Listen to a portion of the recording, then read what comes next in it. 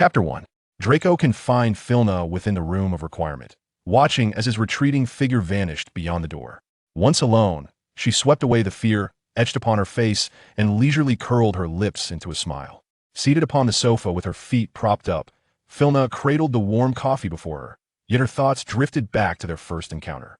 It had been a grand ball, where a nervous Harry extended the invitation to her, his youthful awkwardness almost palpable. Her gaze caught Draco, standing at the corridor's corner, fixated on her. With a smile, she accepted Harry's offer. At the ball, Harry twirled her in an exuberant dance, but her focus remained on Draco, who was not far off. His partner was a girl from Slytherin whose name eluded her, but it was evident that Draco's thoughts were far from her. Casting a sidelong glance at the girl beside Draco, who was desperately attempting to engage him in conversation, Filna felt a wave of annoyance. As the evening drew to a close, Harry gallantly escorted her back to the lounge. She felt Draco's scorching gaze bore into her from behind, and, turning slightly, she wrapped her arms around Harry's neck. Harry's body stiffened abruptly, a flush creeping onto his cheeks. Yet, she remained oblivious to his reaction, her mind consumed by the figure of Draco, concealed just around the corner. The following days unfolded in a monotonous rhythm other than Harry's increasingly fervent affections and Draco's dance partner, who found herself in the infirmary due to rashes. Everything felt dreadfully dull. Draco continued his clandestine surveillance, and Filna pretended, with practiced ease, to be oblivious as she grew ever closer to Harry. Eventually, she discerned a peculiar shift in Harry. A glint of Draco's malevolence flickered within his eyes. Harry could not possibly possess such a gaze, could he? Feigning ignorance, she leaned in and pressed her lips against Harry's for the first time in an empty classroom. As their lips met, an electric thrill coursed through her, and she wrapped her arms around his neck, fervent and assertive. He faltered momentarily before a surge of rage erupted from within him, his emotions manifesting in urgent and fierce movements that made Filna's eyes narrow with satisfaction. As the kiss ended, she leaned against Harry, panting slightly, while he held her in a fierce embrace. The final spark had been ignited now. It was merely a matter of observing Draco's response, she mused. Sure enough, days later, Hermione handed her a note indicating that Harry wished to meet her in the room of requirement. Filna chuckled softly to herself, recognizing the characteristic handwriting of the Malfoy family. He truly was meticulous. After stowing away the note, she carefully selected a flowing red silk gown, eagerly anticipating the rendezvous. As expected, Draco slammed the door shut with a menacing glare, informing her that Harry would not be coming. She feigned fear as he desired. He grasped her wrist, the taut muscles beneath his shirt igniting a thrill within her. She maintained her act of fragility, while her eyes voraciously consumed him in the dim light. With a fierce glare, she resisted his kiss, yet his eyes darkened with an intensifying malevolence, as if he were on the brink of eruption. Afterward, he tossed her a vial of potion, his obsession cloaked in affection, hidden beneath layers of darkness. He transformed the room of requirement into a haven of comfort, then harshly declared that she could never hope to leave. Filna thought, how delightful. Her obsessive possession, a twisted love concealed beneath layers of pretense, revealed that she and Draco were kindred spirits, though he was far more candid than she. Sipping her coffee, Filna calculated that Draco had likely departed, and thus she donned her clothing and vanished into the air. How could she possibly remain at his side without some measure of capability? She understood this all too well, her fervent pursuit of knowledge since her first year had endowed her with ample resources. Entering the potions classroom with utmost stealth, Filna concealed herself in a corner, observing the girl who clung to Draco's side, a smirk forming on her lips. Draco distanced himself from the girl with evident disdain, issuing a harsh warning. Filna relished in the sight of the pallid girl, swaying precariously, her eyes narrowing in delight. With swift precision, Draco disposed of the potion ingredients into the cauldron, his chiseled profile appearing even more alluring under the dim light, and Filna watched him, entranced. The class soon concluded, and Filna slipped out early, only to unexpectedly encounter Harry in the corridor. Concealed nearby, she observed the anxious and furious expression on Harry's face, her interest waning. Students streamed out, and amidst the throng, Filna immediately spotted Draco. His face bore little expression, yet somehow she perceived a hint of urgency in his eyes. Malfoy, you've hidden her away, haven't you? Harry stepped forward, blocking Draco's path, his green eyes nearly aflame with rage. What madness is this? Step aside, Draco retorted, his voice cold and irritated. You can't leave. We have evidence of your potion brewing. It was you who transformed into me to deceive her. It must be you. I've already informed the professors, and they'll be here shortly. You can't escape. Harry brandished his wand at Draco, his fury unmistakable. Around them, students whispered and pointed, captivated by the unfolding drama. Potter, have you lost your mind? Move aside, Draco replied, a look of disgust crossing his face, though the color in his eyes dimmed. He likely hadn't anticipated Harry would find evidence so swiftly, Filna thought, crouched in her corner, reveling in the spectacle. Before long, Professors McGonagall and Snape arrived. Filna held her breath, carefully avoiding Snape's billowing robes as they floated nearby. Clearly, Draco had not foreseen this turn of events. Confronted with Harry's irrefutable claims, his defenses crumbled at an alarming rate. Draco, I can hardly believe this, McGonagall exclaimed, her gaze filled with fear as she turned to him. I believe this matter should be handled by the headmaster. Snape's penetrating gaze swept over Draco, seeing through the boy's facade as if it were child's play. Mr. Malfoy, I had expected better of you. Snape's deep voice resonated. Surely, you should possess some semblance of Slytherin cunning. With that, his gaze subtly shifted toward the corner where Filna hid, contemplating whether to reveal herself to rescue Draco or wait for them to rescue her in the room of requirement. She noted Snape's glance and wisely chose the former. Finding a discreet spot to change into her outdoor attire, Filna dispelled her invisibility charm beneath the staircase and ascended the stairs, feigning ignorance. Professor Snape, Professor McGonagall, good afternoon. She greeted them cheerfully, feigning surprise as if she had just noticed the scene before her. Oh, Harry, what's the matter? Everyone turned abruptly at the sound of her voice, their attention riveted upon her. She noted Draco's panic, Harry's delight, McGonagall's confusion, and Snape's satisfaction, all laid bare before her. What has happened? Filna feigned a startled demeanor, and Harry stepped forward, wrapping his arm around her. I'm so glad you're safe. Draco, clearly bewildered by the situation, yet she caught a glimpse of his darkened expression the moment he saw Harry embrace her. What's going on?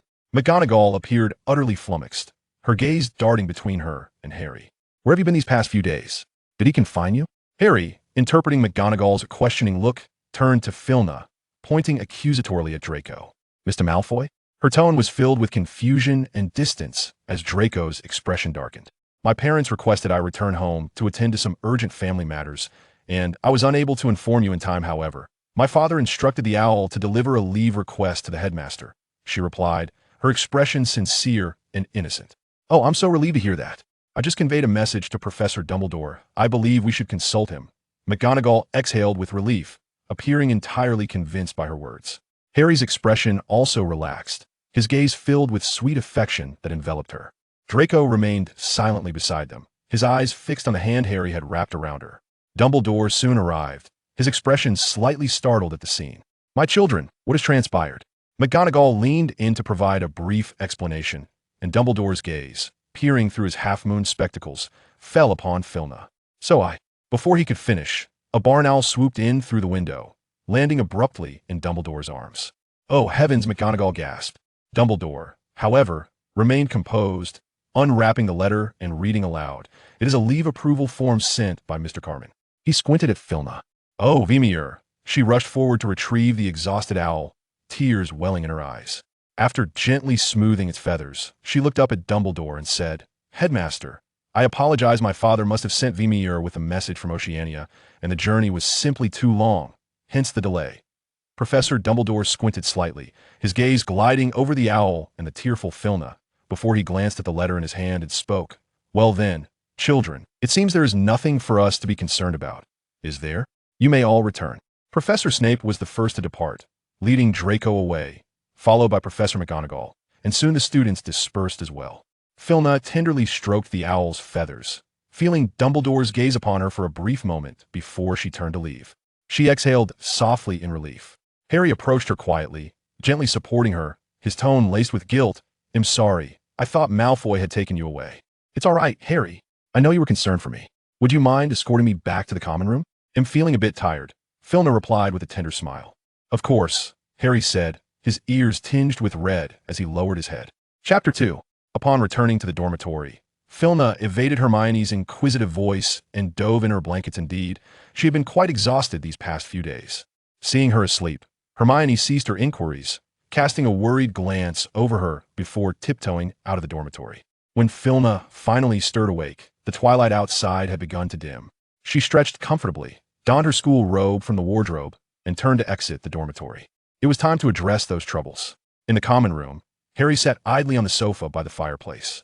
As soon as he spotted her, he hurried over, his face adorned with a bashful smile. "You're awake. Would you like to grab a bite?" Filna caught sight of the blush on his cheeks for a moment before breaking into a radiant grin. "Sure, I happen to be quite hungry."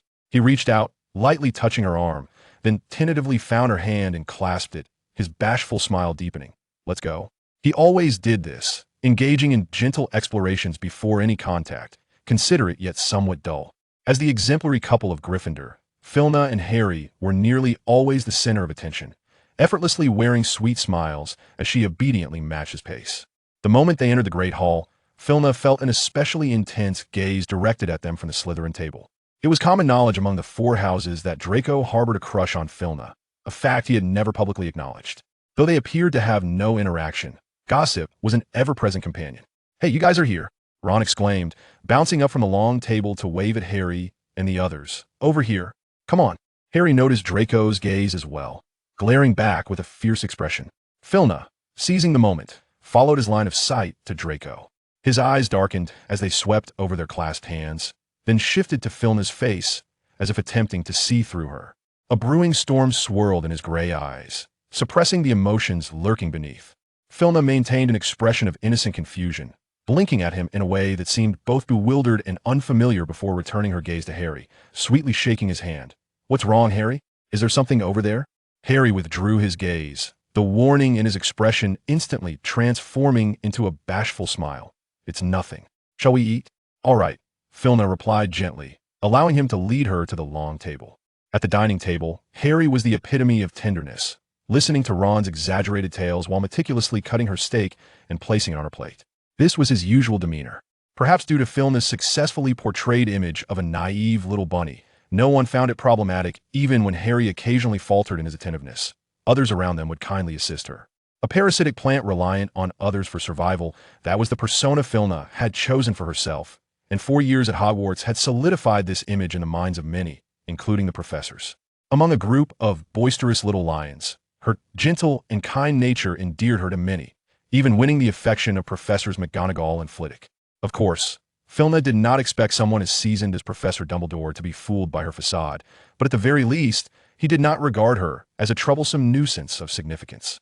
After a delightful meal, Harry invited Filna for a walk outside, and she naturally accepted. The evening breeze carried a slight chill as Harry removed his outer robe and draped it over her shoulders, then tentatively wrapped his arm around her. Filna obediently nestled into his embrace, her gaze drifting to a corner of a green robe concealed behind the trees, and she gently wrapped her arms around his waist. Having embraced him enough, Harry raised his hand to smooth the hair blown askew by the wind behind her ear. "Shall we head back?" "Yes," Filna replied, allowing him to guide her back to the castle, while unseen to him, a hand discreetly waved a wand from within her sleeve. A note suddenly fell at Draco's feet behind the trees. 8 o'clock, 8th floor. Draco tightened his grip on the note, watching the retreating figures of the two, before turning back towards the dungeons. Upon reaching Gryffindor Tower, Harry intentionally engaged Ron and Hermione in conversation in the common room. Filna pretended to stifle a yawn, feigning exhaustion, and softly murmured in his ear, "I'm really tired, I think I'll head back to sleep now." Noticing the flush at the corners of her eyes, Harry, fearing she was truly fatigued, gently embraced her. "Go on then. Good night. Sleep will be very quiet when I return," Hermione added. Filna bid them good night, appearing somewhat dazed as she strolled back to the dormitory. Once inside, she selected a white satin dress and pulled all her clothes from the wardrobe, piling them into her blankets. With a simple transfiguration spell, she transformed them into her own attire. Having completed this, Filna gazed at herself lying quietly in bed, satisfied with her handiwork. She then cast an invisibility charm on herself and tiptoed out of the dormitory.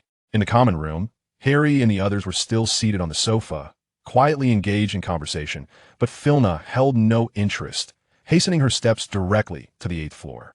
Inside the room of requirement, Draco sat idly on the bed, lost in thought. As Filna closed the door, creating a slight noise, he looked up at her. "Oh, Draco," Filna feigned embarrassment, cautiously gripping her wand as she approached him. His gaze followed her movements, the wand carelessly tossed to the other side of the bed, yet his face bore an unmistakable excitement. Filna frowned at him, but he broke into laughter. "Filna, you truly astonish me." Filna raised an eyebrow in confusion. Seeing her questioning expression, he finally decided to explain. If it weren't for my godfather's revelation, I would have genuinely believed you were nothing more than a tender, delectable little bunny. Filna raised her eyebrow once more, this time in shock. She had envisioned countless ways of her true identity being revealed, but she could never have anticipated being uncovered by Professor Snape. Oh, how dull. Filna suddenly deflated, sitting beside him with a lackluster demeanor. I had thought I could fool you until graduation. He suddenly exerted his strength, pinning her onto the bed, gazing intently into her eyes. Given this, must I continue to feign? With her facade stripped away, Filna transformed from her previously delicate demeanor, a provocative smile curling upon her lips. Oh, his hand gradually traced down her waist, his lips brushing against her collarbone. Leave him. No. Filna, relishing the moment, narrowed her eyes and draped her arm around his neck, pressing her body closer to his. Why? He abruptly tightened his embrace, declaring, leave him. Fiona sensed the tempestuous emotions raging within him and gently caressed his back, murmuring, calm down, not yet. I have a plan. He gradually found tranquility in her embrace, inquiring. What plan? A splendid one, she replied, brushing her lips softly against the contour of his ear. He is still of use. Draco whispered in her ear. I am far more useful than he. Fiona gently caressed his golden head, cradling it in her embrace, and let out a soft sigh. Are you troubled by many worries lately? Draco stiffened in her arms, remaining silent. I am unaware of how much Professor Snape has confided in you, but I am well acquainted with all that concerns you. Draco propped himself up, squinting at her. Fiona gazed steadily into his eyes, which reflected a mixture of doubt, confusion, struggle, fear, and a subtle, deep-seated pain that was not easily discernible. I will not leave you, she assured him. He continued to scrutinize her, seemingly striving to comprehend the veracity of her words. With a snap of her fingers, Filna conjured a small sprite into the air with a resounding pop. It was her personal house elf. Miss, Lily is here, the elf exclaimed in a high-pitched voice, startling Draco, who was caught off guard. Fiona extended one hand to grasp Draco's, while the other held her wand. I shall never depart from you, Draco. I will never betray him. My love for him is eternal. 3 golden threads entwined around their hands, and then faded away, sealing an unbreakable vow. She understood Draco profoundly, providing him with the utmost sense of security. Indeed, Draco returned to his senses and gazed at her, the affection in his eyes laid bare for the first time without any pretense. Lily, perceptive as ever, discreetly withdrew. I love you. You must be aware of this. Yet I yearn to express it to you in person. Fiona smiled as she spoke. Yes, I know. I love you too, he replied, lowering his head to kiss her lips. Their mouths met, igniting a passion that enveloped them for yet another night. In the early hours of the following day, Fiona gently roused Draco beside her. I must return. Do not go. Please, leave him be, Draco mumbled, pulling her into his embrace. Be patient. He is still of use. Just a little longer, if you may. Fiona leaned in to kiss him, and he sleepily opened his eyes, casting a dissatisfied glance her way. No hugging, and no kissing. Do you require an unbreakable vow, Master Malfoy? Fiona raised an eyebrow, smiling at him. Oh, I believe I do, he replied lazily, leaning in to kiss her. Filna evaded his lips and playfully pinched his chest, admonishing him to keep his distance from the girls. Do you require me to swear an unbreakable oath? He inquired, narrowing his eyes at her. I believe so, she replied, leaning in to plant a gentle kiss on his cheek. Alas, I must return now. With that, she felt no lingering attachment and rose from the bed. The early morning hours at Hogwarts were still quiet, and Filna cast an invisibility charm as she made her way back to Gryffindor Tower. The common room was devoid of any presence, with the fat lady murmuring something behind her, which she chose to disregard as she headed straight to the dormitory. Hermione was fast asleep, her bed untouched, suggesting she had not noticed her absence. Fina extracted her wand and tossed her clothes into the wardrobe, fatigue enveloping her as she nestled beneath the covers. Chapter 3. She had not slumbered for long when Hermione roused her. Wake up, Fina, we are going to be late. Hermione rushed to her side, gently rubbing her face. Oh, dear. Fina rubbed her eyes and inquired, what time is it? If you wish to have breakfast. It would be prudent to rise now, Hermione replied, her hands still in motion as she glanced back at her with exasperation. All right, I shall get up. Fina, still weary, propped herself up, relieved that Draco had left no marks on her from the previous night. Otherwise, she would truly struggle to rise. Hastily donning her attire and gathering her books, Fina joined Hermione in the common room, where Harry and Ron awaited them. "Good morning." Harry smiled at Fina, asking, "Did you sleep well last night?" "Quite well. Let us be off," she responded with a sweet smile, linking her arm with his as they proceeded forward. Upon entering the hall, Fina's gaze immediately fell upon Draco, seated at the Slytherin table, his eyes intensely fixed on her arm intertwined with Harry's, affecting an air of nonchalance. She withdrew her arm and pretended to hammer her neck, remarking, "It seems I did not rest well last night. My neck is a bit sore." Harry turned back. Concern etched on his face. "Would you like me to massage it for you?" Fina swiftly waved her hand, assuring, "It's fine. It should be over soon." After finishing breakfast as usual, the group made their way to the dungeon, where their first class of the day was potions. Professor Snape stood at the podium, casting an overviewing gaze around the room before finally fixing his eyes on Fina. "Today, we shall conduct a test. You will pair up in twos to concoct a love potion. Before the end of class, I expect to see your final products, and I will randomly select a few of you to drink your concoctions. Perhaps I will poison two of you." He paused, a chilling smile creeping onto his face as he glanced towards you and Harry. Fina typically partnered with Harry in potions, her performance consistently hovering around a commendable standard. However, the task of creating a love potion single-handedly was already daunting, let alone with Harry's presence beside her. A sense of despair washed over her. "This assessment did not allow for free pairing. I will now assign you to groups," Professor Snape continued. "Miss Granger, you will be with Mr. Weasley. Mr. Malfoy, you shall pair with Miss Whit." Fiona discreetly exhaled in relief and positioned herself beside Draco. "Mr. Potter and Mr. Longbottom shall be in a pair." As he spoke, Snape directed a more sinister smile towards Harry. "Now, let us commence." Fiona glanced at Harry, just as he lifted his gaze towards her. Their eyes met in the air, and she perceived the frustration, fear, but predominantly the anger reflected in his expression. Harry cast a sidelong glance at Draco, who was beside her, and she subtly displayed a look of disdain tinged with sorrow, prompting Harry to reluctantly avert his gaze.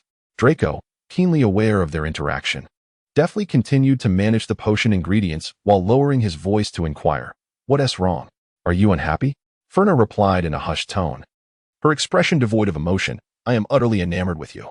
The potion-making session between Filna and Draco progressed remarkably well, with Draco occasionally leaning in to discreetly hold her hand, which brought her immense comfort, enveloping the atmosphere in a delightful ambiguity. Finally, just 5 minutes before the class concluded, Draco completed the potion. "Oh, let me see. A remarkably successful potion. Slytherin earns 10 points," Professor Snape remarked as he approached their workstation, entirely disregarding the presence of Filna, a Gryffindor, standing beside him. Of course, she had contributed little throughout the process, and it was only natural that no points were awarded to her. She felt no grievance about it. However, it was evident that Harry held a different opinion. "Professor, if you have observed, I believe the potion was a collaborative effort between Filna and Malfoy. Shouldn't T points be awarded to Gryffindor as well?"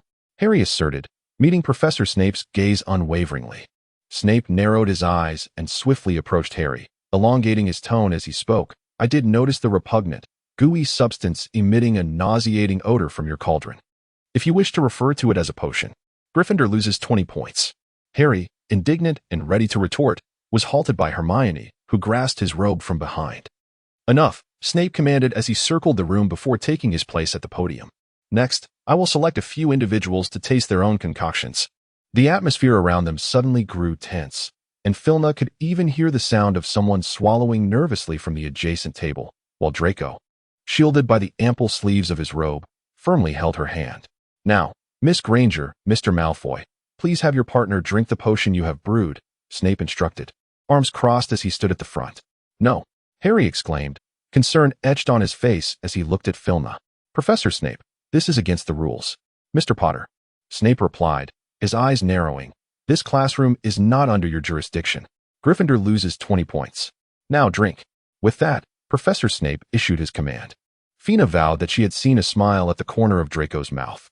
The taste of the potion was rather unpleasant, and as Fina gazed into the clear azure liquid within the cauldron, she instinctively took a small step back, feeling a twinge of apprehension. Draco quietly wrapped his arm around her waist and leaned closer to her ear, whispering reassuringly, "Fear not, the flavor is delightful." Filna nervously swallowed, choosing to place her trust in him.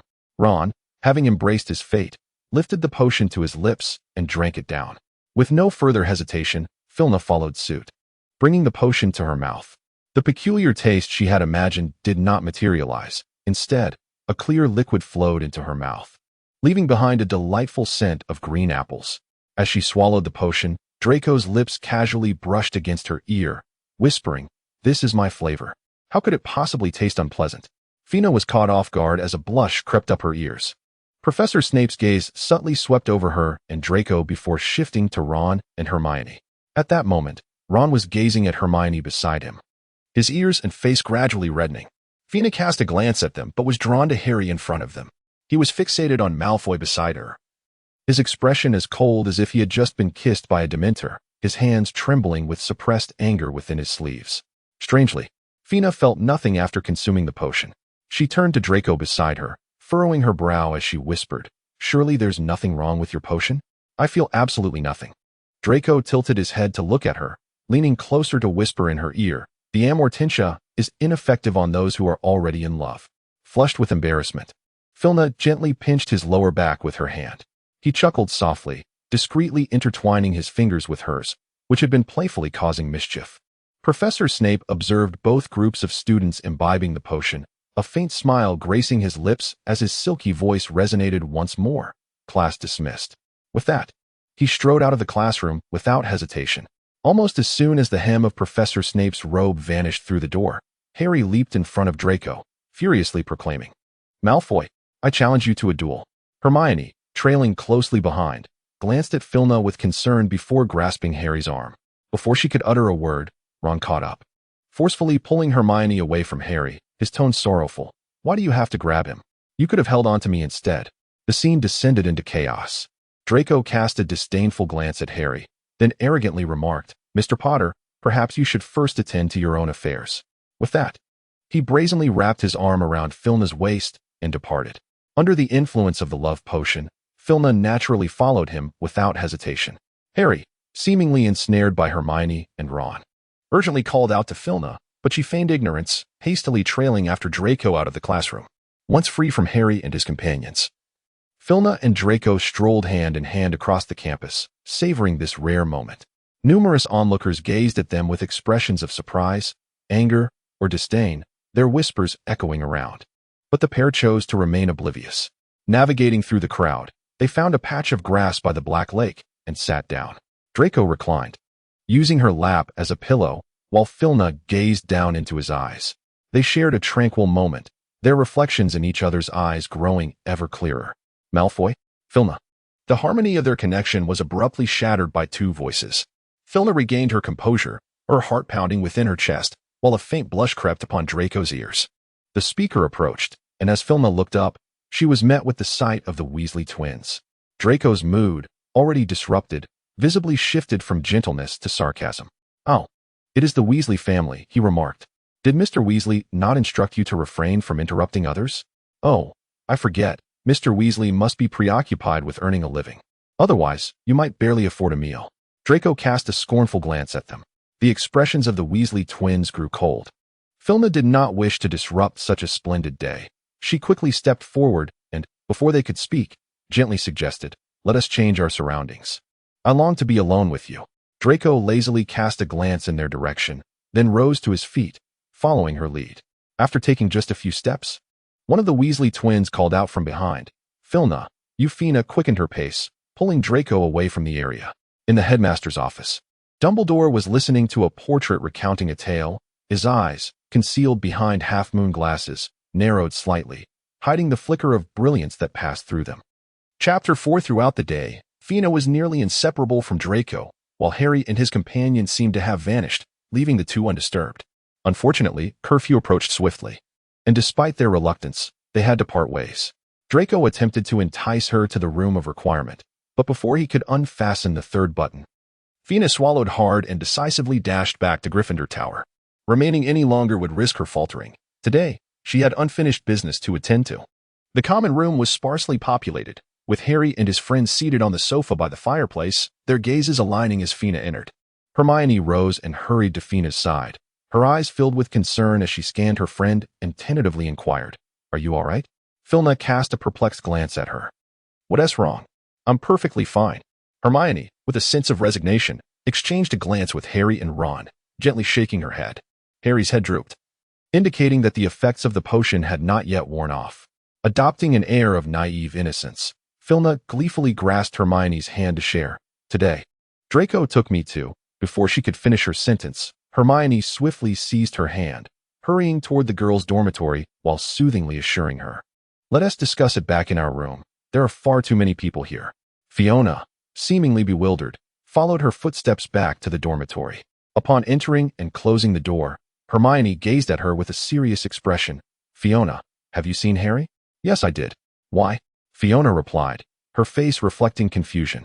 Hermione hesitated for a moment, casting a glance at her before finally sighing. "It's nothing. Let's just get some rest." Philna maintained a bemused expression on her face as she obediently nodded and changed into her pajamas before climbing into bed. Clearly, everyone was awaiting the waning effects of the potion. The rhythmic sound of Hermione's breathing filled the air, and Philna soon drifted into slumber.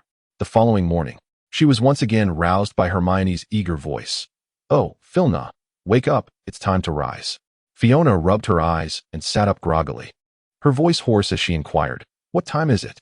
There were still 40 minutes until class began, and the first lesson of the day was herbology, requiring a long trek ahead. "Hurry and get up." Hermione observed her friend struggle to fully open her sleepy eyes and, with a sigh of exasperation, gently nudged her out of bed. She then picked up Fiona's backpack and began organizing her textbooks. Fiona tidied herself up and, feeling somewhat embarrassed, thanked Hermione for organizing her bag before taking her hand, and together they stepped out of the dormitory. Harry and Ron were, as usual, waiting at the entrance of the girls' dormitory. Harry hesitated for a moment, casting a glance at Fiona, who greeted the two of them with her usual composure. "Hi, good morning." Tentatively, Harry took a step forward and extended his hand towards her. Philna gazed at his hand in confusion, casting a glance at Hermione, appearing utterly perplexed. Hermione subtly shook her head at Harry, prompting him to withdraw his hand, a forced smile emerging on his face as he suggested, "Shall we go for a meal?" Harry and Ron walked ahead, while Philna linked arms with Hermione, a scene that had scarcely occurred since her romance with Harry began.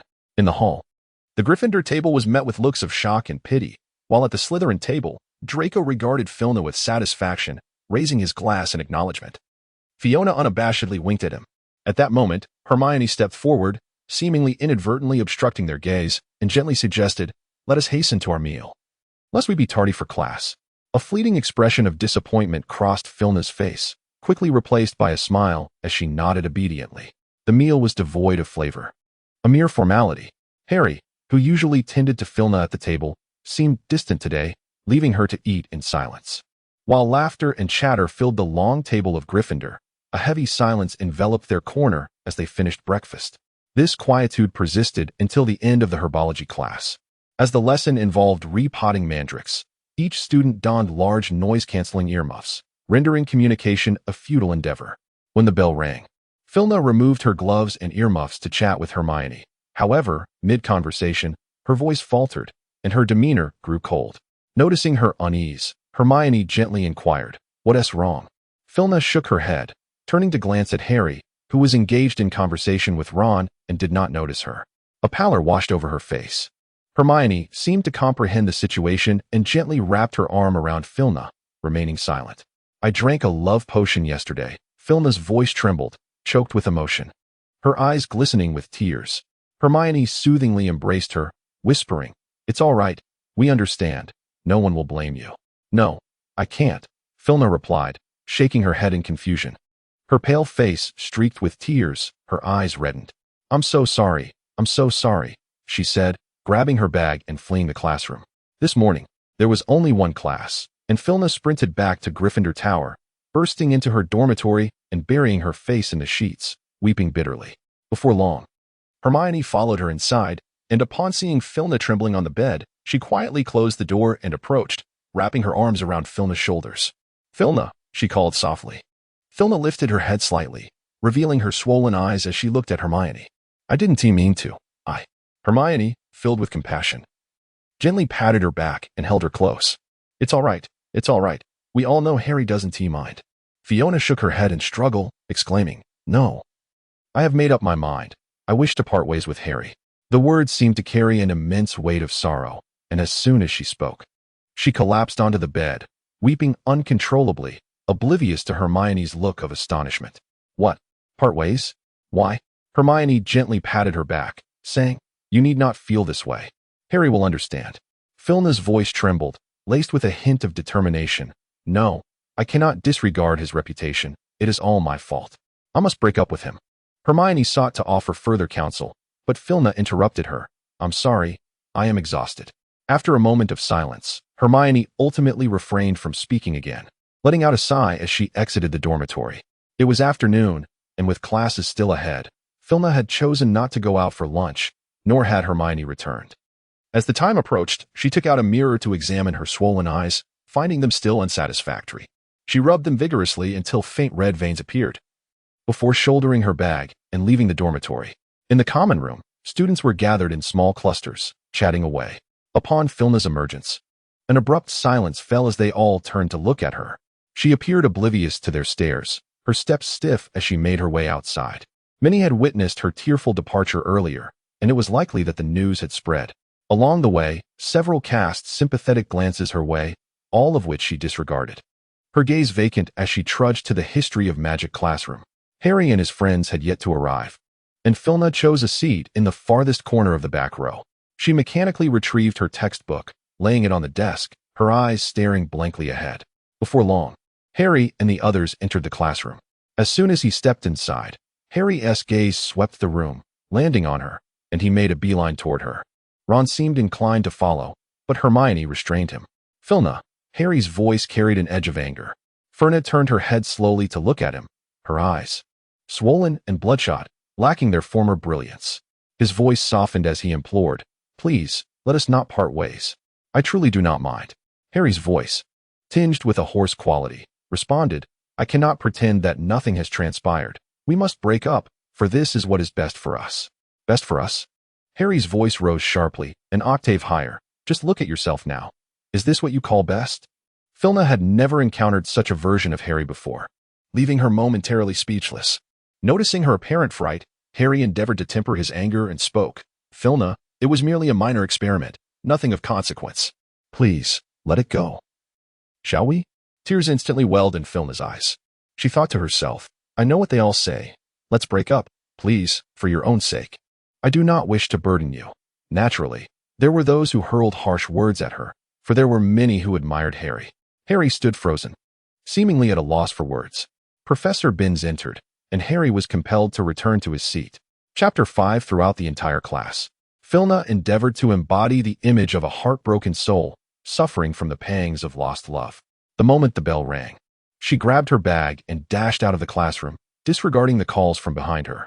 The next class was Transfiguration, and for the first time, Filna felt a profound gratitude for Professor McGonagall's sternness. Not once during the class did Harry find an opportunity to speak with her, as she maintained an expression of sorrow. When the bell rang, Hermione and Ron hurriedly exited the classroom. Filna, preparing to slip away with her bag in hand, was thwarted as Harry, quicker in his movements, grasped her arm from behind. Can we talk? He implored. Draco, who had been bending down to organize his belongings, paused and glanced at the two with mild interest. Fiona discreetly winked at him. Draco lifted his gaze to meet hers, and after a moment, lowered his head to continue packing his bag. Harry, oblivious to their interaction, noticed Fiona's prolonged silence and tentatively reached out to grasp her hand. Startled, Filna abruptly withdrew her hand, and when she turned to look at him, her eyes were brimming with tears. All right, let us converse, she said. Draco exited the classroom with his backpack in tow, leaving only the two of them behind. Filna turned to face him, and Harry regarded her for a moment before gently raising his hand to touch her eye, his tone as tender as ever. Does it hurt? Fiona shook her head, tears spilling from her eyes and falling onto his fingers. Let us part ways. I truly cannot forgive myself. Harry's fingers trembled slightly. His emerald green eyes fixed on the tear that had fallen from her face, his voice barely a whisper. Why is that? Fiona closed her eyes in anguish, whispering to herself, I cannot convince myself. You deserve better. Harry lowered his hands and murmured, There is no possibility for us anymore. Is there? Ferna opened her eyes and gazed into the depths of his emerald green irises. After a moment of silence, she lowered her head and murmured, I am sorry. Harry suddenly smiled, his pale complexion contrasting with the intensity of his gaze as he looked deeply into her eyes and replied, "All right, I understand." Fiona did not raise her gaze, tears plummeting to the ground. Harry circumvented her as he exited the classroom. Furna stood silently in place, her head bowed, allowing tears to fall steadily to the ground. After a moment, the classroom door closed, and a familiar figure approached her, opening their arms to embrace her. Softly, they whispered in her ear, "Do not weep. If you continue, I shall grow jealous." Filna wrapped her arms around his waist, pressing her face against his chest as she sobbed uncontrollably. "I can't stop crying, thinking about you leaving me." Draco, feeling helpless, gently tousled her hair and spoke softly. "Do not weep. I am here. I shall not abandon you, and you cannot escape from me." Fina looked up at him, her voice trembling as she said, "I don't want to run away." Draco chuckled softly, drawing her back into his embrace, his tone affectionate. "How are you so adorable?" Filna gradually calmed down under his soothing voice. Noticing that she had ceased her tears, Draco retrieved a small vial of potion from his pocket and handed it to her, saying, "This will reduce the swelling. Drink it, and it will be beneficial for your eyes." Furna shook her head, taking the potion and concealing it within her cloak. "Not just yet. Shall we wait until evening?" Draco seemed to have anticipated her response, retrieving a two-sided mirror from his pocket and offering it to her. "Contact me when you drink the potion. I wish to witness you consume it." Fina widened her eyes and gazed at him. "You do not trust me." Draco, soothingly, lowered his head to kiss the corner of her lips, gently assuring her, "No, I fear the potion is too bitter. This way, I can accompany you." Draco appeared resolute, and Fina could only reluctantly nod in agreement. After a while, as curfew approached, Fina pulled out a mirror to inspect her slightly faded red-rimmed eyes, unsatisfied, and lifted her hand to rub them. Draco gently grasped her hand, his tone laced with exasperation. "Are you truly a witch?" With that, he retrieved a vial of potion from his pocket, saying, "Here, this is prepared for you." Fiona gazed at him with a furrowed brow, her tone laden with hesitation. "I believe that a gentle kneading might be quite pleasant." Draco feigned seriousness, adopting a stern expression as he commanded, "Drink it all." Furna, feeling a sense of grievance, reluctantly accepted the potion and, pinching her nose, swallowed it in one gulp. Contrary to her expectations, the peculiar taste she anticipated did not manifest. Instead, all that lingered in her mouth was a subtle hint of green apple. Fiona looked up at Draco in surprise, only to find him wearing an expression of amusement, which instantly provoked her ire. "You did that on purpose," she exclaimed. Draco playfully pinched her nose and replied with a smile. "Has any of the potions I've given you ever tasted unpleasant? Just think about it." Upon reflection, it indeed seemed that none had. Fina, feeling a twinge of guilt, nestled against him, affectionately nuzzling his chest and murmuring, "I knew Draco would treat me the best." He gently pinched her cheeks, pulling them slightly, and enunciated each word. "No, that is good." As the potion took effect, Fina felt a swelling around her eyes, and, upon retrieving a mirror, confirmed that the area was indeed red and puffy. Observing this, Draco embraced her tightly for a brief moment in silence, then released her, speaking in a nonchalant tone, "We should head back. The potion's effects will only last for 2 hours. That is sufficient. Good night, my dear." Fina smiled softly. Draco leaned down, planting a kiss on her lips. "Good night, Mrs. Malfoy." Upon returning to the Gryffindor common room, Harry and the others were seated on the sofa by the fireplace, engaged in conversation. As Fina entered, the room fell silent, all eyes turning towards her. Hermione seemed poised to say something, but Fina, indifferent, hurriedly made her way to the dormitory. Once inside, she closed the door and threw herself onto her bed with a roll. Acting truly was exhausting. With Hermione still absent, Fina got up, drawing the bed curtains closed, and cast several spells to ensure Hermione would not overhear her conversation with Draco before comfortably slipping back into bed in her nightclothes. "Draco?" Fina took out the two-way mirror, and soon Draco's face appeared on the other side. "I'm here." He appeared somewhat drowsy, his eyes half closed as he glanced at her. "Have you finished?" "Almost." "Then drink the potion." Draco yawned, propping himself up against the headboard. His nightwear had become slightly disheveled, revealing part of his well-defined collarbone. Furna fixated on his collarbone, lost in thought, unconsciously murmuring, all right." Draco appeared to have discovered something amusing, chuckling as he observed her in a daze, swallowing an entire vial of potion. Furna gazed at him with a perplexed expression. "Had I known that you could be so easily beguiled by masculine allure, I would not have exerted such effort in concocting potions of delightful flavor. He appeared to be quite pleased, his teasing voice imbued with warmth. Fina provocatively aroused a smile, tugging at her collar and deliberately slowing her movements as she unfastened each button. Draco's gaze wandered with her actions, fixated on the expanse of her gradually exposed fair skin, swallowing hard. Noting his growing fascination, Fina, with a mischievous intent, snapped the mirror shut just as she was about to undo the final button at her chest. Damn it! Draco's exasperated voice echoed through. Fina joyfully laughed. Good night, Mr. Malfoy, before unilaterally severing the connection. Whether Draco could sleep after that, she did not know, but she happily drifted into a restful slumber. The following morning, Fina awoke early, feeling refreshed as she rose to gaze into the mirror. Her face had returned to normal, and the red veins in her eyes had faded. Hermione was still asleep. So Fina approached her bedside and gently tapped her shoulder. Hermione, it's time to get up. Oh dear. Hermione blinked in confusion, then suddenly leaped from her bed with a shriek. What time is it? Am I late? Don't panic. There is still plenty of time, Fina reassured her, pressing her down gently. I woke up a bit earlier today. As Hermione calmed, she observed Fina's restored smile and cautiously inquired, Are you all right? A radiant smile blossomed on Fina's face, illuminating her features. Hermione appeared relieved, her entire demeanor relaxing. That's wonderful. I was quite concerned about your condition yesterday. Fiona embraced her and nuzzled. It's all right, thank you. Confronting Hermione was not a daunting task. However, as she and Hermione exited the dormitory and encountered Harry and Ron waiting at the door, an awkward situation arose. Oh, hi. Good morning, Harry stammered to Fiona, his gaze unwavering as it locked onto hers. Fiona felt a sense of dread.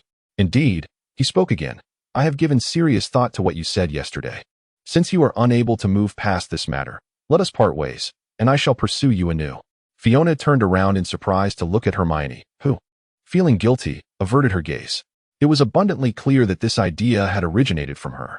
Fiona shook her head gently, her tone soft. I'm sorry, Harry, but we cannot be together again. Why? Harry appeared somewhat bewildered. Fiona's face displayed an apologetic smile as she said, I'm sorry, I thought we had clarified everything yesterday. However, Harry seemed inclined to say something further, but Fiona did not afford him the opportunity. If we don't hurry to eat, we shall be late, she interjected, interrupting Harry's words. Hermione, observing her expression, chimed in, Oh, bloody hell, we must hasten to the dining hall. Upon their hurried arrival at the cafeteria, Draco was conspicuously absent from the table. Fiona cast a fleeting glance in his direction before averting her gaze, content to settle at the Gryffindor long table for her meal. Gossip travels swiftly, hence none were surprised by her and Harry's decision to sit apart. A shy third-year girl approached Harry, timidly inquiring about a few matters. With Draco's absence from the hall, Fiona felt little inclination to linger. She swiftly consumed her breakfast and proceeded to the potions classroom. Inside the classroom, the majority of students had already gathered. Draco occupied the front row, engrossed in tinkering with something, oblivious to Fiona and the others' entrance. To avoid any awkwardness, Fiona chose not to pair with Harry. Hermione appeared eager to switch places with her, yet Ron firmly grasped her hand. With no other Gryffindor students available for pairing, Fiona glanced at the Slytherin girl beside Draco, offering a gentle smile as she approached Zabini, saying, May I partner with you, Mr. Zabini? Chapter 6. Draco glanced up disapprovingly, then turned to the girl beside him, instructing, You shall partner with Blaise. Reluctantly, the girl acquiesced, spitefully pushing past Fiona to sit next to Zabini. Fiona glanced back at Draco, raising an eyebrow slightly. Draco smiled with a hint of arrogance as he executed a courteous bow, inquiring whether he had the honor of being grouped with Miss Vitter.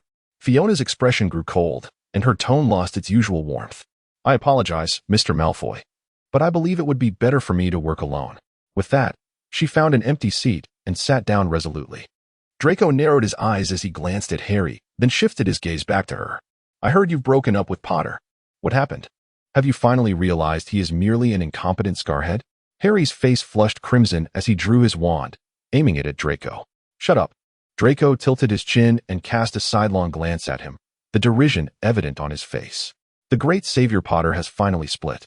The Weasley family's pauper of a girl must be absolutely delighted. This time, Ron also brandished his wand. Fiona stepped forward, positioning herself between Draco and Harry. Ron, her back shielding their wands as she cast an indignant glance at Draco. "How dare you speak of them like that?" Draco's smile waned slightly, his eyes narrowing to conceal the darkness within. "How dare I? Perhaps you should join me in a pair, and I shall enlighten you as to why." Before she could respond, the classroom door swung open abruptly, and Professor Snape strode to the podium, casting a brief glance in their direction. "Perhaps you should all be aware that class is in session. Now, return to your seats." Harry and Ron, seething with indignation, lowered their wands and sat down. Just as Fiona prepared to resume her place, Professor Snape's voice echoed once more. "For this lesson, you will work in pairs to concoct a forgetfulness potion. Those without partners should form groups now." With that, he narrowed his eyes at her once more. Fiona halted her steps, stiffly taking a seat beside Draco. Professor Snape averted his gaze. "The method of preparation is on the blackboard. Now, let us commence." Filna cast a subtle glance at Harry, who sat alone at the table, his demeanor marked by awkwardness. Ron and Hermione, positioned behind him, appeared equally anxious. Harry directed his gaze towards Filna, their eyes meeting in the air. "Have you seen enough?" Draco whispered through clenched teeth in her ear. Fiona was taken aback, turning to glance at Draco and hurriedly distancing herself from him. A tempest brewed in the depths of Draco's eyes, nearly tangible. Fiona lowered her head to evade his gaze, seeking refuge beneath her robe as she clasped his hand tightly. "Oh, Mr. Potter, do you perhaps believe yourself so formidable that you no longer need to heed the professor's counsel?" Professor Snape's silky voice resonated through the air. "I apologize, Professor, but I have no partner," Harry murmured, his eyes cast downwards, his hands awkwardly entwined. "Then you shall join Mr. Longbottom's group," Snape remarked, a sinister smile playing upon his lips. Hesitantly, Harry shuffled over to Neville's side, who recoiled in terror, appearing on the verge of tears. The sudden emptiness in her palm caused Fiona to divert her gaze. Draco had withdrawn his hand, his focus now on the potion ingredients, his downcast eyes betraying a hint of distress. "What troubles you?" she whispered, leaning closer to him. He remained silent, subtly shifting his body to evade her inquisitive head. Ferna raised an eyebrow, a delightful smile curling at the corners of her lips. "Are you feeling jealous?" Perhaps the mirth in her voice was too evident, for Draco cast a glance her way, his gray eyes brimming with a sense of grievance. Ferna was momentarily taken aback. Before she could fully discern the emotions swirling in his gaze, he averted his eyes and concentrated on the potion ingredients before him. "I was wrong, you know that. I love only you," Ferna whispered softly, leaning in closer to him. Draco slightly turned his head, attempting to evade her presence, but Ferna, with keen observation, noticed the crimson hue blooming on his ears and playfully nibbled at them. Draco inhaled sharply, abruptly lifting his gaze to meet hers, his eyes revealing a tempest of emotions that caught her completely off guard. Lowering her head to feign stirring the cauldron, she gently spoke. "We shall meet at the room of requirement shortly. Today, both Gryffindor and Slytherin had only one class, and upon returning to her dormitory, Ferna changed into a shimmering silver gown and cast an invisibility charm upon herself. In the common room, Harry and his companions were seated on the sofa, engaged in conversation, when a particular name floated into her ears, Malfoy. Intrigued, she paused to listen intently to their discourse. "It must be that Malfoy has slipped her some potion, you know? He has a penchant for Ferna and is your sworn rival," Ron remarked with a shrug.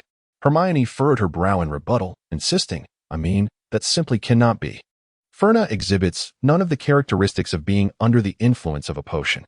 Unfazed by her words, Ron retorted, "If you ask me, you should retaliate fiercely. Slip Malfoy some potion in return." Harry pondered thoughtfully, his gaze lowered. Fina left with a sense of ennui. Upon entering the room of wishes fulfilled, Draco lay on the bed, lost in thought. Hearing the sound, he turned his head, yet his expression remained rather grim. "What troubles you?" Fina inquired as she climbed onto the bed, enveloping him in her embrace and softly kissing the crown of his head. Draco nestled comfortably against her, closing his eyes without uttering a word. Filna quietly accompanied him, gently running her fingers through his hair. After a long while, he finally spoke. "My father seems to be concealing something from me. He has returned." Filna replied with an air of calm, causing Draco to tremble all over. Fina embraced him tightly, gently kissing him as she reassured, "Do not be afraid. I shall remain by your side." "How can you be so certain?" Draco lifted his gaze to her, confusion flickering in his eyes. Fiona winked at him, refraining from answering the question, and gracefully shifted the topic. "Do not worry. Your father will be just fine, I assure you." Draco appeared even more perplexed. Faina offered no explanation, merely instructing him to write a letter to his father upon returning. Expressing her desire to meet him, Draco's face was utterly transformed into a visage of bewilderment. Felina chuckled at his words. If you can persuade your father, you may join us in our conversation, and then everything will become clear to you. Draco, with a fierce intensity, lowered his head and captured her lips in a kiss. In that moment of daze, Felina inquired, "Do you wish to become engaged?" "Only if it is with you." With a satisfied hum, Felina ran her fingertips through his hair. After a considerable time, she nestled in Draco's embrace, who appeared somewhat melancholic. She lifted her head and gently kissed his lips, assuring him, "Do not worry. I promise that the Malfoy family will be just fine." Draco grasped the back of her head, deepening the kiss. Time seemed to stand still until the first light of dawn broke. Felina rose and donned her clothes. Draco was soundly asleep. She bestowed a soft kiss upon his forehead before quietly departing. Chapter 7. To meet the head of the Malfoy family, Felina needed to prepare herself in advance. Instead of returning to her dormitory, she descended the 8 flights of stairs directly to the Olary. "Vermil," Felina called softly, and it immediately soared to her shoulder. Nuzzling her cheek, Felina withdrew her wand and cast numerous anti-eavesdropping spells around her, while the owls gazed at her actions with curiosity. Once the final incantation was set, she turned to Weimer and instructed him to fetch Mr. Come-On and bring back the family ring. Weimer lightly pecked her fingers before taking flight.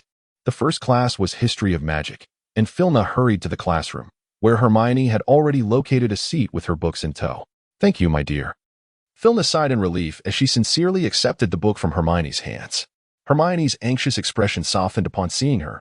"Oh dear, I almost thought you would miss this class. Where have you been?" "I went to write a letter home," Felina replied softly, lowering her head as Professor Binns floated into the classroom.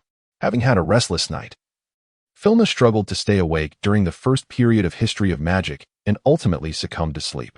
At the end of the class, Hermione tossed a thick notebook at her. "Your sleep quality has been dreadful lately. Perhaps you should consult Madame Pomfrey." Fiona stifled a yawn as she took the notebook in her hand. "I shall remember to seek her out," she replied. Hermione looked at her with concern. "I am heading to the library this afternoon. Would you care to join me?" Felina shook her head, saying, "No, I have other matters to attend to. Thank you for your notes." She appeared somewhat anxious, yet she offered a reassuring smile. "All right, let us hurry. We cannot afford to be late for Transfiguration class." Hermione inhaled sharply and swiftly gathered her books, accompanying her to the classroom.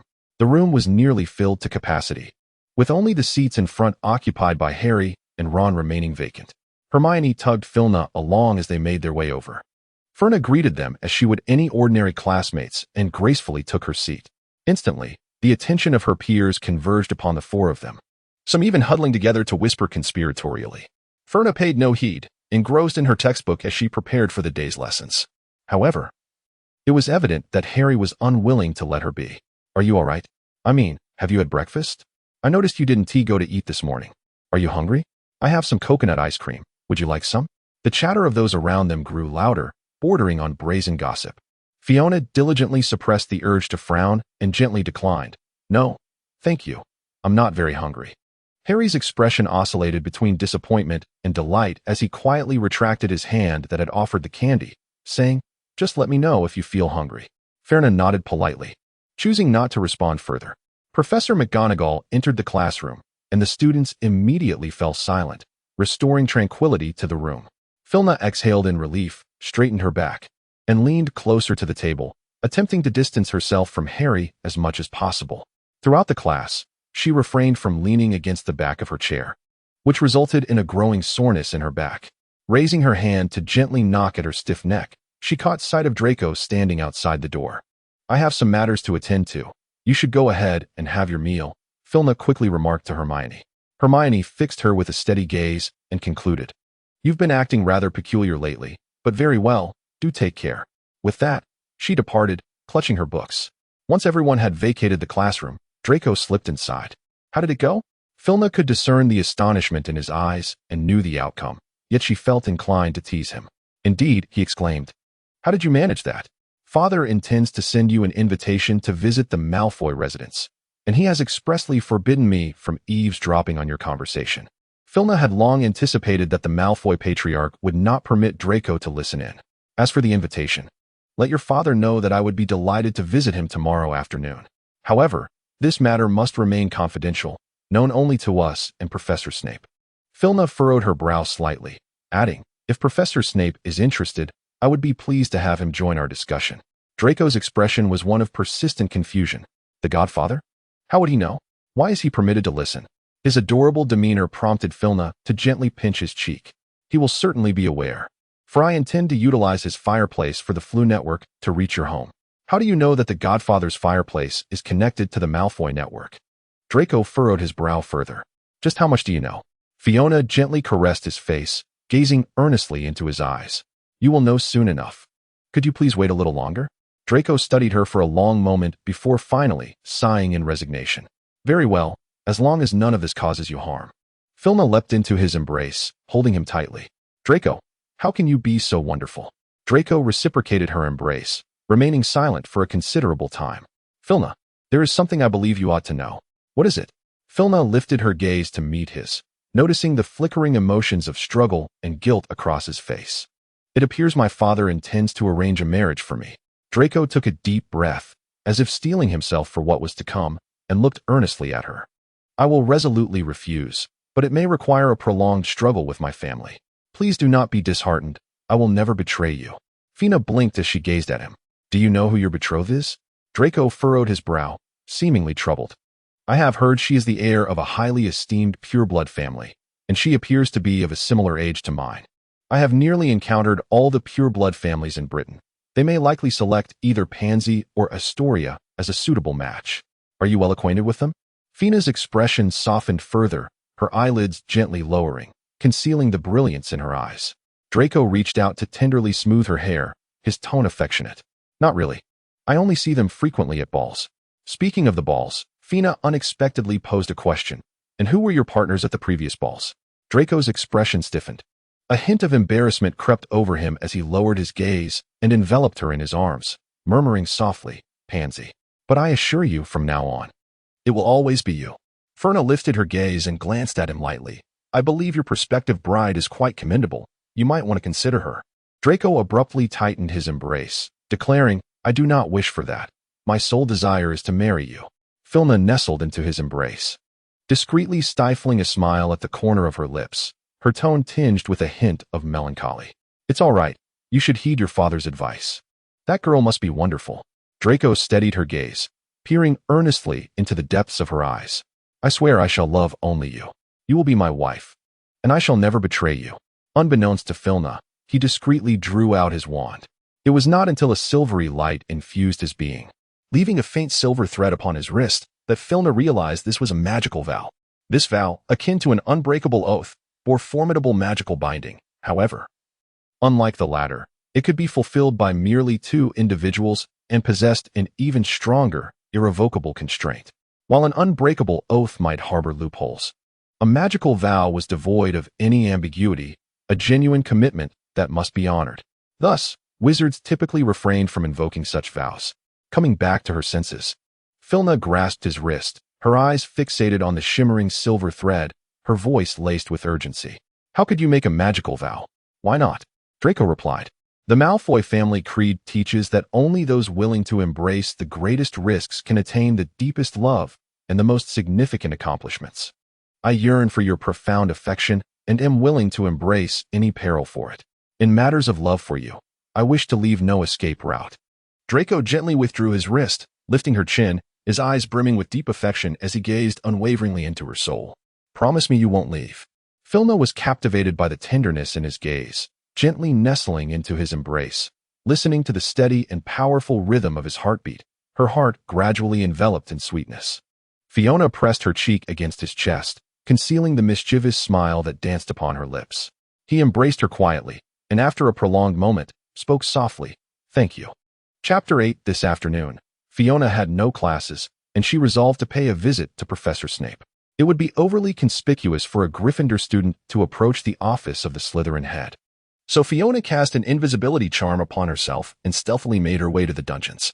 Upon reaching the door to his office, she raised her hand and gently tapped. Remaining silent, the door swung open abruptly, revealing a fleeting look of confusion on Snape's grim face. After a moment, as if sensing her presence, He stepped aside to allow her entry and then slammed the door shut, muttering, "Today's students dare to toy with their own head of house."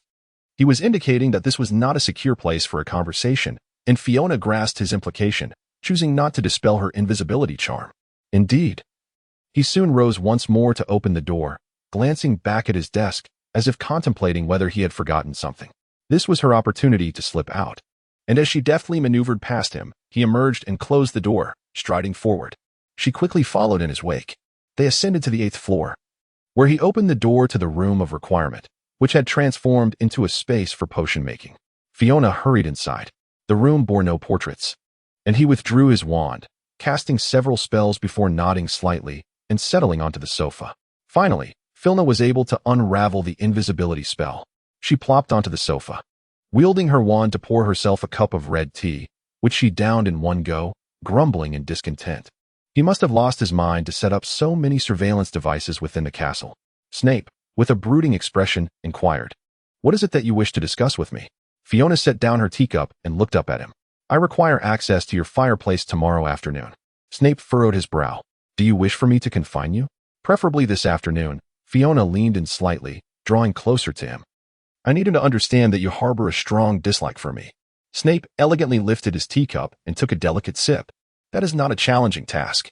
Moreover, I must venture into the Forbidden Forest tonight." Fiona regarded him quietly. Indeed, he frowned. "What purpose do you have for going there?" Furna shook her head, stating that this was not an appropriate place for conversation. She expressed her hope that he would join the discussion scheduled for tomorrow afternoon. After a brief pause, he acquiesced, assuring her of his attendance.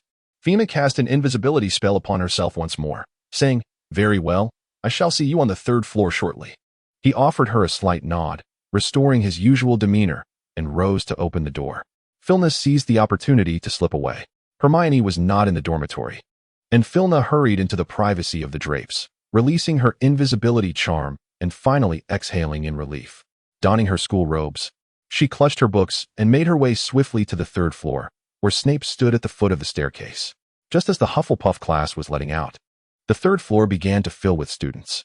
In her haste, Fiona ascended the stairs and accidentally collided with Snape. Caught off guard, he stumbled slightly and, baring his teeth, bellowed at her, "Miss Wit, if your brain could surpass that of a troll, you would surely know to watch where you are walking." With tears welling in her eyes, Fiona defiantly lifted her gaze to confront him. "I am sorry, Professor, but I believe you should not stand at the top of the stairs." Snape narrowed his eyes furtively, replying, "Defying a professor warrants a deduction of 5 points for Gryffindor. Furthermore, Miss Whites, you will report to my office at 6 o'clock this evening for detention." The crowd of onlookers grew increasingly dense as Fiona wiped away her tears and cast her gaze downwards, remaining silent. "I expect that if you have heard my words, you ought to respond with yes, Professor," Snape declared, his chin held high in arrogance. Furna stifled a sound that emerged from her throat, affirming, "Yes, Professor." With that, she clutched her book and hurried away. After dinner, Furna arrived at Professor Snape's office as promised. She raised her hand and gently rapped on the door. And after a brief moment, it was opened from within. As Fiona entered the room, she lowered her head and stood beside him, draped in a cloak. He spoke in a low voice. "Today, your task during confinement is to assist me in gathering potion ingredients from the Forbidden Forest. Keep up." With that, he lifted his leg and strode forward. She hurried to follow him. Thus, they walked in a front and back manner until they reached the edge of the Forbidden Forest, where Snape halted his steps. "What do you intend to do?" he inquired, raising his wand and gently waving it, the tip emanating a soft, white glow. "Vermil," Fiona whispered, and an owl swooped down, perching upon her shoulder. Fiona removed a small fabric pouch from her leg, within which lay the ancestral ring of the Witter family. Snape furrowed his brow, inquiring, "How did this item come into your possession?" Fiona cast a glance around, gently shaking her head. Understanding the gravity of the situation, she refrained from further speech, her brow furrowed in contemplation. Donning the family ring, Fiona softly beckoned to Snape, "Follow me," and then ventured deep into the Forbidden Forest. Snape trailed closely behind her. After an extensive walk, they arrived at a rocky mountain, where Fiona skillfully located a cave and slipped inside. The cavern was spacious enough to comfortably accommodate both of them. Fiona used her wand to move a large stone to block the entrance, and then she cast numerous defensive and concealment charms around the perimeter before finally settling down on the ground. What is going on? Snape inquired, also taking a seat and surveying the surroundings with a look of puzzlement. Ferna withdrew the family ring, her expression grave. We shall discuss this later. Time is of the essence. I need you to remain vigilant of our surroundings. He gazed at her intently before ultimately nodding in agreement. Without further ado, Ferna brandished her wand and recited an incantation directed at the ring. The obsidian surface of the ring began to shed its dark veneer, revealing a luminous, pearlescent glow within. Gradually, the radiance flowed and coalesced, forming a slender band that gracefully ascended to her hand, securing itself upon her finger. Chapter 9. Fiona wearily wiped the sweat from her forehead and let out a sigh of relief. I did it. Snape narrowed his eyes, scrutinizing her for a long moment, and cautiously pointed his wand at her. Explain. Filna raised her hands in a gesture of surrender and, with a resigned tone, spoke. All right, let's remain calm. I shall reveal everything to you. This is indeed the ring of the head of the Veeder family, yet it is also an ancient alchemical artifact. The annals of the Veeder family chronicle that this ring was fortuitously acquired by one of their ancestors during an expedition. He discerned that the ring harbored immense energy, yet he was unable to harness it. For centuries, it has been passed down as the head of the Veeder family's ring, with each generation attempting to conquer its mysteries, yet all have met with failure. Ferna paused for a moment, observing Snape's expression. But you have successfully tamed it, have you not? Snape's wand remained pointed at her. Filna nodded helplessly. Indeed, since my birth, I have felt an intricate connection with the ring. However, my father has always opposed my use of it, fearing it might bring me harm. Then why does he consent now? Snape inquired, narrowing his eyes in skepticism. Because he has returned, Filna replied earnestly, gazing intently at him. You sense it too, do you not? Snape's hand trembled slightly as he slowly lowered his wand. I will elucidate the remaining matters during our conversation tomorrow afternoon, Filna assured him as she moved closer. He gently stroked the mark on his left arm. Where the dark mark resided, his tone icy. You had better not be deceiving me. No one can stand alone. We must unite. Filna gazed deeply into his eyes. He averted his gaze, somewhat uncomfortable, and pulled the hood of his cloak tighter. We must depart. There are potion ingredients to gather to deal with the observer. Damn it, Filna muttered, waving her wand to move aside a stone, hastening to keep pace with him. Snape halted momentarily, turning to cast a deep look at her. It is hard to fathom that you are indeed a Gryffindor. With a cunning smile, Filna remarked. I exerted considerable effort to ensure I was assigned to that. After gathering a few herbs, the two finally returned to the castle. With mere minutes remaining before curfew, Filna hurried back to the Gryffindor Tower. Hermione, anxiously pacing in the common room, rushed to greet her upon her return. Where have you been? I was so worried about you. I was confined by Professor Snape, Filna replied, reverting to her disguise as the little white flower, her tone somewhat somber. Hermione, filled with concern, embraced her tightly. What happened? Filna appeared greatly aggrieved. This afternoon, I accidentally bumped into him. Hermione gasped, looking at her sympathetically. How long did he shut you out? He didn't say. Filna shook her head. Only that I must go again tomorrow. Hermione gently patted her back. Do not be disheartened. My mother sent me some Muggle sweets. Let us enjoy them together. Filna lifted her spirits and smiled gently at her, leading her back to the dormitory. The following day, with no classes scheduled, Filna indulged in slumber until midday. Hermione had already vacated the dormitory.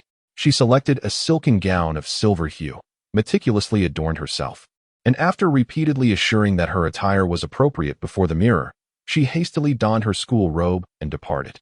Upon reaching the door of Snape's office, she knocked softly. The door swung open from within, revealing Snape and Draco awaiting her arrival. The portraits in the office were absent from their frames, and in a hushed tone, Snape informed her, We shall depart through the fireplace shortly. Draco will remain here to provide cover for us. Draco's face was etched with reluctance. Yet he dared not oppose Lucius's wishes and could only acquiesce to stay behind. Fiona reached out to embrace him, leaving a gentle kiss on the side of his face. You will know soon enough, I promise. Snape, maintaining a stoic expression, cleared his throat behind her. I shall go ahead and wait for you. Be swift.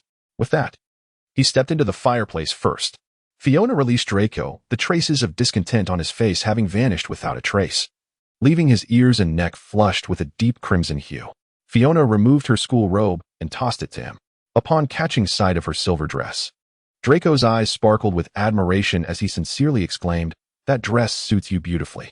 With that, He leaned in slightly, his gaze fixated upon her lips. Fina winked at him and tossed a handful of flue powder into the fireplace, Malfoy manner. Just before the emerald flames engulfed her, she caught a glimpse of Draco's disappointed gaze. At Malfoy Manor, Lucius and Narcissa stood in the drawing room awaiting her arrival. And as soon as Fina appeared in the fireplace, they immediately approached her. "Good afternoon, Uncle Lucius." "Good afternoon, Aunt Narcissa." Fina curtsied gracefully, lifting her skirts. "Good afternoon, Fina." Narcissa stepped forward and embraced her gently. "It was only a few days ago that your mother wrote to inform me of your enrollment at Hogwarts." Fina gently shook her head, explaining that for the sake of safety, she had concealed her identity while studying at Hogwarts. The Carmen family was a formidable lineage of alchemists, who have historically been the subject of contention among various factions, making their status particularly precarious. Thus, to ensure her security and fulfill her plans, Fina presented herself as a distant half-blood relative of the Carmen family while at Hogwarts. Seated on the sofa, Snape could no longer restrain himself from interrupting their pleasantries. "Pardon my intrusion, but our time is limited. I believe it is time to address the matter at hand." Narcissa smiled gently. "Allow me to prepare some refreshments for you." And with that, she thoughtfully exited the room. "We shall convene in the study," Lucius remarked with a resigned shrug, for safety's sake. The two had no objections and rose to follow Lucius into the study. Once seated at the table, Fina repressed her smile and spoke with gravity.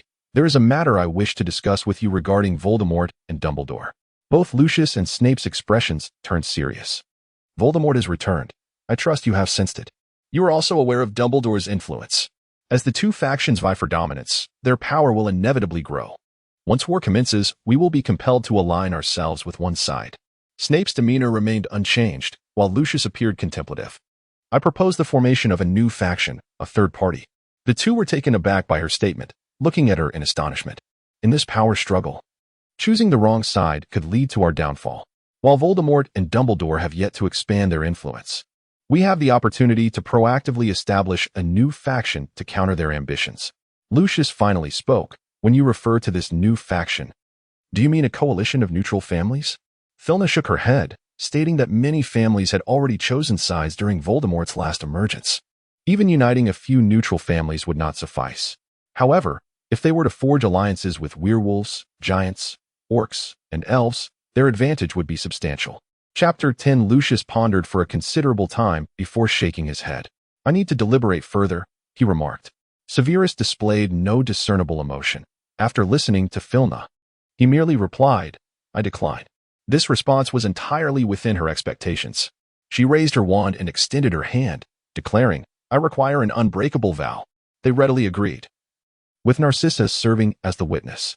3 golden threads intertwined, sealing the oath. "Then, 3 days hence, regardless of the outcome, please have Draco convey a message to me." She delicately picked up a confection that Narcissa had brought and savored it. Lucius took a sip of his coffee, stating, "I can write you a letter." Fina was aware that Lucius preferred to keep Draco uninvolved in these matters, yet she shook her head resolutely. "It would be prudent for us not to make contact." "Why?" "My identity at school is that of a half-blood, a collateral branch of the Carmen family. Associating with the Malfoy name would draw too much attention. And I cannot allow Dumbledore to notice me just yet." Lucius nodded in understanding. "Very well, I shall write to Draco." With the conversation concluded, Fina and Snape returned to Hogwarts. As they emerged from the fireplace, Draco approached them eagerly. "Have you finished your discussion?" "Indeed." Fina, feeling a wave of fatigue wash over her, pinched the bridge of her nose. "I am rather tired and shall retire now." She donned her school robes and departed slowly, oblivious to the look of disappointment on Draco's face. Hermione had yet to return to the dormitory, so Fina retrieved a quill and some parchment. Hastily scribbling a few lines before sealing the letter, she rushed to the Ollery, handing the letter to Vimmer, watching as it soared into the distance. "I hope everything is well with my parents." In the following days, Fina found herself inundated with classes, and the professors assigned several feet of essays for homework.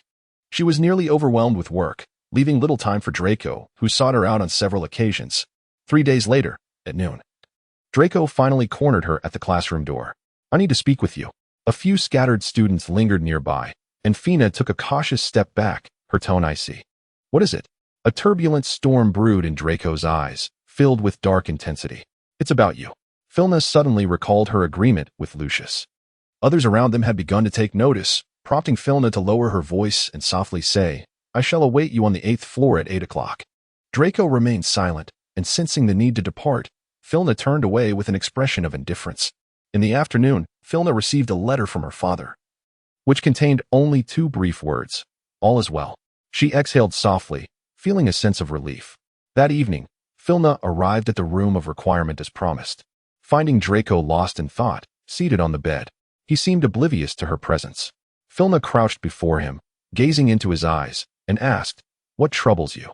Draco's eyes glistened slightly, tinged with red as he replied, "I received a letter from my father." Filna blinked in confusion. Draco closed his eyes, his brow furrowed in anguish. "Tomorrow, I must return to meet my betrothed." "Tomorrow?" He opened his eyes and gently caressed her face, his gaze tender yet sorrowful. "My father has issued a decree. I must go back. I am truly sorry. Will you trust me? I will not betray you." He traced the contour of her cheek with his fingertip, his voice barely above a whisper, as if it might dissolve into the very air around them. Filna clasped his hand against her cheek, assuring him, "I wholeheartedly believe in you." He gradually leaned down, drawing closer to her, cautiously bestowing a gentle kiss upon her lips. Filna tenderly kissed him back, her hand gently patting his back in a soothing manner.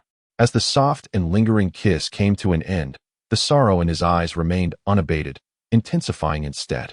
"What is it?" Filna softly touched the corner of his eye. "Why do you seem so unhappy?" Draco bit his lip, and after a long pause, he spoke with a hint of grievance. "You haven't paid any attention to me for quite some time."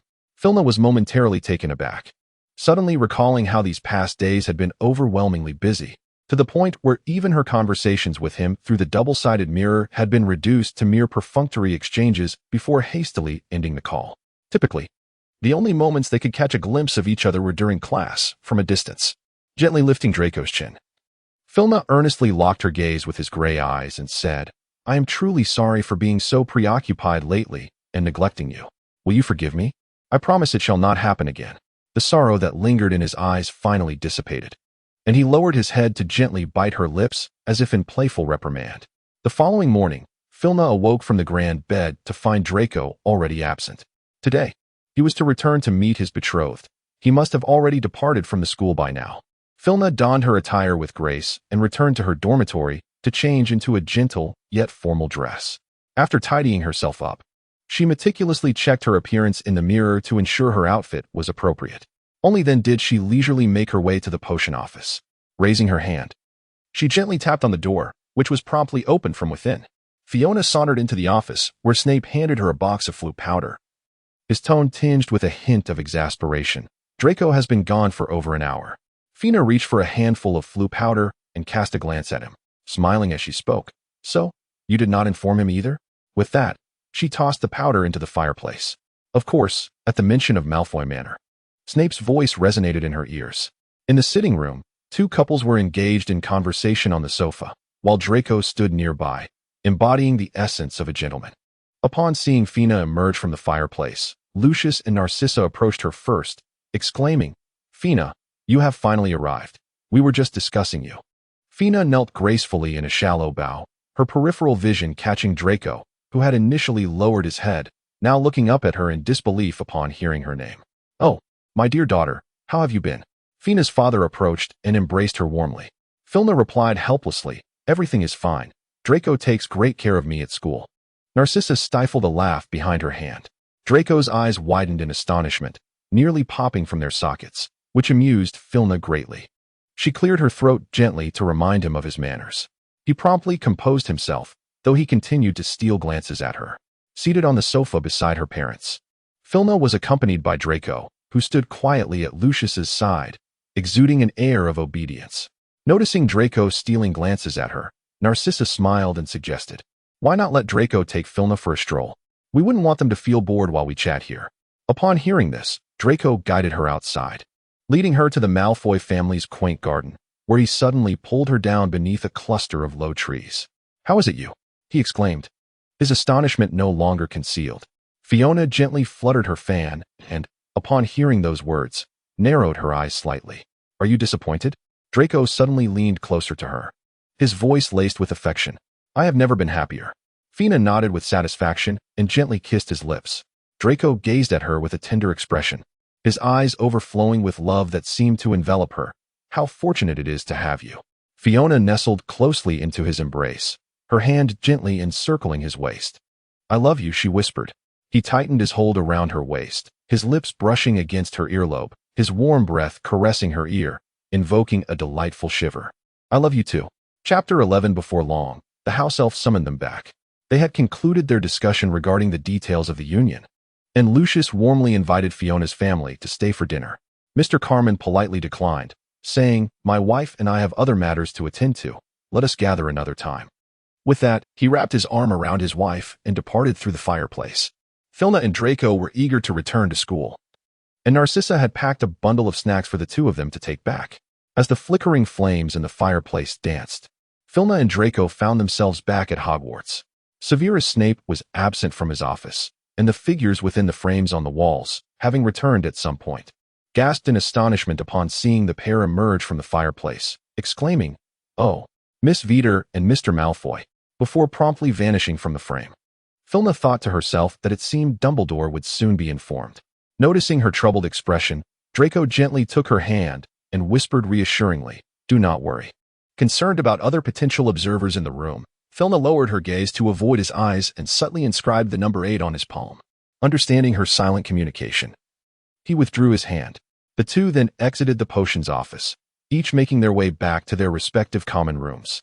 In the headmaster's office, Dumbledore attentively listened to the portrait's account, his eyes narrowing slightly behind his crescent-shaped glasses. Upon returning to Gryffindor Tower, Fiona immediately spotted Harry seated on the sofa. Strangely enough, despite being in the same house, she had not seen him for quite some time. She gazed at him for a moment longer, when suddenly her ring began to vibrate gently. This sensation bore a resemblance to the feeling she had experienced when she first sensed the ring's presence, prompting Fiona to become alert. Just then, Harry noticed her as well. His eyes brightened, and he hurried toward her, exclaiming, Fiona, you're back. The vibrations of the ring intensified, and Fiona clutched it tightly, responding nonchalantly, Yes, I'm tired. I think I'll head back. With that, she swiftly retreated to her dormitory. As soon as she was out of Harry's line of sight, the ring fell silent. Fiona lay upon her bed, meticulously observing the ring upon her finger, which emanated a pearlescent glow, seemingly brighter than on that fateful day. Could it be that Harry possessed the ability to sense the ring as well? Once this thought crossed her mind, Fiona could no longer dismiss it. If Harry indeed shared this capability, she would be compelled to take certain precautions. The immediate priority was to subtly gauge Harry's awareness. Fiona had just finished her bath and donned her school robe when Hermione entered through the door. Fiona, you're back. Did Professor Snape give you a hard time today? She inquired with genuine concern as she approached Fiona. No, Fiona replied gently, a soft smile gracing her lips. Shall we go for a meal? I am quite hungry. Hermione linked her arm with Fiona's, exclaiming, Let us go, let us go. We're off to eat. As the two friends chatted cheerfully while making their way outside, Harry remained seated on the sofa in the common room, his excitement palpable as he lifted his gaze upon hearing their voices. Fiona composed herself, gently greeting him. The ring on her hand began to vibrate subtly once more. Harry's emerald eyes brightened, and he approached with a hint of nervousness. May I join you? He inquired. Of course, Fiona replied with a faint smile, her fingers pressing firmly to suppress the incessant trembling of the ring. He appeared utterly delighted, wearing a goofy grin as he followed alongside them. Suddenly, Fiona halted, her expression clouded with confusion. Did you hear any sound? She asked. Both Harry and Hermione shook their heads. I have this strange feeling, as if someone is calling me. Did you hear it? Fiona's gaze swept across Harry's face. He, bewildered, responded, No, not at all. Are you sure you didn't mishear? He then glanced around, searching for the source of her concern. A gentle sigh of relief escaped Fiona's lips as she unfolded a tender smile once more. Perhaps I misheard, she said. Let us proceed. Upon entering the hall, Fiona's gaze immediately fell upon Draco, who was dining at the Slytherin table. His eyes met hers before drifting over to Harry, and he raised an eyebrow ever so slightly. Fiona awkwardly averted her gaze, and Hermione, noticing the surprise in their exchanged glances, playfully nudged her, inquiring, What is going on? Fiona shook her head, her expression a blend of embarrassment and helplessness. Hermione refrained from further inquiries, and the three of them settled down beside the Gryffindor long table. Harry took his place beside Fiona, as he always did, tending to her needs at the dining table. A searing gaze emanated from the Slytherin table behind them, prompting Filna to uncomfortably decline Harry's attentions and turn to chat with Hermione instead. After dinner, Filna bid farewell to Hermione and Harry, swiftly making her way to the 8th floor. Upon opening the door to the room of requirement, Draco awaited her arrival, lifting the corners of his eyes in gentle inquiry. Care to explain? What would you like to hear about? Filna leaned closer, resting against him, while Draco ran his fingers through her hair. Shall we address them one by one? Filna turned to face him. Are you referring to the matter of the marriage alliance? Draco raised an eyebrow at her. You have known all along, haven't you? Indeed, I was aware of my family's intention to form an alliance with the Malfoy family. But it was only yesterday that I learned the specific timing, Filna replied, a glimmer of amusement in her eyes, which he noticed immediately. So, you deliberately sought to tease me, relishing in my frustration, did you? Draco playfully flicked her forehead, his eyes brimming with affection. I was unaware of your true identity. I genuinely believed you to be some distant mixed-blood relative. Fiona nestled into his embrace and asked, even if I am of mixed heritage, would you still be willing to marry me? Of course, he replied with unwavering certainty. The matter of marrying you is something I would never hesitate about. She pondered. I had no idea our families were close acquaintances. How is it that I have never encountered you at any of the balls? Not to mention, your family has never visited mine. Draco furrowed his brow in mild frustration. Otherwise, I would have known you long ago. Although my family resides in England, I grew up in France, and my parents still live there to this day. A slight smile played upon Fiona's lips as she responded. My parents initially wished for me to study in France, but I was determined to attend Hogwarts, so they had no choice but to send me back. Why was that? Fiona lifted her gaze, her gray eyes shimmering with a gentle glow. The reason you are here is because of me. Is that a letter from Aunt Narcissa contained a photograph of you from my childhood? Draco's voice brimmed with excitement. Indeed, he enveloped her in a tight embrace, before, with a hint of jealousy, he inquired, then why are you with that wretched Potter? It is for the plan. Fiona sighed softly, gazing earnestly into his eyes. I swear, from beginning to end, I have only ever liked you. He pouted slightly, still appearing somewhat discontented. Yet today you dined with him. Today was also for the plan. Fiona reached out and playfully pinched his cheek. I apologize for not informing you beforehand. He looked up at her, his face etched with deep concern. You all know about this plan, and I am the only one left in the dark, am I not? Chapter 12. Filna was momentarily taken aback, unsure of how to respond. She gently tugged at the corners of her lips, revealing a bitter smile. It's all right. I understand that I cannot be of any assistance. A pang of sorrow pierced her heart as she reached out to embrace him. Do not speak like that. I simply wish to shield you from trouble. He softly reciprocated her embrace. Yet we both know that once he returns, none of us can escape, can we? After a prolonged silence, Filna finally spoke again. This is not a suitable place. Next time, let us go to your home, and I shall divulge the entire plan to you, if that is agreeable. He did not respond verbally. Instead, he raised his head and lightly pressed his lips against hers, gazing at her with an intense fervor. Fiona gently stepped back, reaching out to touch his forehead with a smile, and inquired, Is there anything else you wish to ask? Draco shook his head and replied, Is there anything in the plan that requires my cooperation? Ferna pondered for a moment. I hope you can spread the news of our union. Really?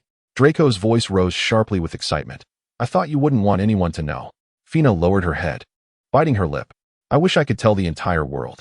It seemed we were in agreement on this matter. He reached out, grasping the back of her head, gradually taking control. Another night passed. Following her negotiations with Lucius, Fina had deliberately asked her father to write him a letter, persuading him that a union with the Malfoy family marked the official beginning of their collaboration. However, on Snape's side, both emotionally and rationally, she knew she ought to visit Malfoy Manor once more. Thus, this afternoon, Fina once again used the pretext of being grounded to arrive at the potions office. When Snape opened the door and saw her, his expression momentarily stiffened. The Queen of Gryffindor's popularity had been confined for so long. One could only imagine how many more versions of rumors about me would circulate outside. Snape shot her a sharp retort, yet still stepped aside to allow her entry. Fiona remained unfazed by his demeanor and beckoned for a cup of tea for herself.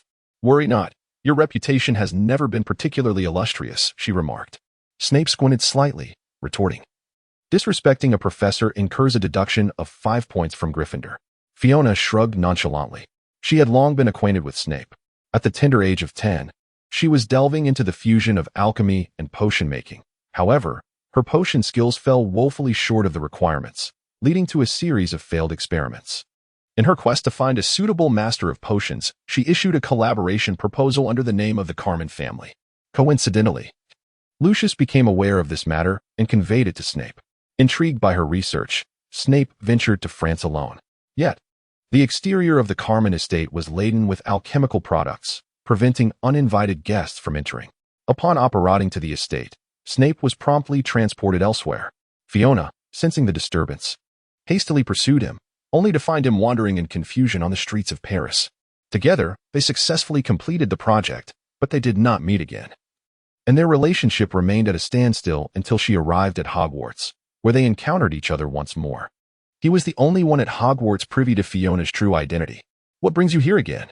Snape inquired as he settled back behind his desk, nearly buried beneath a mountain of student essays.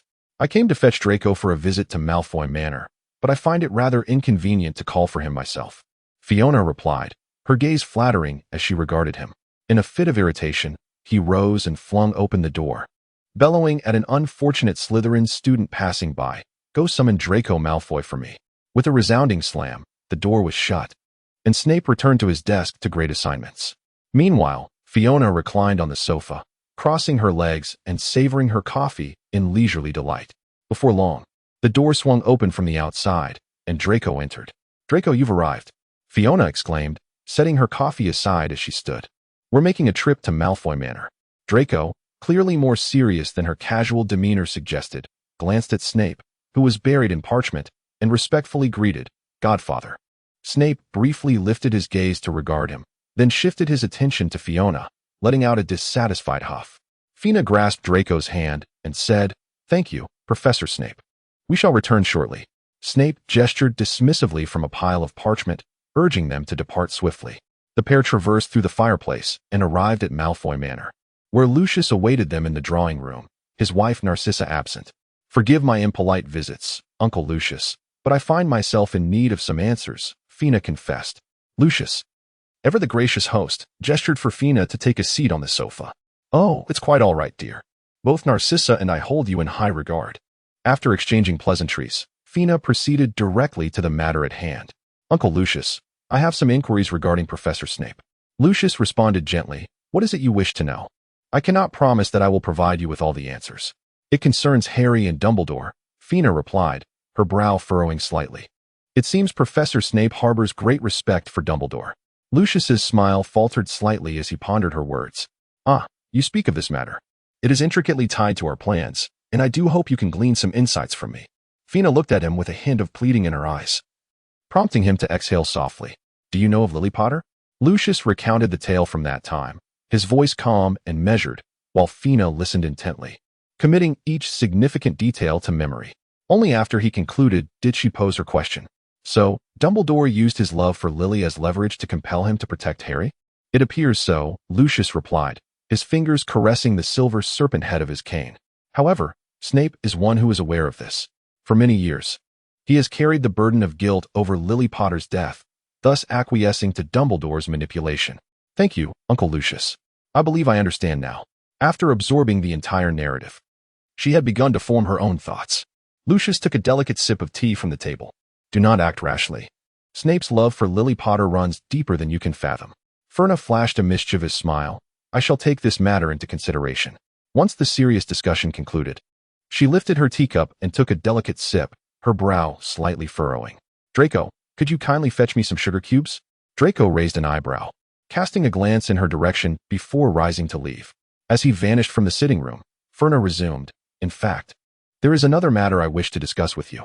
Lucius, having observed her dismissal of Draco with keen interest, inquired, "What is it?" "I believe Draco should be informed of our plans," Fiona said, meeting his gaze with earnestness. Lucius frowned slightly and sighed. "I would prefer for him not to be involved. However, when the specter of war looms, no one can remain untouched. Knowing more would be beneficial for him." Lucius's brow remained furrowed as he pondered for a considerable time before finally stating, "Then let us tell him. It is about time he learned." At that moment, Draco fortuitously returned with the sugar cubes. "Thank you," Fiona winked at him. Lucius observed their interaction and suddenly realized, chuckling softly as he sighed. Draco, caught off guard by Lucius's knowing smile, felt a blush creep to his ears as he stood and took Fiona's hand, leading her upstairs. Fiona smiled apologetically at Lucius and followed Draco upstairs. Chapter 13. Fiona followed Draco into his chamber. The room was adorned in a quintessential European aristocratic style, with vast expanses of velvet draping the walls. Sunlight streamed through the bright silver windows, casting a shimmering glow upon the emerald green fabric. The bed was adorned with emerald green drapes, and opposite the bed hung a grand Slytherin banner. Draco embraced her from behind, inquiring, "Do you like it?" "It's a tad too green," Fiona replied, casting him a playful glance. "After all, I am a Gryffindor. If I don't like it, just remove it." With a flick of his wand, he summoned away both the banner and the drapes. "What would you prefer instead?" Fiona turned her head and gently kissed his lips, saying, "I cherish the places where you are." He was momentarily taken aback, but then a smile quickly graced his lips, his pale gray eyes brimming with affection. In his gaze, which was clear and pure, Fiona discovered her own reflection. "I love you," he sighed contentedly, leaning down to softly kiss her lips. "I love you too," Fiona replied, her hand entwining around his neck. After a while, he reluctantly released her, his breath ragged, the desire in his eyes unabashed. As he leaned in once more, Fiona gently pressed her finger against his lips, saying, "Be good, we still need to return to school soon." He playfully captured her finger, murmuring, "It's all right. There is still plenty of time until curfew." Fiona withdrew her finger, pressing it against his forehead and pushing him back. "Do you still wish to know about the plan?" Draco's eyes dimmed slightly, and with a hint of disappointment, he licked his lips. "Very well, what is the plan?" Just as she began to speak, Fiona suddenly recalled the treachery of Dobby and promptly fell silent. "Wait a moment," she said. Draco looked at her in confusion as she drew her wand, waving it around to cast a multitude of spells. "What is it?" Fiona tucked away her wand and shrugged, just in case. Having cast her spell, she continued, "My uncle Lucius and I are preparing to establish a third faction to counterbalance Dumbledore and Voldemort." Draco's eyes widened in astonishment. "A third faction?" "Indeed. An alliance composed of werewolves, giants, orcs, elves, and neutral families. You wish to involve my godfather, hence your inquiry to my father regarding Dumbledore, Potter, and your godfather today, correct?" Draco raised an eyebrow slightly. "Yes." After a moment's contemplation, Draco replied, "Is this the plan you mentioned earlier about needing to exploit Potter?" Fiona nodded slightly. "Indeed. My association with him is solely to allay Dumbledore's suspicions. By spreading the news of our engagement, Dumbledore will certainly take notice of you." Draco furrowed his brow. "Isn't it your intention to keep him oblivious?" "No worries. I am awaiting an opportunity to converse with him." Fiona's lips curled into a mischievous smile. "I am already the head of the Vitter family. Even if Dumbledore were to investigate personally, he would uncover nothing. The Vitter family is a branch of the Carmen lineage." In her quest to attend Hogwarts, Fiona had deliberately disguised herself as a half-blood of the Vitter family. "You are the head of the Vitter family?" Draco exclaimed, his eyes wide with astonishment. Indeed, Fiona conveyed succinctly the events that transpired in the Forbidden Forest that day. He silently processed the information for a considerable time before finally sighing. "Next time, allow me to assist you. Will you? I do not wish for you to bear such burdens alone." Fiona nestled into his embrace, stating, "You have already assisted me immensely. Without your support, I would never have been able to persuade Uncle Lucius to agree to form a new alliance with me." Draco blinked in confusion. "What?" "It is because our families are now united in marriage that Uncle Lucius is willing to collaborate with me," Fiona gently explained. Draco's expression instantly darkened. "So this was part of your scheme all along?" "What?" Draco locked his gaze onto hers. "Was marrying me also part of your plan?" The anguish in his voice was palpable, yet Fiona struggled to comprehend the source of his distress. "Of course," she replied. Upon hearing her response, Draco averted his gaze to the ground, his demeanor suddenly deflated. "What's wrong?" Fiona inquired, lifting his chin with her hand. He followed her gentle guidance, raising his head. His damp lashes clung to the corners of his eyes, and a faint redness surrounded them, making him look utterly forlorn. "So, did you marry me solely to collaborate with my father?" he asked, his eyes glistening with unshed tears. Fiona suddenly comprehended his meaning. Both amused and exasperated, she embraced him, soothingly saying, "It is for the purpose of marrying you that I wish to collaborate with Uncle Lucius. Marrying you is my true intention." Draco, still somewhat discontented, retorted, "So it is also for the sake of the plan, is it not?" Fiona chuckled softly, her fingertips tracing along his jawline in a delicate arc. "The The purpose of all my plans is solely to be able to be with you. Draco remained in a daze, gazing at her, as Filna gently wiped away the moisture at the corners of his eyes. Please do not doubt my love for you, all right? He grasped her hand. His gaze lowered. I am sorry. I merely wish for you to know that you will always hold the most significant place in my heart. Filna tenderly caressed the back of his hand, above all else. He lifted his gaze to meet hers, the depths of his gray eyes illuminating gradually. It was the first time she felt trust emanating from him. I feel the same way. Fina gently pinched his cheek. So, is there anything else you wish to know? Draco slightly shook his head. I merely hope you can divulge your plans. I promise to tell you everything from now on. Fina placed a tender kiss upon the crown of his head. As dinner time approached, it was time to return to Hogwarts. After bidding farewell to Lucius, they stepped back through the fireplace into the potions office. Snape remained in the same position as when they had departed, his quill busily marking papers. His expression even more somber than before. Leave this place, Snape said without looking up. It was evident that this was not an opportune moment to disturb him. And the two swiftly exited. The corridor was bustling with people, and upon seeing her and Draco emerge from the potions classroom, many were taken aback. Draco took her hand, placing a gentle kiss upon it, his voice soft. Good night, my fiancée. A somewhat awkward smile swiftly graced Filna's face as she bid good night. If astonishment could cause one's jaw to drop, then the air would surely be filled with the sounds of clattering. After parting ways with Draco, she returned to Gryffindor Tower, acutely aware that their interaction had been witnessed by many, and it would not be long before the news spread throughout the four houses. The engagement of a half-blood Gryffindor to the scion of the Malfoy family would undoubtedly be a sensational revelation. Dumbledore would surely be unable to resist seeking her out for a conversation. Upon returning to the dormitory, she found Hermione engrossed in her studies at the table, utterly unaware of her arrival. Fina was not disturbed as she wearily set down the bed curtains and nestled into the covers. The events of recent times had been overwhelming, and she desperately needed to rest. Chapter 14. At dinner time, she was roused by Hermione's gentle nudging. Fina, wake up, it's time to eat. All right, Fina mumbled, turning over in an attempt to resume her slumber. She could faintly hear Hermione calling her, yet her exhaustion enveloped her, and she drifted back into sleep almost instantly. After what felt like an eternity, Fina finally awoke, fully rested. The sky outside had darkened, and Hermione was seated at the table, diligently writing her paper. Fina stretched lazily and sat up. You're awake? Hermione glanced at her quickly before returning her gaze to the parchment. I brought you something to eat. It's on the table. Oh, thank you. Dear, Fina expressed her gratitude. Hermione waved her hand dismissively, her head still buried in a pile of notes. Filna thoughtfully sealed her lips and quietly consumed an entire sandwich, finally feeling rejuvenated. Rubbing her belly, she suddenly recalled the assignment Professor Flitwick had assigned last weekend, which she had yet to complete. Promptly, she opened her satchel and retrieved the parchment and her book. Hermione appeared quite preoccupied, so Filna refrained from disturbing her and quietly exited to the common room with her belongings.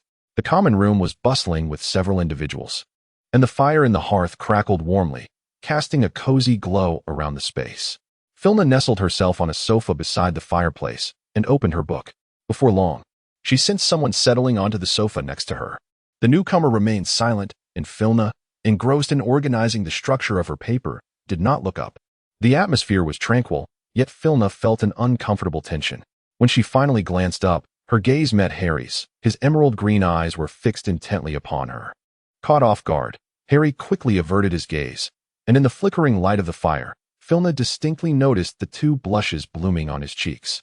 Filna rolled her eyes internally, yet maintained a gentle smile upon her face. What is the matter? She inquired. He stammered. And nothing. I just came to take a look. She offered Harry a warm smile before bowing her head to continue her examination of the paper, dismissing him. I finished my writing. Would you like to take a look? Harry seemed dissatisfied with her demeanor and interrupted her train of thought. No, thank you. I prefer to complete it on my own. Filna replied without lifting her gaze. Marking the necessary knowledge points, Filna retrieved her quill and began writing her paper. Harry, seemingly unsatisfied with merely watching her, spoke again. I must say, this paper is quite challenging, isn't it? It took me quite a while to finish. Filna paused impatiently, her pen lingering in midair as she endeavored to suppress her rising irritation. With a calm demeanor, she remarked, I trust that the assignments set by our professors align with our academic capabilities. At times, a measured display of brilliance proves advantageous. Harry refrained from interrupting her further, allowing Filna to successfully complete her paper. The hour had grown late, and the common room was now occupied solely by the two of them. Harry had been seated on the sofa beside her, observing as she finalized her entire essay. Noticing Filna's stretch, he finally inquired, "Have you finished?" Fiona finally managed to unveil a serene smile. "Indeed, I have classes tomorrow morning, so I must return to rest. Good night." Harry hesitated, gazing at her as if he had something to convey, yet Fiona, unperturbed, bid a brief farewell before returning to the girls' dormitory. Hermione was already nestled in her bed, sound asleep. After quietly attending to her evening routine, Fiona climbed into bed as well. Having indulged in an afternoon slumber, she found herself not particularly weary at this hour. The moonlight streamed through the window, illuminating the dark night sky, where a few stars flickered faintly, creating an atmosphere of tranquility. Beneath the calm surface, however, turbulent currents brewed. Poised to erupt into tumultuous waves at the slightest provocation, Fiona sensed that the day of reckoning was drawing near. Her mind swirled with myriad thoughts, leaving her wide awake. She grasped her wand and softly cast a few concealment charms around her bed, then retrieved the two-way mirror from beneath her pillow. "Draco?" Fiona whispered. No response echoed from the other side. It was late, and perhaps he had already succumbed to slumber.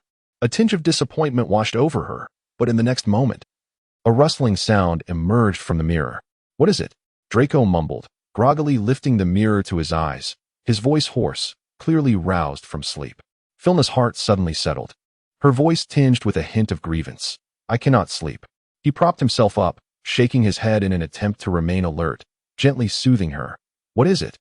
Do you have something on your mind?" Fiona was suddenly overwhelmed by a desire to see him, and an inexplicable sense of grievance welled up within her, causing her eyes to brim with tears that cascaded down her cheeks. Draco was taken aback, his expression turning anxious. "What is it? What has happened? Has someone bullied you?" Filna sobbed, breathless. "I miss you so much."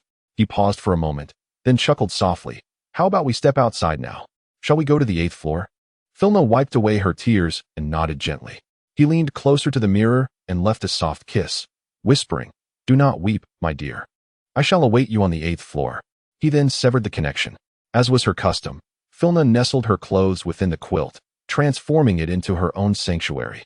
On the bedside table, she left a note. "Do not disturb me. I am utterly exhausted."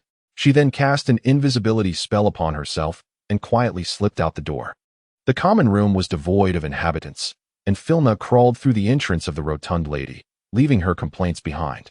Ascending to the 8th floor, she successfully opened the door to the room of requirement. Draco was already waiting inside. Upon her arrival, he hurried over and enveloped her in his embrace. "I have missed you so dearly," he confessed. Nestled in his arms, the tears Filna had struggled to suppress began to flow once more. Draco lifted her onto the bed, gently wiping away her tears, yet they continued to cascade unabated. "Oh, my heart feels as though it may shatter," he mused, a smile curling at the corners of his lips. "I had no idea you would miss me so." Fiona glared at him, her eyes reddened and glistening with tears, which only made her look more endearing, provoking a soft chuckle from him. "Please, don't cry." Draco gently tapped the tip of her nose. "Let's live here from now on and never return, shall we?" Fiona felt a mixture of embarrassment and anger at his laughter, defiantly lifting her chin. Draco leaned close to her ear and whispered, "All right, then I shall accompany you." Fiona's ears flushed a vibrant red. Draco gently kissed her by the ear, and she gradually relaxed, her eyelids growing heavier. She wrapped her arms around his waist, nestling her head against his chest, and sweetly murmured, "Good night." He froze momentarily, and Fiona felt a gentle nibble on her earlobe. "Are you really going to sleep now?" Filna discreetly lifted her eyelids to steal a glance at him. His face flushed slightly, adorned with a hint of unfulfilled desire and helplessness. "I am so tired," Filna murmured in response. Draco let out a gentle sigh, turning to lie down and embrace her once more, tender yet resigned. "Sleep now. Good night." Fiona relinquished herself to the embrace of unconsciousness with serene acceptance. Just before succumbing to slumber, she faintly heard a whisper by her ear, "I truly damned love you." Chapter 15. The following morning, with no classes scheduled, Fiona struggled to prop herself up and rubbed her eyes. Draco, from behind, wrapped his arms around her, sleepily murmuring, "Sleep a little longer. There are no classes this morning." Filna gently lowered her head to kiss his face. "Sweetheart, I am heading to the library today. You may continue to sleep for a while longer. When you awaken, would you be so kind as to come find me at the library? He opened his eyes in a daze to glance at Filna. Yet he was evidently unable to resist the overwhelming pull of slumber, almost instantly lying back down to drift off once more. Filna carefully tucked him under the covers, donned her clothes, and rose to return to Gryffindor Tower. Hermione was not in the dormitory. Thus, Filna placed her garments back into the wardrobe. After a brief cleansing ritual, she took her notes and proceeded to the library. The library was already populated by numerous individuals, and Filna selected an unoccupied table to settle down. Opening the book in her possession, it was the assignment left by Snape, a 5-foot-long essay that she had yet to commence. After retrieving several books from the shelves, Filna quietly sat down to copy and write. Before long, someone took a seat beside her. Fiona, believing it to be Draco, looked up with excitement, only to discover it was Harry. Blushing, he spoke softly, "Good morning." Filna concealed her disappointment behind a gentle smile as she replied, "Good morning." She glanced around, realizing that there were no vacant seats left, thus abandoning the notion of changing her seat. Harry, seemingly grasping her thoughts, spoke awkwardly. "I only sat here because there were no available spots around. It's not that I don't want to sit with you. I just..." Fina, unwilling to let him continue, interjected with a smile, "It's all right. The table is meant for everyone." He awkwardly forced a smile and pulled out his potions textbook. "Could you help me with this? I'm rather perplexed. Or perhaps I could assist you instead, Potter," came Draco's scornful voice. Fina quickly lifted her gaze to meet his half-smirking eyes. Perhaps her expression, akin to that of a damsel finding a savior, amused him. For Draco chuckled lightly as he approached her, book bag in hand. "Good morning." "Good morning," Fina replied gently. Harry, seemingly taken aback by their harmonious rapport, spoke with a tone laced with hostility. "What are you doing here?" "I'm here to see her. What business is it of yours?" Draco replied, brazenly taking a seat beside Fina and casting a glance over his shoulder at Harry. Enraged, Harry rose to his feet and shouted, "What right do you have to seek her out?" Instantly, all eyes in the library were drawn to them.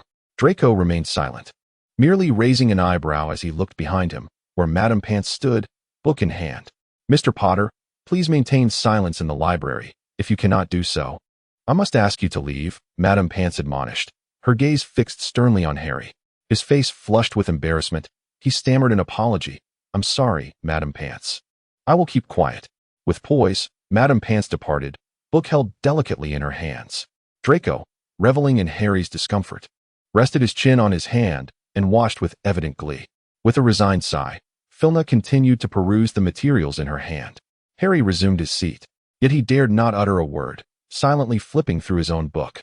Draco leaned over, noticing the tome she held, and whispered, "Do you require my assistance?"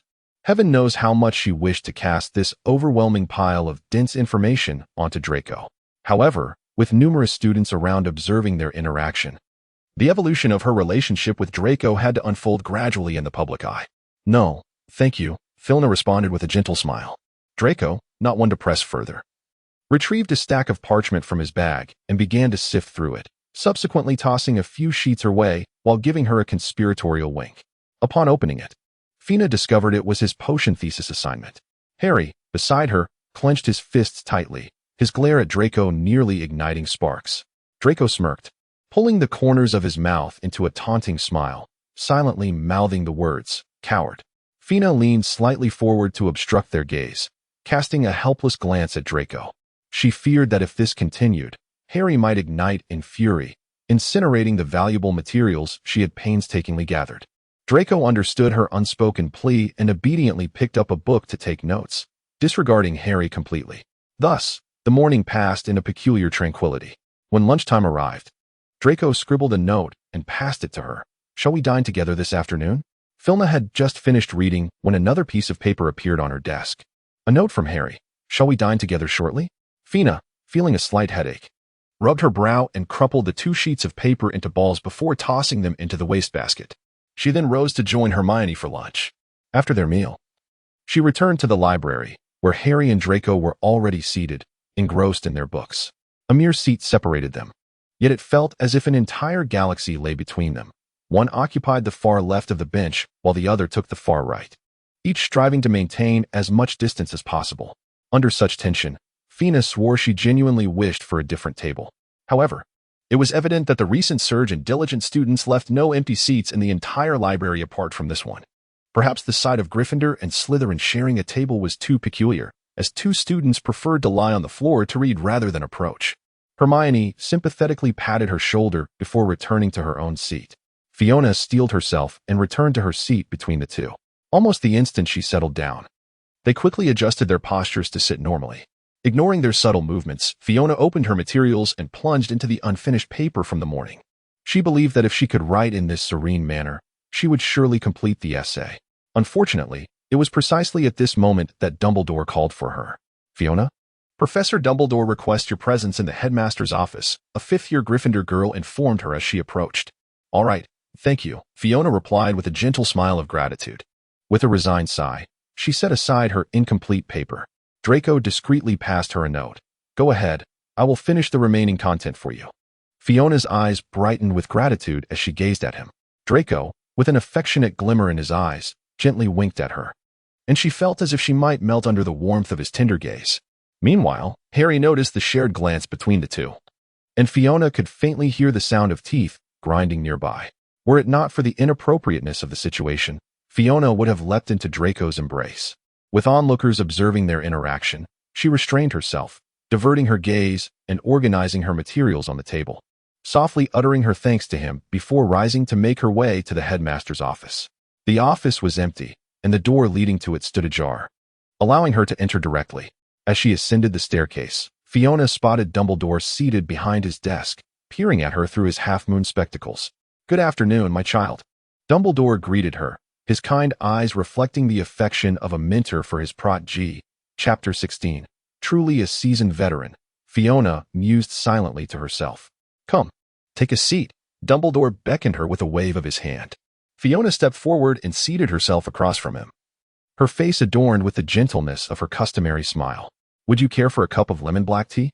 he inquired, as an exquisite European-style teapot gracefully floated towards them, filling the white porcelain cup before Fiona with rich black tea. "Thank you," Fiona replied, somewhat taken aback, her expression a blend of tension and apprehension. Noticing her hesitation, Dumbledore gently urged, "Do give it a taste, my dear. It is quite delightful." As he lifted his own cup and took a generous sip, smacking his lips in satisfaction, Fiona found it difficult not to suspect something amiss with the beverage. "I apologize, Headmaster. My dentist has advised me that my dental health is far from satisfactory and has strictly warned me against consuming tea," she said with an apologetic smile, her nervousness evident, yet perfectly measured. Dumbledore, peering through his half-moon spectacles, scrutinized her intently for a moment before speaking. "Is that so? What a pity. You summoned me for a particular reason, I presume?" Fiona's face betrayed her anxiety as she cautiously inquired. "Oh, do not fret, my child," he replied, a benevolent smile gracing his face once more. "I merely wish to engage you in conversation. I have heard whispers that you are to be betrothed to Mr. Malfoy. Is that true?" Dumbledore took a thoughtful sip from his cup, regarding her with keen interest. Fiona's face manifested an expression of embarrassment. Yes. I had thought you were still with Harry." He set down the cup in his hand and casually remarked, "I recall your mother hails from a Muggle background." "Indeed," she replied. Dumbledore's half-moon spectacles glimmered with insight. "Oh, my dear child, you are truly fortunate. It is worth noting that not all wizarding families are as accepting of half-blood wizards as the Potter family. I remember the Malfoy family is a staunch advocate of pure-blood supremacy." Fiona gazed up at him in bewilderment. "Then why is he engaged to me?" Dumbledore, evidently unwilling to partake in this game of tossing questions back and forth, cautiously ventured, "Perhaps it is due to your adoption by Mr. Carmen." To navigate situations requiring parental consent or guardianship, Fiona's identity here was that of a half-blood which adopted by the Carmen family. She nodded, a vague understanding dawning upon her. "So that's how it is." Clearly, this topic had reached its conclusion, and Dumbledore shifted his approach, inquiring anew, "I recall that your previous relationship with Mr. Malfoy seemed rather strained?" Fiona lowered her head in embarrassment. Dumbledore gently shook his head, a look of concern etched upon his face. "It seems that your wishes were not taken into account when the betrothal was arranged." Fiona forced a smile, her eyes shimmering with unshed tears. "My father said the Malfoy family is quite esteemed," she remarked. Yet the Malfoy family maintained exceedingly stringent standards regarding blood purity, and their attitude towards half-bloods or Muggle-born wizards was rather unkind. Dumbledore, hands clasped and resting upon the table, replied, I believe Mr. Carmen may not have taken this into account. If you require any assistance, do not hesitate to seek me out. He winked at her. Grateful tears welled in her eyes as she responded, Oh, thank you, Headmaster. That means a great deal to me. Dumbledore playfully smiled at her, reaching into a drawer to retrieve a pile of cockroaches and tossing one into his mouth. Would you like one? No, thank you, she declined. As their discussion concluded, Dumbledore glanced at the clock and said, Oh, I have another engagement shortly. Perhaps we shall continue this conversation another time? Certainly, sir. Fina wiped away her tears and said, Then I shall take my leave. As she stepped out of the headmaster's office, she exhaled a sigh of relief. Dealing with such a cunning old fox was undeniably exhausting, and one could not afford even the slightest misstep. However, judging by their conversation today, Dumbledore seemed to harbor a degree of trust in her. Upon returning to the library, she discovered that Harry had already departed, leaving Draco engrossed in his writing, while a Slytherin girl occupied the seat that rightfully belonged to her. If her memory served her correctly, that would be Pansy. Fiona slowly approached and pulled out the chair beside Draco. I'm back, she announced. Draco abruptly lifted his gaze to her, the irritation on his face giving way to a gentler expression. Please, take a seat. I shall finish shortly. Pansy shot her a venomous glare, arrogantly raising her chin. You filthy half-breed. Draco's demeanor hardened. Repeat that. She is utterly unworthy of you. You require a pure-blooded aristocratic wife, not a tainted half-blood. She will tarnish the Malfoy lineage. Draco's countenance turned frigid as he suddenly grasped Pansy by the throat. For the sake of family ties, I have tolerated you for far too long. If you wish to keep breathing, refrain from voicing any opinions regarding my fiancée. This is the last time I extend courtesy to the Parkinson family. Now, apologize and leave. Draco released his grip, and Pansy gasped for breath, coughing in panic. I'm sorry. Her eyes glinted with malicious intent as they pierced Fiona. Fiona cast a fleeting glance at her, a provocative smirk playing at the corners of her mouth as she raised an eyebrow slightly. With a fierce glare directed at Fiona, she clutched her neck and rose to leave. Draco's expression remained rather grim, but Fiona gently traced her fingers across his palm, leaning closer to whisper softly in his ear. I am quite satisfied. His demeanor softened, and he tightened his grip on her hand, murmuring, I apologize. Apologize for what? For not choking her? Fiona playfully winked. To be honest, I am not quite ready to spend the rest of my life visiting you in Azkaban. Draco chuckled at her jest, helplessly brushing his fingers against her nose. Just wait a little longer. The thesis will be completed soon. Not far behind them, at a nearby table, a girl clad in Slytherin robes was fixated on their interaction, observing every sweet and clandestine exchange between the couple. Snap! The quill in her hand snapped, splattering a large pool of red ink across her fingers. The girl hastily retrieved a tissue to wipe away the crimson stains, her golden hair trailing through the air in delicate arcs as she moved. A glint of cold light flickered in her blue eyes before being concealed beneath her lowered lashes. As their interaction continued, she cleaned her hands and retrieved a new quill from her bag. Before her lay an ancient tome, the comprehensive guide to advanced potion making. She spread the parchment flat and resumed writing the thoughts she had previously left unfinished. On the open page of the book, a series of gilded ancient runes marked the primary topic, powerful love potion. The breeze gently lifted her long hair as she focused intently on transcribing her notes. In a momentary lull in her conversation with Draco, Fiona discreetly glanced at the girl, forcing a cold smile upon her face. Chapter 17, the first class of the afternoon, was potions. Fiona stared vacantly at the bubbling concoction in the cauldron, her mind wandering as she pondered how to investigate the events of yesteryear. Regarding Snape and Lily, she always felt that Dumbledore was intricately involved. Suddenly, the cauldron before her was emptied, and Snape stormed toward her, his tone thunderous. Miss Vitter, if you had been paying attention to the blackboard, you would have noticed that I instructed to stir while heating. Oh, my apologies, Fiona replied, her gaze still fixed on Snape's face, her thoughts lingering on her investigation. Snape elongated his words with an air of arrogance. Then I suggest you keep your eyes focused on the cauldron rather than on your professor. 5 points from Gryffindor. Fina swiftly lowered her head. A faint murmur of complaints arose around her. During this period, nearly all the points she had accrued in other classes had been deducted by Snape. Silence enveloped the room as Snape's gaze swept over the students, rendering them instantly mute. The deduction of points directed at her, A prearranged agreement between Fina and Snape to manifest his disdain inevitably affected her standing within Gryffindor. Many were already disgruntled with her due to her breakup with Harry, and the fact that she was now engaged to a Slytherin student only compounded their dissatisfaction. With her frequent deductions of points from Gryffindor, she risked becoming isolated within her own house. It is essential to recognize that sometimes connections hold equal weight to abilities. Thus, she needed to devise a strategy to alleviate her predicament. As Filna deftly handled the potion ingredients, her mind raced with thoughts. Passing by, Snape caught sight of the unevenly chopped ginger root she had prepared, and with a slight frown, he momentarily paused in his stride. Fina swiftly lifted her gaze and winked at him. He averted his eyes and strode away. Fina tossed the haphazardly chopped ginger root into the cauldron. Fortunately, her potion-making skills were not too shabby, and she managed to submit a satisfactory potion before class ended. "Oh, Fina." Hermione caught up with her, inquiring. "How did you offend him?" Filna sighed helplessly. Since that incident when she bumped into him, Hermione gazed at her with concern, hesitating to speak. "Recently, everyone."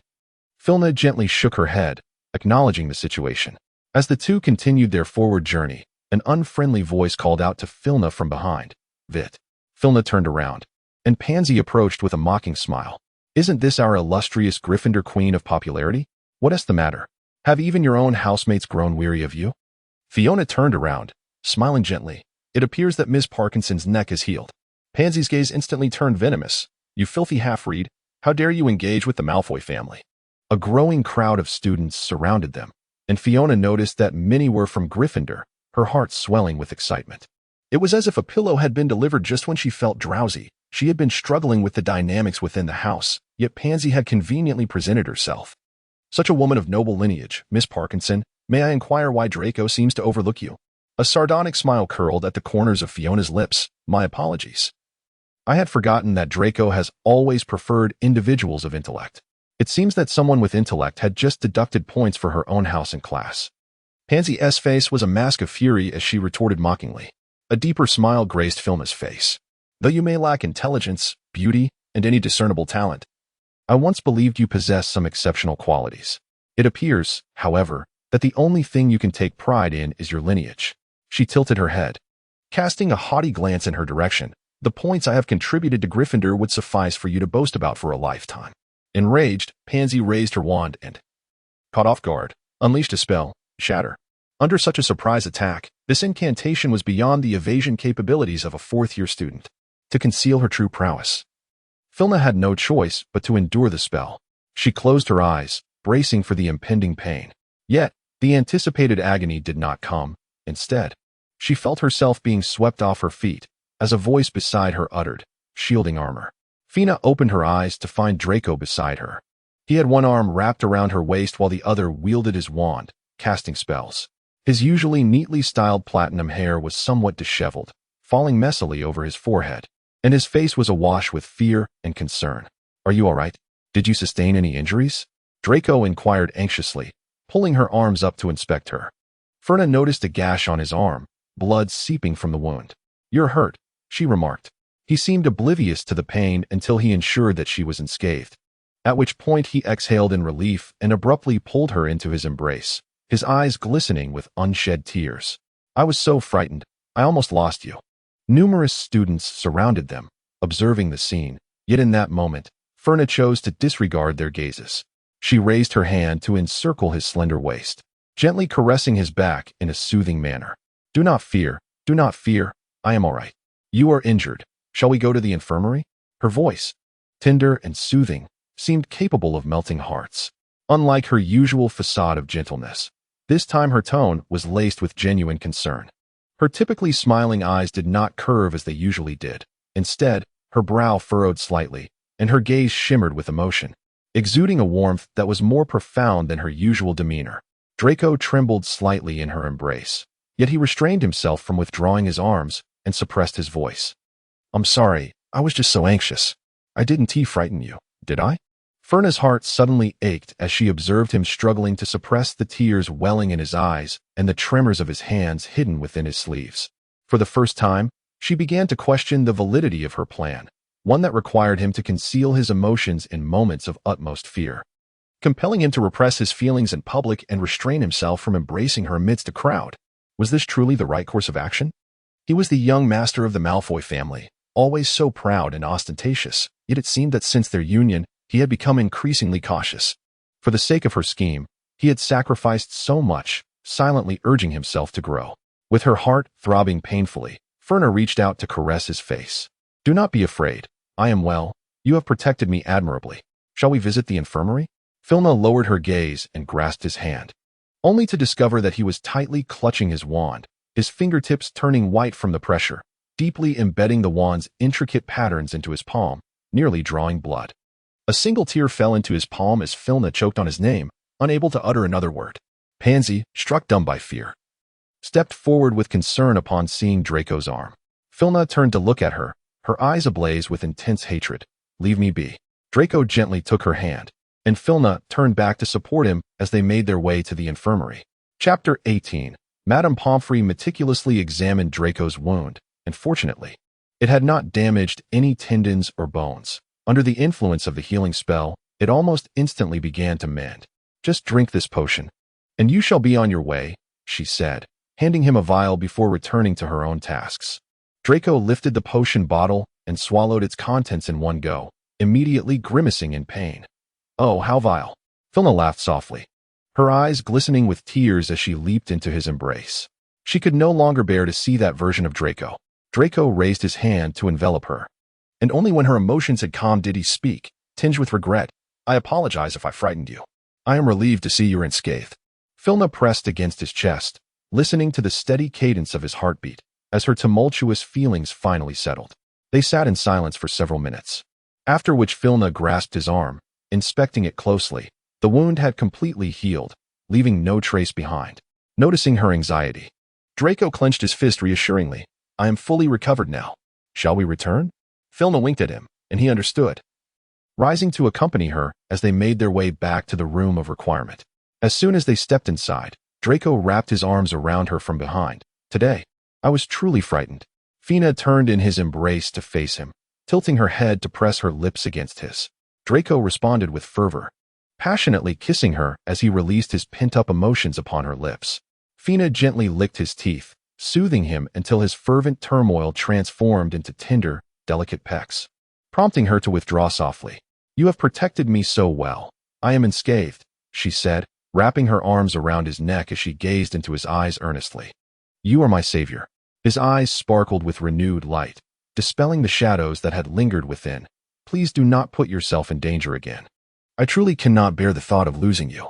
"I'm sorry," Fina whispered against his ear. "I will no longer take risks with my life."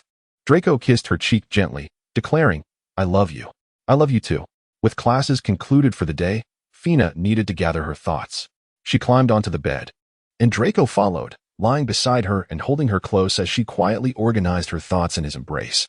Their affectionate display in front of many made it impossible to pretend they were strangers again. They might as well openly embrace their romance, especially since their engagement had become common knowledge across the houses. Additionally, the matter concerning Snape required urgent investigation. Should Dumbledore sense something amiss, he might very well obliterate everything. Thus, it was imperative to uncover the truth of past events before he could react. Lastly, there was the issue of Pansy. Since she had failed to appreciate the value of her magic, it was best to no longer keep her around. Filna's gaze turned fierce. As she organized her thoughts, a sense of ease enveloped her, and she lifted her eyes to meet Draco's. He was staring intently at her, but upon locking eyes with her, he inexplicably became bashful, his gaze darting away, his face flushed with a deep crimson hue. Ferna widened her eyes and leaned in to closely observe the blush beneath his skin. Draco gently pushed her away with his hand. "What's wrong?" Ferna's voice was filled with mirth as she tilted her head and softly pressed her lips against the faintly reddened shell of his ear. "It's nothing," he replied, his tone slightly awkward, one hand resting on her waist while the other tugged the blanket to cover himself. Ferna seemed to grasp something, letting out a soft chuckle beside his ear. He shot her a glance filled with embarrassment and, in a sudden burst of strength, pinned her down onto the bed, saying, "Do not laugh." His voice was slightly hoarse, laced with a hint of menace. Ferna slightly lifted her eyelids and blinked slowly, her voice teasing, "I insist on smiling. Will you punish me for it?" His gaze deepened, fixating on her lips as he leaned down slightly. Fiona felt a soft kiss upon her lips, closing her eyes as she gently pulled him down by the neck. After a considerable time, she leaned against Draco, softly breathing, while he contentedly held her. I believe we can openly embrace our romance now, Fiona yawned, covering her mouth. After all, they have all seen us today. Will you finally grant me a title? Draco's tone was cheerful, tinged with a hint of teasing. Fiona wearily closed her eyes, murmuring, well, given your commendable abilities. He fell silent, and Fiona drifted into a slumber. The following morning, she awakened at dawn, the light outside still feeble, indicating that it was early. Draco remained in deep sleep, and she felt no urgency to rise, instead quietly contemplating her investigative strategy. The number of individuals privy to the prophecy was limited, aside from Snape and Dumbledore. The only ones capable of conducting an inquiry were Neville and his family. Clearly, Neville's parents could offer little assistance in this matter. Fiona resolved to seek the help of her own parents, urging them to visit Neville's grandmother. As she meticulously reviewed the relationships involved, a wild thought suddenly struck her. Professor Trelawney was also among the informed. If she could procure some Veritaserum, a subsequent Obliviate could erase any traces of their conversation. What could be more compelling than eliciting the truth directly from Trelawney's lips? Fiona, brimming with excitement, eagerly began to formulate her plans, completely oblivious to the fact that Draco beside her had already awakened. Good morning, he said, propping himself up with half-closed eyes. Fiona was taken aback, lifting her gaze to him, and after a moment's pause, she finally responded, Ah, good morning. What were you pondering? He rested his chin on his hands, lying on the bed, striving to remain awake. Draco, I have devised a new plan. Fiona fixed her eyes upon his. I intend to approach Professor Trelawney and investigate the prophecy from years past.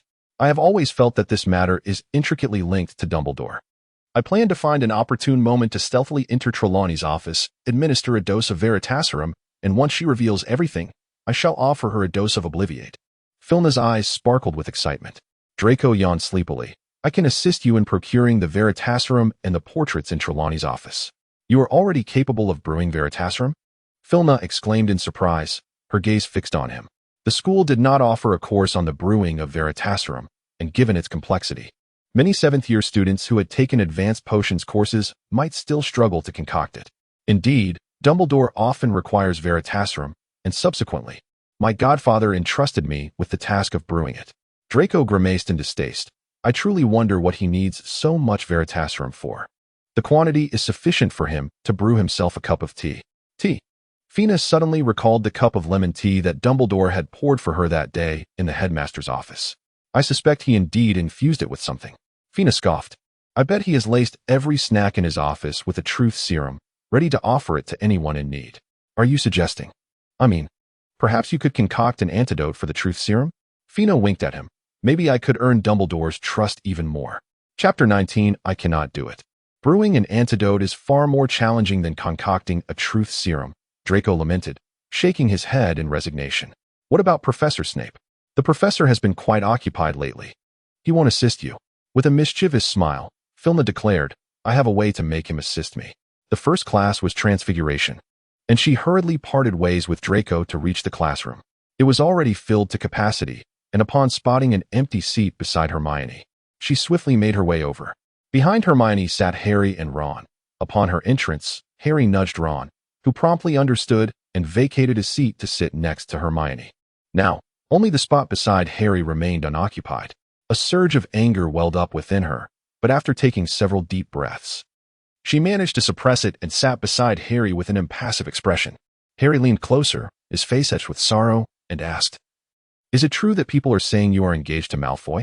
Not yet, Fiona replied coldly, her eyes fixated on the pages of her book. But it soon will be. Why? He inquired, his voice laden with profound anguish. Fortunately, Professor McGonagall entered just then. Reluctantly, Harry fell silent, and the surrounding noise finally subsided. Throughout the entire class, he found no opportunity to speak, and as soon as Professor McGonagall exited the classroom, he could hardly contain himself, asking, Why would you choose to marry Malfoy? Fiona disregarded his words and stood up to leave, but Harry abruptly grasped her wrist. Why? The depths of his emerald green eyes revealed a shadowy turmoil, and his grip on Fiona's hand trembled slightly, his fingertips paling from the intensity of his hold. Fina felt a sharp pain in her wrist as she struggled to free herself. What are you doing? It hurts, let me go? Hermione and Ron hurriedly approached to restrain Harry, who showed no intention of releasing her. Instead, he tightened his grip. I demand to know why. Answer me. The force suddenly dissipated. A spell flew from behind Fina, striking Harry, and she swiftly withdrew her hand. Draco rushed over to support her, the swollen marks on her delicate skin standing out alarmingly against her pale complexion. Harry appeared to regain composure, gazing incredulously at his own hand as he murmured, "How could this happen?" Draco's gaze towards him was laced with palpable malice. "We need to go to the infirmary." Fina firmly grasped Draco's hand, lowering her voice. "My hand hurts." Draco averted his gaze, departing with her. After consuming an entire vial of potion in the infirmary, Fina felt her stomach twist in discomfort. "This is revolting." She grimaced, complaining, "How can something taste so awful?" Draco held her hand, observing the fading red marks, and his expression finally softened from its earlier menacing demeanor. "That wretched." Draco looked up at her, his eyes filled with animosity. "He seems to have ingested a potion." "What?" There was a scent of confusion-inducing potion emanating from him. Draco stated with disdain, "The effects of the confusion potion are immediate upon ingestion, indicating he must have taken it during class." However, he seemed utterly unaware of this, suggesting he did not ingest it voluntarily. He was incessantly pestering me with questions, and I was closest to him. The confusion potion amplifies one's inner fury. Thus the individual who administered it likely had me in their sights. Fina analyzed the situation seriously, then displayed a hint of puzzlement. "But isn't this potion typically learned in advanced potion-making classes? However, if one excels in potion-making, even a fourth year could concoct it." He narrowed his eyes. "This potion is not particularly difficult to brew." Filna endeavored to sift through her mind for any suspicious individuals, yet she found herself at a loss among those I know. "You are the only one proficient in potion-making." Draco playfully flicked her forehead, remarking, "If it were me, I would undoubtedly administer a swelling potion to Potter." Fiona rubbed her forehead and cast a reproachful glance at him. "Are there any exceptional potion students in Slytherin's fourth year?" "Indeed, there are many," Draco replied, his brow furrowed. "Almost all the students in Slytherin excel in potions class." Fiona seldom interacted with those from Slytherin, the sole reason that might incite the ire of others being her union with Draco. With a bemused smile, she tilted her head and fixed her gaze upon him. "Shall we take stock of your admirers?" Draco gently pinched her cheek and replied, "I have paid little heed to any admirers." Fiona pouted in dissatisfaction, remarking that there are numerous girls in Slytherin who seem to have their eyes glued to you. "Is that so?" He pondered for a moment, shaking his head in bewilderment, stating, "I haven't noticed. All I know is Pansy Parkinson." Filna, with her exceptional memory, strived to recollect, yet suddenly, a girl sprang to her mind. The girl with golden hair and blue eyes. At that moment in the library, she seemed to be engrossed in an ancient compendium of advanced potion-making. "There is a girl in Slytherin with golden hair and blue eyes, a doll-like face adorned with dimples. Do you know her?" Filna pondered the girl's features. Draco furrowed his brow in thought, "Not in fourth year. But there was a girl from the Greengrass family in second year with golden hair and blue eyes. We encountered her at the ball. Her name is Astoria. Her sister, Daphne, is in our year, but Daphne's potion-making skills are rather mediocre." A strong intuition told Filna that this was indeed the person. "How proficient is she in potion-making?" "I am not quite certain." Draco slightly shook his head. "I will inquire when I return." "No need." Filna mused briefly. "Let us not alert the snake." "I shall consult Professor Snape." "Very well. I must send a letter to my father. We shall meet at the room of requirement tonight." Draco spoke with resignation. "Please take care of yourself and avoid further harm. Will you?" Filna, with a hint of guilt, stuck out her tongue and replied, "Understood." Draco embraced her, sighing, "Nothing is more important than your safety. Promise me, always prioritize yourself above all else." Fina embraced him once more, playfully declaring, "That means you can only rank second in my heart." Draco's earnest voice resonated in her ear. "This way, I can forever stand before you to protect you." A pang of emotion tugged at her heart, and tears swiftly filled her eyes, blurring her vision. Fina blinked vigorously to stave off the tears, smiling as she spoke. "What will you do then?" "I shall love you a little more, so that we may achieve balance. More than loving me, I wish for your health and happiness." Draco replied, cradling her face, his eyes brimming with tenderness. "That holds greater significance for me than anything else." Fina felt her tears cascade down her cheeks. "Do not weep. We must meet the Godfather shortly. Draco gently wiped away her tears, saying, I promise to take good care of myself, all right? Fiona embraced him tightly. Her voice choked with emotion, rendering her speechless. Draco, with a gentle smile, wrapped his arms around her, soothingly remarked, crying so sorrowfully, one might think I have wronged you. You must take responsibility for my reputation. Filna chuckled at his antics, wiping away the traces of tears on her face and defiantly declaring, rest assured, you are already mine, and I shall take responsibility for you. Chapter 20. Once Filna had composed herself, Draco gently suggested, you should go find your godfather. I need to send a letter to my father. Shall we meet tonight? Very well, see you tonight, Filna replied, turning to leave for the cellar. When Filna once again stood before the door of the potions office and gently knocked, the passing Slytherin students seemed to regard her presence as a common occurrence. Enter, came Snape's voice through the door. Filna pushed the door open and stepped inside. He was bent over his desk, engrossed in grading assignments, and only lifted his gaze to glance at her upon hearing her entrance. He then paused for a moment, slightly taken aback. What brings you here? Filna approached obsequiously, seeking to ingratiate herself. There is something I must discuss. Snape leaned back slightly, narrowing his eyes as he regarded her. What is it? Filna glanced around the room, and Snape understood her intent. He spoke to reassure her, saying, rest assured, there are no ears in this place. Fiona confidently approached the matter and inquired, could you assist me in concocting an antidote for a truth serum?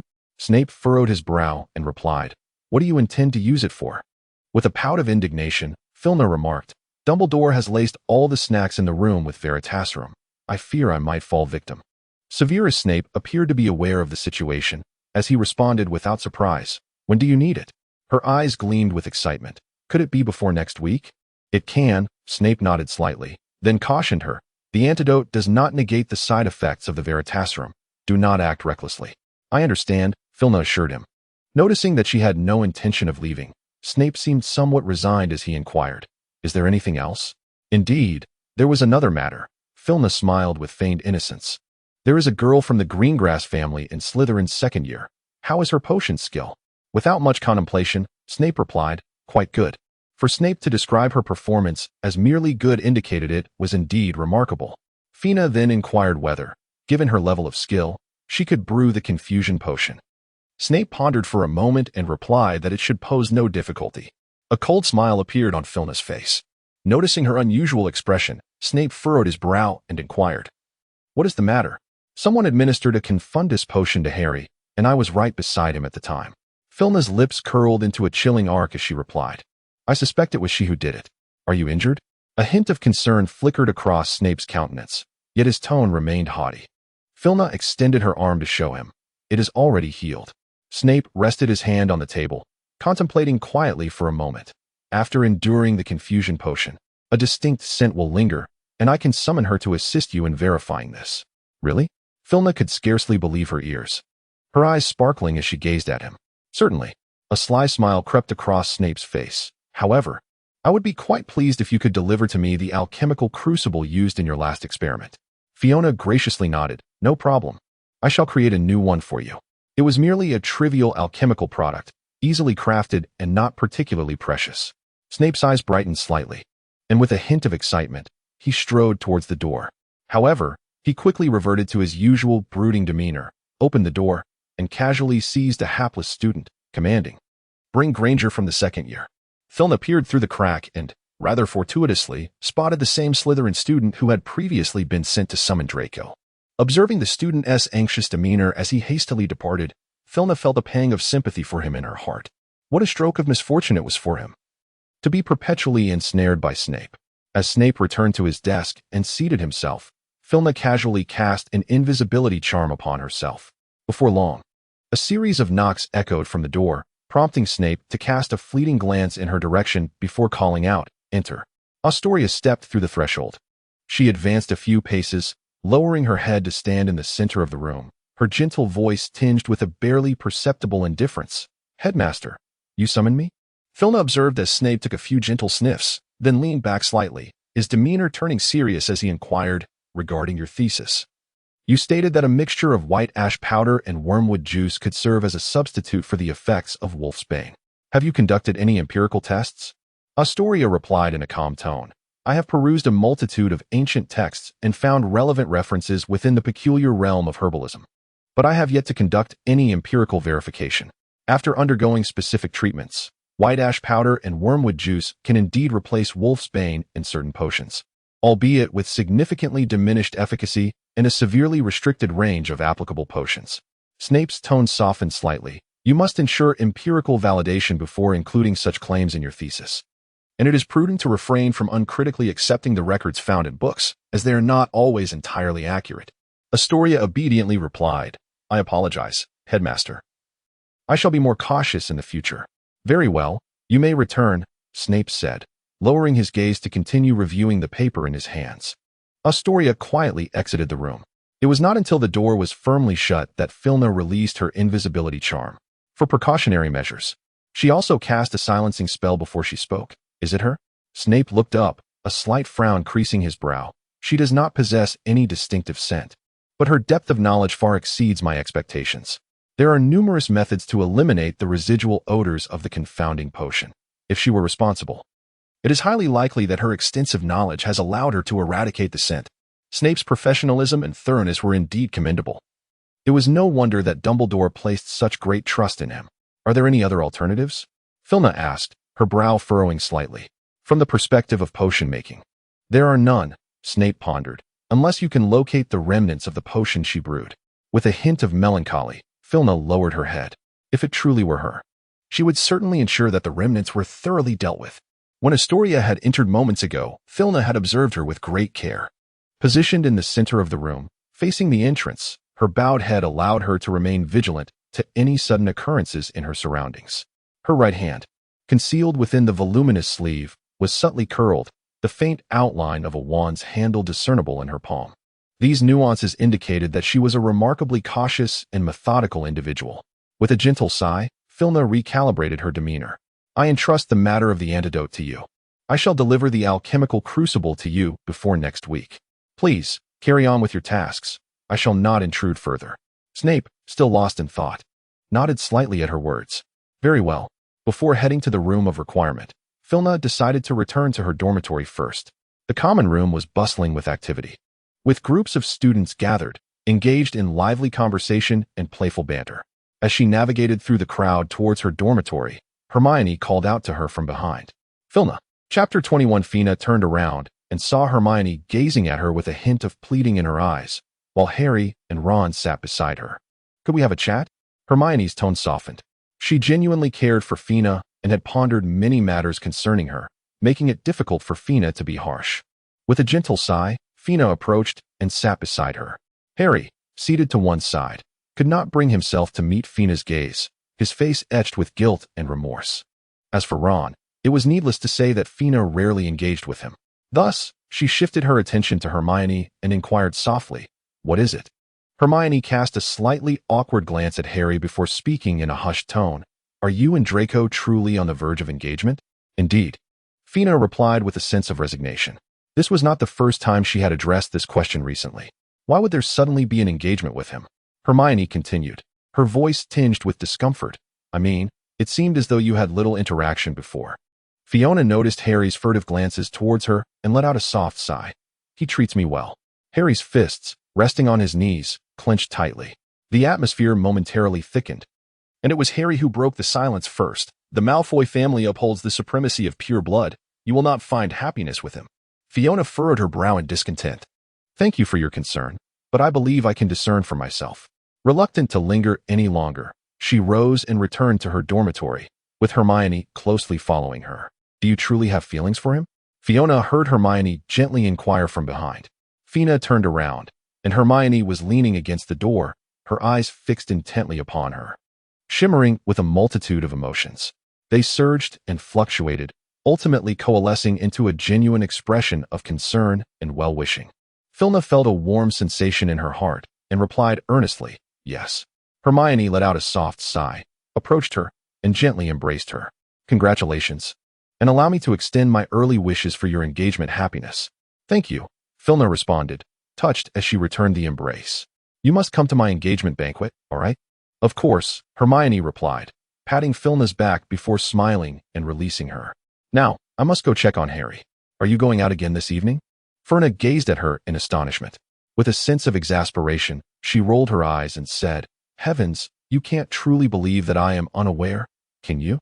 Ferna felt a rush of warmth rise to her cheeks. She opened her mouth, but found herself at a loss for words. She laughed unabashedly. It seems you won't be returning tonight, will you? Fiona shyly lowered her head, concealing her face. Oh dear. Hermione, in a moment of kindness, decided to spare her. All right. I shall take my leave now. I will see you in class tomorrow morning. Fina's voice filtered through her fingers. All right. See you tomorrow morning. She only lowered her hand upon hearing the sound of the door closing. As the warmth on her face dissipated, Fina couldn't help but reveal a gentle smile. Since being with Draco, she had mentally prepared herself for numerous losses, yet Hermione was not among them. Hermione was the first friend she had made here, and the only one she considered her closest companion. Fina was unwilling to lose her. Fiona meticulously concealed her affair with Draco, fearing that Hermione would sever their friendship if she were to discover the truth. However, Hermione had already sensed the subtle hints and clues, yet chose to remain silent. Quietly providing her support, Fina sat at her desk, unfolding a sheet of stationery to compose a letter to her father, hoping he might send her the alchemical materials she required. Hogwarts prohibited the possession of any items related to alchemy, and before departing for school, Fina had left them all at home. After a moment of contemplation, she added a final note at the end of her letter. She hoped her father could inquire with Mrs. Augusta Longbottom regarding the matters of Voldemort and the prophecy from years past, and she urged him not to forget to cast a forgetfulness charm, as she wished to avoid arousing any suspicion. Once she finished the letter, Fina meticulously reviewed it, biting her finger to draw a drop of blood, which she let fall onto the center of the stationery. She watched with satisfaction as the ink gradually faded from view. It was not until the paper returned to its blank state that she folded it neatly and set it aside. This was one of the secrets of the Carmen family. For important correspondence, family members would use their first drop of blood on the paper to conceal the writing, safeguarding it from prying eyes. When the recipient received the letter, they would need only to add another drop of blood to unveil the hidden text. Naturally, only those of direct bloodline from the Carmen family were permitted to read such letters. Others, regardless of their attempts to soak the paper in blood, would glean no information. With the letter secured, Fina hurried to the Ollery. The moment Weimer spotted her, he swooped down and gracefully perched upon her shoulder.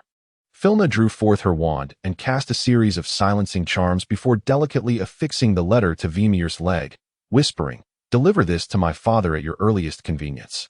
Vimir pecked her cheek in acknowledgement and took flight into the distance. With curfew fast approaching, Filna hurriedly made her way back to the castle, only to be caught red-handed by Felch on the second floor. Let me see, yet another disobedient student. Felch's dim eyes suddenly brightened, a sinister smile creeping across his face. Allow me to ponder how best to punish you. Lady Loris crouched menacingly by his feet, her gaze fixed intently upon her. Filna was engaged in rapid contemplation. Surrounding her were portraits, making it evident that confronting Mr. Filch directly would be futile. The invisibility spell proved ineffective against cats, and with Lady Loris present, a stealthy escape was an impossibility. It was the hour of curfew, and any delay could potentially attract the attention of patrolling professors, necessitating a swift resolution. Mr. Filch. Filna spoke sweetly. I was detained by Professor Snape, which is why I returned so late. Filch, however, was clearly skeptical of her explanation. Oh really? At least half of the students I've caught have used that excuse, he sneered, leaning closer to Filna, the light from his lantern casting an eerie glow on his yellowed teeth. In the end, I hung them all up in chains down in the dungeon. His face bore a look of twisted delight, as if lost in some fond recollection, causing Filna to shudder and take a small step back.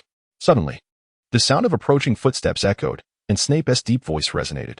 What are you still doing here? Fina turned around in surprise, her half-figure shrouded in darkness, her expression grave and her brow slightly furrowed. Professor Snape, Filch said respectfully, bowing slightly to him. I have caught this Gryffindor student wandering at night. As he spoke, he cast a malevolent glance at Fina, deliberately emphasizing the words Gryffindor. She claimed she had been confined in your office until recently, which is why she emerged late. I believe this is yet another of the student's petty tricks. Those caught often concoct such uninspired excuses. Filch looked at Snape with a hint of obsequiousness, as if awaiting Snape's command to punish her. Unfortunately for him, Snape did not acquiesce to his wish. Miss Vetter has indeed been confined in my office. Chapter 22. Filch's expectant expression froze, and Snape glanced at Fina, speaking haughtily. Now, please return to your dormitory immediately. Do not make me repeat myself. Filch stared at her in disappointment. Yes, Professor. Fina swiftly slipped away as if her feet were coated with oil.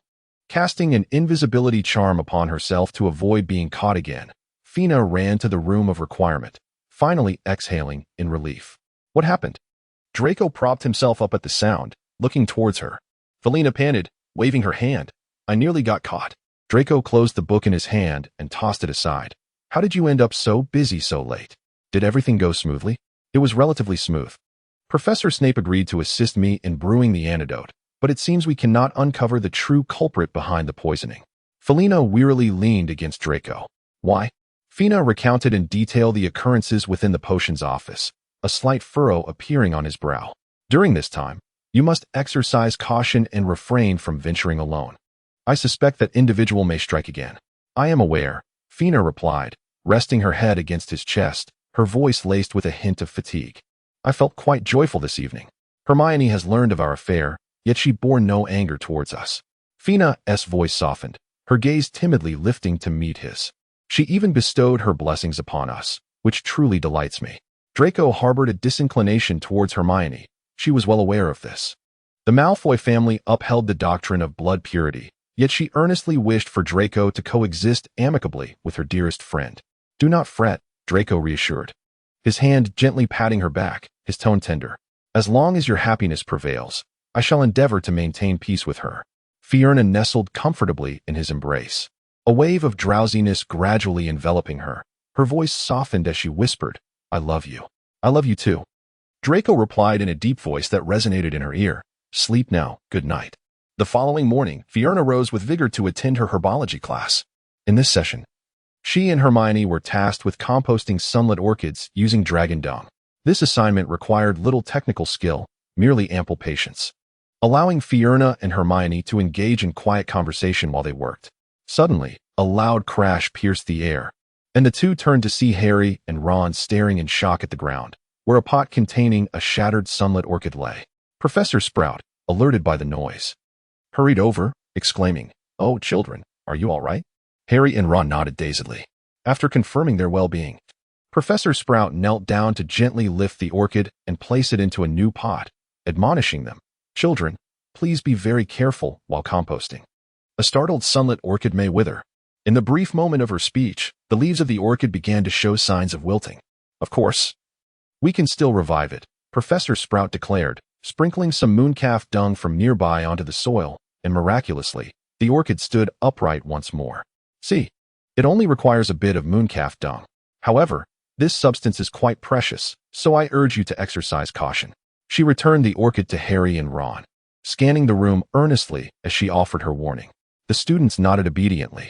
From that point on, everyone proceeded with heightened caution, and Fiona and Hermione ceased their chatter, diligently composting the sunlit orchid. Thus, the herbology class passed in a rhythm of mechanical labor. With no subsequent class, Hermione headed to the library, while Fiona found herself alone at the entrance of the divination classroom, which belonged to Slytherin. Fiona cast an invisibility spell upon herself and quietly tiptoed into the classroom. The light in the room was somewhat dim, and in the corner of the back row, she spotted the platinum-colored little head. Fiona cautiously shifted to his side, where he was intently examining the parchment in his hands. An empty seat was beside him. Glancing around, Fiona noticed that others were paired off, leaving him solitary in the corner. Surely Draco would not be ostracized by the Slytherins. Fiona once again surveyed her surroundings with care, observing that most were paired off in twos. At a nearby table, Blaise and Crabbe huddled closely together, while Draco sat alone in quiet solitude. A pang of sorrow struck her heart, and she took a seat beside him, softly uttering, Draco. He seemed startled for a moment, but quickly recognized Fiona's voice and cautiously replied, Fiona? It's me, she reassured him, gently clasping his hand, her voice imbued with a touch of melancholy. Why are you here all by yourself?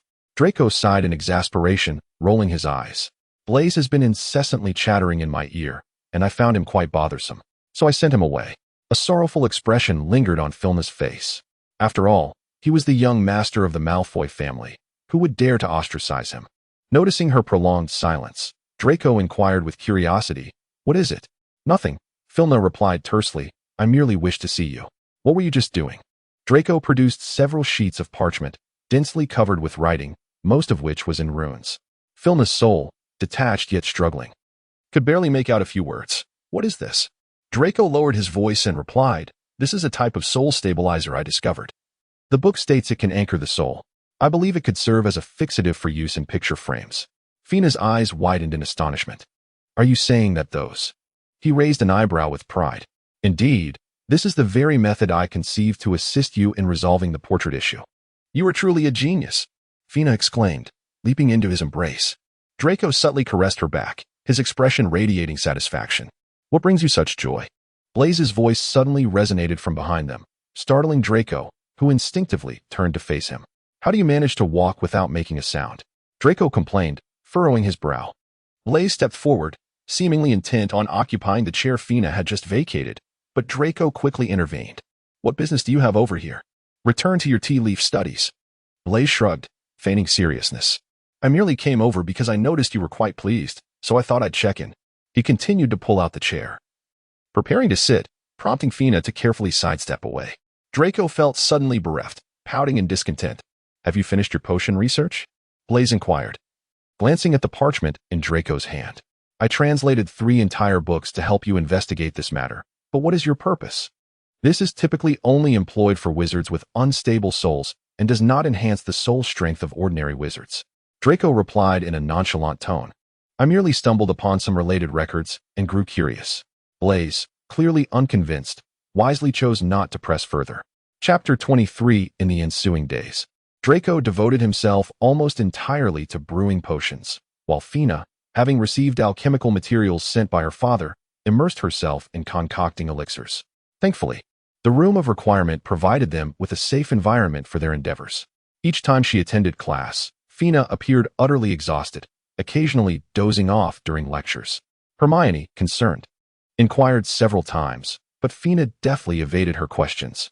It was not until one potion class when Hermione spotted Draco, equally fatigued and bearing dark circles under his eyes, that she seemed to grasp the situation. From that moment on, whenever Hermione saw Fina, she would remind her to take care of her health, even thoughtfully preparing some energy-boosting potions for her. Fina sensed that Hermione had misconstrued the situation, yet found herself unable to clarify, thus allowing the misunderstanding to persist. After several busy days, Fina finally completed her alchemical cauldron ahead of schedule. Thrilled, she hurried to the potions office with it. Snape opened the door to admit her, and the moment he shut it, Fina could hardly contain herself. I have successfully brewed it. In her excitement, she failed to notice Snape's expression, but as he turned to regard her, she realized he was frowning gently in response. Fiona instantly grasped the situation, and the words that were on the tip of her tongue took a sudden turn. Regarding the preparation of the elixir of life that you advised me to practice. Professor Snape. His brow unfurled, and he elongated his tone as he replied, Very well, then. Now, step behind the cauldron and commence. All the necessary ingredients are in the cabinet. You may fetch what you require. Felina bowed her head submissively, seizing the fleeting moment as she turned to cast a quick glance around. Indeed, she noticed that the previously empty portrait on the wall was fortuitously framed today. Obediently, she approached the cabinet to gather the necessary materials and stood before the cauldron, meticulously preparing the ingredients on a small board. Severus, however, did not glance in her direction. He was bent over the table, scribbling something, likely grading the potion's assignments from Gryffindor, as indicated by the expression on his face. As time ticked away, just as she was poised to concoct a vial of the elixir of life and was about to add the ingredients to the cauldron, Severus rose and approached her, softly uttering, He has departed. Fiona exhaled in relief, discarding the materials in her hand and vigorously massaging her wrist. Snape furrowed his brow as he observed the uneven pile of sunroot powder that Fiona had ground, disdainfully averting his gaze. Make sure to take this heap of refuse with you when you leave, he remarked. Filna shrugged nonchalantly, producing her wand to weave a multitude of concealment spells.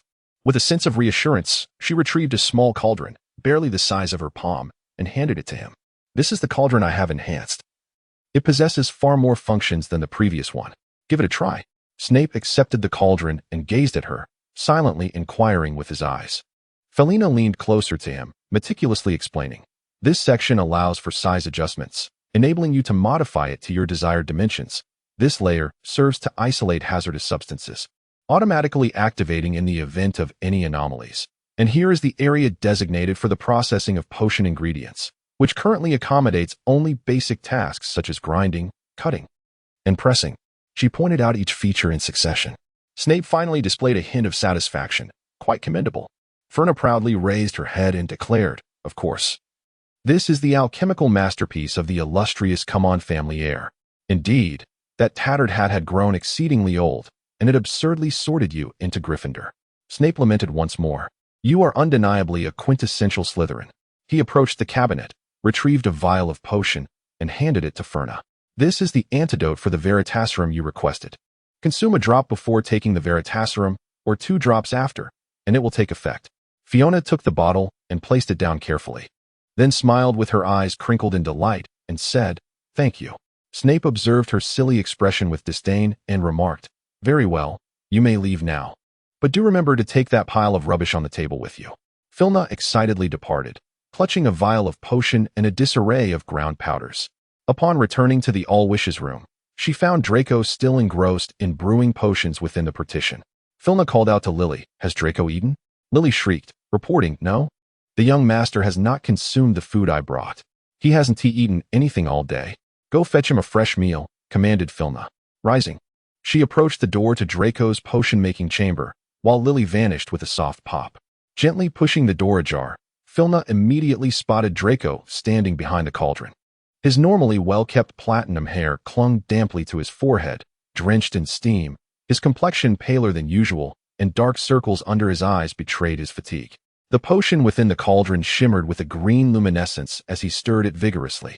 Fiona understood that this was a sign of impending success, so she lingered at the doorway, refraining from interrupting him. After a few minutes, the potion in Draco's hand gradually began to take shape. He continued to stir the concoction with one hand while his other hand frantically searched the table for the potion vials. Ferna approached and handed him the vial. He paused momentarily, then took the potion bottle and swiftly filled it with the brewed elixir, sealing it with a wooden cork. Gazing at the gently swirling emerald liquid within the bottle, he finally exhaled in relief and lifted his gaze to Ferna. "It is done." Fina leaped into his embrace, her voice tinged with emotion as she expressed her gratitude for his efforts. Both had been preoccupied lately, and it had been a considerable time since she had held him close. As she wrapped her arms around his waist, she noticed that he had become considerably leaner. Draco took a small step back, creating a distance between them. "No hugs, it's dirty. I need to take a shower first," he said, wrinkling his nose in distaste. "The 2 vials are on the table. The green one is the soul stabilizer, and the other is the truth serum." With that, he hurried into the bathroom. Ferna tidied away the potions on the table just as Lily entered, balancing a tray. "Miss, this is the food prepared for the young master," she announced. "Place it on the table outside," Ferna instructed, "and then you may leave." Lily carried the tray away. Ferna returned to her bedroom, the sound of water still echoing from the bathroom. She reclined on the bed, contemplating her next course of action. Suddenly, a series of knocks resonated from the window of the wish fulfillment room. Ferna glanced outside to find Vimir. She hurried to open the window. "Oh, Vimir." He appeared utterly exhausted, gently placing the letter he had been clutching in his beak into her palm, and then tenderly pecked at her hand. Filna retrieved some small biscuits from the drawer and offered them to it. After a few bites, it managed to stand up, albeit with great difficulty. How did it become so exhausted? Filna gazed at it in confusion. Vimir was a species of owl exceptionally suited for long flights, having previously transported a plethora of alchemical materials between Come-On Manor and Hogwarts. How could it be so fatigued from merely delivering a letter? Chapter 24. Vimir emitted a few irate hoots before weakly blinking at her. "Did someone attempt to capture you?" Filna speculated hesitantly. Vimir responded with a series of agitated hoots. Due to the language barrier, Filna could only infer that someone had likely tried to seize Vimir. It appeared utterly worn out. Filna prepared some water and food for it, and conjured a cozy nest for it to rest in. Gratefully, it gently pecked at her fingers before settling down to rest within its newfound sanctuary. Filna picked up the letter brought back by Vimir. The envelope bore no signs of having been tampered with, yet upon extracting the stationery, she discovered that it had been unfolded by someone. Filna's father possesses a peculiar habit. He sprinkles a unique perfume on his stationery, one that emits its fragrance solely upon its initial unsealing. The scent is only perceptible when the paper is first opened. While this may not qualify as a family secret, as many are aware of his idiosyncrasy, it indeed serves as a means to ascertain whether the letter has been previously opened. This particular perfume is an alchemical product exclusive to the Carmen family, rendering replication utterly impossible. The stationery remained blank until Filna, having pricked her finger, allowed a drop of blood to fall upon it. Gradually, words began to materialize. The letter conveyed that her father had sought out Mrs. Augusta Longbottom for inquiries, yet she was not privy to many details. She merely mentioned that Dumbledore had approached Neville's mother after the prophecy was leaked, assuring her that he would come on October 31st with members of the Order of the Phoenix to safeguard her family. Fiona sensed that something was amiss, her mind racing to untangle her thoughts. In the past, two children had met the conditions of the prophecy, Harry Potter and Neville Longbottom. Dumbledore had claimed he was unable to arrive in time to save Lily, implying that Lily's family had not assembled a significant defense against Voldemort's assault, relying instead solely on the unwavering loyalty charm of Peter Pettigrew as their secret keeper. Thus, why did Dumbledore choose to protect the Longbottoms instead of the Potters?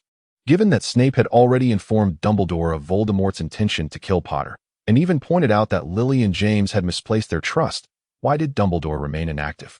She sensed a vast conspiracy unfolding. A rustling sound emerged from behind her as Draco enveloped her in an embrace, inquiring, "What are you thinking?" Filna's train of thought was abruptly interrupted, and with a resigned shake of her head, she remarked, "It's nothing. Let's eat something first." The steak on the table was perfectly cooked, and Filna pulled him to the table, attentively pouring pumpkin juice for him. Draco's movements remained elegant and composed, yet the speed at which he devoured the steak clearly indicated his ravenous hunger. After finishing the entire steak, a hint of color returned to Draco's face. "Next time, no matter what you're doing, remember to eat on time." Filna gently pinched his cheek, asking, "Do you remember?" Draco winked at her and wisely replied, "I remember. I will make sure to eat on time from now on." Both had not had a proper rest in a while, and seizing the opportunity to momentarily pause their tasks, they enjoyed a comfortable and restful sleep. When Filna awoke the next morning, Draco had already left for class. She retrieved a small, dark golden ring and slipped it onto her finger, opening the emerald gemstone to add a few drops of truth serum before securely closing it again. The thoughts from last night left her eager to uncover the truth, and with everything prepared, today seemed to be an opportune moment.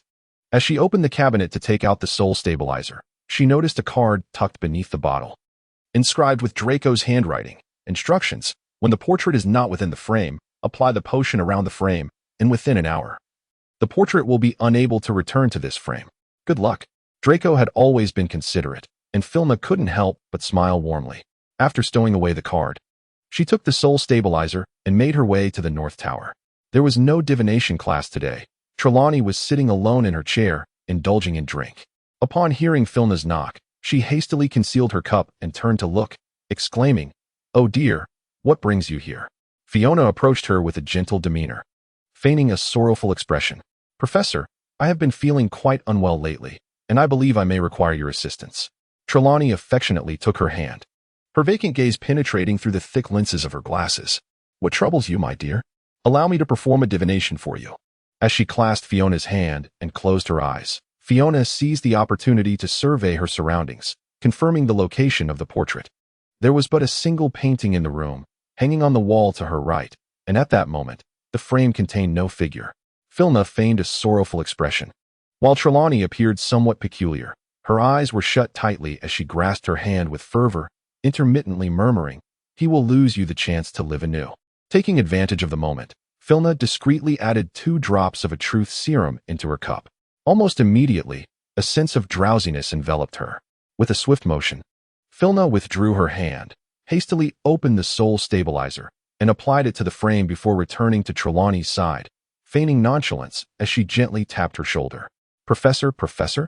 Startled, Trelawney awoke with an apologetic smile. "Oh, I'm sorry. Did I doze off again? As one ages, it's quite common." "I didn't say anything, did I?" "You said nothing at all," Filna reassured, thoughtfully handing her the glass. "A sip of water will make you feel better." Trelawney, with a hint of disappointment, accepted the cup and drained its contents. Observing her gaze gradually becoming unfocused, Filna softly inquired, "What is your name?" "Sybil Trelawney," she replied, her voice drifting into a haze. With a sense of satisfaction, Filna rose to secure the door, subsequently casting numerous concealment charms in the vicinity before she settled back into her chair and inquired, "What transpired on the day you prophesied at the Hog's Head Inn?" "Dumbledore had approached me for a drink, and we engaged in conversation at the Hog's Head. He requested that I reiterate the previous prophecy, which I began to do, but before I could finish, he seemed to sense that someone was eavesdropping, and he hastily pursued the matter." She recalled in fragmented thoughts. Reiterate it? Dumbledore was already aware of that prophecy prior to that day, was he not? Filna pressed, her brow furrowing. Indeed, he was already cognizant of it beforehand. Then why did Dumbledore insist that Trelawney recite it again at the Hog's Head? Severus had been tracking Dumbledore with an invisibility charm, yet given Dumbledore's formidable magical prowess, he should have easily detected the presence of a freshly graduated Severus following him. Why then did he still seek out Trelawney to discuss such a significant matter? Freshly graduated. Fiona keenly grasped the keywords, and the clues gradually intertwined in her mind. Chapter 25. If Dumbledore had intentionally revealed the prophecy to Snape, then everything would make sense. Having graduated, Snape could not enter Hogwarts. So Dumbledore arranged to meet Trelawney at the Hog's Head, allowing Snape to follow discreetly. He also had Trelawney repeat the prophecy for Snape to hear. But at the most crucial moment, he feigned a discovery of Snape as eavesdropping, compelling Snape to relay a partial prophecy to Voldemort, which indirectly led to Lily's demise. What, then, could his true purpose be? Fiona continued to inquire, was it in Hogwarts that you first revealed the prophecy to Dumbledore? Indeed, Trelawney's condition had deteriorated significantly, and she had nearly exhausted her questions. Consequently, Fiona waved her wand and bestowed upon her a obliviate charm. The portraits on the walls remained empty, and Fiona cast an invisibility spell upon herself before departing with the remaining potion. On her way back, she pondered the intentions behind Dumbledore's actions, yet found herself utterly perplexed. Filna was lost in her thoughts until she unexpectedly collided with another person, jolting her back to reality. "Oh, I'm so sorry. I was daydreaming," she hurriedly apologized. "It's quite all right. I hope you weren't hurt." A voice as smooth as satin reached her ears. Unable to resist, Filna lifted her gaze to the owner of the voice. It was Cedric, his warm brown eyes gazing at her with gentleness. She quickly shook her head. "I'm fine. That is good to hear. Just be cautious while walking and try not to drift away in thought again," he replied with a soft smile before turning to leave. Fiona tossed her head, silently lamenting that Cedric was indeed remarkable. However, upon turning around, she caught sight of Pansy and Draco standing in the corner of the corridor. They appeared oblivious to the commotion nearby, standing face to face, with Draco bracing one hand against the wall to encircle Pansy, while the other hand fidgeted with his tie. Curious, Filna approached and inquired, "What has transpired?" Pansy, startled, hurriedly concealed Draco behind her. Draco appeared rather unwell, his eyes filled with a palpable sense of panic and dread. His form awkwardly curled up. Draco is experiencing abdominal pain, and I must escort him to the infirmary," Pansy explained to Filna, her rival, in an unusually flustered manner.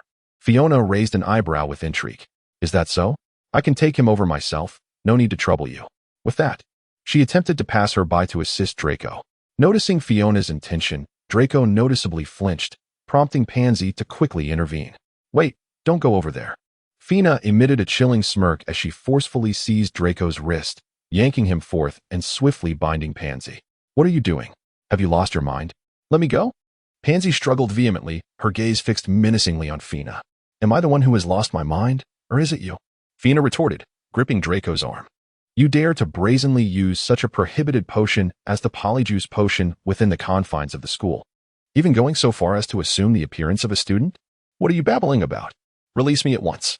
Pansy's panic was unmistakable. Draco, with a sudden burst of strength, wrenched his hand from Filna's grasp and turned to flee. Reacting swiftly, she drew her wand and aimed it at him, exclaiming, "Petrificus totalis." He was instantly transformed into a stone statue, frozen mid-run. Numerous students nearby sensed the commotion, and soon a throng had encircled them. The gathering of students quickly attracted the attention of the professors. Professors McGonagall and Snape approached, inquiring, "What is happening here?" As they reached the center of the scene, they beheld one student bound and another petrified, with Filna brandishing her wand. "What are you doing, Filna?" Professor McGonagall exclaimed, her frustration palpable. "How dare you assault a fellow student in the corridor?" Fiona immediately adopted a look of feigned innocence. "Professor, It was Miss Parkinson and this unidentified individual who consumed the polyjuice potion disguised as Draco. I merely happened to stumble upon this incident. Professor McGonagall stood frozen in place. Are you implying that this Mr. Malfoy is an imposter? Before Fiona could speak further, Snape had already approached Draco. He inhaled deeply, furrowing his brow as he confirmed, he has indeed consumed the polyjuice potion. A wave of murmurs swept through the room, prompting Professor McGonagall to restore order, silence. She amplified her voice with a spell, and the students fell quiet. It's not like that. It was his own decision to impersonate Draco. I had no part in it. Pansy shrieked, writhing in an attempt to free herself. I said silence. Professor McGonagall fixed her gaze upon her. We shall determine who is responsible. Only when Pansy ceased her protests did McGonagall turn her attention back to Fiona. I believe a visit to the headmaster's office is in order. With that, she summoned her Patronus to relay the message ahead. Professor Snape lifted the enchantments binding Pansy and Draco, escorting them alongside McGonagall to the headmaster's office. Upon receiving the news, Dumbledore awaited their arrival, inquiring with a puzzled expression, "What is the matter?" Professor McGonagall succinctly explained the situation. "So you were saying this Mr. Malfoy is an impersonation?" Dumbledore stroked his beard thoughtfully. "Severus, I recall you have concocted the antidote for the polyjuice potion. Perhaps we should retrieve some?" Snape, his demeanor dark, retreated to the dungeons. With all due respect, Dumbledore directed his gaze toward Fiona. Once disguised with the polyjuice potion, it becomes exceedingly difficult to discern the truth. How did you realize Mr. Malfoy was not authentic? Dumbledore was probing the nature of her relationship with Draco. The Malfoy family, being of pure-blood aristocracy, would undoubtedly impose stringent expectations on the comportment of their members. Fiona lowered her gaze. Clearly, he failed to embody those standards. As the adopted daughter of the Carmen family, Fiona found it only fitting to understand and learn noble etiquette. Such a reasonable explanation would not betray her connection to Draco. "Very astute, my dear," Dumbledore remarked playfully, winking at her, to which Fiona responded with a smile. Before long, Snape returned with the potion, and Fiona watched with a slight frown of distaste as he poured the viscous brown concoction into Draco's mouth. Draco's skin began to ripple, and Fiona, unable to bear the sight, averted her gaze. Soon, she heard Professor McGonagall's exclamation, "Mr. Pusey?" Fiona raised her head, and at that moment, Draco had reverted to his original form. She was certain she did not recognize him. He lowered his gaze, his hands clasped behind his back, seemingly indifferent to the situation. Dorian Pusey. Snape narrowed his eyes. "I hope you can elucidate this matter." Yet, he remained silent, still bowing his head. Pansy erupted beside him. "It was him. I have nothing to do with this." Chapter 26. One must admit, Fiona found great amusement in such a mindless adversary. She squinted her eyes with keen interest, eager to witness their ensuing discord. Indeed, Dorian Pusey's expression shifted, casting a serious glance at Pansy, visibly wounded as he inquired, "Do you not care for me at all? I would even masquerade as another man for your sake." Pansy glared at him furiously. "What are you talking about? This has nothing to do with me." However, Dorian Pusey stubbornly pressed on. "Have you ever cared for me at all?" Pansy, evidently terrified, paid no heed to his words, merely screaming, "This has nothing to do with me. Do not accuse me." Dorian Pusey trembled in agony, then disregarded Pansy's outcry, coolly declaring, "I shall reveal everything to you now." In order to comprehend Pusey's words clearly, Snape graciously cast a silencing spell upon her. Fiona swore that at the moment Pansy sealed her lips, she witnessed Professor McGonagall exhale in relief. Approximately 2 weeks prior, Miss Parkinson approached me, requesting my assistance in executing a scheme. De Leon Puys began to speak slowly. She promised that upon the completion of the plan, she would agree to date me. I had pursued her for 4 years, and upon hearing this, I almost immediately acquiesced. Initially, everything seemed normal. She expressed her admiration for Malfoy, urging me to mimic his mannerisms and demeanor. I had long been aware of her infatuation with him, and though it caused me discomfort, I endeavored to imitate Malfoy for her sake. It was only 2 days ago that she confided in me about her plan. At this juncture, Pansy suddenly began to struggle vehemently. Fiona believed that had she not been bound by a confinement spell, she would have dashed over to rend Puys apart. Pansy's struggles did not hinder Puys' voice, which continued undeterred. "She intended for me to masquerade as Malfoy to ensnare you, and then, casting a glance at you," she elaborated, "to administer a magical amplification potion, causing an overwhelming surge of magic to flood your body." far beyond your capacity to endure, with the mildest outcome being a damp squib. Should you survive the ordeal, you would be granted a complete oblivion, only to be cast into the Muggle world. Fiona heard Professor McGonagall gasp in astonishment beside her. "Is this true?" she inquired. Percy responded with composure, "If you do not believe me, you may administer a Veritaserum or utilize the soul-siphoning spell." Professor McGonagall furrowed her brow, replying, "Oh no, we would never treat a student in such a manner." Tears streamed down Filna's face, her expression one of sheer terror. Professor McGonagall approached her sympathetically, offering comfort.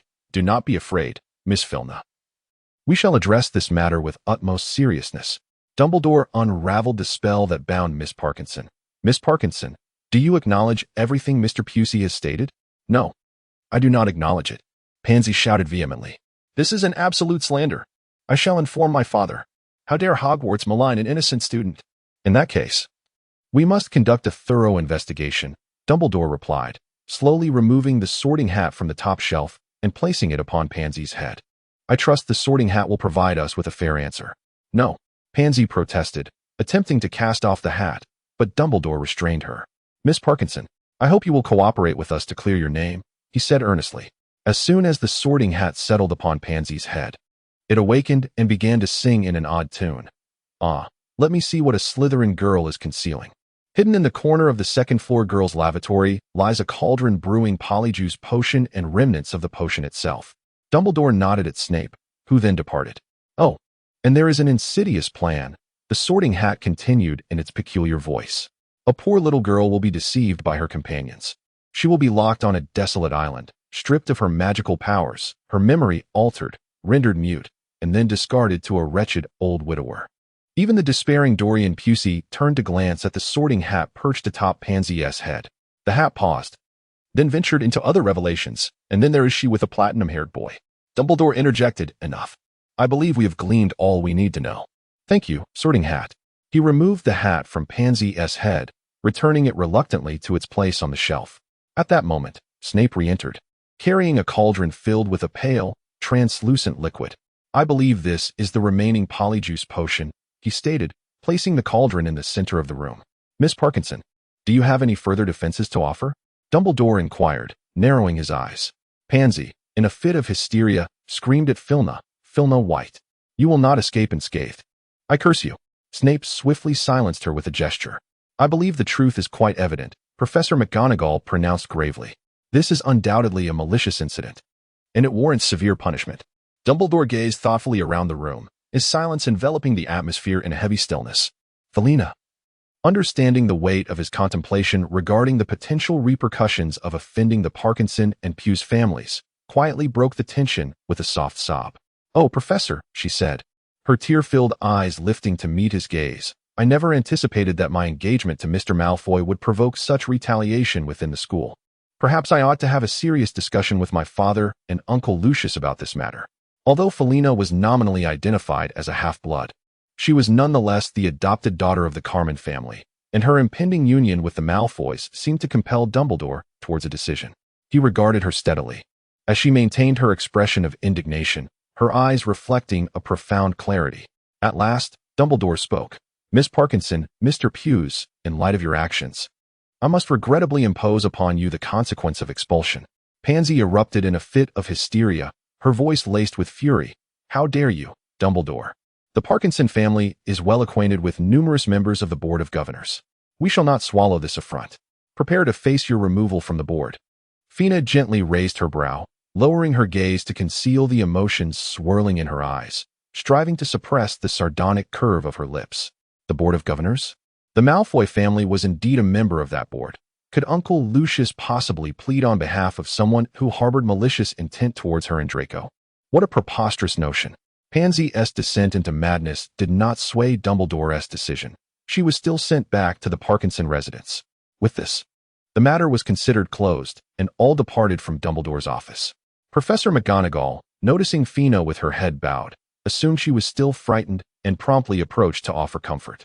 "Professor, I am truly terrified of encountering such a situation again," Fina sobbed, covering her face. Severus Snape strode away, seemingly indifferent. McGonagall, clearly oblivious to Snape's exasperated expression, continued to console Fina. Do not be afraid, dear child.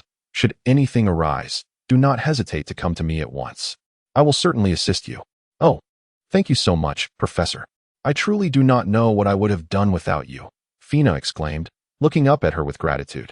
Following this ordeal, Fina felt reassured that, should a similar incident occur in the future, at the very least, Professor McGonagall would place greater trust in her. McGonagall accompanied her back to Gryffindor Tower before taking her leave, and Fina expressed her heartfelt thanks before climbing into the common room. The common room was bustling with activity, and Fina's reddened eyes drew considerable attention as she entered. "Oh, Fina," came Harry's voice from the sofa. Fiona gazed at the sofa, where she and Ron were engaged in a game of wizard's chess. "What troubles you?" Harry, noticing her reddened eyes, hurried to her side. "Has Malfoy been tormenting you?" Fiona took a step back, creating distance between herself and him. "No. What on earth is going on?" Harry inquired anxiously. "Is someone bullying you?" The students in the room nearly all turned their gazes towards Fiona. There were many in Gryffindor who harbored disdain for Pansy, especially considering that Dorian Pughs was a seeker for Slytherin, providing a splendid opportunity to alter her standing within Gryffindor. However, it was evident that confiding in Harry was not a prudent choice. Just as Fiona was caught in her turmoil, Hermione entered from behind her. "What is the matter?" She circled around to face Fiona. "Fiona, what is happening? Did you bully her?" Hermione embraced her tightly, casting an indignant glance at Harry. Harry replied innocently, "I did not. I merely came over to see what was wrong with her." Fiona plunged into Hermione's embrace, weeping. "Hermione, Hermione," she cried. Hermione quickly patted her back to soothe her. "What is it? Sit down first." As she spoke, she guided Fiona to the sofa. Fiona, still nestled in her arms, lamented. "Professor Dumbledore has expelled Pansy Parkinson and Adrian Pusey." "What?" The surrounding students were astonished and gathered around. "Why?" Fiona wept intermittently as she recounted the events that transpired. "So, have they been sent home now?" inquired a curious second-year student from Gryffindor, leaning in. Fiona nodded. A wave of cheers erupted in the room as Fred and George approached, each wrapping an arm around Fiona's shoulders from either side of the sofa's backrest. "Hey, Fiona, it turns out you weren't swayed by the nefarious Slytherin after all. We were genuinely concerned that you might be led astray." Tears had yet to be wiped from Fiona's face, which bore an expression of utter confusion. George extended his hand to brush away the droplets from her cheeks, exclaiming, "It seems you are still our little rabbit from Gryffindor." Hermione, ever vigilant, swatted his hand away, cradling Fiona protectively in her arms. She had always harbored suspicions that Fred and George would secretly torment Fiona, hence her constant state of vigilance whenever they were present. Fred exaggeratedly leaped up, proclaiming, "I have explained that we have never bullied her. Truly, we haven't. Not ever. I swear. If we had tormented her, may Ron's dear little Luck be utterly forsaken for an entire month." Fina nodded in agreement, eliciting a chorus of good-natured laughter from those around her. Yet Ron gazed at her in disbelief, exclaiming, "Fred." Fred reached out, firmly patting Ron's head, reassuring him, "Don't worry, Ron dear, it's only a month." "So you did bully her?" Hermione interjected, narrowing her eyes with keen perception. "No, I did not." After some commotion, the common room finally settled into a tranquil silence. Hermione had plans to visit the library, while the Weasley twins were off to conduct yet another amusing experiment, and the other students busied themselves with their own affairs. However, the glances directed at Fina had once again turned friendly, with greetings exchanged as before. This was in no small part due to Miss Pansy Parkinson's efforts to improve her situation. Estimating that Draco had likely returned, Fina cast an invisibility charm upon herself and climbed out of the fat lady's portrait, preparing to head back to the room of requirement. Just as she emerged from the passage, the conversation of two portraits behind her caught her attention. "It's strange, this morning I simply couldn't enter a certain portrait," one remarked. "Oh, you experienced that too? Which portrait was it?" "The one in the divination classroom in the North Tower." "Don't worry, it happens sometimes in the castle. Many portraits have encountered such situations. Occasionally, one may suddenly become inaccessible, but it usually resolves itself after a while. Dumbledore mentioned that the castle has certain restrictions. You know how magical things can develop quirks as they age." Fina chose not to continue listening, yet she astutely grasped the critical elements of the conversation. They mentioned that such occurrences were frequent, and Dumbledore provided an explanation, indicating that others were obstructing the portrait's eavesdropping in some manner. As the headmaster, Dumbledore had authority over the portraits and had no need to take such measures. Who could it be? After much contemplation, Filna found herself unable to comprehend the situation and decided to momentarily set it aside. Upon arriving at the House of Wishes, as soon as she stepped inside, Draco approached her and enveloped her in an embrace. "Has everything gone smoothly?" he inquired, resting his head gently upon her shoulder. "Indeed, it has gone quite well. I have already uncovered the information I sought." As Filna caressed his back, she sensed a tinge of melancholy in his demeanor. "What troubles you? Has something occurred?" "I simply feel utterly ineffectual," he confessed, his voice laden with remorse and desolation. "I almost allowed you to come to harm once again." Fiona gazed at him in astonishment. "You already knew? You too?" Draco looked at her with equal surprise. Filna sensed that they were not referring to the same matter. "What do I know?" she mused, furrowing her brow. "Which matter are you speaking of?" Draco's gaze darkened, his tone turning sinister. "Drelian Pews.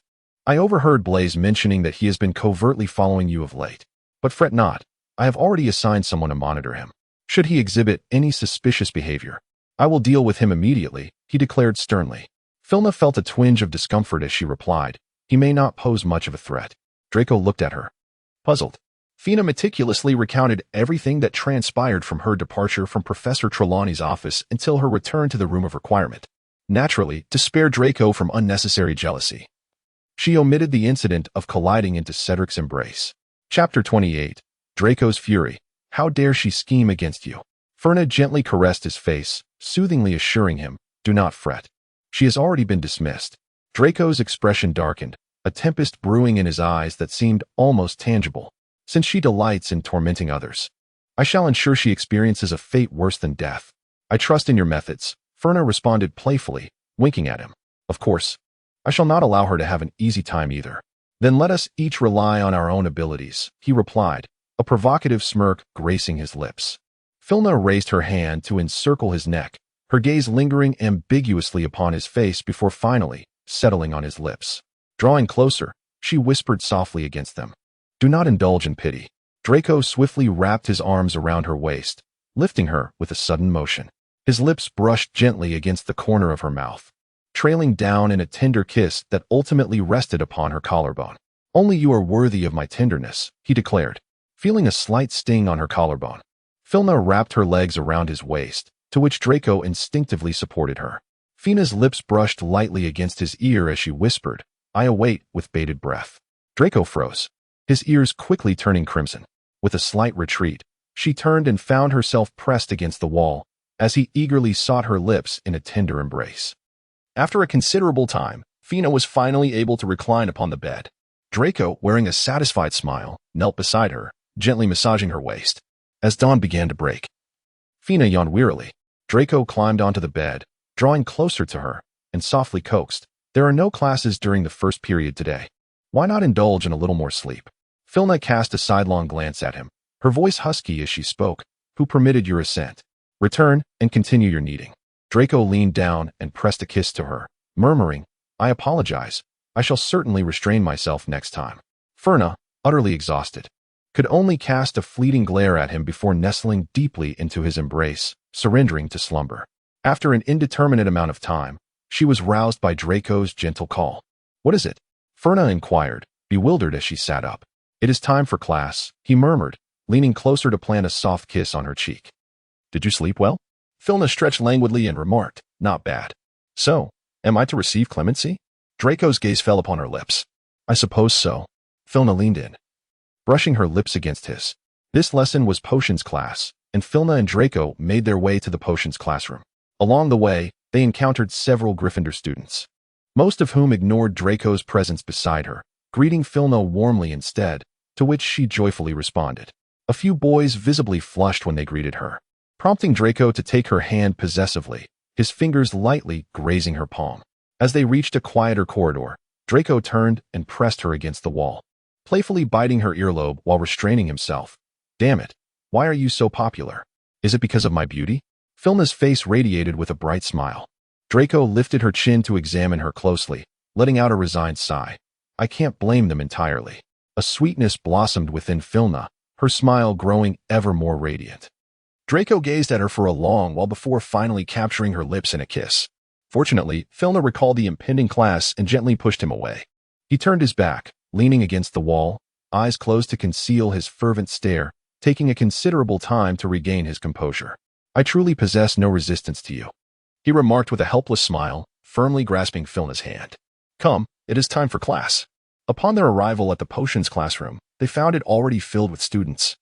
Thankfully, Crab and Goyle had gallantly saved seats for them.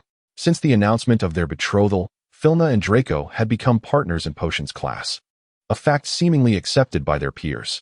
Merely moments after settling in, Snape strode in with purpose, approaching the blackboard to flick his wand, then dramatically swishing his cloak as he positioned himself at the front, facing the students, every movement fluid and uninterrupted. "Today we shall brew a stimulating potion. The materials and procedural steps are on the blackboard. Submit your work to me before class concludes." Snape's voice was deep, his gaze sweeping over the students with an even colder indifference than usual. "What is the matter with him?" Filna whispered to Draco, her head bowed. "He seems rather displeased." Draco swiftly attended to the potion ingredients. "He's in a foul mood. He's been exceedingly overwhelmed lately. Is it another potion for him?" A substantial order. Each time Dumbledore's name was mentioned, Draco's expression betrayed a clear disdain. With a sardonic curl of her lips, Filna remarked, "People should be utilized to their fullest potential." It was evident that Snape was in a particularly irritable mood at that moment, as he had deducted a total of 25 points from Gryffindor. Throughout the entire class, Harry dared not utter a sound, having already lost 15 points for a misstep, and even Ron, seated beside him, shot him a furious glare. At long last, the class came to an end, but Snape paid no heed to the pile of assignments submitted by the students. He hastily departed the moment the bell rang. How pitiable! Filna squinted her eyes, observing his retreating figure, and sighed, shaking her head. Next came lunchtime, and Filna joyfully rushed into Hermione's embrace. "Oh, I have enrolled in far too many courses. I feel as though I might perish from the workload," Hermione exclaimed, anxiously tugging at her hair. "Oh, do not fret. You are capable of handling it. You are the brightest among us," Filna reassured her.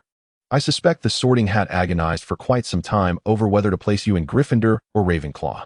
Hermione appeared considerably more at ease, but soon noticed something amiss with Filna's voice. "What is wrong with your voice? Have you caught a cold?" As the words escaped her lips, she seemed to realize something, her cheeks blossoming with a swift flush. Filna, feeling equally awkward, averted her gaze. After a brief silence, she cleared her throat and composed herself to say, "Take care of yourself." Fana lowered her head, searching for a crevice suitable for her escape. Fortunately, the awkward atmosphere did not linger for long, as Hermione swiftly redirected the conversation. "Did you know? Everyone has been discussing the Triwizard Tournament lately. I hear the students from Durmstrang and Beauxbatons are arriving soon." "Oh," Fana replied, her interest waning. This year had too many pressing matters to attend to. Such competitions held no allure for her. "I've heard the students from Beauxbatons are exceptionally beautiful, and among the Durmstrang visitors is Krum." "Krum? He's coming too?" Fana felt a surge of excitement. Hermione glanced at her quizzically. "Do you know him?" "No, not personally." Fana quickly conjured a gentle smile to mask her excitement. "I was merely surprised." "Isn't he the seeker for the Bulgarian team?" Hermione, not suspecting anything amiss, continued. "Indeed, many classmates are eager to ask him for his autograph." "When will they arrive?" Fana, overwhelmed with her recent busyness, had paid little attention to this news and was even unaware that Victor would be attending. "I'm not sure," Hermione said, spooning some creamy mushroom soup into her mouth, "but it should be soon." Chapter 29. Filna casually responded, though her mind was already occupied with thoughts of composing a letter to Victor. They had known each other for quite some time, and had he not received her correspondence prior to arriving here, she would undoubtedly have endured his incessant chatter for several months. The mere thought of this sent a shiver down her spine, prompting her to hastily finish her meal and return to her dormitory to pen the letter. She wrote a few succinct lines, folded the paper neatly, and secured it to Vermeer's leg, taking care to instruct him. "If anyone captures you, simply show them the letter. But please ensure to bring back a strand of their hair." Vermeer affectionately nuzzled her cheek before soaring into the distance with the message. Victor's wild and untamed nature allowed Filna to communicate with him without the need for extravagant titles or ornate phrases. A few straightforward words sufficed to convey her thoughts. They had grown accustomed to this mode of communication. Though outsiders might find it perplexing, perhaps it could be considered a form of encrypted dialogue. In the afternoon, Filna prepared for her defense against the dark arts class, arriving in the classroom with her book in hand. Professor Moody was already seated at one side of the podium, his artificial eye swiveling around the room. As the bell rang, the students quickly settled into their seats, and Moody rose to the center of the platform, his cane clattering rhythmically against the floor. The lesson focused on the petrification charm, a spell that immobilizes the entire body. Professor Moody's gaze swept across the students before finally landing on Filna. I believe Miss Veit is quite familiar with its application. She recalled using the spell on Dorian Pughs, who had been disguised as Draco, albeit he was not present at that moment. A remarkably fine petrification charm, he said, as he approached Filna, his eyes fixed intently upon her. It seems Miss Veit possesses considerable knowledge of the spells used in defense against the dark arts. Fina lowered her head, feigning fear as she evaded his gaze.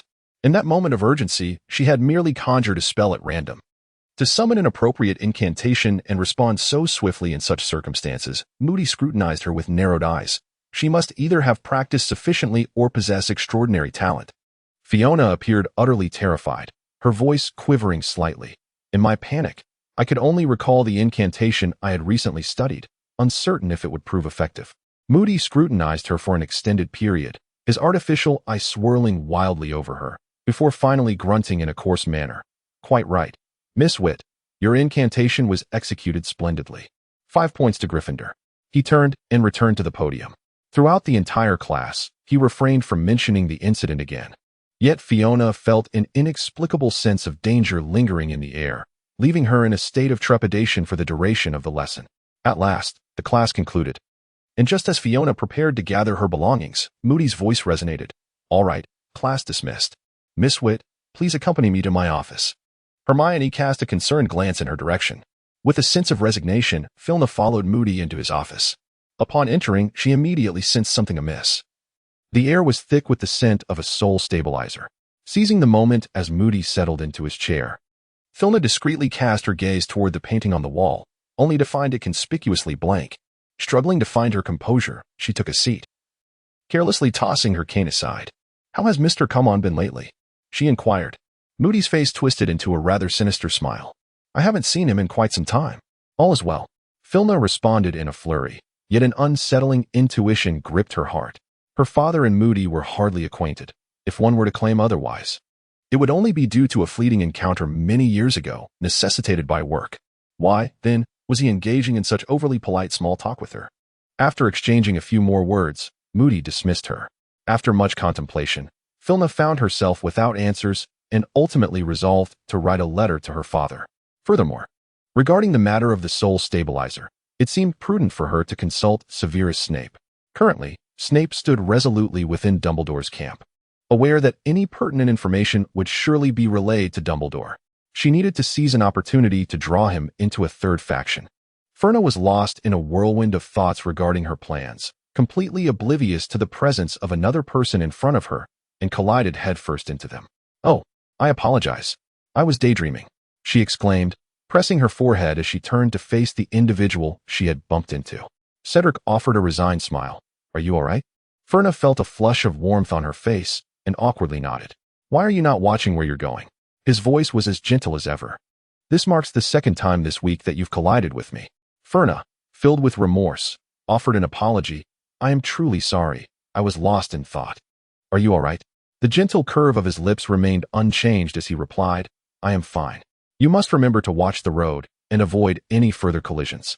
Fiona quickly nodded in agreement. He chuckled softly and walked away, carrying his backpack.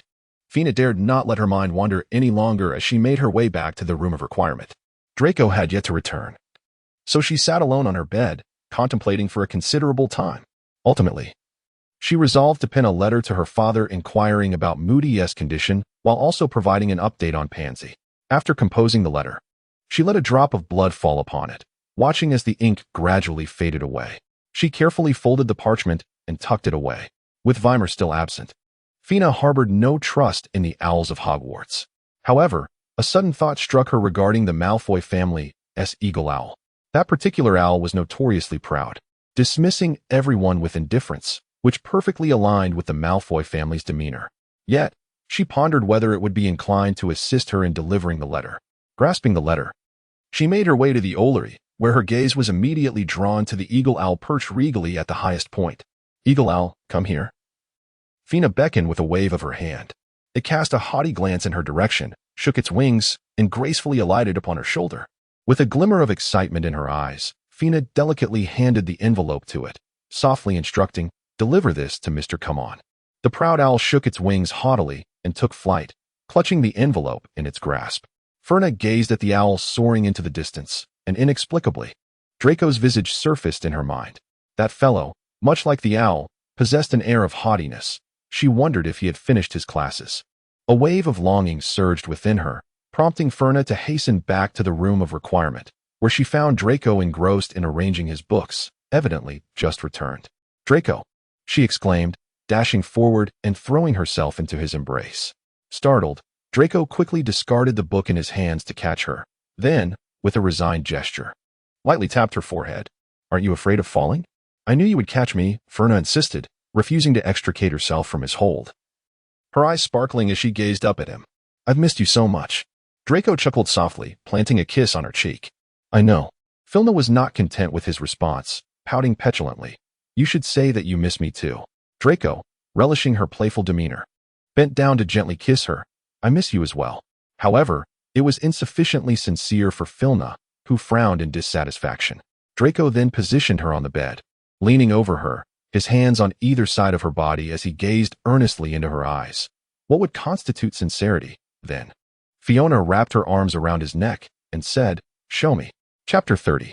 Victor might truly be angered. Why do I say this? Because Fiona received his reply early the next morning. The message contained merely a brief line, "I am on my way." Filna sensed an underlying threat lurking within the words. "Just wait, you." A shiver involuntarily coursed through her. With no classes scheduled for the entire day, she anticipated that Dumbledore would not readily relinquish the opportunity to call in a favor. Thus, upon her return that day, she had discreetly added the antidote for the Veritasrum into her ring. As fate would have it, while she was en route to the library, clutching a stack of books, a sixth-year Gryffindor girl called out to her. "Filna!" the girl exclaimed, breathlessly hurrying over with a pile of books in her arms. "Professor Dumbledore requests your presence in the headmaster's office." "All right, I understand. Thank you," Filna replied with a grateful smile, straining under the weight of her books as she hurried away, seizing the moment when no one was around. Filna discreetly opened the hidden compartment of her ring and ingested a drop of the antidote. Only when a wave of warmth spread throughout her body did she proceed towards the headmaster's office. Dumbledore stood by the window, gazing into the distance, and turned with a kind expression upon hearing her entrance. "You've arrived, my child. Please, have a seat." Fiona settled into the direction he indicated, while Dumbledore returned to his seat behind the desk, retrieving a pile of cockroaches from the drawer and tossing them into his mouth. He then extracted another handful and inquired, "Would you care for a morsel of cockroach heap? It is rather delectable." Filna was prepared to consume some truth serum, yet she was decidedly unprepared to swallow a pile of cockroaches. "No, thank you." She resolutely waved her hand in refusal. "However, if it is possible, I would like a cup of the lemon black tea that I missed out on last time." Dumbledore, evidently taken aback by her unexpected request for a beverage, promptly discarded the pitiful pile of cockroaches in his hand and, with a flourish of his wand, poured her a cup of lemon black tea. Fina raised her cup and took a delicate sip, a subtle smile gracing her lips as she remarked, "The flavor is exquisite." Dumbledore paused for a few seconds before inquiring, "Have you been in correspondence with Mr. Carmen recently?" "Yes, just a couple of days ago. My father sent me a letter," Fina replied, her expression tranquil, though a surge of alarm coursed through her heart. The tea contained a truth serum to ascertain the potion's efficacy. He would surely pose a question to which he already knew the answer. Filna and her father have consistently communicated through Vermeer, never utilizing Hogwarts owls. How could he possibly know that she had corresponded with her father, unless... Fina suddenly recalled the incident where Vermeer was intercepted, and the individual had even opened the envelope. Her father had a penchant for spritzing perfume on his stationery.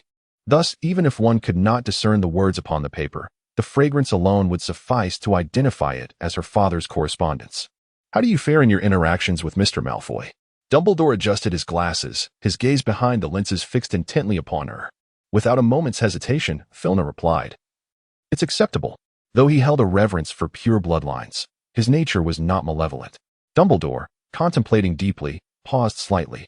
"If you were to marry him, it might render him more accepting of half-blood wizards."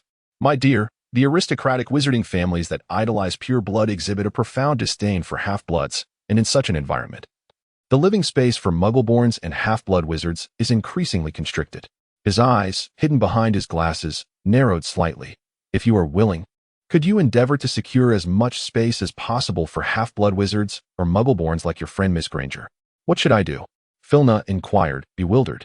If you are inclined, Dumbledore continued, you need only to share the developments concerning the Malfoy family with me, and I shall assist you in advocating for half-blood wizards and Muggleborns. After a moment of contemplation, Filna shook her head and replied, my father would not approve. Dumbledore rose and approached her, suggesting, some matters do not require your father's knowledge. Do you not agree? He winked at her as he spoke. I need some time to think, Filna said, lowering her head in embarrassment. It is quite all right, my child. Dumbledore's voice was gentle. Whenever you have made your decision, feel free to come to me. Whatever choice you make will be perfectly acceptable. Fiona nodded slightly and silently exited the office. It was not until she had distanced herself significantly that she let out a soft sigh of relief. Dumbledore was evidently intent on coercing her to betray the Malfoy family. However, alas, she was intrinsically linked to the Malfoys, rendering any act of betrayal utterly impossible. Nevertheless, there were more intriguing aspects to this affair. Filna, cradling a book, ventured into the library, where she indeed discovered Hermione engrossed in her studies in a corner. Oh, Hermione. Filna sighed softly as she took a seat opposite her. A fleeting glance revealed Harry seated not far away. In an attempt to capture his attention, Filna tugged at Hermione and moved to the row of bookshelves behind Harry's table, exclaiming, Professor Dumbledore just had a conversation with me. As anticipated, Harry turned his head to glance back. Feigning ignorance, Filna continued. He inquired about my impending union with the Malfoy family. Harry began to inch closer, ensuring he could eavesdrop on their conversation. With a soft sigh, Filna added, he expressed his hope that I would marry Draco. Enraged, Harry rose abruptly, inadvertently colliding with a nearby shelf. Ouch, he groaned, cradling his forehead. Filna, pretending to just notice him, exclaimed in surprise, what is the matter, Harry? What brings you here? Embarrassed and flustered, Harry, holding his head, replied, I was just passing by. Before hastily retreating, Filna feigned ignorance as she watched him run away. It matters not, for your affection for him is genuine. Hermione playfully ruffled her hair. Feeling a wave of guilt, Filna reached out and embraced Hermione softly, murmuring, I am sorry. Sorry for what? Hermione replied, bewildered. Are you apologizing for leaving me to sleep alone in the dormitory? If so, your apology comes rather belated. Hermione feigned arrogance by raising an eyebrow. Yet in the next moment, she chuckled and wrapped her arms around Filna. Do not fret. As long as you cherish it, embrace it wholeheartedly. I am quite content living alone in the dormitory. The entire desk is mine, adorned with my study materials, and I no longer have to tidy them away. Filna felt a warmth in her heart as she nuzzled against her neck, saying, You are truly wonderful. Filna and Hermione studied in the library until noon, after which they went out for a meal together. At the dining table, Filna engaged in lively conversation with Hermione, completely oblivious to Draco, who was frequently casting glances her way. After finishing their delightful meal amidst laughter and merriment, the two returned to the library. Shortly after they sat down, Draco entered the library. He scanned the room and spotted Filna, who was diligently studying while seated directly across from Hermione, and he walked straight over to sit beside her. Filna was engrossed in her book when suddenly someone sat beside her, startling her. Instinctively, she turned to glance at him. Chapter 31 Draco. Filna patted her chest, casting a reproachful glance at him. You startled me. Draco raised a hand to ruffle her hair, his gaze shifting to the embarrassed Hermione across from them. Good afternoon. Hermione widened her eyes in shock. Good afternoon. Fina gazed at Draco with surprise, evidently taken aback by his own discomfort, as a faint blush tinged his ears. Noticing Fina's scrutiny, Draco irritably pushed her inquisitive little head away, admonishing her to focus on her reading. Hermione and Fina exchanged a knowing glance, with Hermione inquiring softly, What is the matter with him today? Fina, do not fret. He merely wishes to cultivate a good rapport with you. Hermione's expression reflected greater astonishment. Draco observed their interaction. Yet he opted to avert his gaze elsewhere, his hand, concealed beneath the table, gently tugging at the hem of Fina's garment. Feeling a surge of tenderness, Filna gently placed her hand beneath the table, intertwining her fingers with his. Draco reciprocated, and the two shared a knowing glance, their lips curving into subtle smiles. Hermione, observing their sweet exchange, rolled her eyes and buried her face in her book. Throughout the afternoon, the trio sat in silence at the same table, diligently studying. Filna and Draco occasionally exchanged glances and discreetly held hands under the table, while Hermione pretended to be oblivious, never lifting her gaze. As dinner time approached, Hermione finally stretched her neck and raised her head, declaring it was time to eat. The two turned their eyes towards her, and Hermione suddenly felt a pang of guilt for interrupting the couple's rendezvous. Just as I was getting hungry, Filna remarked, closing her book and stretching lazily. Draco silently tucked away his belongings. "What's wrong with your neck?" Filna noted Hermione's persistent rubbing of her neck. Hermione rotated her neck and shot her a sidelong glance, a smile playing at her lips. "It's stiff. You can't keep your head down like that. You need to lift it and move around," Filna chided gently, stepping behind her to massage her neck. "All right, I got it," Hermione replied resignedly, but in that fleeting moment, she caught Draco looking at Filna, their eyes meeting with a brief pause, both recognizing a hint of shared exasperation, the atmosphere lightening slightly. On their way to dinner, Filna linked her arm with Hermione's, engaging in light conversation while Draco quietly trailed behind with her belongings. They reached the entrance of the hall just as Harry approached. "Filna!" Harry exclaimed, his eyes brightening upon seeing her. Draco narrowed his eyes and interjected, "Potter." Harry then noticed him. "What are you doing here?" His smile faded, and a frown creased his brow, his emerald eyes brimming with disdain. Draco, draping his arm around Filna's shoulders, proudly declared, "I'm here to accompany my fiancée to dinner." Harry's chest heaved with agitation, yet he found himself at a loss for words, standing there, gasping for breath. Hermione quickly stepped in to mediate. "We should head to dinner. The pumpkin pie on the table will be gone soon." With that, she tugged Filna toward the hall. Draco cast a disdainful glance at Harry before following their lead into the dining hall. Upon entering, Filna and Hermione settled at the Gryffindor table, while Draco returned to his seat at Slytherin. Harry hastened to sit beside Filna, turning back to offer Draco a provocative smile. Filna was initially engaged in conversation with Hermione to her left when she suddenly noticed Harry sitting beside her. She cast a slightly awkward glance at Hermione. Understanding the situation, Hermione kindly exclaimed, "Filna, I would love to have that pumpkin pie over there. Shall we switch?" Filna gratefully exchanged seats with her. Draco, observing the scene from the Slytherin long table, wore a provocative smile, raising an eyebrow at Harry. Harry's expression darkened as he retaliated by devouring an entire pumpkin pie. This peculiar atmosphere lingered until the conclusion of dinner, at which point Hermione and Filna promptly made their escape. Only after exiting the hall did they finally exhale in relief. It was utterly terrifying. Hermione, still shaken, patted her chest and remarked, "I have never encountered such an awkward atmosphere." Fina furrowed her brow in exasperation and remarked, "I am at a loss as to how to clarify my stance further. I believed I had articulated my thoughts quite clearly, yet he remains obstinate." Hermione waved her hand dismissively. "There is no need to reiterate. Harry comprehends your intent. Perhaps he merely requires a bit of time to adjust. After all, they had spent 3 years together, hadn't they?" Fina sighed in resignation. "I understand. I hope he can come to terms with it." Draco needed to visit the potions office that evening, so Fina bid farewell to Hermione and returned alone to the room of requirement. Upon entering, she was greeted by the sight of a proud owl perched by the table. A letter lay at its feet, having been dropped carelessly, while the owl maintained its haughty demeanor. Filna delicately opened the envelope, revealing a letter sent by her father. It was evident that this letter had remained untouched, for upon opening it, a wave of fragrance enveloped her, causing Filna to sneeze. "Oh, how irritating," she muttered, rubbing her nose. Her father must have doused himself in cologne once more. With a slight bite to her fingertip, she let a drop of blood fall, watching as the contents began to materialize before her eyes, eliciting a cold smirk. In the letter, her father remarked on his lack of familiarity with Moody, yet mentioned that they exchanged gifts during holidays. Toward the end, he brought up Pansy, who had been expelled. He noted that upon her return home, she expressed a desire to transfer to Wiesbaden, but through a few subtle maneuvers, he had ultimately convinced Headmaster Maxim to deny her request. After perusing the letter's contents, Filna incinerated it and prepared to feed the owl, but as she approached, she noticed a silver-green envelope lying near its feet. The owl, sensing her gaze, cautiously stood atop the envelope and hooted at her twice. With a sense of resignation, Filna reached over and offered a handful of biscuits, soothingly murmuring, "I merely wish to provide you with something to eat." The owl, however, paid no heed to the pile of biscuits, resolutely maintaining its stance upon the envelope.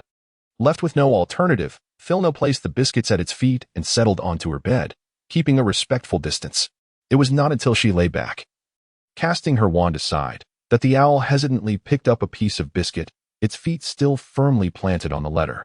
After some time, Draco entered the room, and the owl, excitedly seizing the letter by its feet, soared onto his shoulder.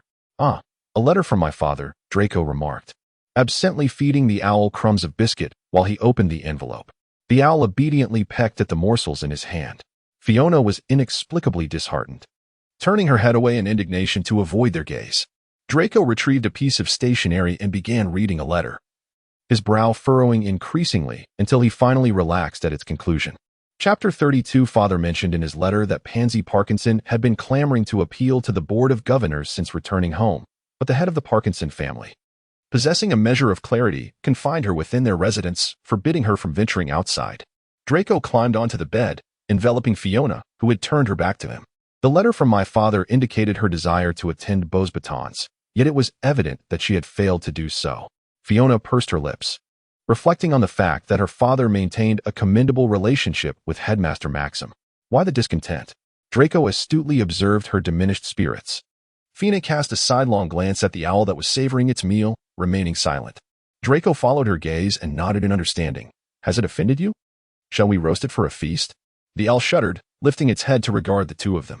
Filna was amused by its startled expression and gently shook her head, deciding to keep it for the time being since it seemed to deliver its messages well. Draco, brushing his lips against her earlobe, murmured, "I shall heed your wishes." The owl, displaying remarkable intelligence, fluttered to Filna's side, nuzzling her hand and softly hooting a couple of times. However, it was evident that its timing was ill-fated. Draco, lifting his head from the crook of Filna's neck, cast a disapproving glance at the creature, his tone turning frosty. "Leave." The owl, sensing his displeasure, cooed a few times before spreading its wings and soaring out of the window. Draco waved his wand to close the window and returned to place gentle kisses along Filna's neck. Fiona narrowed her eyes slightly, her fingers weaving through his hair as she arched her body. Draco's kisses trailed downwards, his slender fingers eagerly working to unfasten the buttons. Fiona gazed at his movements in a daze, but suddenly her thoughts shifted. She turned away and pulled the blanket over herself, closing her eyes as she lay on her side. Draco froze, his hand pausing mid-action. What's wrong? He wondered, fearing he had faltered in some way, and leaned in to gently kiss her lips in a soothing manner. Fiona pushed her head, feeling drowsy, and murmured, "I am tired and wish to sleep." "No?" Draco gritted his teeth. "Yes." Fiona appeared utterly exhausted, responding in a faint voice. Draco pulled the blanket over himself, concealing his abundant energy, and let out a resigned sigh. "Sleep then." Fiona had initially intended to merely tease him, but soon found herself genuinely fatigued, slipping into a deep slumber. As dawn broke the following day, Fiona awoke. With an entire day of classes ahead, Draco was still lost in his dreams. After completing her morning routine, Fiona took her book and ventured out for breakfast, not wishing to disturb him. The morning's divination class left Fiona feeling drowsy, and it was only with the ringing of the bell that she jolted back to awareness. As she navigated through the throng towards the great hall, Fiona spotted Hermione seated at a table, sipping pumpkin juice. "Hermione," Fiona exclaimed, rushing to sit beside her. "I feel so tired. What is the afternoon class? I hope it offers a spark to invigorate me." Hermione cast a sympathetic glance her way, replying, "This afternoon, we shall study the history of magic." Fiona let out a mournful wail. After finishing their meal, Fiona and Hermione hurried to the history of magic classroom. Inside, only a handful of students were present, so the two chose a seat towards the front. Fiona, weary, rested her head on the desk and stifled a yawn. "You should take a short nap. I will wake you when class begins," Hermione said gently, tenderly rubbing her head. Fiona fell asleep almost immediately. Before long, Professor Binns drifted into the classroom, prompting Hermione to swiftly awaken Fiona. Fiona slapped her own face, compelling herself to awaken. However, the moment Professor Binns began to speak, her efforts proved utterly futile. Before succumbing to slumber, she managed to utter one final request to Hermione. "May I borrow your notes after class?" Hermione, with a resigned shake of her head, opened a second vial of revitalizing potion. It was not until Professor Binns announced the conclusion of the lesson that Fiona roused herself and stretched lazily. "Did you sleep well?" Hermione inquired, casting a playful glance in her direction. "I truly wonder how you maintain such commendable grades." Thanks to your assistance, Filna winked at her. Hermione chuckled at her antics and playfully poked her forehead with her index finger. Your words are rather sweet, she remarked, handing over her notes. Here, I've highlighted the key points from this lesson. Filna embraced her gratefully, expressing her thanks. The two harmoniously packed their bags together to head for dinner. But upon arriving in the hall, they discovered an unusually vibrant atmosphere at the Gryffindor table. What is going on? Has something happened? Filna inquired, tapping the Gryffindor girl beside her. The girl exclaimed with excitement. Tomorrow morning, students from the other two houses will arrive at Hogwarts. Filna recalled Victor's letter, and a sudden shiver coursed through her. What is the matter? Are you cold? Hermione inquired, turning back to her in surprise. Just a little, Filna replied, lifting her pumpkin juice to mask her discomfort as she took a sip. Hermione regarded her curiously but, still concerned, added, Make sure to finish your meal quickly and return soon. Be careful not to catch a cold. Fiona responded somewhat absent-mindedly, noticing her preoccupation. Hermione chose not to disturb her further. Upon returning to the room of requirement, Draco was reclining against the headboard, engrossed in a book. Upon her entrance, he sat up with enthusiasm and exclaimed, You're back. How was your day? Filna responded ambiguously, It's fine. Draco sensed her indifference and tenderly leaned in to embrace her, asking, What troubles you? Filna's mind was preoccupied with thoughts as she instinctively evaded his hand and seated herself by the bedside. It's nothing, she replied. Draco furrowed his brow slightly, crouching beside her and gazing into her eyes. Is something amiss? Perhaps I can assist you. Would you share it with me? Filna lay on the bed, shaking her head. It's nothing. I am merely fatigued. Draco cast his gaze downward, remaining silent for a lengthy moment before responding. Then you should retire early. Very well, Filna replied, closing her eyes as she contemplated her plans. Recent events had been tumultuous, and with the impending Triwizard Tournament, many occurrences had strayed from their intended course. She needed to recalibrate her strategy. Draco, feeling despondent, squatted at the edge of the bed, staring at her slightly furrowed brow for an extended time. He let out a barely perceptible sigh before moving to the opposite side of the bed and gently lying down. As she sensed the mattress dip beside her, Filna's train of thought was abruptly interrupted, causing her to instinctively shift away. Noticing her movement, Draco's heart momentarily halted, and he lay down even more softly at the edge, striving to disturb her as little as possible. With her eyes closed, Filna was immersed in her own thoughts, utterly oblivious to his emotions. Draco stared at her silhouette for quite some time, a sense of melancholy enveloping him.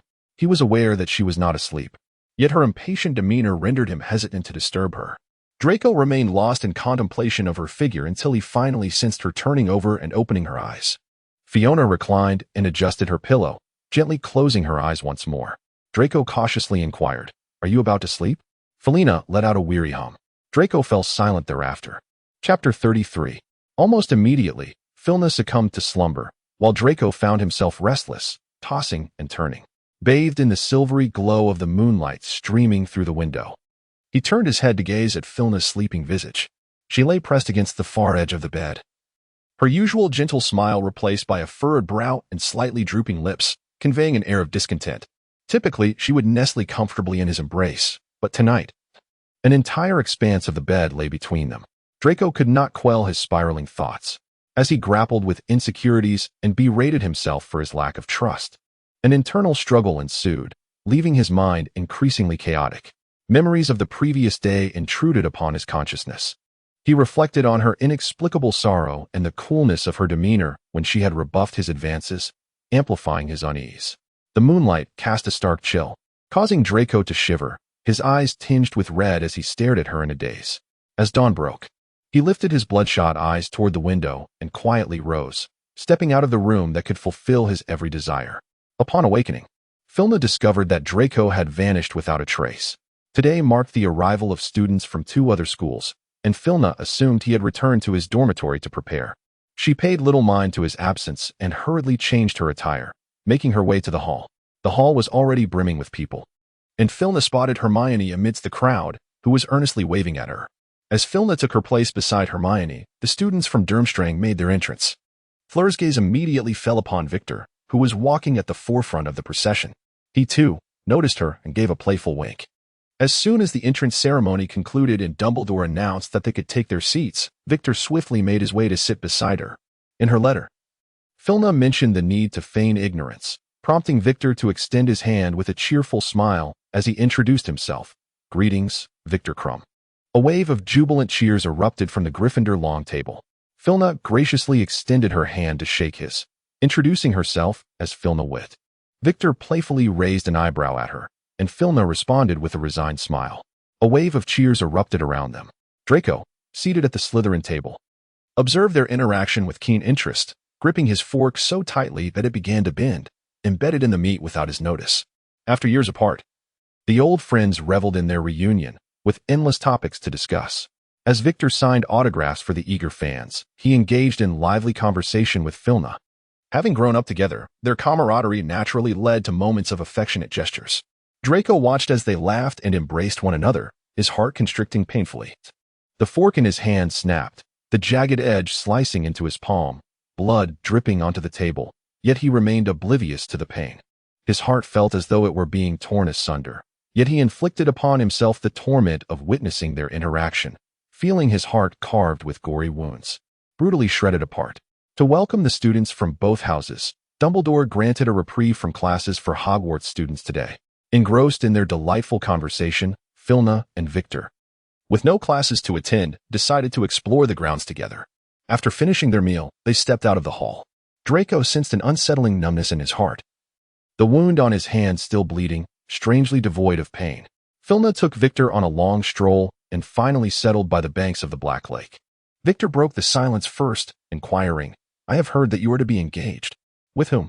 Ferna reclined comfortably on the lawn, squinting her eyes with delight. "He attends school with the Malfoy family. I shall introduce you to him next time." Victor plucked a blade of grass and lay beside her, his cheeks slightly flushed. "What is the name of the girl who sat next to you today?" Filna sat up in surprise, gazing at him. "Hermione, is it? Do you have feelings for her?" Victor turned his face away, looking elsewhere as he candidly replied, "She is indeed quite beautiful." Filna let out a curious click of her tongue. "I'll inquire about her intentions on your behalf." Victor turned back and gently patted her head. "Thank you." Draco stood a short distance away in the corridor, observing the two of them drawing close in a rather intimate atmosphere, before turning away mechanically. It was only when dusk fell that Filna bid farewell to Victor and returned to the room of endless requests, only to find that Draco was not present.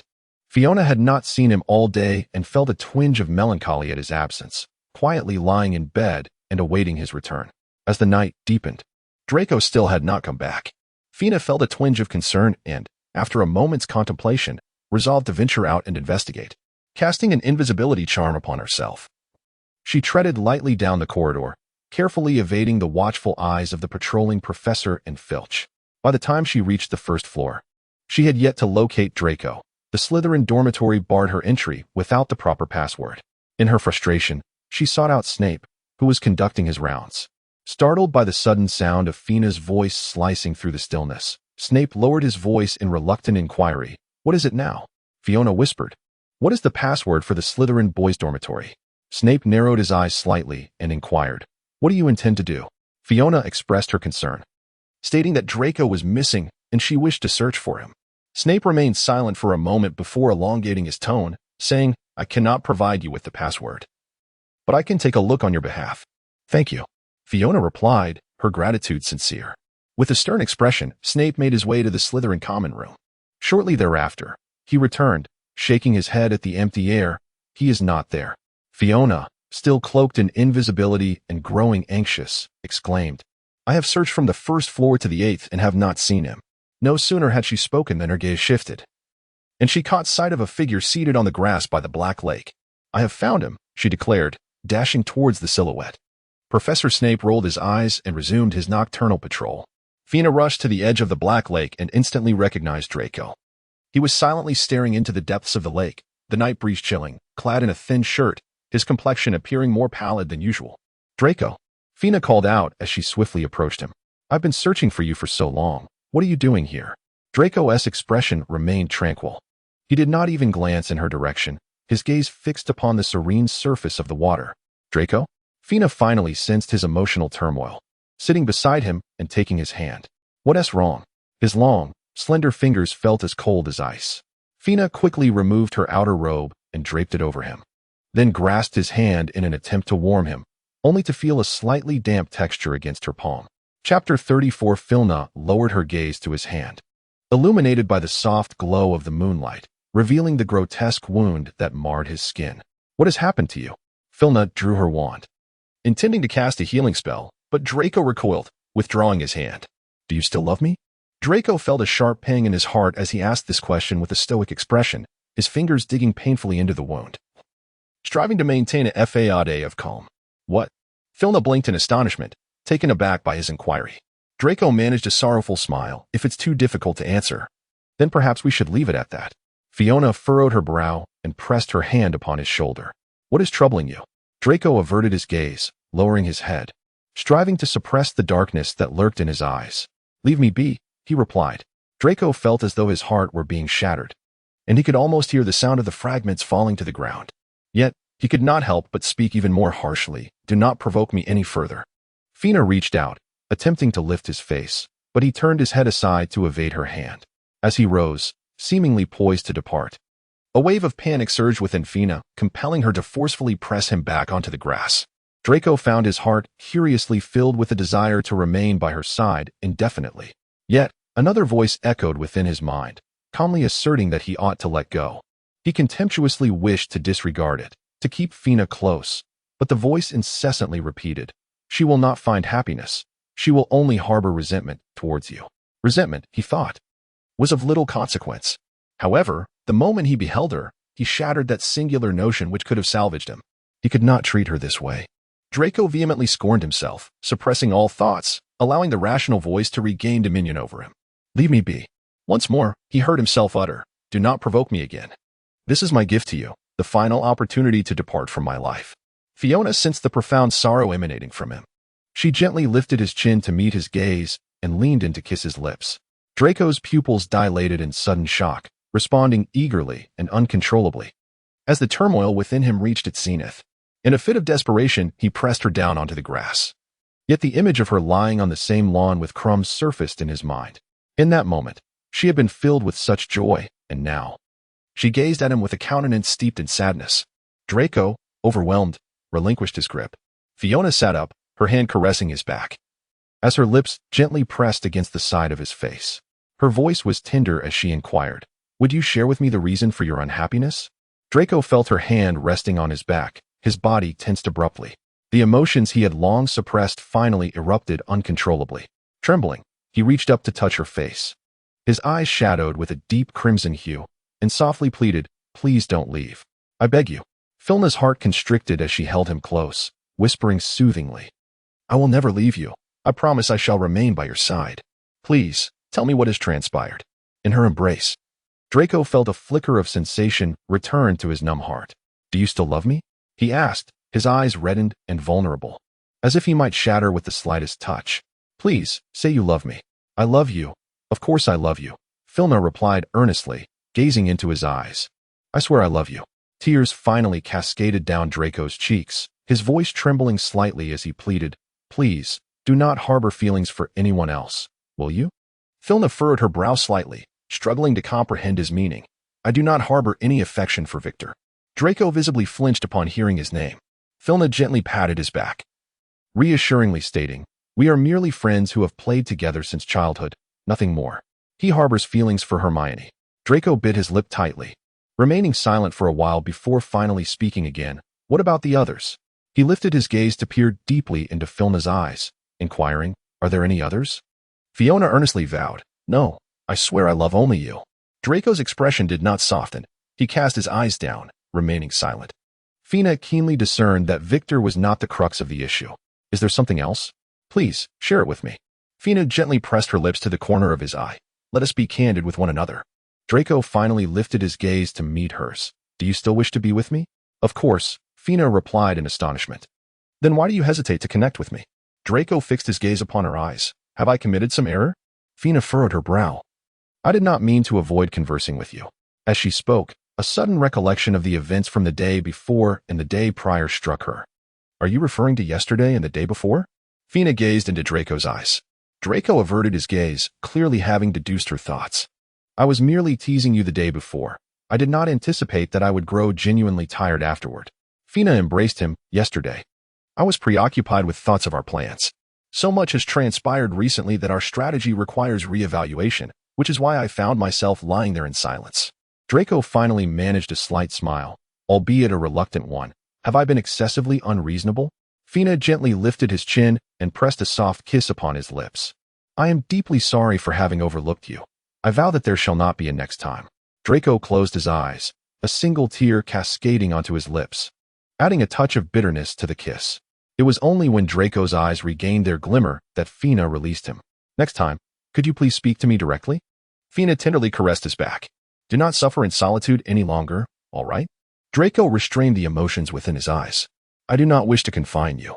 Fina leaned close to his ear, whispering, what you offer me has never been a constraint. I willingly surrender myself to your control.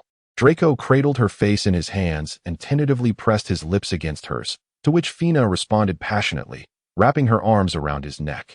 Draco felt his shattered heart slowly piecing itself together, beating powerfully once more within his chest. After a prolonged moment, he released her, his voice imbued with an inexpressible tenderness. I do not wish for you to be bound by love. I only hope that you can love me, regardless of the extent. Feeling a surge of tenderness, Fina wrapped her arms around his waist and declared, I shall love you to the best of my abilities. Draco embraced her in return.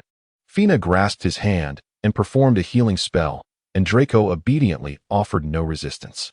As he watched the wound gradually mend, Fina let out a gentle sigh of relief. Tomorrow, I shall procure some scar-removing potion from Professor Snape, and it should be fine. Draco gazed at the wound in his palm and slightly shook his head. I wish to keep it. Why? Fina inquired. To remind myself, Draco replied in a subdued tone. Yet, Fina felt a pang in her heart. Do not leave a scar. I possess a better solution. What solution? Draco asked, tilting his head in confusion. Fina leaned softly against his lips, whispering, love me. Draco, captivated, once again drew near to press his lips against hers. Chapter 35. The two lingered by the Black Lake for quite some time, and by the time they returned to the room of requirement, it was already late into the night. As soon as they entered, Draco lifted Fina effortlessly, placing her upon the bed, before promptly shedding his outer garment to cover her with it. Fina did her utmost to accommodate him, while Draco seemed tireless, repeatedly demanding either passionately or tenderly. It was not until the first light of dawn that Fina succumbed to exhaustion and fell asleep. Draco held her close, finally feeling the emptiness within him being filled once more. After gazing at her intently for a while, he too could not resist the allure of sleep and drifted off. The two remained in slumber until the afternoon, when they gradually awakened. Fina squinted her eyes and lazily stretched as a drowsy voice from above her head inquired, Are you awake? Fina nestled back into his embrace, responding lazily. Draco wrapped his arms around her, striving to remain alert. It was time to rise. Dinner would soon be served. With her eyes closed, Fina nuzzled against his chest and softly murmured, I do not wish to go. Draco, enchanted by her actions, gently stroked her hair and soothingly replied, Today, the announcement regarding the selection of champions will be made. All students are required to attend. Fina rubbed her eyes, stifled a yawn, and sat up, her voice soft and melodic. Shall we go? After donning her attire, they stepped outside. By the time the two arrived in the hall, the students had nearly gathered in full. Fina immediately spotted Victor seated beside Hermione. The two engaged in an animated conversation. Fiona approached him with a playful arch of her brow, causing Victor's cheeks to flush slightly as he remarked, We were just discussing you. What about me? Fiona inquired, settling beside Hermione. Hermione, her face tinged with a faint blush, turned to her and said, Victor was inquiring about your experiences at school. So you've included Victor in the conversation? Things are progressing rather swiftly, Fiona teased as she cast a glance at Victor, whose ears turned crimson. Observing the expressions of the two, Hermione felt an inexplicable shadow cross her smile, prompting her to lower her gaze and sip her pumpkin juice delicately. Fiona became acutely aware of her shifting emotions. Seizing the moment while Victor engaged in conversation with the fans, she leaned down and gently tugged at Hermione's sleeve, whispering, What do you think of Victor? Hermione hesitated, instinctively inclined to shake her head. Yet, midway through the motion, she seemed to recall something and replied, He's quite good. Upon hearing the undertone of melancholy in Hermione's words, Fiona understood. Just then, Victor turned back to glance at her, and Fiona discreetly winked at him after casting a sidelong glance at Hermione. Victor instantly grasped the implication, a look of surprise flickering across his face. Fleur no longer intruded upon the two, instead choosing to sit quietly to the side, indulging in her meal. As dinner progressed, Dumbledore announced that the ceremony for selecting champions would take place on Halloween, inviting those eligible to submit their names into the Goblet of Fire. Filna held no particular interest in the matter and promptly exited the hall once he had finished speaking. Clearly, Slytherin could not leave prematurely, and Draco would likely remain occupied for quite some time. Filna intended to return to the room of requirement, but then spotted Moody hastily making his way down a nearby corridor, leaning on his cane. Ever since receiving the letter returned from Mr. Carmen, Filna had harbored suspicions about him. With no pressing engagements at the moment, she decided to follow him discreetly, employing an invisibility charm. As an Auror, Moody possessed exceptional vigilance and magical prowess, compelling Filna to maintain a safe distance. After traversing several corridors, Moody abruptly came to a halt. Filna quickly paused, holding her breath. Fortunately, he did not detect anything amiss. He merely stood still, eagerly uncorking his flask for a quick sip before continuing on his way. Filna treaded lightly to catch up, but upon reaching the spot where he paused to drink, she was momentarily taken aback. The corridor was devoid of any breeze, flanked by solid stone walls, and it seemed implausible that there was no trace of scent lingering, even if Moody's drink was scant. Filna inhaled deeply, yet detected not a trace of alcohol in the air. Moody was on the verge of disappearing from her line of sight, compelling Filna to temporarily set aside her curiosity and hasten to follow him. They continued until they reached the corner of the staircase on the 4th floor, where Moody came to a halt. Filna noticed that another figure stood beside him. This individual was diminutive, with pallid skin and a pair of watery, small eyes. His sparse and dull hair was haphazardly piled atop his head, with patches of scalp visible in certain areas, presenting a timid demeanor as he stood next to Moody. Without lowering his gaze, Moody cast a slight glance downward at him, embodying an air of disdain. Filna had never encountered the diminutive man within the confines of the school. The distance was simply too great for her to discern the precise content of their conversation. She could only faintly hear their exchange. Behind the small man, a vacant portrait adorned the wall, and suddenly Filna recalled the scent of the soul stabilizer she had detected in Moody's office. Their discourse was brief, as Moody departed swiftly. Yet the portrait remained unreturned to its frame until the end of their conversation. The small man stood pressed against the wall, casting furtive glances around, prompting Filna to turn and leave, fearful of being discovered. Dinner had concluded, and students were making their way in small clusters to the dormitories. Among the throng, Filna spotted Snape. He was striding purposefully toward the dungeon, his black robes billowing behind him, while the students trailing him cautiously evaded the fabric. She had yet to inform him about the previous investigation concerning the prophecy. Perhaps now would be an opportune moment to discuss the matter with him. Fiona resolutely followed suit. Upon reaching an uninhabited corridor, Snape abruptly halted, drew his wand, and turned to point into the empty air behind him. Who was there? Step forward. It's me, Filna. She spoke softly. Snape appeared to exhale in relief, yet the furrowed brow showed no sign of easing. What do you follow me for? Fiona approached him and said, I have something to tell you. Snape, refraining from further inquiry, turned and made his way to the cellar, with Fiona hastily following in his wake. Upon reaching the cellar and opening the door, Snape removed his outer robe and sat on the sofa, pinching the bridge of his nose, looking exceedingly fatigued. Fiona dispelled her invisibility charm and took a seat at the chair beside his desk, noticing that the picture frame on the opposite wall was devoid of any image. What is it? Snape inquired, opening his eyes to gaze at her, the bloodshot scara revealing his evident strain. Concerned for his well-being, Fiona asked, How are you? If you are too tired, you may rest. I can return another time. I am fine. Please, go ahead, he replied. Fiona let out a soft sigh, inquiring, Is there a pensive available? Snape furrowed his brow and replied, There is none here, but the headmaster's office possesses one. Fiona expressed her distrust towards Dumbledore, stating, That won't suffice. After a brief contemplation, Snape added, The Malfoy estate also has one. It seems we must pay a visit to Malfoy Manor. Fiona rose and adjusted her attire. Chapter 36 Moments later, Fiona and Snape materialized in the fireplace of the Malfoy residence. Lucius awaited them with dignified composure, promptly approaching as they arrived. Good evening, Uncle Lucius, Fiona greeted gracefully, curtsying while lifting her gown. I apologize for disturbing you at such a late hour, but this matter is exceedingly urgent. May we borrow the pensive from Malfoy Manor? Snape stood beside her, his brow still deeply furrowed. Lucius inclined his head slightly, responding, "Of course, please follow me." Phaelna and Snape followed him into the study, where Lucius tapped a book on the shelf with his wand. The shelf slowly parted in the middle, revealing a small hidden chamber. At the center of this chamber stood a milky white pedestal, upon which rested an exquisite silver basin. Lucius stepped aside, allowing Phaelna to approach the basin. She closed her eyes and pressed her wand against her temple. Moments later, a strand of silver was drawn forth. Following the tip of her wand, opening her eyes, she placed it into the pensieve and gestured for Snape to step forward. Snape leaned his head into the basin. Meanwhile, Lucius, seated in a nearby chair, sipped leisurely from a cup, with another steaming cup of tea resting on the table beside him. Noticing Phaelna's glance, he waved at her with an air of casual ease. Phaelna approached the chair beside him and settled down, lifting the teacup from the table to take a delicate sip.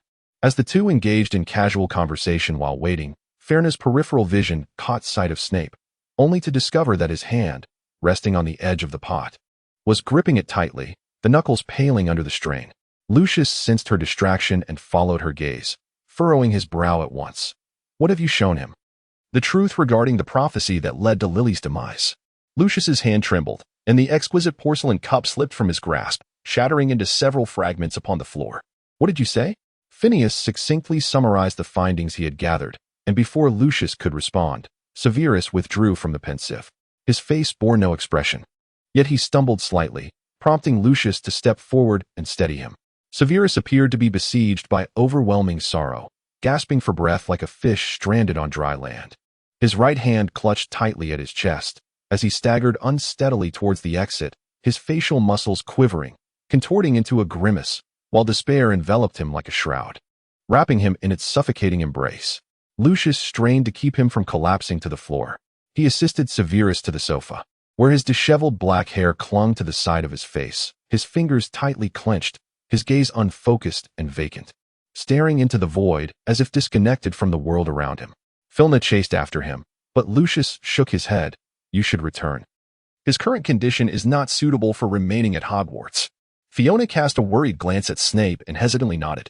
Upon returning to Hogwarts through the fireplace, Fiona surveyed her surroundings. The portrait was absent from its frame, the table was cluttered with ungraded student assignments, and several vials of freshly brewed potions remained beside the cauldron, yet to be stored in the cabinet. Everything appeared as though he had merely stepped out for a brief moment. Fiona cast an invisibility charm upon herself, carefully evading the patrolling professors as she returned to the room of requirement. Draco awaited her anxiously within, and upon her arrival, he hastened towards her, enveloping her in a warm embrace. "Where have you been? I've been searching for you for ages." "I apologize. I was delayed by unforeseen circumstances," Fiona reassured him, gently patting his back. "I visited Malfoy Manor to show Professor Snape the memory of my conversation with Professor Trelawney using the pensieve. I suspect that the prophecy may very well be a trap set by Dumbledore for Professor Snape." Fiona succinctly recounted the exchange she had with Trelawney that day. Draco furrowed his brow in disdain. "That old madman will stop at nothing to manipulate the Godfather." "What do you mean?" Fiona asked, momentarily taken aback, as a spark of insight flickered in her mind. "Manipulate him? Isn't that the case?" Draco spoke with evident revulsion. "He aims to maintain the illustrious reputation of a steadfast white wizard battling against evil, while simultaneously luring a valuable potions master into his fold. His scheme is truly audacious." This revelation illuminated Fiona's understanding, allowing her to reconstruct the entire truth of the matter. "You're so clever," she exclaimed, leaping into his embrace. "I never considered that angle." Draco held her closely, a hint of concern lacing his deep voice. "How is the Godfather faring?" "Not well," Fiona replied softly. "He seems profoundly saddened. Perhaps I should not have told him."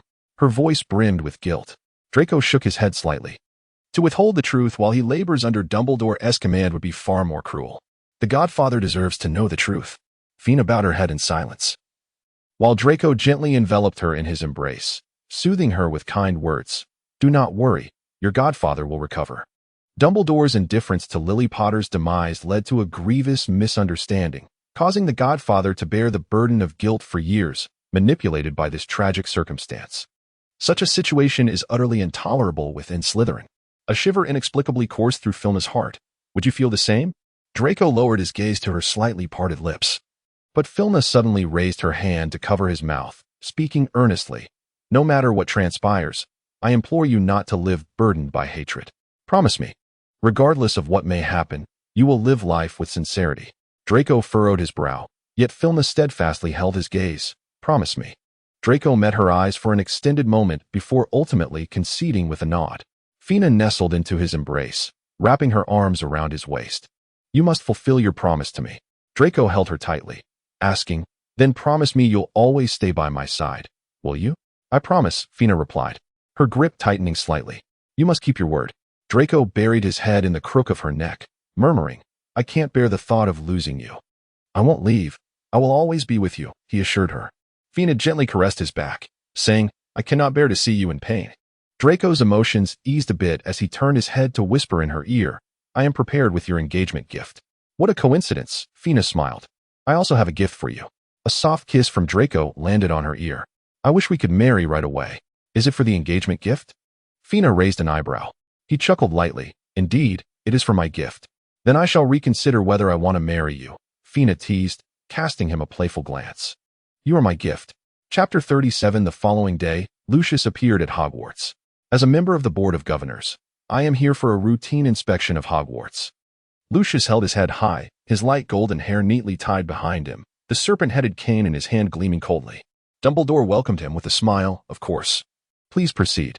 Lucius scanned the surroundings with his gray-blue eyes, his tone haughty. I believe I need to hear a report from the headmaster regarding some recent events at the school.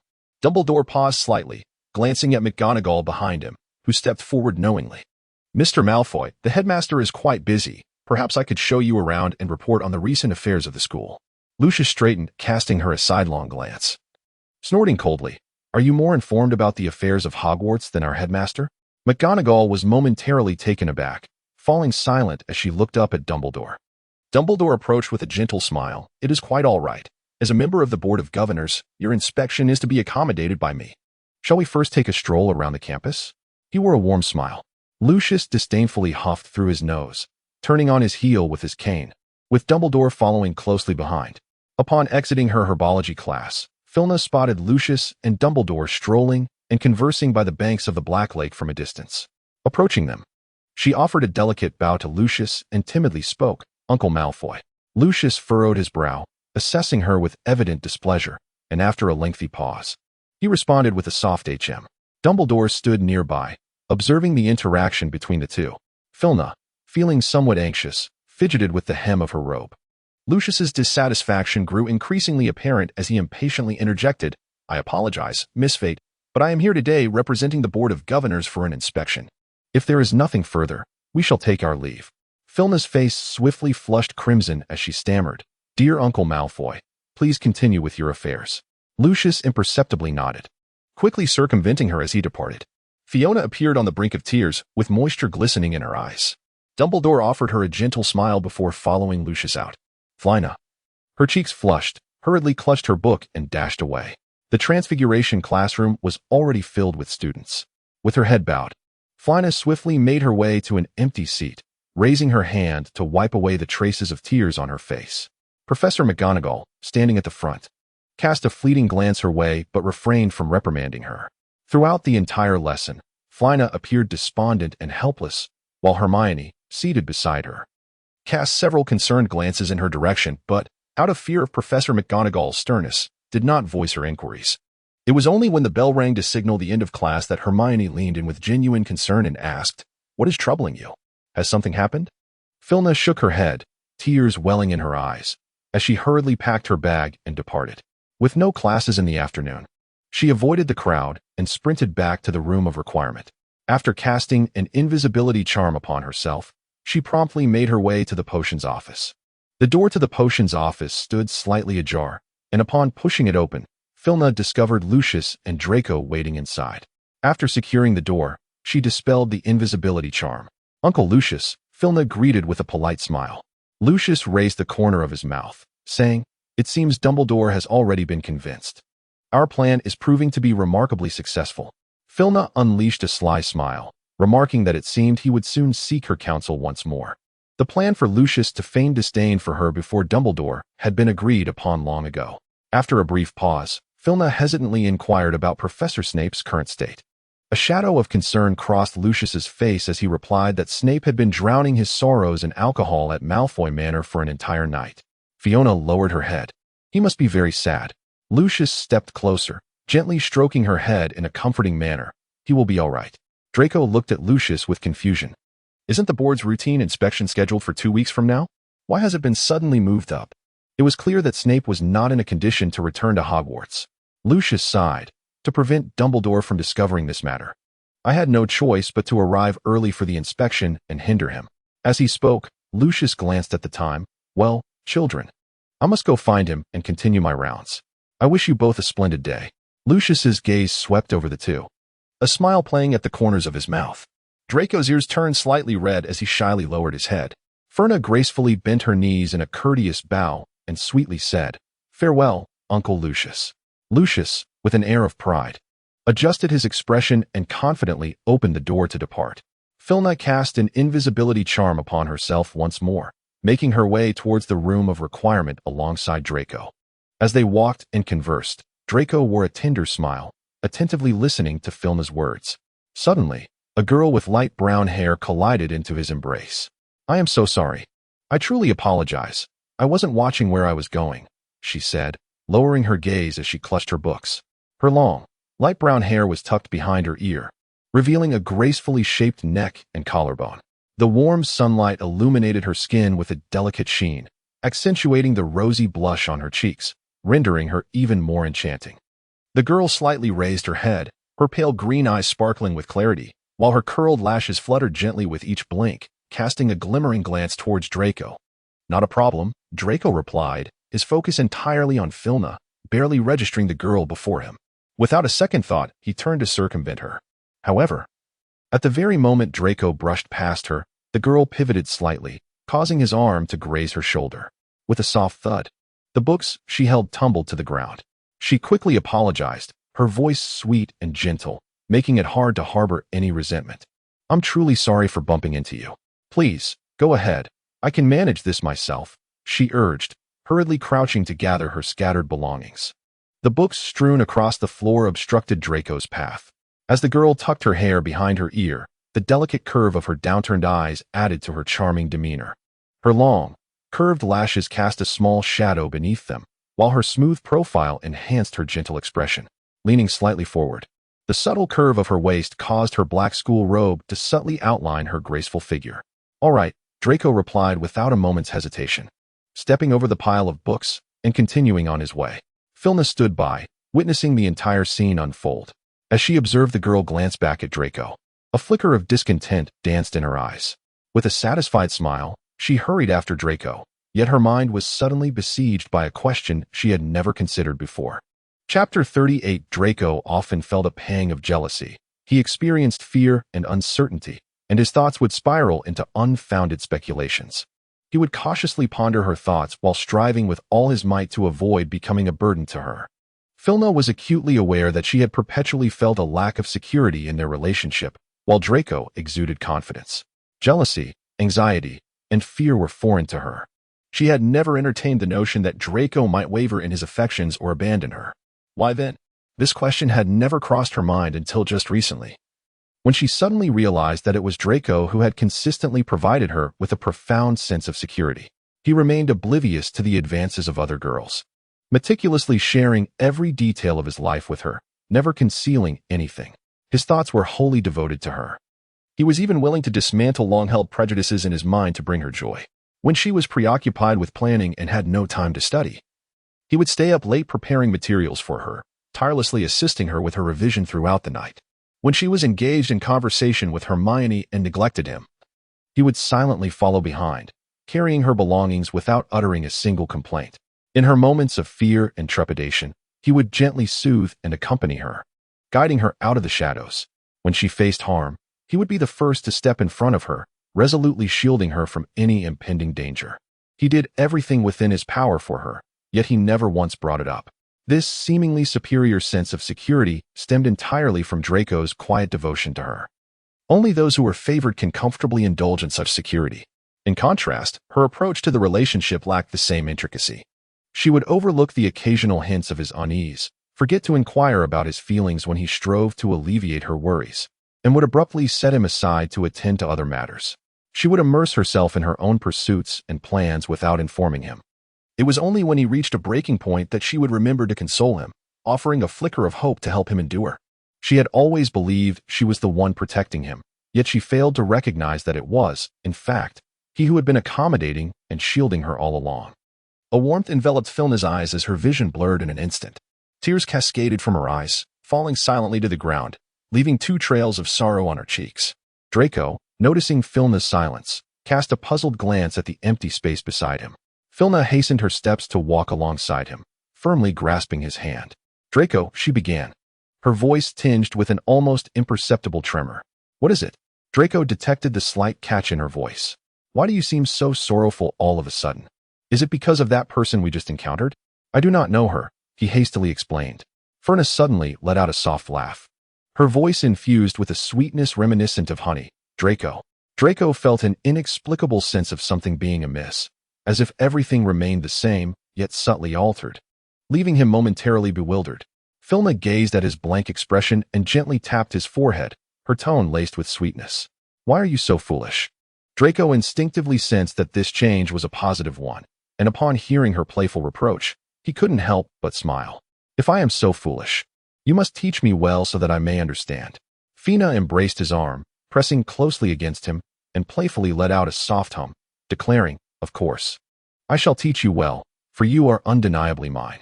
Upon returning to the room of endless wishes, Fina lifted the invisibility charm, and Draco almost instantly wrapped his arms around her.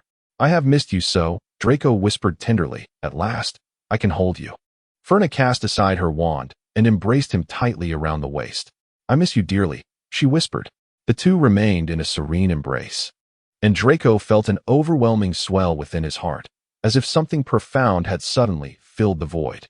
A tremendous sense of happiness enveloped him completely. Fina gently caressed his back, her eyes once again welling with emotion. "Draco, shall we become engaged this holiday?" Draco wished to lift his gaze to meet hers, but Fina tenderly pressed his head down, and he obediently ceased his movements, resting against her neck. "Very well." Tears from Filna cascaded onto his back, and he seemed to sense her sorrow, gently patting her back in a silent gesture of comfort.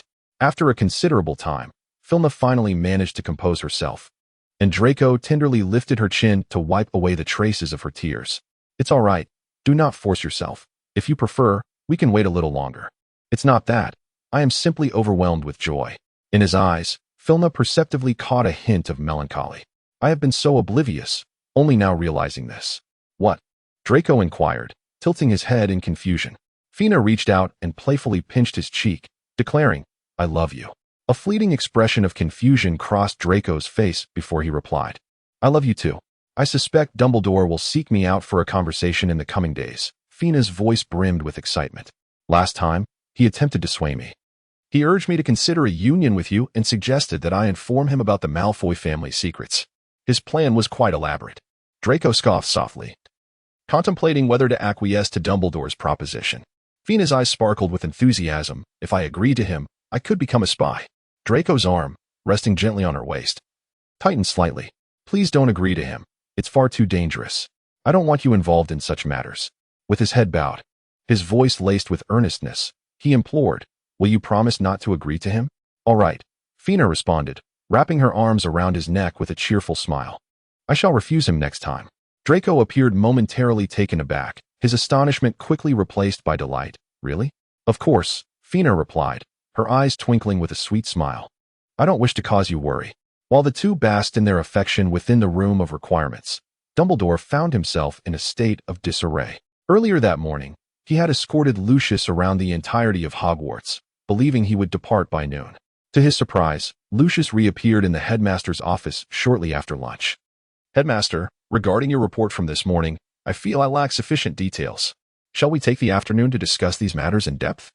Lucius sat imperiously in the headmaster's office, his gray-blue eyes slightly raised as he cast a sidelong glance. Dumbledore, exasperated, set down the partially read documents. "What else would you like to know?" Lucius's eyelids drooped slightly, his fingers lightly tapping on his cane as he pondered. "Perhaps we could start with the Triwizard Tournament." Dumbledore clasped his hands together on the desk, leaning forward slightly, Certainly. As headmaster, he felt obliged to elaborate on the intricacies of the tournament's design, though he deliberately withheld numerous secrets that were unnecessary to disclose to a Death Eater. Chapter 39. Today is Halloween, the day designated for selecting the champions for the Triwizard Tournament. The Great Hall at Hogwarts has been adorned early with jack-o'-lanterns and flickering candles. Clearly, the professors placed great importance on this evening's feast, with even Professor McGonagall donning a brand-new deep green robe. Fiona observed that Snape was seated at the staff table, his expression grave as he fixated on the cup before him. Although he appeared unchanged, she keenly noted that he no longer cast furtive glances towards Harry. An unpleasant odor abruptly diverted Fiona's attention from Snape, and before she could identify its source, Hagrid strode past her with heavy footsteps. Ugh. Fiona heard Ron across the table retching uncomfortably. Hermione was introducing her S.P.E.W. initiative to a nearby Gryffindor girl, having devoted considerable time to it lately, even visiting the library in search of pertinent literature. Soon, the students from Beaux Batons began to file into the Great Hall, and a stunning girl with silver hair, reminiscent of a nymph, elicited a stir among the crowd. Ron's eyes widened in awe, a sizable piece of steak lodged in his mouth, forgotten as his gaze followed her every step. Beside him, Harry wrapped his plate and furrowed his brow. Ron excitedly grasped his arm, nearly bouncing from his seat. Harry, look, that girl. Harry cast a disinterested glance before returning his gaze elsewhere. Ron, however, remained entranced, his eyes fixed on her retreating figure. Once the Beaux Batons and Durmstrang delegates had tossed their slips of parchment into the goblet of fire, Dumbledore rose and declared the commencement of the ceremony with a booming voice. The flames within the goblet flickered, and a slip of paper was expelled. Dumbledore caught it and announced loudly, Victor Krum. Fiona felt a twinge of concern as she watched him stride towards the side door, his countenance stern. Shortly thereafter, the goblet spat out another slip, and Dumbledore proclaimed once more, Fleur Delacour. The enchanting Beaux Batons girl moved gracefully through the doorway. Fiona could almost hear Ron's frantic heartbeat. The third parchment flew out, and Dumbledore reached out to catch it once more. Cedric Diggory.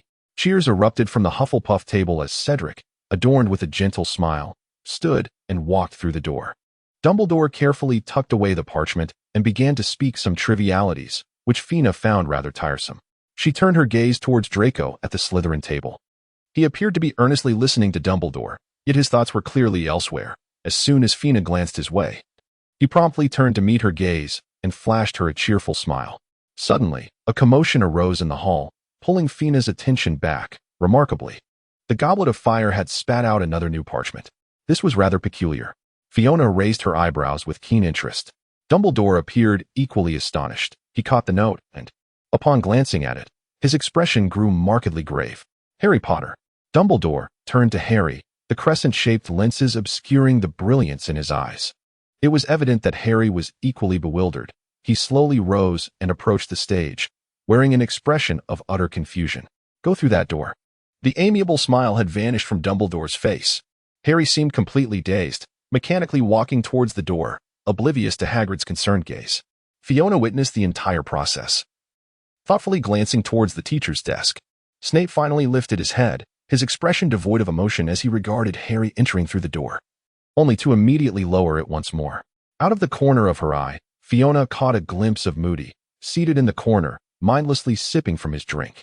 As Harry walked in, Moody cast a fleeting glance his way, his eyes betraying not a trace of shock or concern. Fiona squinted her eyes. Moody and Dumbledore were of the same ilk. Thus far, the most pivotal aspect of Dumbledore's plan was the protection of Harry. Now that Harry had been chosen as a champion to participate in this perilous competition, it was astonishing how Moody exhibited no signs of worry. Nor was he at all taken aback by Harry's selection at the tender age of 14. Shifting her gaze, Fiona happened to lock eyes with Draco, whose attention appeared to have just diverted from Moody. They exchanged a glance, and Draco slightly furrowed his brow and shook his head, understanding his unspoken message. Fiona withdrew her gaze and refrained from looking towards the staff table. The Great Hall was in an uproar, with students fervently discussing Harry's status as a champion. Fiona caught snippets of the conversation, mostly filled with jealousy and complaints. Even Ron was expressing his discontent. In response, Dumbledore had to amplify his voice using a spell to quell the chaotic students, prematurely announcing the conclusion of the feast. The students gradually made their way back to their dormitories, and Fina and Draco returned to the room of requirement. Upon entering, Fina immediately inquired, "Did you notice anything amiss?" Draco's furrowed brow remained steadfast. "I suspect there is something off about Moody." Ferna's eyes sparkled with curiosity. "What have you discovered?" I had previously observed him frequently drinking from a flask, initially believing it contained alcohol. However, one day, I chanced upon him alone in the corridor, consuming the contents of the flask.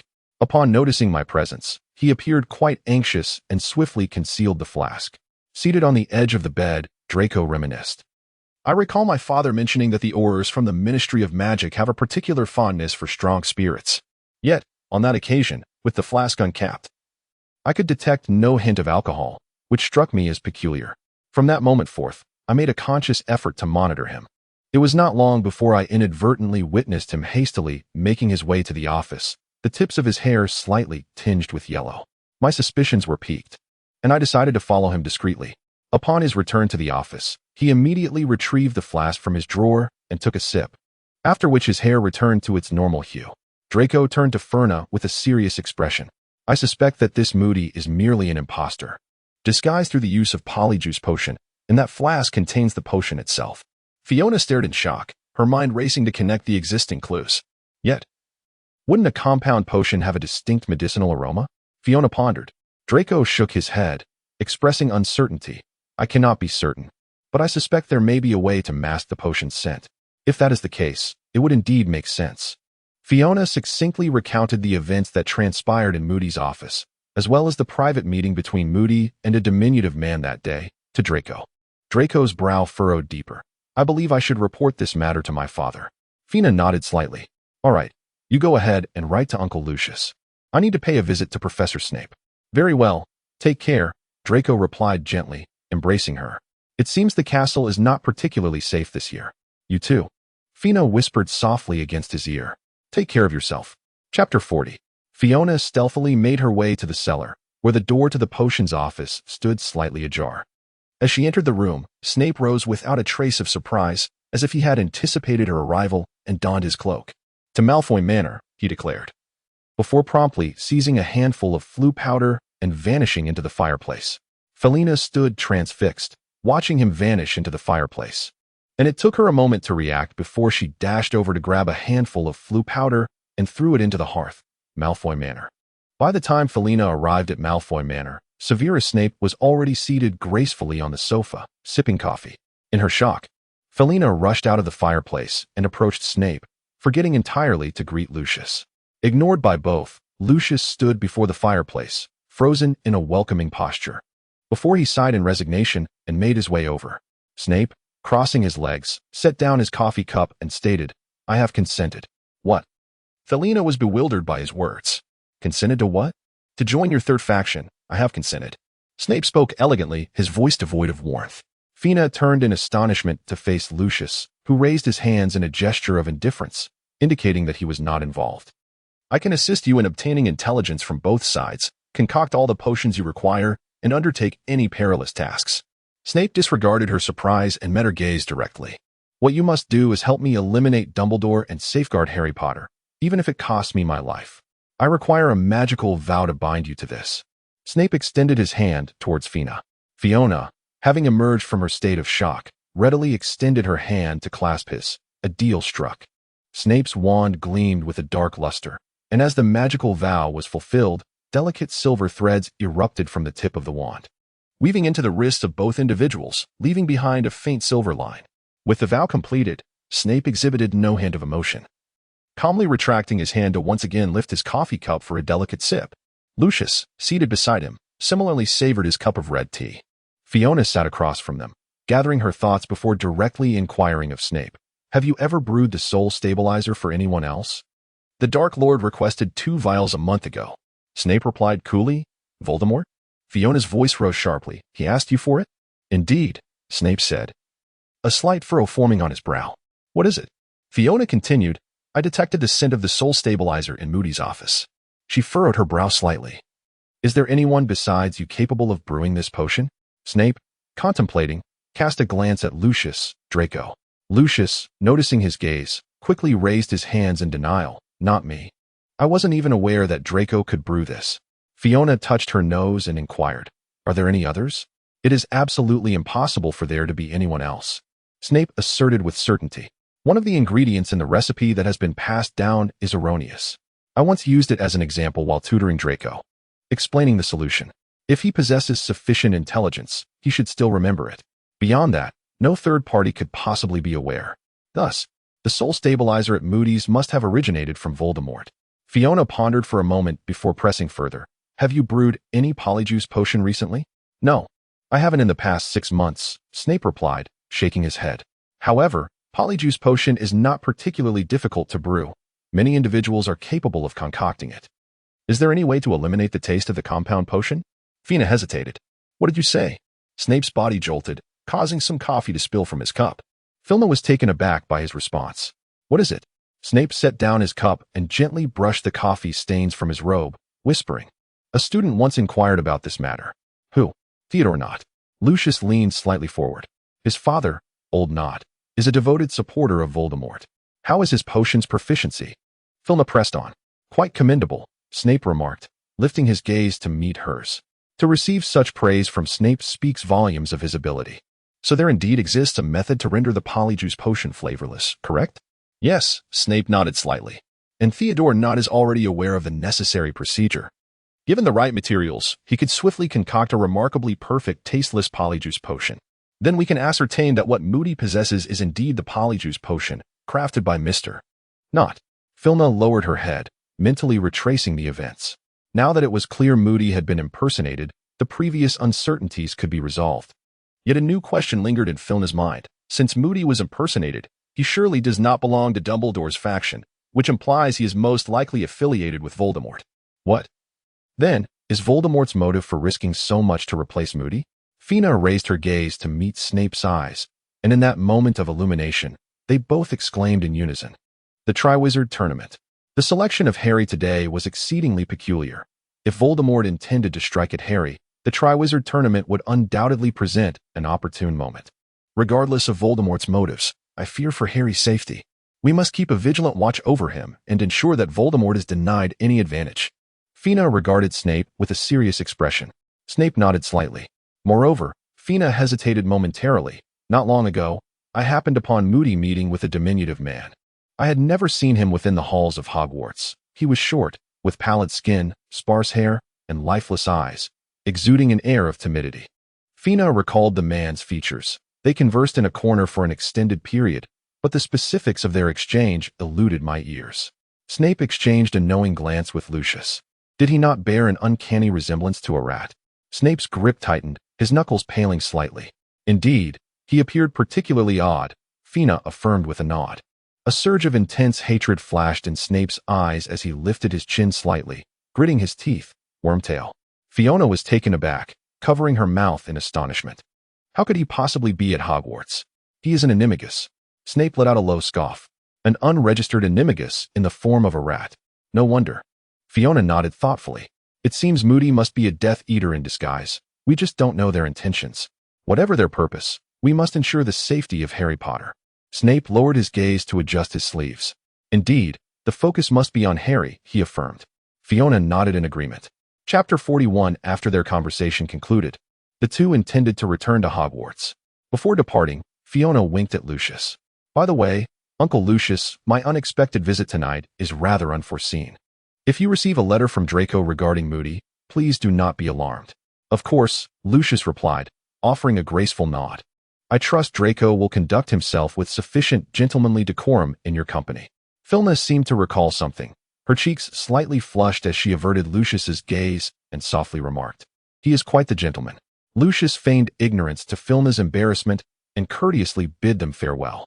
Once the pair departed from Malfoy Manor, Lucius abandoned his reserved noble demeanor and eagerly sought out Narcissa. "Sissy, I believe we can commence preparations for the engagement." Upon returning to the potions office, Snape removed his robe and draped it aside, settling into a chair to massage his temples, while Filma prepared to exit. As she opened the door, the flames in the fireplace behind her suddenly blazed green, and Dumbledore's voice resonated. "Severus, please come to my office, Miss Filma." Fiona swiftly adjusted her expression to one of feigned innocence and turned around. "Oh, Good day to you, Headmaster. I apologize. I am currently serving a detention here. Professor Snape has just permitted me to leave. Snape's icy gaze swept over her. You may go now. Filna shuddered slightly before swiftly opening the door and stepping outside. In an effort to evade Dumbledore's portraits that might be monitoring her, she wore a look of grievance as she made her way back to Gryffindor Tower. Oh, Filna? Hermione exclaimed, surprised as she turned around while nestled on the sofa with Harry and Ron. Harry glanced at her, his expression clearly one of excitement. You're back? I haven't seen you in the common room for ages. Ron, however, paid her no mind, engrossed in devouring the gummy candy in his hand. Oh yes, I've been rather busy lately, Filna replied with a weary smile. Hermione winked at her suggestively. Oh, I must return to rest now. Enjoy yourselves, Filna said, quickly avoiding Harry's concerned gaze as she hurried back to the girls' dormitory. As soon as she shut the door, it swung open once more, and Hermione entered. Why did you come back so suddenly? Is something wrong? Hermione inquired cautiously as she approached. No, I just came back to fetch something, Filna replied, knowing she could not disclose Dumbledore's matters to Hermione and resorting to a casual excuse. Ah, I see. I thought you two had a quarrel. It startled me. Hermione sighed in relief, patting her chest. Ferna wore a somewhat inquisitive smile on her face. How do you find your interactions with Victor? She inquired. Hermione's cheeks flushed crimson as she stammered softly. Oh, we simply engage in casual conversation. Filna exaggeratedly nodded her head. Oh, is it merely a casual conversation? I sense he has quite an affection for you. Hermione, feeling somewhat despondent, shook her head and forced a smile. No, we are just ordinary friends. Please do not overthink it. He seems to take a keen interest in you. We often discuss you, and I believe he might harbor some feelings for you. Cough, cough, cough. Filna was unexpectedly caught off guard by a sip of water, her eyes widening in alarm as she exclaimed, What did you say? Hermione reiterated, I believe he may indeed have some feelings for you. Fiona stared wide-eyed in panic, taking a slight step back. No, no, no, it cannot be. Absolutely impossible. Hermione looked at her in bewilderment. What is the matter with you? Filna adjusted her expression and gazed at her. Do not fret. It is utterly impossible for the two of us.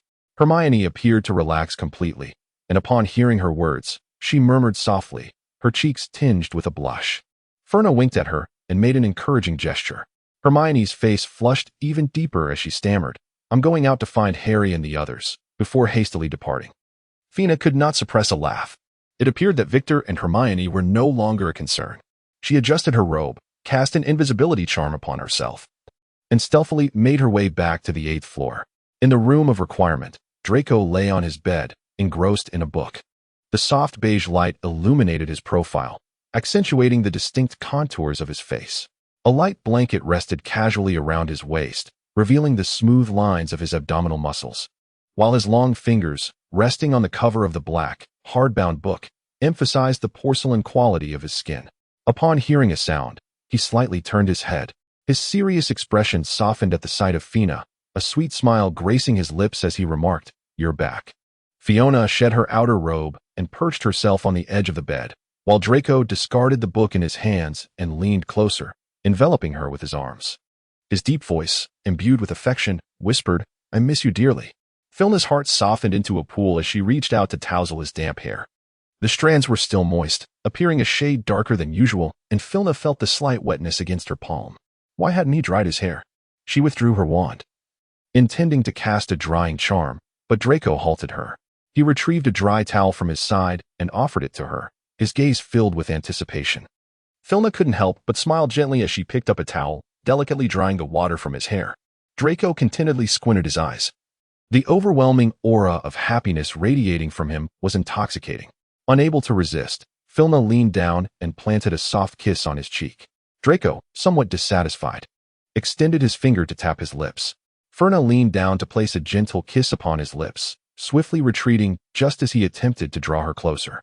Murmuring softly by his ear, Do not be mischievous, my hair is still damp. Draco, with swift movements, seized her wand and cast a drying charm upon his own head, then shook his now dry and smooth locks before leaning in to kiss her once more. Fina was mesmerized by his fluid and graceful movements. Draco's hand had already clasped the nape of her neck, drawing Fina closer into his embrace, her finger delicately tracing the curvature of his spine from behind. Draco's body suddenly tensed. Fina tilted her head back, wrapping her arms around his neck, drawing her body closer to him. With each encounter, Draco would profess his love, to which she would respond, "I love you too."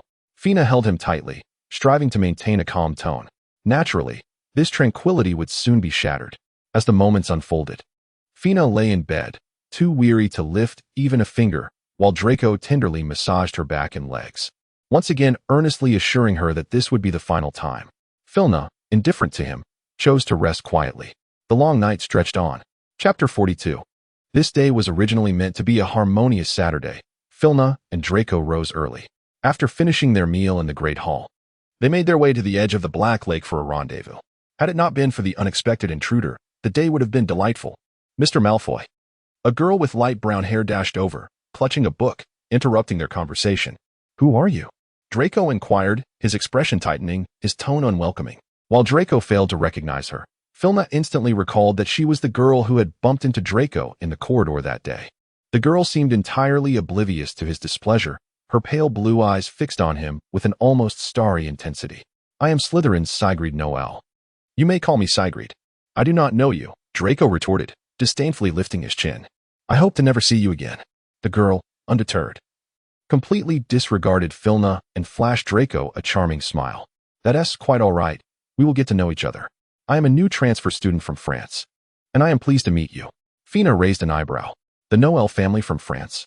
The girl finally deigned to cast a fleeting glance in her direction, her gaze imbued with an air of haughty superiority, yet her voice remained gentle and melodious. "Indeed, Miss Vite is also from France. You must have heard of the Noel family."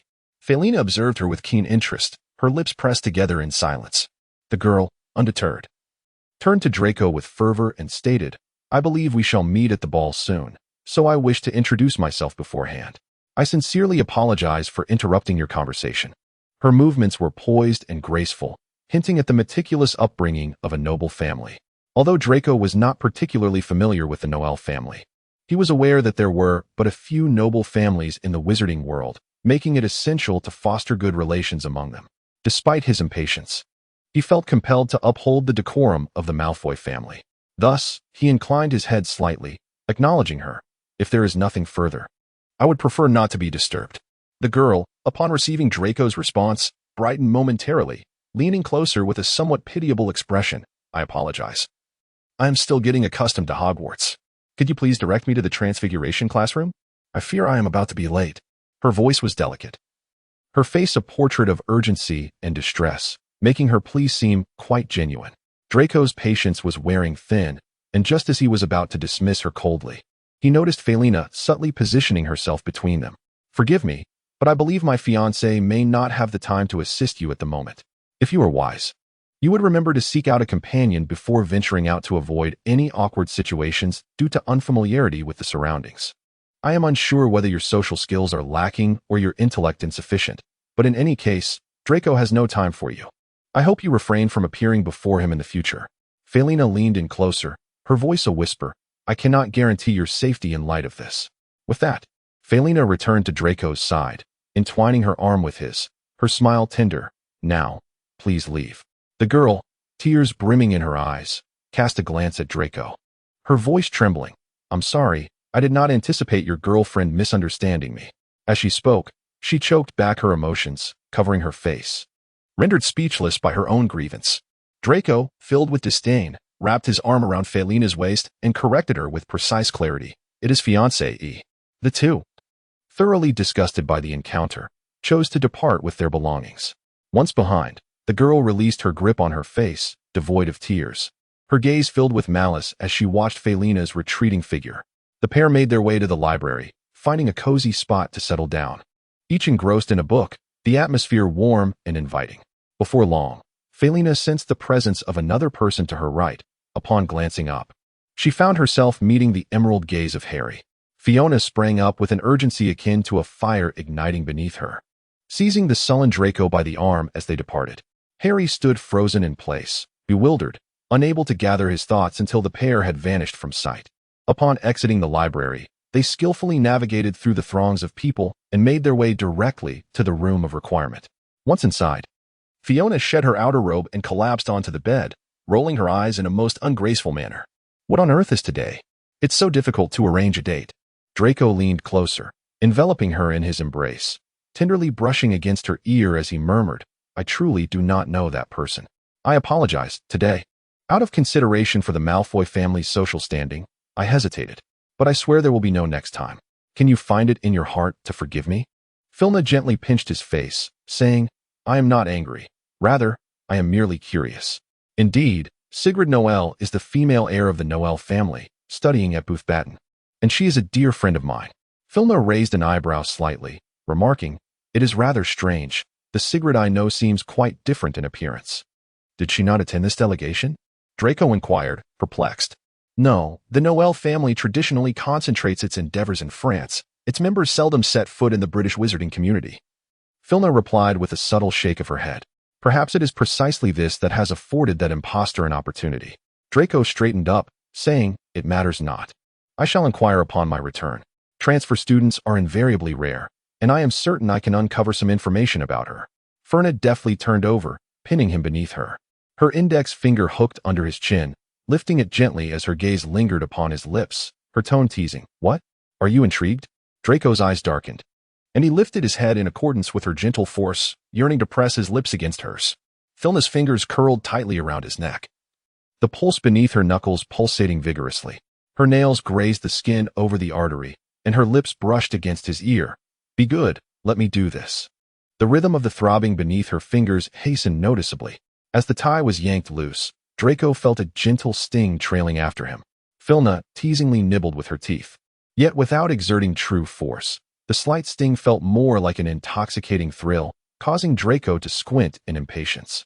Draco's hands reached around to her back, attempting to draw her into his embrace. Filna, with her index finger pressing against his lips, spoke in an alluring tone. "Let us try something different today." Draco's eyes sparkled with excitement as he allowed Filna to gently bind his hands above his head. Ferna fastened a button with just the right amount of tension, ensuring it neither harmed him nor allowed him to escape. Then she stood up, tidying her attire, and flashed a mischievous smile. "What is the matter?" Draco, still taken aback, felt a sense of discomfort at Ferna's abrupt withdrawal. Ferna leaned down to gently kiss his chin, whispering, "I hope you relish this punishment." With that, she picked up the book and exited the room of requirement. Chapter 43, whether Draco could truly reflect on the situation, remained a mystery to Ferna. But considering he had not sought her out for half an hour, it was evident that her bindings were quite secure. As the half-hour mark approached, Ferna hastily returned to the room of requirement. However, Draco was not on the bed, and the ropes she had used to bind him were nowhere to be found. Filna was momentarily perplexed when Draco unexpectedly appeared from behind and embraced her, saying, "Welcome back, my dear." A gentle kiss brushed against her ear, causing Filna to squint slightly.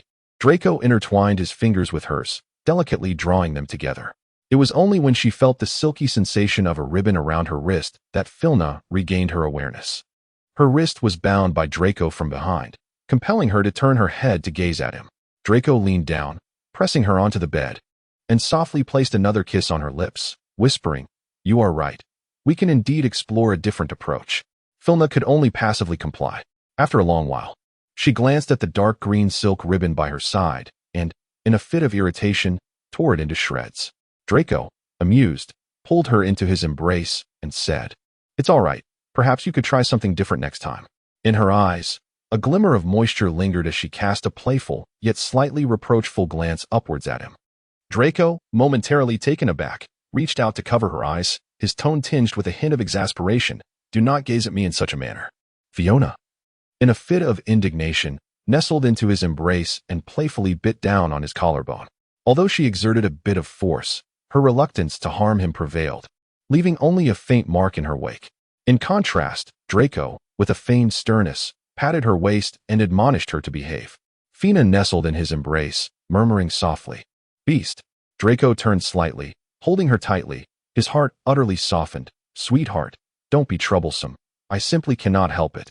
Fiona nestled her head against his neck, ceasing her restless movements as she listened to the gradual steadiness of his breathing. After a considerable pause, she softly uttered, "I love you so much."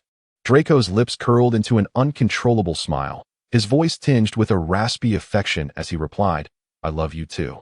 The two embraced in serene silence, with Fiona recounting amusing tales from her childhood, while Draco shared his own youthful anecdotes. Their conversation grew increasingly joyful, drawing their hearts ever closer. Naturally, there were moments of jealousy that could not be avoided. You knew Crumb so long ago, even before me. You've been dancing with Pansy, and you seem to be in perfect harmony. In the end, the two, fueled by jealousy, opted for the most intimate means to soothe their discontent. When Fina awoke, dawn had already broken. The situation concerning Sigrid weighed heavily on her mind, prompting her to resolve to send a letter to both her father and Sigrid, before seeking out Snape to inquire about the impostor. After composing the letters, Fina first sought out Weimer to dispatch them, and then made her way to the potions office. Inside, Snape rested his chin on his hand, lost in thought as he stared at the desk, until the sound of a knock interrupted his reverie. He raised his voice slightly. Enter. Ferna entered promptly, thoughtfully closing the door behind her. I have a matter to inquire about, she said as she settled onto the sofa. What is the situation regarding the new girl who has transferred to your academy? Snape furrowed his brow. What girl? The one who transferred from Beauxbatons, named Sigrid Noel, Ferna suggested. Snape shook his head. Our academy has not received any new students in the past 2 years, and I have not heard of anyone by the name of Sigrid Noel. Fiona was momentarily taken aback. None. Snape replied with unwavering certainty. None at all. A significant smile played at the corners of Felena's mouth. This is intriguing. Snape looked up at her, puzzled. What has transpired? Someone has been impersonating Sigrid Noel. The heir of the Noel family attending Beauxbatons, masquerading as a transfer student from Slytherin to exploit her name on campus. Felena raised an eyebrow. Snape furrowed his brow. How did she gain entry? It seems that Hogwarts is not as secure as we had presumed. Felena leaned back in her chair. Arms crossed. Did Dumbledore seek you out yesterday concerning Harry? Snape rubbed his temples. Indeed, he suspects that someone tampered with the Goblet of Fire, yet no evidence has surfaced. It appears he has not uncovered the impersonator. Felena arched an eyebrow. Then perhaps we should seize an opportunity to divulge a hint, a subtle reminder, since thus far our objectives align. Very well, I shall look for a chance to inform him. Then it is incumbent upon you to remain vigilant regarding Dumbledore's movements. I will continue to investigate Sigrid's matter, and I shall also assign someone to monitor the impersonator. You need not worry. Felena hesitated before speaking. Take care of yourself. Snape gave a nearly imperceptible nod. After bidding farewell to Snape, Felena intended to seek solace by the edge of the Black Lake. Just as she reached the entrance hall, a familiar voice captured her attention. I advise you to keep your distance from her. She is not meant to be with you. It was Draco's voice. Fiona hurriedly rounded the corner, her heart racing with excitement, only to find Harry and Draco standing face to face, while Ron stood beside Harry, his expression one of fury. All three of them brandished their wands, the atmosphere thick with tension. What was happening?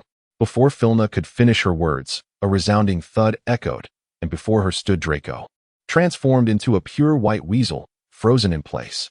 The sound of footsteps approached, growing louder. Moody strode over, wand in hand. His expression filled with fury as he directed his gaze toward Harry. Did he harm you? He demanded. Harry, momentarily dazed, instinctively shook his head in reply. Moody then turned his attention to Draco, now a weasel, with his wand pointed directly at him. I have the utmost disdain for. Fiona swiftly gathered the white weasel at her feet into her embrace, brandishing her wand fiercely at Moody as she whispered, Avada, a tiny, furry paw pressed against her arm. The little white weasel emitted a couple of squeaks, shaking its small head at her. Fina was interrupted mid-spell, and she lowered her eyes, extending her hand to support him and prevent his fall. Moody shouted vehemently, Put him down. Do not touch him. The tip of his wand was ominously directed at Fina. Fina lifted her head and regarded him with a frosty glare, a glimmer of murderous intent flickering in her eyes. The small white ferret in her arms was squeaking frantically, and the incantation that hovered on her lips took a sudden turn. All shall be petrified. Shrink forthwith. Moody was transformed into a diminutive stone statue, landing upon the ground. Harry and Ron stood in stunned disbelief. Fortunately, no other students were present, and Fina shifted her gaze toward the two, a sweet smile curling at the corners of her mouth. My apologies. All shall be forgotten. Harry and Ron, caught entirely off guard, succumbed to unconsciousness. Chapter 44. Filna approached the statue, picking it up and cradling it in her hands, while the little white ferret nestled snugly within her robe as she made her way back to the House of Requirement. The ferret remained reluctant to emerge even upon their arrival. Draco? Filna gently reached out, cradling him from the folds of her robe. Squeak. The white ferret swiftly turned away, presenting its back to her. Ferna attempted every conceivable spell she knew that might prove useful, yet none succeeded in restoring him. The little white ferret persistently evaded her, swiftly darting beneath the covers to conceal itself when her attention wavered. With a sigh of resignation, Ferna leaned closer, coaxing the small lump beneath the blanket. "How about we seek out Professor Snape for assistance?" The ferret quivered, responding with 2 sharp squeaks. "Would you come out for me?" Ferna inquired, resting her chin on the edge of the bed as she gently lifted the blanket to peer inside. The white ferret, a diminutive and pitiful ball, curled itself tightly, its fluffy tail shielding its face. "Draco?" Ferna ventured, extending her hand to cradle him. The little creature remained still, allowing her to gather him into her embrace. Ferna carefully maneuvered around his tail, softly stroking his tiny head, whispering reassurances, "Do not worry, you shall return to your original form soon." Yet, the ferret remained motionless. Filna gently stroked his tail, but the little white weasel suddenly fluffed up in alarm, emitting a series of frantic squeaks. "What is it?" Filna inquired, lightly poking his furry little head with her finger. "Do not be upset. You are quite adorable, in fact." In response, the little white weasel turned away in embarrassment, presenting his backside to her. Filna shamelessly poked at the base of his tail. Squeak! The little white weasel fluffed up in fury and quickly turned to shout at her. Filna cradled him in her arms, gently stroking his fur. The silky smoothness of the little white ferret's coat captivated her, and once she began, she found it impossible to cease. The little white ferret lay in her embrace, exuding an air of dispassion as if resigned to his fate. Fina occasionally pinched his soft, delicate ears and then his plump little paw pads, while Draco, with a lack of resistance, nestled in her embrace, allowing her to toy with him. It was only when her fingers brushed against his tail that he would suddenly cry out in surprise. After several encounters, Fina found herself intrigued and, whether intentionally or not, began to gently prod at his tail.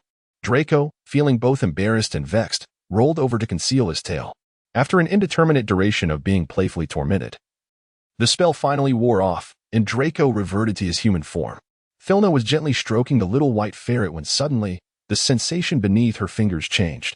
In an instant, Draco overwhelmed her, pinning her onto the bed.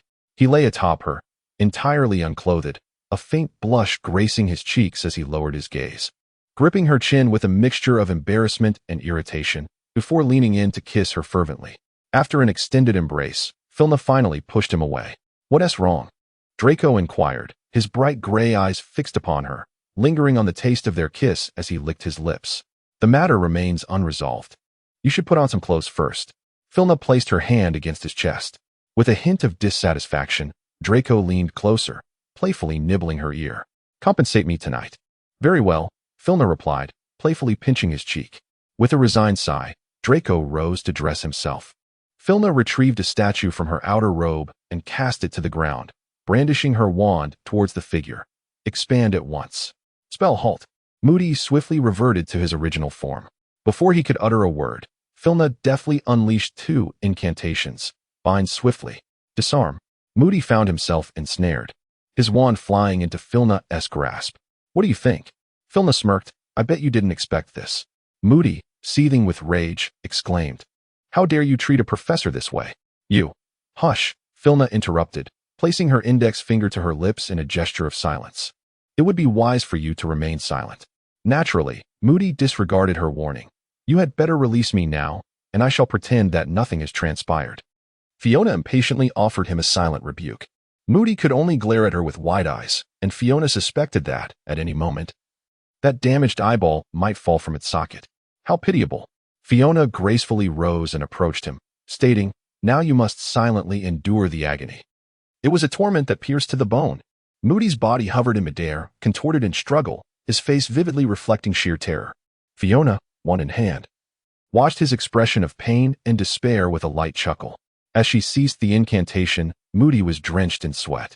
Fiona strolled over to his side, and he cowered in fear, no longer possessing the bravado he once had. "Do you still enjoy it?" Fiona's eyes sparkled with excitement. "Then why did you treat Draco so cruelly?" Ferna crouched beside him, her demeanor softening as she gazed intently at him, but her expression swiftly turned frigid, a piercing agony. Moody was struck by the spell once more, struggling and rolling through the air, his body contorted into an astonishing arc. beads of sweat cascading down his face and falling to the ground. Filna stowed her wand and leaned closer to the fallen Moody, who was scrambling backward on all fours. Terror etched across his face as he attempted to distance himself from her.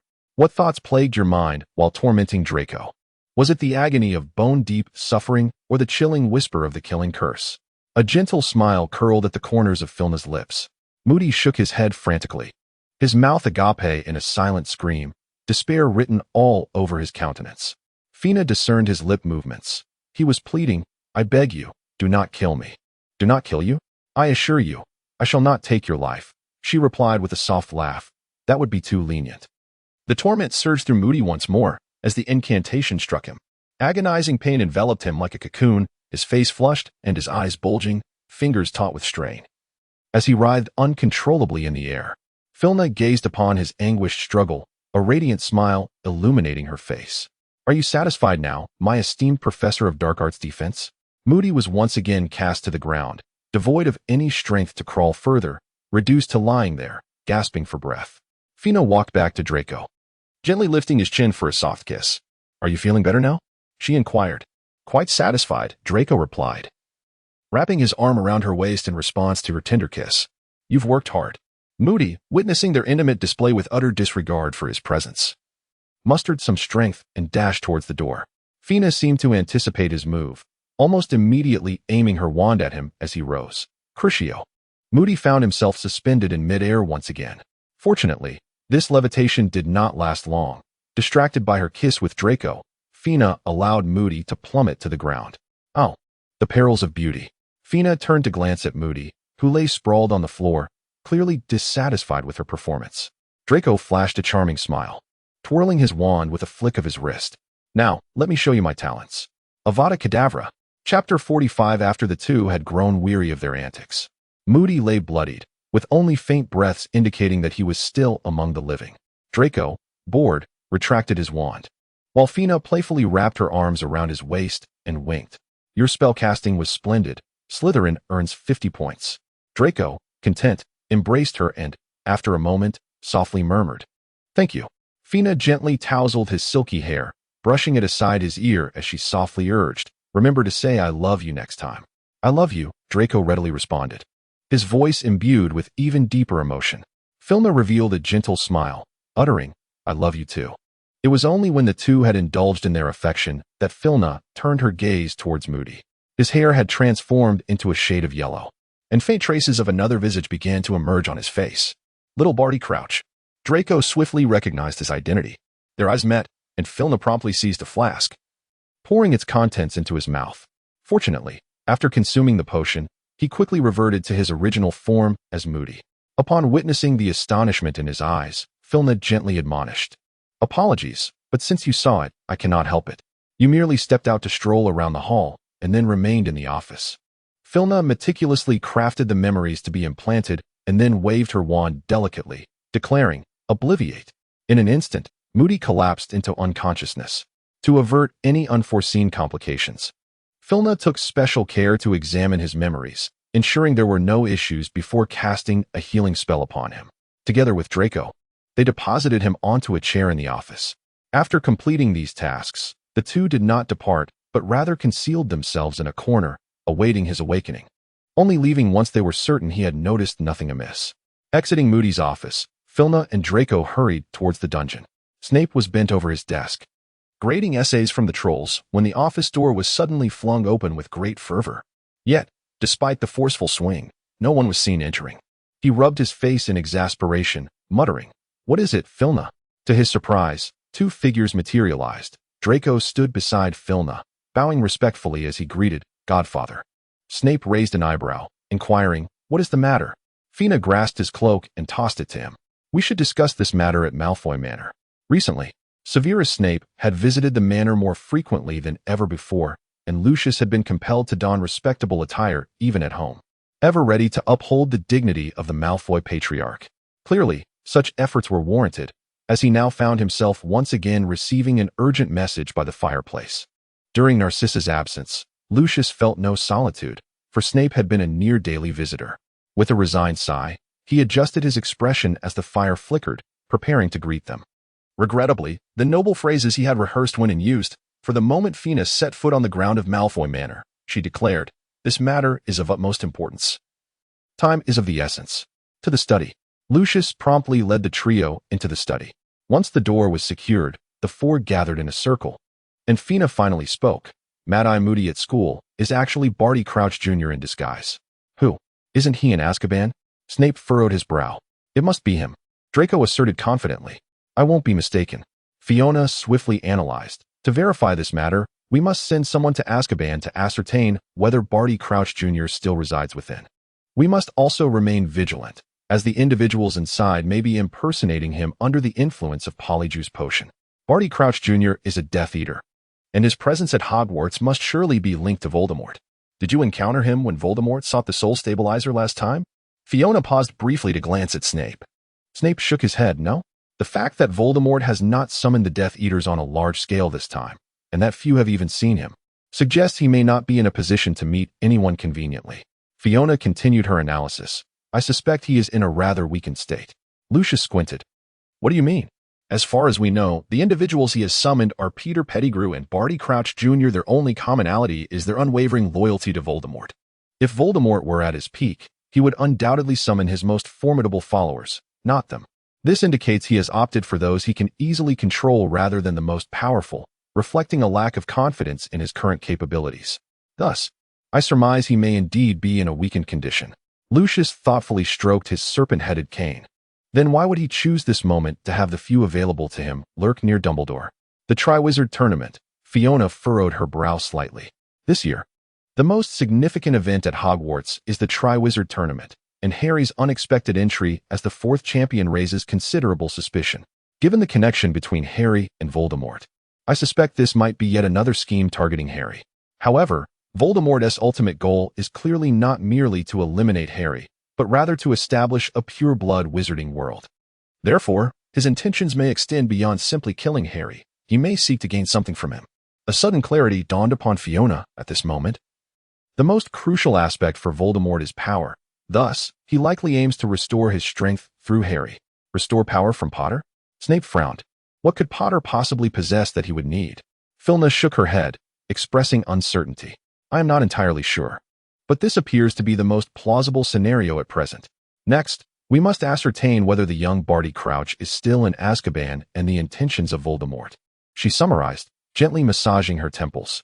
"I can investigate the situation in Azkaban," Lucius remarked, leaning back slightly against the sofa.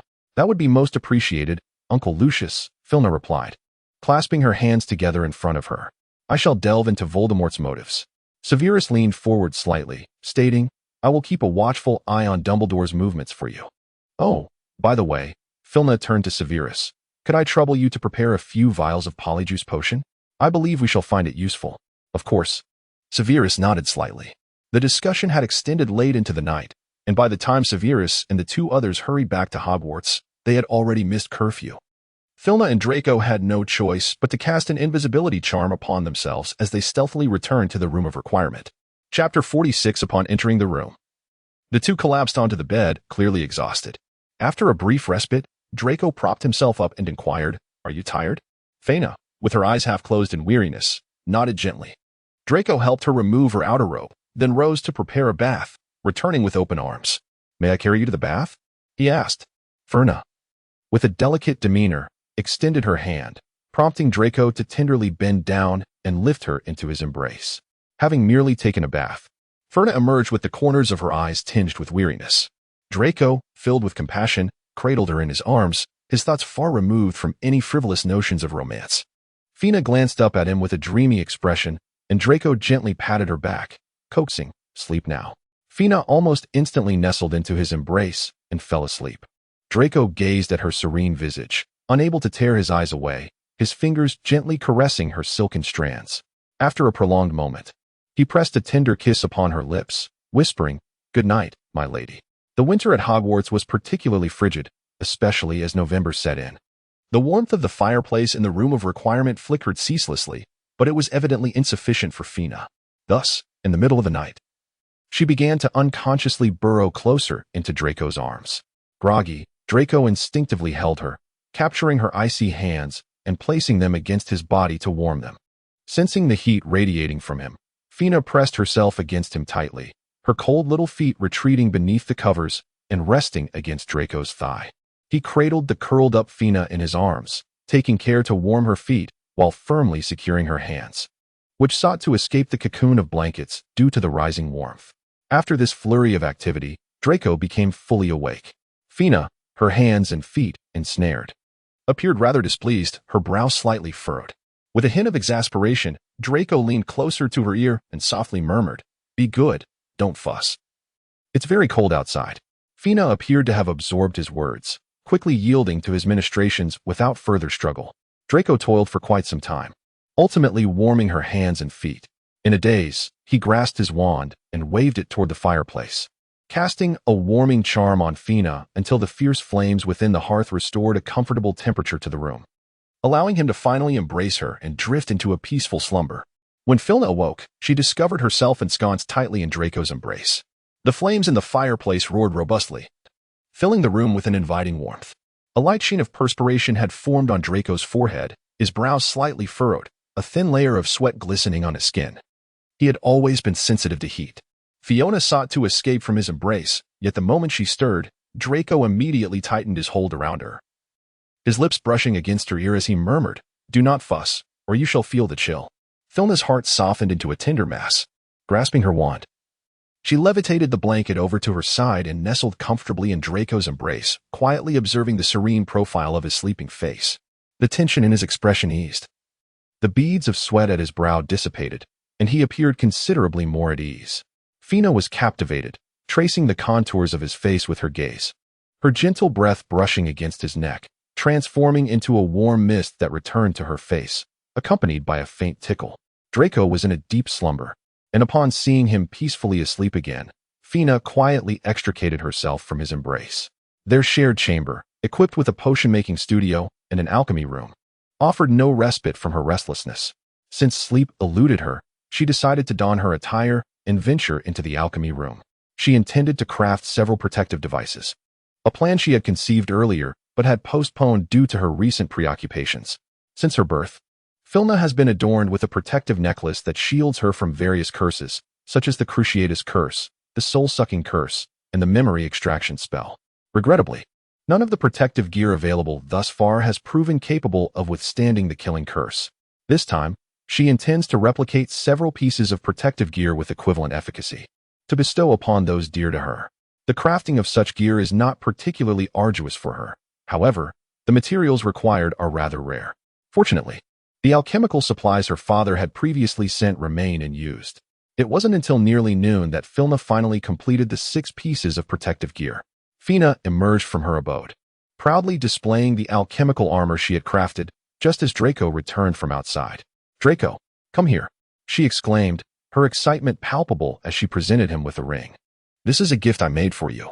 Draco's eyes sparkled with delight as he accepted the ring and swiftly slipped it onto his finger. "For me?" he inquired. "Indeed," Fina replied, her face aglow with a radiant smile. "This is an alchemical piece of armor designed to resist spells such as the Cruciatus Curse, the Killing Curse, and various forms of mind manipulation. Moreover, I have bestowed upon this ring a new functionality." With a hint of pride, she raised her chin. "I have integrated some basic offensive spells and altered the ring's trigger mechanism, allowing it to substitute for a wand and casting certain offensive spells when no wand is at hand." "Substitute for a wand?" Draco exclaimed, his eyes wide with astonishment. "Yes," Fina emphasized, "this is my invention." Draco chuckled softly, pulling her into an embrace. "It is my honor to have you as my fiancée," Fina continued. "I did not incorporate this feature into anyone else's armor. Professor Snape and Uncle Lucius frequently confront Voldemort, and I feared that their armor might attract undue attention. Aunt Narcissa's and Hermione's necklaces were not suitable for such offensive spells. As for Harry, I worried that one day he might use it against you in a quarrel." Fina shrugged with a hint of exasperation. "Harry? Does he have one of these too?" Draco asked, extending his hand to showcase the ring. "Is it also a ring?" "Yes. Both you and Harry possess rings, while Uncle Lucius and Professor Snape have cufflinks, and Aunt Narcissa and Hermione have necklaces," Fina responded, playfully blinking her eyes. However, Draco's expression shifted from excitement to a sudden gloom as he lowered his gaze to the exquisite yet understated ring, appearing deeply disheartened. Ferna leaned closer and whispered softly in his ear, "Do not be envious. Yours is undoubtedly distinct from his." Fiona extended her hand, placing it beside his. "Look, I crafted this in the style of that ring."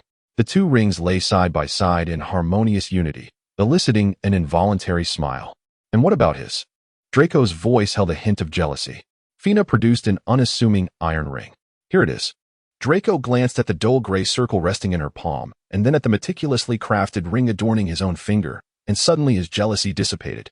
"Shall we take these protective gear to Malfoy Manor tonight?" Fina inquired, pinching Draco's cheek. "I need to step out for a moment to deliver the gear to Hermione and Harry." Draco winked at her, his tone finally lifting with cheerfulness. "All right, I shall await your return."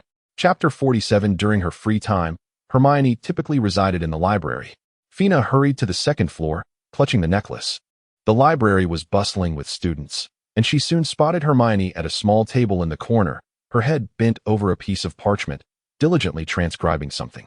With a stack of materials towering at least 5 feet high beside her. "Hermione?" Fina cautiously spoke as she settled beside her. "Oh my goodness!" Hermione exclaimed, startled. "Fina." She set down her quill and turned to face her. "What is it?"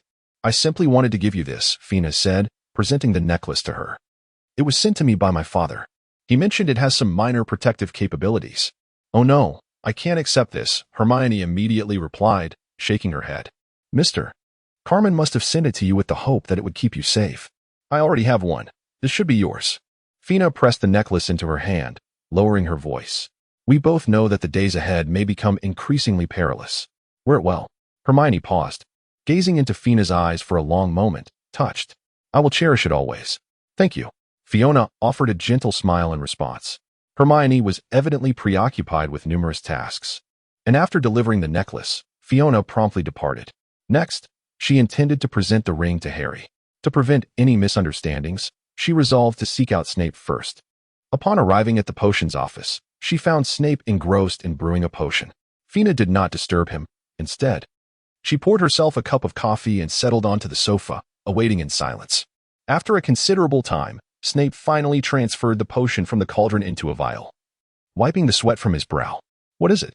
he inquired, as he stored the potion and turned to face Fina. "This is for you," she said, producing a pair of cufflinks. They possess minor defensive capabilities, capable of warding off spells such as the Cruciatus Curse, the Dementor's Kiss, and the Soul-Snatching Charm. When you wear them, these spells will not affect you, and the caster will remain oblivious to their impact. Fina elaborated, "Once Voldemort regains his strength, he will undoubtedly summon you swiftly. I have provided this for those close to me, hoping it will shield you from unnecessary harm." Snape furrowed his brow. This object was irreplaceably valuable to the Death Eaters. Voldemort favored the very curses it could counter. Should other Death Eaters discover its existence, they would stop at nothing to acquire it, and Voldemort would surely sense something amiss and seek to persecute its creator. "Do not worry," Fina reassured him, sensing his concerns. "Only a select few whom I trust possess this. Others remain unaware of its existence, and they will not know I am its maker." Snape hesitated before accepting the cufflinks. "Thank you." Filna smiled gently as she produced a ring. "This is for Harry. I do not wish for him to misunderstand anything, so I would appreciate your assistance in delivering it to him." Snape's expression darkened. Ferna discerned his reluctance to refuse and immediately rose, exclaiming, "Oh dear.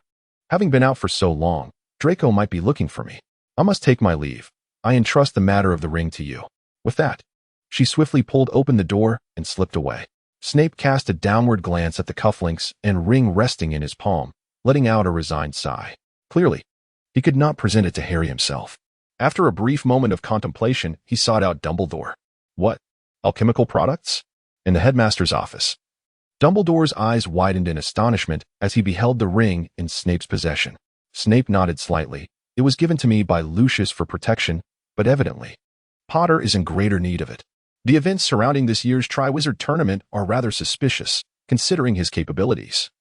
It is wiser for him to be equipped with protective gear." "What defensive spells does it possess?" Dumbledore inquired, taking the ring for a closer inspection. Snape, with an indifferent expression, shook his head. "I am unaware. Lucius did not disclose that information to me." Dumbledore offered a knowing smile. "Mr. Cormac's willingness to present such a sincere gift for a foster daughter engaged to the Malfoy family speaks volumes about the strength of his lineage." Please return. I shall ensure it is delivered to Harry. Dumbledore gestured for Snape to leave. With a stoic demeanor, Snape turned and departed. After delivering the items, Filna returned to the House of Infinite Requests, where Draco stood by the window, gently caressing the head of Vimmer. Vimmer? Filna exclaimed in delight as she rushed towards it. Upon hearing her voice, Vimmer immediately flew over and perched on her shoulder, nuzzling her cheek affectionately.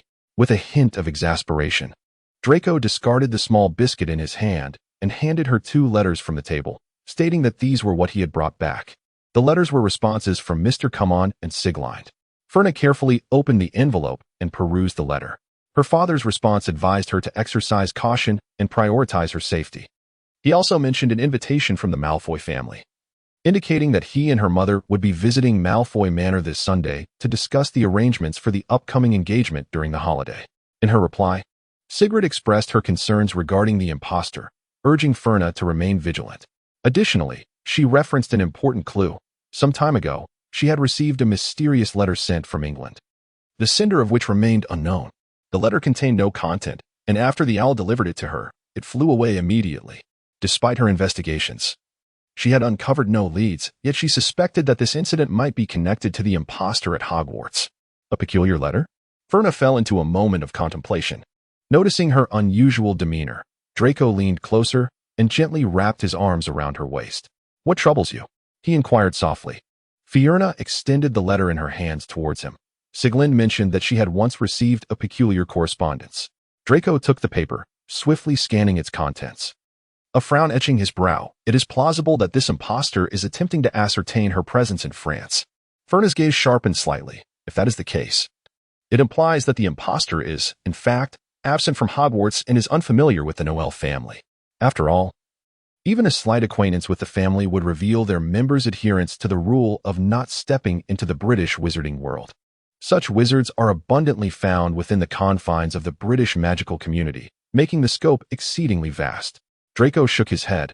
Unless there are alternative clues, it appears we shall not possess any further leads at this moment.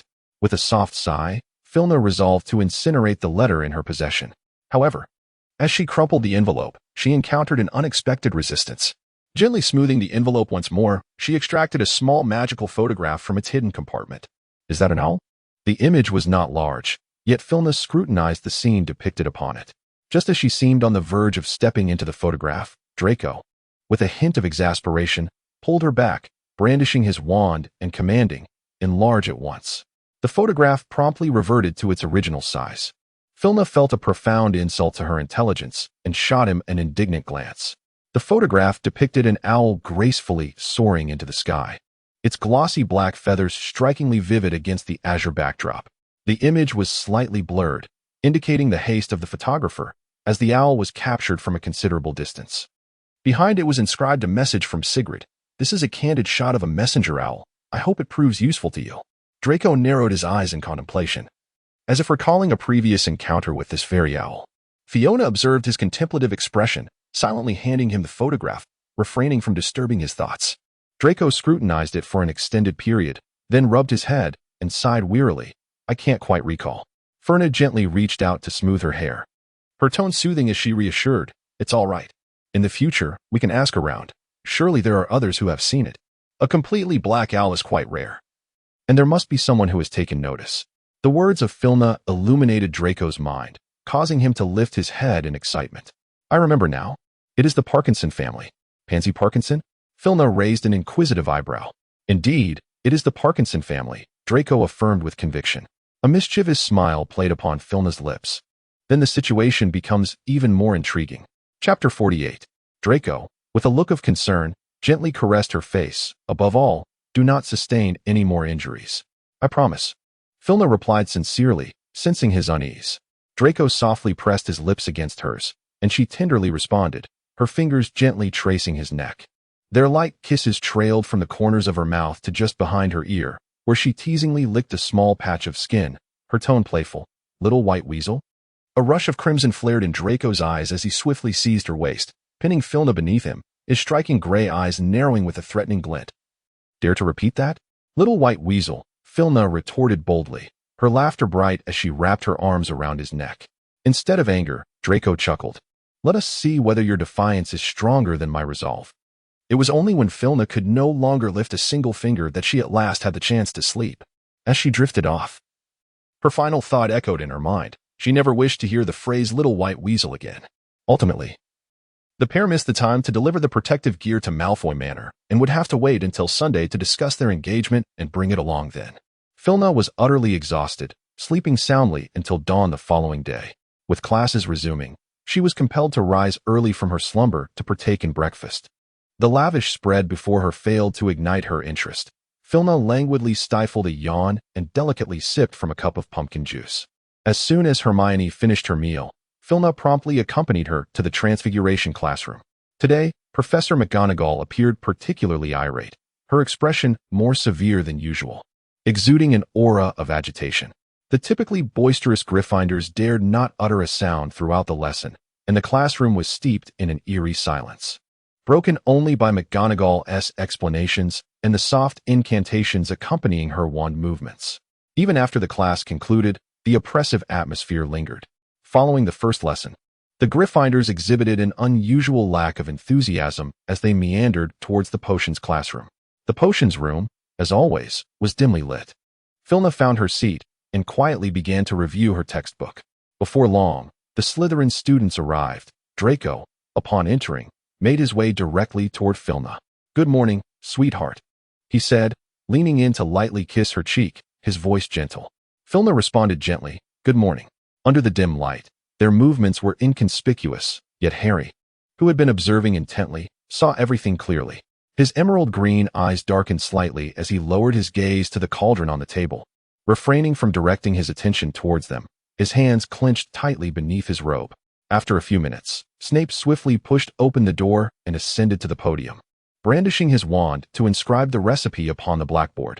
"Today, we shall learn to concoct an antidote." Snape elegantly rested one hand on the podium. "The steps are on the blackboard. Submit your work to me before class concludes." The students began to stir restlessly.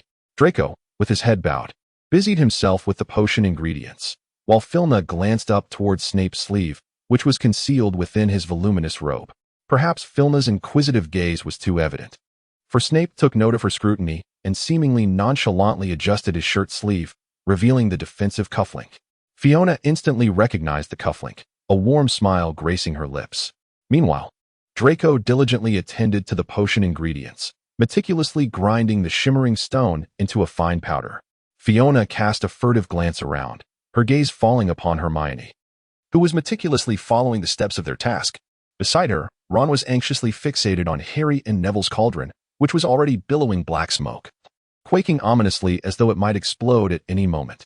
Hermione had evidently noticed the rising plumes of smoke as well. She promptly drew her wand, her voice trembling as she exclaimed, "Professor, I believe Harry's group may require some assistance." Snape swiftly turned, emptying the cauldrons of the two boys. "Mr. Potter," he declared, striding towards them, "if you are apprehensive about the Triwizard Tournament's challenges, there is no need to risk blowing yourselves up here. I believe what I inscribed on the blackboard was 3.5 ounces of serpent's bile, not 4 ounces. Gryffindor loses 5 points." To everyone's surprise, Harry refrained from retorting, merely bowing his head in silent agreement. "Yes, Professor." Snape narrowed his eyes, scrutinizing him intently before sweeping away in his robes. "If you continue to stare, I cannot guarantee that his cauldron will not truly explode," Draco whispered threateningly into Fiona's ear. Fiona withdrew her gaze and playfully tugged at his sleeve. "Are you feeling jealous? Is that not permissible?"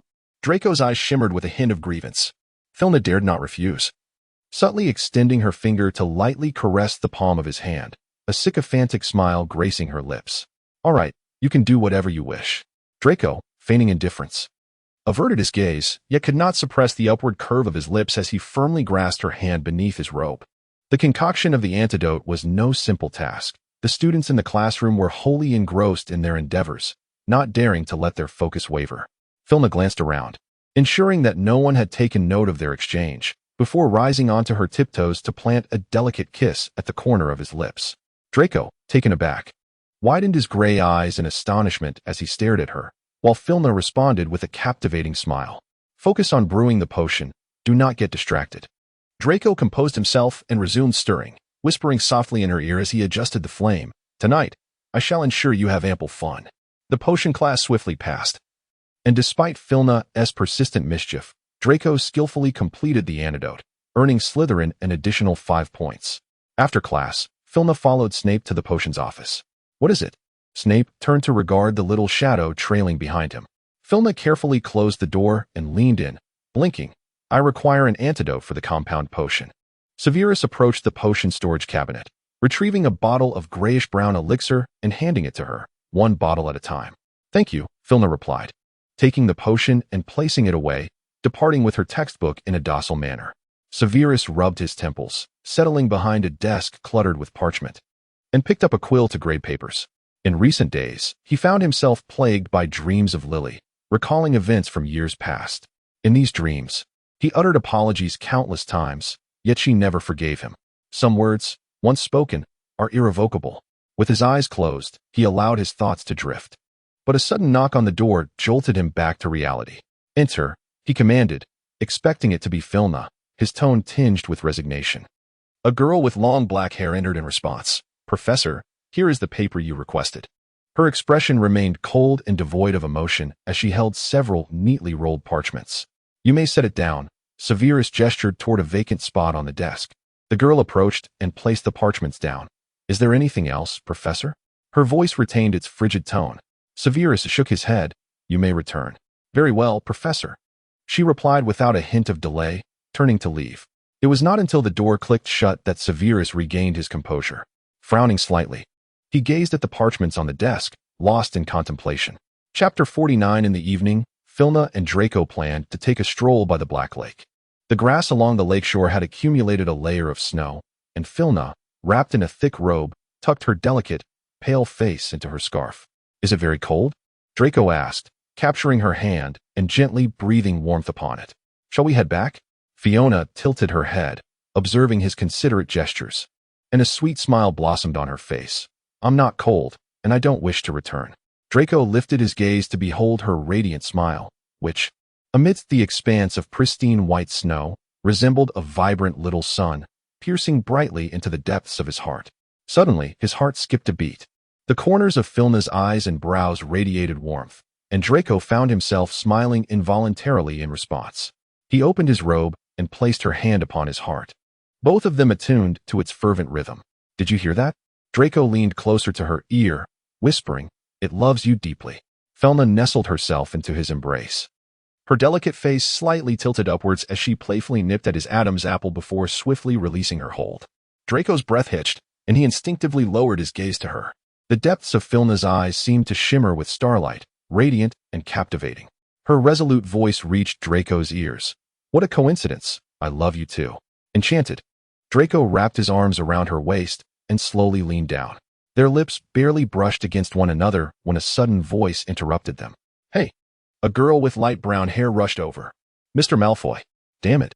Draco's expression darkened instantly as he turned and pulled Filna into his embrace. Do you remember me? I am Sigrid. The girl stood before them, her light green eyes sparkling with excitement. Get lost. Draco's mood plummeted to its lowest point. The girl displayed a hint of hurt. Mr. Malfoy, I merely came to say hello. You should know that my father has a very good relationship with yours. I believe our families would wish for us to become friends. Oh, Draco laughed bitterly, his anger palpable. Hasn't the Noel family been thriving in France? What brings you to England all of a sudden? The girl hesitated, her voice faltering before she finally replied. My father mentioned that our family has some business in England, and he sent me to manage it. Filna peered out from Draco's embrace, inquiring, Isn't the Noel family's business solely in France? When did it expand to the United Kingdom? The girl shot her a disdainful glance, retorting, What would a half-blood like you know about the affairs of the Noel family? Filna covered her mouth and chuckled softly. Coincidentally, I do possess some knowledge. My father and Mr. Noel are close friends, hence I have had the fortune of meeting Sigrid in person. She does not appear to resemble you in the slightest. Her gaze turned icy. The girl evidently became flustered. What nonsense are you spouting? I have never encountered you before. How fortunate. For I too have never laid eyes on you.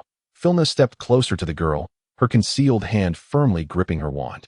I presume you have never met Sigrid, otherwise you wouldn't have mistakenly brewed the polyjuice potion to assume the wrong identity. Surely you did not send the owl merely to ascertain her presence in France. Let me venture a guess. You intended for it to retrieve a strand of her hair, did you not? Regrettably, it brought back the wrong one. That hair does not belong to Sigrid. The girl's body visibly trembled, her gaze gradually filled with malice, and her hand swiftly withdrew a wand from behind her back. Ready to strike. Fiona was well prepared, swiftly taking the initiative. Disarm her. The wand in the girl's hand flew away. Quickly bind her. Before the girl could react, Fiona hastily cast a second spell. The girl was rendered immobile, her pale azure eyes tinged with a hint of crimson, glaring venomously at her. Fiona, you, a half-breed mongrel, have no right to be here. By what authority? Draco's eyes darkened, raising his wand as he murmured, shatter to pieces. Fiona sensed something amiss and swiftly brandished her wand to shield herself from the impending attack. Draco. Fiona approached him and grasped his hand gently, whispering, "This place is not safe." Draco lifted his gaze to meet hers, his eyes swirling with tempestuous fury. "Not safe?" he retorted. "Please, just wait a little longer, will you?" Fiona gradually pressed down his wand, soothing him in hushed tones. Draco lowered his head, retracting the wand, and stood behind her. Ferna turned to the girl, producing a bottle of brownish potion from her bosom. "This is the antidote to the polyjuice potion." The girl appeared to be still in a daze, unable to recover from Draco's ruthlessness, gazing at him with wide eyes. Fiona turned away in dissatisfaction, obstructing her view, and forcefully pried open her mouth to pour the contents inside. The skin on the girl's face grotesquely swelled before, after a brief moment, reverting to the visage of Pansy Parkinson. "Long time no see, Miss Parkinson," Fiona remarked with a smirk. "Let me guess, are you here to eliminate me? Or perhaps to claim Draco? Or maybe both?" She suggested with a playful laugh. "Why not let the headmaster decide?" Pansy displayed no trace of fear, responding, "Very well. I happen to have some matters I wish to discuss with the headmaster as well. I believe he would be quite eager to hear your secrets." The temperature in Filna's eyes grew cold. "It seems you are rather reluctant to visit the principal's office, which is quite acceptable." Filna lowered her gaze, her tone indifferent. Pansy believed she had gained the upper hand over Filna and triumphantly wore a victorious smile. Filna paid her no heed, casting her gaze around. In the distance, several couples on dates had already taken notice of the scene. Fortunately, they were at a considerable distance and likely would not recognize the identities of those present. Fina beckoned Draco over, and the two huddled together behind Pansy. She removed her cloak to shield herself and Draco, effectively obscuring them from the gaze of those behind. "All petrified. Quickly diminish," Fina whispered as she drew her wand, causing a small statue to tumble silently onto the grass. Fina picked up the statue and, together with Draco, hurried back to the castle beneath the cloak. The two made their way to the room of requirement, where Fina lifted the petrification and shrinking curses placed upon Pansy. As soon as she regained her freedom, Pansy could hardly contain herself, unleashing a torrent of curses. "You wretched shadow of a god." Draco, however, did not allow her to finish, a shadow flickering in his eyes. "Ah, you cannot treat me this way. I am the heir of the Parkinson family. Our families are connected by long-standing ties." Pansy cried out in anguish. Fiona approached and gently pressed Draco's hand, saying, "Please, just a moment longer. I have a few more questions to ask." Draco, suppressing his emotions, reluctantly laid down his wand. Ferna gently kissed the corner of his lips. "What secret do you know about me?" she inquired, turning to face Pansy. Despite being covered in wounds, Pansy gazed at her defiantly, akin to a beast unwilling to yield. Her voice was frenzied, her eyes brimming with murderous intent. "Why should I divulge anything to you?" Ferna lowered her gaze, toying with her wand. "It's all right if you choose not to speak." Soul Extraction. Chapter 50. The tip of Filna's wand emitted a radiant light that swiftly penetrated Pansy's mind. She gently closed her eyes, diligently sifting through her memories. Pansy struggled in agony, but to no avail. Her recollections were a chaotic tapestry, yet Filna discerned Draco in various fragments. There was a young Draco, his golden hair gleaming as he spoke in a childlike voice. A slightly older Draco, furrowing his brow, perpetually embodying the demeanor of a miniature adult, and an even more mature Draco, whose lips curled into a gentlemanly smile, no longer vexed by trifles such as toys. Fiona beheld a multitude of shimmering memories, each a dance from their childhood, with Draco leading her in a graceful waltz. Filna was suddenly consumed by jealousy. Turning her gaze away from the distressing images that plagued her mind, she swiftly uncovered the secret that Pansy had mentioned, a memory fragment of her and Draco returning to the room of requirement. Beside this memory lay a small, dark recollection, Pansy had purchased a potion of magical enhancement from Nocturne Alley, hidden within the pocket of her clothing. The spell of soul siphoning exerted a considerable drain on both the caster and the subject, yet Filna felt no significant fatigue, while Pansy, drenched in sweat, clearly appeared to be magically depleted. Casting a glance back at Draco, Filna was inexplicably flooded with visions of him dancing with Pansy, and an overwhelming tide of jealousy surged within her. Pansy was acutely aware of what Filna had witnessed, her expression adorned with a taunting smile. Indeed, we seem quite well matched. Do we not? We ought to be the ideal partners. Draco, oblivious to the unfolding drama, sensed Filna's discontent and quickly silenced Pansy with a sharp look. What is the matter? Draco inquired cautiously, leaning closer to Filna, acutely aware that her sudden melancholy was somehow linked to him. Fiona cast a sidelong glance at him, remaining silent. Draco felt a surge of anxiety within him. He embraced Fiona, burying his head in the crook of her neck. What is it? Please tell me, he implored. His breath brushed against her skin, evoking a tickling sensation, prompting Fiona to turn slightly away from him. Stop it, she murmured. Draco's expression dimmed as he silently withdrew his hand from her waist, standing helplessly to the side. Fiona gently lifted his chin and placed a soft kiss on the corner of his lips, her tone slightly frosty. I shall deal with you later. Draco exhaled in relief. Fiona cast a cold glance at Pansy, her tone laced with disdain.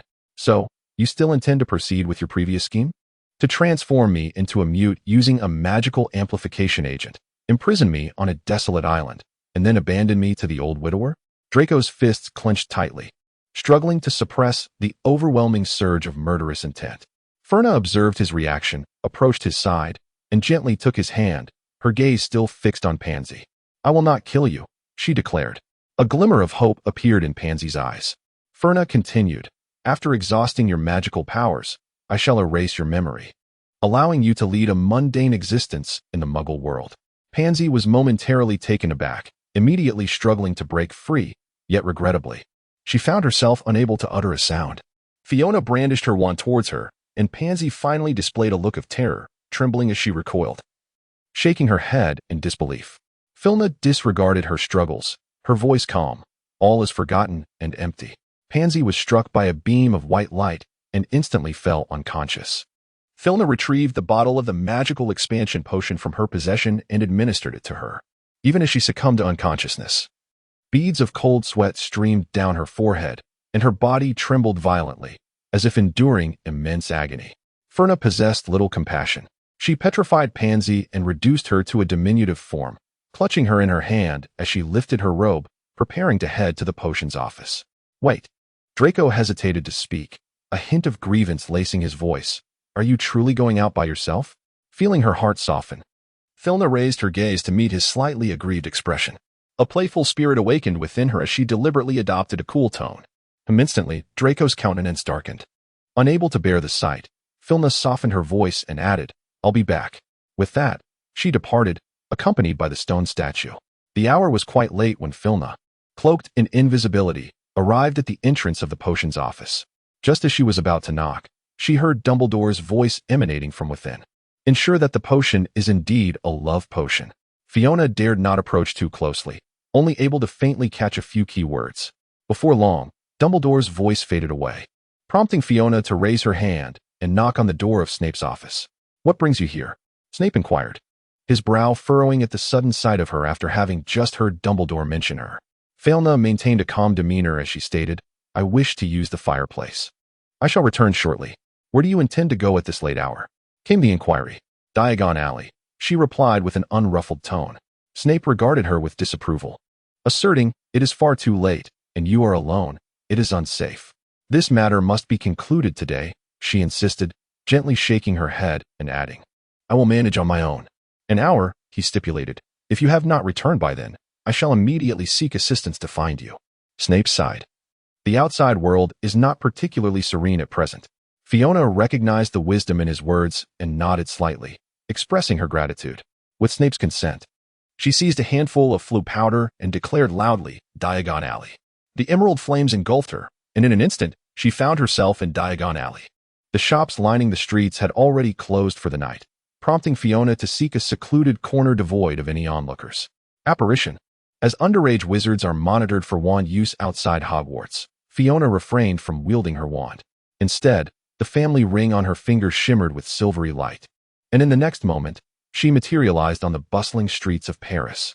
Here, at the heart of Paris's most vibrant thoroughfare, Fiona located a quiet alleyway where she carefully set down the statue and cast several concealment charms around her. Stasis charm. Expand rapidly. At once, Pansy reverted to her adult form, reclining against the wall in a semi-conscious state. She remained unconscious, beads of sweat cascading down her face. Observing her features, Fiona furrowed her brow. If the Parkinsons were to glimpse her, recognition would be inevitable. A solution was imperative. Pansy was now voiceless, and ordinary transformation spells would undoubtedly falter. Suddenly, Fiona recalled the powerful transfiguration charm. This was an advanced dark magic that Hogwarts would never teach, yet fortuitously. The Carmen family's library contained a tome that referenced this very incantation. By chance, Fiona had studied it. The family ring in her hand glowed faintly as she concentrated on the incantation, and Pansy's appearance began to morph in tandem with her spoken words. Finally, as the spell concluded, Pansy had transformed into a wholly different visage. Fiona surveyed her new appearance with satisfaction before vanishing from sight. The surrounding concealment charm was potent enough to last until her awakening. Upon regaining consciousness, she would embark on an exploration of an entirely new world, one she had previously held in disdain, the world of Muggles. Fiona transformed and returned to Diagon Alley, swiftly passing through the fireplace back to Hogwarts. Fortunately, an hour had yet to pass. Snape was pleased with her punctuality and, rarely, greeted her. "Have you completed your tasks?" "Yes, everything is done," Fiona replied, raising an eyebrow. "Is there something you wish to share with me?" Snape hesitated momentarily, then nodded slightly. "Dumbledore just visited me, requesting a few vials of amortentia." Chapter 51. What could that old man possibly want with that? A sudden thought struck Fiona, sending a shiver down her spine. Could he have taken a fancy to someone? Snape, exasperated, rubbed his temples, interrupting her increasingly errant thoughts. "It's for you." Fiona's eyes widened in fright. "For whom? Where are you headed with this?" Snape furrowed his brow. "He wishes for Potter to assist you." "Is he out of his mind? First, he proposed I marry Draco, and now he wants Harry to drug me?" Snape's expression tightened further. "It's not so simple. He believes you would never defy the wishes of the Carmen family. Thus an alliance with the Malfoy family seems inevitable. However, after several attempts to converse with you without receiving a response, he feels uncertain and seeks to entrap you with Potter.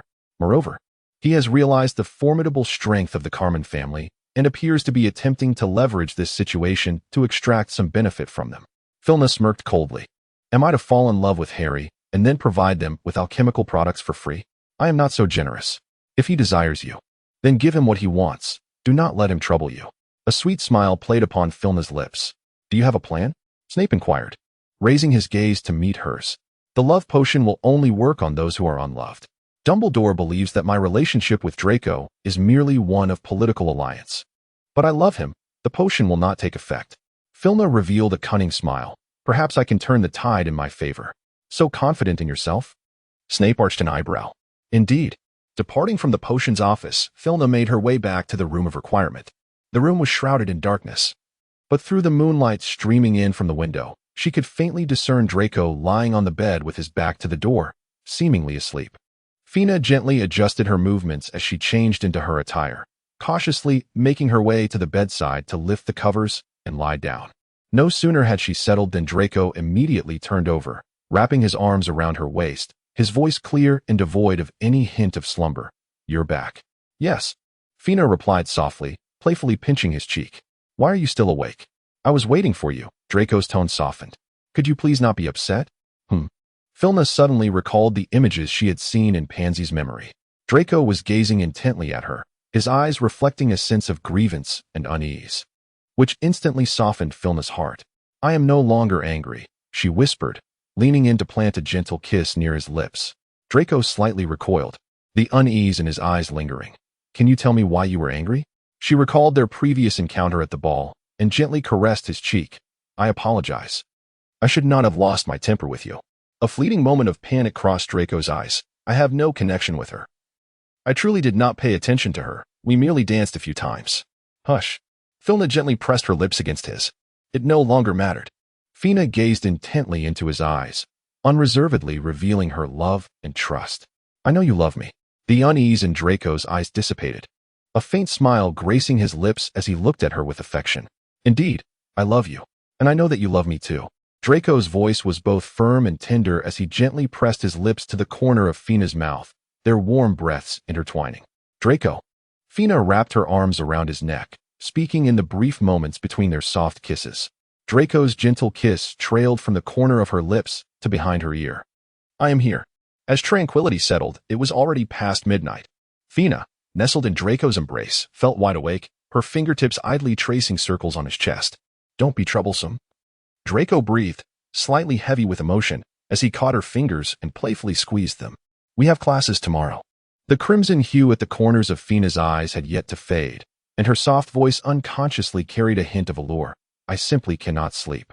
Draco's Adam's apple bobbed slightly as his fingers gently caressed her somewhat swollen lips, his voice low and laced with subtle temptation.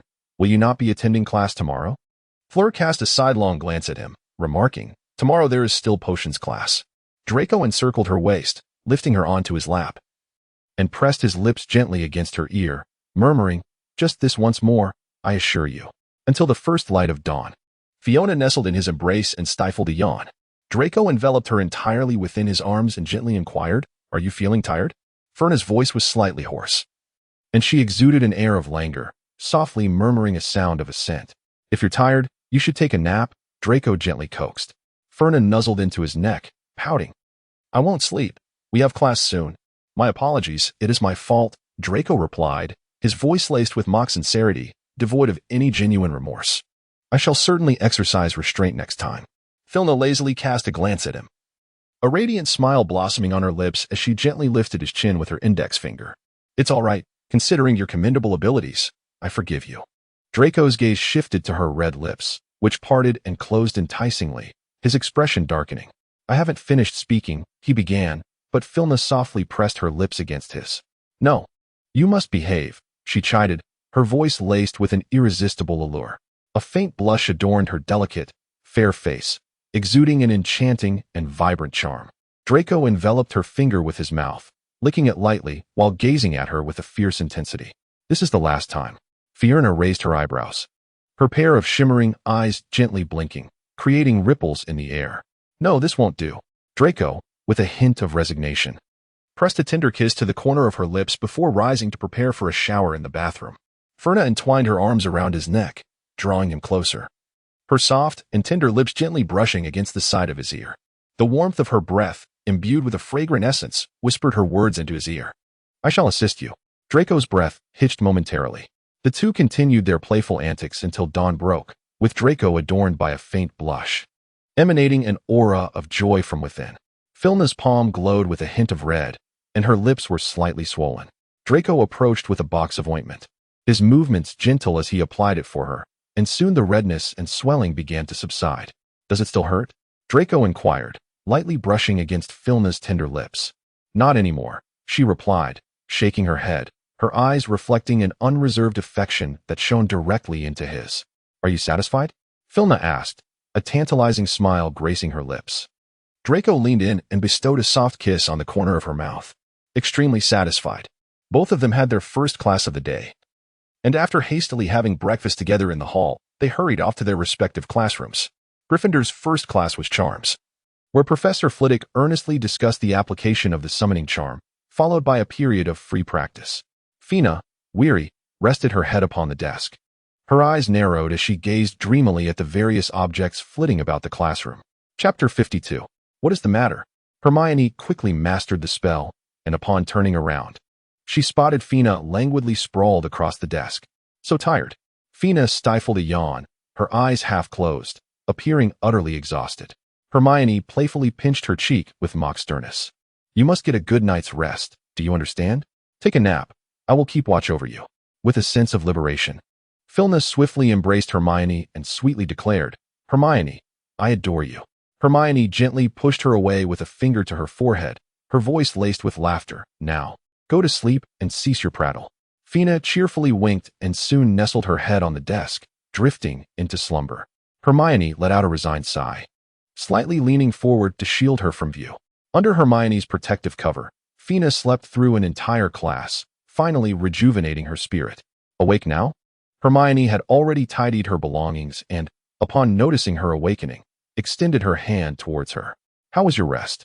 Philna embraced the book in her arms, leaning against Hermione in a playful manner, nuzzling her affectionately.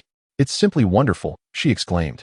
Hermione gently patted her head, shaking it in mild exasperation. Come on, let's go. The next class is potions. Philena quietly nestled beside her, and together they made their way to the potions classroom. Most of the students had already arrived, and the two swiftly returned to their seats. Draco was focused on arranging the potion ingredients on his desk when Philena approached him and quietly settled down beside him, refraining from interrupting his concentration. Out of the corner of his eye, Draco noticed her presence and swiftly turned to face her, a gentle smile gracing his lips. The teacher had yet to arrive, and students clustered in small groups, either engaging in conversation or playfully teasing one another, while a few solitary figures immersed themselves in their books. Philna deliberately licked her lips with the tip of her tongue and innocently blinked at him. Draco felt a flush creep across his cheeks as he turned away, diligently organizing the potion ingredients and refusing to look at her again. Suddenly, the door to the potion classroom was flung open with a creak and then shut with a bang. Snape strode in briskly, wielding his wand. He inscribed several lines of large letters on the blackboard, standing at the lectern with a somewhat sullen expression. His usually deep voice now seemed even more frigid. The steps are on the board. We shall begin now. Without a moment's hesitation, Philna discerned that he was in a particularly foul mood. The classroom fell into a profound silence, broken only by the faint rustling of potion ingredients being handled. Rarely did Snape refrain from patrolling the classroom. Instead, he stood at the lectern, gazing intently at the students below, seemingly lost in thought. Unfortunately, it was Neville who found himself under his scrutinizing gaze. Philna cast a sympathetic glance back at him. He was trembling, his quivering fingers reducing the poor daisy root to a fine powder. A considerable assortment of indistinguishable fragments lay strewn about him, yet he continued to chop nervously. Clearly, Harry was also somewhat anxious, as he paid no heed to the heap of debris in the tray, carelessly tipping it all in. Fortunately, before they could blow up the cauldron, Professor Snape intervened just in time. Mr. Longbottom, Snape drawled condescendingly. Is everything I wrote merely fragments? Neville trembled even more violently, his legs barely able to support him, his body stiff as he stammered.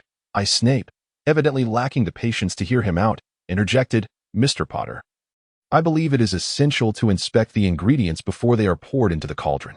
Harry bowed his head. Thus, Snape smirked mockingly, for your carelessness. Gryffindor loses 10 points. The two remained silent.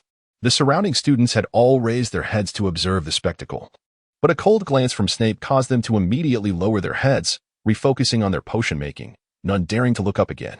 And so, the potion class passed, the oppressive atmosphere lingering even after the bell rang, as the little lions hastened to exit the classroom. Fiona and Hermione reached the doorway, just in time to witness a Gryffindor upperclassman engaged in conversation with Harry. Their voices were not deliberately hushed, and Fiona overheard the upperclassman informing him that the headmaster wished to see him in his office. Is he truly that impatient? A glimmer of derision flickered in Philna's eyes as she maintained her composure and accompanied Hermione to lunch. Harry did not appear at the dining table during the meal, and it was not until the afternoon transfiguration class that Philna caught sight of him once more. Throughout the entire lesson, Harry frequently cast glances in her direction, his expression devoid of any discernible emotion, merely observing her. Philna feigned ignorance of his scrutiny. As the class drew to a close, it seemed that Harry had resolved something within himself, for he ceased to look at her and instead stole a glance at Draco, who had come to escort her after the lesson. The ensuing days unfolded with an unusual tranquility. Dumbledore no longer sought her out, and Harry refrained from taking any action.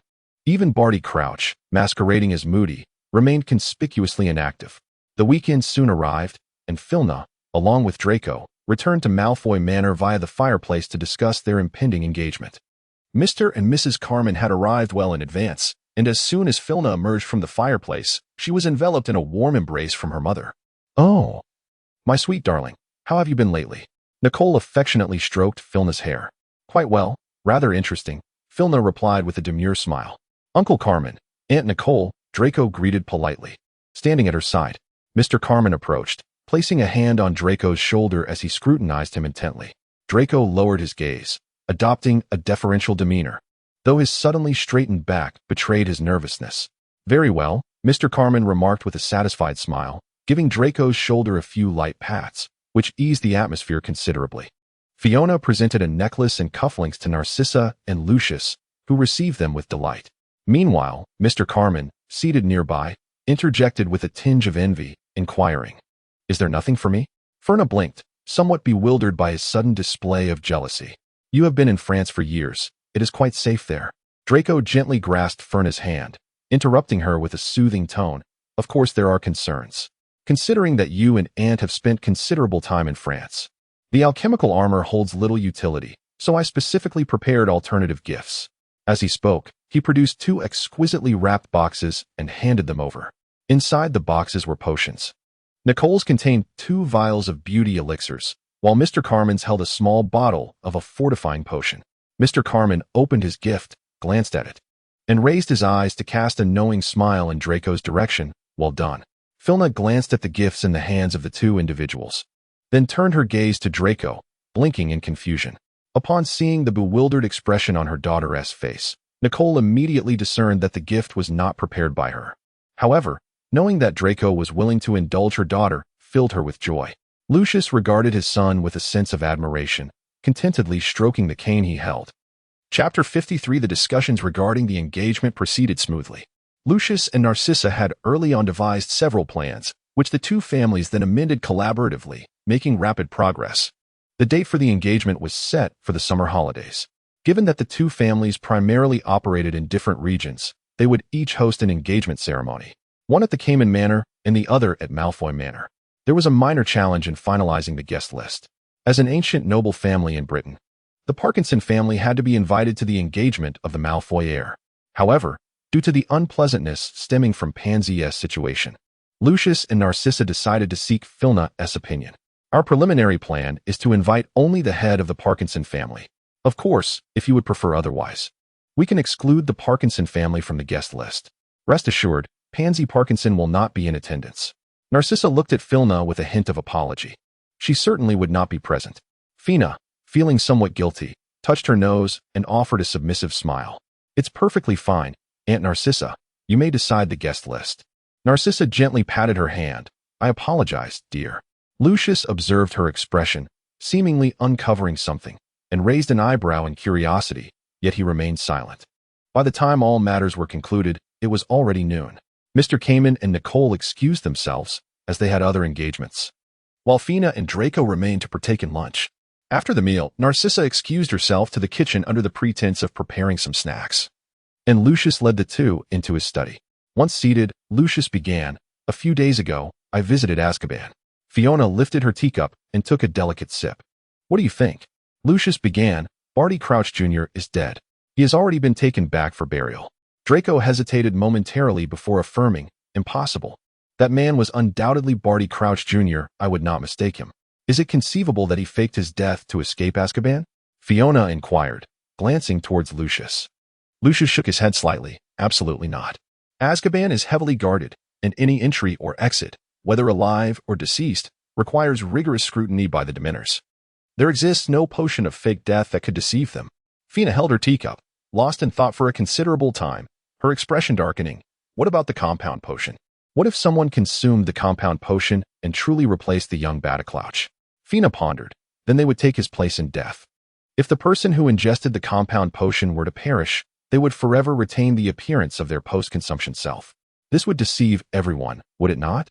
Lucius furrowed his brow slightly. "It is not without its possibilities. Given old Bataclouch's status, finding a scapegoat would not pose a significant challenge. However, this could lead to exposure, particularly after he missed the position of Minister of Magic, as many would be poised to seize upon any incriminating evidence, would they not?" Fina raised her teacup and took a delicate sip. "Unless this person is utterly loyal and would never betray them, anyone has the potential to leak information." Lucius spoke with a cold tone. "Only the dead can keep secrets." Fina raised her eyebrows slightly, seemingly casually mentioning, "I heard that after young Barty was imprisoned, Mrs. Crouch fell gravely ill. Indeed, it is said that her condition is quite serious, and she has not appeared in public for quite some time." Lucius suddenly grasped the implication of her words. "Are you suggesting that maternal love is indeed profound?" Fina's tone grew somewhat somber as she replied, "I believe Mrs. Crouch loves her son dearly. If that is the case, then we have no means of verification, Lucius sighed gently.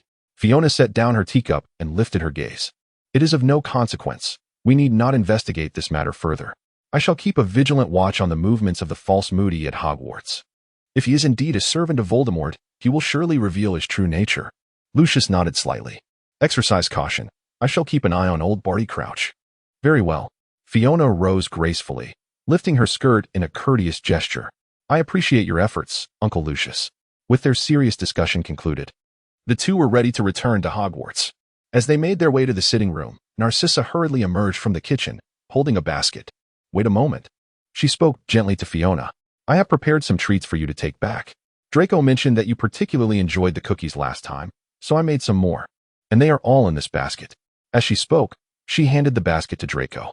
Thank you, Aunt Narcissa, Fiona replied with a sweet smile of gratitude. Draco reached out to accept the basket, and Narcissa, with a tender tone, advised, I made a variety of kinds. If there are any that Fiona especially likes, do remember to write back and let me know, and I shall send more by owl. Certainly. Draco turned his head to glance at Fiona, a warm smile gracing his lips. Narcissa chuckled softly, covering her mouth. Now off you go. Upon their return to Hogwarts, they found Severus absent from his office. In his usual seat behind the desk sat a girl with dark hair, seemingly engrossed in writing something. Not displaying the slightest surprise at their arrival, she looked up briefly, nodding in acknowledgement before immediately returning her focus to her work. Fina and Draco exchanged a glance, each perceiving a hint of perplexity in the other's eyes. The girl did not lift her gaze again, seemingly engrossed in her own world, and they deemed it inappropriate to disturb her, thus they retreated. Shortly thereafter, Snape returned, the scent of blood wafting into the girl's nostrils with his entrance. You're injured, she stated flatly, lifting her head slowly while gripping her pen. Snape, weary, closed his eyes briefly and settled onto a nearby sofa, remaining silent. Deep gashes marred his arm, the fabric torn apart, revealing wounds that bled profusely, staining the surrounding dark cloth even deeper. The girl rose, deftly rummaging through a cabinet to procure a vial of blood-replenishing potion, which she handed to him. She then tore the fabric from his arm and sprinkled a white powder over the wound. The bleeding ceased, and she drew her wand, casting a healing spell upon the injury. Snape uncorked the potion and drank it in one swift motion. All done, she remarked, her expression still indifferent. After tending to his wound, she returned to her desk to continue her work. Snape sat in silence on the sofa, reflecting on the events of the day while the girl remained focused on her tasks, neither of them uttering a word. After a prolonged silence, Snape finally opened his eyes and regarded her coolly, stating, You should return. Upon hearing this, the girl stood, swiftly gathering her belongings and making her departure without sparing him a glance. Snape furrowed his brow slightly as he observed her retreating figure. Chapter 54 After class. Harry intercepted Fina. What is the matter?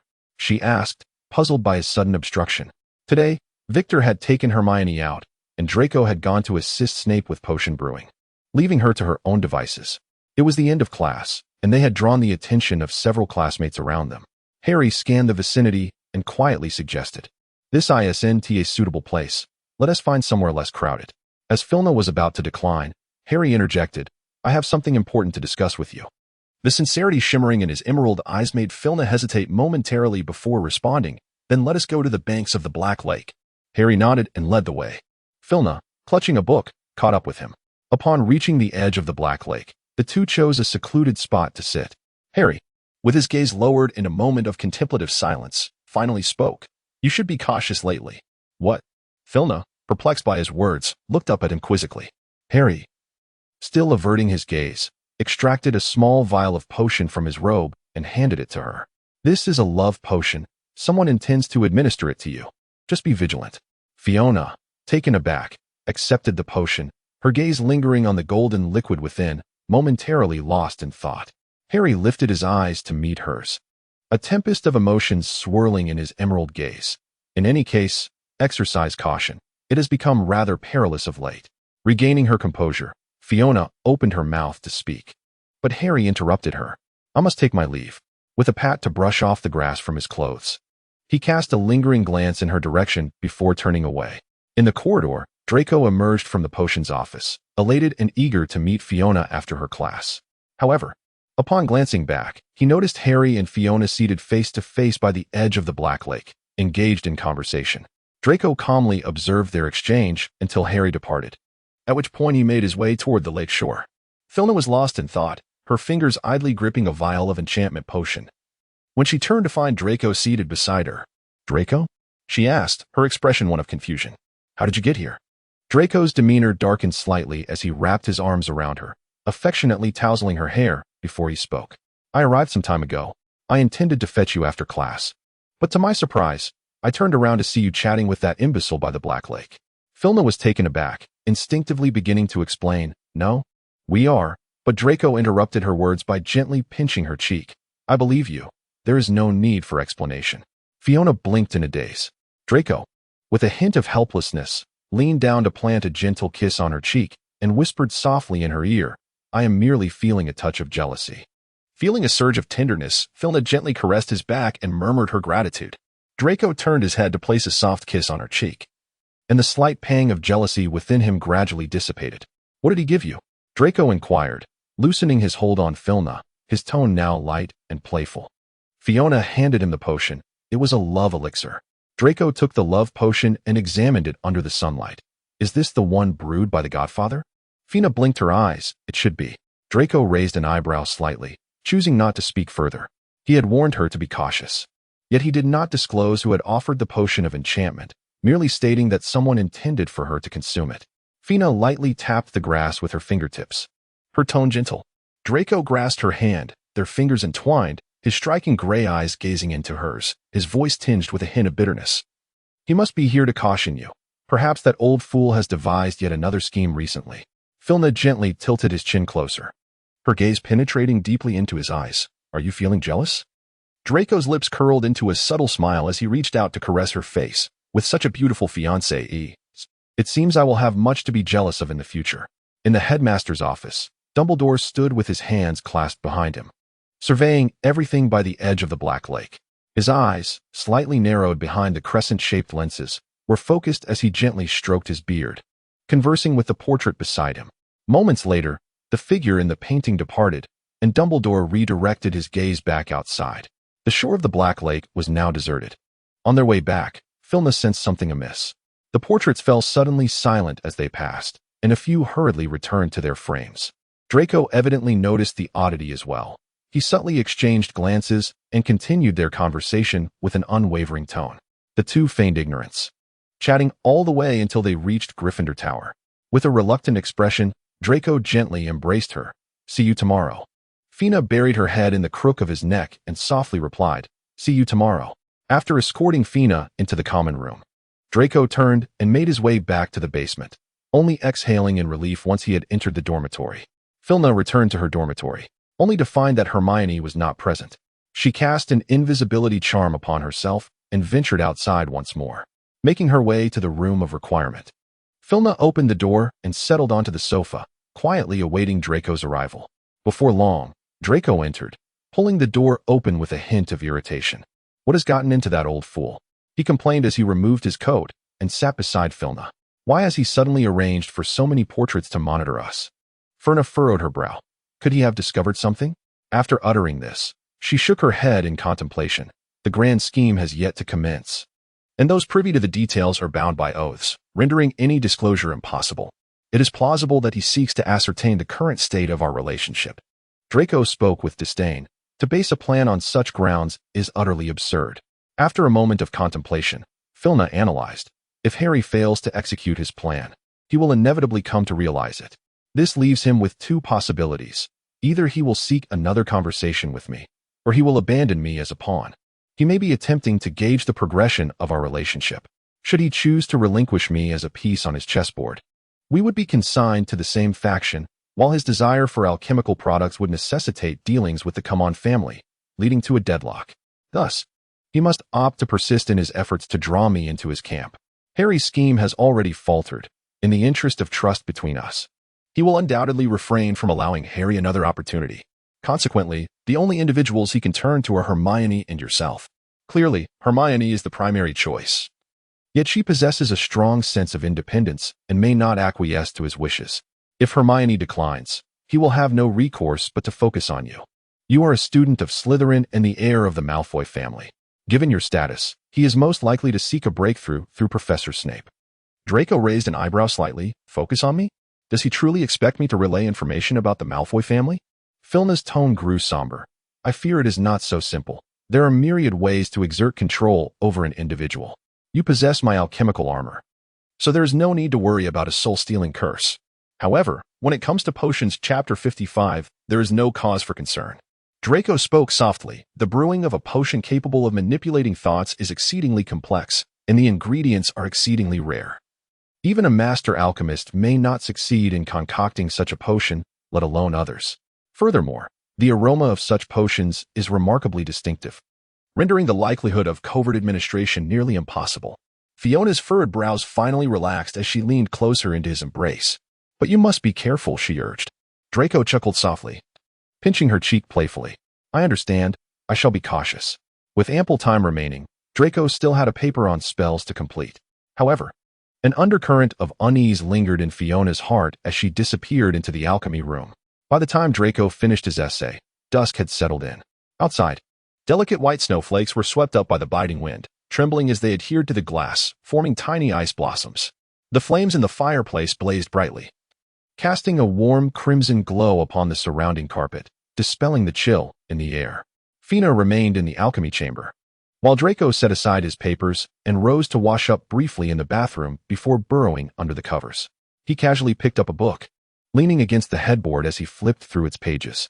The crackling of the flames harmonized with the occasional sound of turning pages, infusing the silent room with a touch of warmth. After a considerable time, Fina finally emerged from the alchemy chamber. Draco almost immediately set down his book, asking, "Finished?" Fina replied softly, turning to enter the bathroom for her own refreshment. Draco closed the book and tossed it onto the bedside table, quickly snuggling deeper into the covers, leaving only his head peeking out. As soon as Fina reappeared, Draco's eyes brightened, his intense gaze closely following her every movement. Fiona appeared entirely oblivious to his expectations. She did not spare him a glance, and simply made her way to the opposite side of the bed, burrowing beneath the covers. Draco blinked in bewilderment, rolled over to her side, and wrapped his arms around her waist, his platinum blonde head nestled against the crook of her neck, seeking comfort. Filna deftly turned over, pinning the person beneath her, and tenderly pressed her lips upon his eyes. Draco obediently closed his eyes. A delicate hand, pale and soft, reached beneath the pillows, retrieving 3 wide, dark green ribbons. Oblivious, Draco tilted his head in search of a kiss, while Filna leaned closer to his ear, whispering gently, "Be good. Do not open your eyes, and you shall be rewarded." A smile curled at the corners of Draco's mouth as he lay still, complying with her request. Fina reached out and took his hands, lifting them above his head and gently binding them with a ribbon to the headboard. Draco tilted his head in confusion, yet obediently kept his eyes closed. Fina delicately draped the remaining ribbon over his eyes. Draco's pallid complexion, contrasted by the dark green ribbon, heightened a certain forbidden allure. His arms, with their smooth, muscular lines, were gently restrained at the headboard, while his long, fair fingers anxiously clutched the remaining length of the ribbon. Fiona took a slight step back, and as soon as she did, Draco furrowed his brow in unease, struggling to lift his head in search of her presence. Yet his vision was obstructed by the blindfold adorning his eyes. "Be good. I am here," Fiona whispered, leaning down to bestow a soothing kiss upon the corner of his lips. Draco gradually calmed, obediently reclining back onto the bed, allowing his taut muscles to relax. Felina straightened up, her delicate fingertips gliding gently along the contours of his face, tracing a path down to his Adam's apple and then to his collarbone, where they were replaced by a tender kiss. Draco's breath suddenly quickened. Filna orchestrated the rhythm, her movements oscillating between light and heavy, deftly controlling his breath. He grasped the ribbon with a barely contained urgency, the tips of his fingers turning pale from the pressure. When all finally came to a halt, Filna wearily untied the ribbon, her soft palm resting gently over his eyes as she awaited his sight to gradually adjust to the light. The intense emotions in Draco's eyes showed no sign of abating. Liberated at last, his hand swiftly yanked Filna down, and without hesitation, he captured her lips with his own. Her pace had been far too languid. Now, it was his turn to take the lead. Filna was caught off guard, losing her sense of control. It was only when dawn broke that she regained dominion over her body. Draco languidly leaned against the headboard, pulling her into his embrace. The dual satisfaction, both physical and psychological, radiated an aura of delight around him. "Are you tired? Would you like to rest for a while?" Draco murmured, tightening his hold on her and gently caressing her waist. The crimson hue at the corners of Fina's eyes had yet to fade, as a weary yawn escaped her lips. A hint of tears glimmered within her gaze, her voice slightly hoarse. "I am tired." Draco suddenly recalled a fleeting moment from earlier, causing his body to stiffen. Fina nestled against him, almost instantly sensing his transformation. She gazed at him with wide, incredulous eyes, her beautiful orbs filled with accusation. In a fit of pique, she kicked him out from under the covers and rolled over, wrapping herself in the blanket, turning her back to him. "My dear, that was not my intention," Draco said helplessly, pulling a corner of the blanket over himself and leaning closer, softly coaxing her. Filna cast a resentful glance back at him, warily tightening the blanket and shifting away. "I am not." Draco's words trailed off as Filna swiftly buried her ears into the blanket, leaving only her eyes peering out, glaring at him in reproach. With a sigh of resignation, Draco rose to take a cold shower. By the time he returned, Filna had already succumbed to slumber. Her delicate face nestled into the soft pillow, the blanket still tightly wrapped around her. The room was not particularly cold, and as Draco leaned in to extricate her from the blanket, the moment he laid a hand on her, Filna instinctively clutched the blanket tighter, mumbling in her drowsiness, "Beast, don't bother me." Draco chuckled softly, lifting his hand to gently pinch her cheek before releasing it. Stealthily climbing onto the bed, Filna sensed the familiar scent beside her, and with a swift turn, she rolled into his embrace, instinctively seeking a comfortable position before drifting back into sleep. The blanket had slipped slightly, and Draco finally succeeded in rescuing Filna from its confines. A light sheen of sweat had formed on her skin, and as Draco, freshly cooled from his shower, felt her lean against him, he was momentarily taken aback by her restless movements. The cold shower seemed in vain. Perhaps this was the essence of sweet troubles. He reached out to restrain Filna's fidgeting body, whispering menacingly in her ear, "Stay still, or you shall forfeit your sleep." Fiona immediately ceased her movements, obediently lying in his embrace without further fuss. Draco pulled the blanket over them both, gently placing a kiss upon her forehead. "Good night, my lady." Ferna unconsciously curled the corners of her lips, embracing the tranquility of slumber. Chapter 56. The first match soon arrived amidst great anticipation. Early that morning, Ferna and Draco rose with the sun and made their way to the arena, where the stands were already filled to capacity. The atmosphere was electrifying, with students waving various flags in fervent support of the champions, among whom Cedric stood out as the most popular. Before long, the first champion, Cedric Diggory, emerged from the tent. In the center of the arena stood a Swedish short-snout dragon, glaring at him with fury as it exhaled menacingly, a gleaming golden egg resting behind it. Cedric made a preliminary attempt, but the dragon swiftly discerned his intentions, blocking his path with agility and unleashing a torrent of flames. Cedric deftly evaded its assault, eliciting gasps and screams from the crowd. Ferna instinctively covered her ears in discomfort. Noticing her reaction, Draco discreetly drew his wand and murmured an incantation, Muffliato. Fina patted her ears and glanced around in a panic, her gaze rising fearfully to meet Draco's. "I seem to be deaf," she exclaimed, her voice laden with terror. Draco, amused by her predicament, chuckled and, with a flourish of his wand, mouthed the words, "It was I who did it." The terror etched on Felena's face swiftly transformed into delight. The girl beside her suddenly sprang up, drawing Felena's attention as she turned to gaze at the scene below. Cedric had already secured the golden egg and retreated to the edge of the arena, while the staff struggled to subdue the enraged Swedish short-snout, attempting to confine it once more. The referee raised the scorecard, announcing Cedric's score, prompting the girl beside Felena to leap up once more. Next to take the stage was Fleur Delacour. A thunderous roar erupted from the stands. Judging by the expressions of the boys, it was evident that their voices would rival the earlier shrieks of the girls. Felena could feel the railing before her trembling. Fleur's silken, silver hair cascaded elegantly behind her, and she held her wand firmly, its tip aimed at the Welsh green dragon, swiftly casting a spell. Although the incantation failed to inflict any damage, it successfully provoked the beast. The dragon, in its fury, thrashed the ground, unleashing a torrent of fire. Fleur nimbly evaded its assault. After a brief skirmish, she seized an opportune moment to cast a hypnotic spell, and soon the Welsh green dragon was lulled into a stupor. With grace, Fleur retrieved the golden egg, Suddenly, the dragon jolted awake, thrashing violently in a desperate attempt to break free from its chains, prompting the staff to rush in and subdue it. The referee stepped forward once more to announce the scores, and Fleur, her expression unfazed, departed while cradling the golden egg.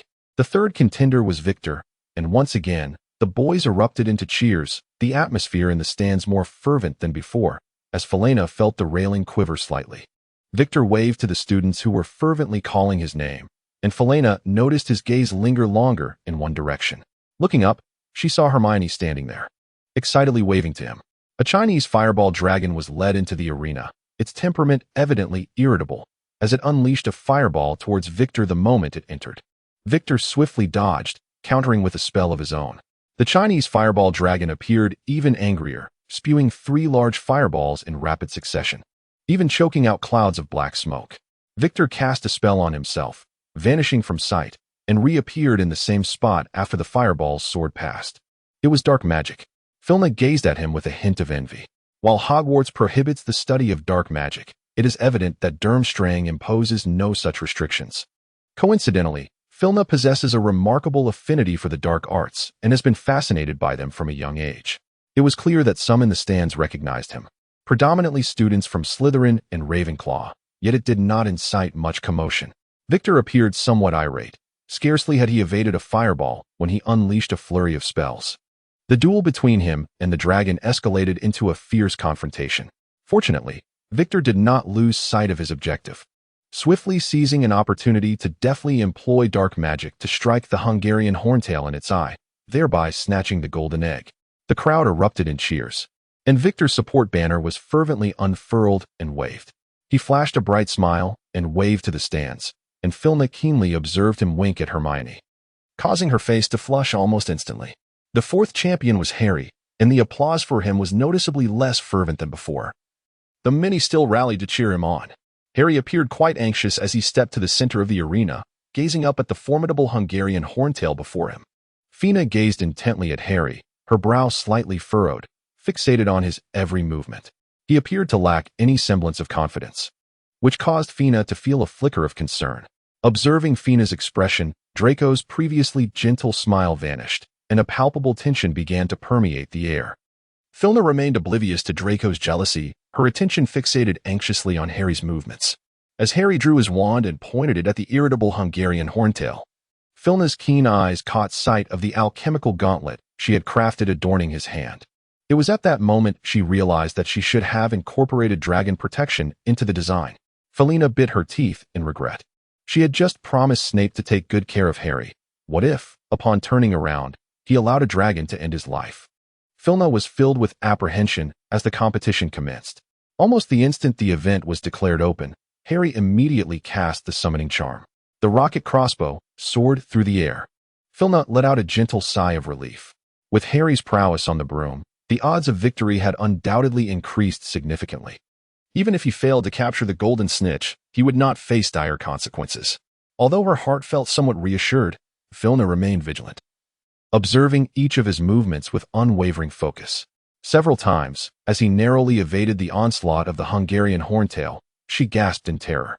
Fortunately, the peril subsided, and Harry successfully seized the snitch. The agitated horntail unleashed a fiery breath toward him, prompting the staff to rush in and quell its aggression. A thunderous wave of cheers erupted from the stands, causing the railing beneath Filna's hands to tremble violently, nearly shattering under the fervor. Filna let out a sigh of relief.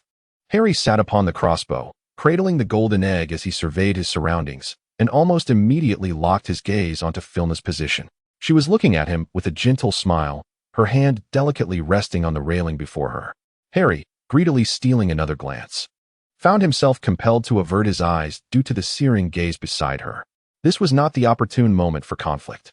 The referee announced his score, and clutching the golden egg, he leapt from the crossbow and exited the arena. Thus, the first round of the competition came to a close. As the students in the stands excitedly departed, gathering in small clusters to discuss the events of the day, Ferna was also prepared to take Draco's arm and depart from the stands. But as soon as her hand brushed against his arm, he instinctively recoiled. Chapter 57. What is it? Ferna inquired, looking up at him in confusion. Draco's face bore no expression, and at the sound of her question, he remained coldly silent. Ferna blinked in confusion, then blinked again, beginning to meticulously reflect on her actions. After pondering for a while without arriving at a conclusion, she cautiously glanced at Draco's expression and ventured to inquire, "Are you feeling unwell?" Draco's countenance darkened. "Can't you tell?" Fiona flashed a charming smile and nestled close to him, playfully asking, "What's the matter? Can you share it with me?" Her voice was soft and tender, melting Draco's heart, leaving no room for jealousy. He raised his hand and embraced her warmly. Fiona remained obediently still in his embrace, and after a long while, Draco finally released his pent-up frustration and spoke with a hint of resignation. "I truly find myself at a loss with you." Ferna tilted her small face in confusion. The crowd had dispersed, leaving only the two of them in the stands. Unable to contain himself, Draco leaned down and pressed his lips to hers.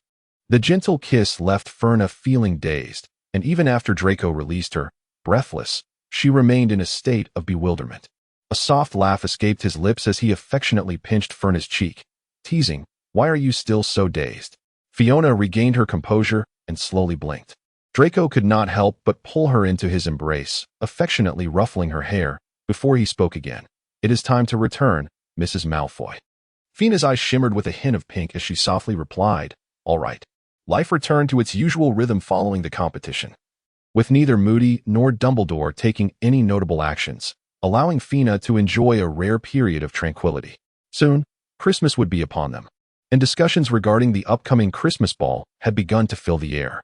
The boys were strategizing whom to invite as dance partners, while the girls eagerly selected their attire and accessories, preparing to adorn themselves splendidly for the occasion.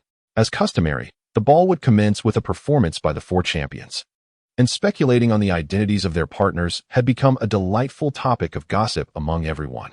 Filna and Draco, indeed, did not expend much effort on this matter. They had no need to orchestrate invitations for dance partners, as Narcissa had already meticulously selected and delivered their attire. Thus, they continued to attend to their own affairs in a methodical manner. On this particular day, the Transfiguration class concluded early, and as Filna and Hermione were gathering their books, she turned to find Victor waiting at the classroom door. Noticing her gaze, Victor raised an eyebrow at her in a subtle manner. Filna cast a glance at Hermione's slightly flushed face and, with a hint of flirtation, winked at her. "I just remembered I have something to attend to. I shall take my leave now.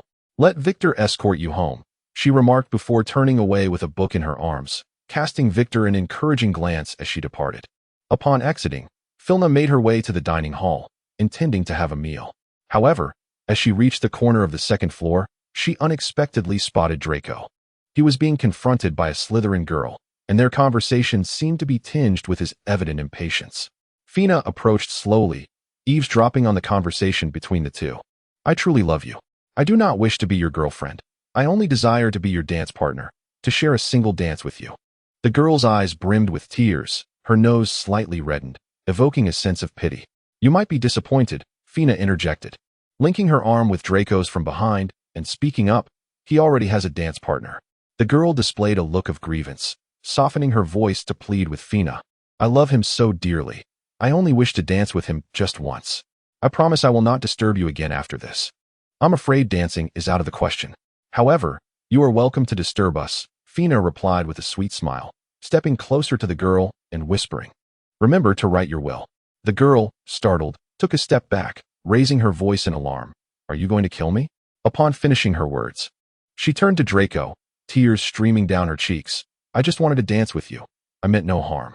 Draco's lips curled into a gentle smile as he wrapped his arms around Fina's waist, drawing her close. "You misheard. It is I who will kill you." His voice bore a harshness that belied his expression, sending a chill down the girl's spine. Forgetting to wipe her tears, she hurriedly fled. "Look at you, scaring people away." Fina raised an eyebrow and shot him a glance. "Another one of your little admirers has vanished." Draco affectionately pressed a kiss to her forehead. "Having you is enough for me." The two made their way toward the hall, but were soon intercepted. It was Harry. Draco instinctively pulled Fina into his embrace, eyeing Harry warily. "Fina," Harry began softly. "No," Draco coldly interrupted. "She is already my dance partner." "No, I just want," Harry attempted to clarify, but was cut off again by Draco. "You wish to dance, right? That is also not happening." Harry clenched his wand, gritting his teeth, almost wishing to silence him immediately. "I merely wanted to inform her that Professor Moody asked me many questions about her today." Frustrated by being interrupted twice, Harry nearly exploded. Draco's expression darkened. Then why are you being so coy? Seeing Harry's face redden with anger, Fina quickly stepped in to ease the tension. Why did he inquire about me? Harry composed himself. Shaking his head at Fina, I don't know, but I find it rather strange. Filna bestowed a gentle smile and expressed her gratitude, saying, Thank you for sharing this with me. Harry gazed at her, as if he had more to convey, his lips parting in hesitation before swiftly closing once more. Draco, with a disdainful lift of his chin, scoffed, If you have something to say, just speak up. Stop being so coy. Ignoring him, Harry's emerald eyes remained fixed on Filna, his tone earnest as he continued, I've come to realize that since we have parted ways, I should no longer entangle myself in your life. I promise not to intrude upon your relationship again. Can we still be friends? Fiona was momentarily taken aback, lifting her gaze to meet Draco's. Draco narrowed his eyes, appraising her from head to toe, and gently tightened his grip on her hand. With an apologetic smile gracing her face, Filna said, I'm sorry. I haven't finished my sentence, when Draco's haughty voice interrupted her. I concur. Fina looked up at him in astonishment. Harry's gaze turned to Fina, his eyes brimming with anticipation. Filna hesitated before speaking. All right. Harry departed with exuberance. Filna grasped Draco's hand, her brow furrowed in confusion. How could you agree? Draco interrupted her words by gently cupping her face, his light gray eyes filled with unwavering trust. It's all right. I have faith in you. Besides, your relationship with him is quite strained, making many matters difficult to navigate.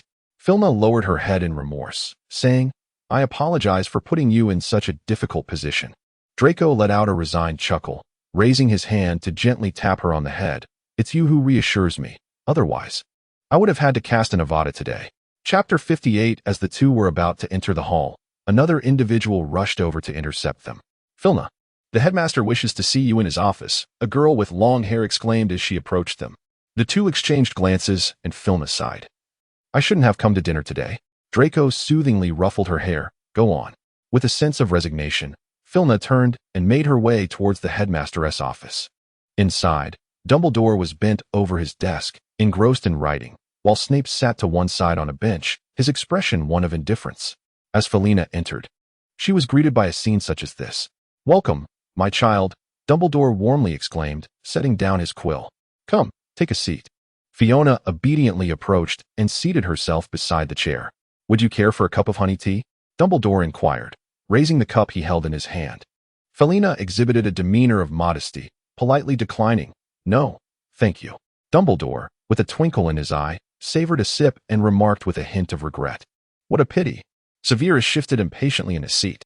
Noticing this movement, Dumbledore offered a slight smile and transitioned to the matter at hand. Well, my dear child, I have heard that your father, Mr. Kamen, is currently developing a new alchemical product, seemingly aimed at safeguarding against the harmful effects of dark curses. Truly remarkable. It is well known that the 3 unforgivable curses are nearly insurmountable, making this an extraordinary invention indeed. Fiona furrowed her brows, adopting an expression of disappointment. I do not know. My father has never spoken to me about it. Dumbledore clasped his hands together, resting them on the table as his wise eyes, partially obscured by crescent-shaped spectacles, narrowed slightly. Is that so? Felna met his gaze, her eyes glistening with unshed tears. My father has never mentioned alchemy to me. Dumbledore held her gaze for a long moment before breaking into a benevolent smile. I believe Mr. Carmen simply wished to spare you from distractions beyond your studies. Fiona still appeared dejected, nodding to herself in a manner akin to self-reassurance. Dumbledore exchanged a knowing glance with Snape, who furrowed his brow and spoke coldly. Miss Witt, I have a friend who possesses a keen interest in alchemy and wishes to purchase a set of alchemical instruments from Mr. Carmen. If Mr. Carmen consents, feel free to determine the price. Observing Snape's reluctant demeanor, Fiona nearly succumbed to laughter. What friend could he possibly mean, if not Dumbledore himself? With a myriad of thoughts swirling in her mind, Fiona's expression became somewhat troubled as she furrowed her brow. I apologize, Professor Snape, but I am not well versed in my father's business affairs. Snape remained indifferent, reiterating, you may inquire with Mr. Carmen, as long as he agrees to sell. The price is entirely negotiable. With Snape emphasizing the price twice, Fiona's thoughts shifted, and she grasped his intent. I shall correspond with my father, and I will inform you immediately upon receiving a response, she stated, her expression reflecting inner conflict as she hesitated before speaking. Snape offered no further comment. Dumbledore maintained his benevolent demeanor, his voice warm as he continued, "Then we shall entrust this matter to you." Fiona lowered her gaze and nodded in response. Once the discussion concluded, Professor Snape appeared unable to linger for even a moment longer, promptly raising his foot to depart. Dumbledore offered an apologetic smile, saying, "I am sorry, my child, for delaying your meal. You should return now. You might still catch the dessert." Fiona respectfully bowed her head and departed. In a secluded place devoid of portraits, she stealthily made her way back to the room of requirement. Draco was seated in a chair, engrossed in a book, one hand gracefully wielding his wand as if practicing spells. Upon seeing Fiona's return, Draco immediately set aside his book and approached her, inquiring, "How did it go?" Fiona crossed her arms and raised an eyebrow. "He wishes to procure our alchemical products, yet is unwilling to state it outright." Having invited Professor Snape to make the purchase on his behalf, a fleeting expression of confusion crossed Draco's face. "Why?" Fiona furrowed her brow in deep contemplation. The Carmen family had traditionally refrained from engaging in the conflicts of the British wizarding community. If they were to suddenly sell alchemical products to Dumbledore, it would unmistakably signal their alignment with a particular faction, something her father would categorically oppose. Thus, it seemed that Dumbledore had opted to procure these items indirectly under the guise of Professor Snape's name. With a cold laugh, Fiona remarked that Professor Snape was both a member of the Order of the Phoenix and affiliated with Voldemort, and after Voldemort's downfall, he had managed to rehabilitate his image. Given his status, procuring alchemical products would not disturb the status quo. If Voldemort were to discover that Professor Snape had purchased such a considerable amount of alchemical products without delivering them, he would likely be furious. However, this was no longer within Dumbledore's realm of concern. Snape would undoubtedly have his explanations ready for Voldemort. Not only would he incur no loss, but he would also acquire a valuable batch of alchemical products. Draco's face was filled with disdain, the corners of his mouth curling into a mocking smile. What a splendid plan. Thus, Fiona displayed a mischievous grin. "I agree. Professor Snape has been hinting that I could set any price I desire. I believe I can take him for a substantial sum." Draco raised an eyebrow. Did he specify which products he wishes to purchase? Clearly, his attention had shifted to the new protective gear that his father was developing. A gear that would resist the damage caused by the 3 unforgivable curses. Fiona's expression turned slightly worried. To withstand the unforgivable curses? Draco was momentarily taken aback, his brow furrowing slightly. Both sides will surely seek to acquire it. The Carmen family might find themselves in peril. Fiona shook her head with conviction. The Carmen family will be fine. My concern lies with the visitors who may vex my father. The situation with the old madman is manageable, but the mysterious individuals are known for their ruthless pursuit of their aims. I fear they may resort to force at the Carmen estate to coerce your father into surrendering alchemical products. Draco expressed his worry. That will not happen, Fiona replied, a confident smile playing on her lips. The Carmen family is an alchemical lineage, and without a family member to guide them, they would be unable to enter. Only my parents and I possess the authority to grant access, and besides, we are equipped with numerous alchemical protections. It is utterly impossible for them to seize control of us directly. A brazen intrusion into the Carmen family would lead to their demise. The alchemical products would not afford them a single chance of survival. Then there is no need for concern, Draco reassured himself. The protective gear sold to Dumbledore need not come from my father. I happen to possess a wealth of alchemical products. Fiona flashed a sly smile. Unfortunately, they are all disposable. It remains to be seen how desperately he truly needs the alchemical protections. After all, a little is better than nothing, is it not? Chapter 59. In recent days, Draco has been quite unhappy, exceedingly so. Victor successfully invited Hermione to be his partner for the ball, and in a bid to enhance his allure, Victor requested Fiona's assistance in selecting the attire he would don for the evening. Fiona had spent several days poring over fashion magazines before finally selecting the most suitable outfit for him. Draco had not yet had the chance to feel jealous when Hermione approached her, monopolizing her time for the same reason, to facilitate their communication. Fiona even moved back into Gryffindor Tower. During the Christmas break, with no classes to attend, Fiona and Hermione spent nearly all their time nestled in the Gryffindor common room. Draco, unable to enter, found himself waiting for them to emerge for meals, only to discover they were not in the same house, leaving him with little opportunity to converse. At night, he returned alone to the room of requirement, confined to an empty space. After several days of this, Draco could no longer contain himself. Choosing a moment when they were dining together, he stealthily positioned himself at the entrance of the Gryffindor common room, waiting patiently until he finally spotted Fina emerging with Hermione, both laughing and chatting, a magazine in hand. With his wand poised, he cast an invisibility spell on Fina, disregarding Hermione's astonished gaze, and stepped forward to lift Fina and carry her away. Filna, startled, struggled fiercely as Draco's expression darkened. His voice, laced with anger, threatened her, "Do not move." Upon hearing the familiar voice, Filna immediately quieted, astonished Draco. Hermione, who had been prepared to call for help in a panic, promptly silenced herself and turned to retreat back into the Gryffindor common room. She decided it would be best to wait before heading to dinner. Draco remained silent as he carried Filna back to the room of requirement, lifting her effortlessly and depositing her onto the bed. The soft mattress sank beneath her weight as Draco dispelled the invisibility charm surrounding them both. Fiona lay in a state of confusion upon the grand bed, gazing at him with an expression of innocent bewilderment adorning her fair visage. Draco licked his lips and approached her slowly, with deliberate steps. Fiona blinked in confusion. She had yet to finalize her design for the ball gown. Draco, however, did not grant her the opportunity to complete her thought, leaning in to capture her lips. As their mouths met, Draco let out a satisfied sigh. Having not seen each other for quite some time, Fiona too had missed him. Instinctively raising her hands to encircle his neck and drawing him closer, her body arching in a way that pressed her against him. After an extended kiss, Draco finally released her, slightly breathless. "What's wrong?" she asked, her voice soft and laced with a playful lilt, her enchanting eyes shimmering with a hint of moisture. Her delicate lips slightly swollen. Draco's gaze darkened as he leaned down to kiss her once more. Fiona was unexpectedly kissed, letting out a soft gasp. Draco, captivated by the sound, grew increasingly fervent, skillfully removing the obstructive fabric as she became dazed from the kiss. The flames in the fireplace danced higher, gradually warming the room. While Fiona pressed her hands against his chest, a blush blooming at the corners of her eyes, her gaze slightly dazed as it lingered on him.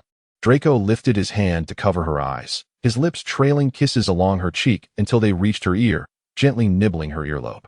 With her vision obscured, other sensations intensified. Fiona's fingers wove through his platinum hair, her brow furrowing in barely contained desire. Draco pulled her delicate waist closer, shifting their positions with a swift motion, and Fiona nestled softly against his chest. His long fingers elevated the warmth in the room to new heights, the crackling fire in the hearth echoing a barely perceptible melody. After a while, the flames dimmed, and Fiona, weary, lay on the bed, cocooned tightly in the blankets. Draco, with a satisfied expression, gathered her into his embrace, tenderly brushing aside the damp strands of hair clinging to her face, and softly proposed, "Shall I carry you to take a bath?" With a hoarse voice still tinged with remnants of tears, Fina declared, "I shall not go. Keep your distance from me." Exhausted, she lacked the strength to extricate herself from his embrace and could only gaze at him with reproach. Draco chuckled softly, "Or shall I grant you a fresh start?" Fiona contemplated for a moment before shaking her head earnestly. "No, I must take a bath." With that, she struggled to grasp her wand from the bedside and pointed it at him. "I shall cast a swift confinement upon you. Rest assured, I will release you upon my return." Draco raised an eyebrow, seemingly struck by a thought, a smirk of amusement gracing his features as he raised his hands in a gesture of surrender. Fiona spoke without mercy, "Quickly confine him." The tip of her staff emitted a dazzling white light that soared towards Draco. In response, the alchemical ring on his finger erupted with an even more intense radiance, deflecting the white beam and sending it back, striking Fiona unexpectedly and immobilizing her. Draco, observing the bewildered expression on Fiona's face, could not help but chuckle. He lifted her effortlessly and carried her into the bathroom, playfully remarking, "Thank you for the ring, my lady." She would certainly have to revoke the rebound curse on that ring. Before long, Christmas arrived. Ever since the day Draco had carried Fiona back to the room of requirement, she had relocated there. Tonight marked the Christmas ball, and she was to assist Hermione with her makeup. Thus, she returned to Gryffindor Tower early in the morning, adorned with her gown and jewelry. "You're here," Hermione exclaimed upon seeing her, rushing over as if she were a beacon of hope. "Please help me." Her hair was in disarray, haphazardly piled atop her head, with a broken comb stuck in it. With a sense of helplessness, Filna removed the comb from her head and took out the hair treatment solution, applying it to her hair. Through Filna's diligent efforts, The once frizzy locks finally lay smoothly behind her. Hermione turned back, filled with gratitude. "Oh, Filna, what would I do without you?" Filna positioned her elegantly before the mirror, her deft fingers weaving through her chestnut locks as she fashioned a gentle bun, securing it with a hairpin adorned with amethyst gemstones. Her dress, a delicate lavender gown selected earlier in the day, complemented her poise beautifully, while the sheer fabric and scattered rhinestones accentuated her grace. A pair of lavender square-toed heels subtly elongated her legs, which were artfully concealed beneath the flowing fabric of her gown, enhancing their porcelain-like appearance. Filna adorned her with a delicate touch of makeup and presented her with a splendid set of necklace and earrings from Victor. She looked utterly breathtaking. Hermione, who seldom indulged in such embellishments, was a sight to behold in this newfound elegance, a first for Filna to witness her so meticulously prepared. "Oh, Hermione," Filna exclaimed, "you are simply exquisite. I am certain Victor will be utterly entranced by your beauty tonight." Hermione's cheeks flushed with a rosy hue as she playfully scolded Filna with a glance, shyly biting her lip as she gazed at her reflection in the mirror. Chapter 60. Having completed Hermione's transformation, Filna turned her attention to her own attire. The dress and accessories had been graciously provided by Narcissa earlier that day. She donned a striking black satin gown with a daring thigh-high slit, the fabric shimmering enchantingly as if imbued with magic, reflecting a myriad of hues that resembled a moving galaxy. A cascade of blooming red roses cinched the waist, intertwining with deep green vines that flourished against the black fabric, creating an alluring yet mysterious allure. The back featured an intricate lace design that extended down to her waist, held together by a delicate thread, subtly concealing her porcelain skin beneath the garment. Complementing her ensemble were sleek black satin stiletto heels, which accentuated her fair complexion. The slender heels were crafted to resemble entwined roses, beautifully highlighting her elongated legs. A set of silver jewelry adorned her, embellished with tiny, deep red rubies that emitted a faint glow as they caught the light. Fiona, originally possessing a demeanor of gentle grace and cool elegance, today adorned herself with a striking visage. The subtle smoky eye makeup accentuated her deep blue eyes, imbuing them with a languid, feline allure, while the bold crimson on her lips harmonized with the ruby hairpin nestled in her golden brown locks, exuding a beauty tinged with a hint of aggression, reminiscent of a blooming rose capable of piercing the heart at first glance. "How do I look?" Fiona, satisfied with her reflection, turned to Hermione and raised an eyebrow. Hermione, momentarily entranced, dove into her embrace. "You look stunning, darling. I wager Draco will be consumed with jealousy tonight." Having completed their preparations, the two of them conducted a final check of their attire and makeup before descending hand in hand from the common room. Downstairs, numerous boys awaited their dance partners, their gazes collectively rising as Fiona emerged, and she caught the sound of someone inhaling sharply in surprise.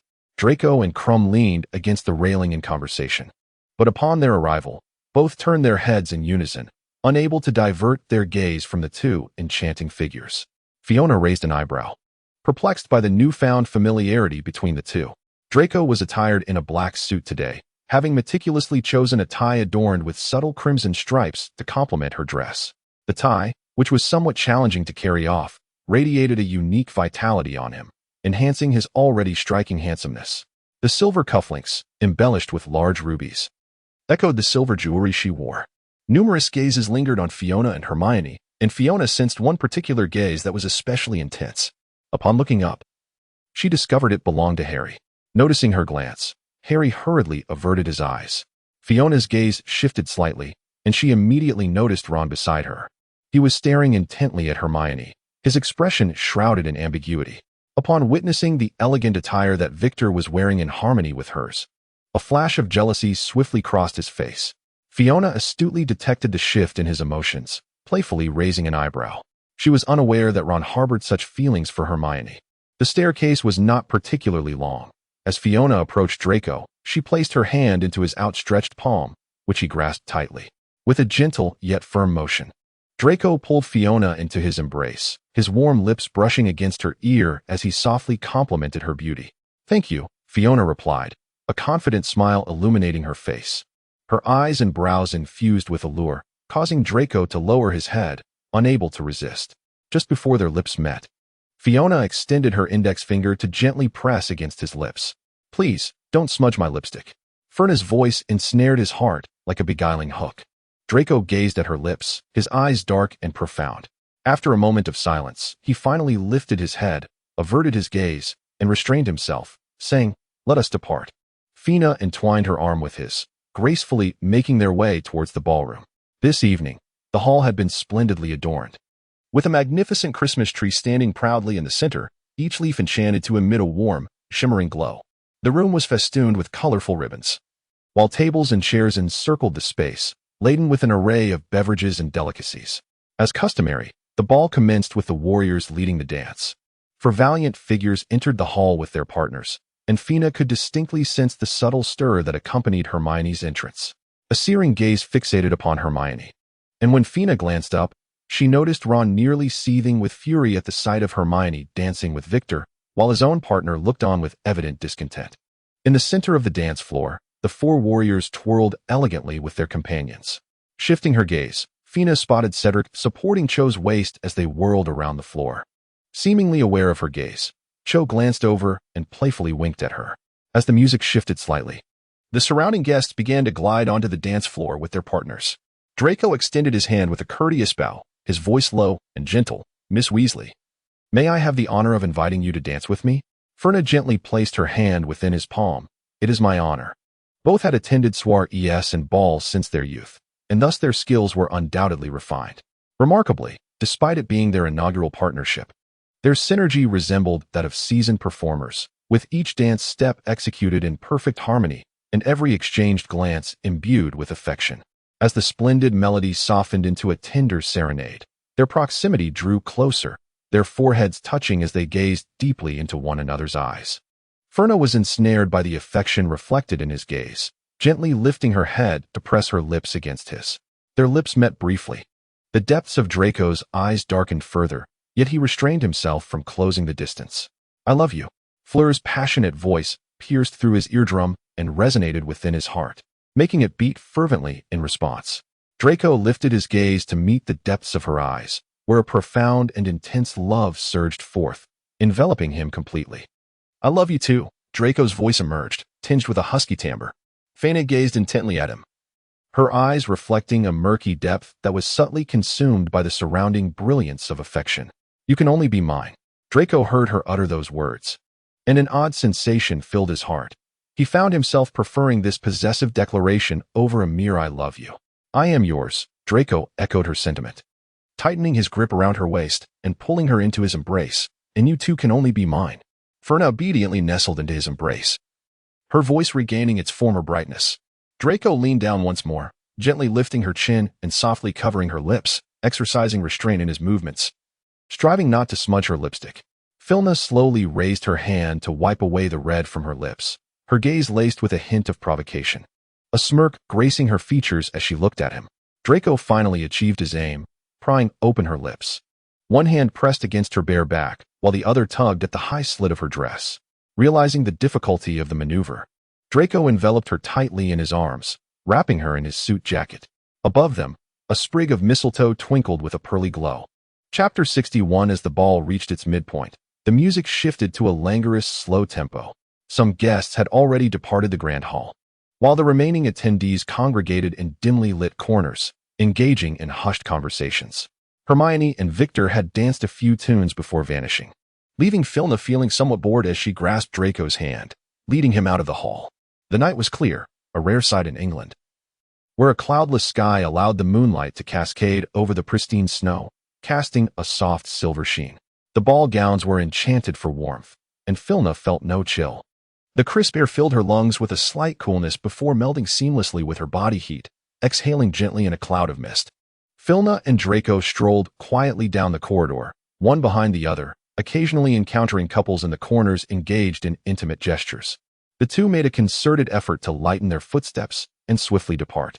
Upon reaching the edge of the Black Lake, Fina halted, releasing Draco's hand as she closed her eyes and took a deep breath. The frigid air filled her lungs, and the snowflakes in the atmosphere slightly altered their course, drawn closer to her form, only to be dispersed by her exhaled warmth. "Draco," she called, turning her gaze toward him, her eyes sparkling like fragments of diamonds. "I am here," he replied, stepping forward to envelop her in his embrace. Lowering his head to meet her gaze, his voice resonating with a deep timbre. Fina nestled obediently in his embrace. The warming spell gradually waned, yet she hesitated to draw forth her wand to reinforce it. Instead, she slipped her somewhat chilly hands into Draco's warmth, a sweet smile gracing her lips. How delightful it is. Draco sensed her chill and loosened his suit to envelop her more closely, inquiring with a hint of confusion, "What is so delightful?" "Having you by my side is truly wonderful." In Filna's eyes, there appeared to be a glimmer of tears, yet as Draco scrutinized her closely, the shimmering vanished without a trace, as if it were merely an illusion. "Why such sentimentality today?" Draco chuckled softly, his voice filled with tender affection. Drawing the person in his embrace even closer, "I shall remain by your side, always." Filna buried her head in his neck, forcefully blinking away the moisture in her eyes, resolutely stifling the emotion in her voice as she declared, "All right." As the night deepened, the wind by the lake stirred up snowflakes that danced upon the two of them. Although Filna felt increasingly chilled, she stubbornly refused the warming charm, curling herself closer into Draco's embrace. "It's quite late. Shall we return?" Draco asked, wrapping her tightly in his arms, his concern evident as he felt her hands growing ever colder. Fiona shook her head, her gaze fixed upon the myriad stars scattered across the night sky. "I do not wish to return," she declared. Draco, with a hint of exasperation, furrowed his brow slightly. He raised his wand, reinforcing the warmth charm enveloping him, and drew Fiona closer into his embrace, striving to restore her warmth. Filna's gaze remained fixed upon the night sky, her luminous eyes reflecting the myriad of twinkling stars, as if the entire galaxy had been captured within them. "Draco." Filna leaned against his neck. "Draco." Filna softly murmured his name, her fluffy little head nuzzling against his neck, causing Draco's heart to melt into a tender heap. "I am here," he whispered, his voice growing increasingly gentle, as if he feared disturbing the one nestled in his embrace. Tonight, Filna was particularly clingy. It was a rare sight to witness her dependence on him, and it filled his heart with an overwhelming sense of joy that surged through every fiber of his being. After a while, Filna leaned closer in his arms and closed her eyes. "I am tired, let us return," she said. Almost immediately after uttering those words, she drifted into slumber. Draco stood up, cradling her, as the rhythmic sound of her breathing filled the air. With no curfew at Hogwarts that evening, couples lingered in the corridors, huddled together in the soft glow of the night. Draco, carrying Filna, averted his gaze and made his way back to the room of requirement, moving quietly as he took her to wash up briefly before gently placing her on the bed. Fina appeared to be in a restless slumber, her delicate brows furrowed and a slight crease forming at her brow. Her lovely visage bore an expression of subtle struggle, and her moist lips parted gently as if she were attempting to utter something, yet no sound emerged. Draco reached out to smooth the tension of her knitted brow, tenderly caressing her petite face, and softly whispered a gentle good night. In recent days, Filna has been plagued by the same haunting dream. Within this dream, she finds herself imprisoned in a windowless, doorless chamber, her appearance disheveled and her hair unkempt, with her hands and feet shackled to the wall behind her. The sole source of illumination in the room emanates from a luminous mirror before her, reflecting the figure of Draco. This Draco appears gaunt and emaciated, his features deeply etched with weariness. Through the mirror, she witnesses Draco marked by the dark mark, cowering in a desolate corner, tears streaming down his face in a display of fear and helplessness. She observes him, gritting his teeth, trembling as he takes the life of Dumbledore, and sees Uncle Lucius confined to Azkaban, struggling alone to uphold the weight of the Malfoy legacy. Beside him, there is naught but emptiness. Filna's heart ached with a tormenting intensity. She longed to delve into the mirror, yet the iron chains constricted her body, rendering her unable to even touch the reflective surface. Within the mirror, Draco appeared helpless and anguished as she desperately struggled against the chains binding her wrists, yearning to surge forward until the bones in her hands and feet fractured, yet the chains remained unyielding, mocking her impotence. "Draco," Filna murmured his name, tears trickling from the corners of her eyes, soaking into the pillow beneath her. Draco had awakened early. At this moment, he was propped against the headboard, engrossed in a book. Upon hearing Filna call his name, he instinctively looked down, only to find her face contorted in pain, her eyes tightly shut, her eyelashes dampened by tears, the pillow marked by a small, wet patch. "Sweetie?" Draco gently prodded her. Fina opened her eyes, her entire being seemingly ensnared in the remnants of a dream. The overwhelming sorrow and heartbreak dimmed the brilliance of her deep blue eyes, while her damp eyelashes clung to her lower eyelids, reflecting her desolate expression. Draco. Fina gazed at the figure before her, her voice tinged with a hint of weeping as she suddenly threw herself into his embrace. Draco, I will be with you. Please do not be sad. Draco discarded the book in his hand and enveloped her in his arms. Listening to her words, he furrowed his brow slightly, revealing a smile tinged with a sense of helplessness. Did you have a nightmare? Fiona gradually awoke in his embrace, yet her eyes remained reddened as she lingered, reluctant to rise. Affectionately, she called out his name. Draco. What is it? Draco softened his voice, gently wiping away her tears. What dream troubled you? Fina shook her head, reluctant to speak, instead nuzzling into the crook of his neck. Her gentle breaths caressed his collarbone, bringing a slight tickle that elicited a soft chuckle from Draco. Chapter 62. It's all right. I'm here, Draco murmured, enveloping her in his embrace. I shall not leave you. Filna choked on her words as she spoke. You must keep your promise. Otherwise, I shall never acknowledge you again. Very well, I shall keep my word, Draco gently reassured her. I promise. Fina appeared weary, nestled in his embrace, drifting into a profound slumber once more. The ring upon her hand glimmered faintly in the unnoticed corners, only to swiftly dim again. Observing her deep sleep, Draco gently laid her on the bed, tucking her in with care, before quietly exiting the room. Wizarding dreams often bear omens. And with a furrowed brow, Draco felt an unsettling unease within him. He made his way to the cellar, knocking on the door of the potions office. After a prolonged wait, the door finally creaked open, revealing a dark-haired girl, her face etched with fatigue. It was the very girl he had seen with Fina that day. Upon recognizing him, she stepped aside to allow his entrance, then turned to shut the door behind him. Snape was not present in the room, and Draco, feeling somewhat awkward, inquired, "Is Professor Snape awake?" The girl replied coolly, "He is still asleep. Do as you wish." Still asleep? Draco discreetly raised his gaze to assess the girl. Her attire was slightly wrinkled, the outer robe seemingly hastily donned, with buttons left undone. Dark circles under her eyes hinted at her exhaustion. Draco's eyes widened in shock. Surely not. The girl, oblivious to his expression, closed her eyes, furrowed her brow, and rubbed her temples before reopening them, her voice cold as she asked, "What do you want?" Noting her gestures, Draco hastily dispelled his suspicions and replied, "I wish to borrow the fireplace to return home. I will leave immediately." The girl nodded slightly, uttering a casual farewell before turning to enter the bedroom. Within the potion office lay a modest chamber, the very quarters where Severus Snape resided. Draco watched her silhouette vanish at the threshold, his face betraying an astonished expression that he could no longer conceal. Striving to steady his emotions, Draco finally recalled the purpose of his visit and, reaching for a handful of flue powder, tossed it into the fireplace. Inside the bedroom, Snape lay on the bed, his eyes tightly shut and his complexion pale, shallow breaths causing a subtle rise and fall of his chest. Scattered atop the bedside table were numerous potion vials of various sizes.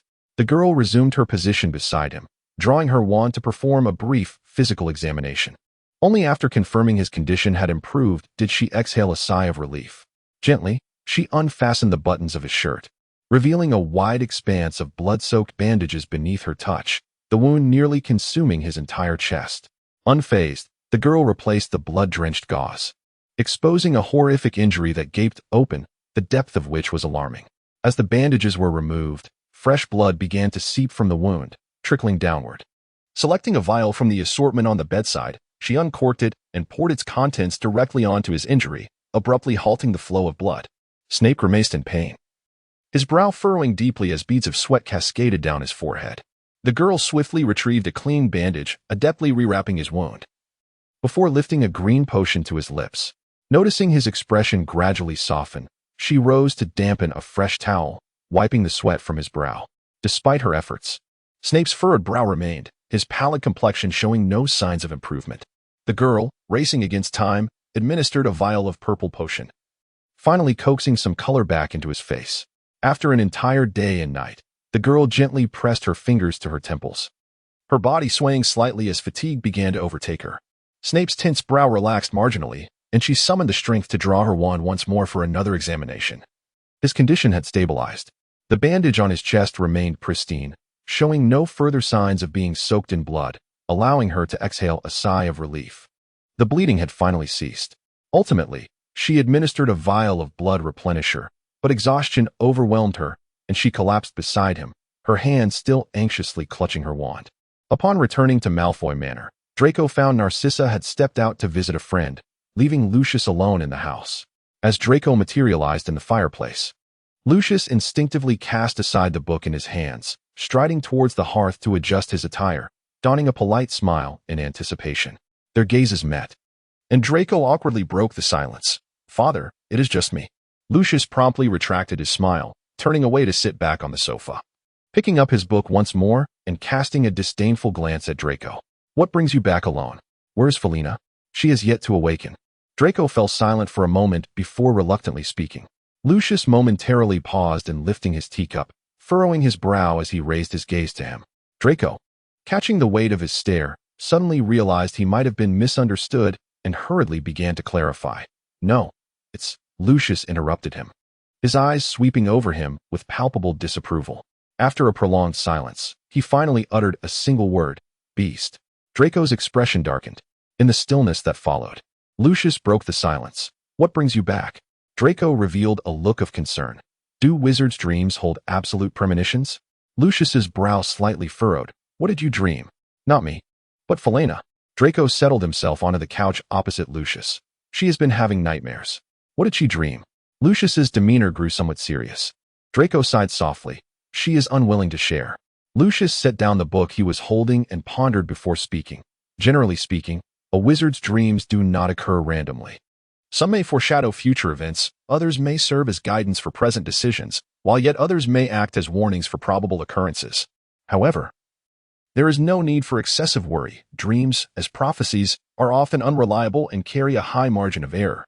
Furthermore, since she has dreamed of it, formulating plans to avert potential outcomes is entirely feasible." Draco felt a slight sense of reassurance. "How can we avert it?" Lucius raised an eyebrow. "As long as the trajectory of events diverges slightly from that in the dream, it should suffice." Draco nodded thoughtfully. Lucius took a sip from his teacup, a hint of disdain on his face. "Your immediate concern should be to ascertain why Felina is reluctant to share even a single dream with you, rather than sitting here, resembling a foolish dog, lost in contemplation." "Father!" Draco exclaimed, incredulity etched on his face as he looked up at him. Lucius cast a scornful glance in his direction. "Is there anything else? If not, you should return promptly." Chapter 63. With a mixture of sorrow and indignation etched upon his face, Draco rose and made his way toward the fireplace. Yet, after only a few steps, Lucius called out to him, his voice tinged with hesitation. "Exercise restraint. Refrain from such brutish behavior in the future." Draco's ears flushed crimson. Whether from embarrassment or anger he could not discern. Almost instinctively, he seized a handful of flue powder and cast it into the fireplace, neglecting to bid his father farewell. Lucius, wearing a faint, resigned smile, lowered his gaze to continue poring over the book in his hands. Upon returning to Hogwarts through the fireplace, Draco composed his expression. The office was devoid of company. The dark-haired girl had not made an appearance, leaving him uncertain whether she had departed or was sequestered in her bedroom. He cast a fleeting glance toward the bedroom door before meticulously straightening his attire and exiting the office. Inside the bedroom, the dark-haired girl lay by the bedside, clutching her wand, her shallow breaths indicating a restless slumber, her brow slightly furrowed. Beside her, Severus slowly opened his eyes. Draco made his way back to the room of requirement, where Felina was already awake, staring vacantly down at the floor as she sat at the edge of the bed. "I have returned," Draco said, approaching her and crouching down to scrutinize her expression. Felina caught sight of his figure and abruptly raised her head, her eyes and nose tinged with red, 2 tears glistening on her cheeks. "I thought you had gone," she sobbed as she plunged into his embrace. "I was so frightened that you would leave me just like that." Draco, feeling a pang of heartache, gently wiped away the tears from her face, cradled her cheeks in his hands, and with earnest eyes assured her, "I will not leave you." Felina remained in his embrace, clinging to him with an unmistakable sense of insecurity. In the ensuing days, she stayed almost constantly by Draco's side. Whenever he slipped out of her sight, an unease would immediately seize her. Fortunately, there were no classes during this period, and Draco was glad to indulge her need for closeness. However, as the Christmas holiday drew to a close, Felina eventually emerged from this state of dependency. On the first day back, The two houses did not share their initial class. And for the first time after such prolonged proximity, Draco found himself somewhat anxious about Filna's well-being. Throughout the entire lesson, his mind was restless. As soon as the charms class concluded, he hurried to the doorway of the transfiguration classroom to await her. Filna, with a book in her arms, was walking outside, laughing amiably with Hermione, displaying no signs of separation anxiety. Draco felt a sense of relief as he stepped forward, taking the book from her hands, and playfully chastised her with a wry smile. "You little ingrate." Fiona excitedly leaped into Draco's embrace, her tone laced with affection. "You're here. I've missed you so much." With one hand, Draco caught her, a look of tender indulgence gracing his features. Hermione felt as though her eyes might be blinded by the scene. Clearing her throat awkwardly, she was about to bid farewell when a tall figure approached them. "I apologize for my tardiness," Victor said, a bright smile illuminating his face as he walked towards Hermione. Taking the book from her hands with one hand, while intertwining his fingers with hers with the other, Fina widened her eyes, glancing between the two. Hermione shyly lowered her head. "Congratulations," Draco remarked, raising an eyebrow at Victor. A deeper smile graced Victor's face as he gently shook Hermione's hand, proclaiming, "Thank you." Hermione's cheeks flushed crimson as she linked her arm with Victor's to bid farewell, saying, "We shall take our leave." The two departed hand in hand, and Fina turned back to Draco, her expression laced with curiosity. "When did you become so familiar with Victor?" Draco replied with a mysterious smile, "A secret." Fina displayed a pitiable expression as she clung to his arm, pleading, "Come on." Draco cast her a sidelong glance, suppressing a smile with pursed lips, and leaned closer to whisper in her ear, "I shan't tell you." With a huff, Filna glared, while Draco, with a firm grip on her wrist, pulled her into his embrace, a smile dancing in his eyes. "Let us go, it's time for dinner." The pair made their way to the hall and parted ways. Draco returned to the Slytherin table, while Filna continued towards the Gryffindor table. As she passed Ravenclaw, Xiaozhang suddenly looked up and winked at her. Filna understood the silent communication and brushed past Chio, and in that fleeting moment as their bodies intersected, Chio swiftly slipped a note into her palm.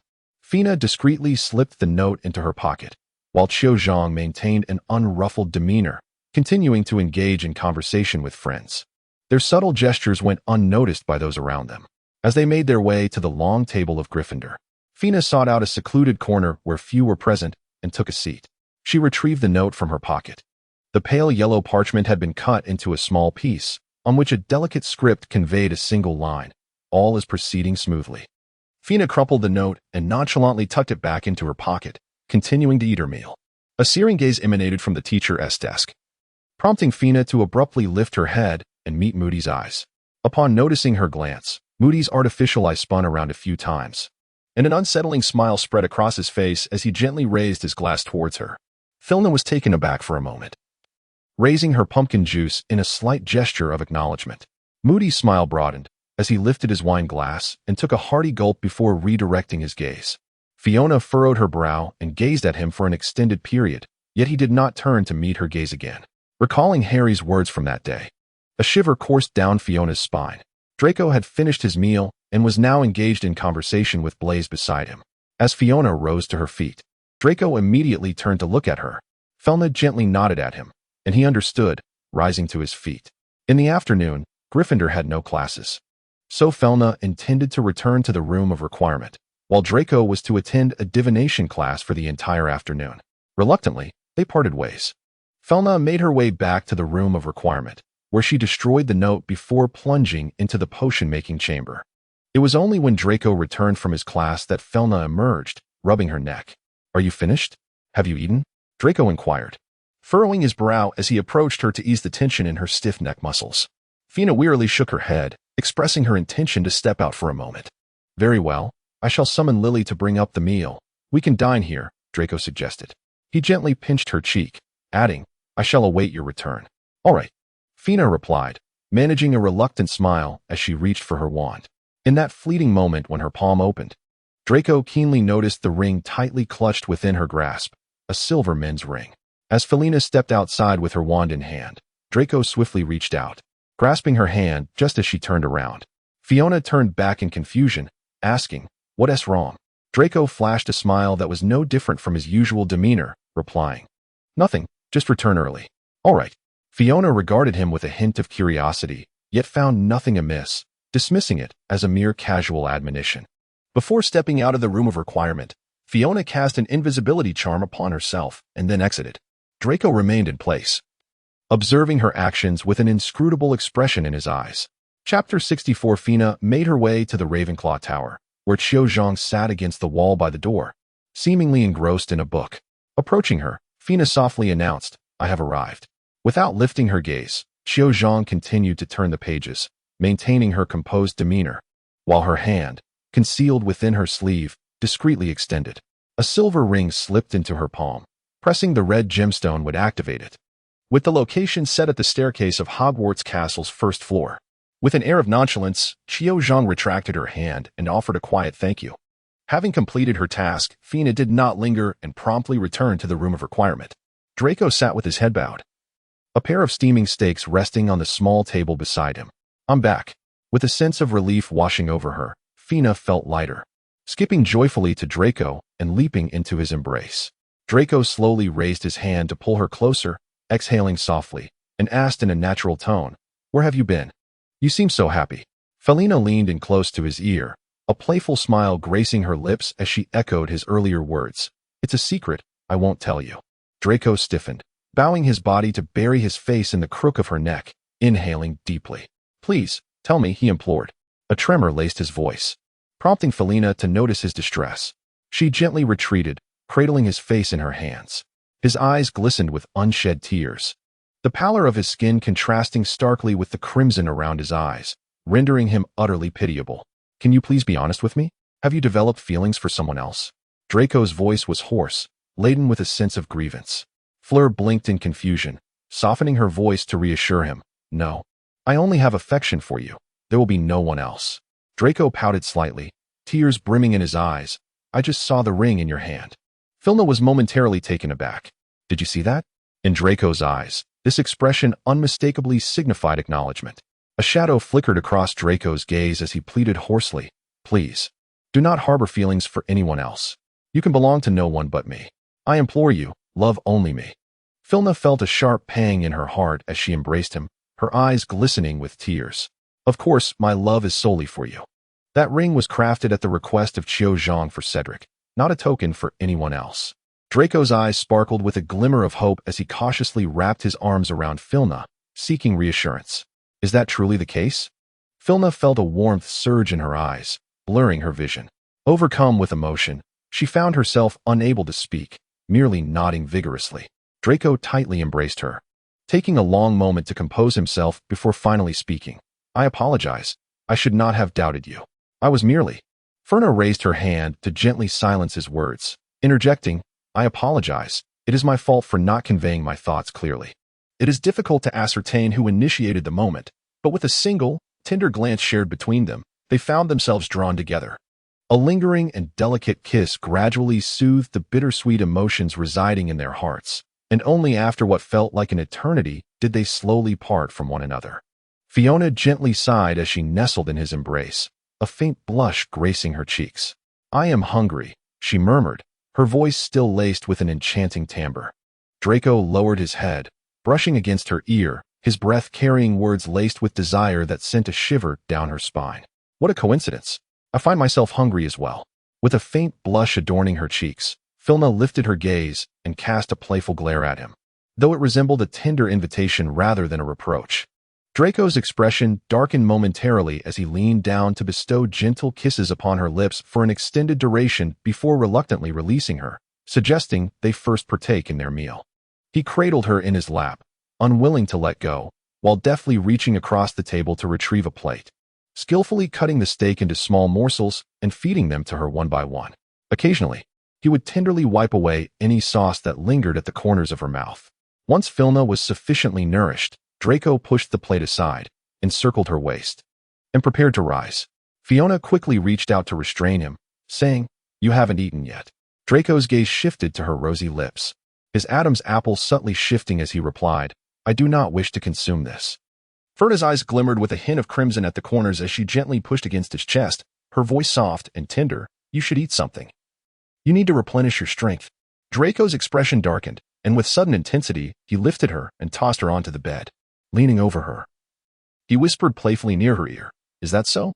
Let us see who truly lacks stamina." Fina's eyes widened in disbelief, her words swallowed whole by Draco. The moonlight trembled.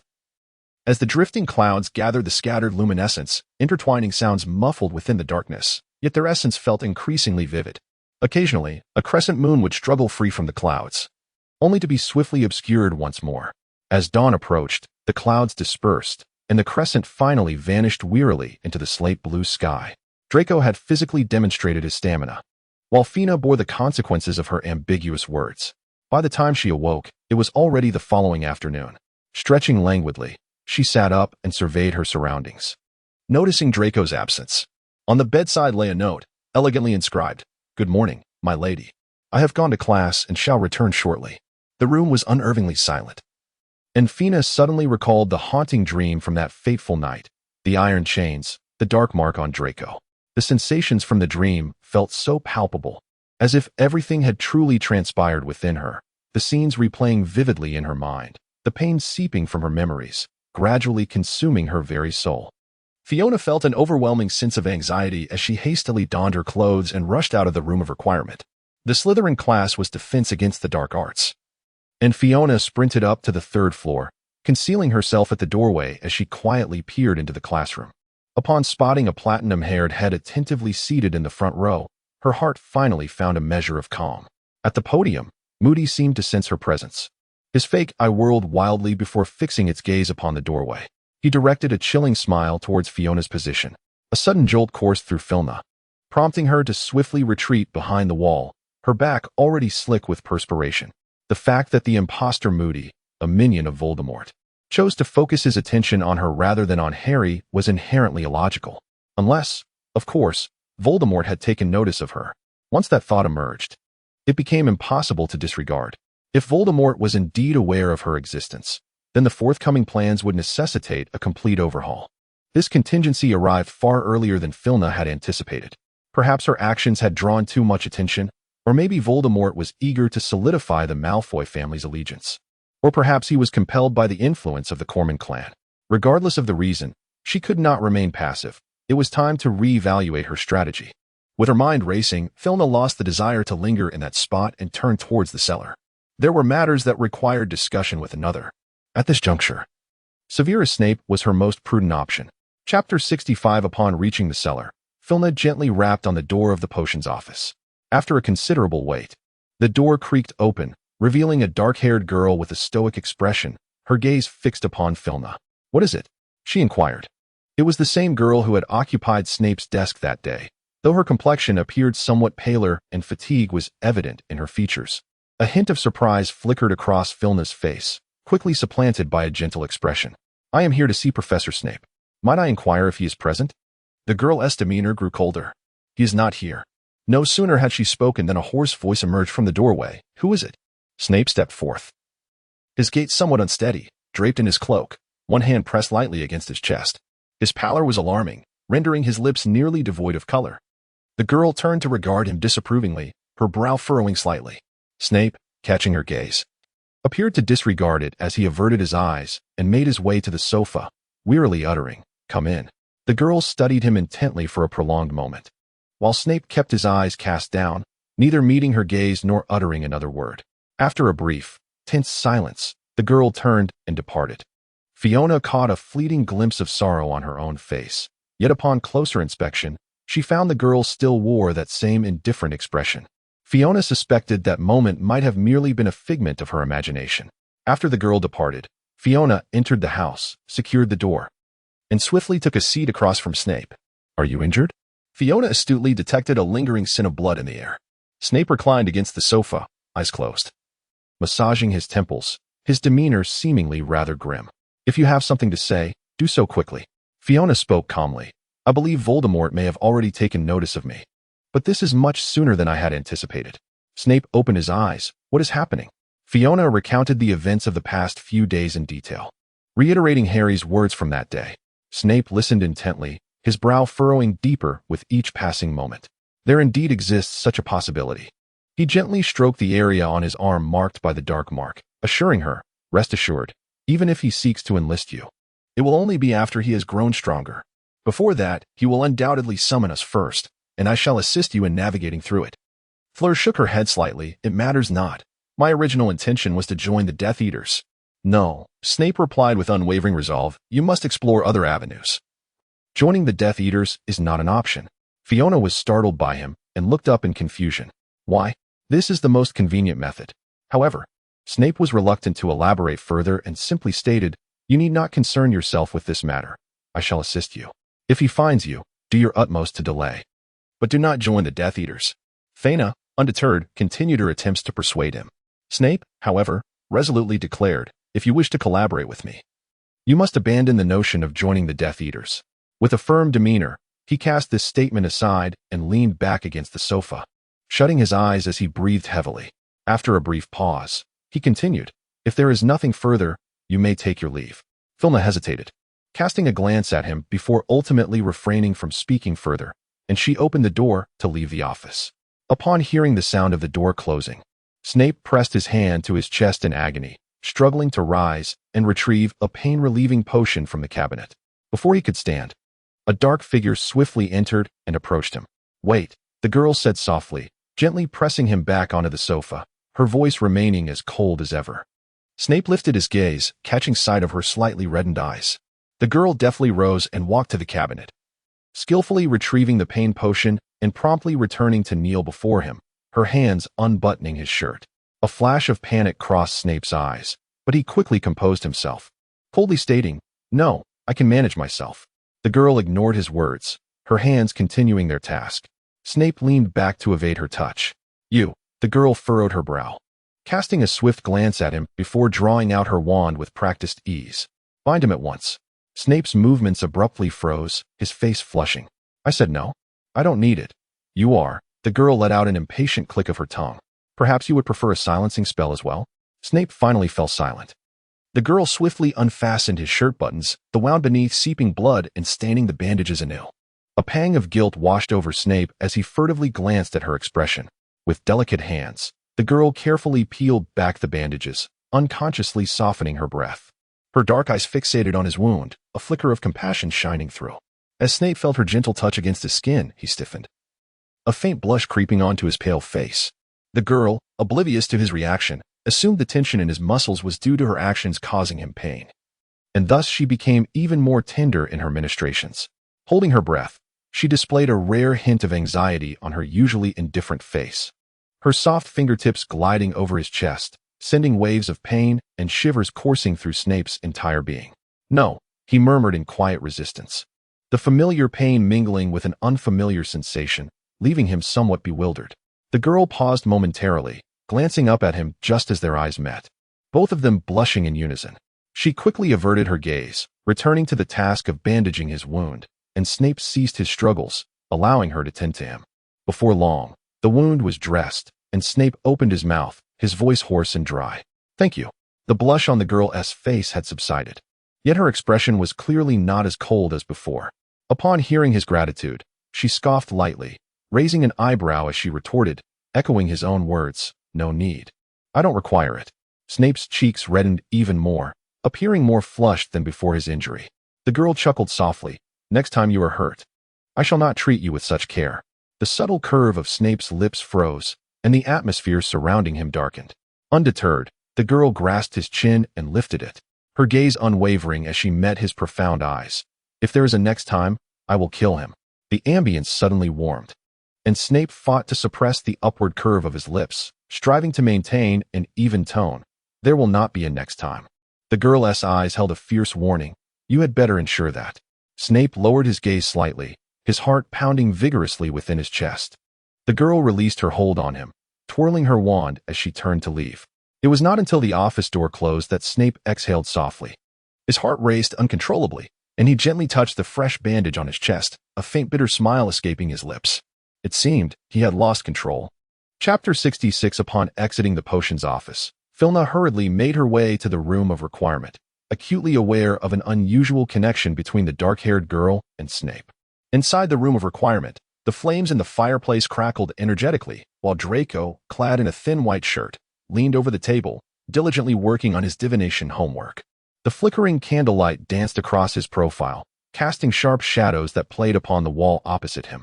Before long, the tranquil atmosphere was shattered as Filna burst into the room, rushing towards Draco with an eager glint in her eyes, exclaiming, "Draco, I believe I have unearthed a secret." "What is it?" Draco replied, a hint of amusement in his gaze as he set down his quill and looked up at her. Felina's eyes sparkled with excitement as she leaned closer to him. Speaking in a rather mysterious tone, "I discovered a girl in Professor Snape's office. It seems her connection is quite extraordinary. Do you recall the girl we saw sitting behind the desk writing the last time we were here? It's her." The anticipated shock did not manifest on Draco's face. He merely cast her a sidelong glance, a cryptic smile playing at the corners of his lips as he feigned indifference, remarking, "I encountered something even more thrilling last time." "What?"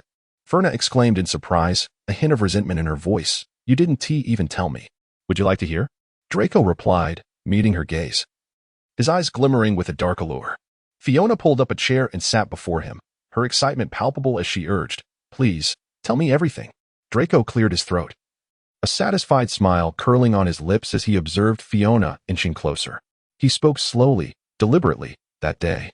Draco intentionally teased her curiosity, his tone languorous. Fiona, eager and impatient, grasped his hand tightly, urging him to continue, yet refraining from interrupting, her face betraying an unusual urgency. The more anxious Filna became, the slower Draco spoke. At last, Filna caught on. "Are you doing this on purpose?" she inquired, leaning closer and narrowing her eyes in a scrutinizing manner, her voice laced with danger. Draco, observing her proximity, stifled a laugh as he feigned innocence. "What? Isn't this what you wanted to hear? Don't play dumb. You're deliberately speaking slowly, aren't you?" Filna threatened, leaning in to pinch his cheek, her tone fierce. "Speak quickly." Draco pulled her into his embrace, suppressing a triumphant smile at the corners of his mouth. "I'm merely trying to elaborate as much as possible. Don't you wish to hear the details?" Filna found herself at a loss for words, her only recourse being to grit her teeth in silence as she endured his languid narrative. As Draco spun his tail, he deftly unfastened her buttons, easing her outer robe off her shoulders. The room was moderately warm, and Filna, already feeling a bit overheated, was further immersed in the story, thus willingly relinquished her robe.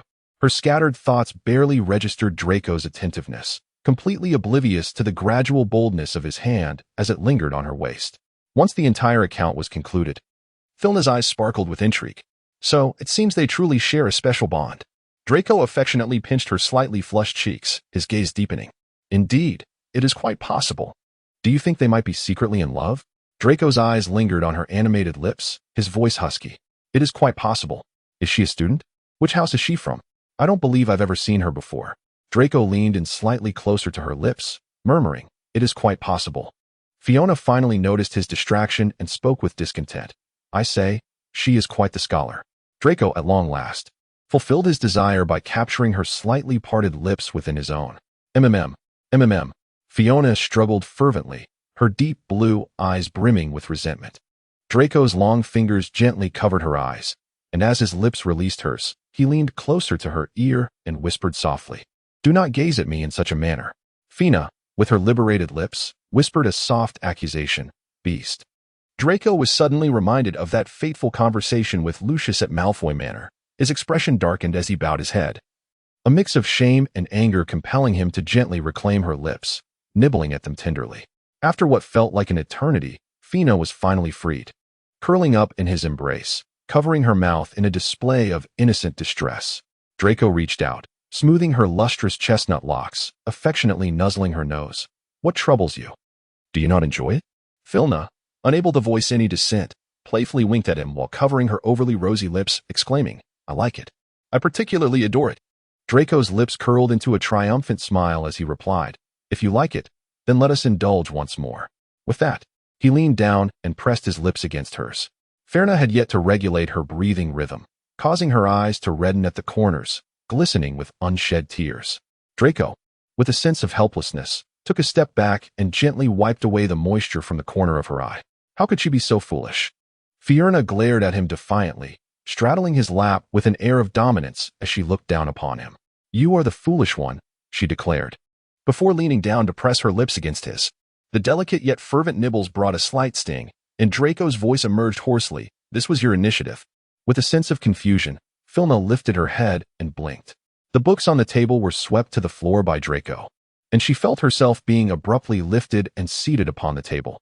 Before she could gather her thoughts, an aggressive kiss descended upon her, compelling her to match his fervent rhythm.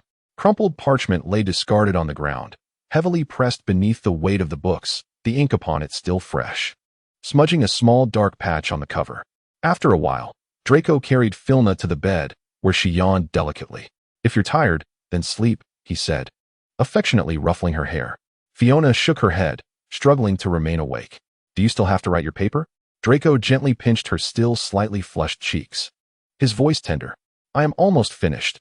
I will come to keep you company very soon, all right?"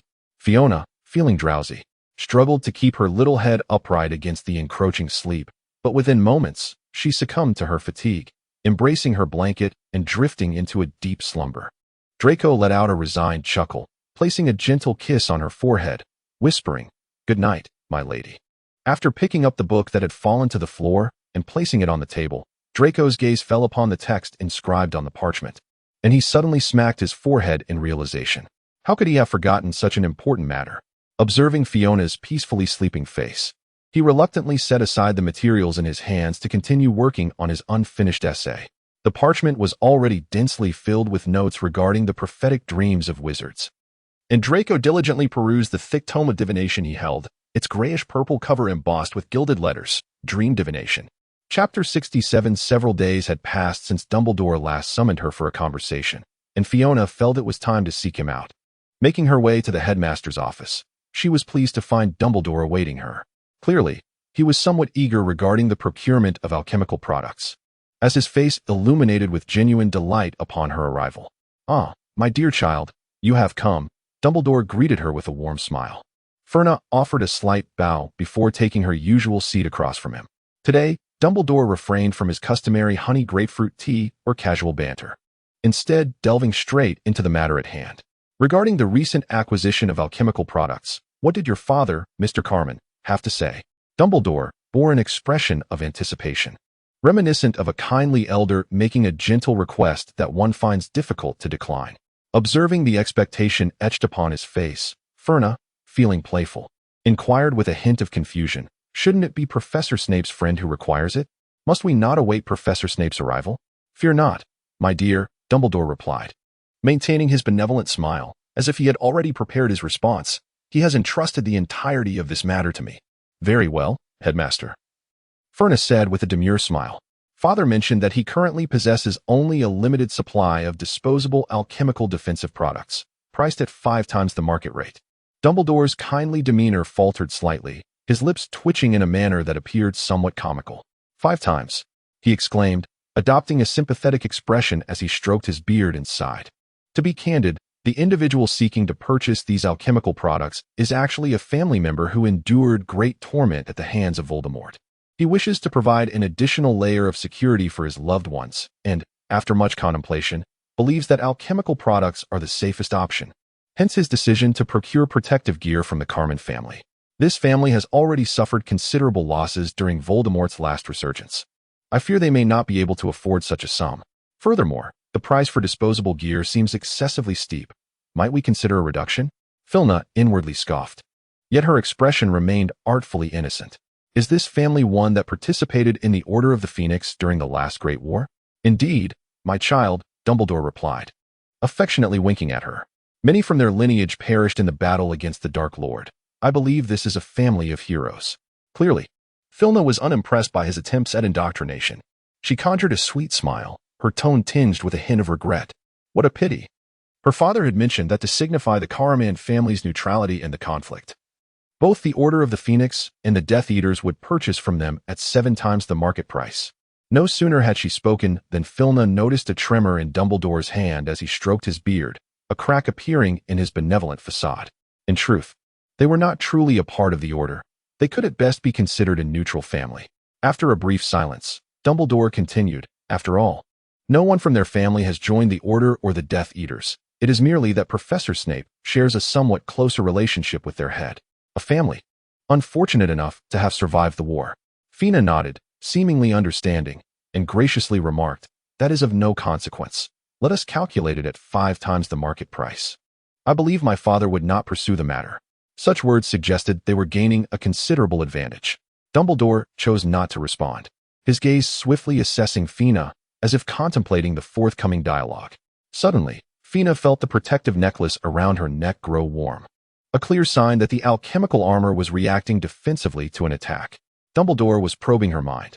Looking up, she noticed a hint of surprise in his wise eyes, which narrowed slightly, and saw her own deep contemplation swiftly vanish from his sight. Filna wore a placid smile on her face, yet her heart brimmed with disdain. After a considerable pause, Dumbledore cleared his throat, shattering the silence. Let us proceed according to your father's proposed price. We shall acquire all the alchemical armors you possess. Dumbledore's hands were clasped before him on the table, and his voice carried no hint of sharpness, embodying the usual warmth of his demeanor. Fiona smiled gently. Is that true? We possess approximately 100 trillion galleons worth of alchemical armor. Such trifling items can be effortlessly crafted by any alchemist from the Carmen family. How could one possibly overlook such a golden opportunity to fill their pockets? 100 trillion galleons? The smile on Dumbledore's lips faltered slightly. Indeed, the Carmen family's wealth is truly substantial. Fina gently nodded and politely inquired, when do you plan to collect the goods? Dumbledore hesitated before responding. I need to consult Professor Snape to discuss this matter with the family in question. After all, this order is substantial, and I am uncertain whether they truly require such an amount. Noticing his attempt to find a convenient excuse, Fina refrained from pressing him further and softly replied, Very well. Headmaster, please feel free to contact me if needed. Dumbledore finally managed a warm smile and nodded in agreement. Once Fina exited the office, Dumbledore swiftly summoned his Patronus to relay a message. The silver phoenix spiraled gracefully in the air before vanishing through the window. Shortly thereafter, Snape arrived at the summons. What is it? He inquired, his complexion still somewhat pale, revealing that his injuries had yet to heal completely. Clearly, Dumbledore had not noticed. As he furrowed his brow and instructed, investigate Miss Vite's background. Why can't I perform a soul extraction on her? With an impassive demeanor, Snape replied, Is it not normal for her to possess certain alchemical armaments as the adopted daughter of the Carmen family? Dumbledore rose and approached the window, gazing out at the scenery for a long moment before speaking again. I have a sense that her identity is far from simple. Snape did not elaborate further, responding with a curt acknowledgement. Additionally, in a few days, I require your company on a visit to the werewolf gathering area. Dumbledore turned to look at him. I need to negotiate with their leader. Very well. Snape lowered his head, concealing his expression. Is your Patronus still the same? Dumbledore seemed to sense something amiss with Snape and asked with concern. Snape momentarily paused, then drew his wand and softly uttered a spell. A doe gracefully leapt from the tip of his wand, frolicking around the room before dissipating into the air, leaving behind a resolute whisper in the stillness. Always. Chapter 68. That evening, Fina experienced a peculiar dream. In her dream, she found herself back in that eerie room. But this time she stood face to face with the chained version of herself. The other her spoke with a hint of strange relief. You have come. You knew I would come? Fina furrowed her brow and asked, Where is this place? The other her surveyed the surroundings, her raspy voice tinged with nostalgia. I am about to depart. You would always arrive. This is my cage, and also your rebirth. Filna did not grasp her meaning. Yet she appeared to have no need for comprehension. She seemed to be enveloped in a profound joy, intermingled with an undeniable sorrow lurking somewhere within. Congratulations, for henceforth, this ring shall truly belong to you. Another part of her gazed at her own ring finger, where a signet ring of the Witt family, identical to the one she wore, rested elegantly.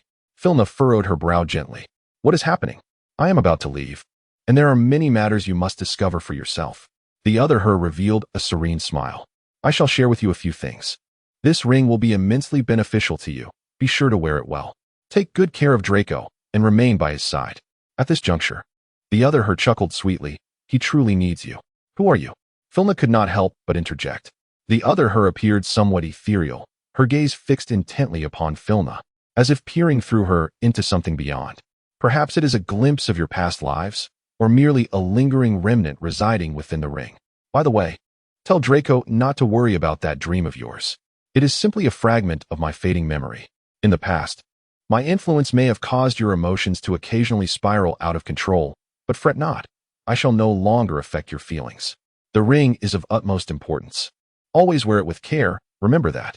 The other her's form gradually became translucent. Filna could not refrain from speaking. Then do not worry about me. I am but a fleeting remnant. With my obsessions resolved, my dispersal is inevitable. The other her offered a liberated smile. I wish you good fortune. In a certain corner of Filna's mind, an inexplicable sense of detachment emerged. Uncomfortably, she extended her hand, only to brush against a fleeting wisp of liquid silver, vanishing in an instant.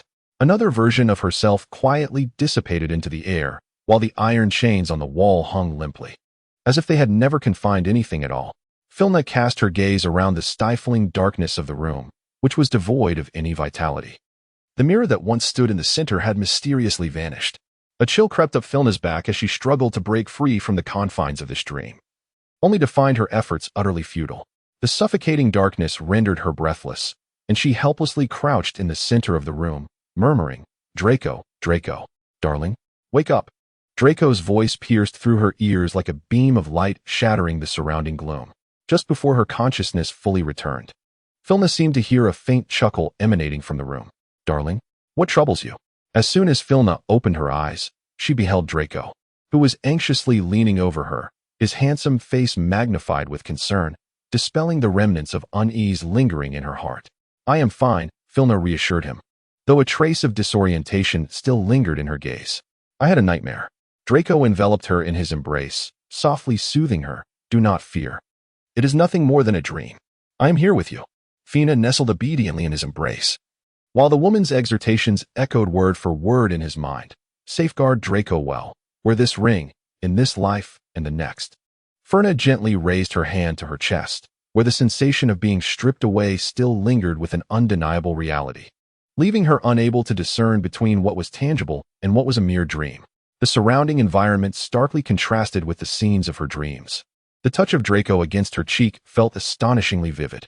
Yet, she found herself enveloped in a peculiar sense of unreality. The images of her dreams and her current surroundings flickered and intertwined in her mind, causing Ferna to gaze around in confusion, unable to grasp any semblance of authenticity. Suddenly, the ring on her ring finger began to emit a faint warmth. She lifted her hand, bringing the ring closer to her eyes, when a delicate voice whispered softly in her ear, "Farewell." Filna abruptly emerged from her reverie. Draco gently caressed her flowing golden-brown hair, his voice soothing as he comforted her. And at last, Filna regained a sense of reality. "I'm fine now," she said, lifting her head from his embrace. It was merely a nightmare. The concern etched on Draco's face was palpable, as if he feared to agitate her once more. He cautiously inquired, "Could you share with me what you dreamt?" Fina shook her head, finally revealing a relaxed expression on her face. "It's all right, I assure you." Draco still appeared somewhat uneasy. Fina leaned into his embrace and let out a yawn, her fatigue evident. "I'm still quite tired.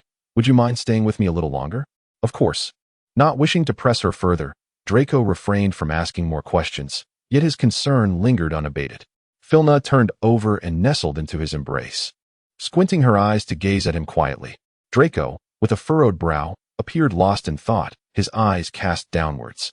"Well, since you are not sleepy, let us have a proper discussion about my dreams," Filna declared, stifling another yawn as she struggled to lift her delicate face. "But you must promise me that after we talk, you will stay with me for a good rest." "I assure you," Draco replied, pulling her closer. "I cannot help but worry. Some dreams of wizards carry ominous premonitions." Fina nestled in his embrace and softly recounted her recent dreams one by one, concluding with a delicate yawn. "That's how it is." Draco listened, his brow furrowed in thought. "I believe I must consult my father." With that, he lifted the covers and prepared to rise. Fiona, in a state of helplessness, grasped his arm and pulled him back under the covers, pouting her lips in a feigned display of grievance. "You promised to stay with me and let me sleep for a while. You mustn't be unreasonable." Draco's expression remained etched with concern. Filna gently wrapped her arms around his waist, softly reassuring him, "Do not worry. I have a strong premonition that everything that the dream version of me has spoken is indeed true. It is important to recognize that a wizard's intuition is far more accurate than the prophecies of dreams." Draco felt a slight sense of relief as he allowed himself to sink into the comfort of the blankets, responding, "Let us rest for now. When I awaken, I shall inquire with my father." Filna nuzzled against his chest, her voice laced with a hint of languor. "I yearn for the delightful pastries Aunt Narcissa makes. Do remember to bring some back for me."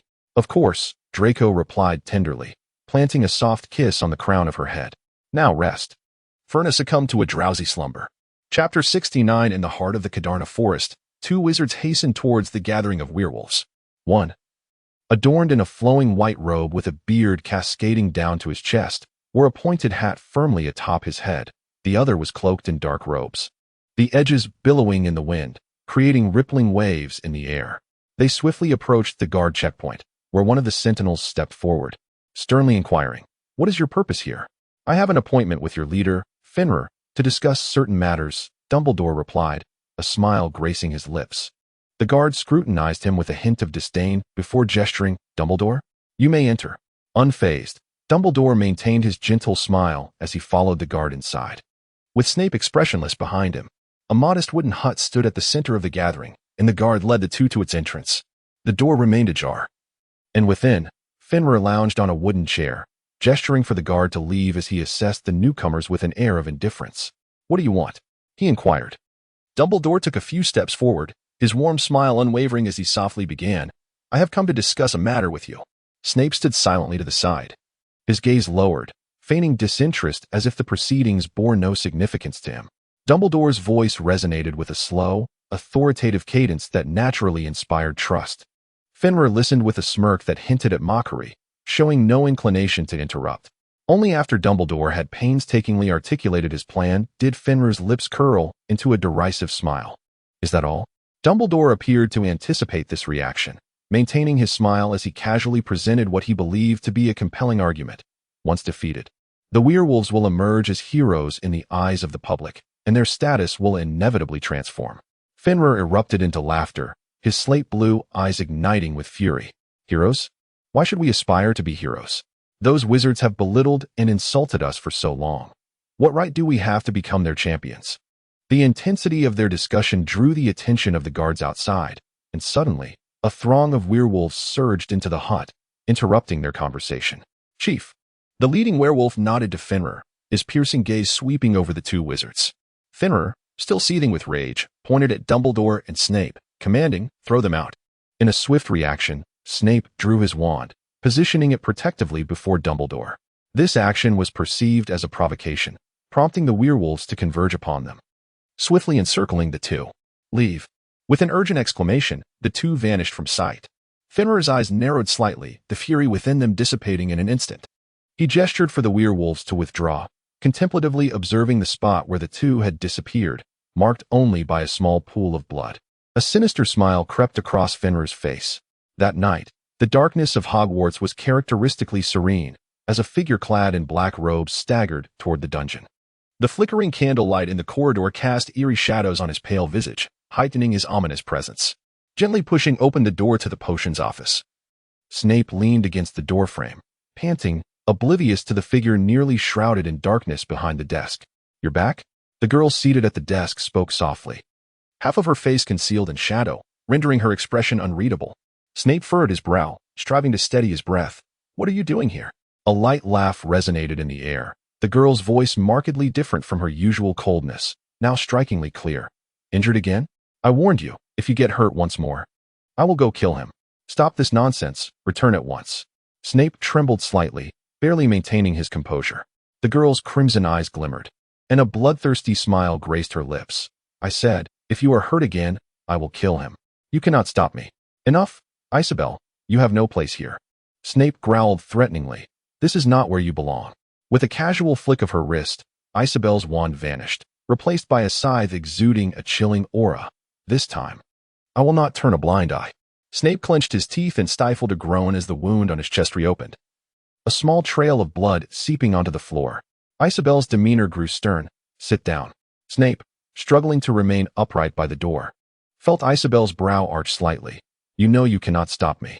You would do well to sit down now, lest I decide to kill him out of displeasure." Furrowing his brow deeply, Snape reluctantly complied, sinking into the sofa. Isabel skillfully retrieved a suitable potion from the cabinet and deftly began to unfasten the buttons of his shirt. "I can manage myself," Snape protested, attempting to evade her touch.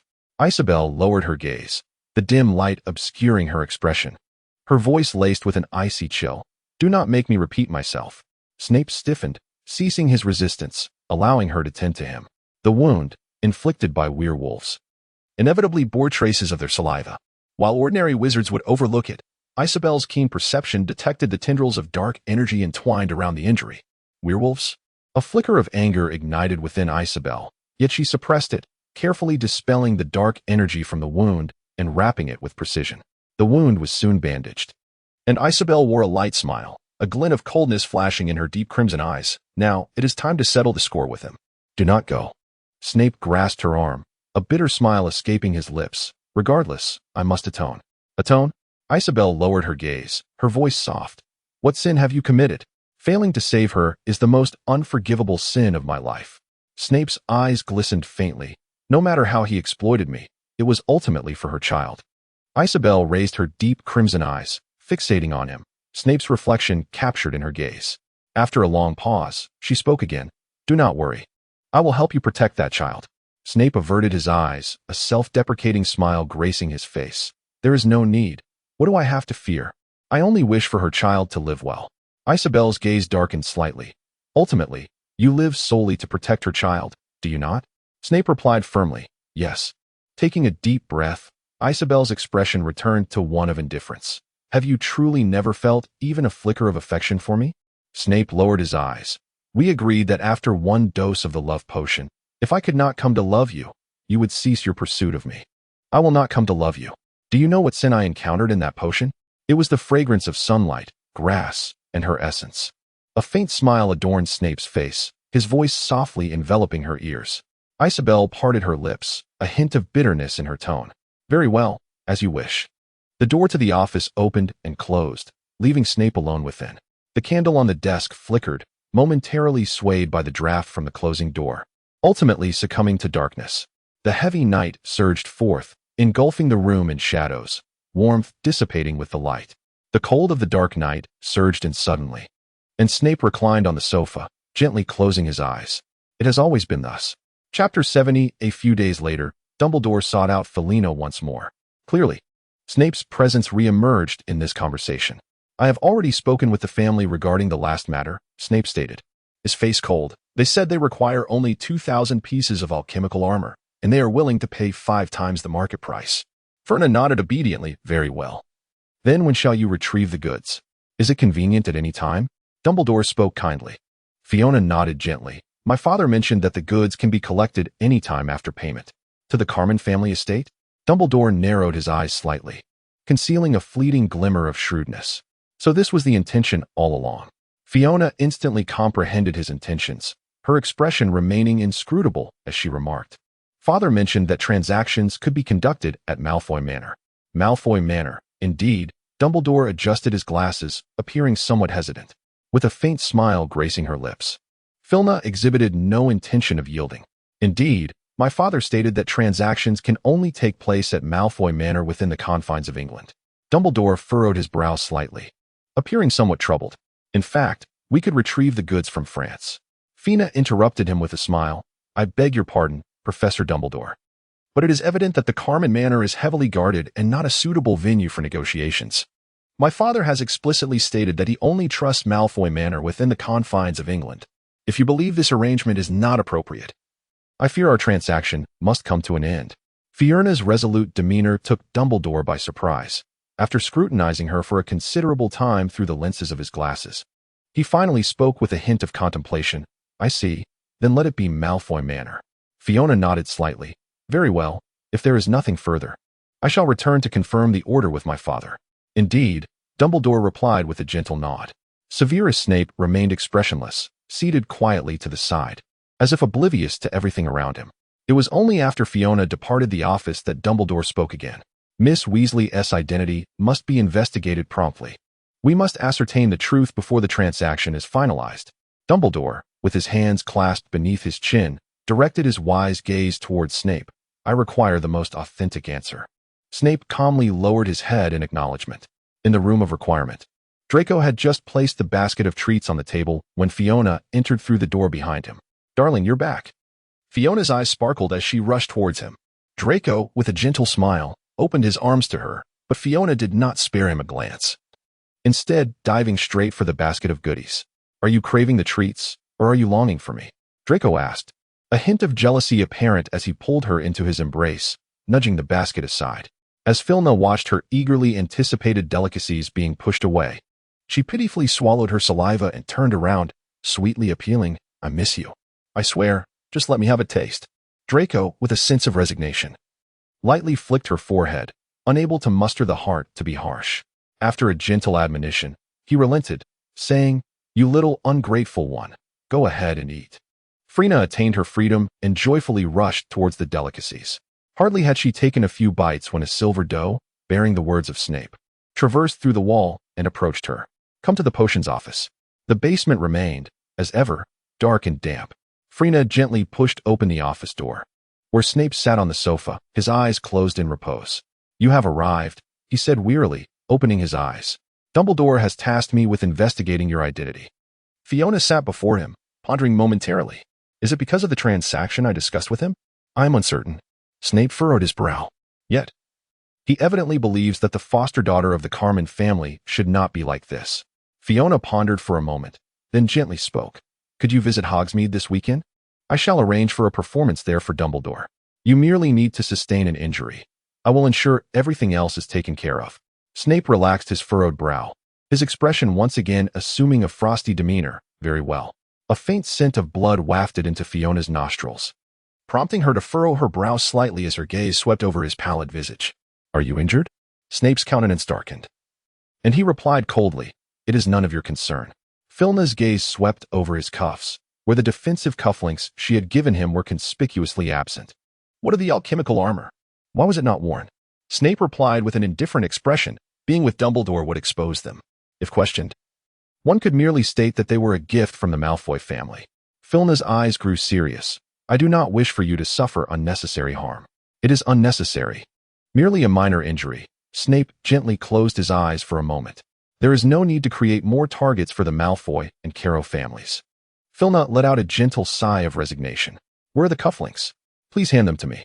Snape opened his eyes and fixed her with a steady gaze before rising to retrieve the cufflinks from the drawer and presenting them to her. Fina took the cufflinks, fiddled with them in her hand for a moment, and then tucked them into her pocket. I will add some new features to them and come back to you tomorrow evening. Snape furrowed his brow and opened his mouth to speak, but Fina interrupted him, saying, please refrain from uttering unnecessary comments. Remember to wait for me here tomorrow night.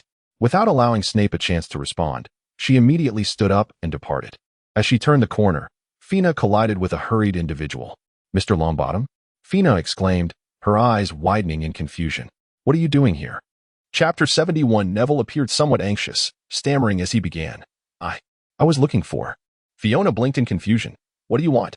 The Puffskein. Neville murmured softly, lowering his head. Fiona was momentarily taken aback. Do you wish to acquire a gillyweed?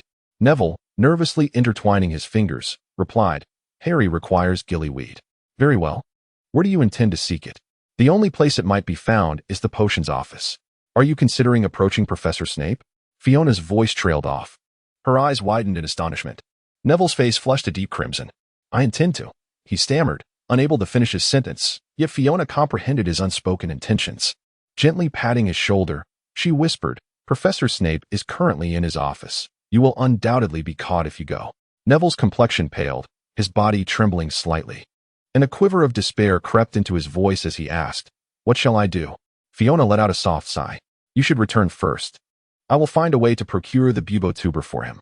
Neville appeared somewhat uneasy, yet his evident fear of Snape had been magnified countless times within the confines of the dungeon. Fiona heard him swallow nervously, and with a quivering voice, he replied, All right. Then I shall leave it to you. No sooner had the words escaped his lips than Neville almost immediately turned and fled. With a sense of resignation, Fina returned to the potion office. Snape, with his eyes closed and reclining on the sofa, suddenly heard a knock at the door. Instantly, he composed his expression, straightened his posture, and coldly uttered, Enter. Filna entered with a sycophantic smile adorning her face. What is it? Snape paused, his brow furrowing as he regarded her obsequious expression. Fiona closed the door and approached Snape, sweetly inquiring, Do you happen to have any pufferfish eyes? Could you spare me two? Snape, with a look of disdain, shifted slightly away and gestured towards the cabinet. It is in the second drawer of the third shelf. Help yourself. Thank you. Fiona, filled with exuberance, leapt to her feet and rushed to the potion cabinet, causing Severus to perceive a quiver in his cabinet that sent a shiver down his spine. Fortunately, she soon found what she was looking for, beaming as she bade him farewell before departing with her prize.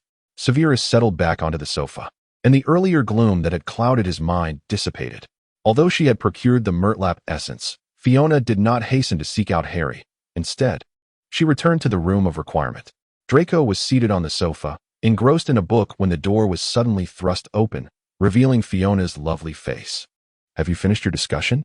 Draco inquired, setting aside his book and enveloping her in his embrace. Fiona obediently nestled into his embrace. "Well, the conversation is concluded.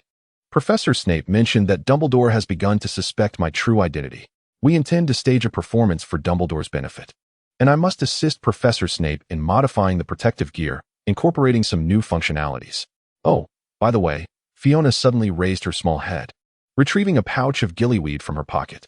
"I encountered Neville on the way. He mentioned that Harry requires this herb, so I thought to procure it." Draco reached out to gently pinch her cheek. "Why didn't you give it to him?" Fiona playfully blinked her eyes and, with a sweet and soft voice, said, "I was concerned you might feel jealous, so I wanted to inquire first." Fiona's eyes were a deep shade of blue, shimmering with fragments of light whenever she gazed at Draco, appearing almost glistening. Draco lowered his head slightly, his gaze gradually drifting to her lips. "So, how do you intend to compensate me?" Fiona sensed his gaze and cautiously raised her hand to shield his eyes. "If you don't wish to give, then so be it."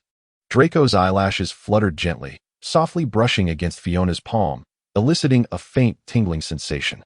Fiona trembled as she withdrew her hand, the sensation in her palm resonating deep within her heart. Unable to resist, she lifted her gaze towards Draco. He was gazing into her eyes, his gray orbs brimming with tenderness, a gentle smile gracing his lips. Fiona seemed to be entranced by the hues within his gaze, her petite head gradually leaning closer.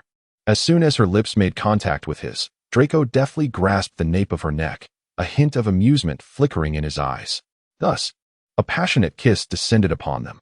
In Fiona's eyes, the starlight shone even brighter, with a hint of moisture gathering at the corners, adding a rosy hue to the tips of her lashes. The faint whimper was seamlessly absorbed into the kiss. Draco noticed that the person in his embrace was gradually struggling to breathe, yet he persistently pressed his lips against hers, providing fleeting moments of respite while refusing to release her. After a considerable time, Fiona, her face filled with resentment, pushed Draco's face away, and he was ultimately compelled to let go. "From now on, you are not permitted to come near me," Fiona declared, her petite face slightly puffed, exuding a spoiled demeanor. Draco, amused, responded tenderly, "Very well, you shall have it your way." Fiona feigned disdain as she wiped her mouth. "I shall go and deliver the gillyflower to Harry. I shall accompany you." Draco raised an eyebrow, conjuring a grandiloquent justification for himself. "I cannot bear to let you venture alone." Fiona, feigning ferocity, chose not to expose him, merely warning, no fighting, no quarreling, and no biting sarcasm. But what if he were to provoke first? Draco put on a look of feigned grievance, reaching out as if to embrace Fiona. Fiona gracefully evaded his outstretched hand, raising her head with an air of haughty defiance as she cast him a glance. "Is it that you possess more faith in him than in me?" Draco appeared genuinely aggrieved, his eyes slightly cast downward. Feeling her heart soften, Fiona reached out to embrace him, softly soothing. "How could that be? I certainly trust you more. I am merely concerned that a quarrel in the Gryffindor Tower might spiral out of control." A triumphant smile graced Draco's lips as he gently lifted Fiona's chin and bestowed a kiss upon her. Breath stolen once more. Fiona found herself unwittingly ensnared in the tenderness of his kiss, forgetting entirely her earlier resolve to keep him at bay. As the lingering kiss concluded, a faint blush colored Fiona's cheeks, and she playfully chided him with a glance. Satisfied, Draco released her, his voice imbued with delight. "Go on, I shall await your return." "Aren't you coming with me?" Fiona blinked in surprise. Draco playfully tousled her still rosy cheeks, indulging in a gentle pinch. "Not this time, lest you fret throughout the journey, worrying that we might argue." Fiona tentatively took a step forward, asking, "Shall I take my leave then?" Draco remained unresponsive. Fiona tentatively took a step forward. "Am I truly leaving?" Draco raised an eyebrow. Fiona tentatively took a step forward, only to be suddenly enveloped in Draco's embrace. "Perhaps it would be better to go tomorrow. The air outside is rather poor today." Draco lifted her effortlessly and placed her upon the bed, leaning down to capture her lips with his. MMM. Ferna's eyes widened in surprise as she struggled momentarily. Del gently covered her eyes with his hand, leaning closer to her ear, whispering softly, "Darling, stay with me." As Filna's heart softened, she fell silent and gracefully wrapped her arms around his neck. Chapter 72. The night had deepened, and the corridors of Hogwarts echoed occasionally with soft footsteps. It was the professors on their rounds. The sound of their footsteps, accompanied by the occasional meow of a cat, heralded the fleeting shadow of a figure carrying an oil lamp, closely followed by a frail feline. It was Mr. Filch, the caretaker, and Mrs. Norris. Isabel strolled silently through the castle, deftly evading all patrolling figures, as leisurely as one might after dinner. Upon reaching the third floor, she found herself before a towering, grotesque stone sculpture at the entrance to the headmaster's office. A smile tugged at her lips, and her deep crimson eyes glimmered faintly. Lemon sorbet. The crisp invocation resonated, causing the guardian beast to leap aside in surprise, staring at Isabel. She ascended the spiral staircase, her smile deepening, and with a deft twist of her right hand, a massive scythe emanating dark energy materialized in her once empty palm. This scythe bore a striking resemblance to the Grim Reaper's weapon, yet with subtle distinctions. At its end, a colossal ruby was embedded, glistening with a chilling light in the dim ambience, inciting an instinctive dread. The staircase ascended slowly, and in the blink of an eye, she reached the 8th floor. Isabel entered the headmaster's office. Dumbledore stood by the window, lost in thought, and greeted her arrival with no surprise, as if he had anticipated it all along. "You have arrived." Dumbledore's voice was as calm as water, his gaze towards Isabel devoid of emotion. A saccharine smile graced Isabel's face, yet within her crimson eyes, an undeniable murderous intent surged. "Indeed, I have come. It is time for you to depart." Isabel advanced towards him, scythe raised, yet Dumbledore remained motionless, not even drawing his wand. "You cannot kill me." Dumbledore's voice was chillingly composed. Isabel pressed the scythe closer to him, her smile becoming ever sweeter. "There is yet no one I cannot kill." The dark energy from the scythe edged closer to Dumbledore, who showed no inclination to resist, merely gazing vacantly towards the spiral staircase. As the dark mist began to envelop him, a voice from behind halted her. "Stop." The velvety tone, as deep and rich as ever, now carried a hint of fury. Isabel closed her eyes briefly, obediently ceasing her advance and turning around.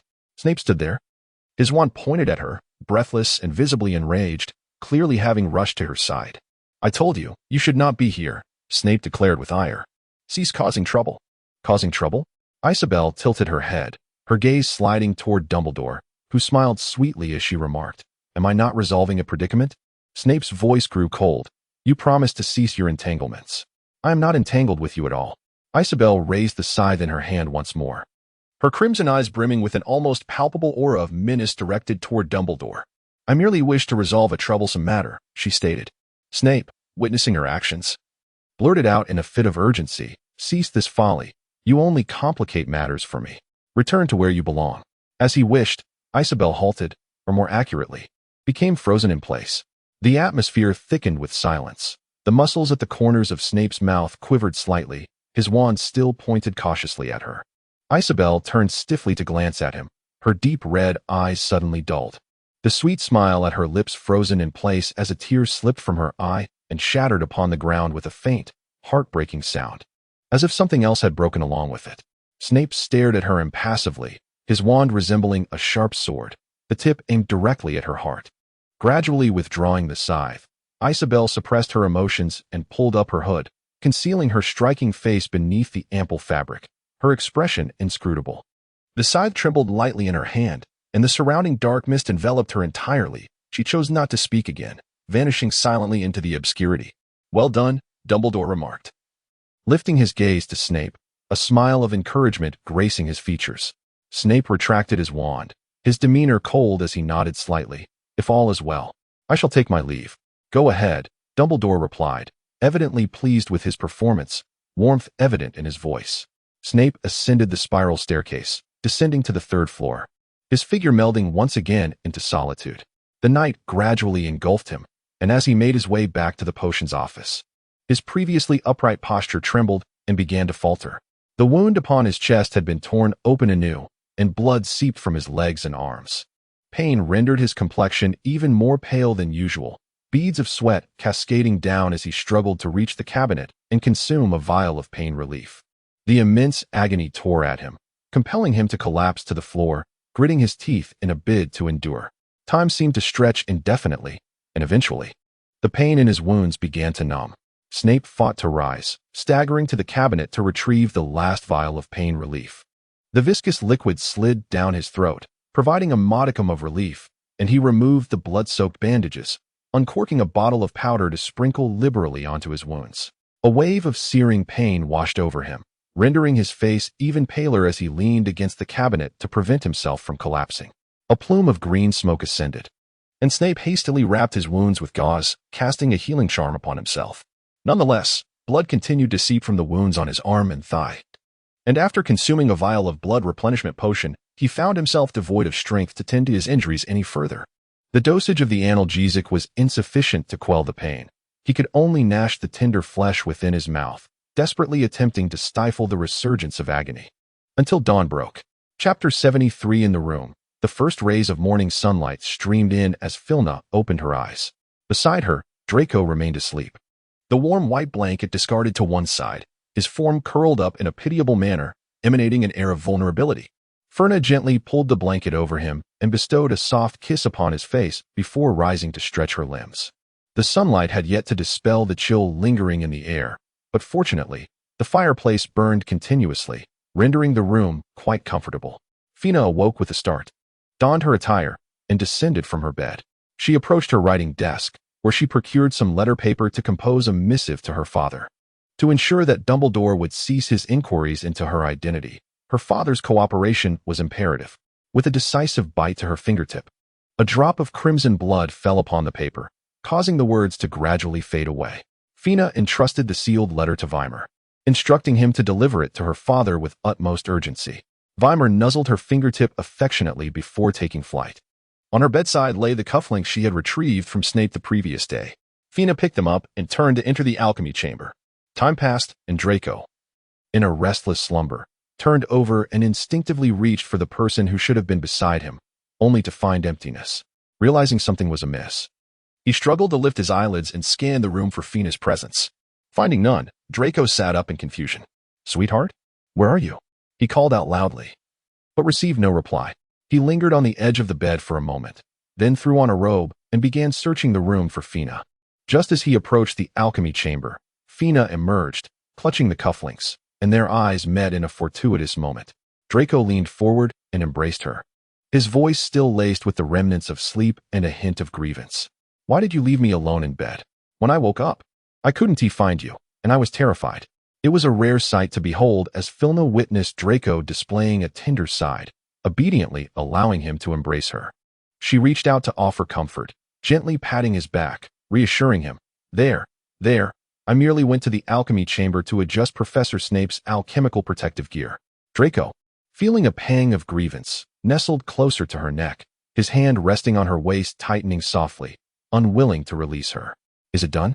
he inquired in a voice as soft as a whisper, his shallow breaths brushing against her collarbone, imparting a slight tickling sensation. Filna chuckled softly, stepping aside and placing her hand on his chest to create some distance. "Don't be silly, it's all fixed. Look." At her words, Draco lifted his gaze. Filna opened her palm, revealing two exquisite cufflinks resting quietly within. The silver cufflinks were adorned with two splendid rubies set at their center, radiating an aura of opulence. "Are these for the Godfather?" Draco inquired hesitantly. Filna felt a sense of helplessness. The only materials at her disposal were the rubies. Nevertheless, it was of no consequence, for the Godfather would surely appreciate them. Draco playfully winked at her. Filna remained silent, raising an eyebrow gently at him. "Perhaps," Draco muttered quietly, feeling somewhat guilty. Lunchtime was approaching, and Filna and Draco tidied themselves up before stepping out. The hall was already filled with students seated at their tables, and the two hurried back to their respective places. The first class of the afternoon was potions, and after their meal, they made their way straight to the dungeons. The potions classroom was as dim as ever, with sconces embedded in the walls casting a warm, amber glow over the surrounding area. Students trickled into the classroom in small groups, settling into their seats, and even the typically boisterous Gryffindors lowered their voices. Before long, Snape entered the room. With a flourish of his wand, he inscribed the potion's formula on the blackboard, his his expression as cold as ever. The formula for the aging potion is on the board. Submit your work before the end of class. A rustle of activity filled the classroom as students gathered the necessary potion ingredients and began grinding them according to the instructions on the blackboard. Draco continued to work diligently on his own, while Filna discreetly glanced at Snape. Unlike his usual practice of pacing among the students, he stood erect at the front of the classroom, his gaze sweeping over the pupils below. Their eyes met. Snape glanced at Draco, who was meticulously managing the potion ingredients, stirring the cauldron, and adding magical components, then looked at Filna, who blinked at him as if wanting to speak, before expressionlessly averting his gaze. Throughout the entire potions class, Snape remained at the front, observing them, only leaving the classroom once the bell rang. Slytherin had another history of magic class, and Filna and Draco parted ways, each heading to the potions office alone. As expected, Snape was waiting inside. Pulling a pair of cufflinks from her pocket, Filna carefully explained, "This time, I've infused it with a bit of confusion charm. While it won't grant you the ability to command others, it will allow the caster to perceive the effects of the spell on you. You need not worry about detection. Even if Dumbledore were to examine it closely, he would find no trace of magical fluctuations. Moreover, only you can wield it. In anyone else's hands, it is merely a simple ornament." Filna handed him the cufflink, gesturing towards the ruby embedded within it. "Infuse it with a touch of magic," she instructed. Snape raised his wand and complied. The moment the magic made contact, the ruby blazed forth with a brilliant light, which gradually coalesced, revealing a hint of gilded texture within the gem. "It is complete. It now truly belongs to you," Filna said, her voice laced with concern. "Do remember to wear it." "Thank you," Snape replied, lowering his gaze as he accepted the cufflink. "I shall wear it." Filna sighed softly, urging herself to avoid harm. Snape nodded slightly in acknowledgement. Fiona refrained from uttering another word and turned to depart from the potions office. Severus, with his head bowed, gazed at the resplendent ruby cufflink emanating a brilliant glow in his palm, raising his hand to affix it to his cuff. As Draco had yet to conclude his class, Fiona did not return to the room of requirement, but instead made her way to Gryffindor Tower. There were no lessons scheduled for Gryffindor during this period, resulting in numerous students engaged in lively conversation within the common room. As soon as Fiona stepped into the room, she spotted Harry and Ron nestled comfortably on the sofa. Fiona strode forward. "Fiona?" Harry exclaimed in surprise. "Are you here to find Hermione?" "She is out on a date with Krum." Beside him, Ron let out a derisive snort. Fiona disregarded Ron, retrieving a small vial containing gillyweed from her pocket, and whispered to Harry, "I came to find you. This is gillyweed. Neville mentioned you needed it, and I obtained it from Professor Snape." Harry accepted the vial, his excitement palpable as he exclaimed, "Thank you so much, Fiona." Filna lifted a gentle smile and replied, "You're welcome, but I have matters to attend to, so I must take my leave." Numerous students nearby took note of their interaction, whispering amongst themselves. Filna keenly sensed a gaze directed at her that bore a hint of malice. As her eyes swept across the room, she discerned Ginny, seated in the corner, glaring at her. Upon noticing Filna's glance, Ginny intensified her stare, which elicited a chuckle from Filna, her smile becoming more pronounced. Ginny appeared increasingly irate. With a sigh, Filna averted her gaze and exited the lounge. Chapter 74. Before long, Vimier returned with Mr. Commont's reply. The letter, consistent with Mr. Commont's usual style, contained but a succinct message: "All is well." Fina raised an eyebrow and cast a spell that incinerated the letter. A splendid performance was about to commence. The weekend arrived swiftly, and Fina took the liberty of sending an owl to remind Snape to visit Hogsmeade, advising him to drink a vial of antidote beforehand. Although Snape felt a tinge of perplexity, he ultimately trusted her and obediently swallowed an entire vial of the antidote before making his way to Hogsmeade as promised. Upon entering Hogsmeade, several gazes immediately fixated upon him. Snape furrowed his brow and tightened his grip on his wand. Each weekend, a throng of students flooded into Hogsmeade, and at this moment, the streets were teeming with them, with many shops overflowing with eager patrons. As Snape walked, he remained vigilant, acutely aware of his surroundings. Those piercing gazes did not waver. Reaching a secluded area, Snape became increasingly cautious. His ingrained sense of danger warned him that if anyone intended to strike, this was the opportune moment. Indeed, several figures clad in black robes suddenly emerged beside him, wands drawn. Stupefied, a flash of white light streaked past him, and Snape deftly dodged, yet one of the dark-robed wizards leaned closer, whispering, "Do not evade." In a moment of distraction, a red beam of light flashed before him, accompanied by a spell that struck him, Cruciatus. Snape collapsed, writhing on the ground in apparent agony, though he felt no pain. The wizard who cast the spell continued to point his wand at Snape, who, lying on the ground, momentarily comprehended that this was indeed the performance arranged by Fina. Soon after, he was beset upon by the group of wizards, who mercilessly beat him until he lay breathless upon the ground.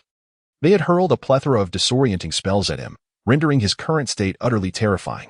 The leading dark-robed wizard disdainfully regarded the prostrate Snape, coldly stating, "Do not pry into matters that do not concern you, or next time, you shall find yourself but a lifeless corpse." Snape remained silent. In truth, he was unable to respond. Although the protective enchantments shielded him from all attacks, the silence was evidently not included within the scope of the spells, and he had fallen victim. Though this location was secluded, students occasionally passed by, and fortunately, the dark-robed wizards had no intention of leaving him behind. The leading wizard summoned his Patronus, a magnificent silver owl, which fluttered its wings and took flight. The dark-robed wizard looked down and spoke gently. "The lady has instructed me to preserve your image as best as possible. Thus, I will cast a disorienting spell targeting the students. Dumbledore will arrive shortly, so I kindly ask you to remain still for a moment." With that, he promptly departed with his companions. Alone amidst the swirling snow, Snape grit his teeth, contemplating how to strangle Fina upon his return. While she had the thoughtfulness to consider his reputation, could she not have instructed them to cast a warming charm before leaving? Clearly, Dumbledore was not far away. He appeared almost immediately after the dark-robed wizard had departed. Observing the battered Snape lying on the ground, utterly speechless, Dumbledore cast a glance in the direction from which the dark wizard had vanished, contemplating silently for a moment before transporting Snape back to the castle. Snape was perplexed by how the Confundus charms had evaded Madame Pomfrey's diagnostic spells. Regardless, upon Dumbledore delivering him to the infirmary, Madame Pomfrey promptly wrapped him from head to toe and administered a copious amount of potions. It was then that Snape finally comprehended the purpose of the antidote he had consumed that morning. He ground his teeth in frustration. Before long, February 24th arrived, marking the commencement of the second task of the Triwizard Tournament. Early in the morning, students from the 3 schools congregated by the Black Lake, while the professors huddled together to conduct final checks, and the champions prepared themselves for the challenge. Draco stood on the stands with Felina as the cheers around them crescendoed, and Felina glanced at Draco with a look of desperation. Sensing her discomfort, Draco discreetly drew his wand and tapped her ear, allowing her to notice that the cacophony began to fade away, a smile creeping onto her lips. Soon, the competition commenced, with champions leaping one after another to rescue those in peril.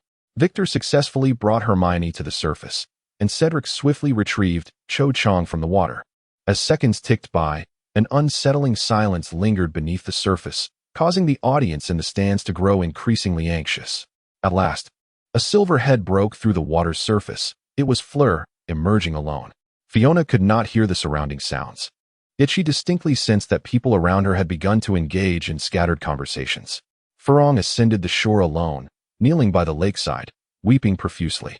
Before long, 3 small heads emerged from the water once more. Harry, accompanied by Furong's sister and Ron, surfaced together. Furong, filled with joy, rose and rushed towards them. A sudden eruption of cheers erupted from the stands, as the Gryffindor students beside Fiona raised their arms in exhilaration, nearly striking her with their fervent gestures. Harry had undeniably become a hero, with students from all 3 houses chanting his name. Fiona's gaze fell upon Harry, who was seated on the shore, wrapped in a towel. Just as their eyes met, "Thank you." Fiona discerned his lip movements and bestowed upon him a gentle smile. Suddenly, a cacophony of cheers pierced her eardrums, causing Fiona to shudder in fright, tears welling in her eyes as she abruptly turned and threw herself into Draco's embrace. "The spell has worn off," she murmured.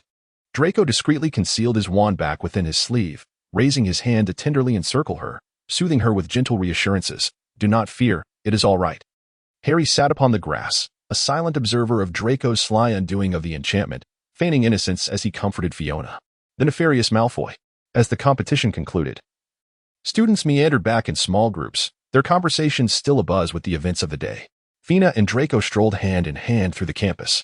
As she turned her head, Fina keenly caught a glimpse of Moody's figure fleeting past, seemingly heading towards the Forbidden Forest. "Draco," Fina looked back at him. But he interrupted her before she could finish.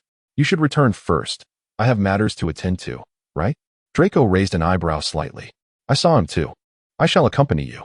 Filna gazed at him in surprise, while Draco reached out to flick her forehead and remarked, How could I possibly feel at ease leaving you alone? Fiona blinked innocently and said, No, I was merely inquiring if you were hungry.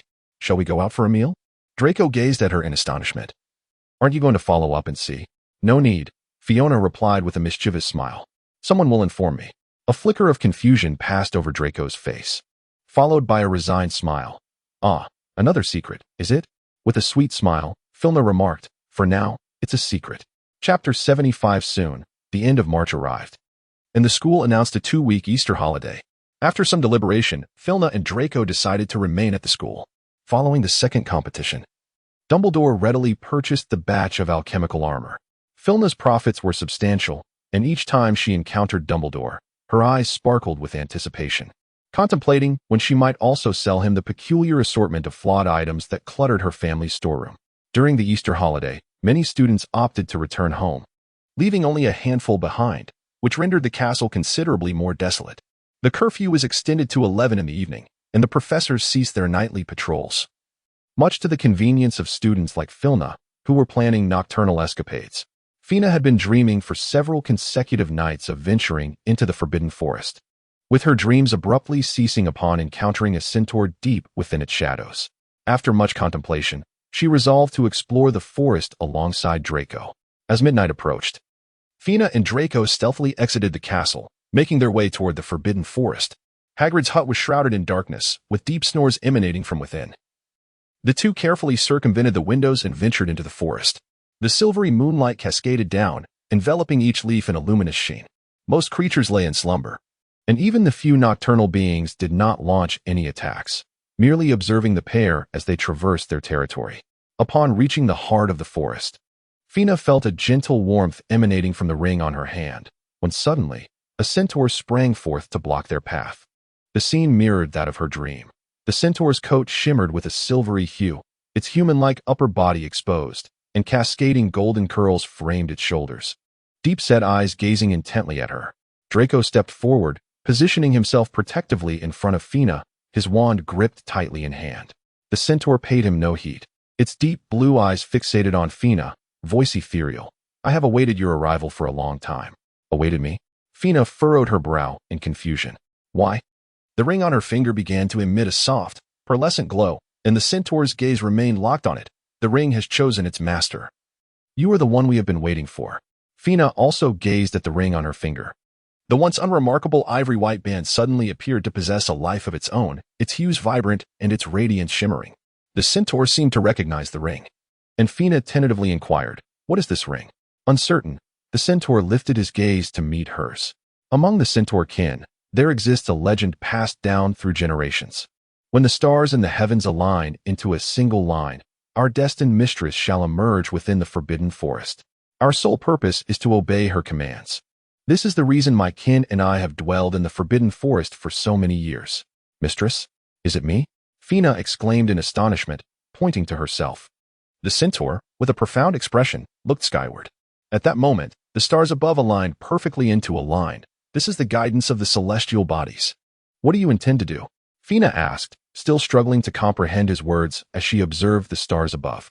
The centaur turned his gaze toward her, his voice calm, yet resolute. Whatever you choose to do, we shall follow. Filna furrowed her brow deeply. The centaur spoke once more. Whenever you require our assistance, we shall be at your side, offering unwavering support until you realize your aspirations. Confounded, Filna inquired, What if I call upon you to partake in the war? The centaur's profound gaze shifted towards the night sky. Regardless of the outcome, it is the destiny that befits our kind. You may return and reflect upon this. Should you find a need for our presence, simply venture into the Forbidden Forest, and I shall surely seek you out. Perhaps sensing Filna's bewilderment, the centaur slightly bowed, expressing with earnestness, If you find yourself in need, do not hesitate to summon me. I shall not intrude upon your time any longer. With that, he turned and departed. Filna lowered her head to gaze at the ring on her finger, which had once again lost its luster, her thoughts in disarray. Draco stood silently beside her, waiting for her to speak. She nestled into his embrace, casting her eyes towards the night sky, and sighed softly. Should I trust him? You won't know unless you try, he replied, lifting his gaze as well. The stars, aligned in a shimmering line, sparkled brightly above them. At least he was correct about this celestial alignment. The ring showed no sign of reaction, yet Filna sensed that her journey into the forbidden forest had been guided by it, though she hesitated to place her trust in such ethereal intuition. After all, the entirety of Hogwarts, including the forbidden forest, lay under Dumbledore's dominion, and the centaur's unwarranted approach made her thoughts spiral. Returning to the room of requirement, laden with questions, she was greeted at the door by a beautiful brown owl that dove into her arms, nuzzling her affectionately. Kale? Filna exclaimed joyfully, catching the bird. What brings you here? Kale shook off an envelope that dangled from its foot, blinking at her with wide, expressive eyes, seemingly aggrieved. Did father send you with something? Filna gently untied the envelope from its leg. You've worked hard. Kale soared to her shoulder, cheerfully brushing against her cheek. Draco clenched his jaw, suppressing the urge to toss the owl away. Inside the envelope were 2 rings and a note. Filna pulled out the note, and her furrowed brow suddenly relaxed, her spirits lifting. Her father had informed her that the protective gear against the killing curse had been successfully developed, albeit only 2 rings could be crafted due to the rarity of the materials. Holding the 2 simple silver bands in her palm, she smiled, recalling her father's words. It's dangerous here, so I've sent these to you. Chapter 76. As they conversed, a sudden ripple in the air heralded the appearance of Isabel, who materialized in the room. Clad in her customary black robes, her dark hair concealed beneath her hood, her deep crimson eyes fixated on the rings in Filna's hand. Fina swiftly concealed the ring in her hand, while Draco, regaining his composure, positioned himself protectively behind her, brandishing his wand and sternly demanding, How did you get in? Isabel, disregarding his inquiry, removed her hood and addressed Fina with an impassive expression, saying, Let us find a place to converse. Filna recognized herself as the girl who had appeared in Snape's office that day. Clearly, Draco had also recognized her. His hand, which held the wand, faltered momentarily, and a hint of confusion crossed his face. Is it you? Isabel did not spare him a glance, her deep crimson eyes glancing past him to focus on Filna. I have something to discuss with you. There was no malice in her demeanor, and the tranquility in her gaze prompted Filna to ponder for a moment before agreeing. Very well. Draco, still feeling uneasy, shifted his position to shield Filna, as if he wished to voice further concerns. Fiona gently grasped his hand and offered him a faint smile, placing the ring into his palm. With a tender tone, she assured him, Hold on to this for now. Do not fret, for I shall return shortly. Draco furrowed his brow and gazed at her for a moment, eventually releasing a resigned sigh. He turned her hand over and slipped the ring onto her finger, saying, You should wear it. As he spoke, he cast a sidelong glance at Isabel, who stood nearby, completely oblivious to him. She was entranced by the ring, her tranquil gaze finally revealing a flicker of emotion. Fiona obediently adorned her finger with the ring, gently clasping his hand in a comforting gesture before gliding past him to stand beside Isabel, softly inquiring, Where are we headed? Isabel offered no reply. Her slender fingers deftly encircled Fiona's wrist, while her other hand summoned a wisp of dark energy, with a delicate wave directed at the void. The air shimmered, and the 2 vanished from the room. In the blink of an eye, Fiona found herself in an entirely different chamber. It appeared to be a library belonging to a noble family. The walls were meticulously paved with large lapis lazuli stones, and the lofty ceiling was adorned with an array of moonstones, emanating a warm white glow that resembled a starry night sky. Every few meters stood rows of wooden bookshelves, reaching from the floor to the ceiling, impeccably lined with a diverse collection of tomes. Perhaps the volumes here surpassed even those of Hogwarts. What is it you wish to discuss? Fiona marveled at her surroundings before finally redirecting her gaze to Isabel. With a composed demeanor, Isabel stated, I desire the alchemical gauntlet you wear. It is merely an alchemical gauntlet. You could procure one from outside. Fiona maintained a calm facade, yet internally, her caution heightened, her hand stealthily gripping her wand concealed within her sleeve. Isabel shook her head, her gaze settling on the ring. I am aware that this is the protective gear newly developed by Mr. Carmen, capable of guarding against the killing curse. Only 2 have been created so far, and both are in your possession. Filna abruptly drew her wand, directing it towards her, and demanded in a sharp tone, How do you know? Who are you truly? Isabel remained unruffled, her deep crimson eyes meeting Filna's gaze, her demeanor as calm as ever. Remain composed, she replied. I am the heir of the Mansnay family. My name is Isabel Mansnay. You should have heard of me. With a chilling laugh, Filna tightened her grip on her wand. The Mansnay family has forged a pact with death. Its members are forbidden from entering the wizarding realm. How can you prove your affiliation with them? The emblem of the Mansnay family, a black scythe adorned with rubies, came to mind. Isabel gently raised her hand, and a swirl of dark energy coalesced in her palm, slowly transforming into a black scythe, its ruby tip pulsating with an eerie light. Tendrils of shadow curled around the scythe, and Filna keenly sensed the deathly energy emanating from it. Why do you desire this protective charm? Filna squinted, scrutinizing her suspiciously. Members of the Mansnay family are immortal, impervious to any curse of death. It seems you have no need for it. Isabel's gaze drifted to the ring. I wish for you to deliver this ring to Severus Snape. Severus Snape? Filna exclaimed, abruptly recalling their encounter in the potions office. Indeed, Isabel replied, meeting her gaze. In exchange, I can assist you with 3 matters. Anything? Yes, anything. Why? Filna inquired, her confusion palpable. You and he. Isabel coldly interrupted. We have no connection. Filna remained somewhat perplexed. Wasn't it forbidden for members of the Mansnay family to set foot in the wizarding realm? Our conversation today surely constitutes an intrusion into that world. It is not entirely prohibited. Rather, it requires a certain sacrifice. Isabel lowered her gaze, her voice a mere whisper. So, do you agree? The Mansnay family serves as the harbingers of death on Earth, possessing the power to wield a portion of the Grim Reaper's authority. With their formidable strength, they surpass other wizarding families in both wealth and influence. This arrangement, when contemplated, seems undeniably advantageous. Filna found no reason to decline. I concur. As she spoke, Filna removed her ring and offered it to her. Here, the ring is for you. Isabel regarded the proffered ring and managed a faint, bittersweet smile, refraining from reaching out to accept it. I hope to bestow the ring upon him in your name. Do not mention me. I wish for our pact to remain a secret. Isabel's voice remained as calm as ever, yet the dark energy surrounding her surged uncontrollably, as if striving to conceal the profound anguish embedded in her words. Another defining trait of the Mansnay family is their emotional composure. They must master the art of emotional restraint. When they display a radiant smile, it signifies that the scythe is prepared to reap yet another soul. Filna seemed to sense the anguish in her voice, and her tone softened considerably. All right, I understand. The dark aura surrounding Isabel coalesced, and a barely perceptible smile finally graced his face. Thank you. I shall escort you back.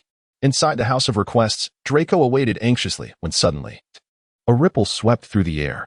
Filna and Isabel materialized in the room, their presence devoid of any palpable tension. Draco felt a sense of relief wash over him.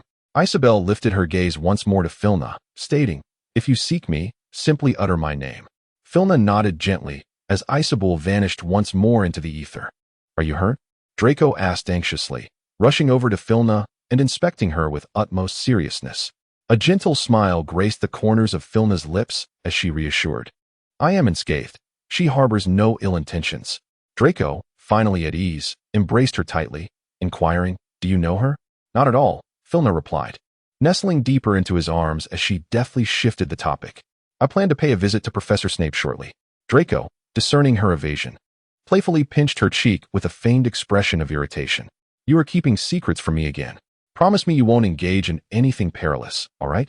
Fina blinked obediently and said, I understand. Chapter 77. After dinner, Fina arrived at the potions office with the ring in hand. Snape was seated at his desk, engrossed in writing. Upon noticing her entrance, he wearily rubbed his temples and inquired, What is it? Fiona stepped closer, extending the ring in her hand towards him, a new alchemical artifact. I already possess one, Snape replied, revealing the ruby cufflinks adorning his sleeves. I have no need for this. Take it back. This is a little contraption I've recently devised, Fiona insisted firmly, pushing the ring into his hands. Would you assist me in testing its efficacy? Snape, somewhat resigned, accepted the ring. How long shall the trial last? Fina spoke ambiguously, expressing uncertainty. Let's give it a try. The ring had originally been tailored to her size. Prior to their departure, she had deliberately ventured into the alchemy chamber to alter both its style and dimensions, ensuring that Draco would not recognize it. Snape slipped the ring onto his finger. The dark silver band complemented his hand, appearing inconspicuous, much to Fina's satisfaction. Oh, there is something, Snape hesitated before speaking. I need you to help me conceal an item. What is it? Fina looked up at him. Snape retrieved a small box from the drawer and handed it to her, his expression grave. Please hide this within Hogwarts. And do your utmost to keep it from being discovered. Must it be hidden in Hogwarts? Fina inquired as she accepted the box. The Carmen family possesses many concealed locations. She added. Snape shook his head slightly. It must be hidden within Hogwarts. Filna tucked away the box and said, All right, I understand. Upon exiting the potions office, she pondered the location for concealing her belongings and found herself on the 8th floor before she realized it. She reached out and opened the door to the room of requirement, only to be greeted by a chamber filled with an array of clutter rather than the bedroom she shared with Draco. Filna was momentarily taken aback but quickly regained her composure, for her recent thoughts had been on a place to conceal items. Consequently, the Wish-Grantayor's abode manifested a corresponding room. Within this space, an assortment of various odds and ends was haphazardly piled, creating an ideal locale for hiding belongings. Fiona stepped into the center of the room, raising her hand to toss a small box into the heap of clutter. The box arced gracefully before landing amidst the disarray, so well concealed that even an intentional search would require considerable effort. It was unlikely anyone would discover it here. After securely hiding the box, Fiona took a moment to imprint the surroundings in her memory before turning to leave. Suddenly, the family ring on her hand began to vibrate gently. She had experienced this sensation before in Harry's presence, which heightened her alertness as she scanned her surroundings. The accumulation of clutter was substantial, making it entirely plausible that someone could be hiding within. Grasping her wand firmly, Fiona advanced in the direction of the ring's tremors. After a few steps, she found herself confronted by a mass of debris with no signs of life nearby. As she brushed her hand across the pile, the ring began to vibrate violently at a specific spot. Fiona picked it up and discovered it to be a crown. The ring on her finger trembled violently, and she sensed that the crown was extraordinary, though she could not articulate why. She decided to take it outside for the time being and inquire about it later. Upon exiting the room with the crown in hand, Fiona retraced her steps and opened the door to the wishful thinking room once more. Returning to the bedroom she shared with Draco. Draco lay on the bed, gazing at the ceiling, and upon seeing her enter, he turned slightly and spoke softly, You're back. Fina placed the crown she held upon the table and, shedding her outer robe, nestled into Draco's embrace. I am back, she murmured. Draco enveloped her in his arms, his gaze drifting toward the crown resting on the table. What is that? He inquired. Fina closed her eyes, leaning against him, her voice tinged with a hint of weariness. I am unsure. The family ring reacted to it, so I brought it back. It appears to be a magical artifact. Draco furrowed his brow. This sensation feels somewhat familiar. Fiona opened her eyes and gazed at him, exclaiming, What? This crown feels somewhat familiar. Draco released Fiona and approached the table, scrutinizing the crown with a furrowed brow, pondering. I feel as though I have encountered something similar before. Deep in thought, Draco continued to contemplate, while Fiona remained silent, patiently awaiting his words. After a prolonged period of reflection, Draco finally began to piece together some clues. It appeared to be an object of dark magic. With a troubled expression, Draco remarked, I cannot ascertain anything further. Ferna's gaze shifted to the crown as she raised an eyebrow. Victor should be able to discern dark magical artifacts. I shall present it to him tomorrow. Draco spoke with a hint of unease. It may not be entirely safe to leave this here. Ferna pondered for a moment, then rose to cast the crown into the alchemical chamber, securing the door behind her. The chamber was impervious to various magical assaults, silencing all sounds, and was resistant to both water and fire. She believed it to be a sanctuary of safety. Satisfied, Ferna dusted off her hands and turned back to the bed. Draco observed her fluid movements, momentarily rendered speechless. Filna, perplexed, patted her side and inquired, What are you standing there for? Come to bed. Draco, with a resigned smile, approached the bedside and sat down, gently pinching her nose while earnestly advising, Do not forget to go see him tomorrow. Fiona arched an enticing smile, the corners of her eyes slightly lifting. What? Do we need to mention other men in bed? Draco's gaze lingered on her lips. I may do so, but you cannot. Fina turned and pinned him beneath her, her golden brown locks cascading over his face. In a soft, melodious whisper, she murmured against his cheek, Do you not yet know whether I am capable? A hint of allure sparkled in her eyes, ensnaring Draco's gaze, compelling him to tilt his head and capture her lips with his own. Filna gracefully bent down, her slender fingers gently weaving through his hair. Draco raised his hand to cradle the back of her head, bestowing a tender kiss. Chapter 78. On the following morning, Filna sought out Victor, adorned with a crown. The moment Victor laid eyes upon the crown, his brow furrowed in disapproval. "Where did this come from?" he exclaimed, taking a sudden step back. "Dispose of it at once." Ferna delicately cradled the crown in her hands, blinking in confusion. "What is it? Is there a problem?" Victor, gritting his teeth, stepped forward and knocked the crown from her grasp. "Do not touch dark magical artifacts directly." The crown tumbled to the ground, rolling a few times, its embedded gems glistening in the morning light. "Is this truly a dark magical item?" Ferna knelt to examine the beautiful crown, her brow furrowing in concern. Victor also crouched before her, gazing at the crown on the ground. "I am quite certain, though I cannot ascertain its specific dangers. Yet I have held it, even tossed it aside in my room for a night, and nothing untoward has occurred." Ferna looked up at Victor, perplexed. Victor, exasperated, tapped her on the forehead. "You tossed it in your room? Held it barehanded? Ferna, can you not exercise some common sense? Objects of unknown origin must be treated with caution. If by chance dark magic were triggered, I might already be attending your funeral, do you understand?" All right, Ferna replied, somewhat sheepishly covering her forehead. "I did not realize it was a dark magical item." Victor rolled his eyes dramatically. "Do you know an expert in identifying dark magical artifacts?" His expression turned serious. "It is best not to keep this thing close for too long." Filna, in a state of confusion, shook her head and then nodded. "I seem to recognize someone."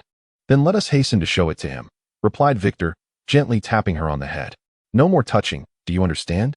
I understand, she said, covering her forehead, still aching from the tap, casting him a resentful glance. "I won't touch it again. I have a date shortly. I must go pick up Hermione." Victor raised an eyebrow at her. With a dismissive wave of her hand, Filna urged, "Go on." After Victor departed, she wrapped the crown in her garments and cradled it as she made her way to the cellar. Upon reaching the door of the potion office, before she could even raise her hand to knock, a cool voice emerged from the air beside her, inquiring, "What is it that you are holding?" Filna was taken aback, swiftly sidestepping and drawing her wand, pointing it towards the air as she exclaimed, "Who goes there?" A wisp of black mist flitted through the atmosphere, and Isabel, cloaked in a hood, emerged from the shadows against the wall, declaring, "It is I." Filna exhaled a sigh of relief, placing her wand down in confusion. "How did you end up here?" she inquired. Isabel refrained from responding, instead directing her gaze toward the crown wrapped in Filna's robe and calmly asked, "What do you hold?" "This?" Filna revealed the crown from beneath her garment. "It appears to be a dark magical artifact.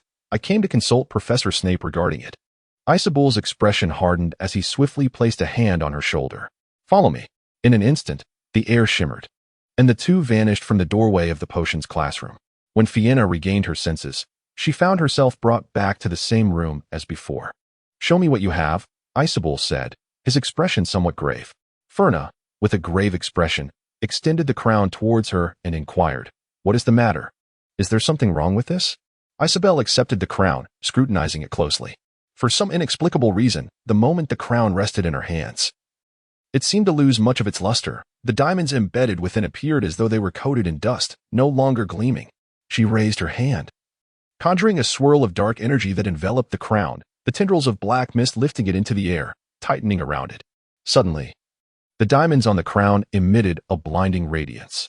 After a moment, Isabel retracted the dark energy, and the crown returned to its original appearance in her grasp.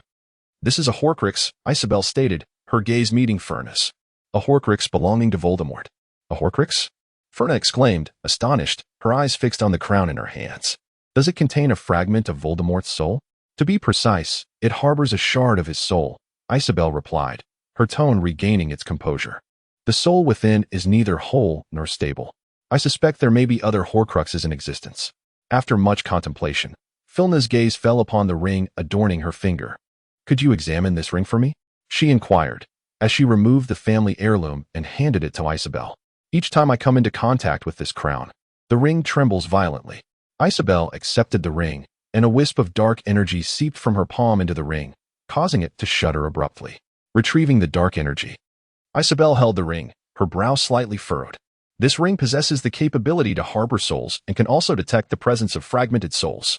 It appears there was once a trace of a lingering soul within, but it has since dissipated." Its agitation near the crown likely indicates the presence of soul fragments. Filna inquired with a hint of confusion, but when I saw Harry earlier, it was also vibrating. Harry? Isabel's expression turned grave. Harry Potter? Yes. Filna felt a jolt of alarm at her sudden seriousness. A terrifying conjecture dawning upon her.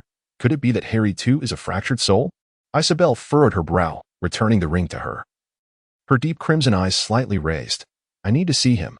Fiona recognized the gravity of the situation and nodded in agreement. Very well, I shall assist you in luring him out. Time is of the essence. We must proceed at once. Isabel placed a hand on her shoulder, and in an instant, the two found themselves in a corridor devoid of portraits. Bring him here, Isabel intoned gravely. This matter must be kept from Dumbledore's scrutiny. Understood, Fiona replied, nodding before dashing towards Gryffindor Tower. As it was the holiday, the common room was sparsely populated, and Fiona quickly spotted Harry, who was nestled on a sofa. His unruly hair a disheveled halo as he worked on his assignments. Harry, Fiona approached him softly. Startled, Harry looked up, his emerald eyes peering through his glasses. And he hurriedly adjusted his posture, offering a shy smile. Hi, Fiona. I need to speak with you. Could you step outside with me? Fiona glanced around, noticing that a few others had begun to pay attention to them. Oh, all right, Harry said, hastily setting his book aside and following Fiona out of the common room. The corridor was empty, and Harry halted, a look of confusion etched on his face as he regarded her. Fiona cast a glance at the fat lady beside them and spoke gently. Please, follow me. The fat lady, miffed, turned her back to them. Ferna proceeded along the corridor devoid of portraits. Upon reaching a corner that bore no images, she whispered, I wish to introduce you to a friend. We have a matter for which we seek your assistance, if you would be so kind. She was eager to apply her newly acquired skills in examination. Why me? Harry inquired, blinking in confusion.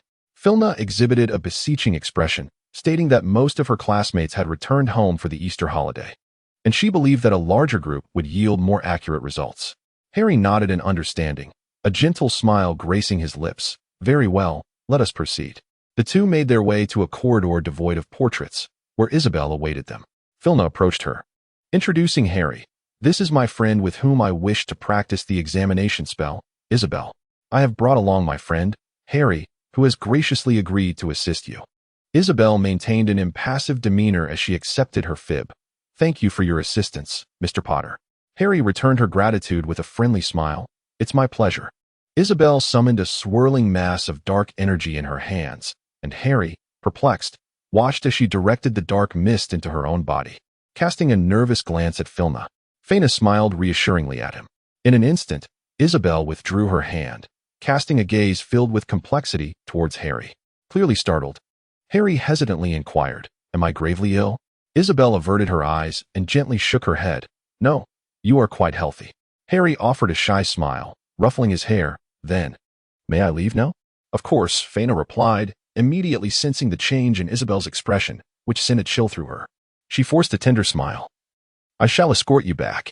With that, Fiona winked at Isabel, who subtly nodded in understanding. After escorting Harry back to Gryffindor Tower, Fiona hurriedly returned. Without allowing her to finish her sentence, Isabel swiftly led her back to the room filled with books. He is indeed a Horcrux, Isabel stated gravely. A fragment of Voldemort's soul resides within him. Ferna staggered back in shock. How is that possible? Isabel slightly shook her head. It cannot be mistaken. A heavy silence enveloped them both for a moment. Eventually, Ferna broke the stillness. I believe we should inform Professor Snape about this matter. Isabel's crimson eyes appeared glassy, and after a deep breath, she closed them tightly before responding. Tell him. He will find out sooner or later. Chapter 79. After escorting Ferna back to Hogwarts, Isabel did not hasten to depart, but instead concealed herself and quietly followed her into the potions office. After a few days apart, Snape's complexion had grown even more pallid. His cracked lips and the dark circles under his eyes indicated that he had been laboring tirelessly for an extended period. At that moment, he stood by the cauldron, swiftly stirring the contents, the rising steam obscuring his gaunt visage. The shelves nearby were filled with numerous freshly brewed potions. It was evident that Dumbledore had tasked him with concocting a new batch. A flash of murderous intent sparked in Isabel's red eyes, and dark energy surged around her. After carefully transferring the finished potion into vials, Snape finally lifted his gaze to Ferna, his black eyes heavy with fatigue. Isabel observed his dimmed eyes. and an unwelcome memory surged forth, his disdainful glance towards her in the headmaster's office. Her heart constricted painfully, and she lowered her gaze, unable to meet his. Once Snape completed his task, Ferna cautiously waved her wand to cast several layers of concealment charms within the room before she approached him slowly, her demeanor serious. "I have something to tell you." "What is it?" Snape inquired, rubbing his temples and frowning as he regarded her. "Are you familiar with Horcruxes?" Ferna's deep blue eyes locked onto his with earnestness. Snape hesitated before nodding slightly. "I have heard a bit about them." Fina retrieved a crown from her bosom and placed it upon the table, her tone laden with gravity. "Voldemort has fragmented his soul into several pieces, crafting multiple Horcruxes. And this is one of them." Snape's pupils dilated, his gaze fixating on the crown as he remained silent for an extended moment before speaking again. "How do you know?" "This ring," Fina said, revealing the family heirloom, "has the ability to detect Horcruxes. I have had it confirmed. It indeed contains a fragment of Voldemort's soul." The ring trembled violently, its surface shimmering with a pearlescent glow. "Moreover, Harry is also a Horcrux," Fina continued, her eyes meeting his, her voice soft yet resolute. Snape's body stiffened, his right hand bracing against the table to steady himself, his dark eyes piercing as they locked onto hers. "How can you prove that?" Filna paused, at a loss for words. Isabel, appearing rather unremarkable, spoke up. "I have already confirmed it." Snape emanated an unmistakable aura of profound sorrow and fury, disregarding both Filna and Isabel as he hurriedly flung open the office door and strode out. Isabel lowered his gaze, gradually fading into the atmosphere. Fiona also left with a solemn expression. In the headmaster's office, Dumbledore stood by the window, gazing outside, when suddenly, the sound of footsteps ascending the spiral staircase broke the silence. Turning around, he caught sight of Snape hastily standing in the center of the office. The expression on Snape's face was a tumult of sorrow and rage, his wand pointed firmly at Dumbledore as his furious roar pierced the air. "Harry is a Horcrux. You knew all along, didn't you?" Dumbledore furrowed his brow, his wise gaze fixed on Snape as he calmly inquired, "How did you come to know this?" Snape, his dark hair disheveled, looked up with a pained glare and shouted in anguish, "Why? Why? You promised me you would protect her child." A profound sorrow washed over Dumbledore's features as he regarded Snape as one might a petulant child. "Voldemort will claim many more lives to safeguard the majority. Some must be destined to sacrifice." Tears streamed down Snape's face, overwhelming grief stealing the breath from his lungs, forcing him to hunch over and gasp in torment. Dumbledore regarded him from above. Some destinies are sealed from the moment of birth. Despair etched across Snape's pale countenance. He collapsed silently to the ground, weeping in agony. His body curled into a ball. He knelt at Dumbledore's feet, humbly pleading, "Please, I beg you, save him. I will do anything you ask." Dumbledore coldly lifted his gaze to the window. "If it were possible, I would do my utmost to protect Harry." This was the first time Snape sought out Isabel. She appeared in the potions office, cloaked and shrouded in swirling shadows, barely able to contain her excitement. "You came," she remarked. The only light in the room emanated from the flickering fireplace, casting an uncertain glow on her pale face, obscuring her expression. Hearing his voice, Isabel nervously clenched her hands and replied, "Yes, I have come. What do you need from me?" Snape's gaze shifted to her face, his tone flat as he stated, "I implore you to safeguard Harry. I will comply with your wishes." Isabel looked up in disbelief, seemingly struggling to comprehend his request. "You want me to use the powers of death to protect Harry?" "Yes," Snape met her gaze with calm resolve. Isabel's heart plummeted into icy depths. "You understand that if I wield the powers of death to save a soul, I must sacrifice my own." Snape remained composed. "That is why I seek your help. Only you possess the ability to do so." Isabel held his gaze for a long moment before suddenly breaking into a radiant smile, her voice dry as she replied, "Very well, as you wish." Chapter 80. "So what do you ask of me?" Half of Snape's face was shrouded in darkness, his tone laced with a hint of mockery. As if he had heard a jest, Isabel couldn't help but laugh, her clear laughter echoing through the room, lingering long after. "What do you need from me?" she asked, her eyes glistening with unshed tears. "You need not do anything. My affection for you is simply my fate. I had once believed that you were merely ensnared in an abyss of sorrow and guilt, and that I could draw you back from the shadows. Only now do I realize that perhaps when Lily perished, she took your heart with her. Snape, you possess no heart." Isabel had never displayed such radiant joy. She wiped away the tears from her cheek, her smile becoming increasingly vibrant. "For 20 years, I have pursued you, oblivious to all else. Every memory I hold is intertwined with you, and reflecting upon it now feels like such a pity. Snape's previously tranquil expression finally shifted, his brows furrowing as he gazed at her. As his eyes fell upon her, Isabel trembled with laughter, yet the sorrow in her gaze deepened. Do not worry. I shall fulfill my promise to you. Until we meet again.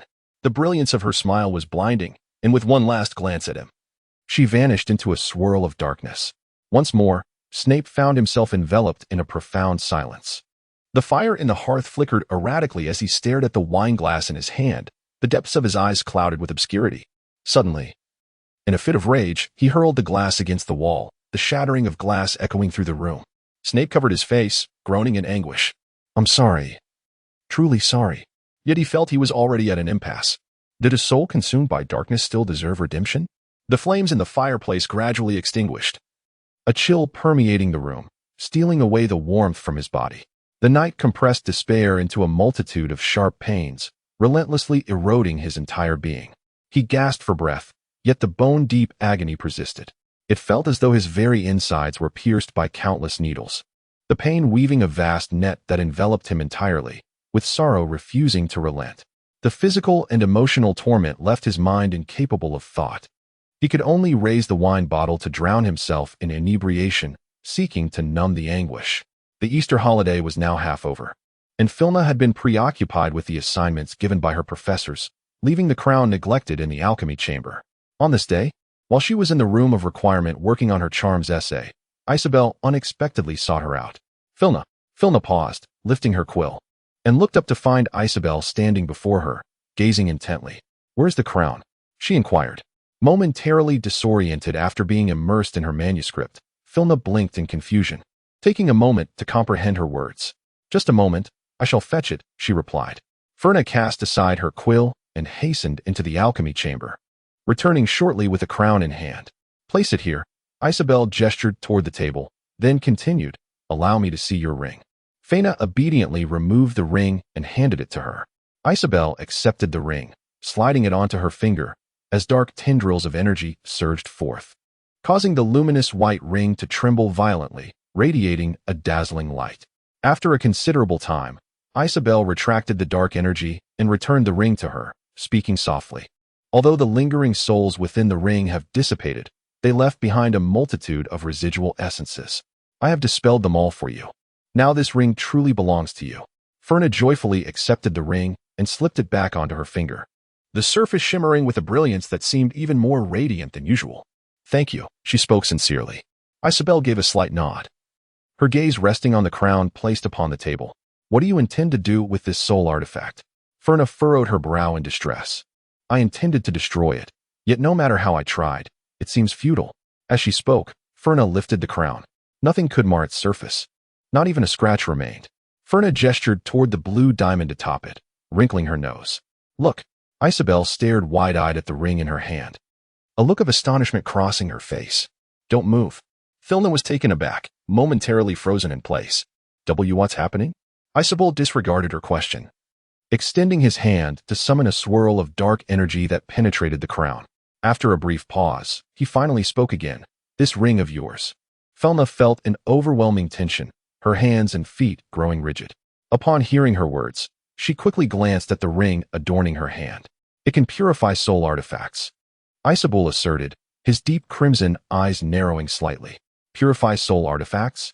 Filna exclaimed in astonishment, her gaze fixed upon the dazzling ring. The ring? Isabel affirmed with a nod. It seems that previously, due to the lingering presence of the residual soul, it could only sense. Now, I can distinctly feel the soul of the Dark Lord within the crown you hold gradually diminishing. Ferna trembled as she delicately cradled the crown, hesitant to move, her voice quivering slightly. When will it be purified? Must I hold it like this indefinitely? Isabel's gaze fell upon the crown, her tone taking on a more serious note. Soon, just a little longer. Ferna's entire body became rigid, paralyzed with fear. It was not until the surface of the ring dulled, losing the radiant glow it had just moments before, that Isabel finally spoke. It is done. Filna cast aside the crown, striking her arm with a weary expression, as if her hand were on the verge of breaking. Isabel summoned a dark mist to elevate the crown, meticulously examining it before he spoke again. It has been completely purified. The fragment of Voldemort's soul has vanished. This ring indeed possesses such an effect. Filna, somewhat surprised, inquired, "Can I also purify the fragment within Harry?"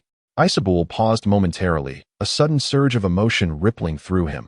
His deep crimson eyes darkened abruptly, and an aura of darkness swirled around him, taking a considerable time to subdue.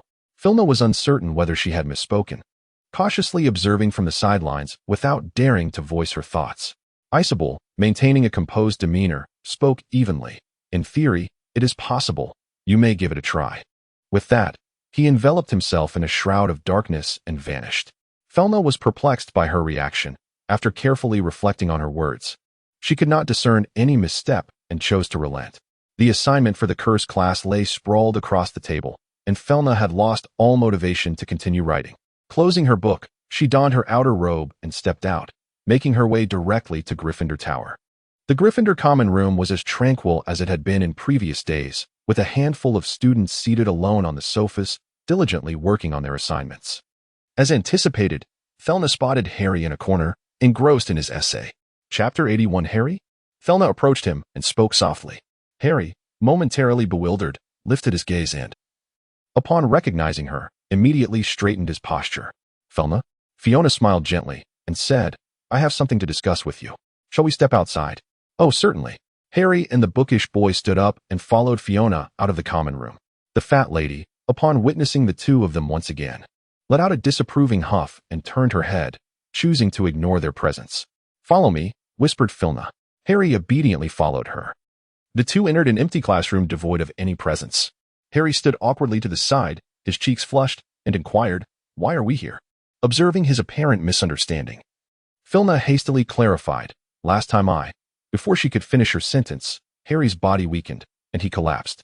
Fiona stared in astonishment at Draco, who stood behind her, wand in hand. Noticing her gaze, Draco elegantly sheathed his wand and inclined his head slightly, a gesture of courtesy. Harry, in a daze, found it remarkably convenient. Fiona, too, chose not to complicate matters further. She stepped forward and grasped Harry's wrist. Draco raised an eyebrow delicately, his tone soft yet firm. "Madame Malfoy, I trust you will provide me with a reasonable explanation this evening. Otherwise," he leaned in close to her ear, exhaling softly, "I shall teach you how to quell your husband's wrath." Fiona cast a playful yet reproachful glance at him. Her eyes slightly reddened at the corners. "I shall explain everything to you upon our return."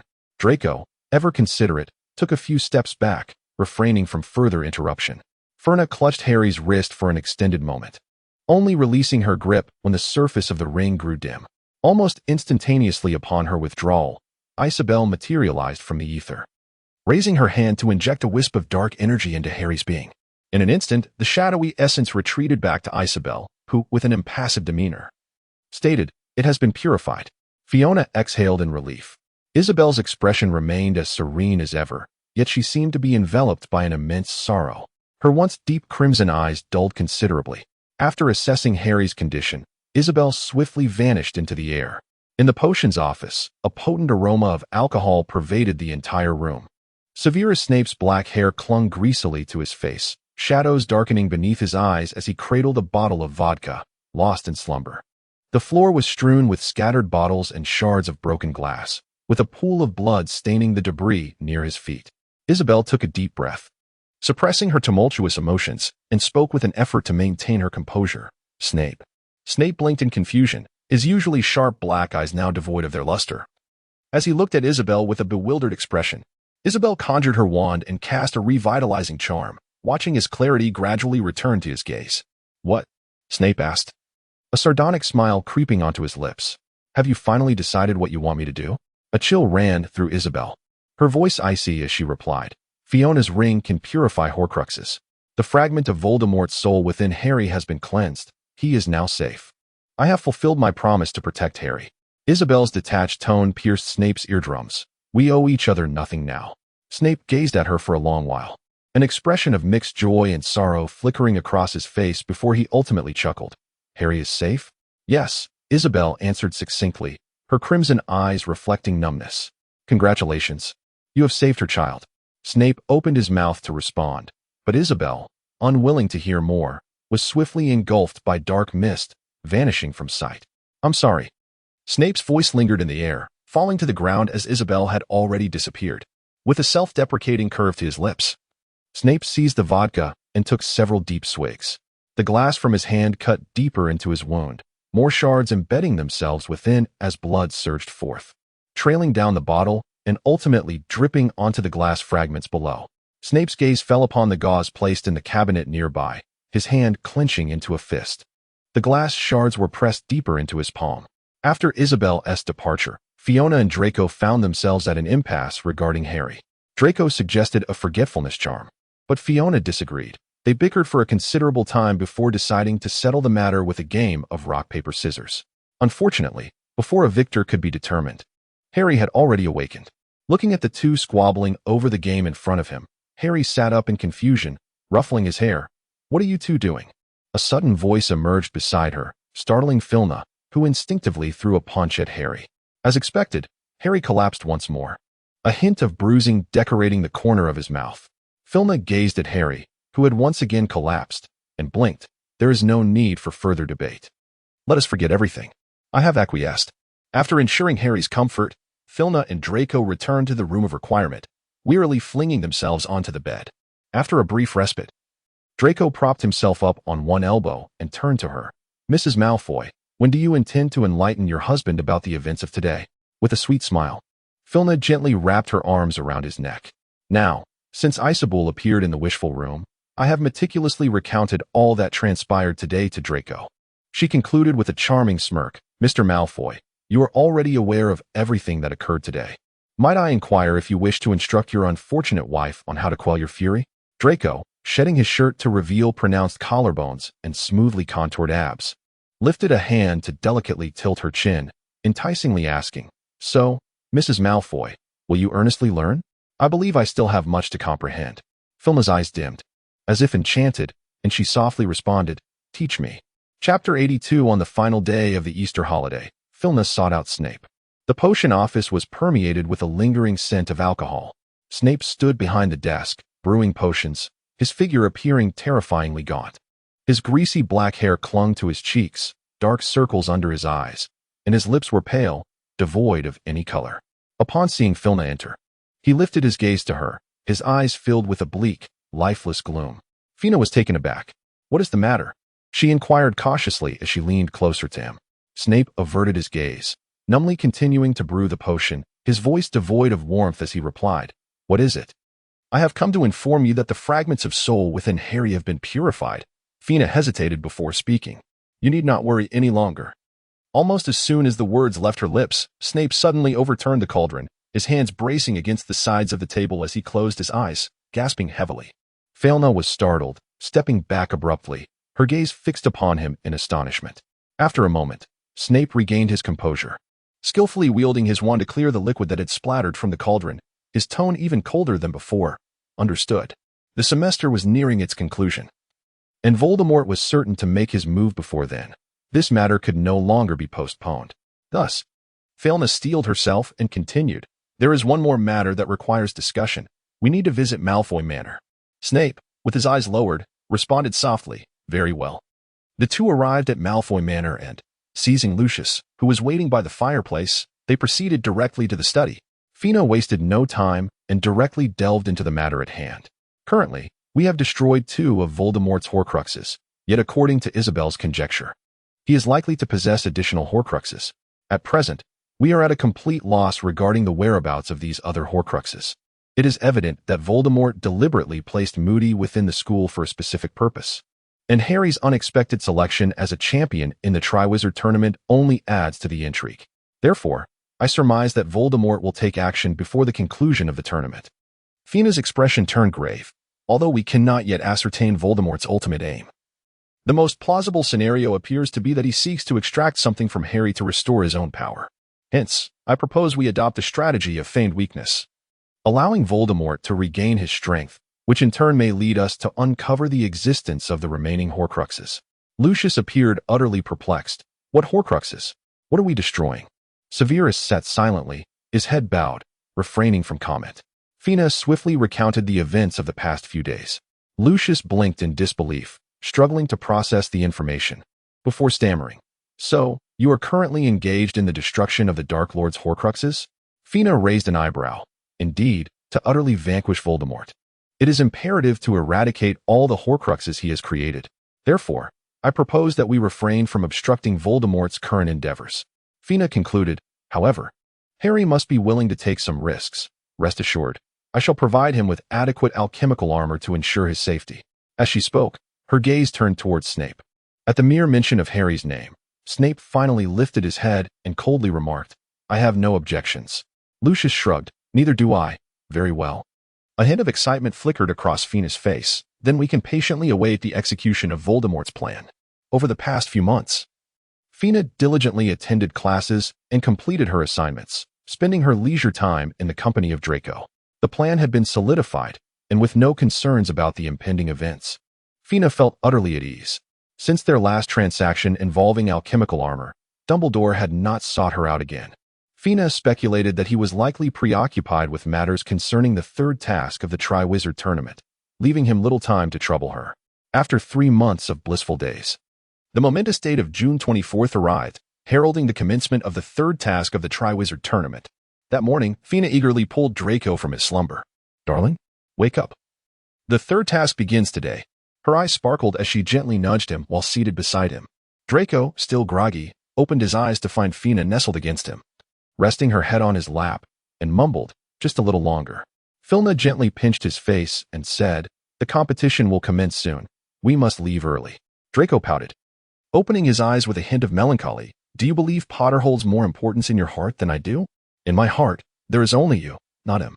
Filna chuckled softly, leaning in to place a kiss upon his lips. It's time to rise. Draco, feeling a surge of indignation, tossed the blanket aside and pulled Filna back, pressing her against the bed, and lamented, then you must grant me a kiss. Fiona wrapped her arms around his neck, her crimson lips softly brushing against him. Draco gently held her head, teasingly nibbling with his teeth. After a moment, he reluctantly lifted his gaze, muttering, damn Potter. Fiona gently cupped his face, whispering soothingly, be good. Draco released her and sat up, still wearing a somewhat displeased expression. Leaning close to his ear, Fiona softly exhaled. I promise to make it up to you tonight. Really?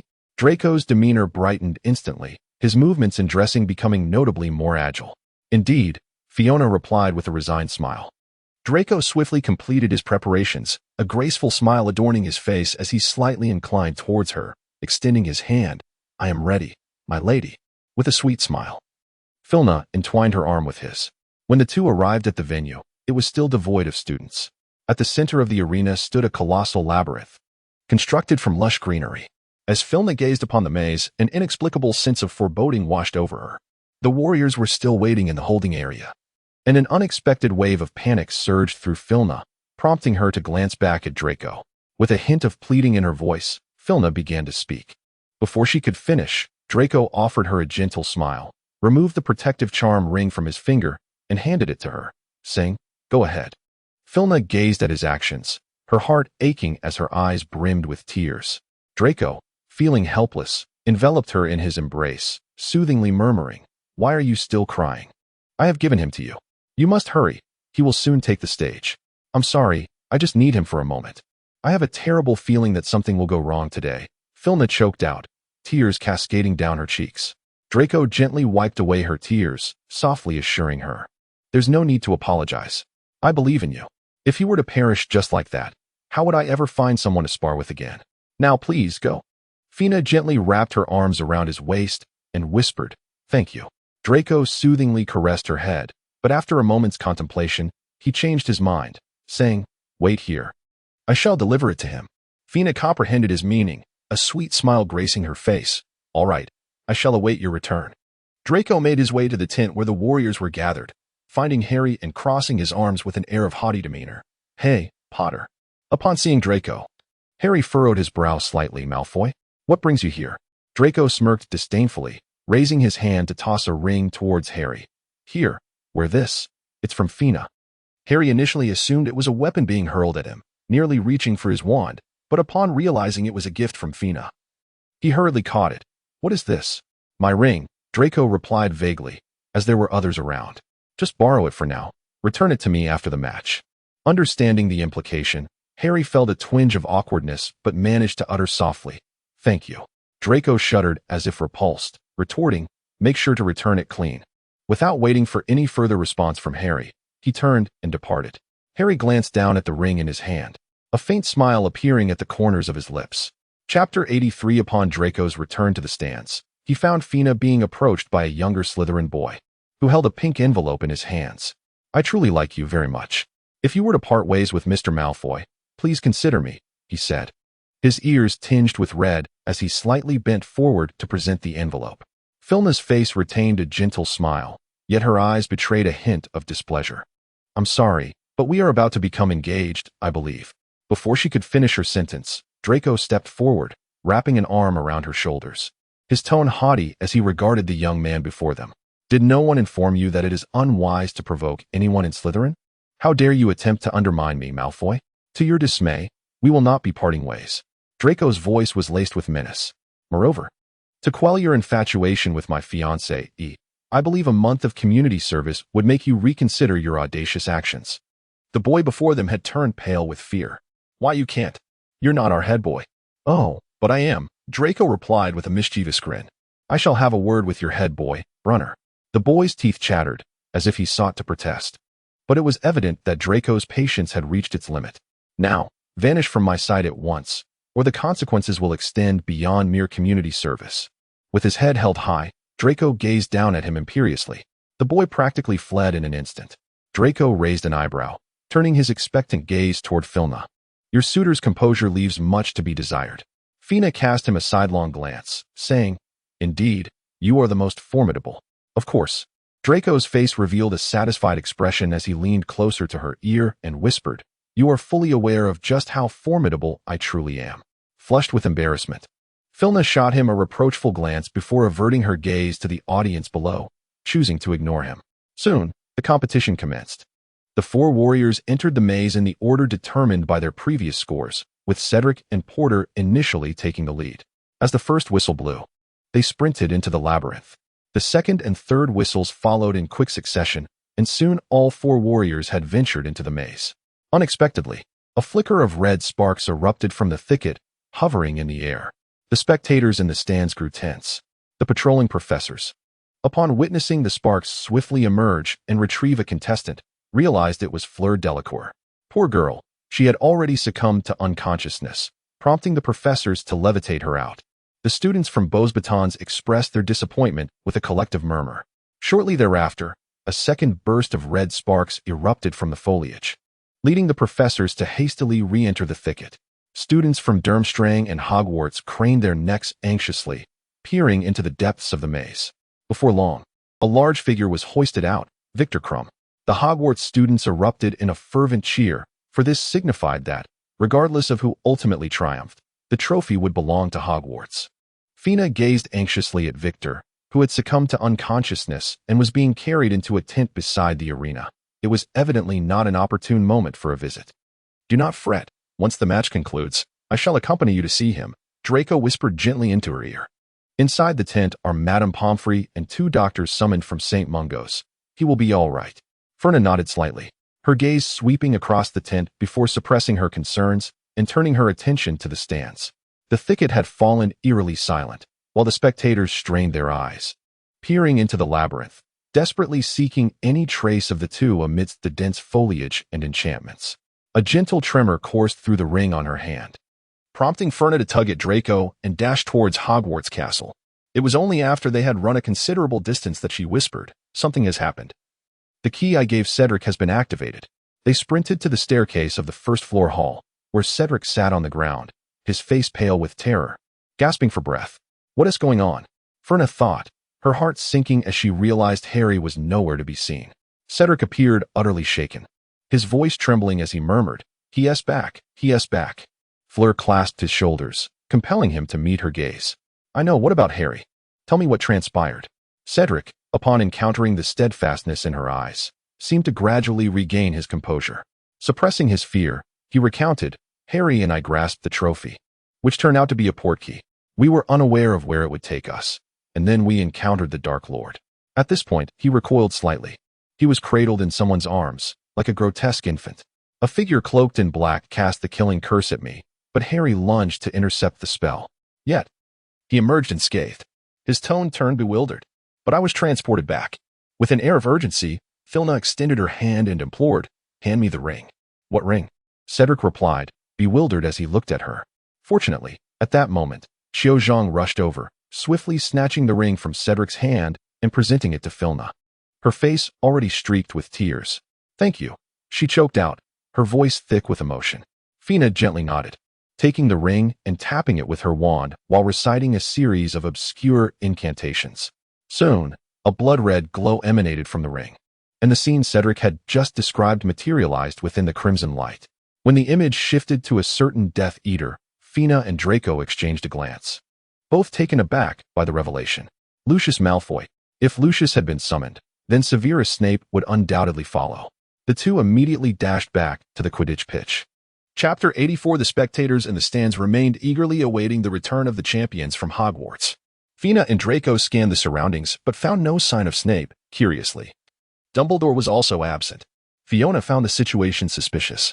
After a thorough search, she finally spotted Dumbledore and Snape conversing in the corner of the tent. Both wore serious expressions, and Snape was even clutching the spot on his left arm where the dark mark had been branded. Fleur narrowed her eyes and spoke softly. "Dumbledore is already aware." Suddenly, Harry emerged in the center of the arena, clutching the trophy, terror etched across his face. He collapsed to the ground, murmuring incoherently. The surrounding professors rushed to his side, with Dumbledore and Snape hurrying to join them as well.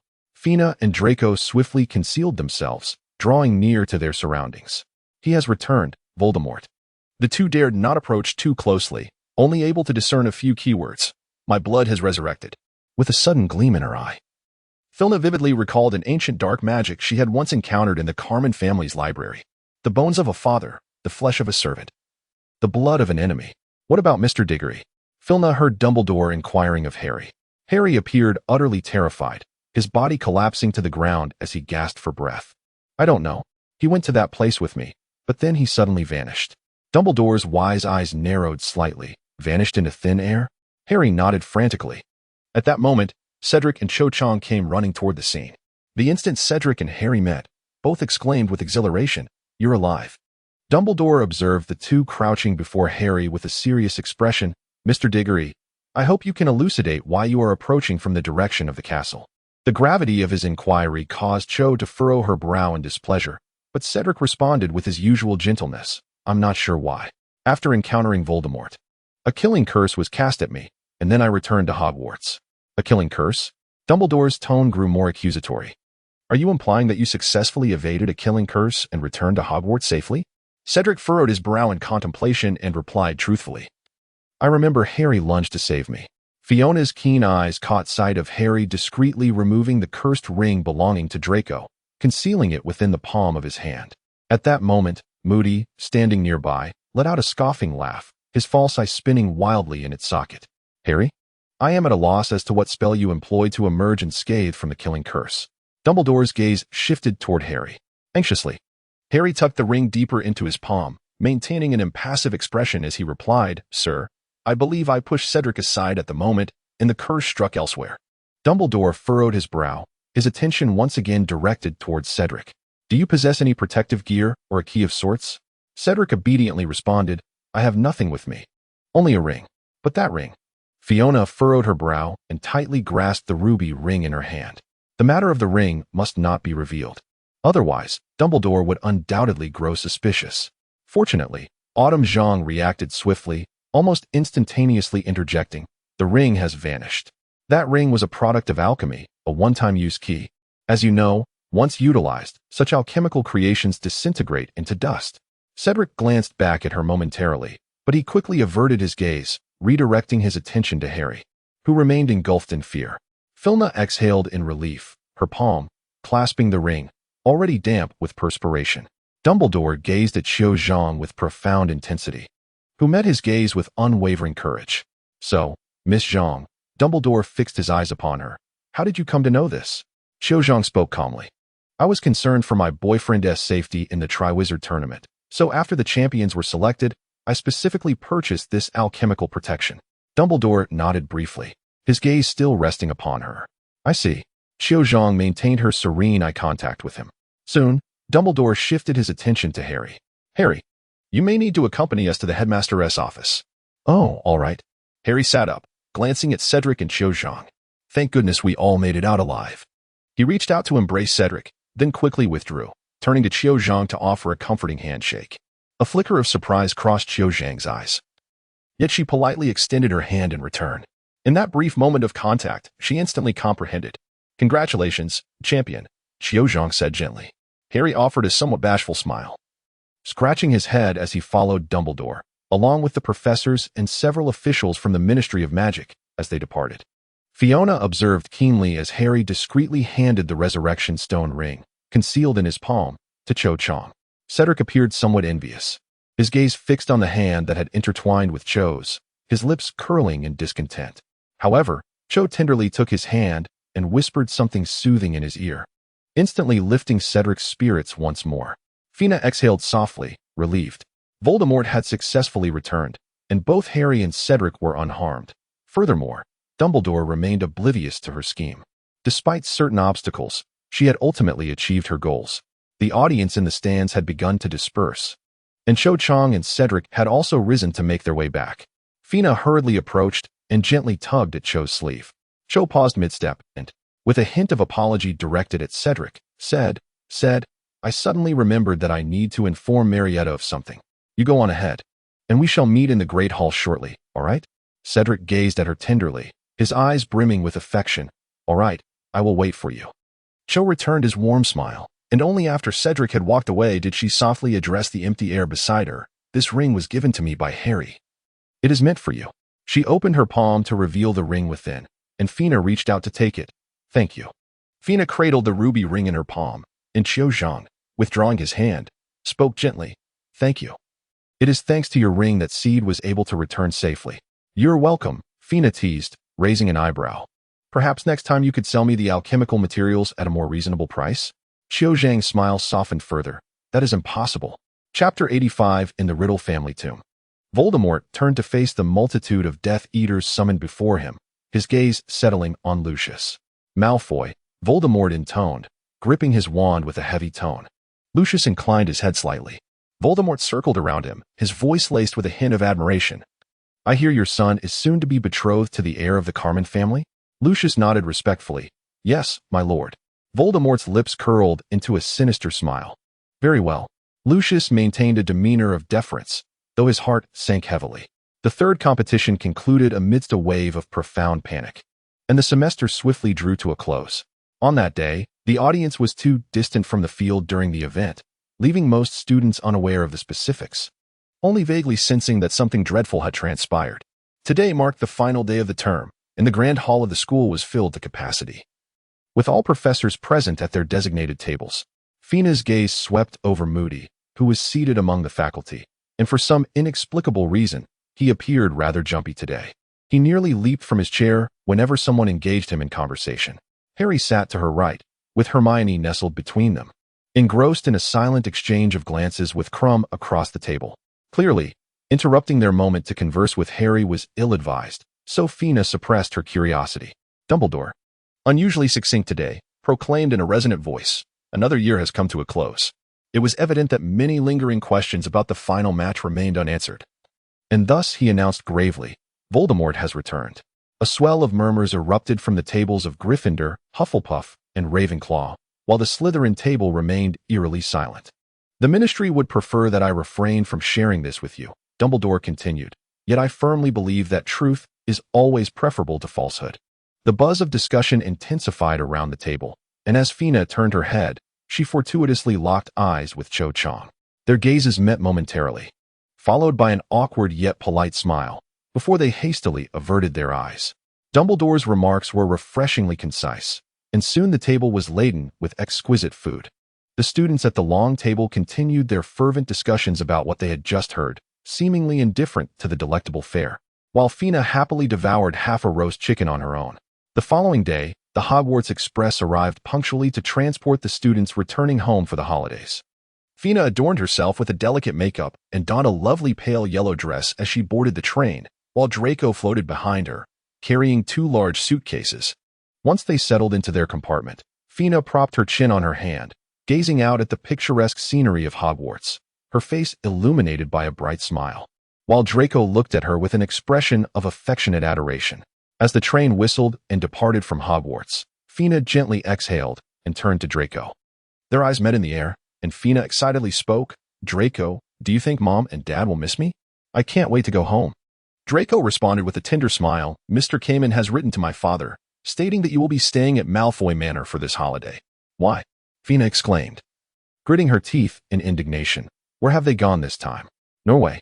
Soon, the train arrived at the station, where Lucius and Narcissa awaited them on the platform. "Uncle Lucius, Aunt Narcissa, good day," Fina said gracefully, lifting her skirt in a courteous curtsy. "Welcome home, dear." Narcissa stepped forward and embraced Fina warmly. Draco inclined his head slightly. "Father, mother." Lucius haughtily snorted before turning to Fina. "Welcome home." Draco's expression darkened. Much remained to be finalized regarding their engagement. And in the days leading up to it, Fina and Draco were occupied with trying on dresses and arranging the engagement ring process, nearly exhausting themselves. 2 days before the engagement, Mr. Cayman and Nicole arrived at Malfoy Manor, timing their visit perfectly. "Sweetheart, have you missed your mother?" Nicole exclaimed as she stepped out of the fireplace and immediately enveloped Fina in a warm embrace. Filna set aside the magazine, rolling her eyes in exasperation. "Thank goodness. I was genuinely concerned that you might forget to attend the engagement ceremony." Draco approached, bowing respectfully. "Good evening, Uncle Carmen, Aunt Nicole." Nicole quickly released Filna and stepped towards Draco, speaking gently, "Good evening." As she regarded him with a discerning gaze, she added, "You appear to have lost quite a bit of weight since our last encounter. The engagement preparations must have been quite taxing for you, poor child." Ferna rolled her eyes once more. Filna initially believed that Nicole had come to assist her with the arrangements for her engagement. However, she was taken aback to find Nicole spending her days shopping in London, seemingly indifferent to her daughter's imminent engagement in just 2 days.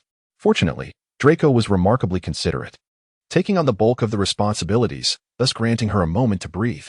On the eve of the engagement, Hermione and Sigilid arrived at Malfoy Manor via the fireplace.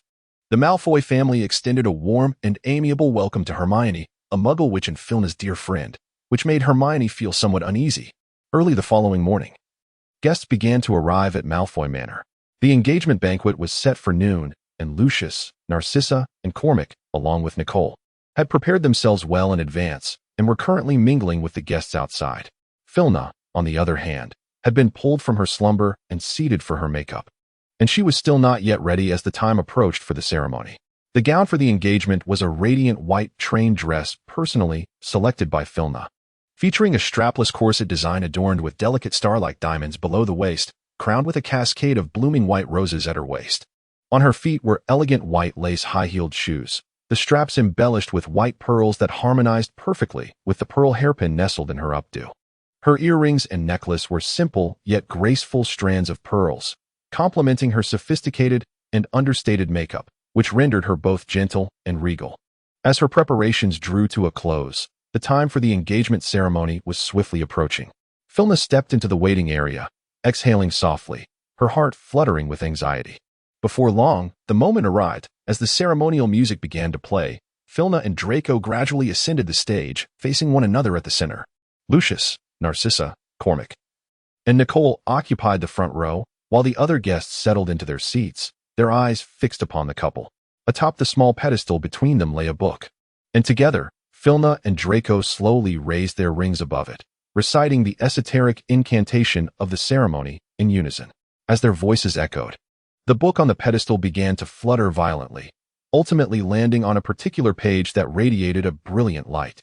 A slender silver thread emerged from the book, entwining the two rings together before gradually fading from sight. Fina and Draco adorned each other with rings, a delicate thread entwining between them, tightening before it quietly vanished. Their hearts seemed bound by an unseen force, quivering abruptly. The ceremony concluded. Guests raised their goblets, their faces adorned with jubilant smiles, gathering around, only to be interrupted by an unexpected voice. "Lucius, your son is engaged. Why have I not received an invitation?" Voldemort, playing with his wand, strode into the venue, a throng of Death Eaters following closely behind. The guests wore expressions of varying emotion as Voldemort flashed a sinister smile, his crimson eyes fixed on Fina and Draco. his voice resonating in a low tone. I have yet to congratulate you. Happy engagement. Chapter 86. Lucius promptly approached, my lord. Voldemort's elongated eyes narrowed slightly as he surveyed Lucius from head to toe. Why did I not receive an invitation, Lucius? Lucius, maintaining his composure, replied. I believed you were preoccupied with affairs upon your recent return. It is merely a modest engagement celebration, and I did not wish to impose. Voldemort's lips curled into a peculiar smile. No matter, I have high hopes for the two of them. With that, his gaze shifted to Fina and Draco. A gentle smile graced Filna's face as she expressed her gratitude. Thank you for gracing us with your presence at our engagement banquet. Voldemort regarded her with an appreciative gaze. Surveying her from head to toe, Miss Come On, I hold you in high esteem. Thank you. Filna nodded slightly, her smile unwaveringly warm. Voldemort then shifted his attention to Mr. Come On, speaking with a hint of amusement. I presume this is Mr. Come On. I have great admiration for your alchemical products. Mr. Come On courteously inclined his head. Thank you. I have heard you are researching an alchemical protective gear against the killing curse.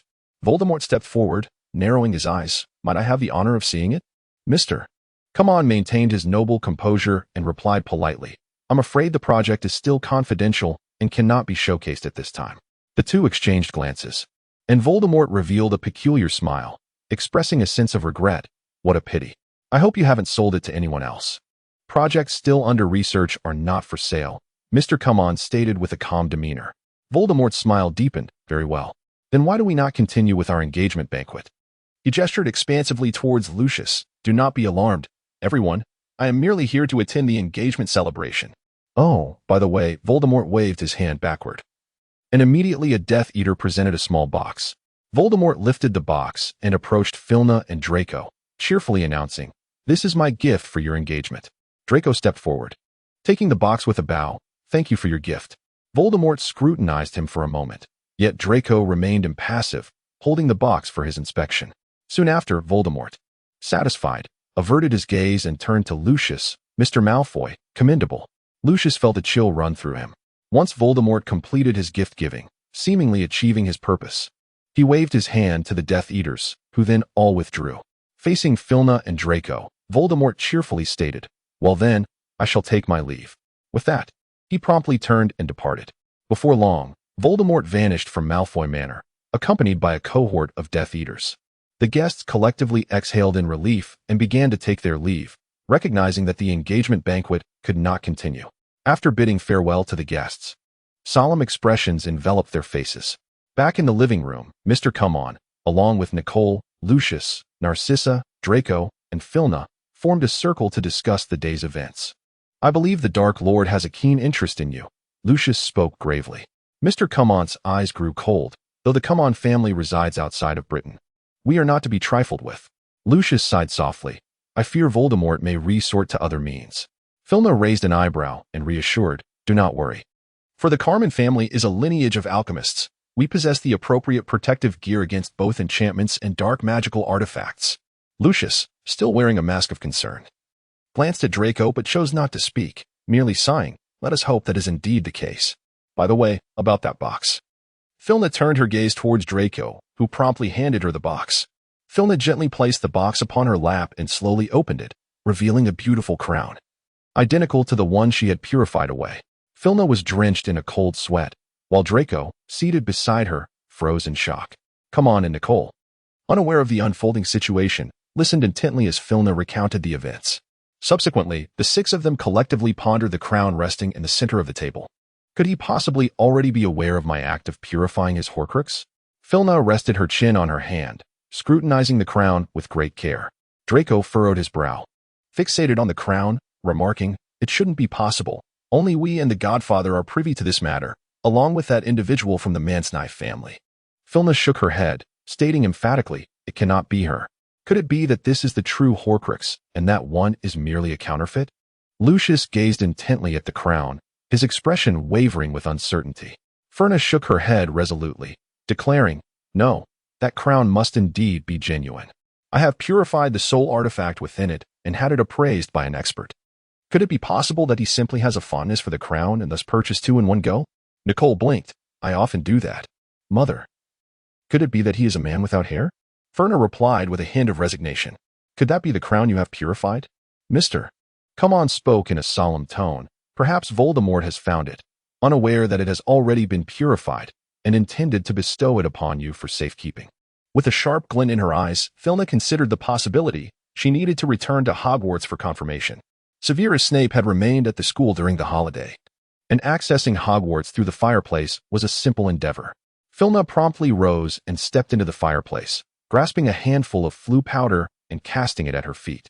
In the potions office of Hogwarts, the emerald flames within the fireplace swiftly engulfed her figure. In an instant, Filna materialized in the potions office, only to find that Snape was not present. She cast an invisibility charm upon herself and gently opened the door to exit. The castle felt deserted during the holiday, with even the portraits largely absent from their frames. Filna ascended to the 8th floor and opened the door to the room of requirement. The diadem flew towards her, but with a subtle flick of her wand, the room remained eerily silent. She stowed her wand away and began to search diligently, but despite thoroughly scouring every corner, she could not locate the diadem. After a moment of contemplation, she recalled that after its purification, she had carelessly discarded it in the alchemy chamber. Now, with the chamber in disarray, it was quite possible that it had been taken. However, only Filna and Draco had access to the room of requirement. The only other potential intruder was Isabel, who clearly had no motive to do so. As the headmaster of Hogwarts, Dumbledore might have the means to find and retrieve the diadem, yet it was inconceivable for it to fall into Voldemort's hands. This left only one suspect, Moody. Fina suddenly recalled Moody's demeanor during the end-of-term farewell banquet. This matter could not be verified at present, so Fina decided to set it aside for the time being. She discreetly departed from the room of requirement and made her way to the potions office. Upon entering the potions office once more, she found Snape had returned. Reclining on the sofa, lost in thought as he gazed at the goblet in his hand, which contained half a cup of amber liquid. Chapter 87. As Fina stepped inside, Snape lifted his gaze towards her, momentarily pausing before inquiring, "What brings you here?" Fina smiled awkwardly and said, "I came to find something." Snape gave a slight nod, his gaze returning to the cup as he chose to disregard her presence. Fiona hesitated before speaking from the sofa opposite him. Has Dumbledore discovered the imposter Moody? Upon hearing Dumbledore's name, Snape momentarily paused, his tone growing considerably colder. "Yes, the false Moody is dead." "When did this happen?" Fiona inquired, furrowing her brow as she gazed at him. "After the conclusion of the Triwizard Tournament." It all made sense now. No wonder the Moody present at the end-of-term feast had undergone such a transformation. "Have you seen that diadem?" Filna inquired. "Which one?" Snape responded, momentarily perplexed, before seemingly recalling. "Ah, the Ravenclaw diadem." "What Ravenclaw diadem?" Filna pressed eagerly. "The very one you mentioned last time, claiming it to be a Horcrux." Snape furrowed his brow slightly. "Are you not aware? The 4 legendary artifacts of Hogwarts' 4 houses, Slytherin's locket, Gryffindor's sword, Ravenclaw's diadem, and Hufflepuff's cup." Snape explained coolly. "The one you obtained previously is indeed Ravenclaw's diadem." Fina's eyes glimmered slightly, as if a thought had crossed her mind. "Where are the other relics now?" Snape replied calmly. "Aside from Gryffindor's sword, which is in Dumbledore's possession, the other relics have long since vanished." "The Horcruxes." Filna harbored a bold hypothesis. With palpable excitement, she rose to bid farewell and dashed to the hearth to seize a handful of flue powder, departing in a swift manner. Almost as soon as her feet touched the floor of Malfoy Manor, Filna eagerly exclaimed, "I have discovered a new clue." Lucius and his companions, who were previously engrossed in discussion, turned to her with expressions of curiosity and confusion, inquiring, "What?"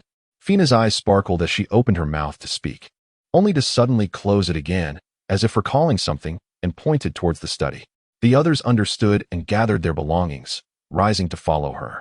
As soon as they settled into their seats, Fina promptly remarked, "Professor Snape mentioned that the diadem is one of the 4 founders' relics, specifically Ravenclaw's diadem. Thus, I surmise that Slytherin's locket and Hufflepuff's cup are also Horcruxes. As for Gryffindor's sword, I believe that since it is in Dumbledore's possession, the likelihood of it being made into a Horcrux is quite slim." The group exchanged glances, and Lucius sighed softly before speaking. "Previously, the Dark Lord entrusted me with a diary to keep safe, from which I sensed a profound aura of dark magic. After his departure, the Ministry of Magic conducted extensive searches for dark magical items, and I concealed it within the textbooks of a Weasley child, allowing her to bring it to Hogwarts.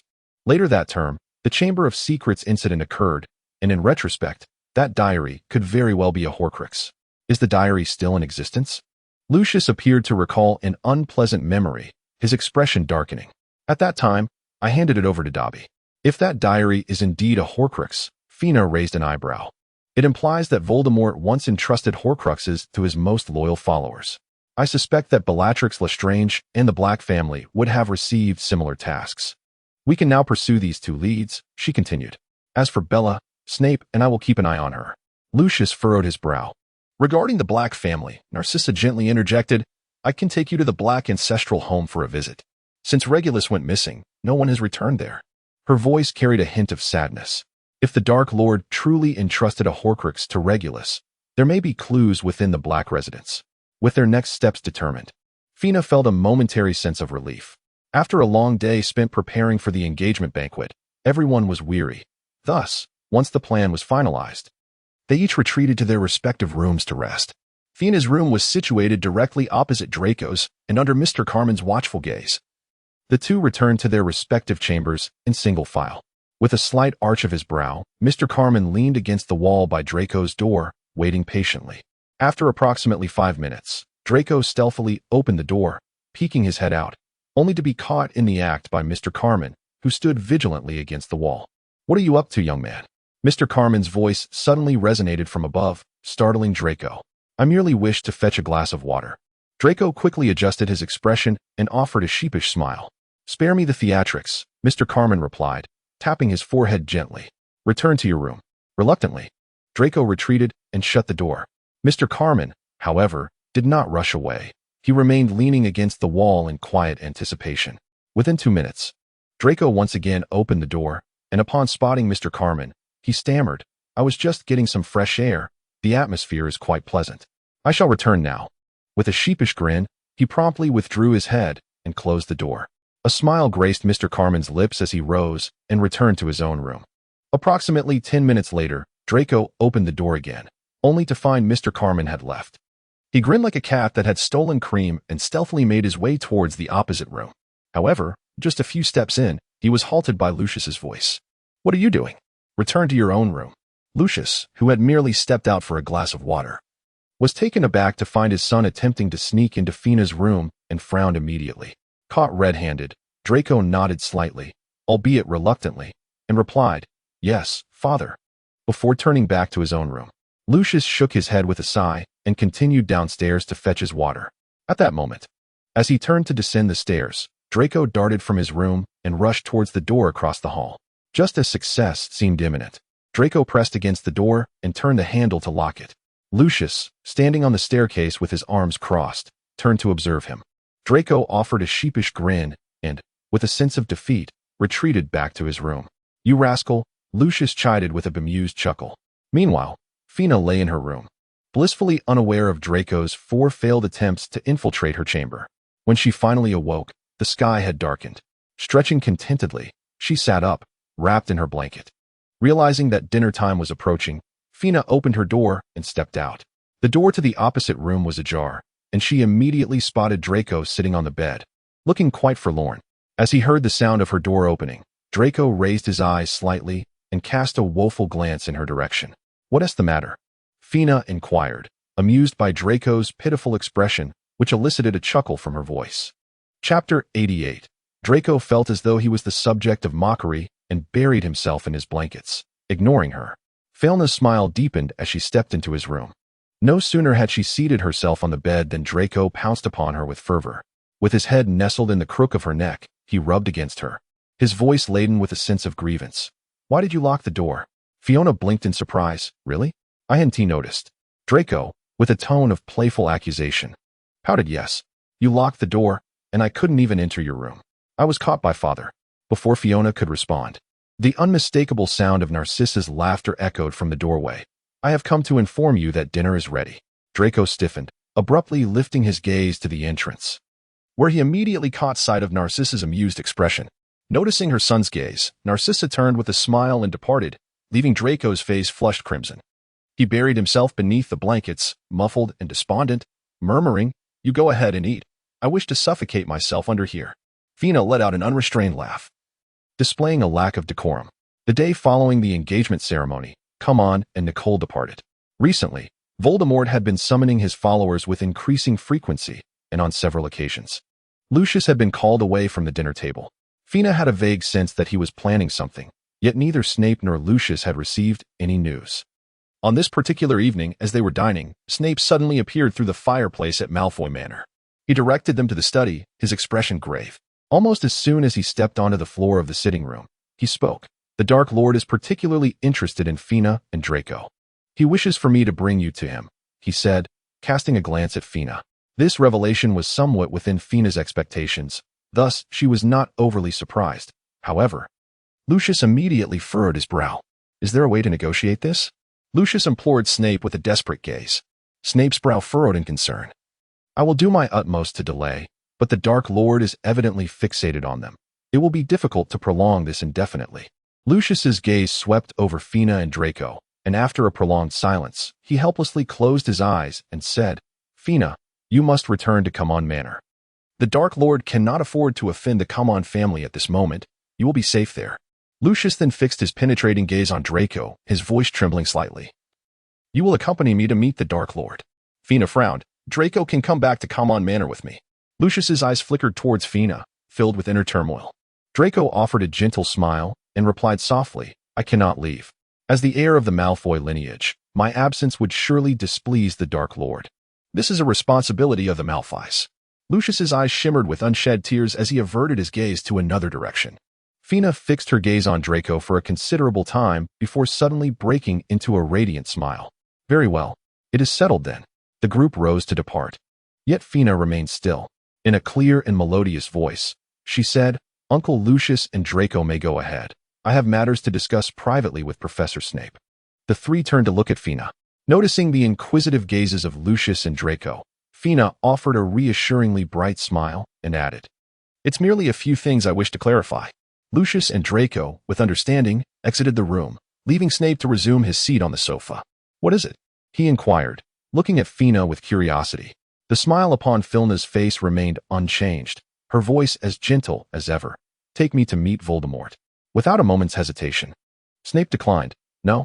Fina had anticipated his reaction and calmly began her analysis. Firstly, my frequent presence beside Voldemort will enhance my ability to sense Horcruxes. Secondly, Voldemort takes a keen interest in me as I am the heir of the Cormon family, thus I am not in immediate peril. Finally, I possess a means to persuade Voldemort to relinquish Draco. Snape, feeling somewhat weary, closed his eyes and rubbed his temples. I cannot take you to meet him. You still have the right to choose. Do not leap into the abyss. However, given the current situation, meeting him is the most prudent option. Fina replied with a tranquil voice. Snape suddenly erupted in agitation. Enough. I cannot take you to see him. Why? Fina gazed at him in confusion. Regret flooded Snape's black eyes, and his tone became almost pleading. You still have the chance to choose. As he spoke, he rolled up his sleeve to reveal the dark mark. Do you see this? If you join the Death Eaters, you will bear this brand for life, enduring the scorn of others. And you? Fina quietly held his gaze. What about you? I am not like you. I have no choice left. Snape's expression gradually became hollow. I can only beseech Dumbledore to protect her child, offering to gather intelligence on Voldemort in return. Fina revealed a gentle smile, saying, Indeed. You see, we all have individuals we must protect. I cannot bear to watch Draco bear that humiliating mark. I would rather it be me. Snape gazed quietly at her tender smile for a long while before finally conceding, I will take you to meet the Dark Lord. Thank you, but for now, let's keep this from them. Fina replied, her smile radiant. They would not approve. Very well. When the two emerged from the study, a considerable amount of time had passed. Snape, with a stoic expression, exited the study and made his way directly to the fireplace, leaving Malfoy Manor behind, while Fina's face beamed with joy. What have you been discussing? You seem so happy, Draco inquired, raising an eyebrow as he approached her and wrapped his arm around her. Fina cast a playful glance at him, whispering, It's a secret. Observing her cheerful demeanor, Draco refrained from further inquiries. With feigned sternness, he gently tapped her nose and remarked, You ungrateful little creature. I even enlisted the house elf to prepare a steak for you, fearing you might still be hungry. Fiona nestled beside him, her voice soft and endearing. I knew Draco would be the kindest to me. I am nearly starving. With that, she tugged him towards the dining hall. Lucius and Narcissa had already retreated to their chambers, leaving the two of them alone in the dining area. In a playful mischief, Draco drew Fiona onto his lap, cutting the steak into small morsels to feed her. Being at Malfoy Manor made Fiona anxious about being seen by Lucius and Narcissa, embarrassed and annoyed. She playfully struck him a few times, yet he restrained her hands, and she ultimately relented, being fed the steak in his embrace. Chapter 89. Though Snape had agreed to take Fiona to meet Voldemort, it was prudent to delay the matter as long as possible. Consequently, Fiona found herself with idle time. Both Voldemort and Dumbledore were fervently strategizing to amass power, and the more Fiona pondered, the more anxious she became. After a few days of restlessness, she resolved to advance her own plans during this interlude. Orcs, werewolves, elves, and giants were all coveted by both Voldemort and Dumbledore. Dumbledore had Remus, the werewolf, in his arsenal, so it was likely he would first seek to rally the werewolf clan. After careful consideration, Fiona decided to make a visit to Hogwarts. With a flash of fire, Fiona appeared in the potions office's fireplace, situated at the bottom of the Black Lake, where sunlight scarcely penetrated. It remained dim and chilly even in summer. Dressed in a light gown, Fiona stepped inside and couldn't help but shiver. Snape was engrossed in brewing potions at his workbench, and judging by the greasiness of his hair and the dark circles under his eyes, it was evident he had not enjoyed a proper rest in at least 2 days. Fiona, undisturbed, seated herself in a chair, patiently awaiting his return. After approximately 15 minutes, Severus finally bottled the potion he had been working on. "What is it?" he inquired, his exhaustion evident as he sank into the sofa opposite Fiona, pinching the bridge of his nose and speaking in a hoarse voice. Fiona gazed at him with a hint of concern and suggested, "Perhaps you should rest for a while. I can return another time." Snape, mustering his strength, raised his eyes to meet hers, his voice heavy with fatigue as he replied, "It's quite all right. Please continue. I have not yet completed my potion and cannot afford to rest at this moment." Fiona gazed at him with concern, just about to speak when she noticed that Snape, as if suddenly rendered unconscious, had abruptly leaned against the armrest beside her and succumbed to slumber. Startled, Fiona nearly leapt from her seat, but a voice steadied her. "It's me, don't be alarmed." The air shimmered, and Isabel's figure materialized. After several days apart, she appeared markedly thinner, her once resplendent visage seemingly devoid of its luster, with subtle hollows forming in her cheeks. Though still undeniably beautiful, an essence seemed to have slipped away. Her face bore the same aloof expression, yet her typically bright crimson eyes appeared considerably dimmed, enveloped by an aura of sorrow that cast a muted shadow over her entire being. "Do not worry. He is merely asleep," Isabel spoke softly to Fiona, yet her gaze remained fixed on the slumbering Snape. Gently, she laid him down, endeavoring to make him more comfortable. He had endured 2 days and nights without rest, and such strain could prove detrimental to his health. Having ensured Snape's comfort, Isabel pulled a chair from the side and settled beside Fiona. "You may inquire about anything you wish." "I was somewhat hoping to ask him if he still possessed any wolfsbane potion," Fiona replied, a hint of resignation in her voice as she glanced at the sleeping Snape. "I intended to use it as leverage in negotiations with the werewolves," Isabel replied in a measured tone. During the last negotiations between Dumbledore and the werewolves, the wolfsbane potion was already offered as a bargaining chip, but it proved fruitless. Fenrir showed no interest whatsoever in the potion. Fiona furrowed her brow in distress. "It seems we must abandon this line concerning the werewolf." Isabel slightly shook his head. "You might consider attempting with alchemical products. After all, given Fenrir's current predicament, strength is undoubtedly more likely to sway him." Fiona bestowed a grateful smile, expressing her appreciation. "Thank you. I shall give it a try." Isabel gently nodded, her gaze shifting to the slumbering Snape, her tone indifferent as she remarked, "Do not inform him of my visit." "Very well," Fiona acknowledged with a nod. "I have matters to attend to in the Forbidden Forest, so I shall take my leave." Isabel's lips curved into a faint smile. "I wish you the best of luck." After Fiona departed, Isabel's gaze returned to Snape. He was furrowing his brow, his thick lashes quivering gently, appearing to be in a restless slumber. Isabel suddenly recalled the time when she was 11, ostracized by Slytherin, curled up alone in an empty classroom. When she found him, he was similarly curled up, his brow furrowed and lashes trembling, sleeping fitfully. Over 2 decades have passed since that day. Unable to bear the sight of him in such a pitiable state, Isabel conjured her wand and gently levitated him to his bed, tucking him in with a blanket. In his dreams, Snape seemed to sense something. Abruptly grasping her hand that was pulling the blanket, tears welling in his eyes as he murmured, "Lily, don't go." Isabel hesitated for a moment, then, maintaining her composure, withdrew her hand and continued to cover him with the blanket. Snape fell silent once more. Isabel sat by his bedside, observing his sleeping visage, and after a while, raised her hand to extract a wisp of dark energy from her heart. The instant the dark energy was drawn out, her complexion turned pale, beads of sweat forming on her forehead as she gritted her teeth, persevering to send the dark energy into Snape's body. It was only when the dark energy had merged with Snape's heart that Isabel exhaled in relief, her body swaying slightly in instability. She then forced a bitter smile, gazing at the area of his heart, and softly remarked, "You saved my life back then. Now I repay you, and we are even." Isabel enveloped herself in the dark energy, fading into the air, leaving behind a whisper that dissipated in the atmosphere. "From now on, I shall no longer entangle you." As the dark energy dissipated, the room returned to its former tranquility.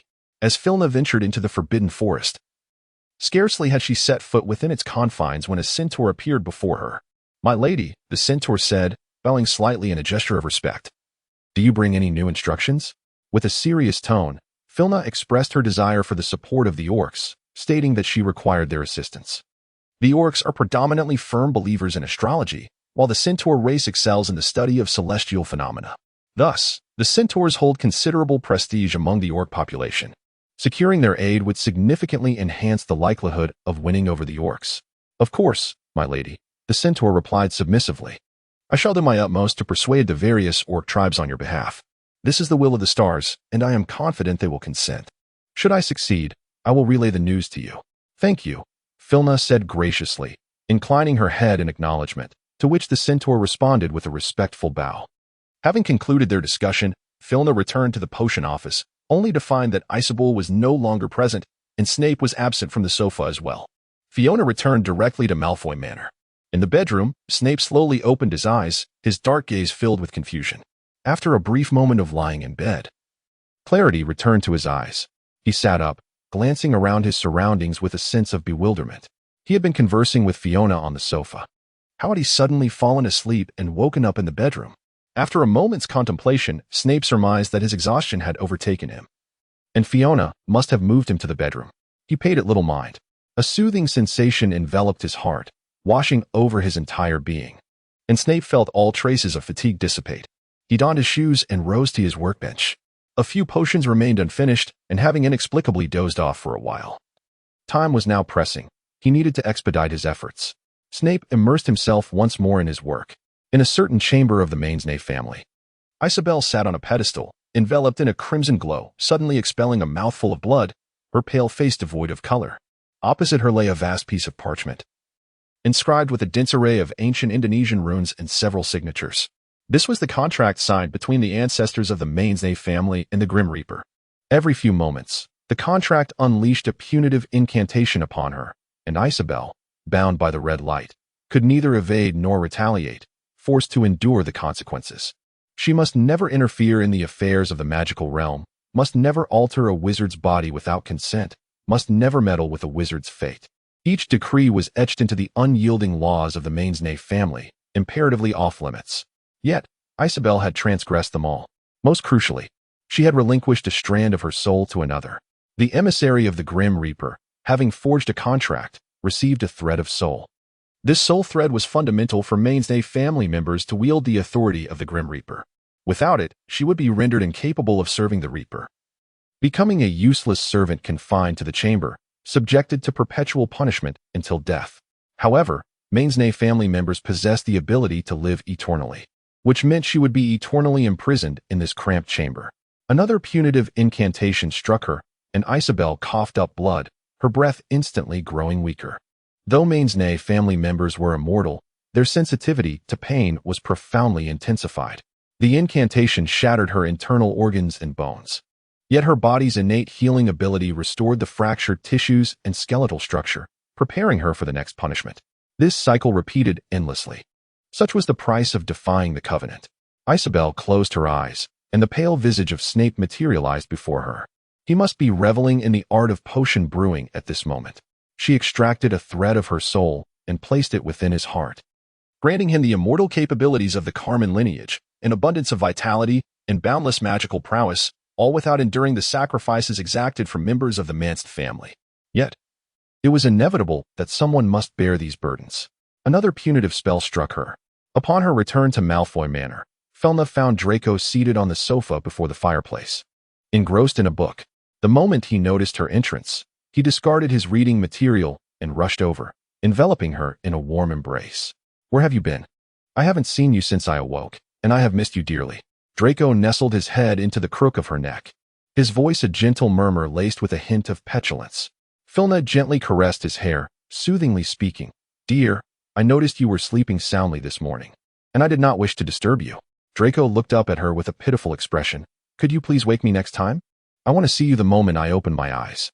"All right," Felna replied tenderly, brushing her lips against his. "Next time, I will let you know before I leave." Rarely did Draco refrain from holding her head. Instead, as she attempted to pull away, he softly pleaded, "Would you kiss me once more?"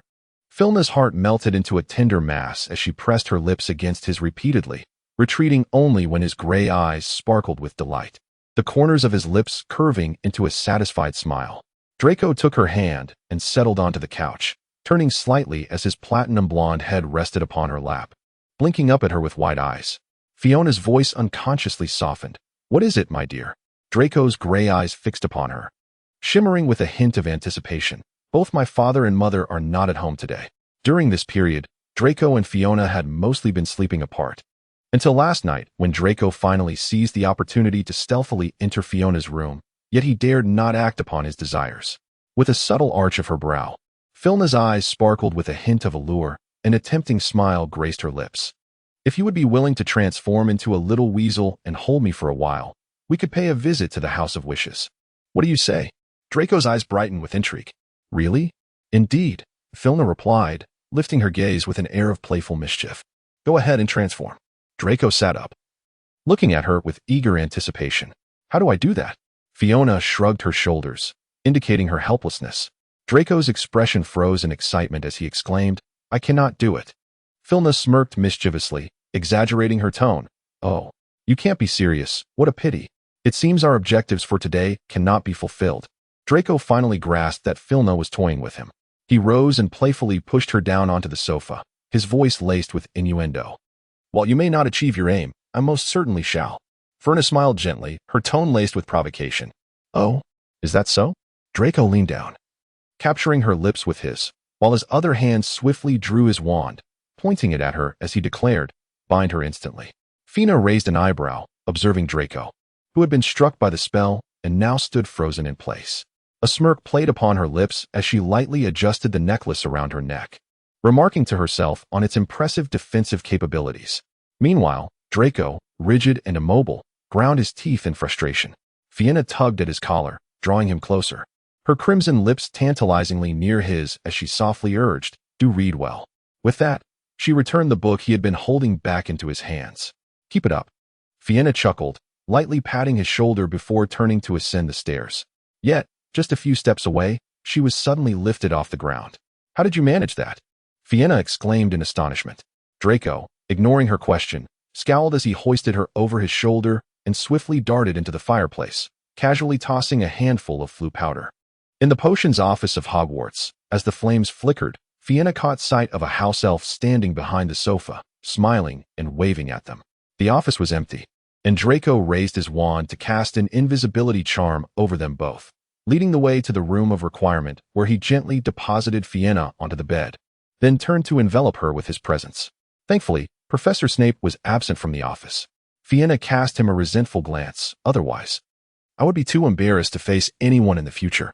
Draco lowered his head, capturing her lips as he murmured, "He won't be here. He went out with my parents." Chapter 91. Until evening, the two finally returned to Malfoy Manor. Lucius and Narcissa were not in the sitting room, and Draco, weary, carried Fiona into his bedroom. As soon as she was laid on the bed, she embraced the blanket and swiftly fell into a deep slumber. Draco tenderly kissed her forehead, then summoned a house elf, instructing, "Please move all of Miss Fiona's belongings into my room." With a pop, the house elf vanished into thin air. The decision to share a room was not Draco's, but rather Fiena's, a conclusion she had drawn after an entire afternoon of risking her back. The hatchling must be fed promptly, lest there be nothing left but gnawed bone fragments. Before long, the elf returned with Fiena's items, neatly arranged, and Draco raised an eyebrow, inquiring, "Have my parents returned?"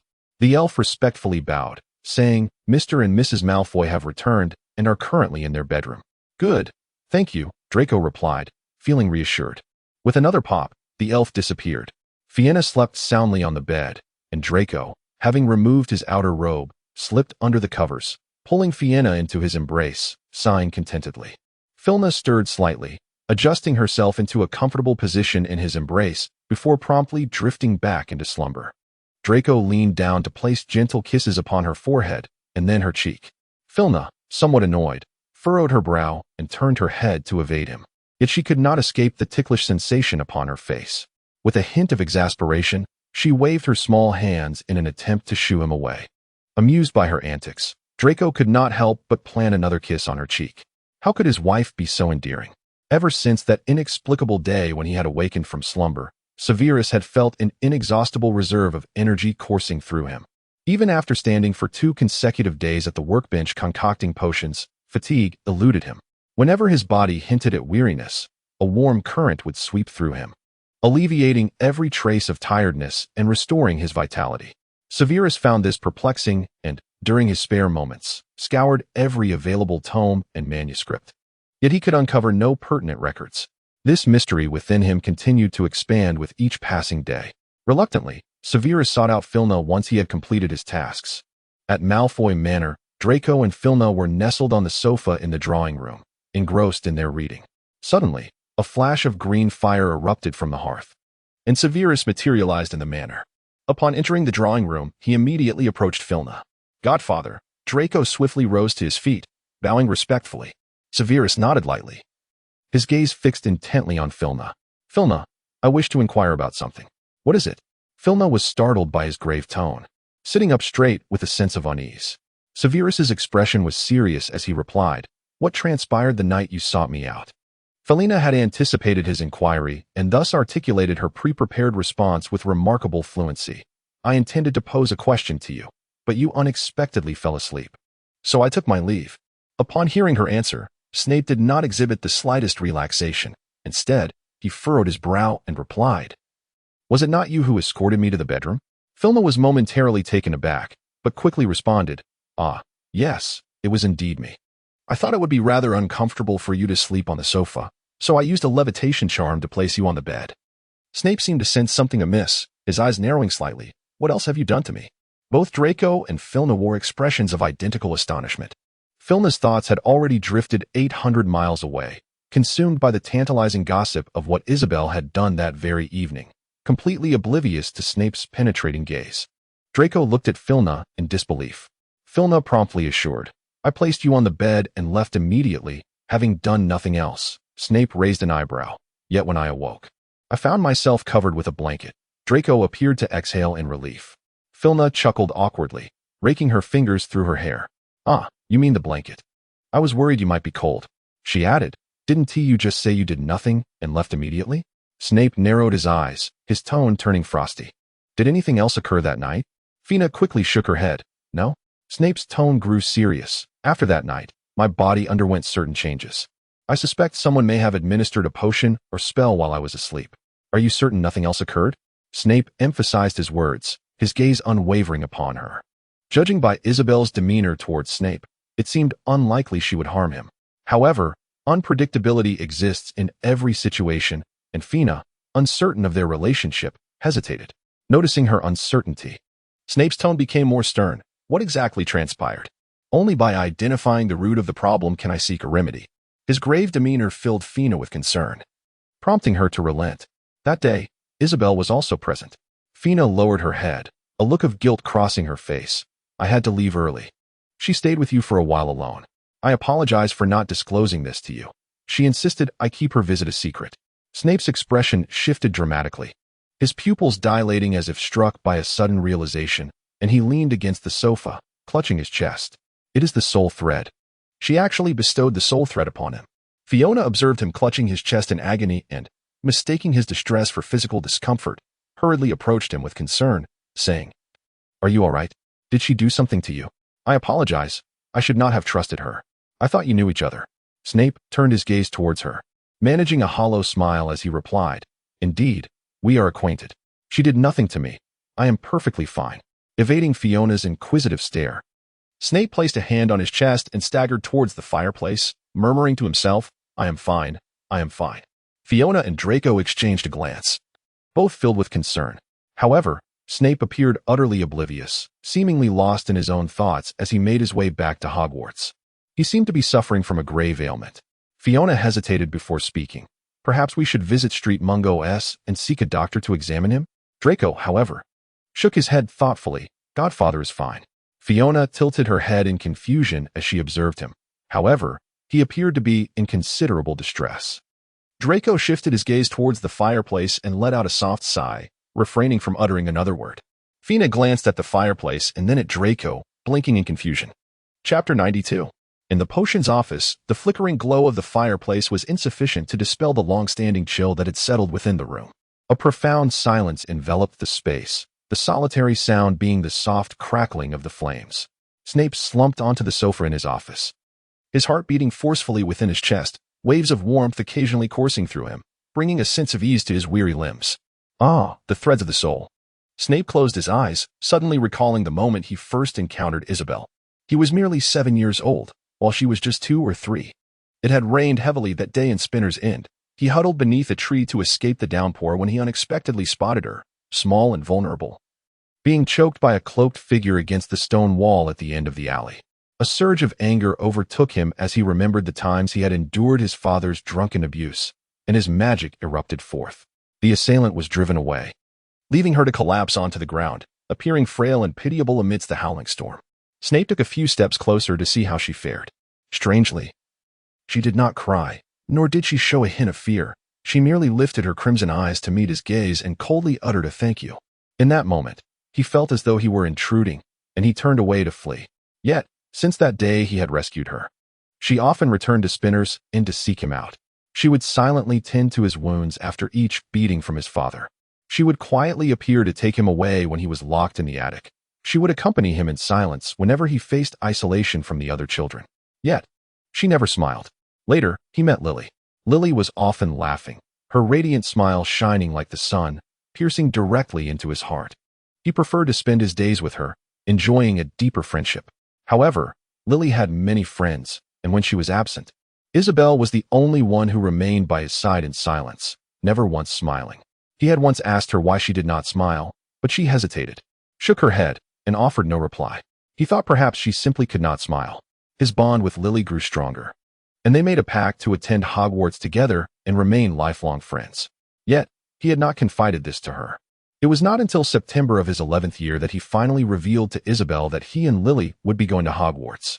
At that time, she merely responded with a cold acknowledgement, yet she appeared alongside them at the sorting ceremony at Hogwarts.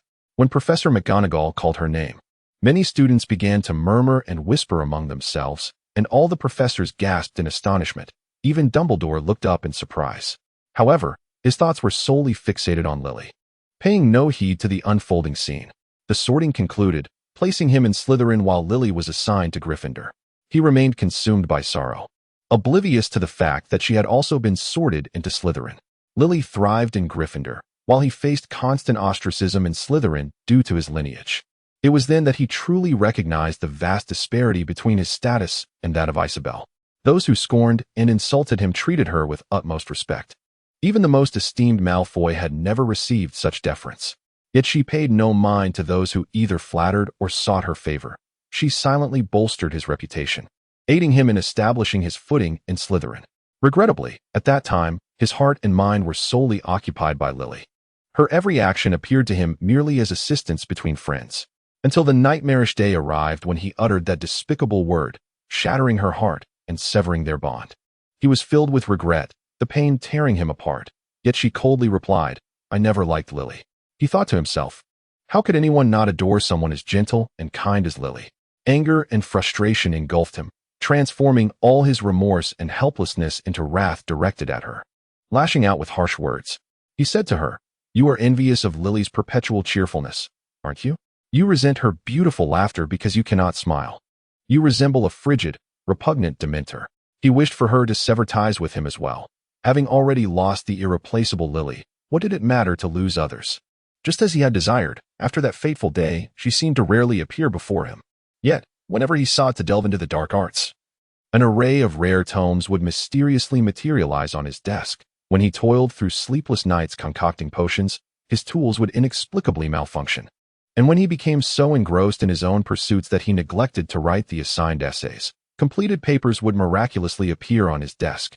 During his final exams on the enchanted broomstick, the once rebellious broom inexplicably submitted to his command.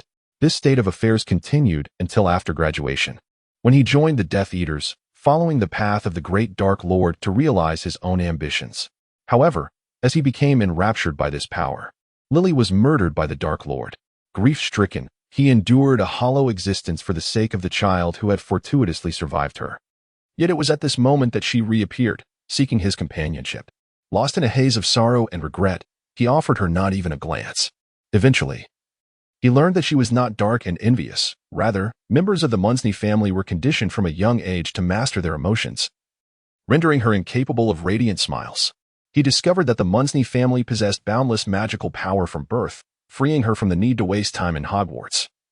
That they owned ancient texts long lost to the outside world, yet never revealed them to outsiders, that they held secrets known only to the pure-blooded elite, and that the Munsney family, shrouded in enigma, was revered among wizards. Yet, his heart and mind were already consumed by thoughts of Lily. Previously it was Lily, and now it was her child. He had obligations to fulfill. Accepting her was not an option. But why could she not comprehend this? Why did she offer him her soul thread? As Severus's thoughts began to coalesce, a solitary tear fell from the corner of his eye. She had quietly done so much for him, yet he had never pondered it deeply before. But what difference did it make? He still had his mission. There could be no resolution for them. Severus closed his eyes, feeling warmth emanating from the area entwined with the soul thread, as if seeking to dispel the chill that enveloped him. It was said that a reaper who lost their soul thread would incur the wrath of death. Would she suffer the same fate? Severus's lips quivered slightly. He knew that uttering her name would summon her instantly before him, yet an inexplicable panic surged within him. His thoughts wrestled in turmoil, and at last, that name forced its way through his constricted throat, emerging in a hoarse whisper. Isabel Munsney. Chapter 93. The room was enveloped in silence, and Snape's voice dissipated into the air, leaving not a trace behind. The crackling of the flames added a touch of warmth to the atmosphere, instilling him with a modicum of courage. At last, he summoned the valor to articulate the name once more, Isabel Mainsley. The air remained still and tranquil. He doubted he possessed the fortitude to utter it a third time.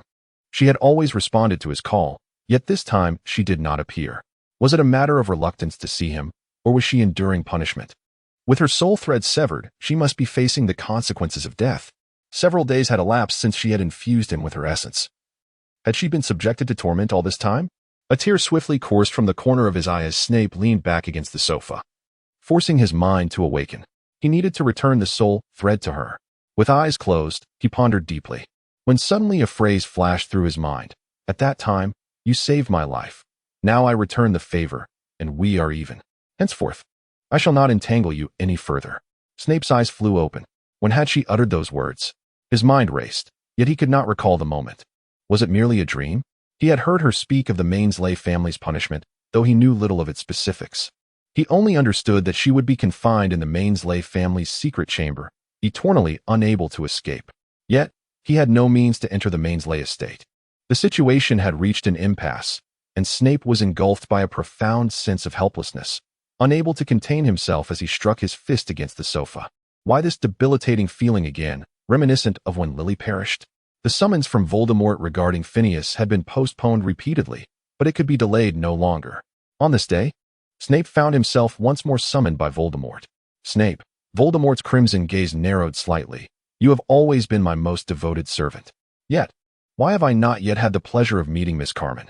Should I begin to question your loyalty? Snape, bowing respectfully, his expression devoid of emotion, replied, My lord. Mr. Carmen has recently assigned numerous tasks to Miss Carmen.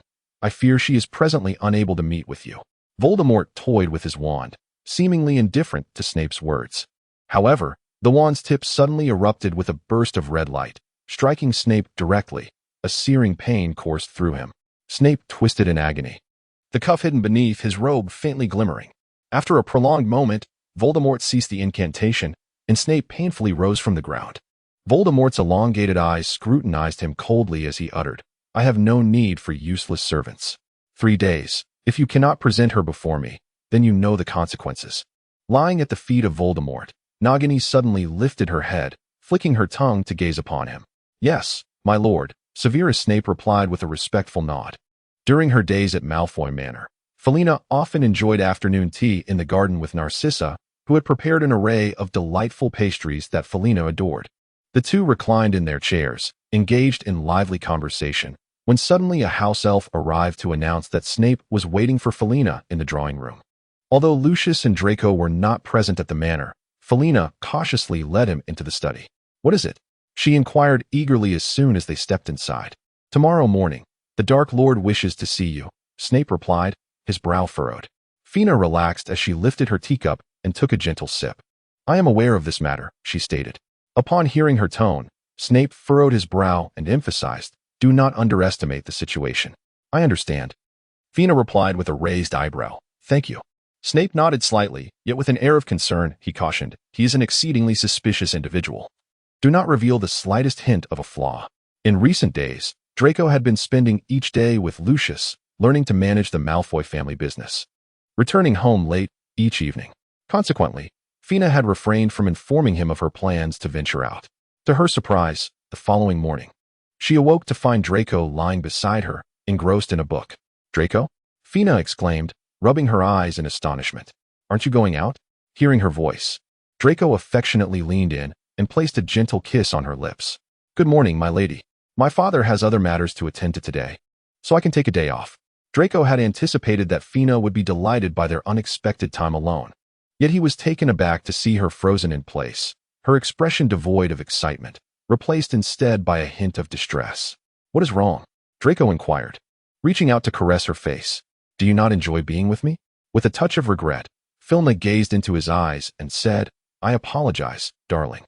I was unaware that you had the day off. I have made plans to go out with someone." Draco blinked slowly, his curiosity piqued.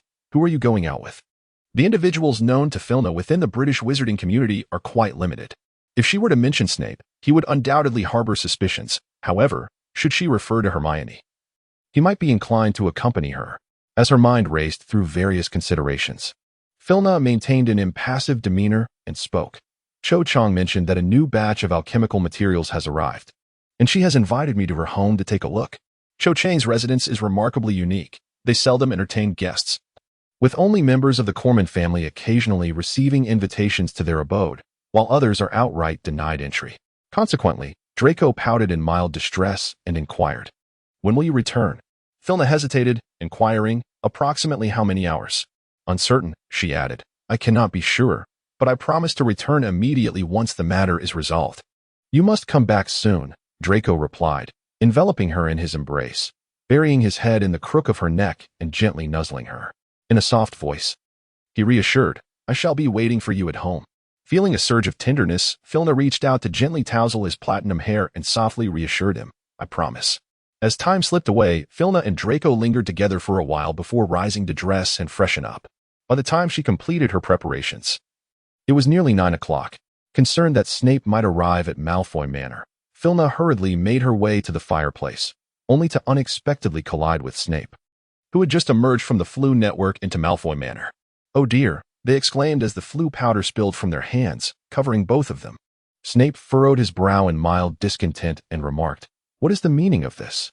Fina quickly turned her back to Draco, subtly signaling behind her with a series of expressive glances. Snape, following the direction of her cue, slightly tilted his head and unexpectedly caught sight of Draco, who stood frozen behind Fina, his words abruptly halted mid-sentence.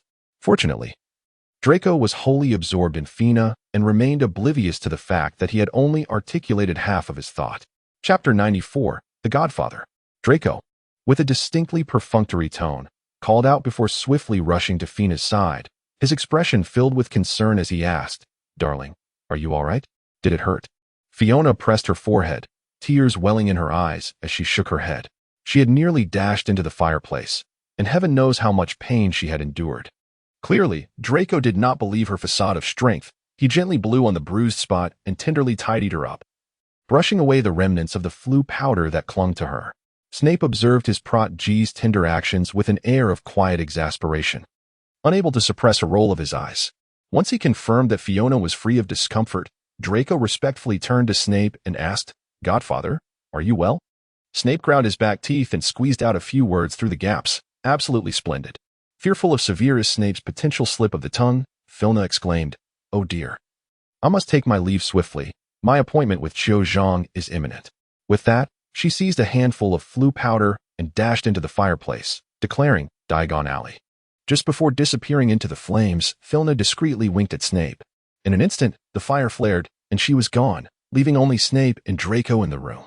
Draco respectfully addressed Snape, inquiring, "Godfather, is there a particular matter that brings you here today?" Snape narrowed his eyes and asked, "Is your father present?" Draco replied apologetically, "My father is out on business." "Then there is nothing more to discuss," Snape stated curtly, turning on his heel to grab a handful of flu powder and casting it into the fireplace, declaring, "Potions office." The flames flickered once more, and Snape departed as well. Draco gazed quizzically at the now empty fireplace. Fiona waited for a brief moment in Diagon Alley before finally encountering the brooding Severus Snape.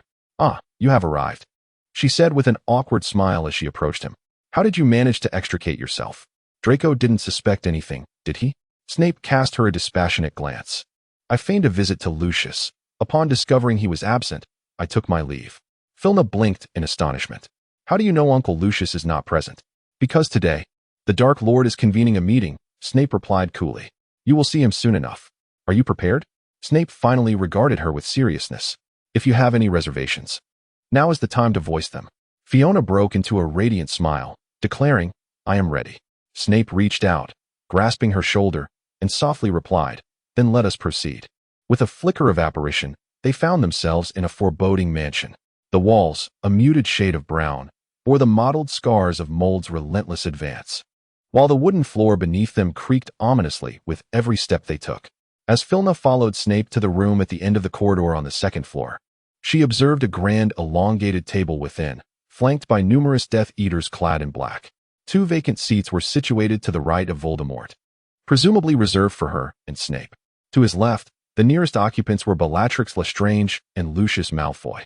Almost immediately upon their entrance, Voldemort's voice rang out with palpable excitement. "Excellent. It seems we have new guests." The Death Eaters swiftly turned to regard them, and Fiona noted the sharp contraction of Lucius's pupils, clearly taken aback by her presence. Snape and Fiona took their seats beside Voldemort with unwavering composure. "Let us welcome Miss Carmen to our gathering," Voldemort declared, his slender gaze fixated upon her as he led the applause. The Death Eaters followed suit, clapping in unison. Fiona inclined her head slightly in acknowledgement. But in that fleeting moment, she caught Bellatrix's contemplative stare directed at her. Hiss hiss, a massive viper slithered through the entrance, raising its head as it made its way towards Voldemort from the far end of the table. The Death Eaters recoiled slightly in fear, pressing against the backs of their chairs.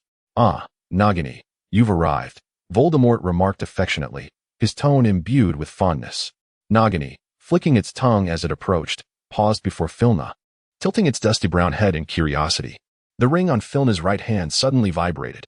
She gazed at Nagini in astonishment, a sense of shock coursing through her, and raised her hand to cover the incessantly trembling ring.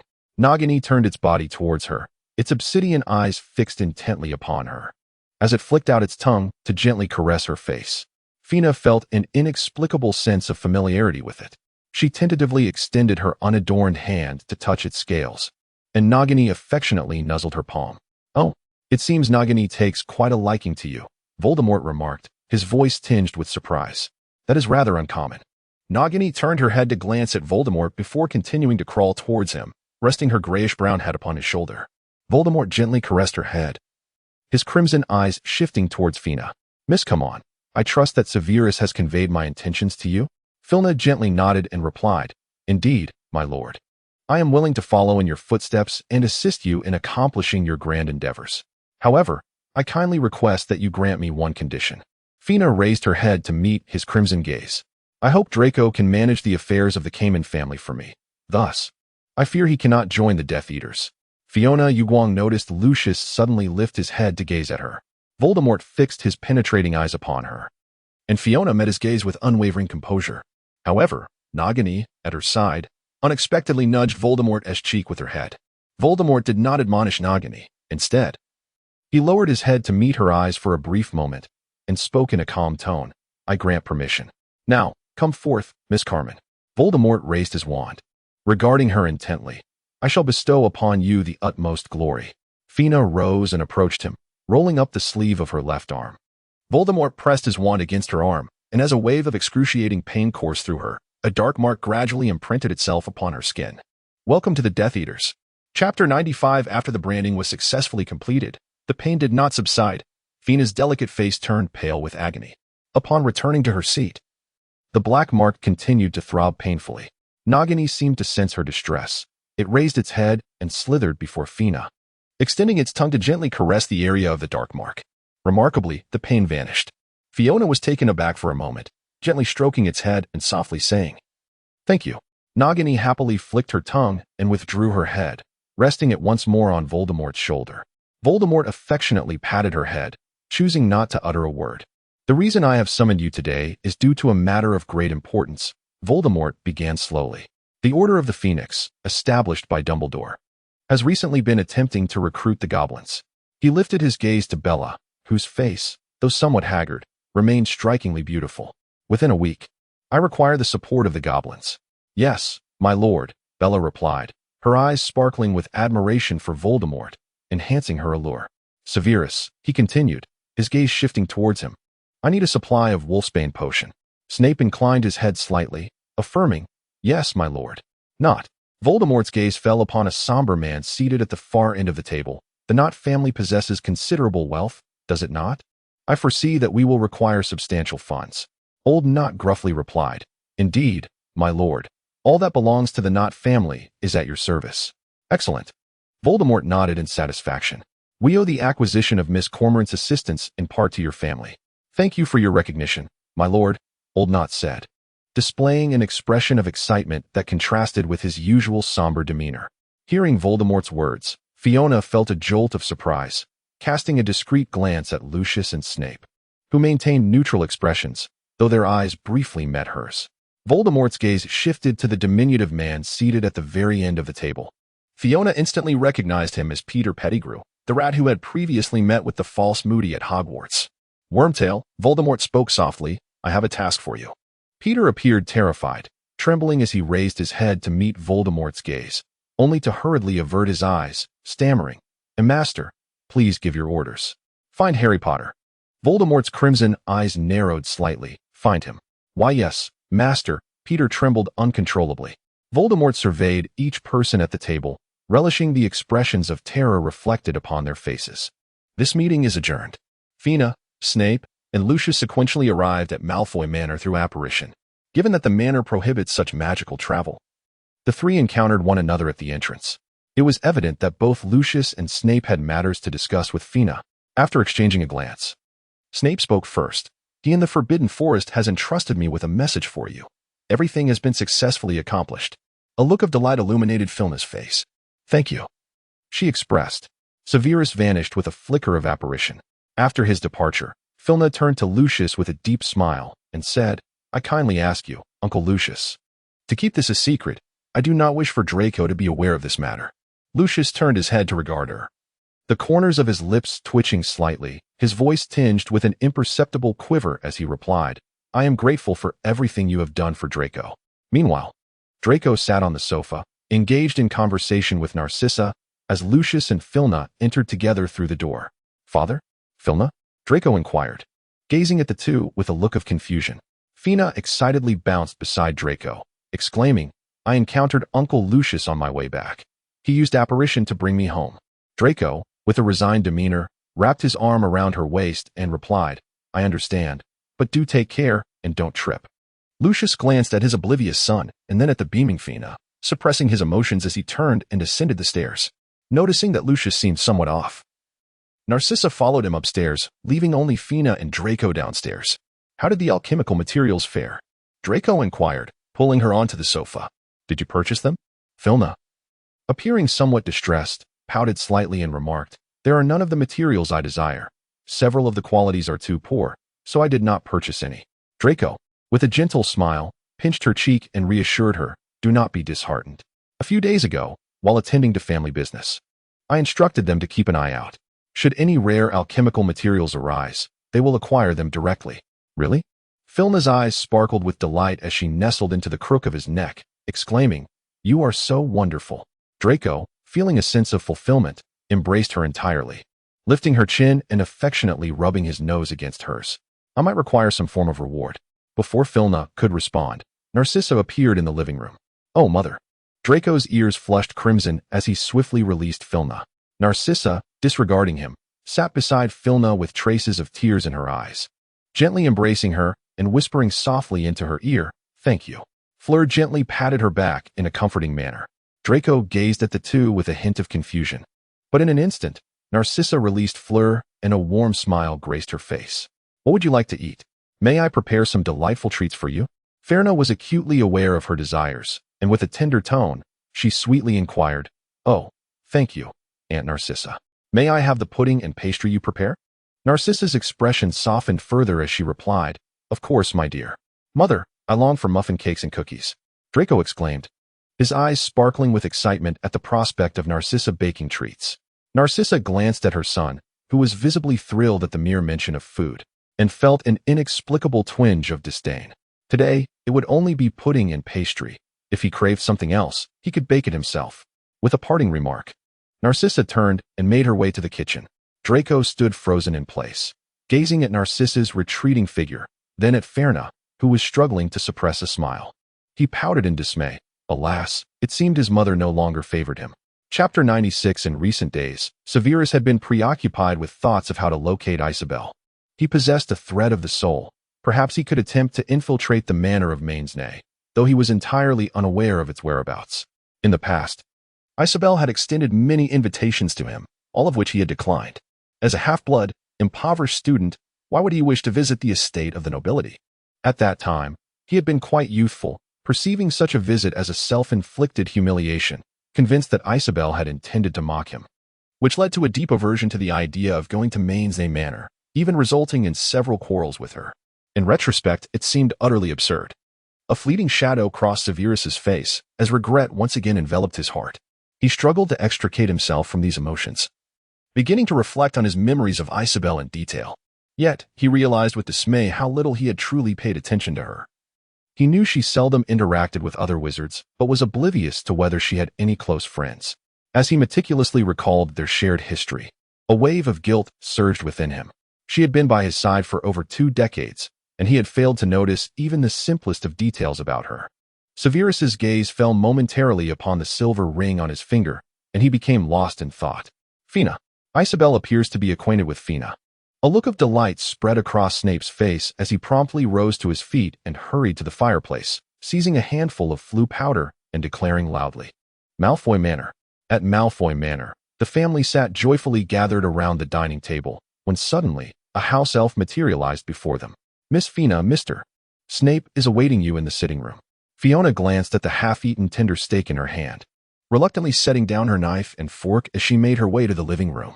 Severus was anxiously peering towards the door, and upon seeing Fiona enter, he immediately rose and strode toward her, exclaiming with fervor, "Do you know the whereabouts of the Mainsbury family's estate?" Fina was startled by his excited expression and cautiously took a half-step back, hesitatingly responding, I don't know." The fervent energy radiating from Snape abruptly dissipated. Observing his disheartened demeanor, Fina gingerly inquired, "What's wrong? Are you all right?"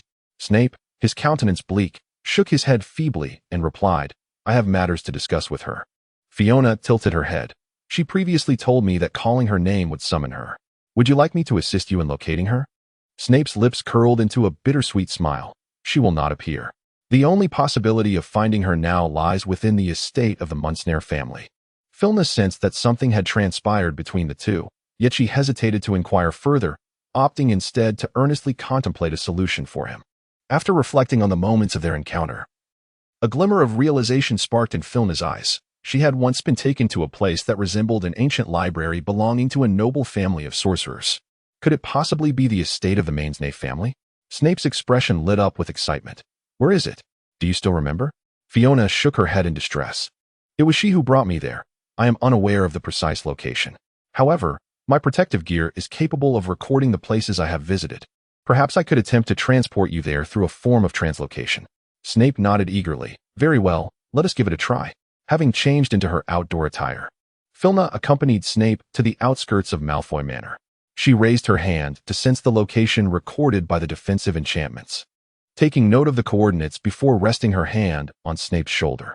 After a sensation of distortion and compression, the two found themselves in a dense forest.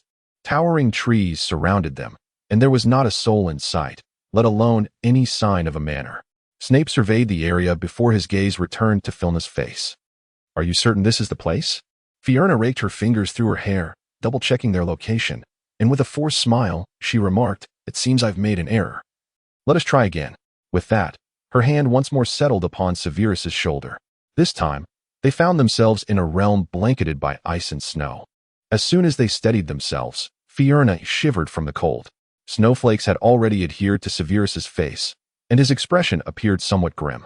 With an awkward chuckle, Fiona spoke again. I apologize. It seems I've erred once more. Thus, Severus felt as though he was being guided by her through the entirety of Europe. And after countless attempts, they finally arrived at the entrance of an ancient manor. I assure you, it must be here, Fiona gasped, bending over to catch her breath.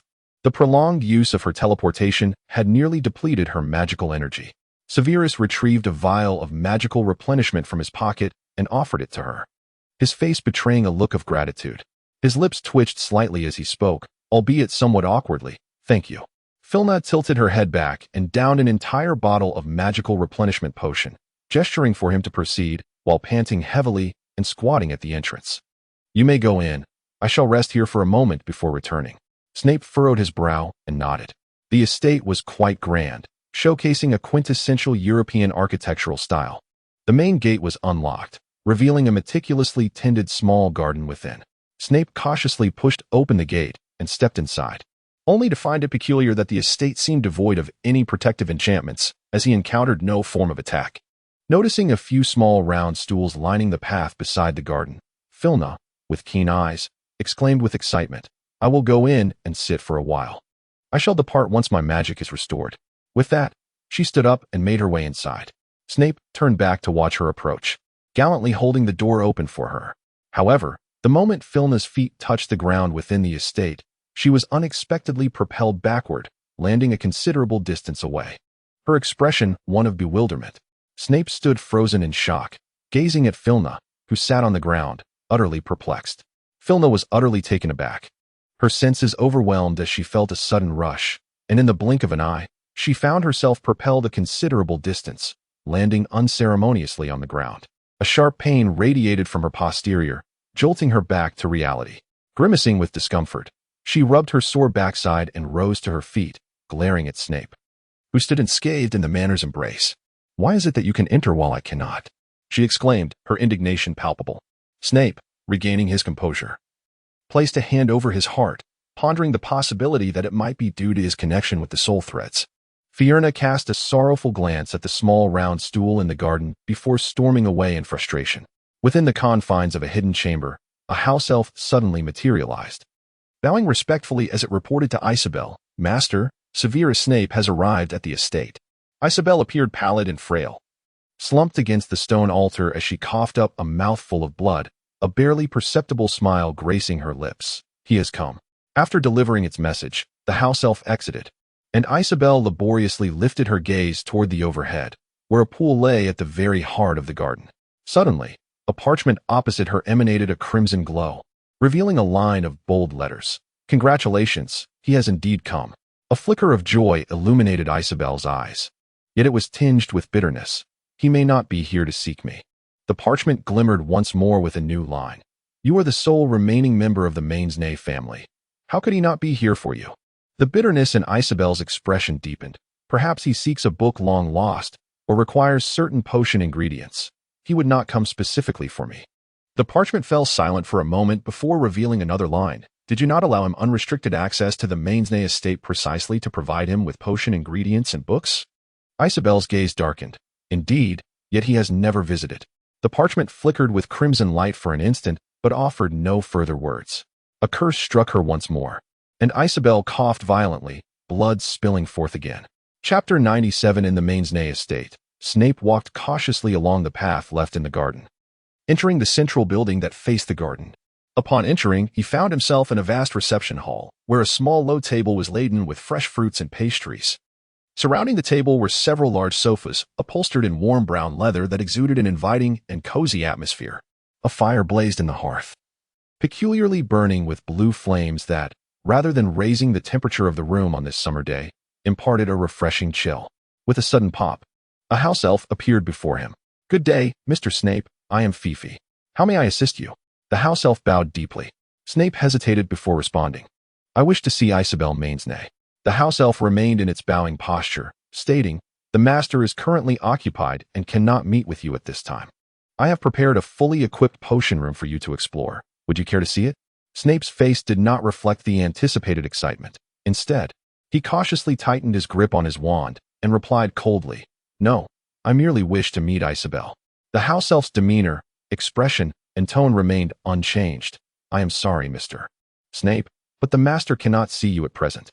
I can escort you to the library of the Mainsnay family, where numerous tomes of dark magic, long extinct in the realm of wizards, await your perusal." However, Snape's countenance remained devoid of any sign of excitement. He coldly asserted, "I only wish to meet Isabel." The house elf finally stood upright, casting a glance at Snape with his golden eyes, his tone taking on a slightly buoyant note. "As you wish, sir." Everything transpiring in the reception room was projected upon the walls of the secret chamber, allowing Isabel and the parchment to witness it all. The parchment glimmered with a red hue, erasing a line of text. "He has passed the trial. Congratulations on your impending escape." Yet, Isabel revealed a bitter smile. Indeed, she knew him all too well. With merely those subtle expressions, she could discern his thoughts. He was not devoid of emotion. Rather, he was excessively cautious. His fear of potential dangers led him to reject those proposals. Ultimately, his intentions were not solely for her. He had inadvertently passed the trial due to his prudence. Isabel managed a strained smile. The fact that he had come to seek her was something she had scarcely dared to dream of. What more could she desire? Snape followed the house elf through a hidden passage beneath the garden, the dank atmosphere and damp floor heightening his vigilance. Emotionless, he trailed the house elf's steps, his wand firmly gripped in his palm. Fortunately, it was not long before the house elf halted before an iron door. He turned, bowing slightly. "Mr. Snape, your master awaits within. Please, do enter." With that, he stepped aside. Cautiously, Snape pushed the door open. The room's walls were constructed of a certain metal, the dark, oppressive surface devoid of any seams. There were no windows, the only connection to the outside world being the door he had just opened. In the center of the room stood a pedestal emanating a red glow, upon which Isabel lay weakly, while a piece of parchment floated in midair opposite her. Suddenly, a curse shot forth from the parchment, striking Isabel and causing her to cough up blood. Snape entered the room with care, his wand unwaveringly aimed at the parchment, his gaze sharply focused on it. Abruptly, the parchment surged with red light, revealing a line of text. "You have arrived." Snape furrowed his brow deeply. "You knew I would come?" The parchment displayed another phrase. "From the moment you stepped into the Mainsnay estate, I was aware." Cautiously, Snape approached the pedestal, maintaining his wand's unwavering focus on the parchment, choosing not to respond. The parchment glimmered once more, presenting another line. "What have you come for?" Snape glanced at Isabel, who lay upon the pedestal, and coldly replied, "To save her." The parchment almost immediately revealed the next line. "She has given you her soul thread. This is the punishment she deserves. I can return it to her." Snape, expressionless, pointed at the parchment. Isabel strained to turn her head and glance at him. His face betrayed no emotion. His voice remained as cold as ever, not even sparing her a glance, engrossed solely in his dialogue with the parchment. Ultimately, he simply did not wish to owe her anything. A surge of crimson light emanated from the parchment. "Very well. If you are willing to return the soul thread to her, I shall cease my punishment. However, I still require something from her." "What is it?" Snape furrowed his brow, gazing at the parchment. Another line materialized. "All her memories of you." Without a moment's hesitation, Snape replied, "Agreed." Isabel regarded him with a bittersweet smile, noting his unwavering commitment. Even as his gaze never strayed towards her, she would no longer cling to him. Perhaps this was a blessing for him. Isabel had never contemplated so seriously whether to continue pursuing him. She was utterly exhausted. Once again, the parchment displayed a message. So, Isabel, do you agree? Snape finally turned his head to look at her, his eyes filled with an unmistakable urgency. Isabel gazed deeply into his eyes, a relieved smile gracing her lips. Yes. Suddenly, Snape frowned, his prepared words caught in his throat. She was relinquishing her memories of him just like that? Before he could unravel the source of the discomfort in his heart, the parchment emitted another beam of crimson light. So be it, from now on. She would fulfill her role as a Reaper, while he would complete his own mission. This arrangement was beneficial for both of them. Chapter 98 this time. The crimson light enveloped them both. Isabel hesitantly spoke. Retrieving the soul thread may be painful for you. Snape interrupted her, expressionless. It is of no consequence. Isabel bitterly closed her mouth. The red light pierced through Snape's heart, extracting a swirling mass of dark energy. His expression hardened, beads of sweat rolling down his forehead as a bone-deep agony engulfed his entire being. This pain was more ferocious than any he had ever experienced. He gritted his teeth, striving to endure it. At last, the dark energy departed from his body, and Snape gasped for air, his complexion paling instantly. Unconsciously, he glanced at Isabel, whose eyes were closed. Was that how it felt for her when she extracted the soul thread that day? The dark mist was once again drawn into Isabel's heart by the crimson light. Subsequently, the red luminescence penetrated her mind, extracting a silken strand of silver that represented her entire memory of Snape. This silver thread vanished into the parchment along with the red light, and Isabel reopened her eyes. The contract? What do you summon me for now? She inquired with an impassive expression. The parchment abruptly rolled itself up, falling into silence.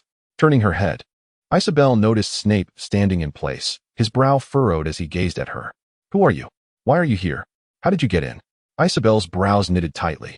Snape, his expression unreadable, was about to respond when a house elf named Fifi appeared in a flash. Master, this gentleman was originally summoned by the contract lord to address certain matters. Now that the tasks are complete, the contract lord has instructed me to escort him away. Fifi stated with a respectful bow. Isabel, without a hint of suspicion, cast a cold glance at Fifi and turned to leave, offering Snape not a single glance throughout. Snape found himself at a loss for words, feeling a strange discomfort as someone who once held him in such high regard now disregarded him entirely. Suppressing his emotions, he followed Fifi out with a stoic demeanor. Since the day she received the dark mark, Filna had been devising ways to avoid any intimate encounters with Draco. To prevent him from discovering her intentions, she discreetly sought out Lucius, persuading him to act in concert with her to stage a performance that would lead her to move her bedroom back to her own quarters. Lucius even cast numerous spells near her room to deter Draco from slipping in unnoticed while she rested. Consequently, Filna and Draco had been sleeping apart for some time. Moreover, each time Draco hinted or directly suggested that Filna might wish to visit the room of requirement, she feigned ignorance and diverted the conversation, leaving Draco increasingly frustrated after several attempts. Is it possible that Filna no longer loves him? After careful introspection, Draco found himself uncertain about the root of the problem. Adhering to the principle of honesty between lovers, he resolved to have a heartfelt conversation with Filna. Coincidentally, on this day, Lucius and Narcissa had been invited to a ball hosted by nobility, leaving the house empty for the entire day. Thus, Draco solemnly guided Filna to the sofa in the living room. Darling, Draco began, his expression serious. Let us have a conversation. Of course, Filna replied, assuming he was burdened with some trouble and seeking her counsel, a gentle smile gracing her lips. What would you like to discuss? Draco, maintaining his serious demeanor, inquired. Do you believe there is anything I could have done better? Filna blinked in confusion. I am not well versed in business matters. Perhaps you should consult Uncle Lucius. Draco paused for a moment, taken aback by her words. No, I meant between us. Have I faltered in any way? Filna regarded him with a look of bewilderment. Not at all. You have always been wonderful. Draco felt a slight sense of reassurance wash over him, quickly followed by a wave of grievance. Then why are you reluctant to draw closer to me? Fiona hesitated for a moment, her tongue tripping over her words before she replied. I have simply been feeling a bit unwell lately. Unwell? Draco's expression immediately shifted to one of concern. Where do you feel discomfort? Let us go to St. Mungo's for a checkup. With that, he reached out to help Fiona to her feet. With a hint of helplessness, Filna grasped the individual, gently stating, It's all right. Professor Snape has brewed some potions for me, and I will be well soon. Draco, still unconvinced, ventured, perhaps we should check again? No need, Filna replied, offering a reassuring smile. Do not worry, I will be fine shortly. Draco's mind was solely preoccupied with her well-being, allowing the matter to be brushed aside for the moment. During the last meeting, Voldemort had instructed Snape to concoct a potion for werewolves, indicating his interest in them. Fenrir, the leader of the werewolves, had always held Voldemort in high esteem. Should Voldemort approach him with the potion, success in negotiations might be within reach. Filna resolved to speak with Fenrir before Voldemort could. The alchemical products had been prepared well in advance, and she brought forth a considerable collection of her cherished stock, demonstrating her sincerity in the negotiation. Deep within the Cadarna forest, the werewolves patrolled their territory when suddenly, a striking figure appeared at the guard checkpoint. You, what is your purpose here? A werewolf guard demanded menacingly, blocking Filna's path.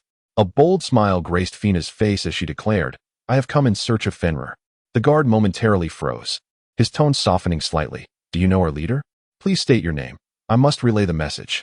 Inform him that the heir of the Carmen family is here to pay a visit. The guard acknowledged her request and departed, returning shortly thereafter with a tone that had grown markedly respectful. Please, follow me.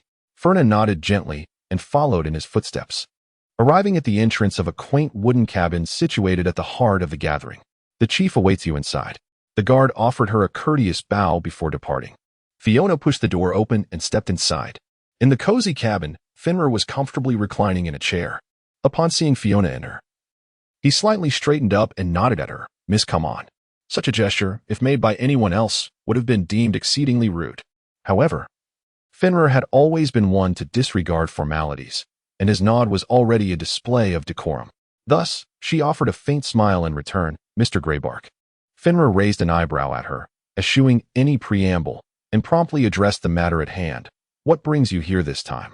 Fina presented 2 alchemical armors to him with a smile, saying, let us engage in a transaction. Fenrir took the armors, examined them, and a glimmer of interest sparkled in his eyes. However, he soon feigned disinterest and set them aside, remarking, with these 2? A sly smile crept across Filna's face. Of course, it's not limited to just one. I have 2,000 of these, all of which I can bestow upon you. Fenrir's gaze fell upon the alchemical armor laid upon the table, clearly intrigued. What are the conditions? Ferna gazed at him, a subtle smile playing on her lips. I require the support of the werewolves.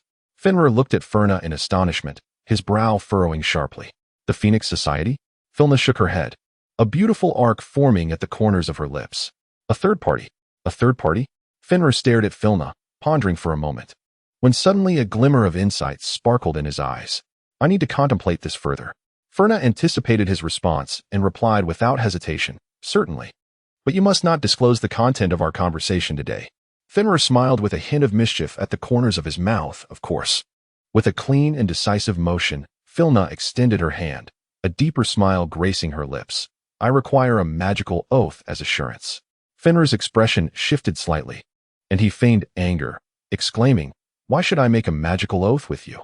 His furious voice reverberated through the thin wooden door, and almost instantly, a throng of werewolves surged into the room, encircling Filna. Fenrir had anticipated that Filna would flee in a panic, yet to his astonishment, she neither retreated nor exhibited the slightest hint of fear. Instead, she regarded him with a half-smile. Fenrir, Filna spoke softly, look at your hand. Obediently, Fenrir lowered his gaze, and the area he had just touched on the alchemical armor was now a deep shade of black. What? What is this? You have poisoned me, Fenrir exclaimed, his voice tinged with panic as he shook his hand, glaring at Filna with a mixture of anger and bewilderment. Filna's expression was still adorned with a faint smile. Shall we sit down and have a proper conversation now?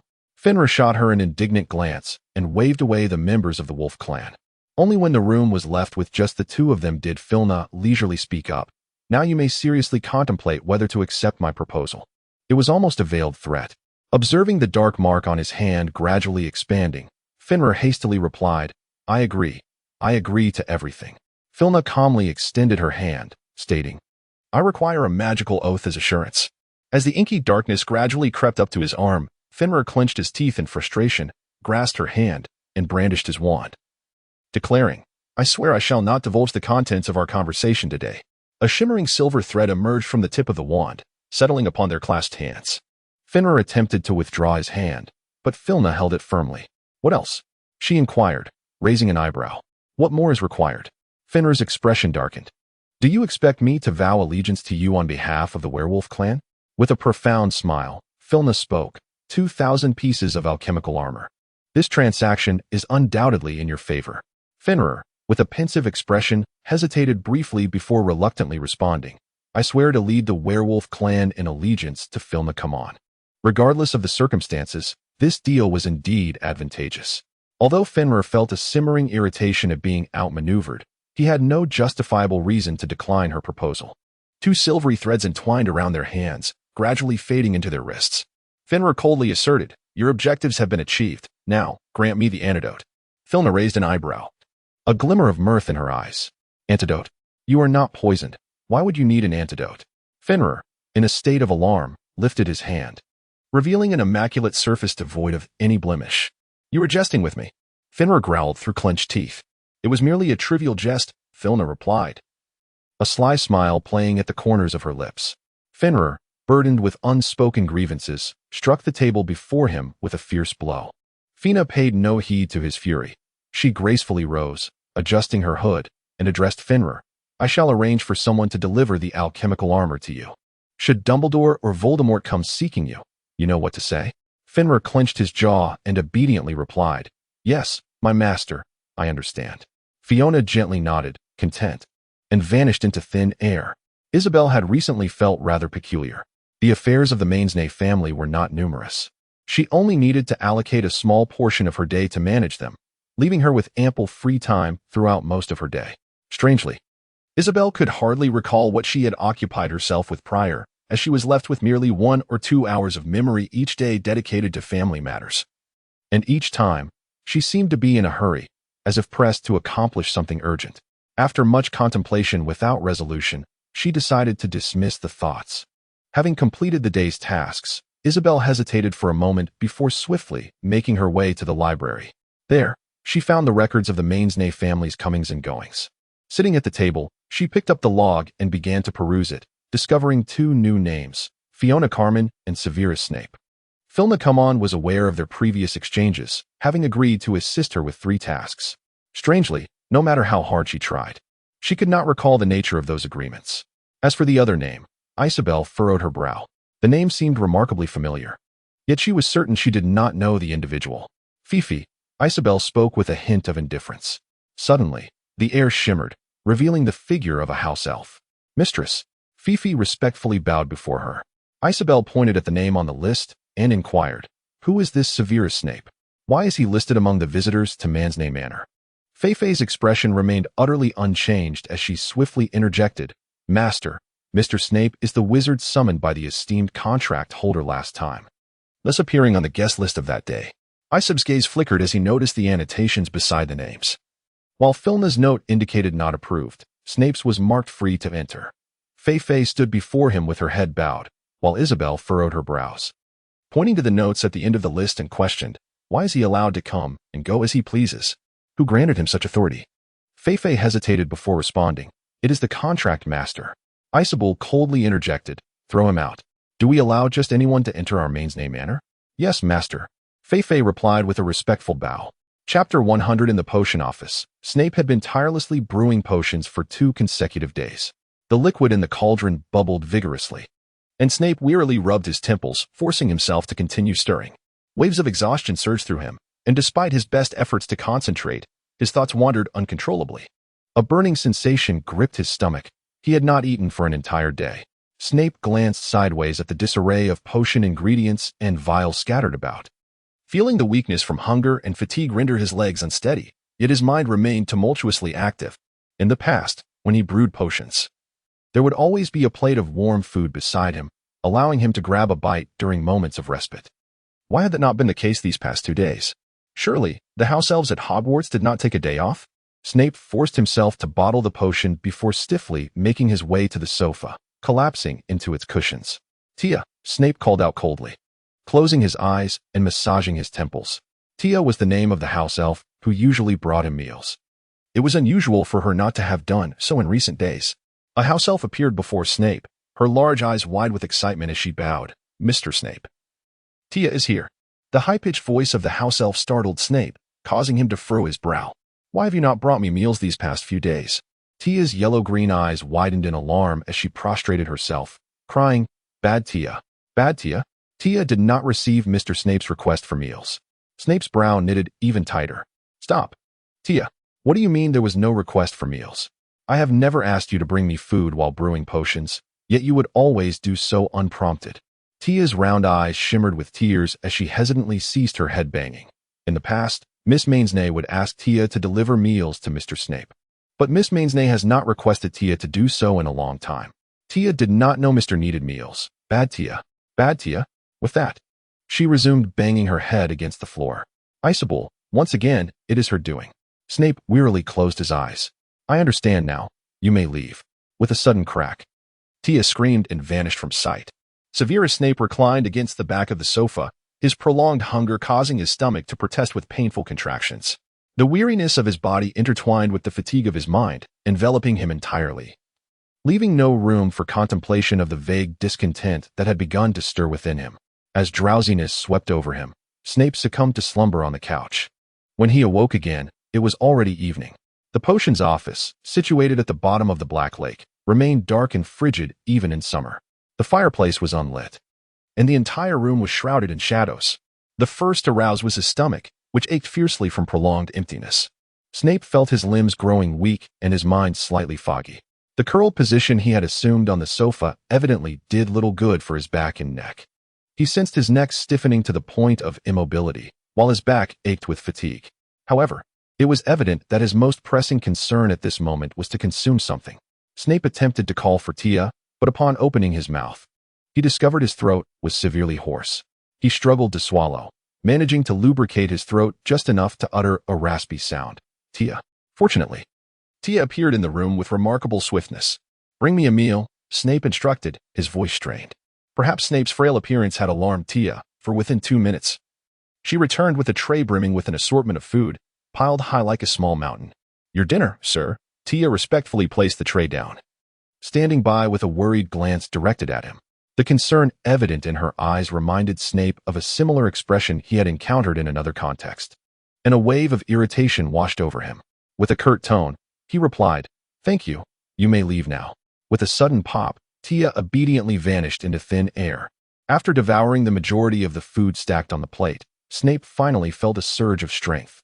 He waved his wand, igniting the fireplace, its roaring flames enveloping the room in a bright and warm ambience, dispelling both the chill of the space and the agitation within his heart.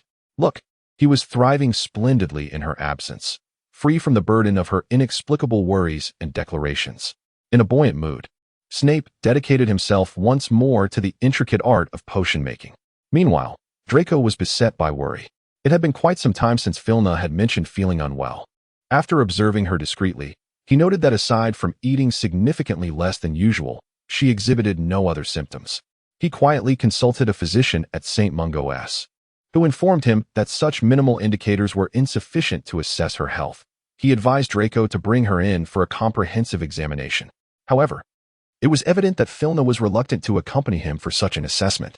"My dear, shall we visit St. Mungo's for a checkup?" This was but one of the countless times Draco had uttered these words to Filna. Without lifting her head, Filna replied, "Oh, I really do not wish to go there. You know, Merlin." Of course, he was well aware. Over this period, he had encountered countless excuses, ranging from feeling unwell and not wanting to leave the house to fearing the intimidating appearance of St. Mungo's architecture, having no time due to being busy, and not wanting to be subjected to a wand examination by others. In his effort to ensure her health, he had even summoned a highly esteemed physician from St. Mungo's to their home. However, upon sighting the doctor, Filna immediately retreated into the house, refusing to emerge, and ultimately sneaked away from Malfoy Manor to hide outside for an entire day before returning. Eventually, he had no choice but to send the doctor away. Draco softened his tone. "My dear, I am genuinely concerned for your well-being. Would you allow me to accompany you? I promise to find the most skilled, beautiful, and gentle doctor for you. If you prefer not to go out, I can bring the doctor to our home. You can choose a physician you like, and we shall have him examine you, all right?" Filna continued to peruse the book in her hands, responding rather dismissively, "No, I do not wish to check."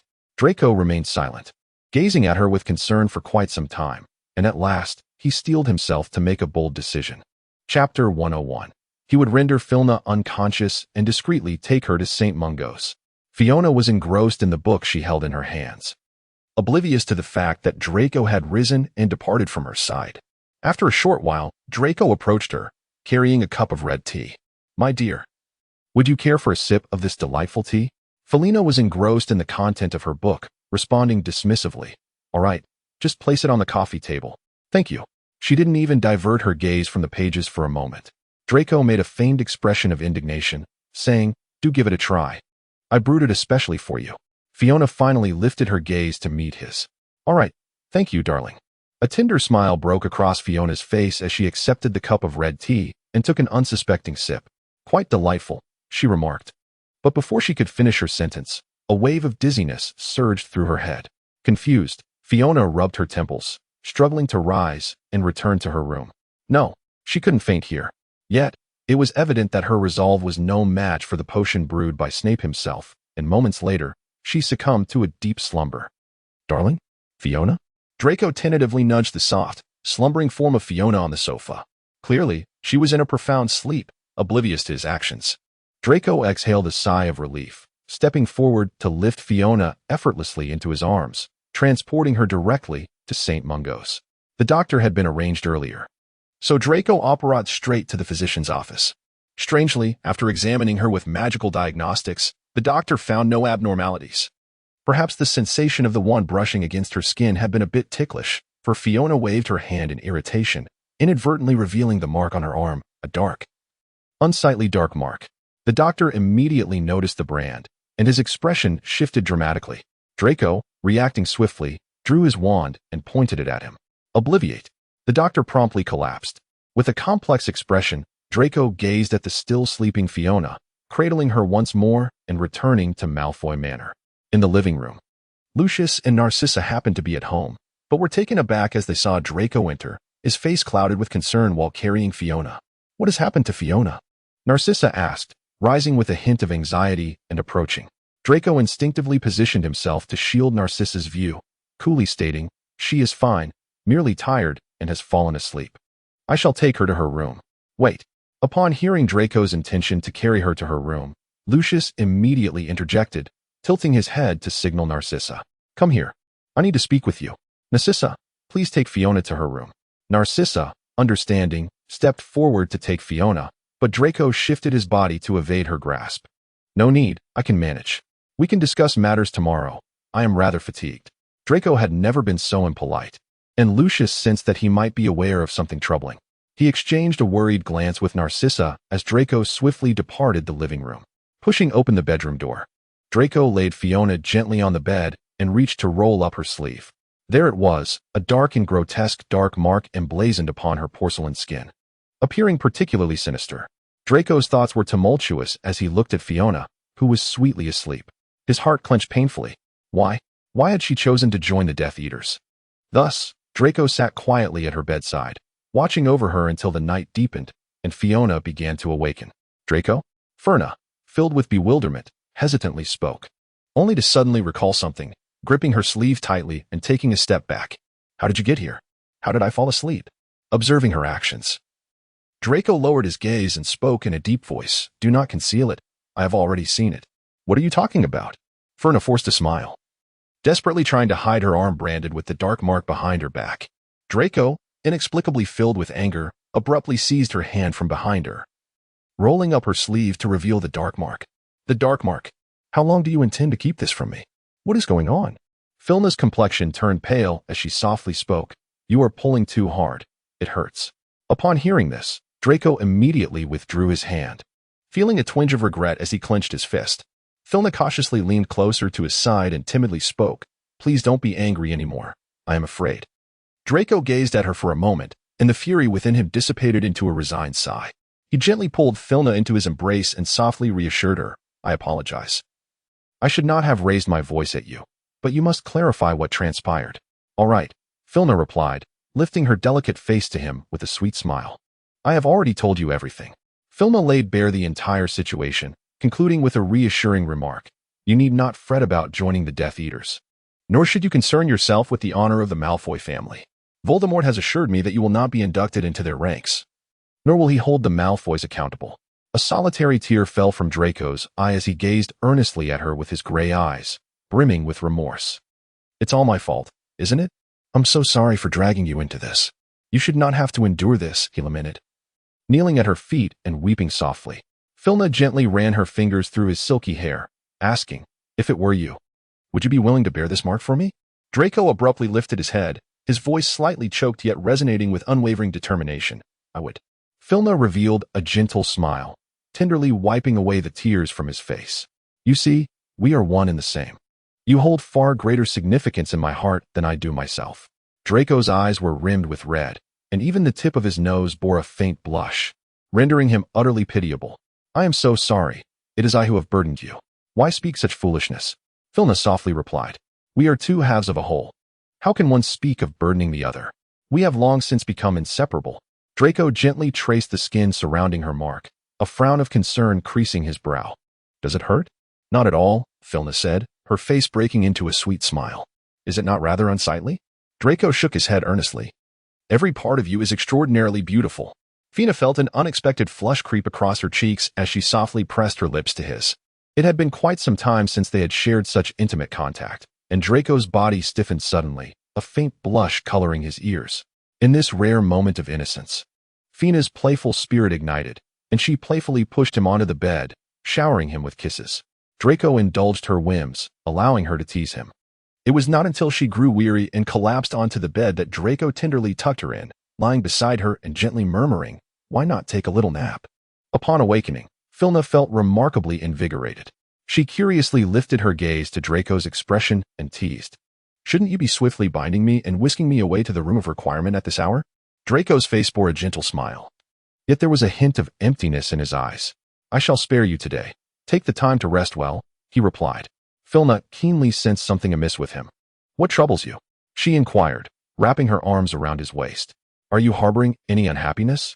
Draco concealed the deeper nuances of his expression, a smile growing more profound. Not at all, just go to sleep. Filna nestled against his chest, her voice soft and pleading. Please tell me what troubles you. I am deeply concerned for you. Can you share it with me?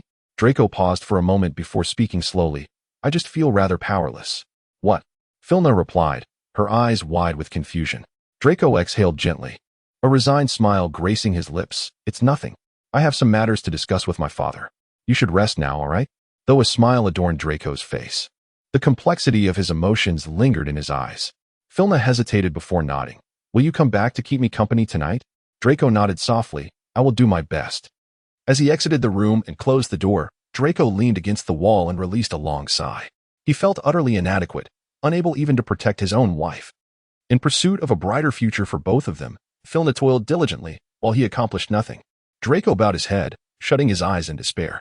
Lucius ascended the stairs and immediately spotted Draco slumped against the wall, his demeanor one of utter dejection. What is the matter? Lucius approached him, furrowing his brow, and lowered his voice sternly. Did you have a quarrel with Filna? Draco raised his gaze to meet his father's, a wry smile tugging at the corners of his lips. No. Sensing his son's troubled emotions, Lucius insisted in a softer tone, come with me. With that, he turned and headed toward the study. Draco followed suit. The two engaged in conversation for the entirety of the evening, and when Draco finally emerged from the study, his face was once again illuminated by a warm smile. He joyfully entered Filna's bedroom, closing the door behind him. Meanwhile, poor Lucius remained in the study, the lights illuminating the room throughout the night. From that day forward, Draco often spent entire days alone in the study, and despite Filna's numerous inquiries, he offered nothing but a smile to brush off her concerns. Fina had thought that after such a prolonged period of distance, there would be no reason to avoid Draco anymore, and that he would be delighted to move in with her. However, despite her numerous subtle and overt hints, Draco remained oblivious, consistently finding excuses to reject her advances. Fina began to empathize with Draco's earlier feelings of frustration. After several attempts, she started to seriously contemplate whether their relationship had entered a phase of monotony. Recently, Draco had taken to sleeping separately, rising early each morning to retreat to his study, where he would have breakfast alone. The The only time they saw each other throughout the day was during dinner, after which he would promptly return to his study. Fina found it increasingly difficult to find a moment to speak with him, let alone enjoy each other's company. Each time she attempted to approach him, he would swiftly create distance between them, only offering a few soothing words once he was certain she could not reach him. After enduring this for some time, Fina could no longer contain her feelings. One morning, she awoke early and confronted Draco in their bedroom. Chapter 103. Draco had just awakened, still in a dazed state as he prepared to wash up, when Fina suddenly appeared before him. With a serious expression, she stood there, causing Draco to momentarily pause, his gaze gradually sharpening with clarity. "What is it, my dear?" he asked, his voice as gentle as ever. Yet, Fina's eyes filled with tears, and despite biting her lip, she remained silent, gazing at him with a look of profound hurt. Feeling a sharp pang in his heart, Draco anxiously enveloped her in his arms, leaning closer to whisper softly in her ear, "What troubles you, my dear? Have you been wronged? Is someone bothering you?" As tears cascaded down Filna's cheeks, her eyes brimmed with warmth, and her exquisite lips curved downwards in an expression of utter sorrow. "My dear, what troubles you? Please, confide in me," Draco implored, frantically dabbing at her tears, his heart aching as if it might shatter under the weight of her sorrow. Finally, Filna mustered the courage to speak, her once gentle voice trembling slightly, imbued with an overwhelming sense of grievance. "Why have you been ignoring me lately?" Draco paused momentarily, a warm smile involuntarily gracing his face. "I have been preoccupied with certain matters recently, and thus I have neglected you." "I am truly sorry, my dear." Having broken the silence, the subsequent words flowed more easily. Filna nestled in his embrace, recounting his recent indifference. "I have scarcely had the chance to see you. Even when I wish to converse, opportunities elude me. The only time I catch a glimpse of you is during dinner, yet you hardly pay me any attention, appearing utterly exhausted. At night, you do not share your bed with me. When I expressed a desire to move in with you, you feigned ignorance and shifted the topic.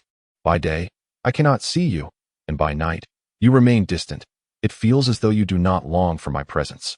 In the past, you would come to find me for tender moments of affection, yet now you deny me even the slightest touch, often going out of your way to avoid my reach." Felina's anger intensified as tears welled in her deep blue eyes. "If you no longer care for me, just say it. I won't cling to you," she declared, turning to leave. Draco swiftly reached out and embraced her, pleading, "Please don't go, my love. I am sorry, I was wrong. I still love you. Allow me to explain." His voice was laden with urgency and anxiety, as if fearing she might truly depart. Felina, suppressing a smirk, turned her head to regard him with a haughty gaze. "Very well, I shall reluctantly grant you one chance. Explain yourself." The glimmer of joy in Filna's eyes was unmistakable to Draco. He let out a gentle sigh, his tone becoming noticeably lighter. "I apologize, my dear, for having overlooked you during this time. I've been preoccupied with family affairs in the study, leaving me scarcely any time to spend with you. I assure you, this will not happen again. Will you grant me another chance?" Filna gently tapped his chest, feigning annoyance as she remarked, "It's not that I don't understand you. I simply wish you could spend some time with me when you're free." Draco momentarily froze, his body stiffening, before casually taking her small hand and placing a tender kiss upon it, his tone softening as he replied, "All right, I promise." Although Draco concealed his feelings well, Filna perceptibly caught the fleeting stiffness in his actions. "What's wrong?" Filna furrowed her brow. "Did I hurt you?" She stepped forward, intending to tug at his shirt. Draco, flustered, took a step back, exclaiming, "No, no." His gaze darted away, his voice betraying his unease. Sensing something amiss, Filna's tone turned serious. "Show me." Draco quickly composed himself, flashing a charming smile as he tilted her chin and teasingly whispered, "What's the matter? Do you miss me? So eager?" However, Fina was not swayed by his words. She suddenly reached out and tore open his clothing, revealing a large expanse of bruised human skin on his chest. Filna's gaze suddenly turned icy. "What happened?" she coldly inquired, fixing her eyes on the bruise on his chest. Draco managed a wry smile. "It was an accident during training." "What kind of training?" Filna lifted her chin to scrutinize him further.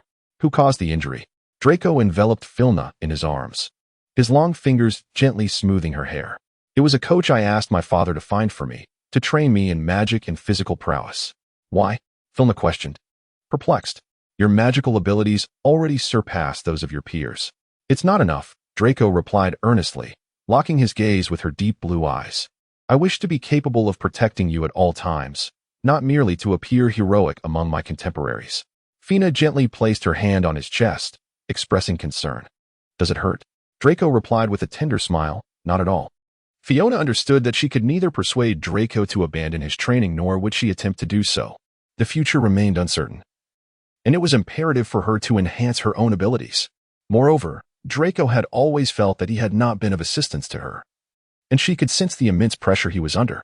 Now that he had discovered a means to alleviate that pressure, it was indeed a positive development. However, there was a caveat. Fina gently touched the bruise on his chest, her eyes shimmering with unshed tears. It must hurt terribly. Draco could tell from Fina's expression that she was genuinely concerned. He raised his hand and gently pinched her cheek, speaking earnestly. It truly doesn't hurt anymore. My godfather provided me with numerous potions. This injury may appear frightening, but in reality, it is hardly felt.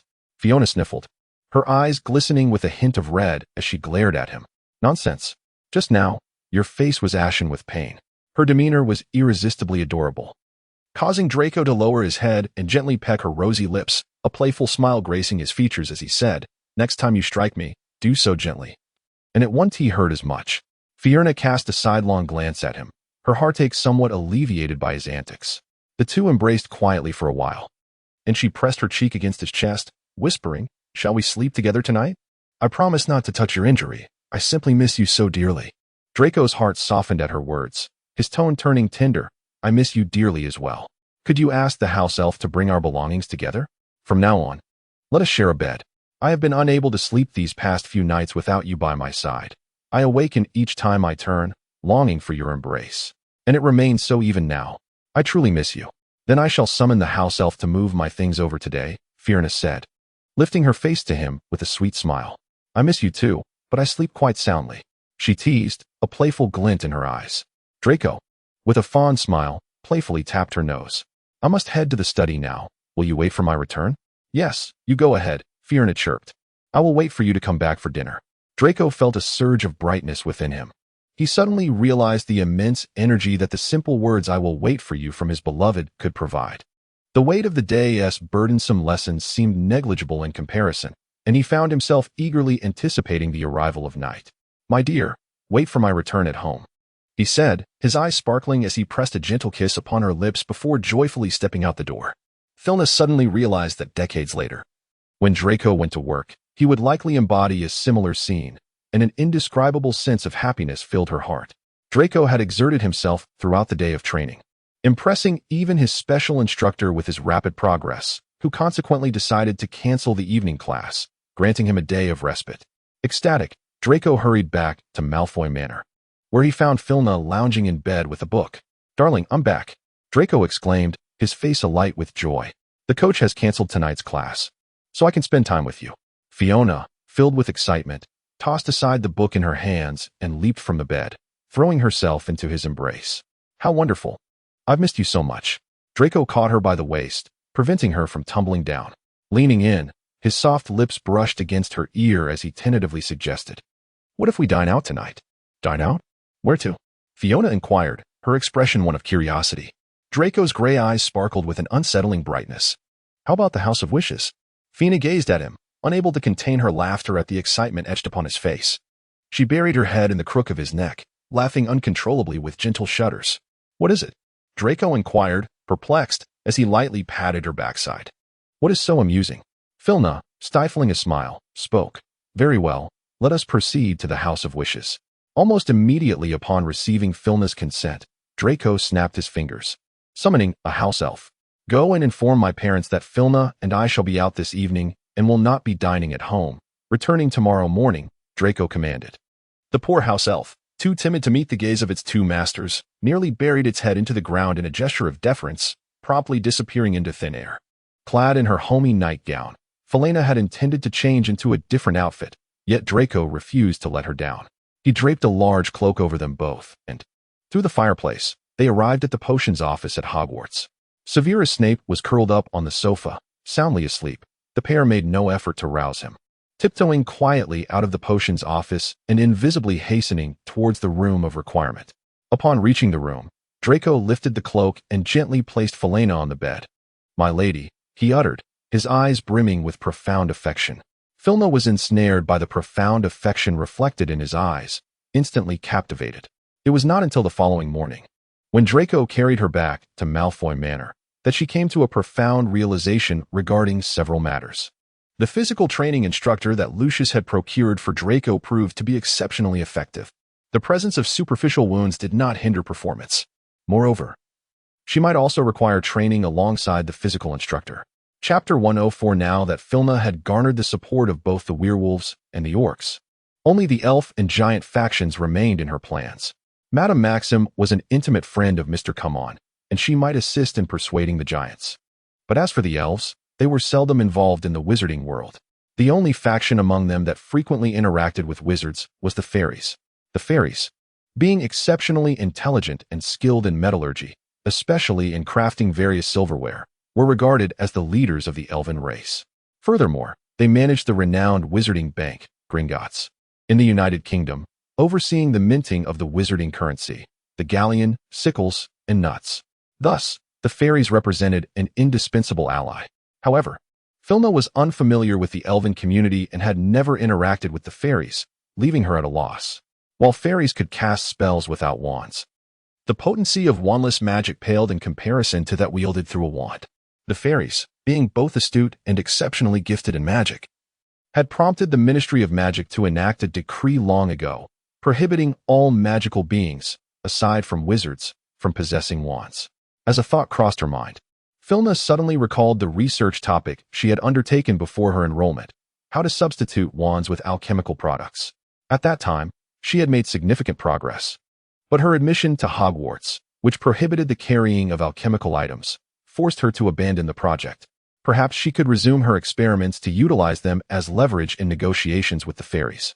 The alchemical materials were all at the Carmen estate. Perhaps a visit home was in order. Early in the morning, Draco had already retreated to his study. Filna summoned a house elf to casually inform him of her whereabouts to alleviate any concerns he might have, and then she promptly returned to the Carmen estate via the fireplace.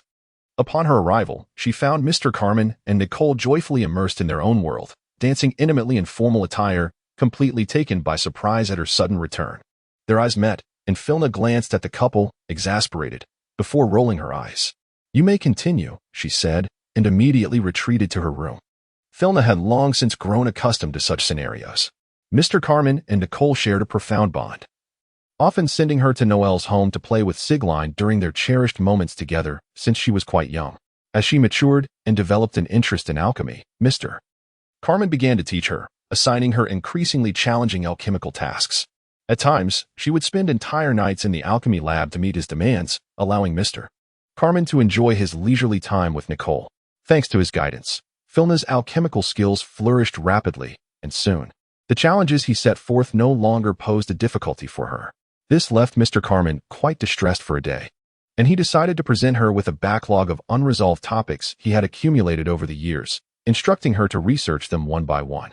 This was a clever strategy. To this day, Filna had yet to unravel all the tasks, including the challenge of using alchemical products as substitutes for wands. As she observed Filna's swift departure, Nicole felt a twinge of guilt. Were they being too excessive? Leaning her head on Mr. Carmen's shoulder, she spoke softly. "Children must undergo trials. Shall we change to a new waltz?" Mr. Carmen waved his wand, and in an instant, the music shifted dramatically.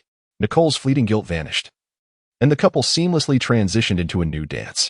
In the alchemy room, Filna drew out a sheet of parchment and began composing a letter detailing her need for Madame Maxim to assist in negotiations with the giants. She then summoned the house elf, Lily, who had returned to the Carmen estate since her holiday began. "Lily, please deliver this letter to my father," Filna instructed. "It is of utmost importance that he reads it today or tomorrow and responds to me." Fina, ever considerate, granted them the solitude they required. After procuring the necessary alchemical materials, she swiftly vanished, choosing not to disturb the two individuals in the parlor. Upon her return to Malfoy Manor, Fina immersed herself in the alchemical chamber, not emerging until midnight, when she finally took a moment to massage her aching neck before heading to her bedroom. Having neglected this project for far too long, she meticulously retraced her entire research approach and was poised to commence her studies in earnest the following day. Dragging her weary body back to her quarters, she found it peculiar that Draco was not there. It was already midnight, and Draco had never returned this late. Summoning a house elf, she inquired, "Where has Draco gone?" "The young master has gone to Carmen Manor," the house elf replied with a respectful bow. "To see me?" Fina suddenly recalled that upon her return, she had not informed anyone of her whereabouts, having dived straight into the alchemical chamber. Promptly, she sprang to her feet and hurried outside, only to encounter Draco emerging from the fireplace in the parlor. Chapter 105. The moment Draco laid eyes on Fina, he momentarily froze before striding to her side and enveloping her in a tight embrace, his voice tinged with distress. "I thought you no longer wanted me." "How could that be?" Fina's heart softened. "You went to Carmen Manor?" "Yes," Draco replied, his tone subdued. "I had a late class today, and when I returned, I didn't see you. The house elf mentioned you had gone to Carmen Manor, and I feared you were upset." Filna felt a mixture of pain and amusement. "I returned quite some time ago, but I was so engrossed in the alchemy chamber that I forgot to mention it." "I apologize, my dear. What matters is that you have not forsaken me." Draco's voice, soft and weary, nestled against her neck. "I am so very tired." Fiona gently brushed his hair and spoke tenderly. "Shall we return to sleep?" Draco obediently nodded. Earlier, Fiona had speculated that the Black family might possess a Horcrux.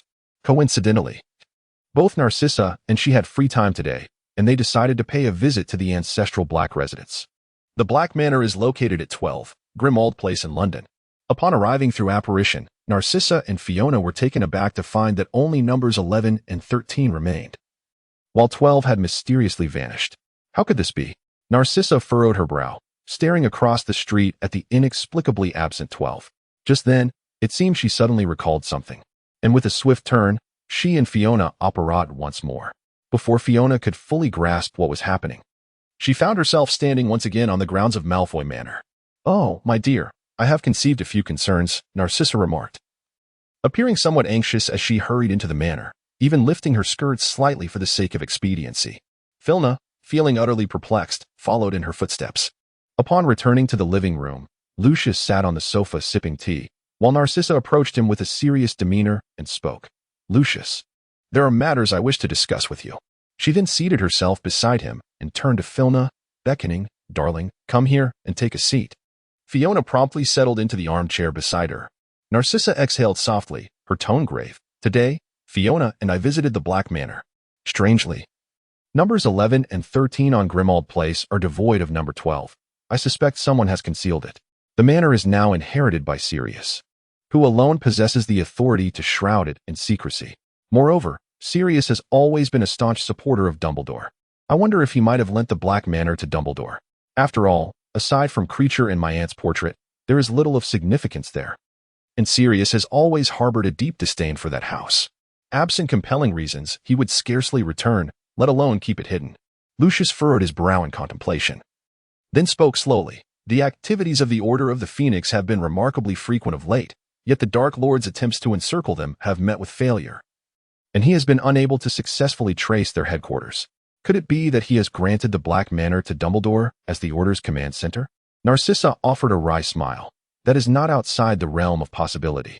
Sirius has always been a devoted supporter of Dumbledore, and if that is indeed the case, I cannot ascertain whether there might be Horcruxes within the Black Manor." Fiona furrowed her brow in contemplation, and for a moment, the atmosphere grew still. After a while, she finally spoke. "Aunt Narcissa, who is the creature you just mentioned?" Narcissa began to elucidate. "He is the house elf of the Black family estate, and he must be quite elderly by now.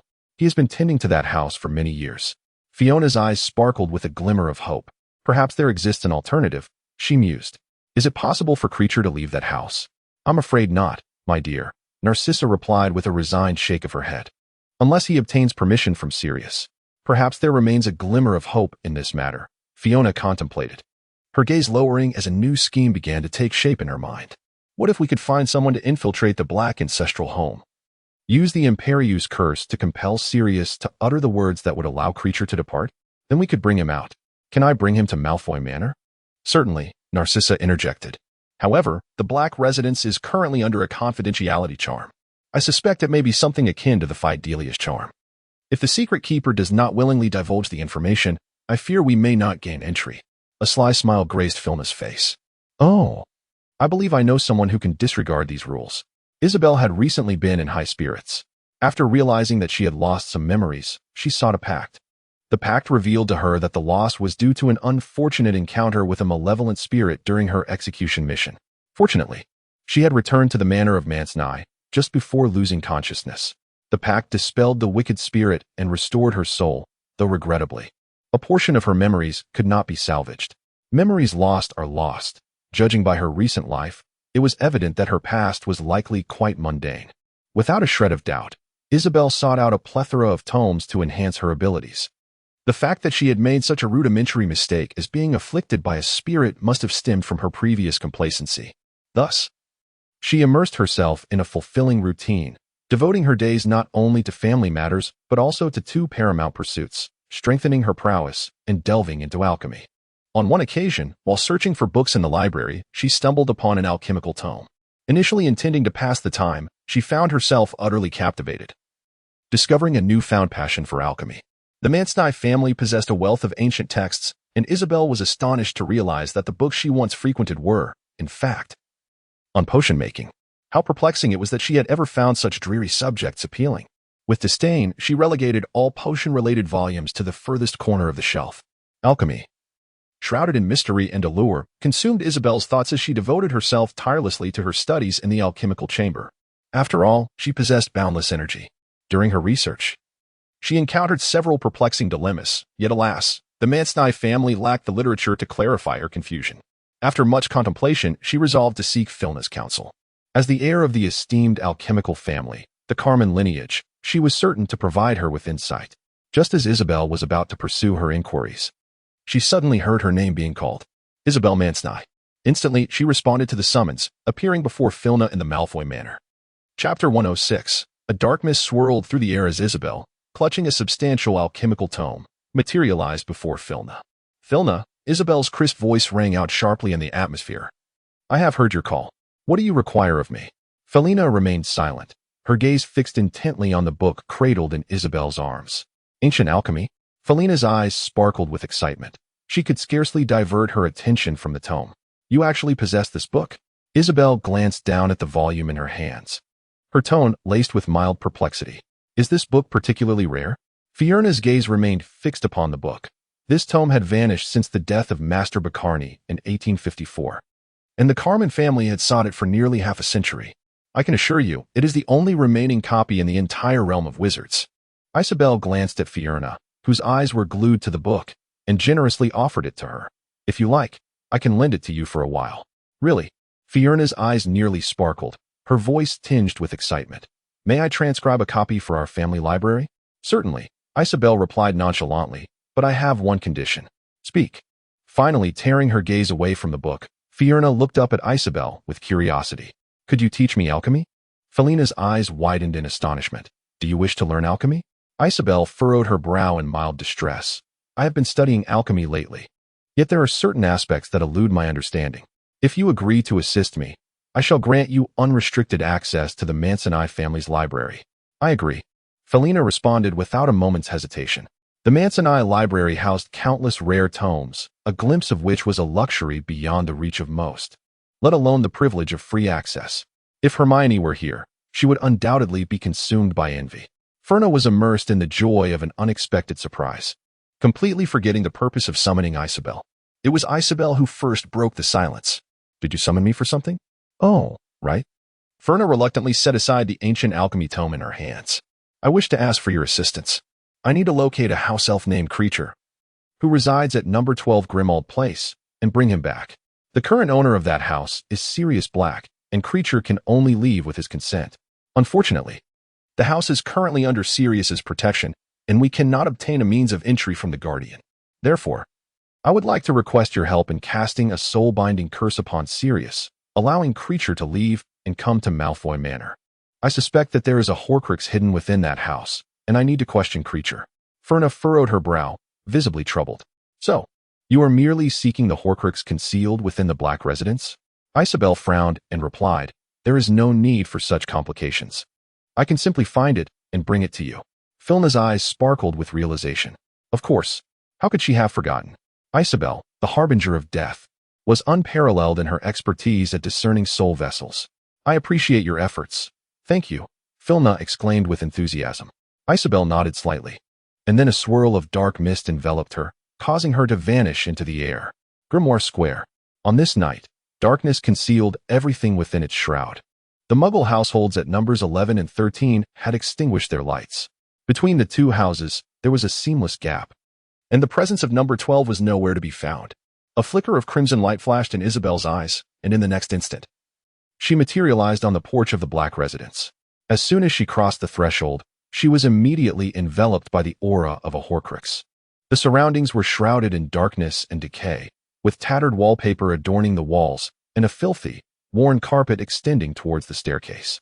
Stealthily, Isabel advanced further inside, where at the end of the porch stood a staircase adorned with a large portrait. As if sensing her gaze, Madame Walburga opened her eyes wide in fury, ready to scream, but upon seeing Isabel, she froze, maintaining a ludicrous expression akin to that of a Muggle painting, paralyzed into silence. Isabel paid her no mind, focusing intently on the Horcrux. In a room at the end of the first floor, a cluster of vibrant souls gathered around a long table. Most of them were familiar to Isabel, former students of Gryffindor. At the center of the table sat Dumbledore, while a wizard beside him spoke in hushed tones. Isabel had never encountered this man before. His black hair curled slightly, neatly framing his pale face. The shadows under his eyes and his weary demeanor suggested he had not rested in quite some time. Clad in an immaculate black robe, he exuded an air of sternness and gravity. Isabel found him dull and shifted her gaze. After a thorough scan, she confirmed the absence of any Horcruxes and promptly departed. Isabel searched methodically through the first, second, and third floors, ascending to the fifth, yet found no trace of the Horcrux. A slight furrow formed on her brow, for she was certain she had sensed its presence upon entering. Moreover, she had not spotted the little elf that Filch had mentioned. Reappearing in the first-floor porch, she noticed a small entrance to a basement at the far end. Quietly, Isabel slipped inside. It appeared to be a kitchen, surrounded by rough stone walls, with a fireplace at the far end and a multitude of chairs surrounding a massive dining table. As she took a few steps forward, she suddenly sensed a trace of the Horcrux beneath the sink in the cupboard. Bending slightly, she discovered a filthy hole beneath the sink, where a ragged old elf was nestled. This must be Creature, the elf Filch had referred to. Beside him, a pendant box emitted a dark green glow. This was it. Isabel swiftly seized the pendant box, vanishing from number 12 Grimmauld Place. Creature rubbed his eyes, incredulously pawing at the grimy carpet before him, baffled as to why the pendant box had silently vanished from sight. After acquiring the pendant box, Isabel departed, entirely unaware of the chaos that erupted in Grimmauld Place following her exit. Creature's frenzied screams awakened Madame Walburga, leading to a cacophony that interrupted the meeting of the Order of the Phoenix. Sirius, infuriated, kicked Creature to the opposite side of the room, demanding silence, but Creature, resolute in his defiance, continued to scream while banging his head against the wall. Sirius was nearly driven to madness, ready to kick Creature again, but Dumbledore restrained him. House elves do not become agitated without cause. He bent down kindly to inquire about Creature's outburst, but the elf paid him no heed, his cries rousing Harry, Ron, Hermione, Ginny, and the Weasley twins from their upstairs slumber. After several unsuccessful attempts to quell the noise, Dumbledore instructed Sirius to cast a silencing charm on Creature, allowing the members of the Order to resume their meeting. The following morning, the Malfoy family was seated on the sofa, sipping tea and reading the news. Narcissa and Lucius lounged on the long sofa, while Filch sat beside Narcissa in an armchair, and Draco had already retreated to the study. Suddenly, a ripple in the air heralded Isabel's arrival beside Filch, where she softly uttered, "Filch." The three individuals on the sofa were taken aback. Lucius's hand trembled, causing tea to spill from his cup. Isabel, undistracted by the flustered Lucius and Narcissa, produced the locket box and presented it before Filna. "This is the Horcrux you sought." The moment the locket box appeared, the ring on Filna's hand began to vibrate violently. Filna received the pendant box with her ring-adorned hand, offering a gentle smile as she spoke. "Thank you." Chapter 107. When will you have time? Isabel replied coolly. "Alchemy." S eyes sparkled slightly. "I have recently been researching a new product. Why don't we collaborate?" A hint of excitement finally emerged in his voice, her tone becoming somewhat lighter. "Very well, I shall come to find you tomorrow." With that, she vanished into thin air, leaving and exchanging glances. Perhaps the security measures at the estate ought to be reinforced? Certainly had diligently clarified its identity. The ensuing holiday swiftly passed amidst the alchemical experiments conducted by Ant. Fortunately, Before the commencement of the school term, the duo successfully crafted an alchemical wand. Their collaborative efforts deepened their bond, with even bestowing numerous family tomes upon. Additionally, news arrived from Mr. that Madame had agreed to negotiate with the giants on her behalf, while maintaining confidentiality. She merely required the family to provide her with some minor alchemical protective gear in exchange. Strangely, Voldemort had summoned very infrequently and had never assigned her any tasks, and attended nearly every meeting, yet Voldemort had never mentioned. Time passed relentlessly. Finally, the 1st of September arrived once more, and hurriedly packed their belongings to board the Hogwarts Express.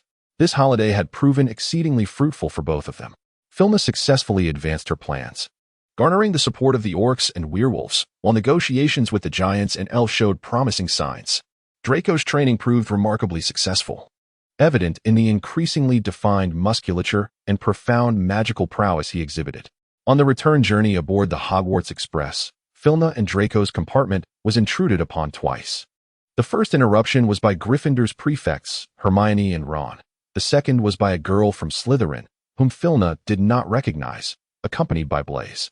It was apparent that the girl harbored considerable animosity towards Filna, who for the first time realized that a person could maintain a steady glare for several seconds without blinking. Of course, she suspected that the reason for the girl's eventual reprieve was Draco's growing impatience, as he urged them to leave.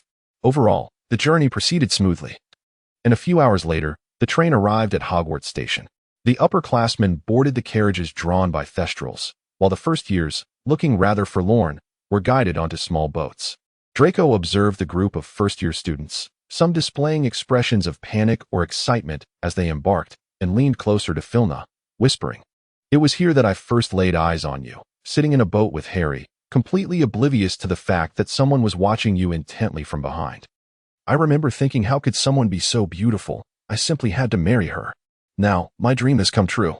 Feeling the tenderness in his voice, Filna couldn't help but break into a radiant smile. "What a coincidence. That is also my dream. It seems we are both destined to see our dreams realized."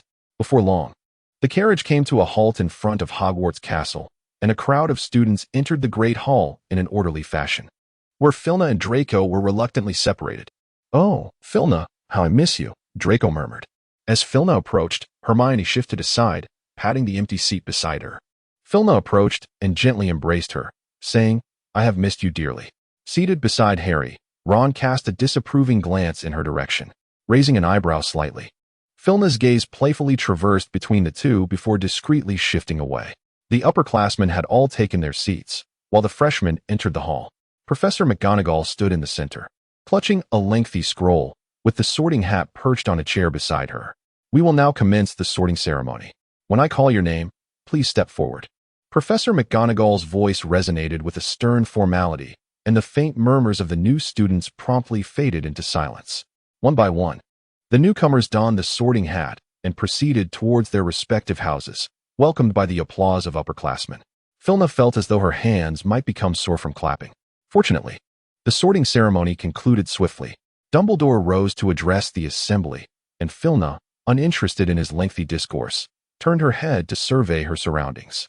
A new figure clad entirely in a pink dress had joined the faculty, and as Filna's gaze swept past, it fortuitously collided with the newcomer S. Fiona was momentarily taken aback, managing to coax a faint smile as the woman clad entirely in pink from the faculty table returned her gesture with a saccharine grin.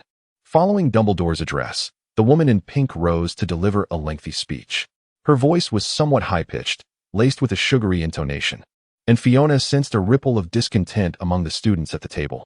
It appeared that the newly appointed Defense Against the Dark Arts professor, Umbridge, was not particularly favored, with the Gryffindor table buzzing with discussions centering on her affected voice and garish pink attire.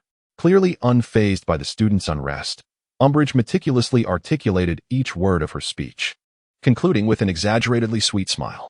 Fortunately, as she finished, Dumbledore promptly announced the commencement of the meal, and the famished students were instantly greeted with an array of delectable and sumptuous dishes adorning the table.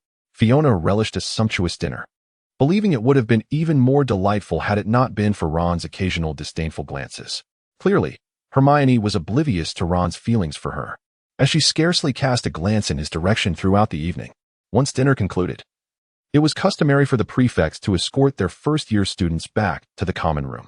Consequently, Hermione and Ron hastily consumed a few bites before promptly organizing the restless first-year lions and leading them away. Fina and Draco returned hand in hand to the room of requirement. "Oh, how fortunate I am to have declined the proposal of becoming the prefect," Draco mused contentedly as he embraced Fina while lying on the bed. "Otherwise, I would surely find myself, much like Blaise, suppressing my temper whilst escorting a gaggle of first-years back to the common room." You truly ought to have witnessed the expression on Blaise's face as he led his group away, Draco remarked with a hint of schadenfreude. He will undoubtedly be troubled by this for quite some time. Fiona comfortably nestled in his embrace, squinting her eyes. Managing the newcomers is quite a hassle. Even Hermione has become surprisingly irritable. Fortunately, it seems Dumbledore has no intention of promoting me. Oddly enough, he has also refrained from appointing Harry as head boy. Chapter 108 Draco scoffed disdainfully. He must be concerned that if Potter were to become head boy, he would lack the time to execute his plans. That old bee is certainly calculating with great fervor. Ferna nuzzled wearily against his chest and softly murmured, "I am tired." Draco lowered his head and gently pressed his lips to hers, the disdainful expression fading away to be replaced by a tender smile, his tone now gentle as he suggested, "Shall we wash up and retire for the night?" Fina, with a touch of petulance, extended her hand, her red lips slightly pouting as she playfully exclaimed, "Then carry me." "Very well," Draco replied, bending down to lift her. Fina, taking advantage of the moment, wrapped her arms around his neck. The proximity between them intensified abruptly, and Draco, losing his grip, caused them both to tumble back onto the bed. "Oh dear, my hands have gone weak. I lack strength," he teased, playfully pressing himself against her. Leaning down, he gently pecked her lips, murmuring softly, "Shall we postpone our outing for a bit?" With the onset of the new school term, burdened with a heavy academic load, Fina and Draco had scarcely indulged in a leisurely morning throughout the entire holiday, making early rising for classes a trivial matter. Yet, for the majority of students, the early hours remained a torment. Many at the Gryffindor table struggled to fully awaken. The new semester's timetable was distributed across the dining table, and Fina was astonished to discover that their first lesson was defense against the dark arts, taught by that peculiar woman, Umbridge, whom they had encountered the previous day. It was evident that her classmates, upon receiving the schedule, were reminded of the entirely pink-clad figure, and Fina perceived a look of distaste mirrored on several faces around her. Fiona's gaze swept across the professor's desk, noting Umbridge's absence. The space beside Dumbledore remained conspicuously unoccupied. During her self-introduction yesterday, Umbridge had declared herself an official from the Ministry of Magic, indicating a clear discord between the Ministry's stance and Dumbledore's perspective. While Dumbledore sought to announce the return of Voldemort to the entire school, the Ministry was still engaged in self-deception, attempting to obscure the truth. Thus, Umbridge's appointment as the Defense Against the Dark Arts professor at Hogwarts was far more than a mere teaching role. It seemed Dumbledore might have a considerable headache on his hands. This situation, however, presented an opportunity for Fiona. The more preoccupied Dumbledore became with pressing matters, the greater her chances of expanding her own influence. As breakfast quickly drew to a close, students began to disperse from the hall, making their way to their first classes. Hermione and Fiona arrived at the Defense Against the Dark Arts classroom, where only a few students had gathered. Yet, Umbridge was already there, appearing to have awaited their arrival for quite some time. Upon the entrance of the two, Umbridge glanced back, but remained silent. Hermione cautiously averted her gaze from Umbridge, choosing a seat where she promptly opened her textbook to study. In contrast, Fiona lifted her eyes to Umbridge, offering a polite smile, which elicited an immediate, albeit syrupy, smile in return. As more students filled the room, Umbridge counted them to ensure all were present before sweetly addressing the class. "Welcome to this semester's Defense Against the Dark Arts course. I shall be your professor for the term. I have 2 requests that I hope you will adhere to diligently. First, there will be no practical exercises in my class, so I do not wish to see any wands drawn. You are only required to bring your textbooks and quills to record theoretical knowledge. Second, there shall be no whispering, sleeping, horseplay, truancy, or requests for leave during my class. Any student who violates these rules will receive an F for the final exam and will face appropriate disciplinary measures." Umbridge's eyes scanned the orderly students seated in silence, and she smiled sweetly in satisfaction. "Now let us commence. Please turn to page 3 and copy the text from paragraph 1 to 215 onto parchment, to be submitted before class ends." Umbridge settled into a pink chair at the side of the podium, leisurely sipping from a pink cup placed before her. Let us begin. A soft rustling sound echoed through the air as textbooks were flipped open. Felena noticed a reluctance etched on the faces of her classmates. Yet it was evident that none dared to oppose a professor who might fail them for merely contradicting her. Gradually, students in the back rows began to whisper to one another, masked by the sound of turning pages. Umbridge abruptly turned to them, her voice sharp and piercing. I do not wish to hear any sounds in this classroom other than the turning of pages. The two students promptly fell silent, bowing their heads to resume their writing. The entire lesson on the defense against the dark arts passed in a symphony of quills scratching against parchment. It was only after Umbridge exited the classroom that a chorus of complaints erupted. "Oh dear, my hand feels like it's going to cramp," exclaimed a Gryffindor girl, dramatically shaking her stiff wrist. She resembled a pink toad. A Gryffindor boy grimaced in distaste. Fiona and Hermione rubbed their aching wrists together, choosing not to engage in the ongoing conversation. The second class was potions, and the two quickly packed their bags and made their way to the potions classroom. As usual, it was dark and damp, causing Fiona to shiver from the cold, pitifully rubbing her arms. Suddenly, a wave of warmth enveloped her, dispelling the chill. Surprised, Fiona looked up, only to meet Draco's gaze. Noticing her astonishment, Draco waved his wand and offered a reluctant smile. Did his lady even remember that she was a witch? The atmosphere in the potions classroom was as quiet as ever. After 4 years of experience, the Gryffindor students had learned to endure the lessons in silence. With a loud bang, Snape forcefully pushed the door open and strode in. He approached the podium and sternly regarded the neatly seated students below him. Before we commence today's lesson, I must remind you that next June, you will be sitting for an important examination. His gaze swept over the class, landing momentarily on Harry and Neville. Though there are indeed a few in this class, he remarked, of rather dull intellect, I still hope you will manage to barely pass the O.W.L.S. examination. Otherwise, he did not finish his thought. But it was clear that the students understood the implication, several Gryffindors nearby gasping in fear. Of course, after this year, many of you will no longer be able to attend my classes. I only select the most exceptional students for my N.E.W.T. potions class. Snape's eyes fell on Draco, who proudly smirked. This means that some of us will have to bid farewell. Snape's gaze shifted back to Harry. Harry stared defiantly at him, and Snape's lips twitched into a fleeting smile before returning to his usual expressionless demeanor. But before that, we must endure 1 more year. Therefore, regardless of whether you intend to take the N.E.W.T.S. exam, I advise you to focus on your studies and achieve a passing level in the O.W.L.S. examination. Now, for today's lesson, we will study the calming draft. Snape pointed his wand at the blackboard, and a multitude of words appeared, ingredients and preparation methods. Everything you require is in the storeroom. Submit your work before class ends. He waved his wand to open the storeroom, then turned back to them with a cold demeanor. Now begin. The students immediately rose from their seats to select potion ingredients from the storeroom. Draco seemed to be effortlessly adept at potion making, while Snape appeared unconcerned that his protege might cause an explosion in the cauldron, as he spent nearly the entire lesson standing beside Harry. If you were paying attention, Mr. Potter, a feigned smile graced Snape's face as he remarked, I believe I have made myself quite clear on the blackboard. Add moonstone powder, stir counterclockwise 3 times. Boil for 7 minutes, and then incorporate 2 drops of sneezewort syrup. Have you followed each step? Snape's gaze pierced through the gray smoke emanating from his cauldron. I forgot to add the sneezewort syrup, Harry mumbled, lowering his eyes. Snape straightened, his voice dripping with disdain. Then this repugnant concoction in your cauldron will prove utterly worthless. With a flick of his wand, Snape cleared Harry's cauldron in an instant. As the time came to an end, all students who had diligently adhered to the instructions presented their potions for bottling. Snape returned to the lectern with an air of indifference. After Snape departed, Neville, standing beside Harry, finally seemed to catch his breath, gasping in terror, beads of sweat forming on his forehead. What are we going to do, Harry? Our potion is gone. Neville's voice trembled, nearly breaking into tears.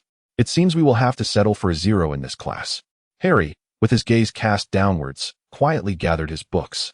Muttering softly, in the headmaster's office, Dumbledore stared at Harry in astonishment. No pain. You mean your scar hasn't hurt in quite some time? There was an uncharacteristic urgency in Dumbledore's tone as he fixated on Harry. Startled, Harry stammered, and no, it hasn't hurt for a long time. Why didn't you inform me sooner? Dumbledore's voice carried a hint of reproach. Harry looked at him in confusion and weakly replied, "Is it really that important? I thought it was a good thing that the scar didn't hurt." Dumbledore took a deep breath, repressing his emotions, and spoke with effort to maintain composure. "You may leave now, but should anything arise in the future, do remember to inform me." Harry nodded, feeling a twinge of guilt as he realized the gravity of the matter. After Harry's departure, Dumbledore turned his gaze to Fawkes, perched nearby, his expression contemplative. "Fawkes, what do you believe has caused Harry's scar to suddenly cease its reactions? Has Voldemort found a way to sever their connection? Or has the fragment of his soul within Harry vanished?" He gently stroked Fawkes' feathers, his tone serious. "I require your assistance with the task." Dumbledore whispered something to Fawkes, then leaned over his desk to find a piece of notepaper, inscribing 2 sentences before handing it to Fawkes, who instantly took flight. Dumbledore watched as Fawkes soared into the distance, a frown creasing his brow. "I hope she will agree to assist." In the alchemical chamber of Mansnaugh Manor, Isabel was engrossed in the new assignment that Filna had entrusted her with when a phoenix suddenly flew in through the window. Recognizing it as Fawkes, Dumbledore's phoenix, Isabel watched as he landed on the thick stack of alchemical documents beside her, shaking his feathers. "What brings you here?" Isabel was abruptly interrupted, her thoughts clouded with displeasure, and her countenance grew cold as she spoke in a composed tone. Fawkes emitted a loud call, discarding a note clutched in his talons onto Isabel's desk. She unfurled the note, which contained but 2 simple sentences. "Come to Hogwarts at once. Snape requires your assistance." Snape? Isabel searched her mind meticulously, and after some effort, she recalled that the individual summoned by the contract on that day bore this name, though his visage eluded her memory. She did not know him. Why should she extend her aid? With a flick of her wrist, Isabel crumpled the note and cast it into the crimson flames of the alchemical furnace, then resumed her perusal of the unfinished documents. Fawkes blinked at her, his head cocked in curiosity, as she coldly disposed of the paper in the fire, then let out a couple of calls. "If you do not depart soon, you shall be the next to be thrown into the furnace," Isabel stated without lifting her gaze. Fawkes took flight almost instantly. "Why has she not arrived?" Dumbledore inquired, astonished at Fawkes's solitary return. Fawkes responded with a sharp series of calls, prompting Dumbledore to furrow his brow. "She cast the note into the furnace? How could this be?" Dumbledore mused thoughtfully. "I must go personally." With that, he vanished from the headmaster's office. In the alchemical chamber of Mansnaugh Manor, Isabel had just begun to piece together her thoughts when she was interrupted once more by the house elf. "Fifi, mistress, Dumbledore is attempting to breach the defenses of Mansnaugh Manor." Isabel frowned in irritation. "Open all the defenses, let him come."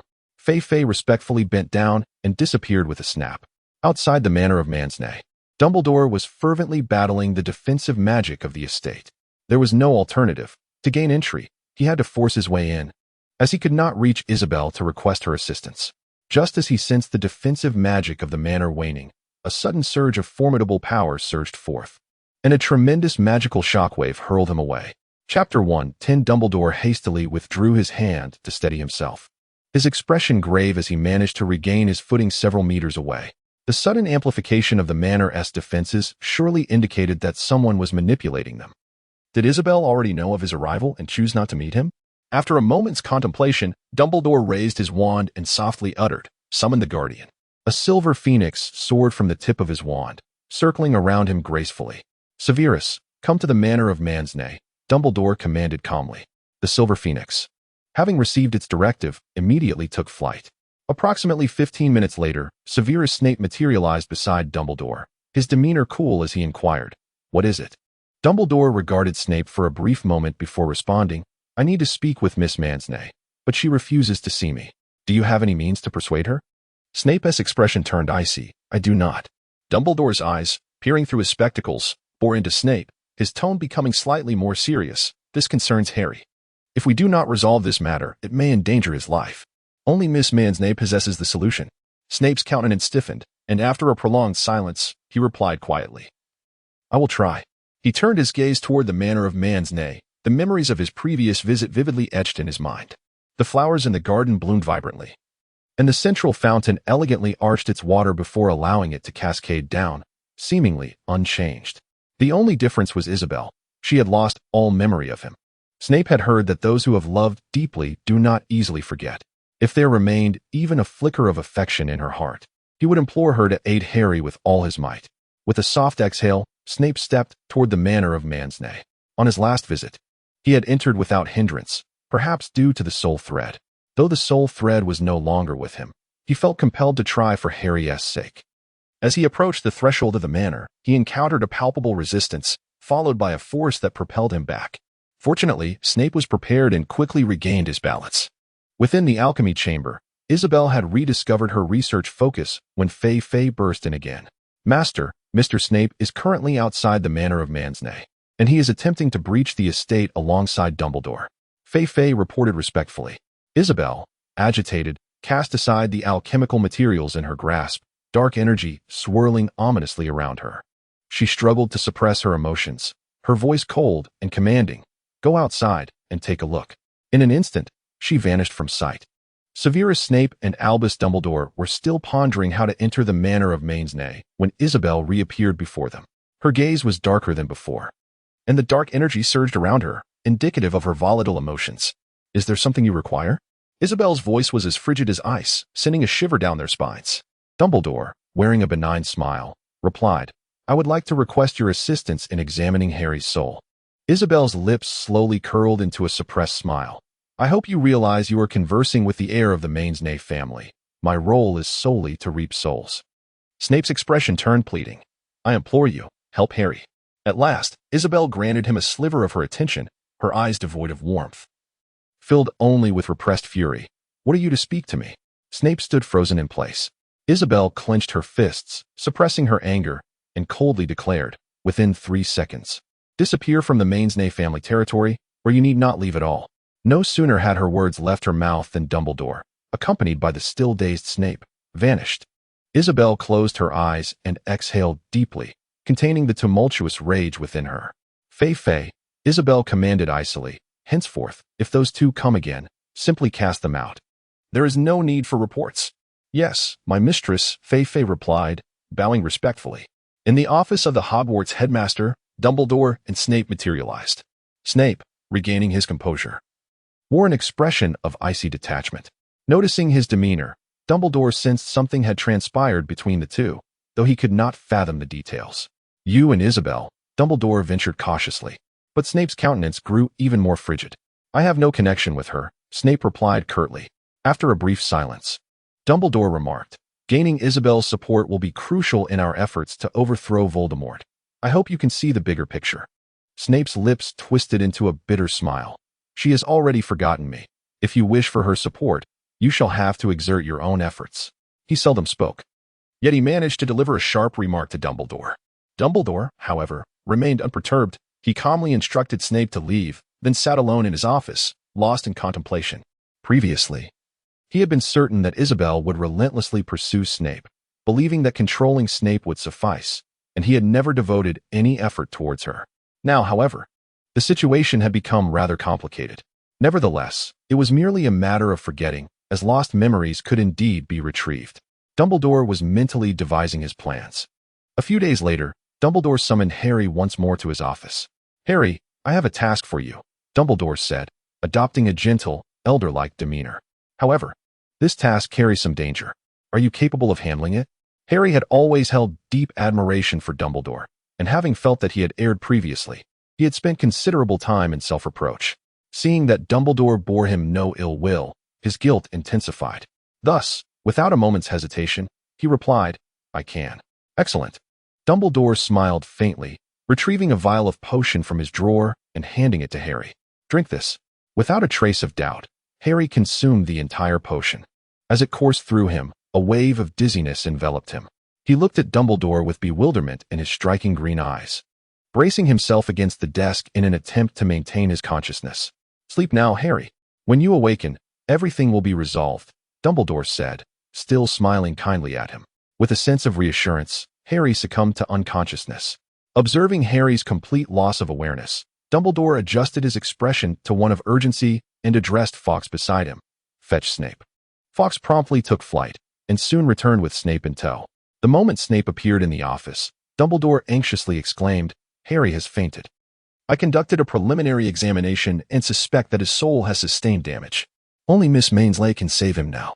Just days prior, Snape had been rebuffed at the Mainsley estate after explaining that Isabel had forgotten him, and Dumbledore had urged him to consider the greater good. Now, with Harry incapacitated due to a fractured soul, Snape found it difficult to dismiss the notion that Dumbledore might be implicated in this affair. Nonetheless, rescuing Harry remained paramount, prompting Snape to once again stand at the threshold of the Mainsley family estate. Almost the instant his feet touched the ground, he was whisked away by a disillusionment charm, only to find himself in an unfamiliar forest, unsteadily landing on the ground. Before him stood a house elf, the very same who had welcomed him during his previous visit to the Mainsley estate. "I apologize, Mr. Snape, but my master has instructed that if you appear at the Mainsley estate again, you shall be thrown out." Fei spoke coldly. Snape immediately displayed a pleading expression. "I am not seeking Isabel. I have urgent matters concerning the contract. Please allow me entry." Fei hesitated momentarily in contemplation and then said, "I shall report to the Lord of Contracts. Please wait here." "Thank you," Snape murmured, his thin lips barely moving. With a sharp crack, Fei vanished into the air. Moments later, she reappeared before Snape. "The Lord of Contracts has granted you permission to enter. I shall guide you."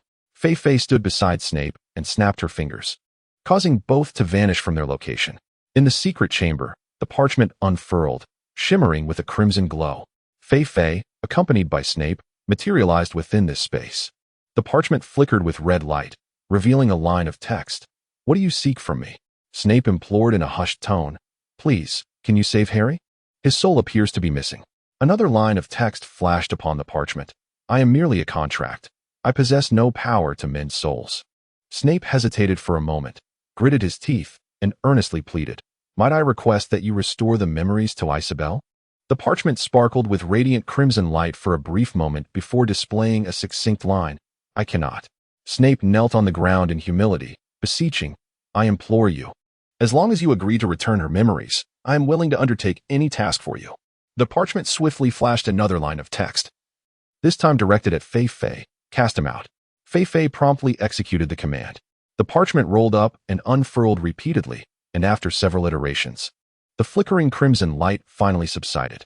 Severus Snape, who had been kneeling in supplication, suddenly found his surroundings shift, and upon regaining his senses, he discovered he had returned to the familiar forest. As soon as Snape opened his mouth, Fei coldly interrupted him. "The Lord of Contracts wishes not to see you again." Fei expressed her displeasure, stating, "Mainsley Manor does not welcome you. When the Master included you on the list of those permitted free entry, you had not graced us with your presence for decades. Yet now, in your time of need, you arrive almost daily." With a disdainful retort, Fei vanished from sight. Free entry? Snape stood there, stunned. Wasn't his previous access to Mainsley Manor granted by the Soul Thread? It was not until the deep of night that Snape, in a state of despair, returned to Hogwarts. After Fei's departure, he endeavored numerous times to discover a way into the manor of Mainsley. Regrettably, each attempt ended in failure. The image of Lily persistently flickered in his mind. He had failed to protect her in the past, and now he could not even safeguard her son. Snape, with faltering steps, returned to the potions office, his body hunched in agony as he sank into a chair. From the drawer beside him, he retrieved the sole photograph he possessed of Lily, a Muggle picture taken during her childhood. In the image, Lily beamed radiantly at him, and Snape pressed the photograph to his heart, tears cascading down his cheeks. "I am so sorry," he lamented, feeling utterly powerless. "I am so sorry, so sorry." After several weeks of lessons, Hogwarts finally welcomed its first holiday. Filna, bearing the meticulously crafted alchemical wand, ventured into the realm of the fairies. Within this enchanted territory, few fairies were present. The majority were dispersed throughout the wizarding world, diligently attending to their respective duties. Only a small contingent remained in the domain to engage in the creation of instruments, the minting of coins, and to await the summons of the Fairy King. As soon as Ferna made her appearance, she captured the attention of numerous fairies.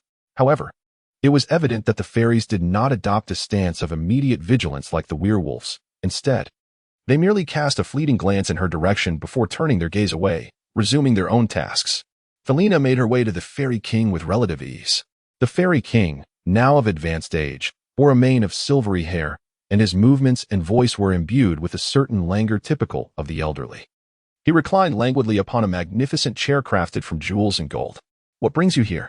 the Fairy King inquired, raising his gaze to Felina with an air of indifference. as if her presence was entirely expected, and her identity ignited no curiosity within him. "I am Felina Come On, the heir of the Come On family," she replied, gracefully curtsying. "I wish to propose a transaction with you." The Fairy King slowly shifted his gaze towards her, gesturing for her to continue. "I bring forth an item that could enhance the prosperity of the fairy clan," Felina said, a faint smile gracing her lips as she produced an alchemical wand from within her garments and extended it towards the Fairy King. The Fairy King did not accept the offering. Instead, he scrutinized the object in her hand with caution and inquired in a measured tone, "What is this?" "It is an alchemical wand," Felina responded calmly. As he had anticipated, the expression of the Fairy King hardened, and he straightened in his seat, now regarding her with utmost seriousness. "What did you say?" "This alchemical wand can replicate most of the functions of a traditional wand, allowing the casting of numerous spells that cannot be performed without a wand," Felina explained matter-of-factly. "With the exception of the 3 unforgivable curses, it can nearly entirely substitute for a conventional wand." The Fairy King narrowed his eyes, reclining back once more, feigning disinterest as he remarked, "Is that all?" The smile at the corner of Felina's lips deepened. "Perhaps you might try it first," she suggested, extending the alchemical wand in her hand towards him. The Fairy King regarded her intently before ultimately reaching for the wand she offered. The moment he grasped it, he sensed its formidable power. The magic within him was almost instantaneously harmonized, forming a coherent system. The reason fairies diverge from the magical systems of wizards lies in the chaotic accumulation of their innate magic, which does not organize itself into a structured form as it does in wizards. This disarray allows for a more effortless growth of their magical abilities compared to wizards, yet it also reveals significant drawbacks.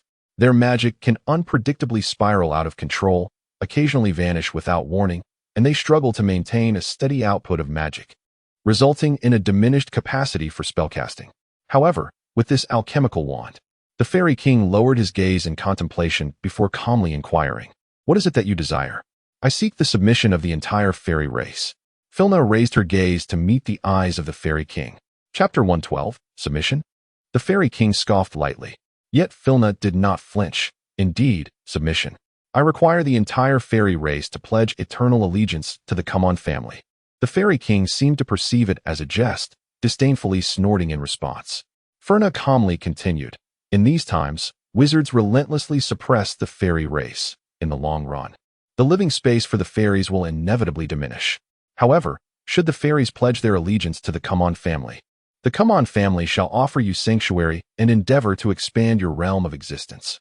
Moreover, as an alchemical lineage, the Come On family is capable of producing artifacts such as the alchemical wand that I present to you today, and in the future, there shall undoubtedly be others who will craft even more remarkable creations.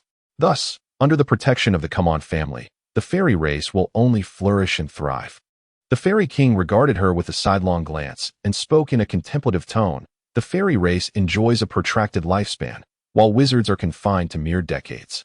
Furthermore, the esteemed families within the wizarding world often decline after a few centuries. In this light, our proposed bargain seems rather unbeneficial. The Come On family has endured for several centuries in prosperity, and as the sole alchemical family in the wizarding realm, I firmly believe that this prosperity will continue," Felina declared with pride.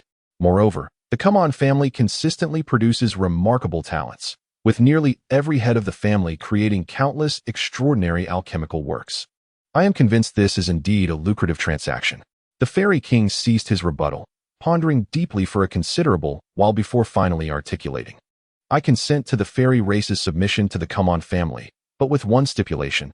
Should the Come On family falter in the future, the contract shall be rendered null and void."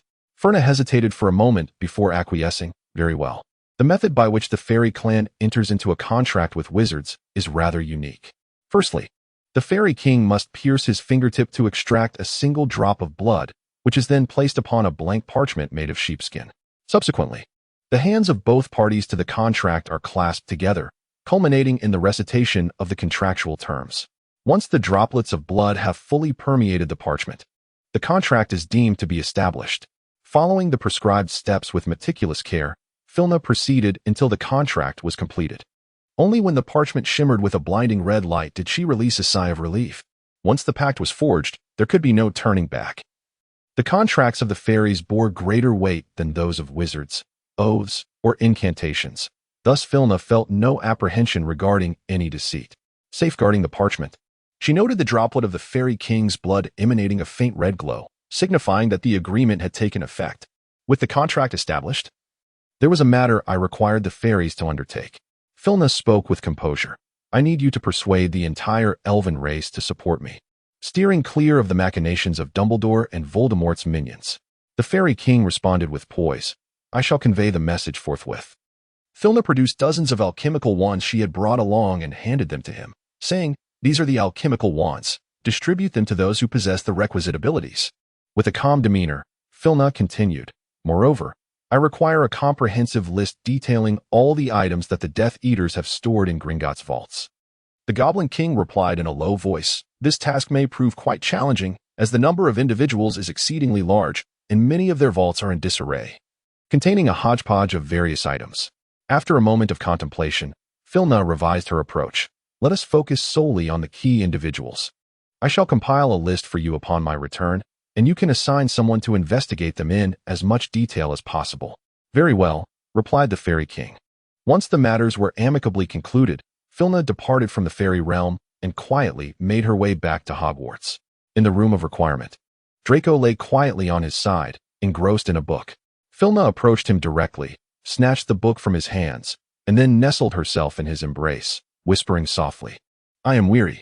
Draco tenderly brushed her hair aside, placing a gentle kiss on her forehead, and in a soft voice inquired, Have you encountered difficulties? Ferna raised her delicate face, revealing a sly smile. It went exceedingly well. I have successfully forged a pact with the Fairy King. You are truly remarkable, Draco remarked, unable to suppress a smile as he admired her triumphant expression. Ferna nuzzled against his chest, her deep blue eyes fixed on him with unwavering intensity, sparkling with brilliance. If I am so formidable, do I not deserve a reward? She teased, winking at him with a voice sweet and soft. Draco wrapped his arm around her waist, pulling her close with a sudden force, executing a swift maneuver that left Ferna momentarily dazzled. When her vision cleared, she found herself pinned beneath him. Such a remarkable lady surely deserves a reward. Draco's voice carried a hint of seduction, his lips curling into a sly smile as they hovered near her rosy petals. Filna gently tapped her lips, a tantalizing smile gracing the corners of her mouth. Then I shall take the lead tonight. You must remain still. Very well, Draco replied. Rolling onto the bed and lying flat, adopting a posture of surrender, his eyes sparkling with anticipation as he winked at her. A sly smile danced upon Filna's lips as she lay beside him, closing her eyes and softly admonishing, Do not move. With that, she nestled into a comfortable position within his embrace and drifted into a deep slumber. It was only when her breathing became steady and prolonged that Draco, with a hint of exasperation, gathered her into his arms, playfully nipping at her lips as a form of gentle punishment, followed by tender pecks of reassurance. Ferna slept soundly against his chest, and Draco felt his heart brimming with an overwhelming sense of happiness that coursed through his entire being. Good night, my lady. He placed a tender kiss upon her forehead, gazing sweetly at her serene visage. His eyes brimmed with deep affection, his gaze almost unable to part from her delicate, fair face, the corners of his lips curving gently in a soft smile. The following day, after Harry had fainted from the potion given to him by Dumbledore, he awoke to find it was already the next day. Dumbledore, with a subtle smile, informed him that the task had been completed. Yet Harry felt an inexplicable sense of something amiss, though he could not articulate what it was. Dumbledore granted him 2 days of leave to recuperate in the infirmary, as Harry had been experiencing persistent fatigue and occasional loss of control over certain limbs since consuming the potion, a phenomenon he had never encountered before. Chapter 113 He inquired of Dumbledore, who explained that after Harry had fainted, they had gone to a location to complete the mission, during which he had inadvertently sustained some injuries. Strangely, he could not recall those events. After a few days of recuperation in the infirmary, he finally no longer felt the debilitating fatigue. Madame Pomfrey, after a brief examination, permitted him to leave the infirmary. The academic demands of 5th year were exceptionally rigorous, and after more than a month of adjustment, it was evident that the students were gradually acclimating to this fast-paced learning environment. The laughter and merriment of Gryffindor had notably diminished, as most of their leisure time was now spent immersed in study within the library and common room. Amidst this bustling academic life, Umbridge, with her poor rapport among students, had inadvertently become a topic of discussion during their breaks. Oh, that detestable toad. This epithet initially circulated among Gryffindor students, but somehow spread to other houses, becoming almost synonymous with Umbridge herself. However, the noble Slytherin house looked down upon such crude terminology in reference to their professor, thus Slytherin students could be considered among the few whom Umbridge favored, as evidenced by her noticeably lenient attitude toward them. Clearly, Gryffindor students topped the list of those she despised, though there were exceptions. Perhaps due to Ferna's prior amiability towards Umbridge, she had left a favorable impression on her. Consequently, whenever Gryffindor students incurred Umbridge's wrath and faced punishment, Ferna was consistently exempt, which rendered her the most favored Gryffindor student in Umbridge's eyes. Meanwhile, Draco, leveraging the advantageous connections of the Malfoy family, successfully garnered Umbridge's praise, becoming one of the few students she relied upon. Due to Umbridge's preferential treatment of Ferna, Gryffindor students gradually began to distance themselves from her. On several occasions, she overheard them whispering about her behind her back, only to fall silent in her presence. At the dining table, no one was willing to sit beside Hermione, just as in the classroom. Fortunately, Hermione still believed in her.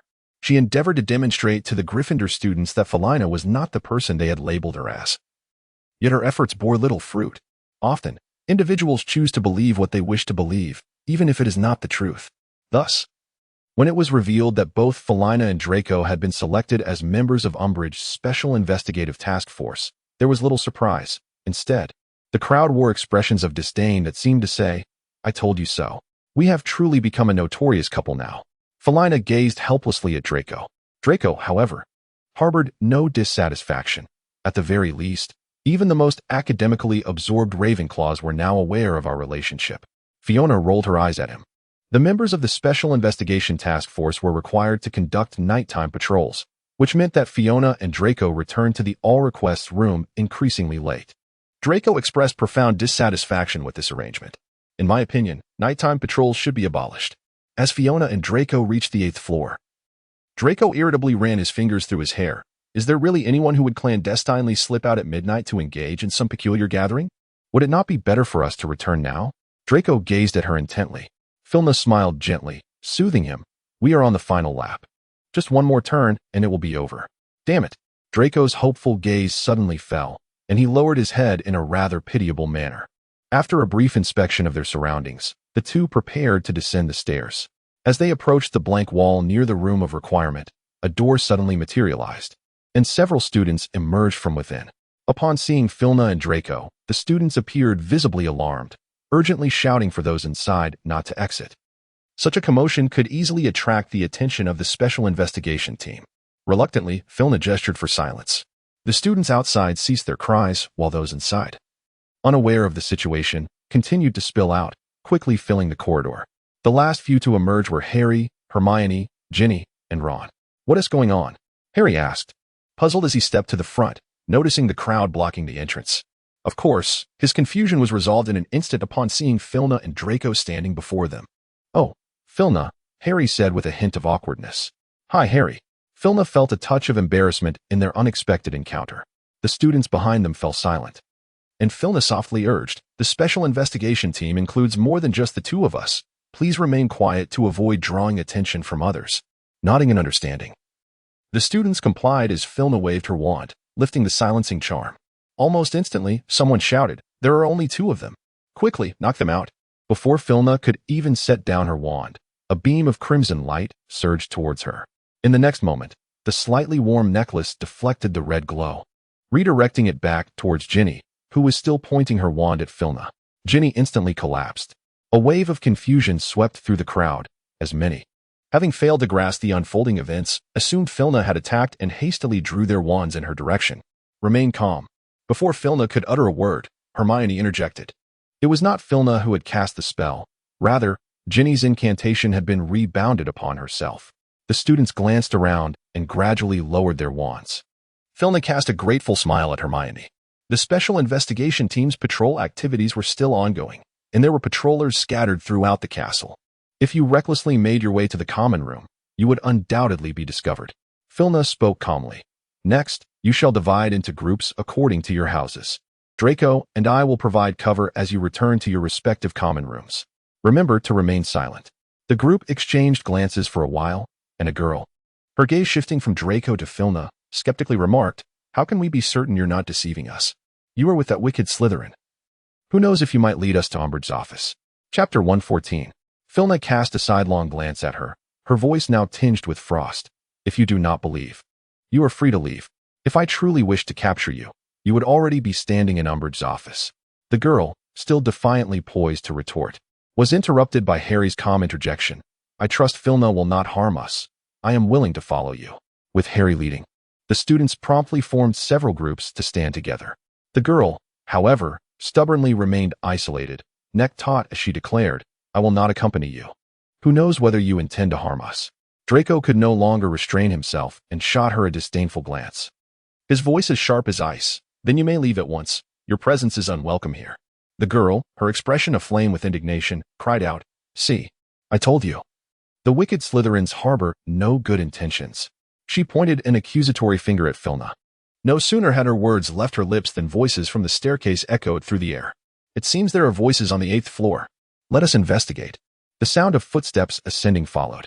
Harry, quickly take them back to the room of requirement. We must intercept them, Filna urged, hastily tossing out her command before she and Draco dashed toward the stairs. The students held their breath, careful not to make a sound, as Hermione and Ron supported the unconscious Ginny. The girl, sensing the tension, covered her mouth in fear. From a distance, Draco's conversation mingled with two unfamiliar voices. Harry swiftly led everyone back to the room of requirement. A collective sigh of relief swept through the group. The girl, realizing she had caused trouble yet determined to deflect the blame onto Filna, grumbled, I told you, that Witter is not genuinely here to assist us. If it weren't for her, would we have been forced to hide? Clearly, most of the students were disinclined to engage with her, treating her as if she were invisible. Only a few managed to roll their eyes in response. Noticing the silence surrounding her, the girl attempted to sidle up to a few nearby students to converse. But they recoiled as if confronted by a ferocious beast, casting her disdainful glances. Her actions attracted the attention of the group, prompting them to step back from her. And in an instant, she found herself isolated from the crowd. Harry observed the scene quietly, saying nothing. It was all her own doing. After approximately 5 minutes, Harry resolved to peek outside. The corridor was deserted, with neither Filna nor Draco in sight. Cautiously, he leaned out, only to collide with Draco, who had just emerged from the staircase. Filna sent me to fetch you. She is holding off Millicent on the 5th floor, Draco stated calmly. Harry hesitated for a moment, awkwardly murmuring, Thank you. Draco wrinkled his brow in discomfort. Quickly, bring everyone out. Harry promptly ushered everyone from the room of requirement outside, and the students instinctively formed several lines according to their respective houses, falling into a contemplative silence. Draco surveyed the crowd with a piercing gaze and coldly remarked, I do not possess the same temper as Felina. Should you cause me any inconvenience along the way, I would not hesitate to toss you directly into Umbridge's office. His gaze settled on a girl standing among the Gryffindors, who, feeling intimidated, averted her eyes from him. Cautiously, Draco led them from the tower down to the basement, ensuring that every housemate was returned to their common room. By the time Felina and Draco finally returned to the room of requirement, it was nearing dawn. Thank you, darling, Felina said, a hint of fatigue in her voice as she shed her outer robe and nestled into Draco's embrace. I appreciate your willingness to help me escort them back. Draco contentedly wrapped his arms around her waist, his earlier annoyance dissipating entirely. As long as you are happy, I would gladly do anything for you. How can you be so wonderful? Felina asked, her gaze lifting to meet his, her charming face adorned with a sweet smile, her voice imbued with warmth. Draco, too, offered a tender smile in return. How could I be anything less than deserving of you? Fina grasped his shoulder and, on tiptoe, gently pressed her soft lips against his, whispering, I adore you. I cherish you as well, Draco fervently responded, enveloping her lips with his own. Following that day, the hostility from Gryffindor towards Fina and even Draco noticeably dissipated.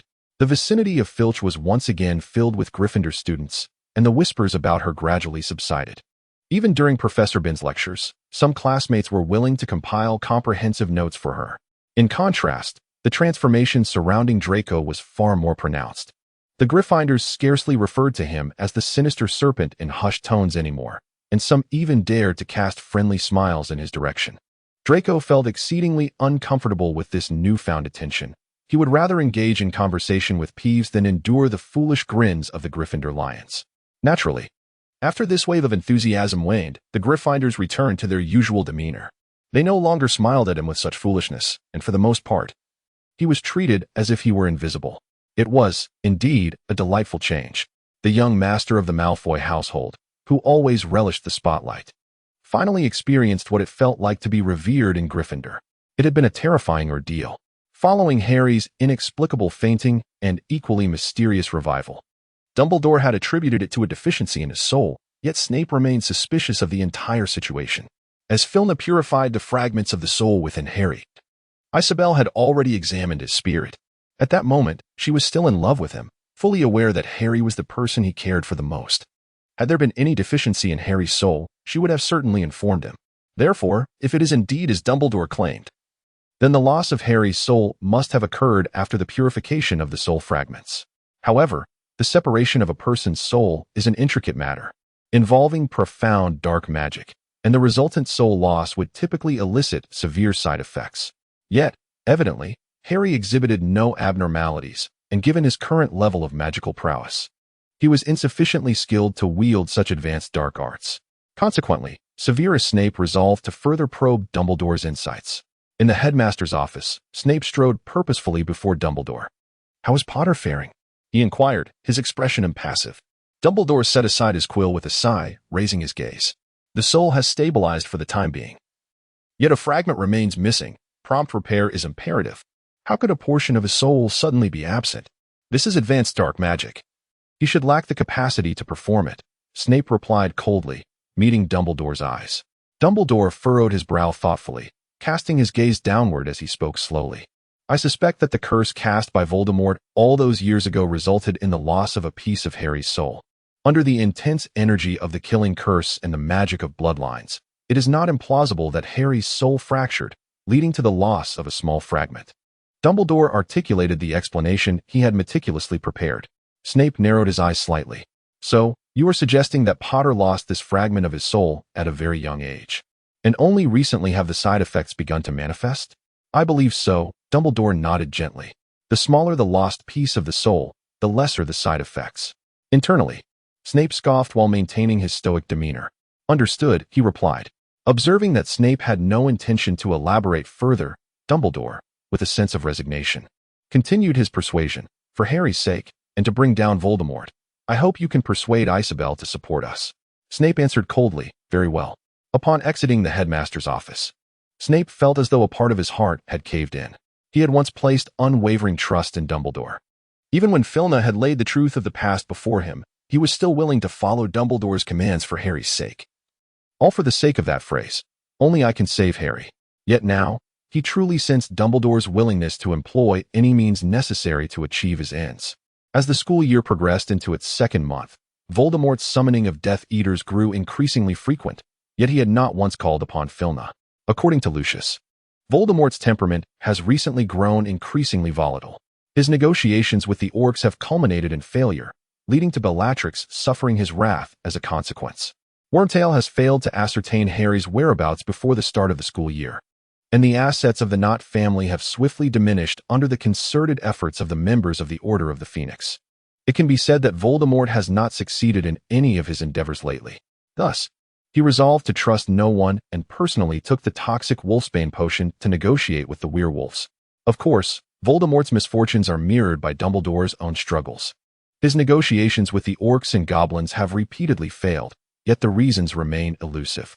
Severus Snape keeps him informed of Voldemort's movements, and he is aware that Voldemort has yet to make an aggressive move against the goblin race, but the Goblin King has nonetheless rejected his overtures. Meanwhile, numerous prominent members of the Order have seen their family fortunes dwindle, leaving the Order in a precarious financial state. The soul fragment within Harry has inexplicably vanished, and Isabel has lost her memory of Snape, leaving her utterly perplexed. She suspects that besides the Death Eaters and the Order, there exists a third party manipulating the current situation. However, this elusive force has left her with no leads, rendering further inquiries impossible. While Dumbledore and Voldemort are embroiled in their respective crises, Felina's plan is progressing remarkably well. A week ago, the Goblin King conveyed that the elf race had agreed to support Felina, and Madame Maxim has also written to inform her that the giant clan has reached a near agreement. Although the details would typically require Felina's personal attention, Her current commitments at Hogwarts have rendered her unable to leave. Fortunately, Mr. Cumon and Nicole visited and have just sent word that they have successfully negotiated. In just a few months, Felina's strategic planning has come to fruition. She now awaits the opportunity to confront Voldemort once all the Horcruxes have been eradicated. Currently, she is aware of the Horcruxes that have been destroyed, the diary, the diadem, Harry, and the locket, as well as the unpurified Nagini. But she remains uncertain if there are others yet to be unearthed. It seems she must consult Isabel once more. Isabel has been engrossed in researching a new alchemical topic, spending nearly every day in the alchemical chamber. Coincidentally, Felina has had fewer classes lately, allowing her to seize a moment to visit the Mainsley Manor. To facilitate Felina's ease of access to the manor, Isabel has graciously added her to the list of those permitted free entry, thus enabling Felina to enter the estate without hindrance. During the holidays, while the two studied alchemical wands, they often traverse between the Mainsley and Malfoy families, allowing Felina to navigate her way to the alchemical chamber with familiarity. The alchemical chamber of the Mainsley family can be described as opulent, incomparable even to that of the Cumon family, renowned for their alchemical prowess. The Parnay stone is a rare alchemical material, known for its durability and ability to withstand most magical damage, making it a favored foundational material for high-grade alchemical protective gear.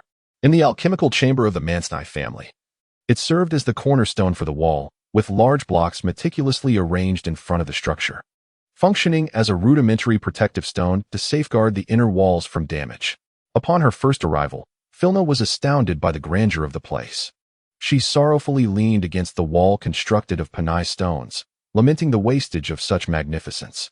However, Isabel merely shrugged, for it was essential to safeguard the blue crystals encased within the walls. Felina still vividly recalls that statement. The blue crystal, an incredibly precious alchemical material sought after by countless alchemists, commands astronomical prices in the wizarding realm, yet remains elusive, becoming a cherished, unattainable dream for many. However, here stood entire walls adorned with substantial blue crystals.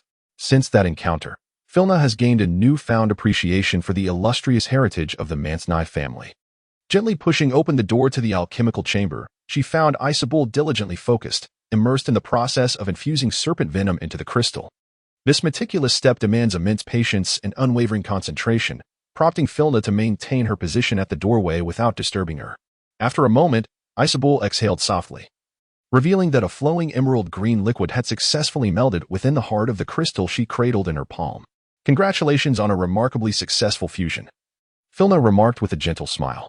Isabel turned to her, a rare expression of surprise gracing her face. Felina, you've come. Please help me examine this alchemical product. No matter what I do, there always seems to be some issue with the final result. Felina approached the table, attentively listening as she meticulously narrated the experimental procedures. At the end, she blinked and cautiously inquired, "Have you infused it with magical energy?" Chapter 116. Isabel's eyes sparkled with excitement as she turned to repeat the experiment. Felina swiftly intervened, saying, "Wait, I need to speak with you." "What is it?" Isabel set down the crystal she had been cradling in her palm and looked back at her. "Have you encountered some trouble?" Fiona's expression grew serious. "Can you ascertain the number of Horcruxes Voldemort possesses? If you could locate another Horcrux for me, perhaps I could make an attempt." Isabel hesitated before speaking. "Perhaps I can deduce the number of Horcruxes he has by assessing the integrity of the soul fragments." Felina pondered for a moment, letting out a resigned sigh. "At present, the only unpurified Horcrux I am aware of is Nagini, the great serpent that accompanies Voldemort. However, Nagini is perpetually by his side, and any irregularity would surely be detected by him. Nevertheless, assessing the integrity of the soul fragment is distinct from purification. It will not exhibit any anomalies. I merely require 5 minutes of solitude with the serpent." Isabel's voice was soft, with a faint glimmer of red light flickering in her eyes. Upon hearing this, Felina's expression brightened, and her mind quickly devised a plan. "Is tomorrow feasible? I will first divert and incapacitate Nagini, then endeavor to delay Voldemort while you take the opportunity to assess the integrity of the fragments within Nagini's body." Isabel gently shook her head. Voldemort has been in close proximity to Nagini, the Horcrux, on a daily basis. Their connection must be profoundly entrenched. If you incapacitate Nagini, it is possible that Voldemort will sense it. You merely need to lure Nagini out. I have other methods to handle the rest. "Thank you," Felina said, offering a grateful smile. Isabel's expression remained serene, yet a flicker of joy danced in her eyes, and a subtle darkness swirled around her. "You're welcome. I would be delighted if you could share how to stabilize the properties of the crystal." Of course. Thus, their plan was solidified, and that very night, Filna hurriedly crafted a batch of subpar alchemical armor. This alchemical armor appeared no different from other variants at first glance, yet its protective capabilities were significantly diminished. It could not withstand all forms of harm and was utterly ineffective against the 3 unforgivable curses. Furthermore, it possessed a concealed feature. When the armor's usage limit was reached or it endured excessive magical attacks, it would explode. The force of its detonation upon the wearer was comparable to that of a killing curse. However, only a master alchemist might discern this subtle functionality. To other wizards, it seemed merely an ordinary piece of alchemical armor. Remarkably, in a market where alchemical products were exceedingly rare, such a batch of substandard armor was indeed a rarity.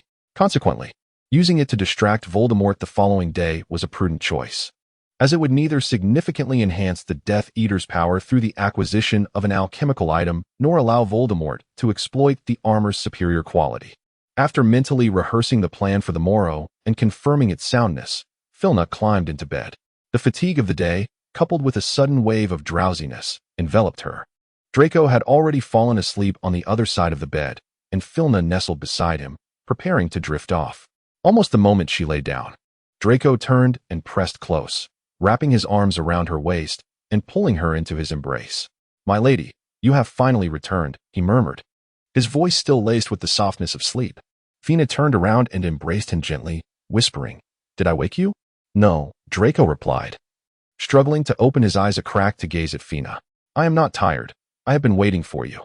Fiona reached out to gently tousle his soft locks, her voice laced with a smile as she softly coaxed, "Shall we sleep together?" "All right," Draco replied obediently, closing his eyes and enveloping her tightly in his embrace. Succumbing to slumber in but a heartbeat, Ferna nestled sweetly in his embrace, drifting into a serene slumber. This marked her inaugural initiative to reach out to Voldemort. Previously, she had accompanied Snape on her visit. Now, she found herself alone in this ancient abode for the very first time. The house remained steeped in antiquity, its surfaces marred with age, and as autumn set in, the foliage began to wither. The parched, yellowing weeds in the courtyard contributed an air of desolation to the residence. Meanwhile, Voldemort sat in the conference room on the 2nd floor with Nagini, while the creaking old stairs announced the approach of footsteps, which grew progressively closer before finally pausing at the threshold of the meeting room. Fina pushed open the door to the conference room. Upon seeing her, Nagini's eyes brightened, and its brownish-gray head lifted high with excitement, eager to approach her. Voldemort gently patted its head, saying, "Nagini, you may step outside. I have matters to discuss with Miss Common." Nagini tilted its head, glancing at him, and then obediently slithered out the door, pausing briefly to flick its tongue and affectionately lick Fina's face as a greeting. Feigning nonchalance, Filna discreetly covered the incessantly vibrating ring and offered a friendly smile to Nagini. The door swung open only to be shut again, and her right index finger was gently pinched, a signal from Isabel marking the commencement of her plan. Now, the room was left with only her and Voldemort. With a gentle smile, Fina approached him and gracefully lifted her skirt in a modest curtsy, uttering, "My lord." The Death Eaters typically displayed their respect for Voldemort by kneeling on one knee. However, it was evident that Voldemort was disinclined to engage in any unpleasantness over such trivialities. Thus he chose not to comment further. Redirecting his gaze, he fixed his slender, crimson eyes upon her, his voice resonating with authority. "What prompts your urgent request for an audience today?" Fiona bowed her head respectfully and said, "I have developed some alchemical armor that I wish to present to you." Voldemort revealed a terrifying smile and remarked, "Typically, Death Eaters merely follow orders, yet you are distinct." Felina calmly remarked, "You have yet to summon me. Perhaps I need to undertake something to prove my worth." Voldemort regarded her with keen interest for a considerable time before responding, "Very well. Let me see the alchemical armor you have crafted." Felna retrieved the alchemical armor she had crafted the previous night from her bosom and presented it to him. Voldemort examined it for a moment, and a more sinister smile crept across his face. These pieces of armor appeared to possess rather unimpressive capabilities. Filna, feeling a twinge of embarrassment, buried her head deeper. "My mastery of alchemy pales in comparison to my father's. I am unable to create more potent protective gear." However, it was evident that Voldemort bore her no ill will.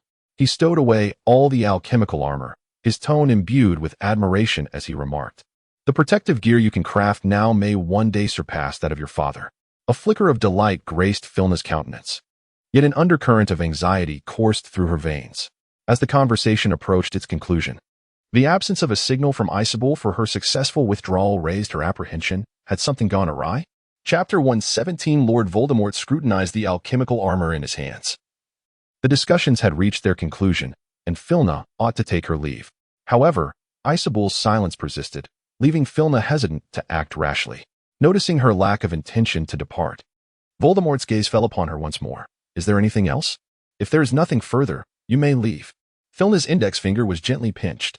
Voldemort's gaze remained fixed upon her, and Filna lowered her head, respectfully bowing and retreating, her face betraying not a hint of unease.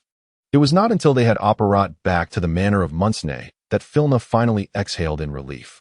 Isabel materialized in the air beside her, her expression grave as she removed her hood and spoke in a hushed tone. "I have examined the fragments of the soul within Nagini's body, and based on the degree of completeness, it is estimated that his soul has been divided into approximately 8 parts. 8 parts? Filna was taken aback as she reflected on Voldemort's condition. Wasn't a soul that had been splintered supposed to exist in a highly unstable state? Why had he shown no signs of such instability until now? His current demeanor was entirely different from what it had been before. Isabel gently shook her head in negation. His current madness, paranoia, and neurosis are all side effects of his fragmented soul. From this point onward, his mental state will only deteriorate further. You must keep your distance from him as much as possible." Her gaze fell upon the mark of the dark mark etched upon her arm, and Filna helplessly touched her nose. "Perhaps I should contemplate how to eliminate him as swiftly as possible. As of now, the Horcruxes I am aware of include the diadem, the locket, Harry, Nagini, and the diary." Filna pondered. "If we account for the fragment within his own body, does that mean he possesses 2 additional Horcruxes?" Isabel nodded gently. "It appears to be the case at present. Do you have any leads regarding those 2 Horcruxes?" Filna let out a soft sigh. "I merely speculate that one of them might be the Hufflepuff cup, yet I am at a complete loss regarding the other." Isabel pondered. "The relics of the 4 great houses are certainly noteworthy, along with his diary, the serpent he carries with him, and Harry, who once vanquished him. These all hold significant representation." Pondering thoughtfully, Filna mused, "Perhaps I ought to delve into the past of Voldemort." After a brief respite, Filna immersed herself once more in her arduous studies. In preparation for the forthcoming OWLS examinations, the school had instituted a plethora of specialized courses, and the professors assigned an increasing amount of homework. Amidst her academic pursuits, the ever-growing educational decrees promulgated by Umbridge necessitated that Filna and Draco spend more time patrolling, leaving her with scant opportunity to execute her own plans. As the educational mandates proliferated, discontent among the student body towards Umbridge escalated, with a chorus of grievances echoing particularly among the 5th-year students facing the OWLS and the 7th-year students on the brink of graduation, as Umbridge directives compounded their academic burdens. With the abolition of practical instruction in defense against the dark arts, a burgeoning number of students, convinced of Voldemort's resurgence, joined the DA. As the DA expanded, conducting activities beneath Umbridge's watchful eye became an increasingly formidable challenge. Filna and Draco successfully secured the opportunity to patrol the 8th floor daily, providing cover for their every endeavor. Consequently, Umbridge had yet to apprehend any members of DA. Despite the utmost caution exhibited by the DA members, Umbridge surmised the existence of clandestine factions within the school, deducing this through the hushed exchanges among students. To address this matter, she convened multiple meetings with the members of the Special Investigation Team. However, each surprise raid was thwarted, thanks to Filna and Draco's timely warnings to Harry. Thus, the days passed peacefully for several weeks, until one day, Umbridge once again summoned the members of the Special Investigation Team to her office. "Miss Eckmer has provided me with a startling lead." Umbridge gestured behind her, and a girl with a cascade of reddish-gold curls stepped forward. Filna instantly recognized her as the girl who had questioned her outside the room of requirement. Umbridge continued in her sickly sweet voice, "It appears that there are students at Hogwarts who defy the educational decree by clandestinely organizing group activities. Now, let us venture to the 8th floor and uncover the secrets concealed within the room of requirement." Filna and Draco exchanged a glance, and a sense of foreboding washed over them. Today marked the day of the D.A. members gathering, and they were undoubtedly convening in the room of requirement. However, with Umbridge personally leading the charge, they had no time to sound the alarm. Umbridge's gaze fell upon Fina and Draco, and she sweetly intoned, "Miss Fina, Mr. Malfoy, I trust you will remain by my side and not stray from my line of sight." Beside her, Eichmo wore a smug smile, clearly having relayed their defense of Harry to Umbridge. Fiona and Draco approached Umbridge's side with deliberate calmness, their expressions betraying no hint of unease. Umbridge plastered a disingenuous smile across her face, declaring, "Well then, let us proceed." The group, a formidable procession, made their way to the 8th floor, while Fiona's mind raced to devise a means to alert Harry. As they rounded the corner on the 3rd floor, they unexpectedly encountered Snape.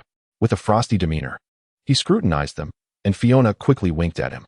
Umbridge, oblivious to Fiona's gesture, sweetly inquired, "Professor Snape, I believe both the potions office and classroom are located in the dungeons.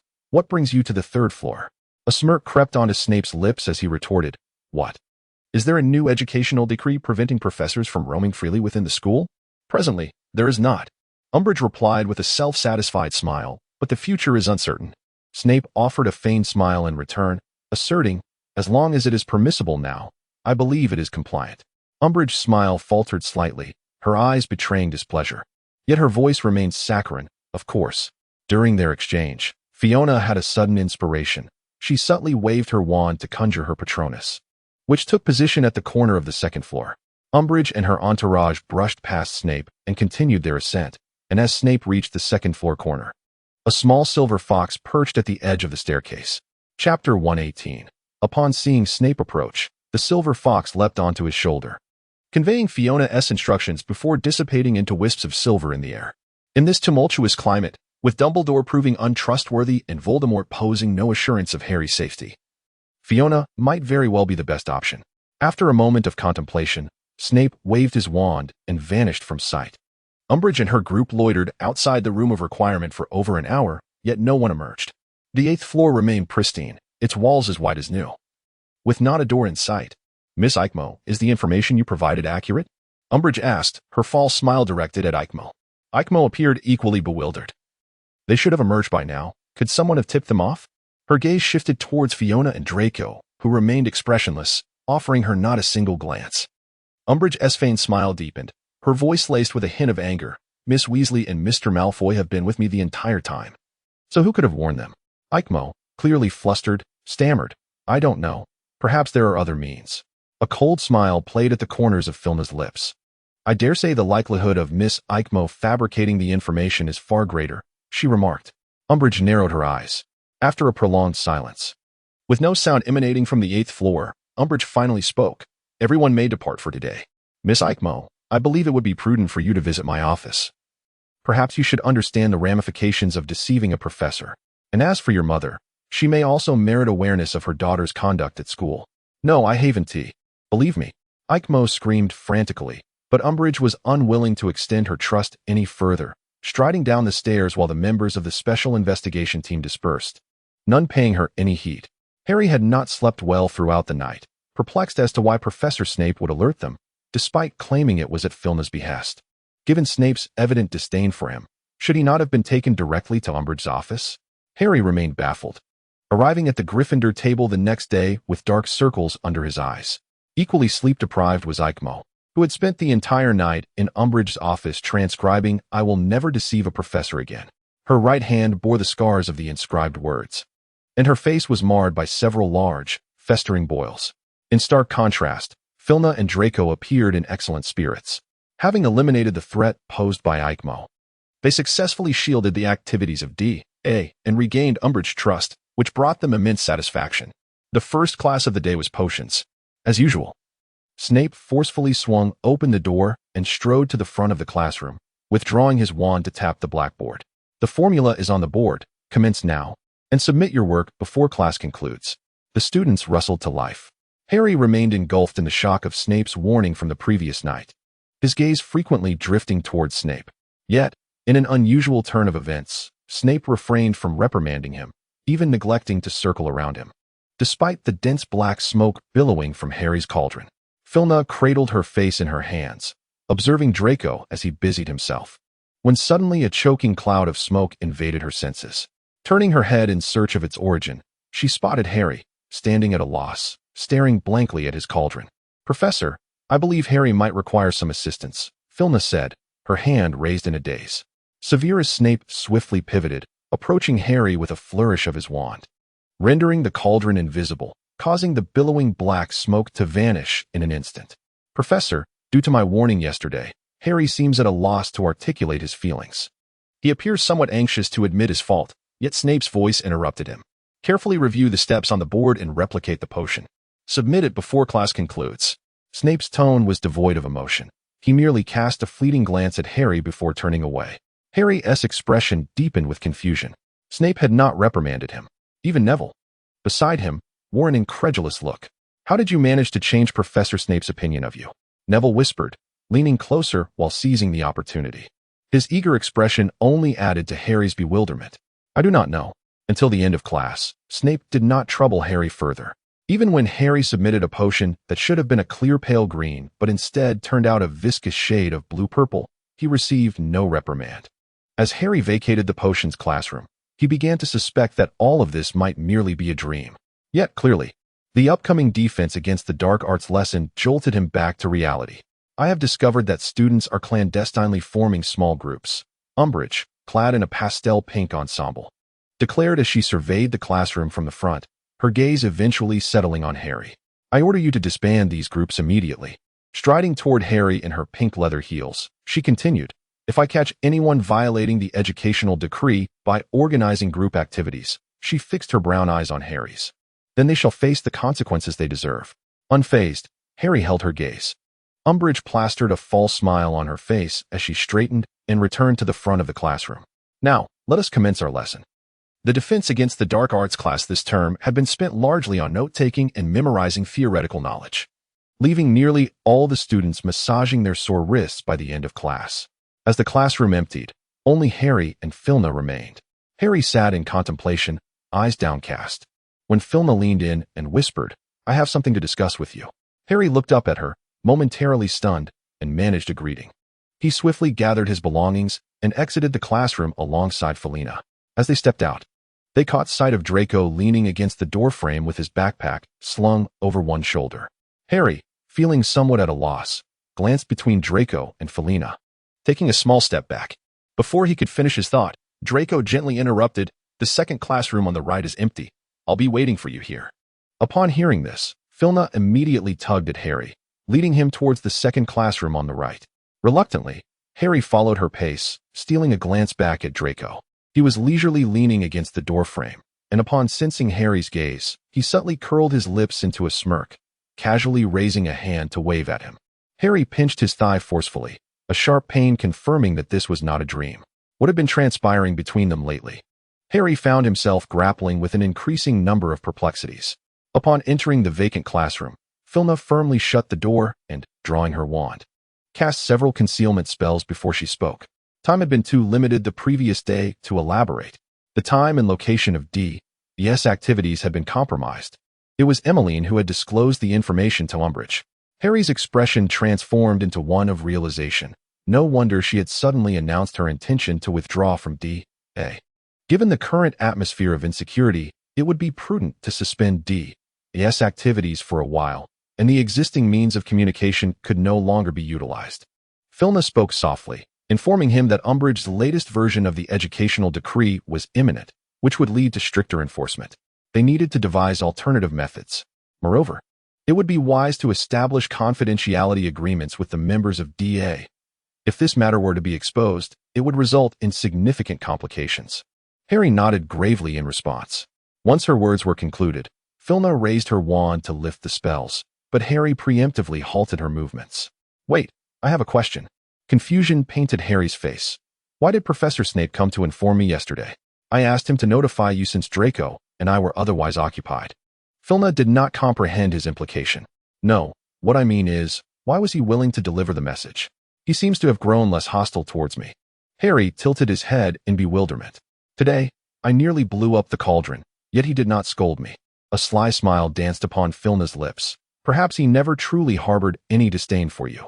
Yet, Just as Harry yearned to inquire further, Filna interjected. If you seek answers, it would be wise to pose the question to him directly. With a playful wink, she added, Draco awaits my presence. I must take my leave. Oh, very well. Harry waved her off in farewell, his mind still entangled in thoughts of Snape. The enigmatic and prideful Snape should resolve his matters with Harry on their own. Thus Filna merrily ventured to the Great Hall to dine with Draco. In the afternoon, with no classes for Gryffindor, Filna returned alone to the room of requirement. Upon entering, she found a house elf standing in the center of the room, waiting for her. Miss, come on, the elf said respectfully, bowing as she arrived. The great lord of the elves has sent me to deliver a letter to you. With that, he produced an envelope from within his robes and extended it towards Filna. Filna stepped forward and took the envelope, eagerly tearing it open. Inside was a list of items belonging to certain Death Eaters stored within the vault of Gringotts. Thank you, Filna said politely. The goblin inclined slightly in acknowledgement before vanishing into thin air. Fina meticulously examined the list in her hands. Most of the Death Eaters stored coins or family treasures within Gringotts, while a select few would place a portion of their literary collections, correspondence, and family secrets inside. As Fina turned each page, her eyes were suddenly drawn to a familiar name, the Hufflepuff's Golden Cup. Fina's fingers lightly traced the name of the vault's owner, her deep blue eyes narrowing slightly. It belonged to Bellatrix Lestrange. This corroborated her earlier suspicions. She felt compelled to ascertain whether the goblet was indeed a Horcrux. Items within Gringotts cannot be extracted even by the goblins. Perhaps it would be prudent for her to visit Gringotts personally. She had spent nearly an entire afternoon poring over these lists, so when Draco returned from class, he found Fina seated at the table, lost in contemplation. What troubles you, my dear? Is something amiss? Draco inquired, gently bending down to envelop her from behind. Fiona abruptly turned around, her eyes sparkling with excitement. Today, a messenger from the Fairy King delivered to me the inventory of items stored in the vault of Gringotts. I discovered Hufflepuff's cup within Bellatrix's vault. Upon hearing this, Draco's face softened into a gentle smile. The diadem of Ravenclaw and the locket of Slytherin are both Horcruxes. It is highly probable that Hufflepuff's cup is as well. We should find a time to investigate. Filna revealed a sly smile. I share the same sentiment. It seemed that her previous delivery of the alchemical armor to Voldemort had borne fruit. On this day, Filna was attending her potions class when a sudden, sharp pain coursed through the dark mark on her arm. Voldemort was summoning her. Fina abruptly lifted her gaze to meet Snape's, and at that very moment, he also looked up at her, their eyes locking in a fleeting understanding. They both sensed the call of Voldemort. Draco noticed Fina's altered demeanor and leaned closer, softly inquiring in her ear, but she merely shook her head in silence. Fortunately, the class concluded swiftly, and Snape hastily exited the classroom, neglecting to collect the assignments. Fina's expression mirrored a sense of urgency. She tossed a brief remark to Draco, stating she had matters to attend to, before hastily departing. In the potions office, 2 emerald flashes flickered as Fina and Snape traversed the art of apparition several times, ultimately arriving at the old manor where Voldemort convened his meeting. The conference room was already filled with attendees, indicating it was a gathering of significance. Bellatrix's seat was notably positioned much further back than before, while Fina, Lucius, and Snape remained in the seats closest to Voldemort.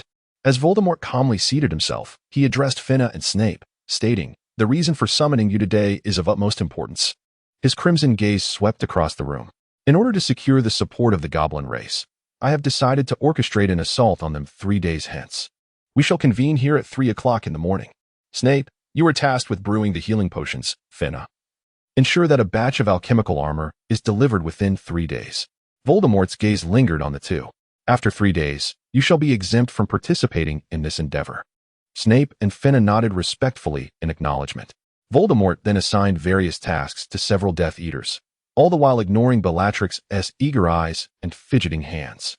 Once the assignments were completed, he declared the meeting adjourned and departed without casting a glance in Bellatrix's direction. A flicker of disappointment crossed Bellatrix's stunning visage, but it was soon supplanted by a more frenzied expression, causing Fina to shudder involuntarily. The Death Eaters exited in small groups, and Fina and Snape followed suit. Fina deliberately walked behind Bellatrix, discreetly acquiring a strand of her hair. To gain access to her vault in Gringotts, she would need to disguise herself as Bellatrix. As Filna and Snape journeyed back to Hogwarts, It was only when their feet touched the floor of the potions office that Snape spoke coldly. What is the purpose of pulling Bella's hair? Are you intending to masquerade as her? Fina chuckled softly as she ran her fingers through her hair.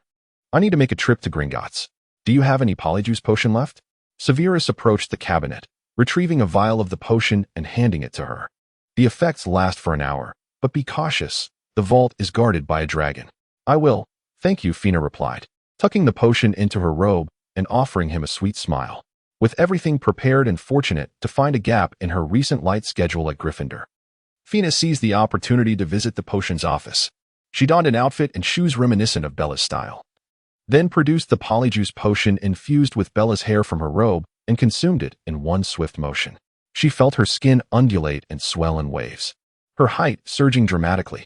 Moments later, a figure resembling Bellatrix stood within the potions office. Is this satisfactory? Fina asked, quite pleased as she stretched her arms and twirled around. Wipe that foolish grin off your face and maintain a proud demeanor with your head held high, Severus remarked, casting her a disdainful glance. And try to use fewer words when speaking. Fiona rolled her eyes, casting him a haughty glance, and effortlessly transformed her wand to resemble Bellatrix's. Very well, Snape, farewell. Fiona, with her wand held firmly in hand, strode confidently to the fireplace and declared, Diagon Alley. Snape blinked in confusion. Had she just mentioned Diagon Alley or Nocturne Alley? In Nocturne Alley, Fiona stumbled awkwardly from the dilapidated fireplace. The atmosphere here was grim and desolate. Passers-by wore wary expressions, gripping their wands in one hand and clutching their cloaks tightly with the other, their large hoods pulled low over their faces. The scant few shops lining the street presented a bleak sight, some appearing as long-abandoned shells, while others were filled with an array of ominous items displayed upon their shelves. Fiona realized she had ventured into the wrong place and promptly turned to exit the alley. Unfortunately, someone appeared to have recognized her. Mrs. Lestrange, what brings you here? A woman with long, manicured nails approached her. Filna let out a gentle sigh of relief. Bella detested being addressed as Mrs. Lestrange, indicating their unfamiliarity. Given Bella's temperament, should anyone dare to call her that in person, she would likely erupt in anger immediately. Thus, Filna swiftly raised her wand and shouted at the woman with the long nails, Do not call me Mrs. Lestrange. The woman seemed taken aback, too startled to even offer a greeting, and promptly turned to leave. The remainder of her journey went rather smoothly, and Filna soon arrived at the entrance of Gringotts in Diagon Alley. With her head held high, she strode into the hall and elongated her tone as she addressed the counter. I wish to access my vault. The goblin seated high at the counter scarcely glanced up at her, and in a tone devoid of emotion, he replied, Madam, please provide me with your key. Ferna's lips moved slightly as she whispered, I am looking for Parker. The fairy at the counter lifted her gaze to glance at her, a look of deference crossing her face. Please hold on, she replied before departing from her post. Moments later, she returned accompanied by another sprite. Parker, escort this lady to her vault. The fairy placed a particular emphasis on the word lady. Parker immediately grasped the implication, bowing respectfully as he addressed her. Please, follow me. Fiona held her head high as she followed in his footsteps. The two boarded a gondola that began its descent, when suddenly a cascade of water poured down from above. Parker promptly pressed a button on the gondola, and the torrent was halted outside its confines. What is this? Fiona inquired, gazing at the streams of water diverting from above and plunging into the abyss below. It is the thief-repelling waterfall, Parker replied with reverence, capable of washing away all forms of magic. Filna, still haunted by her memories, gently ran her fingers through the dark curls belonging to Bella atop her head. After a considerable while, they arrived at the grand vault door, guarded by a formidable dragon. Parker shook an object that rustled ominously, causing the dragon to instinctively recoil in fear. The two of them successfully approached the door. Parker placed his hand into a recess, and the vault door responded with a resonant motion, swinging open immediately. Filna slowly entered the vault. Almost the instant her foot crossed the threshold, the ring on her hand began to vibrate uncontrollably. The chamber was filled with heaps of gold and silver treasures. As she ventured deeper, she inadvertently brushed against a golden plate, which fell to the ground and instantly multiplied into 2, then 4, and then 8. It was a duplication spell.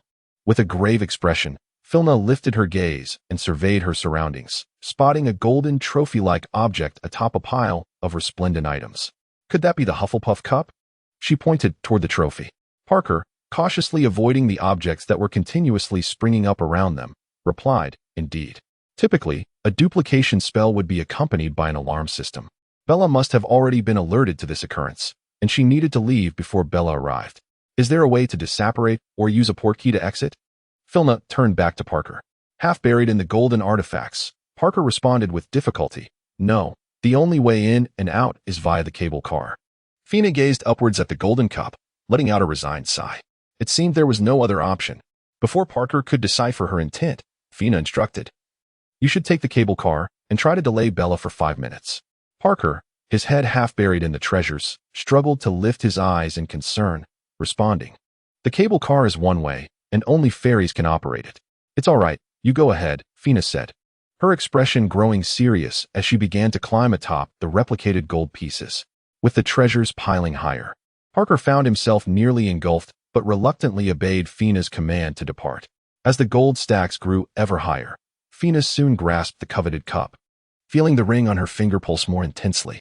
Swiftly, she lifted a nearby golden goblet, casting a spell that stabilized it in her palm, ceasing its replication. With a flick of her wand, she transformed it into the shape of a small mouse and placed it upon the shelf beside the golden cup. Subsequently, she waved her wand, employing the same technique to shape a golden plate into the likeness of the goblet, placing it next to the little mouse. Before vanishing through the door of the vault, which was on the verge of being filled with replication spells. Chapter 121.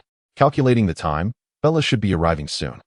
Fina caressed the necklace around her neck, and a blinding red light erupted from it, enveloping her before she vanished from sight. Almost instantaneously after Fina's disappearance, Bella arrived via the cable car. "Open the vault door. If anything is missing, I'll kill you," Bella raved, pointing her wand menacingly at Parker. Feigning fear, Parker fumbled several times before finally managing to unlock the vault door, striving to buy Fina as much time as possible. Fortunately, just before Bella could cast the killing curse upon him, the vault door swung open. Mountains of replicas surged forth, overwhelming Parker, yet Bella appeared indifferent to his plight. Her face twisted in a blend of fury and terror. She brandished her wand to halt the replication spell, then rushed into the vault in search of the golden cup. Clearly, the cup remained safely on the shelf, accompanied by the innocent little mouse. "I suspect you must be an animagus," Bella seethed, seizing the mouse in her grasp. "Is it Harry or a member of the Order of the Phoenix? I shall bring you to meet the Dark Lord." Bella turned back, holding the mouse, and directed her ire at the dazed Parker. "Get over here and operate the cable car." Parker, still echoing the sudden words from moments ago, "I'll come back for you," snapped to attention at Bella's command, responding with a mechanical "all right," and climbed aboard the cable car beside her. Once the two departed, Fina revealed herself once more. Shortly after, Parker returned in the cable car. "Do you suspect anything?" Filna, cradling the golden cup, ascended the cable car. Parker wiped the cold sweat from his brow. "No, she has been clutching that mouse, and the moment she stepped out of the entrance of the Goblin's Hall, she immediately disapparated." "Very well, we must hasten. That mouse cannot endure much longer." Filna spoke with a grave expression. "Bella has just exited through the main door. I cannot take that route. Is there another exit? There is a place where we can disapparate. I shall guide you." Parker swiftly altered the cable car's course toward another location.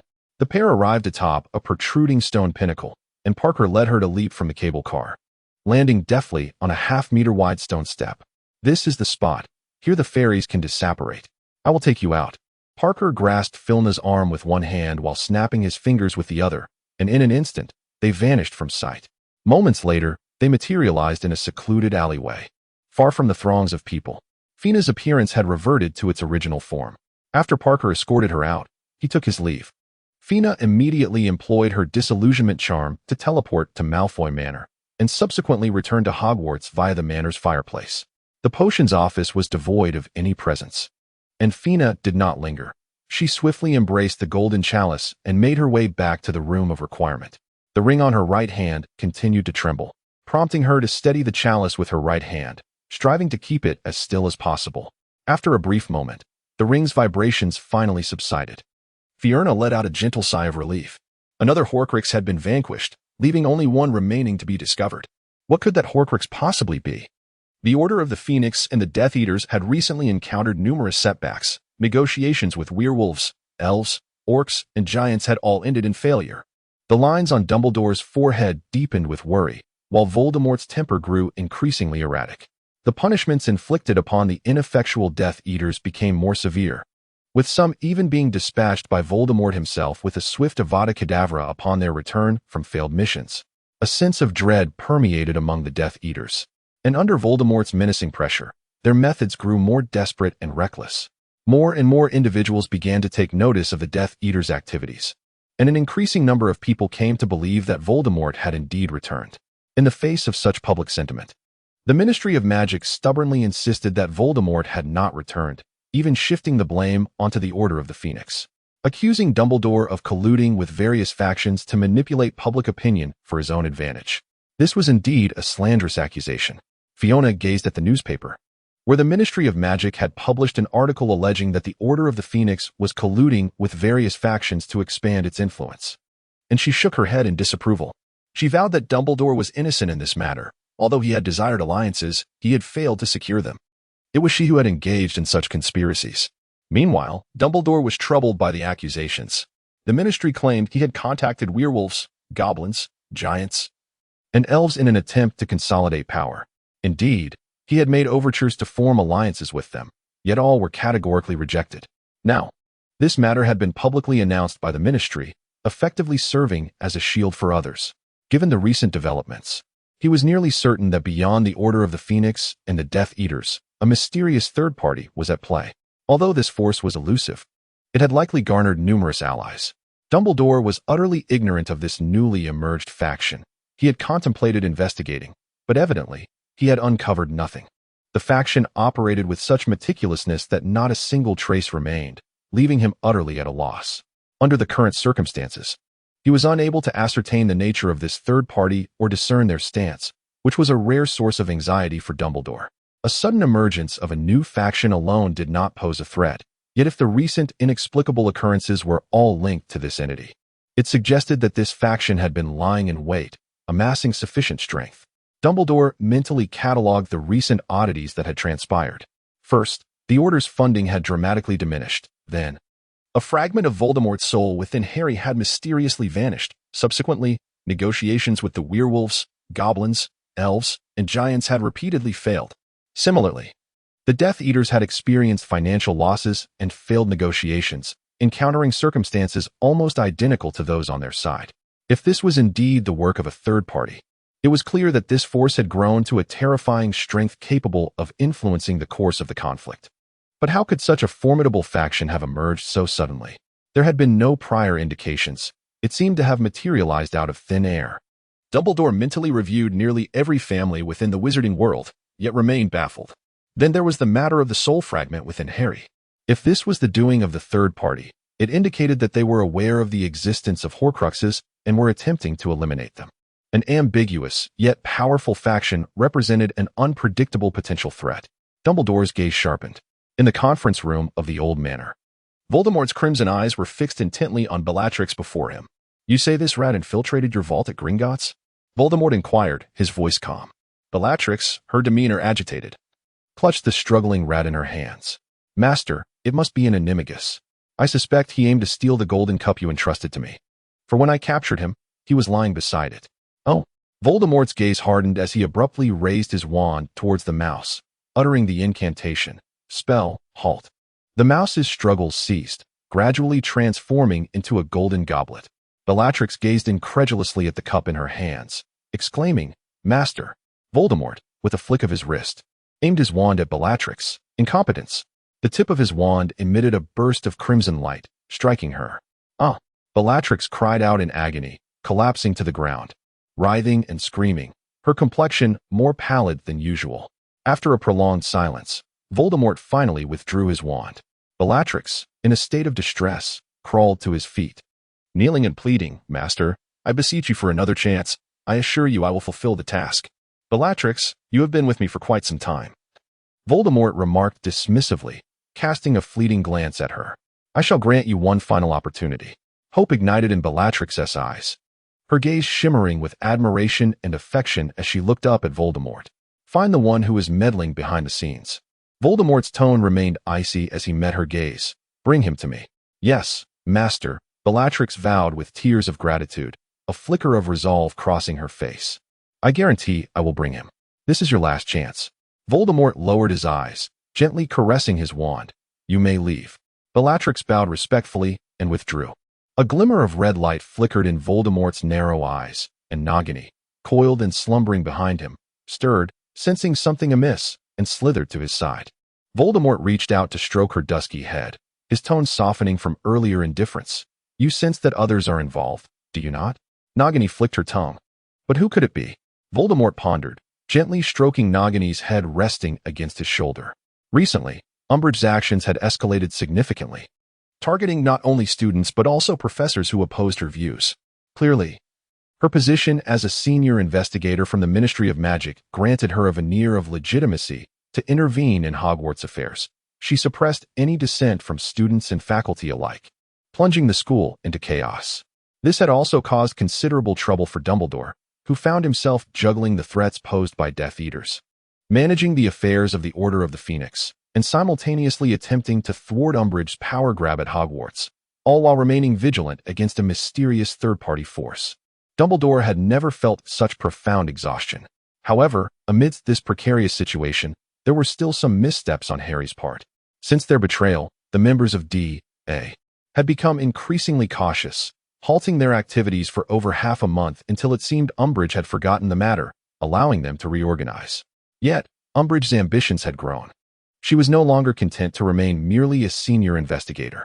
Ever since Eichmo revealed the name of her group, she had been devising a grand scheme in her mind. D.A. The Dumbledore's army.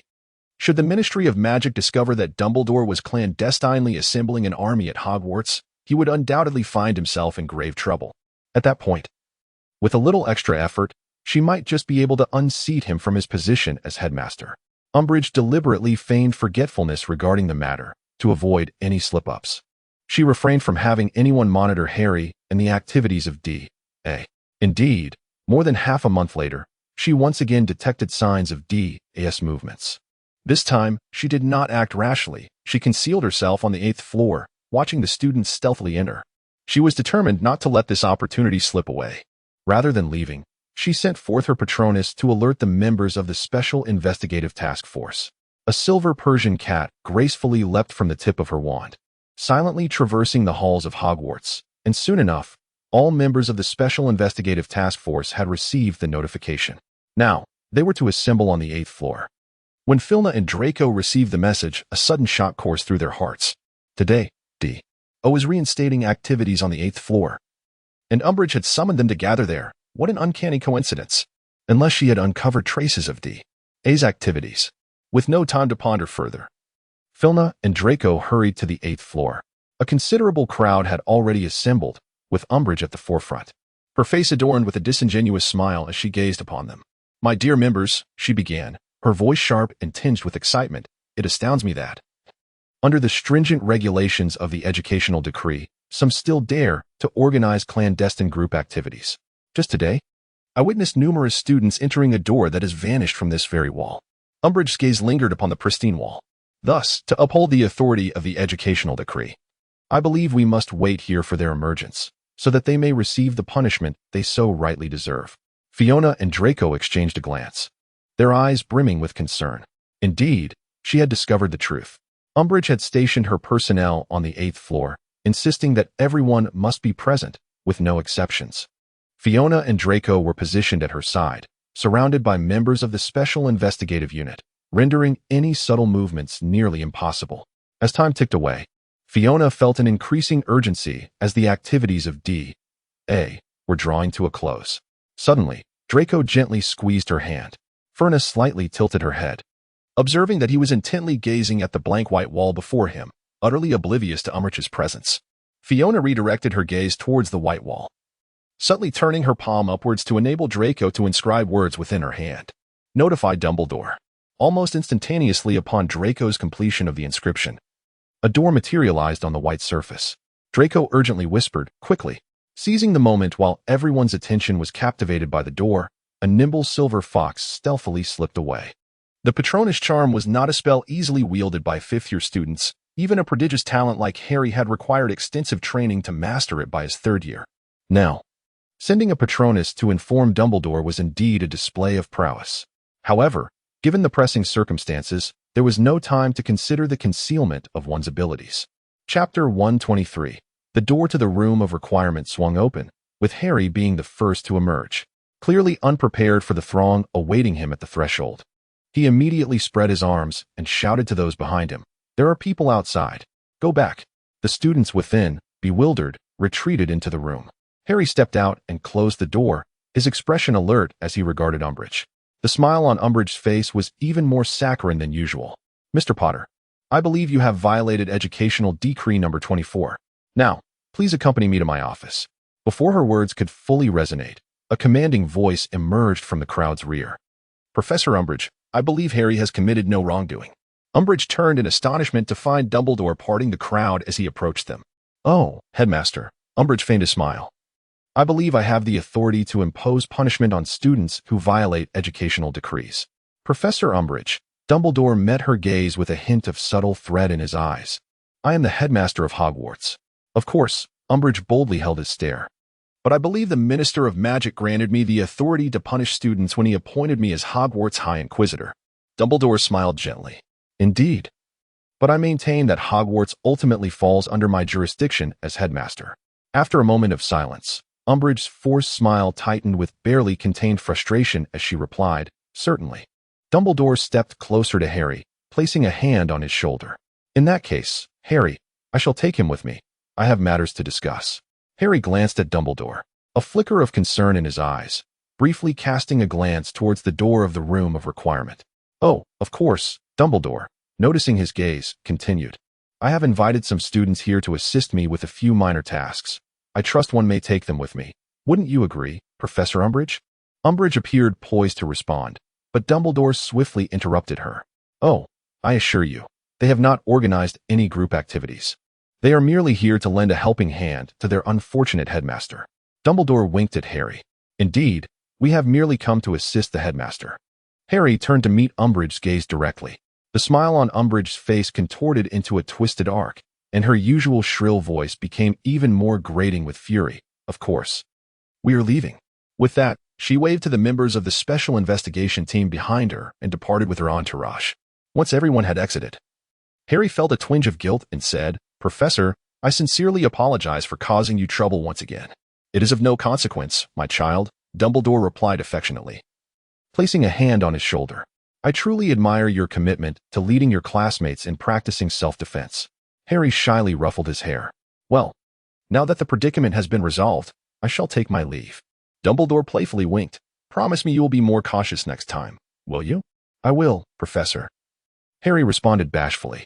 Dumbledore patted his shoulder and turned to depart. Harry returned to the room of requirement and ushered the students outside. "What just happened, Harry?" Ron asked, rubbing his reddened nose. "I was right behind you, and when you flung the door open, I nearly smashed my nose. Umbridge was waiting for us at the entrance," Harry explained. Fortunately, Professor Dumbledore arrived just in time to send her away. "How could this happen?" Hermione inquired, perplexed. "We changed our communication method, and the members signed confidentiality agreements. How did Umbridge learn of our whereabouts?" Harry shook his head, sighing softly. "I am unsure. For now, let us refrain from organizing any activities. I will find time to ask Filch if he knows anything." Hermione nodded silently in agreement. Observing their demeanor, Ron muttered under his breath, "The only ones who knew about this and hadn't signed the confidentiality agreement are her and Malfoy. Who knows if they leaked the information?" At this, Harry and Hermione turned to glare at him. Ron, taken aback, stumbled back a step and said defensively, "I was just speaking casually." Hermione raised her fist threateningly in front of him. "Speak ill of Filch again, and I shall swing this at your face." Ron, begrudgingly pouting, glanced at Hermione's clenched fist and chose to remain silent. When Filch had previously alerted Dumbledore, she had anticipated he would seek her out. Thus, when a sixth-year Gryffindor student approached her at noon, she was not the least bit surprised. "Filch, the headmaster wishes to see you in his office." "All right, I understand. Thank you," she replied gently, cradling her books and then turning to hand them all to Draco. "It seems I shall not enjoy a proper lunch again today." Fiona feigned sadness with a gentle sigh. Draco bestowed upon her a tender smile, assuring her, "I shall return with delightful treats for you." "Thank you, darling," Fiona replied, her face lighting up with a sweet smile as she gracefully turned and made her way towards the headmaster's office. Draco watched her joyful silhouette depart, a hint of a resigned smile gracing his lips as he shook his head lightly. Upon reaching the headmaster's office, she found Dumbledore awaiting her arrival.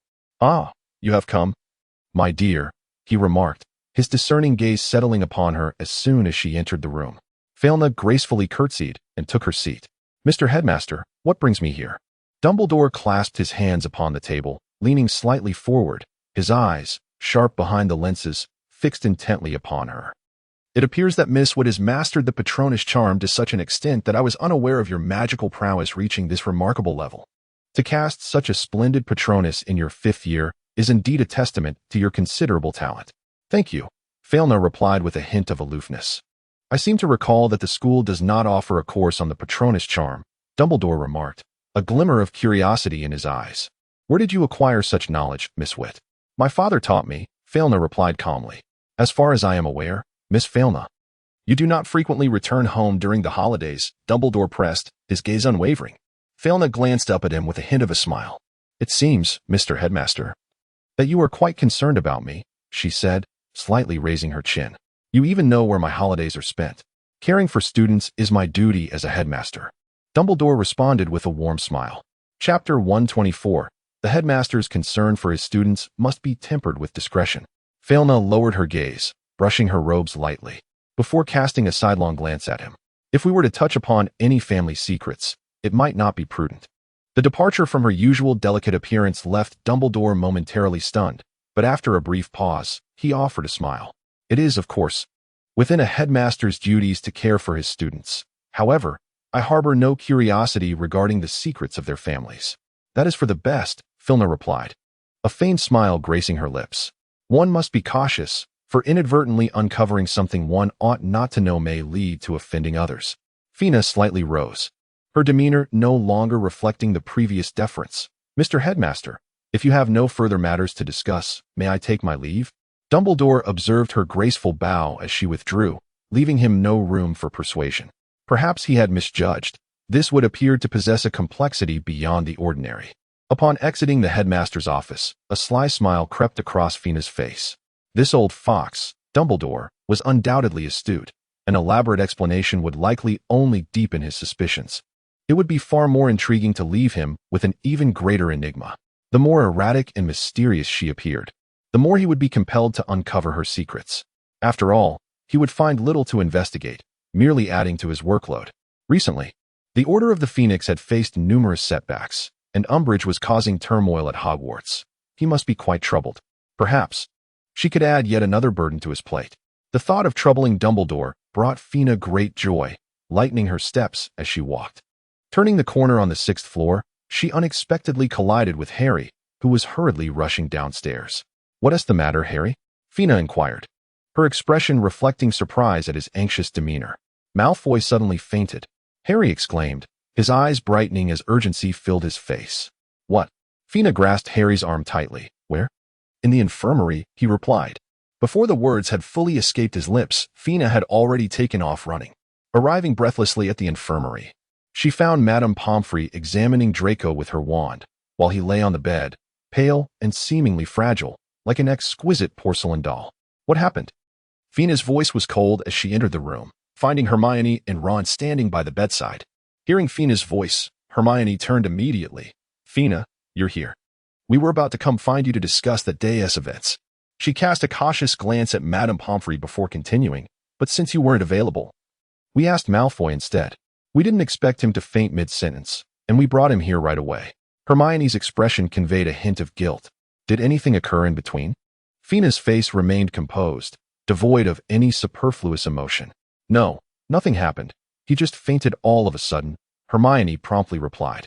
Fina shifted her gaze towards Madame Pomfrey. "How is Draco?"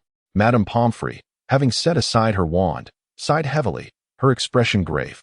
"Preliminary examinations suggest that he has ingested some form of potion, but further specifics remain elusive." Fina brandished her wand, causing Draco to levitate as she made her way towards the door. Madame Pomfrey immediately obstructed her path. "What are you doing?" "Step aside," Fina replied with an indifferent expression.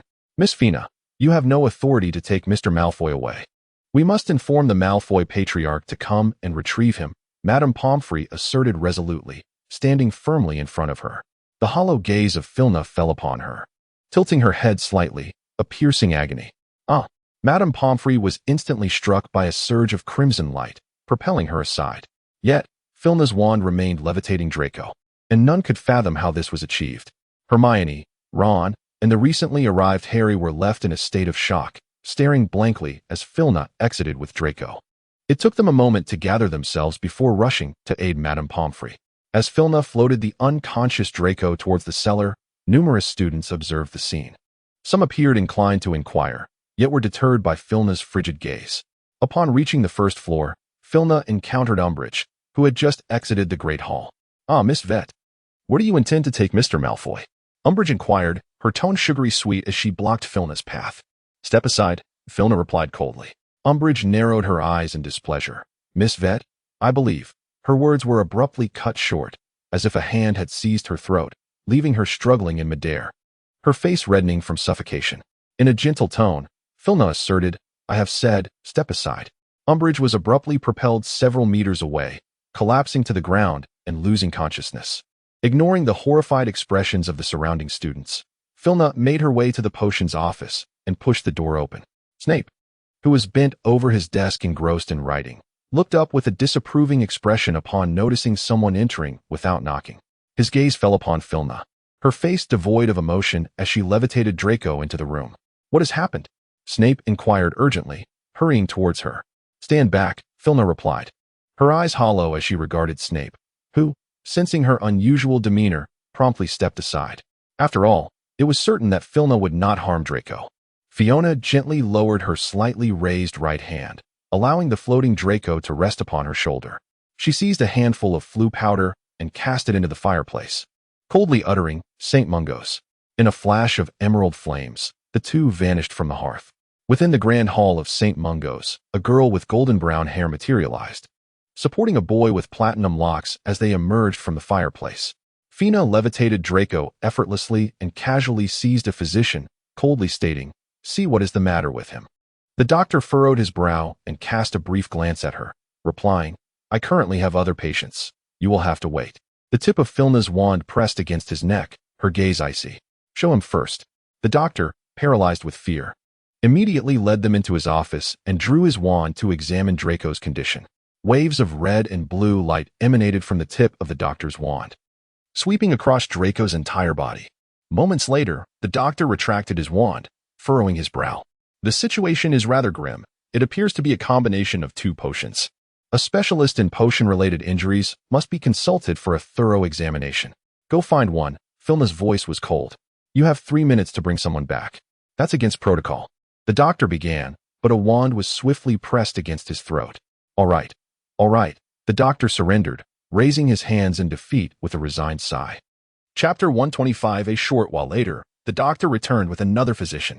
The potion injury specialist wasted no time upon entering, perhaps already briefed by the doctor, as he immediately drew his wand to examine Draco. Outside, hurried footsteps echoed, and the office door was abruptly flung open, revealing a frantic Lucius and Narcissa. "What happened? What is wrong with Draco?" Upon entering, they beheld Draco, pallid and lifeless on the hospital bed, causing Narcissa's tears to flow instantly. The potion injury specialist had retracted his wand, shaking his head gravely. "It involves two ancient potions.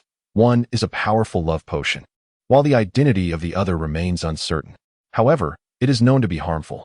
Current speculation suggests that the only way to counteract the effects of the second potion is to either find the one who administered it and compel her to provide the antidote, or for the two to fall in love." Upon hearing the mention of the powerful love potion, Filna's mind was struck by the image of a golden-haired girl sitting in the library, engrossed in a book. Moreover, this potion is unprecedented. Even the one who administered it may not possess the antidote, the doctor sighed. Ferna turned her head to glance at Draco's pale face and gently inquired, "When will he awaken?" Upon seeing the person who administered the drug, or after consuming the antidote, the doctor replied with a heavy tone, "Currently, there is no other recourse." "Is his prolonged unconsciousness harmful to his health?" Ferna finally redirected her gaze towards the doctor. "There will be some harm, but we will do our utmost to minimize it." The doctor replied solemnly, "We must urgently locate the one who concocted the potion." "Very well," Ferna said, a faint smile gracing her lips. "I shall return shortly." She lifted her leg to step outside, while Narcissa hesitated, wanting to stop her. Ferna's current state was clearly unsettling, and Narcissa feared for her safety.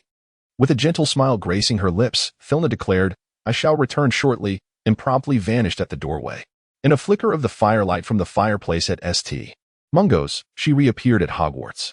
Her expression remained impassive as she made her way to the Slytherin dungeon, noting that it was still before afternoon classes, and most students were likely congregating in the common room.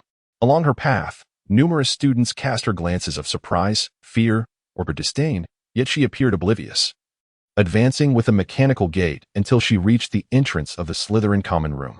Accessing the room required a password, of which Filna was unaware. However, fortune smiled upon her as she encountered Blaise at the entrance. "What are you doing here?" Blaise inquired, astonished. "Are you looking for Draco?" At the mention of Draco's name, Filna finally exhibited a flicker of emotion. "I seek Astoria Greengrass," she replied calmly. Blaise raised an eyebrow in surprise, questioning, "What do you want with her?" Fina's gaze drifted lightly towards him, her expression vacant, with a hint of obsessive restlessness lurking in her eyes, causing the hairs on Bress's arms to stand on end. "I will go in and bring her out. Just wait a moment," he shuddered, promptly entering the Slytherin common room. Before long, a blonde girl emerged. Upon seeing Fina waiting for her, Astoria's face broke into an enigmatic smile. "Did you seek me?" S gaze shifted toward her, his expression darkening slightly. "Come with me." "Why?" Astoria leaned gently against the wall, a faint smile playing on her lips as she replied, "It seems we are not well acquainted." Filna abruptly pressed her against the wall, her wand firmly pressed against her neck. "Come with me." Astoria remained unfazed, a victorious smile still gracing her lips. "Why the rush? Have you not always feigned a gentle demeanor? How is it that you can no longer maintain the facade?" With deeper hues in her eyes, Filna beamed a radiant smile. "Quickly, bind her." Astoria was abruptly restrained. Yet, she exhibited no trace of panic, her smile remaining unaltered. "If you wish for him to survive, it would be wise to kneel and plead with me now, rather than resorting to violence. I have concealed the memories of the potion's creation. Even if you employ truth serum or soul extraction, it will avail you nothing." Astoria could not help but chuckle, a hint of crimson blooming at the corners of her eyes. "Now, you can only beseech me. Is that so?" Filna tilted her head, softly inquiring, "Who claims that violence is ineffective?" Without further ado, Filna cast a silent glance at Astoria and subsequently transported her to St. Mungo's. "It is her." Filna unceremoniously flung Astoria before Lucius, then took her seat beside Draco, clasping his hand. "Astoria?" Lucius gazed at her in shock. "How can it be you? Why are you doing this?" The Malfoy and Greengrass families had always maintained a cordial relationship. Astoria had grown up under the watchful eyes of Lucius and Narcissa, leaving him utterly perplexed. Filna tossed a charm to Astoria, offering a polite smile as she gracefully lifted the hem of her robe in a subtle bow. "Uncle Lucius." "Aunt Narcissa." The moment her voice reached his ears, Draco opened his eyes. Chapter 126. For a brief moment, the unfamiliar surroundings bewildered him as he glanced at Filna, who was seated beside him, holding his hand, and then at Astoria, who stood before Lucius and Narcissa, a slight frown knitting his brow. "What has happened to me?" The moment he opened his eyes, Filna sensed it. Her tears cascaded down, and she abruptly leaped into his embrace. "Draco, you terrified me." Fina lay in his embrace, crying uncontrollably, while Draco weakly raised his hand to hold her. "I am sorry for causing you worry." With tear-filled eyes, Filna gazed up at him. "You have been ensnared by a potion, a potent love elixir combined with an ancient harmful brew." Draco's expression darkened. His understanding of potions was considerable, and he was well aware of the implications. Astoria, regaining her composure, gracefully approached Draco and softly said, "You are awake." Draco's heart fluttered uncontrollably, yet his brow furrowed deeply. The potent love elixir. Fiona clearly sensed that Draco's heartbeat was somewhat unusual. She gently lowered her gaze and straightened her posture, no longer leaning against him. As Astoria approached, Draco distinctly felt his weakness diminish considerably, and a faint flush appeared on his cheeks. Evidently, Fiona, Lucius, and Narcissa all noticed the gradual improvement in his complexion. With a tender smile still gracing her face, Astoria turned to Lucius and remarked, "You see, Draco cannot be separated from me at this moment. I hope Uncle Lucius and Aunt Narcissa will reconsider Draco's choice of bride. I have concealed the memories related to potion making." Astoria's smile deepened, Neither the Dementor's kiss nor Veritaserum can affect me. Without the potion's formula, even Professor Snape himself would be unable to concoct the antidote. Of course, once Draco and I are wed, I shall reclaim my memories and prepare the antidote for him. Astoria's gentle smile gradually transformed into something more calculating. While Lucius could only clench his fists in frustration, knowing he was powerless to act. After all, this individual now held his son's fate in her hands. Fiona glanced up at Astoria and then at Draco, a faint smile gracing her lips. "I will step out for a moment," she said, rising from her seat with her wand in hand. Draco's heart raced as he abruptly grasped her hand. "Do you no longer want me?" Fiona glanced back at him, her eyes a tempest of unspoken emotions. Draco, overwhelmed, grasped her wrist tightly, pleading, "Do not leave, Fiona. I swear I shall not love another. You alone shall be my bride. Please, do not go. I care not for the length of my days. All I desire is to be with you. I beseech you. Stay, do not abandon me." Fiona cast her gaze down at the fingers gripping her wrist, their tips turning pale from the pressure. Yet they did not inflict pain upon her. "Now she is with you, caring for your well-being. I shall merely step out for a moment, but I promise to return." A soothing smile graced the corners of Fiona's lips, while the panic in Draco's eyes deepened. He clutched her wrist tightly, attempting to hold on to her. Fiona exhaled softly, her expression serene as she delicately pried apart his tightly clenched fingers, freeing her wrist. Draco's eyes suddenly dimmed with despair. "Do you no longer want me?" he uttered, his voice tinged with a heart-wrenching quaver. Fiona leaned down to meet his gaze, her voice calm as she declared, "I shall return." Draco appeared to reach out for her, yet she abruptly straightened and stepped back, denying him the opportunity. "You need not come back," he retorted. Astoria observed their exchange with keen interest, her eyes reflecting a blend of fervent excitement and jealousy. "The one he will love henceforth shall be me." In a fit of rage, Draco seized a nearby vase and hurled it towards Astoria, his eyes aflame with fury as he shouted, "Leave. Just go. I shall never love you, so be gone." Unfazed, Astoria took a few steps closer, smiling as she replied, "Should you harm me, you will face even greater repercussions. It would be wise for you to compose yourself." Fiona, clutching her wand, turned and strode towards the door, only to be abruptly halted by Narcissa as she passed by. Fiona glanced back at Narcissa, yet no words escaped her lips. The guilt in her eyes wrestled with despair. A faint smile graced Fiona's face as she gently withdrew her hand and stepped outside. Chapter 127. The moment she crossed the threshold, a sinister smile flickered across Fiona's visage. Wishing to be with Draco, she would first need to seek her approval. Exiting St. Mungo's, Fiona promptly disapparated to Gringotts. The Hall of Gringotts was bustling with patrons, and Fiona approached the goblin at the counter with an air of indifference, stating, "I have matters to discuss with you." The goblin looked up, its expression shifting almost instantaneously from impatience to deference. "Miss Carmen, please follow me." The goblin led her down a corridor at the back, and Fiona immediately followed in stride. After navigating several turns, they arrived at a modest office. "Miss Carmen, this place is entirely secure. You may confidently instruct me on what you require," the goblin said with a respectful bow. With a calm demeanor, Fiona inquired, "How many vaults does the Greengrass family possess here? What treasures do they conceal within? Lead me to them. Furthermore, sever their financial ties." Gringotts holds a monopoly over the entire wizarding economy of Britain.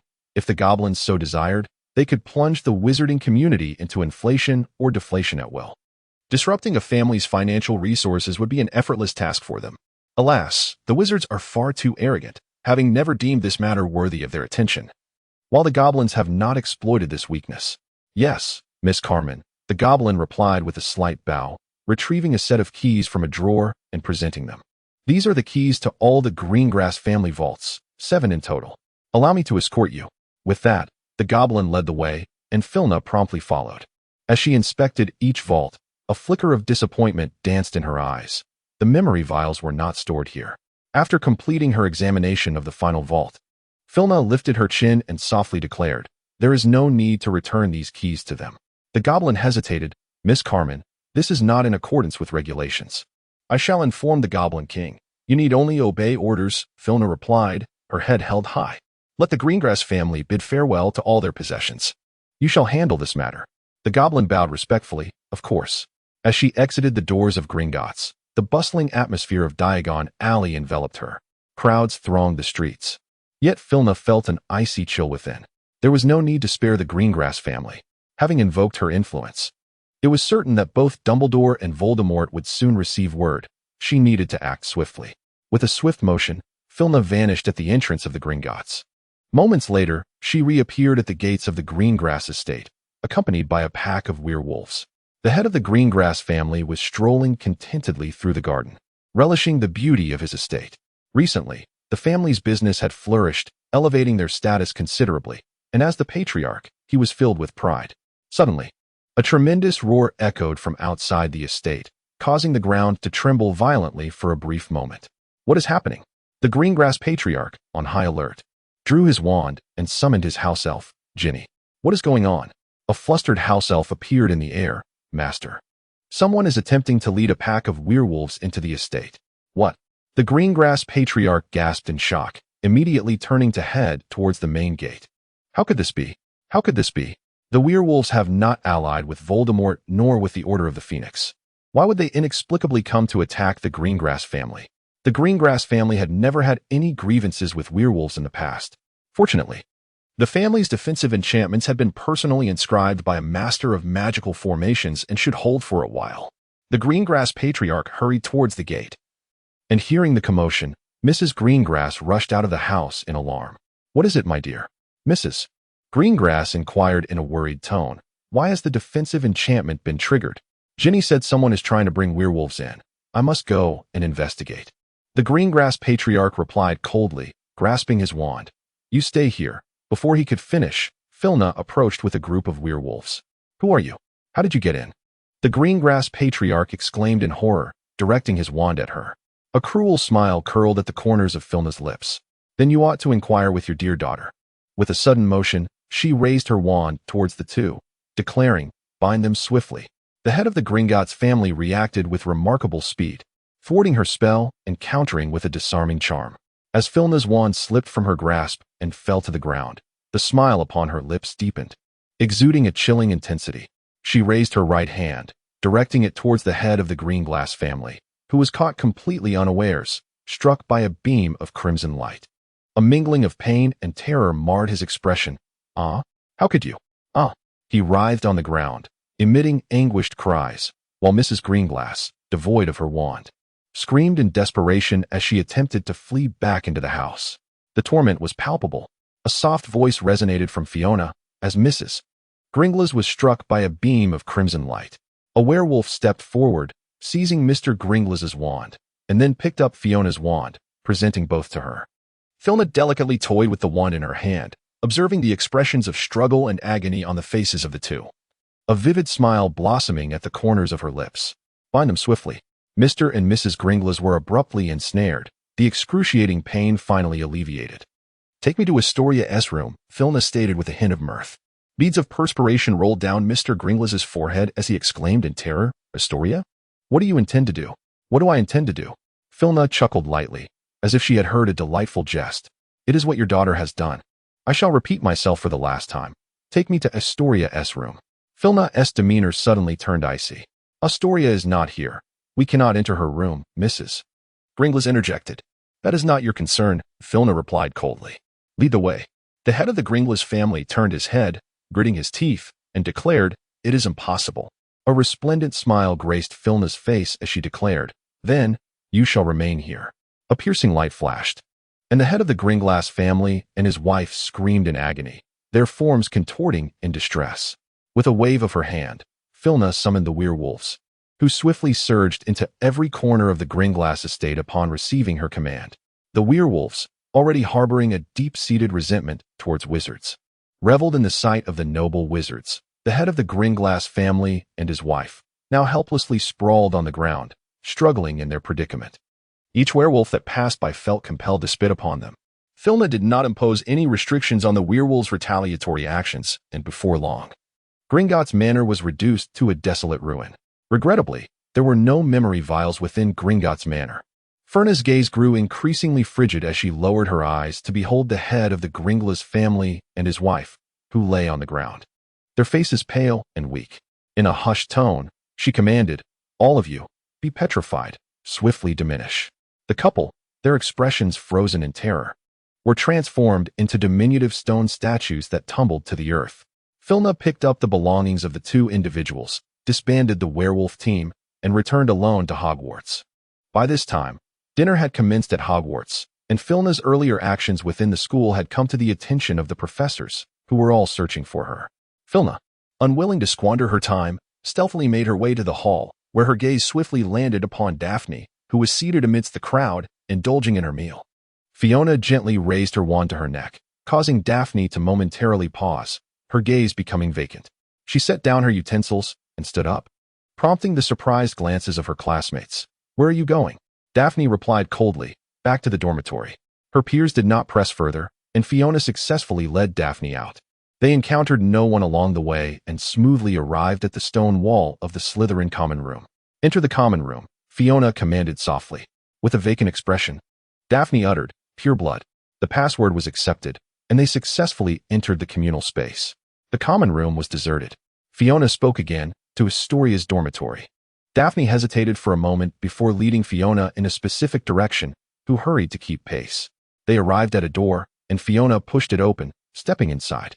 The room was unoccupied. Fiona scanned the area, noting its unsettling cleanliness. There was not a trace of disorder, indicative of meticulous tidiness. It seemed that when she visited Astoria earlier that afternoon, she had already taken great care to organize everything. Irritated, Filna tossed aside the item in her hand and turned to Daphne. "Has Astoria given you anything recently?" Daphne, somewhat slow-witted, shook her head. "Has Astoria visited your dormitory lately?" Filna pressed on. This time, Daphne nodded. "When?" Filna inquired. "Around noon," Daphne replied, her voice somewhat hollow. Filna's heart raced unexpectedly. "Take me to your dormitory." Complying obediently, Daphne turned and led her to another room. The space was adorned in vast swathes of pink, and as soon as Filna stepped inside, she immediately began her search. There were no drawers on the desk, none beneath the bed, nor beneath the pillows or mattress. And then, she found it. A shimmering glass vial was clasped in her hand, within which a silver liquid flowed gently. Felina could not help but break into a radiant smile. Daphne remained drowsily standing to the side, and Felina curled her lips into a sly smirk, releasing her soul-binding curse. She casually tossed her a petrifying spell and a shrinking spell, lifting her statue and placing it alongside the head and mistress of the Gringotts family. Having found what she sought, Felina made her way to the potions office. Snape was bent over his desk, scribbling something. As Felina entered and closed the door behind her, she nonchalantly dispelled her invisibility charm. The dissatisfaction etched on Snape's face abruptly morphed into urgency. "What brings you here? Do you have any idea how frantic Dumbledore has become searching for you?" Snape hissed in a lowered voice. "Do you comprehend the magnitude of the trouble you have stirred?" Fina gazed at him coolly and said, "I have something to discuss with you. Follow me, as this is not a suitable place for conversation." She then promptly turned and approached the fireplace, seizing a handful of flue powder and tossing it into the flames, declaring, "St. Mungo's." Chapter 128. Severus Snape gritted his teeth and followed her. In an instant, the fire flared, and the two found themselves at St. Mungo's. "What on earth is happening?" Snape grasped Fina's arm, demanding an explanation. "Draco has been subjected to a potion by Astoria, a potent love potion combined with an unknown harmful substance." Fina retrieved a silver memory vial from her pocket. "I have obtained the memory of Astoria concocting the potion. Can you create the antidote?" Snape furrowed his brow, responding, "I am uncertain. I must first see Draco." Fina escorted Snape to the doctor's office, yet Draco was absent. The doctor informed them that he had already been taken to the ward, prompting the two to proceed there. In the ward, Narcissa sat by the bedside, gazing at Draco, while Astoria occupied a chair not far from the bed. Lucius was not present in the room. Draco's complexion remained pale. He furrowed his brow in pain and coughed a few times. Astoria immediately rose, pouring a glass of water to offer him. "Go away, don't come near," Draco shouted as he noticed Astoria approaching. A gentle smile lingered on Astoria's face. "Draco, you have no choice but me now. Do you truly believe that after you fell victim to my love potion, Vet would still wish to be with you? Do you genuinely think she would return after leaving? Do you think she would find a way to save you? Stop dreaming. Your only escape lies with me. No one else can rescue you." Draco turned his head away, staring out the window, his pallor deepening. A hint of emptiness filled his gray eyes. "Regardless, I shall never be with you." Fiona stood at the doorway, clicking her tongue softly before stepping inside. Noticing the cup of water still held aloft by Astoria, a sweet smile curved her lips. She picked up the cup, poured herself some water, and approached Draco, gently coaxing, "Be a good boy and drink some water." Upon hearing Fiona's voice, Draco turned around in surprise, exclaiming, "You're back." The moment Narcisse spotted Fiona, she rose and vacated her position by the bedside. Fiona took a few steps forward, sitting beside the bed, gently grasping his hand, and spoke tenderly, "Of course." Draco's gray eyes sparkled with delight as he obediently accepted the cup and took a few sips, his gaze unwaveringly fixed on Fiona. A warm smile blossomed at the corners of Fiona's lips as she accepted the cup from Draco and placed it upon the bedside. She turned to glance at Astoria. "I have also brought back several pieces of good news." Instantly, the attention of everyone in the room converged upon her. Astoria's lips curled into a gentle smile, while Fiona cast a fleeting, subtle glance in her direction before producing 3 statues from her cloak and letting them fall to the ground. "I made a visit to the Greengrass residence and brought them back." Fiona gestured towards the stone statues strewn upon the ground and winked at Draco. He comprehended her intent almost instantaneously. However, it was evident that the other 3 individuals in the room were oblivious, gazing in bewilderment at the statues on the floor. The lineage of the Greengrass family had come to an end. With a nonchalant flick of her wand, Fiona uttered the incantation, Immobilis. The 3 stone figures were instantly transformed into humans.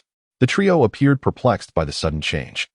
The expressions of the head of the Greengrass family and his wife were momentarily blank, but upon catching sight of Fiona, they recoiled in terror. Meanwhile, Daphne seemed utterly confused by the unfolding situation. "Father? Mother?" she muttered, running her fingers through her hair, surveying her surroundings in bewilderment. "Where are we? What is happening?" Astoria, too, was at a loss. Yet it was clear she sensed something was amiss, as she had already drawn her wand, aiming it at Fiona. Chapter 129. Fiona cast a cold glance at her, her demeanor chillingly composed as she began to elucidate. The wealth of the Greengrass family has been entirely depleted. The financial lifeblood sustaining all their assets has been severed. The family estate will no longer belong to you, and I shall ally with other nobles to petition for the expulsion of the Greengrass family from the ranks of the British aristocracy. As for your 2 daughters," Fiona's lips curled into a faint smile, "as a member of the Hogwarts Board of Governors, I am confident that my father and Uncle Lucius would be inclined to join other board members in advocating for their expulsion. Coincidentally, the headmistress of Beaux Batons happens to be a close friend of my father's, and I fear they may not find acceptance there either." The smile on Fiona's lips deepened. Naturally, the Greengrass family's assets may no longer suffice to support their transnational education. Beyond the possessions you currently hold, all else has ceased to belong to you. Mr. Greengrass, I trust you are curious about the reasons behind all this. Fiona's gaze shifted towards the head of the Greengrass family, who trembled visibly. His eyes locked onto her with a furious intensity, his face flushed. "This unfortunate turn of events can be attributed to your youngest daughter, Astoria." Fiona's eyes hardened, her smile transforming into a sinister curve. Were it not for her administering potions to Draco, the Greengrass family would not have descended into such chaos. The head of the Greengrass family stared at Fiona in shock, then glanced at his most obedient daughter, disbelief etched on his features. "Leah?" Astoria's face was a tumult of resentment and doubt, her grip on her wand trembling slightly as her voice lost its previous calmness. "It's all your fault, Bet. Were it not for you usurping my position, I would have been his wife." Her tone dripped with venom, a curse woven into her words as she spat. "It's all your fault. Why are you here? Why don't you just die? You do not belong here." Ferna gazed at Astoria's frenzied demeanor, perceiving her as a woman utterly unhinged. She cast a fleeting glance in her direction, choosing to disregard her completely. However, Draco's countenance darkened instantly. How dare she curse Ferna?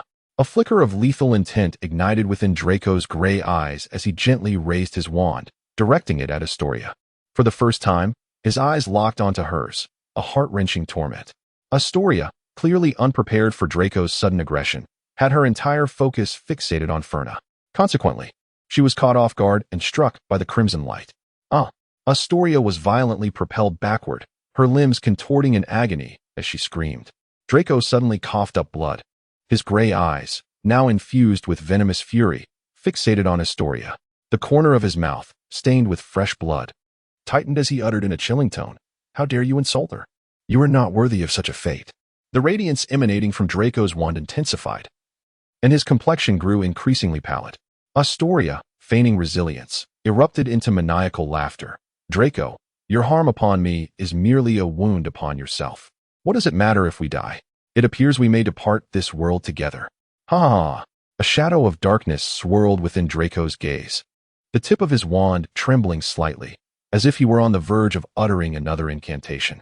Yet, a delicate hand gently rested upon his own. With a radiant smile adorning her face, Filna gently spoke. Let me handle it, shall we? Draco's hands continued their task, and his lips twitched slightly, as if he wished to voice a thought.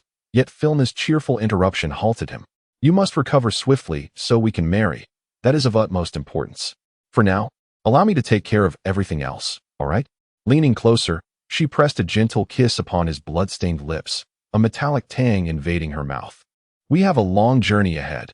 Do not let the actions of a trivial individual harm you.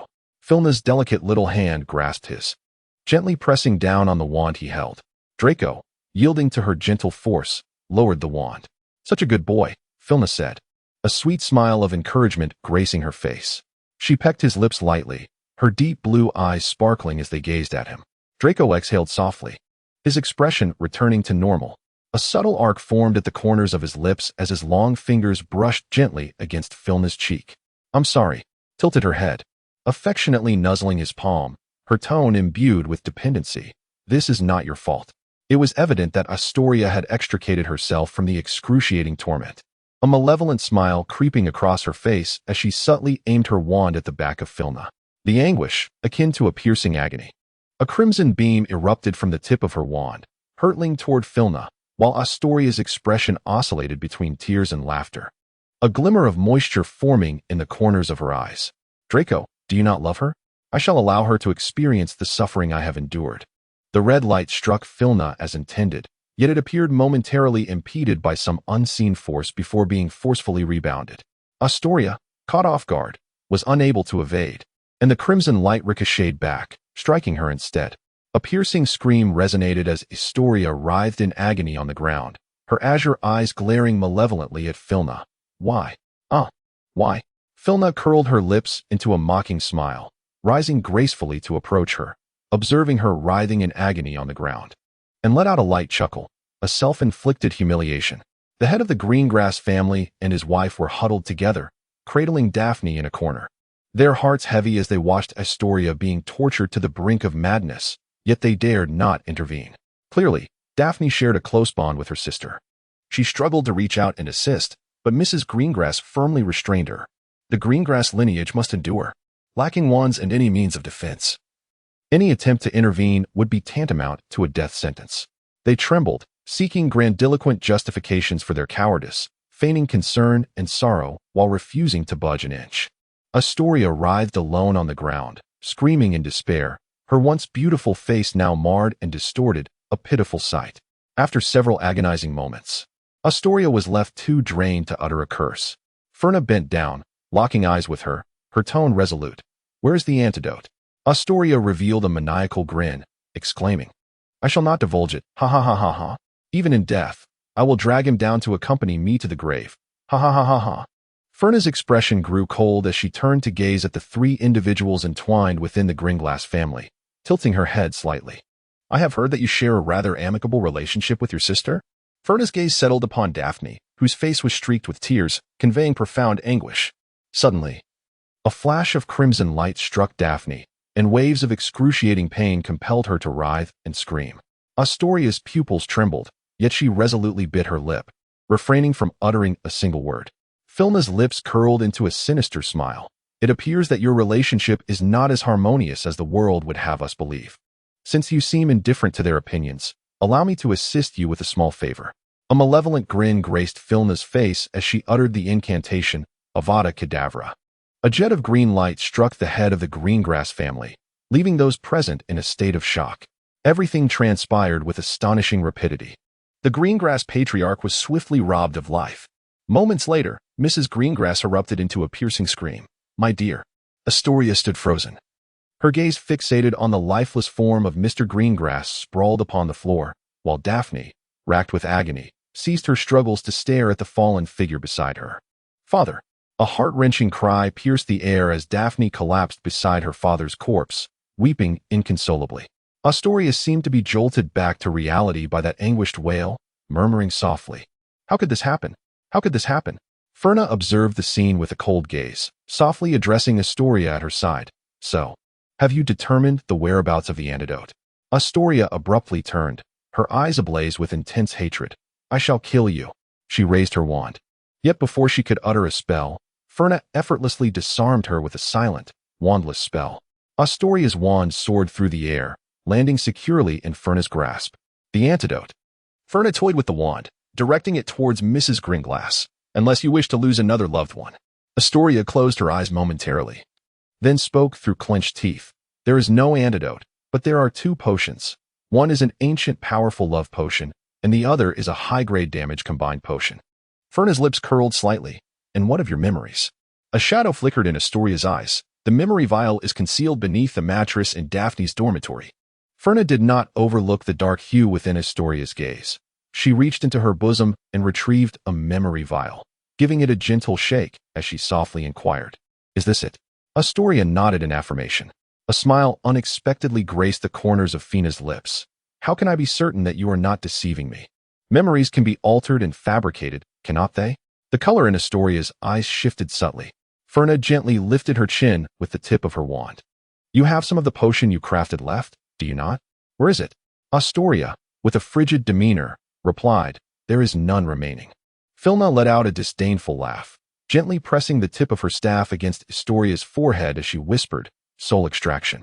It was evident that Astoria had not mastered the art of mental shielding, allowing Filna to easily uncover the hidden location of her remaining potions.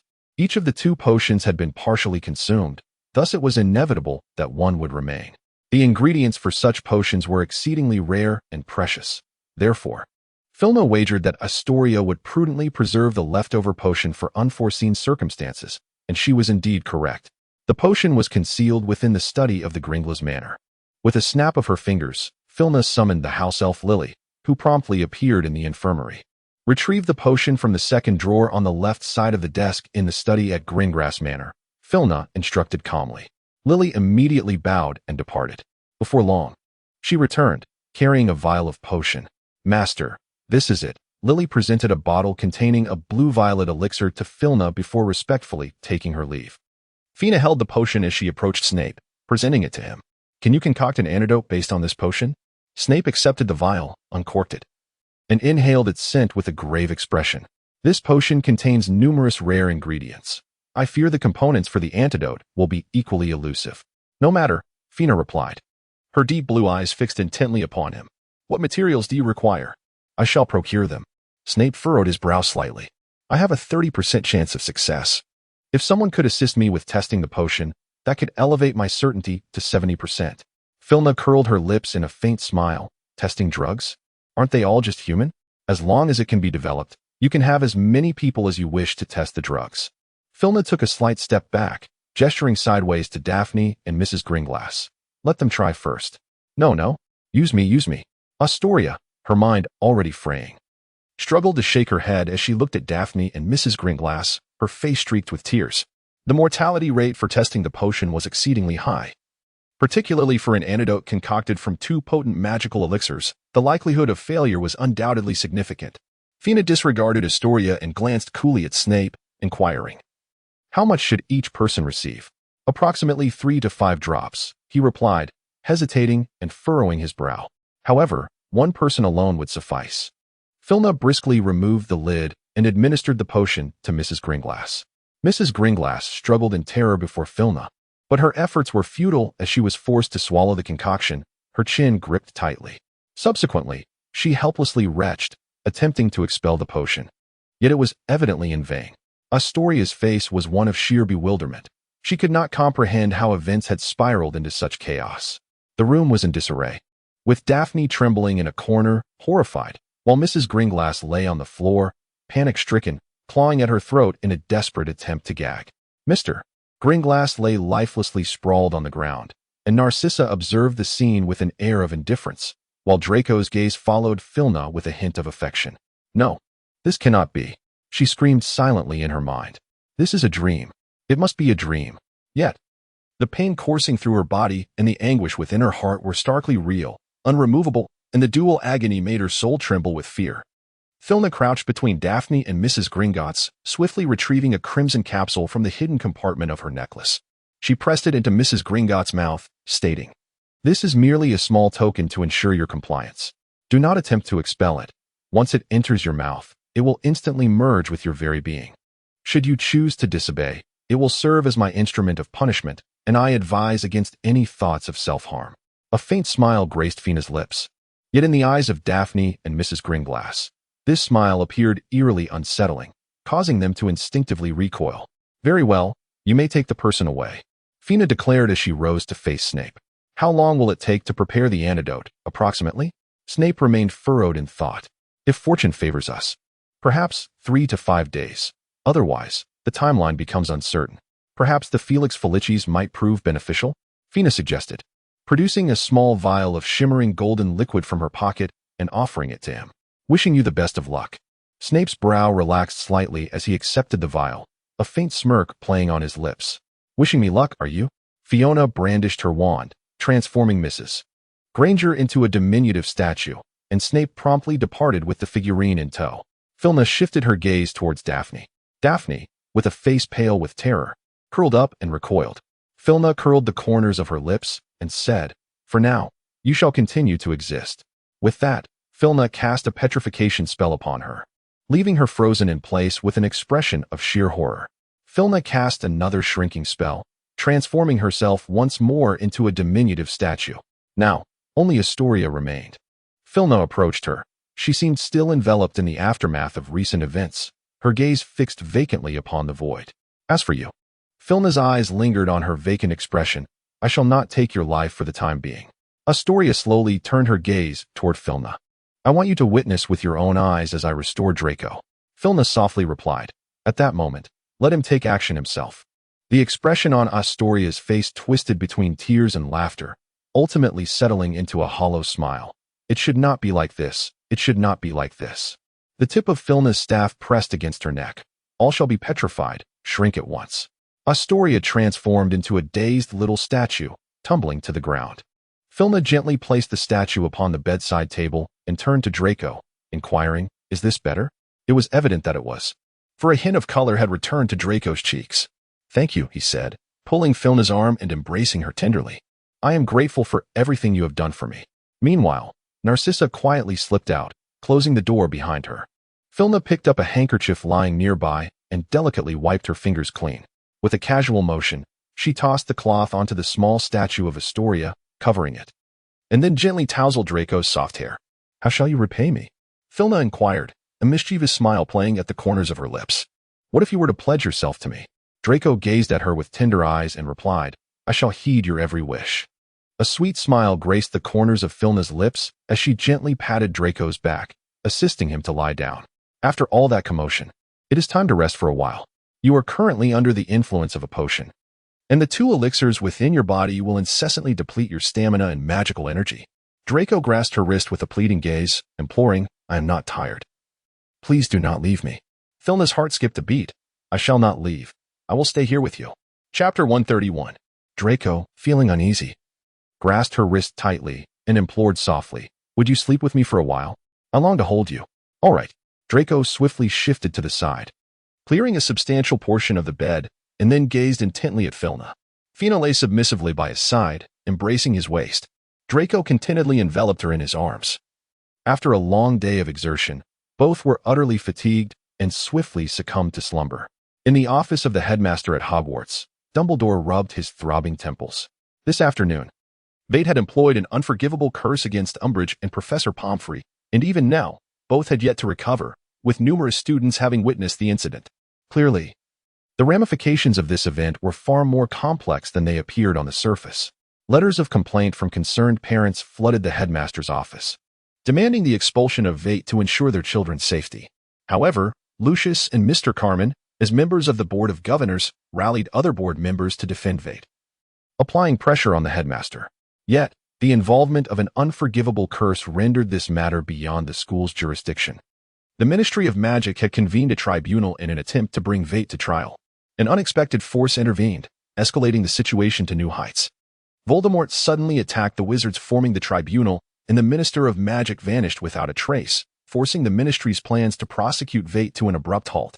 The Minister stubbornly refused to acknowledge Voldemort's return, shifting the blame for the assault on the wizards onto the Order of the Phoenix, thereby entangling them in this turmoil. Dumbledore was beset by a severe headache, lamenting his failure to recognize the true nature of Fate sooner. She was certainly not as simplistic as she appeared. While Dumbledore grappled with his troubles at Hogwarts, Voldemort faced his own challenges. Lucius's son had fallen victim to a love potion administered by the Greengrass family. Should the union between the Malfoy and Carmen families be annulled, Fina would evidently no longer be under control. The Carmen family, as a lineage of alchemists, represented a formidable force capable of swaying the tide of battle, regardless of which side acquired their allegiance. Should Filna choose to ally herself with the Order of the Phoenix, it would deal a considerable blow to the Death Eaters. He would not permit such an eventuality to transpire. The immediate priority was to secure Filna's loyalty. He received intelligence indicating that the Ministry of Magic would convene a tribunal to adjudicate the matter of Filna's use of an unforgivable curse. Consequently, he personally led a group to dismantle the tribunal and subsequently imprison the Minister of Justice. With that issue resolved, he then turned his attention to the Greengrass family. The Greengrass lineage, a venerable pureblood family, had once lent him assistance during his zenith, yet they had persistently refused to submit to his will. Now, seizing the opportunity to avenge Filna, he could exert pressure on the Greengrass clan. However, upon arriving at the Greengrass estate, he was met with the sight of desolation. The manor lay in ruins, and its inhabitants had seemingly vanished without a trace. Yet, the unfolding events were far from concluded. Both Dumbledore and Voldemort received fresh intelligence. Initially, the daughters of the Greengrass family, students of Slytherin, had mysteriously disappeared from the school. Some Slytherin students attested that Filna was the last person seen in the company of Astoria, while Daphne's whereabouts remained unknown. Furthermore, Astoria and Daphne's roommate reported signs of disturbance within their dormitory, instilling a sense of unease throughout Hogwarts. On Voldemort's end, reports surfaced that Filna had been spotted at the entrance of Gringotts, and witnesses claimed to have seen her leading a group outside the Greengrass estate, where signs of werewolf activity littered the ruins. Voldemort finally comprehended that this miss of the Carmen family was perhaps far more complex than she initially appeared. By the time both men awakened, the evening had descended. Filna nestled closer to Draco, finally opening her eyes. "Did you sleep well?" Draco's gray eyes gazed unwaveringly at her, filled with tenderness. Filna wore a sweet smile on her face, her voice soft and tender as if she had just awakened. "It's wonderful. And how are you? Are you still feeling unwell?" "I'm fine," Draco replied, turning his head to gently kiss her cheek. "Your father just came by to see you." Filna lazily uttered a soft hum, nestling against his chest and letting out a gentle yawn. "Did Lucius mention that the outside is in utter chaos?" Draco arched an eyebrow. "Pretty much. What were you doing while I was fainting?" Father seemed on the verge of losing his mind. The drowsiness in Filna's eyes gradually dissipated. "When I brought you here, Madame Pomfrey and Umbridge attempted to thwart my efforts, compelling me to employ 2 piercing curses against them. Subsequently, I ventured to the Gringotts vault in search of the memory vial concealed by Astoria, yet regrettably, it was not found there. In my frustration, I commanded the goblins to confiscate all the possessions belonging to her family. Later, I accompanied a pack of werewolves to the Grimmauld place, where I turned the place upside down, only to discover that the memory vial was still absent. Thus, I reduced it to ruins. After that, I returned to Hogwarts and, within Daphne's dormitory, finally located the memory vial, taking the liberty to bring her along as well. Reflecting on her past actions, spoke in a measured tone. "That's all." Draco furrowed his brow slightly. "Doesn't that expose your influence?" "It was bound to be revealed sooner or later," she replied nonchalantly. "Consider it a small gift for Dumbledore and Voldemort." As they conversed, a series of knocks echoed from the door, followed by Lucius's voice. "Has Filna awakened?" "I am awake. Uncle Lucius, please come in," Filna said, neatly putting on her shoes and sitting gracefully on the edge of the bed. Lucius, his face etched with concern, pushed the door open and entered. "The situation outside has become quite chaotic.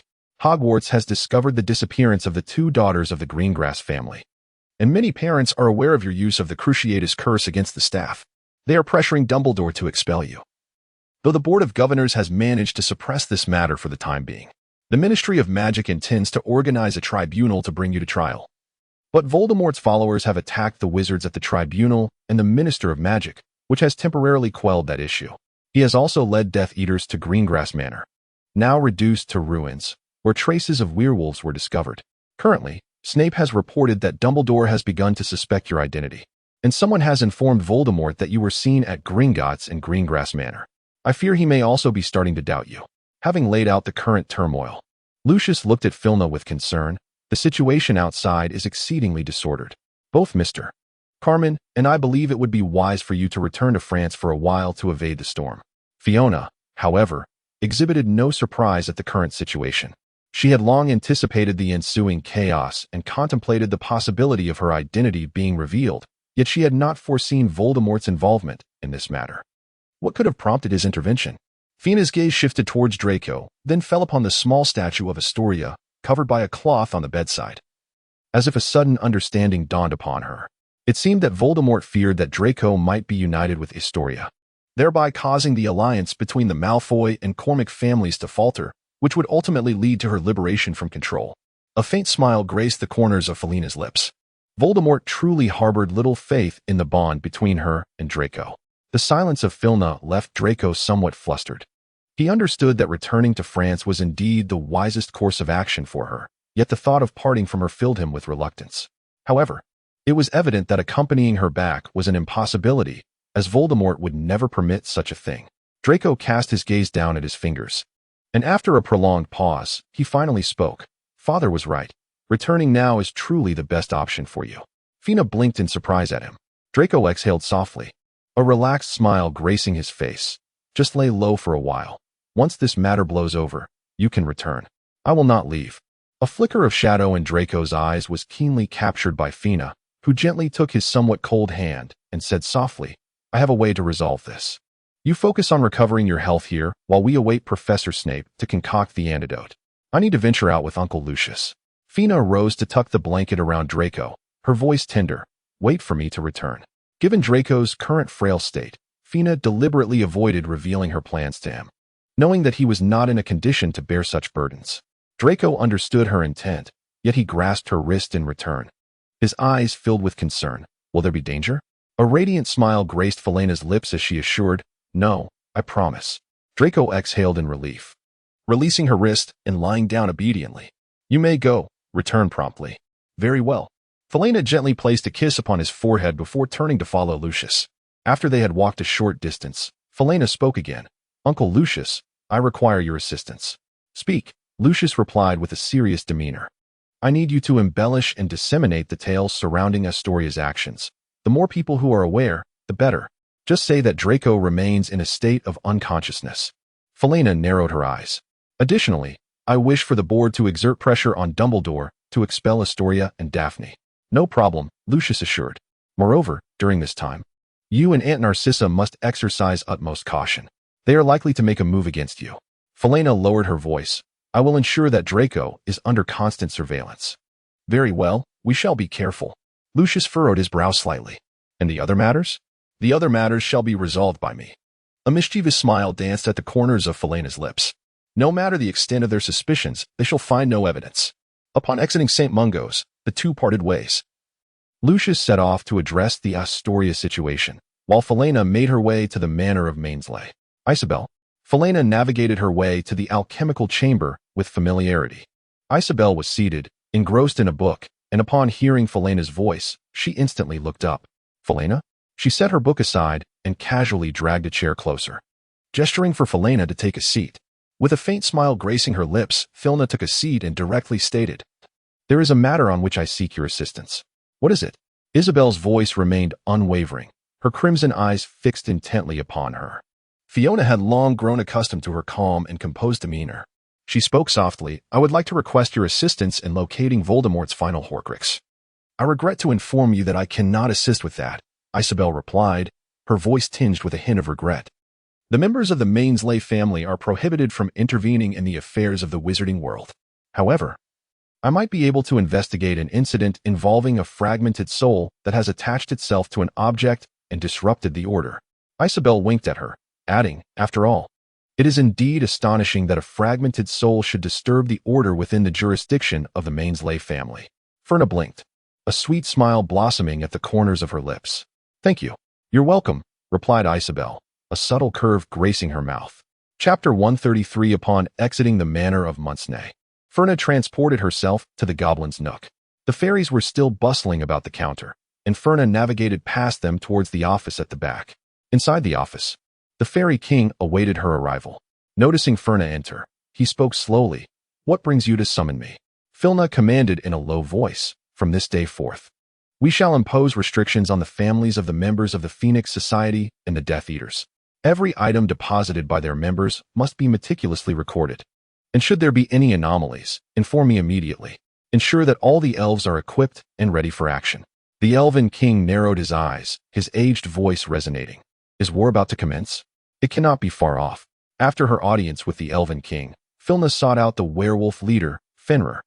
Ever since the fall of the Gringalis family, Fenrir had remained at the Leaky Cauldron, not returning home, thus Filna quickly located him. "What brings you here?" Fenrir inquired. As he finished the last drop of whiskey in his glass, turning to face her, Fina coldly declared, "From this day forth, all combat forces of the werewolf clan must be equipped and ready to respond at a moment's notice. Furthermore, arrange for a few individuals to guard Draco in shifts around the clock." Fenrir smirked with a wicked grin. "Is it about to commence?" "It won't be long now." Fina furrowed her brow at him, expressing her unease as she cautioned, "The guards assigned to Draco must be the most exceptional. I fear someone might seize this opportunity to strike against him. Also, let it be known that Draco remains in a state of unconsciousness. No word of his awakening should leak out." "Understood." Fenrir nodded in acknowledgement of Fina's directives, yet a glimmer of excitement sparkled in his eyes. Ferna pressed her lips together before speaking again. "Do not act recklessly.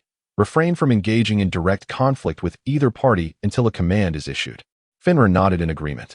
Fina furrowed her brow, yet chose not to utter another word as she turned to leave. With the matter concluded, she traversed through the fireplace and Diagon Alley to arrive at the potions office at Hogwarts. Snape stood before the cauldron, intently gazing at the bubbling pale blue liquid within. Not wishing to disturb him, Fina quietly exited the office. She needed to meet with the orcs first, but it was apparent that many in the school were searching for her. To avoid any unnecessary complications, a disillusionment charm was indeed essential. Filna raised her wand and gently tapped it against the crown of her head, a chill spreading from her scalp to her heels. Observing her now translucent hands and feet, she stepped out of the castle with satisfaction. It was the hour of dinner, and the hall was bustling with activity. Filna maneuvered through the lively crowd and made her way to the Forbidden Forest. As soon as she set foot within its bounds, a centaur approached her with a respectful bow, addressing her as mistress. Filna spoke in a low voice. "The war may soon commence. Inform the orc tribe to prepare." The centaur's expression, typically composed, darkened with concern. "My lord, the celestial signs indicate that you may soon face adversity. Embarking on war at this moment may not be prudent." "What do the stars reveal?" Filna furrowed her brow, gazing at him intently. The centaur's golden eyes suddenly sparkled, his voice taking on an ethereal quality. "The primary star's brilliance wanes, the secondary star dims, while the foreign star gradually eclipses, subtly aligning with the primary star's radiance." As he concluded, the centaur's gaze returned to its usual demeanor, his voice reverting. "My lord, the celestial signs suggest you will encounter challenges ahead. Your allies may be suppressed, and your adversaries are likely to seize the opportunity to amplify their influence." The centaur's prophetic insights were renowned for their accuracy, and Filna could not afford to overlook the possibility. "I shall endeavor to postpone the onset of war. Notify me immediately of any changes in the celestial signs." The centaur bowed in acknowledgement, and Filna departed with a solemn expression. To delay the onset of war, a slight modification to the plan would be necessary. Fiona entered the grand halls of Hogwarts Castle and made her way to the headmaster's office, where Dumbledore sat behind his desk, thoughtfully massaging his temples. "Headmaster," Fiona spoke in a calm tone, prompting Dumbledore to suddenly lift his gaze. "Vit." Fiona sat before Dumbledore with an air of indifference. "I hear you have summoned me for a matter of importance." Dumbledore swiftly adjusted his demeanor, his expression turning grave as he spoke. "Miss Wit, it has been reported that you openly cast an unforgivable curse upon Madame Pomfrey and Professor Umbridge, both of whom have corroborated this claim. Do you have any defense to offer?" "Certainly, sir." Fiona raised an eyebrow.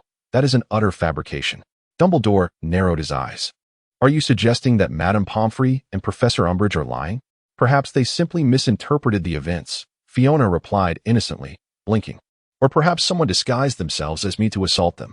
Dumbledore's tone grew more severe. Are you asserting that you have no connection to this incident? Yes, sir. Fiona met his gaze with tranquility. I am entirely uninvolved. However, St. Mungo's has confirmed that you escorted Mr. Malfoy there. Dumbledore squinted. Was this also the work of an impostor? Oh no, sir. A faint smile graced Fiona's lips. It was indeed I who personally took Draco there.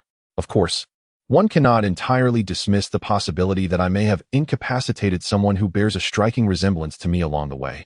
Can one? Fiona remarked nonchalantly. Perhaps I subdued my doppelganger and subsequently escorted Draco away. Miss Witt. Dumbledore's voice suddenly turned sharp. I hope you understand that this is an interrogation, not a casual conversation, and I expect you to treat it with the seriousness it deserves. Interrogation? A sardonic smile curled Fiona's lips as she leaned slightly forward to meet Dumbledore's gaze. Mr. Dumbledore, it seems you lack the authority to interrogate me. As the headmaster, I believe I possess the right to question any student who may have violated the law, Dumbledore replied with a stern countenance. Fiona's eyes glimmered with a subtle hint of sarcasm. As a student, I believe I possess the right to choose how to respond to your inquiries. A flicker of anger flashed in Dumbledore's eyes, quickly replaced by a benevolent smile. Miss Witt, as the headmaster, I hold the authority to expel a student who contravenes the law. Furthermore, the unforgivable curse has indeed breached legal boundaries. And I suspect the Ministry of Magic will also seek to bring you to trial. Fiona raised an eyebrow disdainfully, a mischievous smile gracing her lips. The headmaster may attempt to expel me if he wishes. As for the judgment of the Ministry of Magic, her impish grin widened. Naturally, there are those who will assist me in resolving it. A glimmer of seriousness flickered in Dumbledore's eyes. Fiona smiled faintly at the corners of her lips, gracefully rising to her feet. If there is nothing further, I believe it is time for me to take my leave.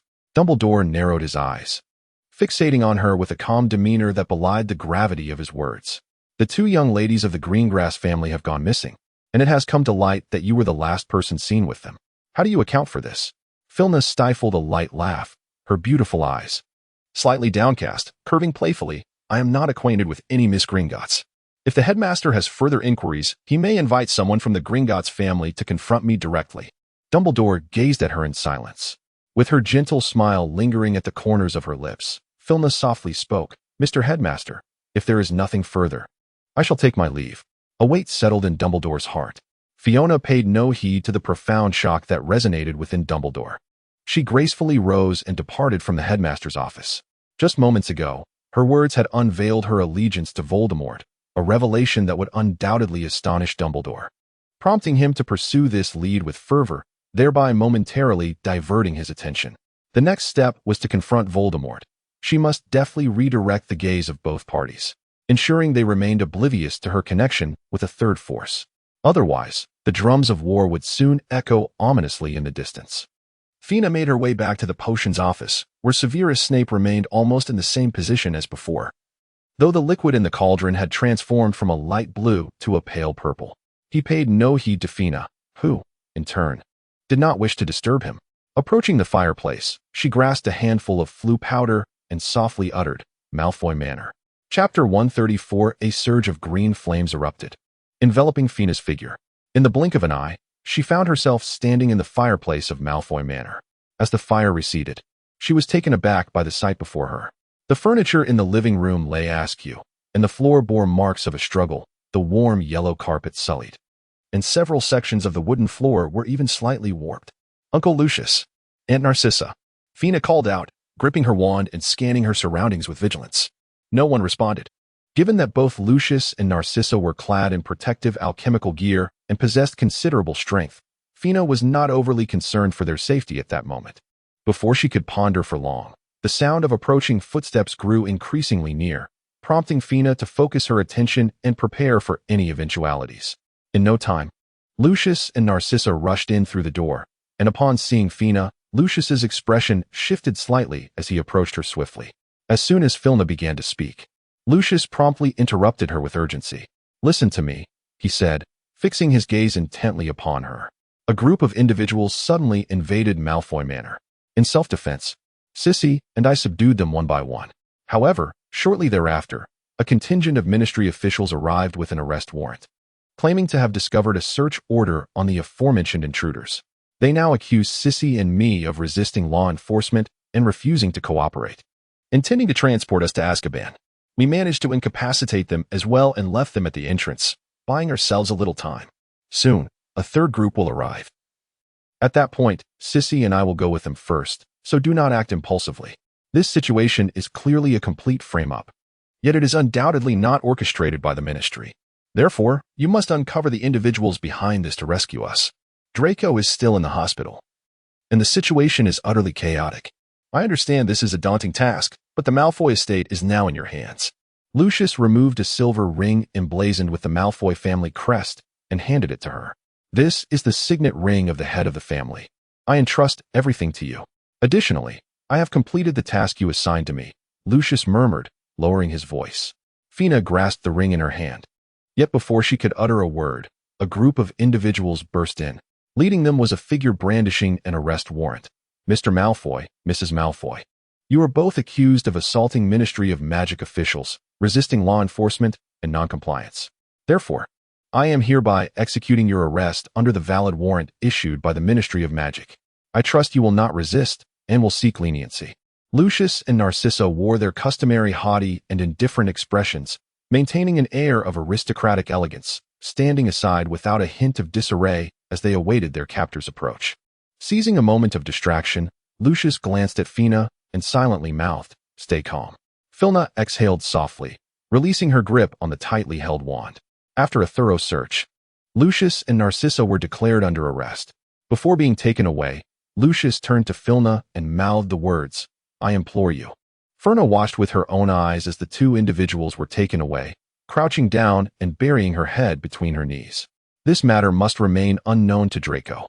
Fina mentally revisited her plan, taken aback by Lucius's unexpected arrest, compelling her to revise her strategy once more.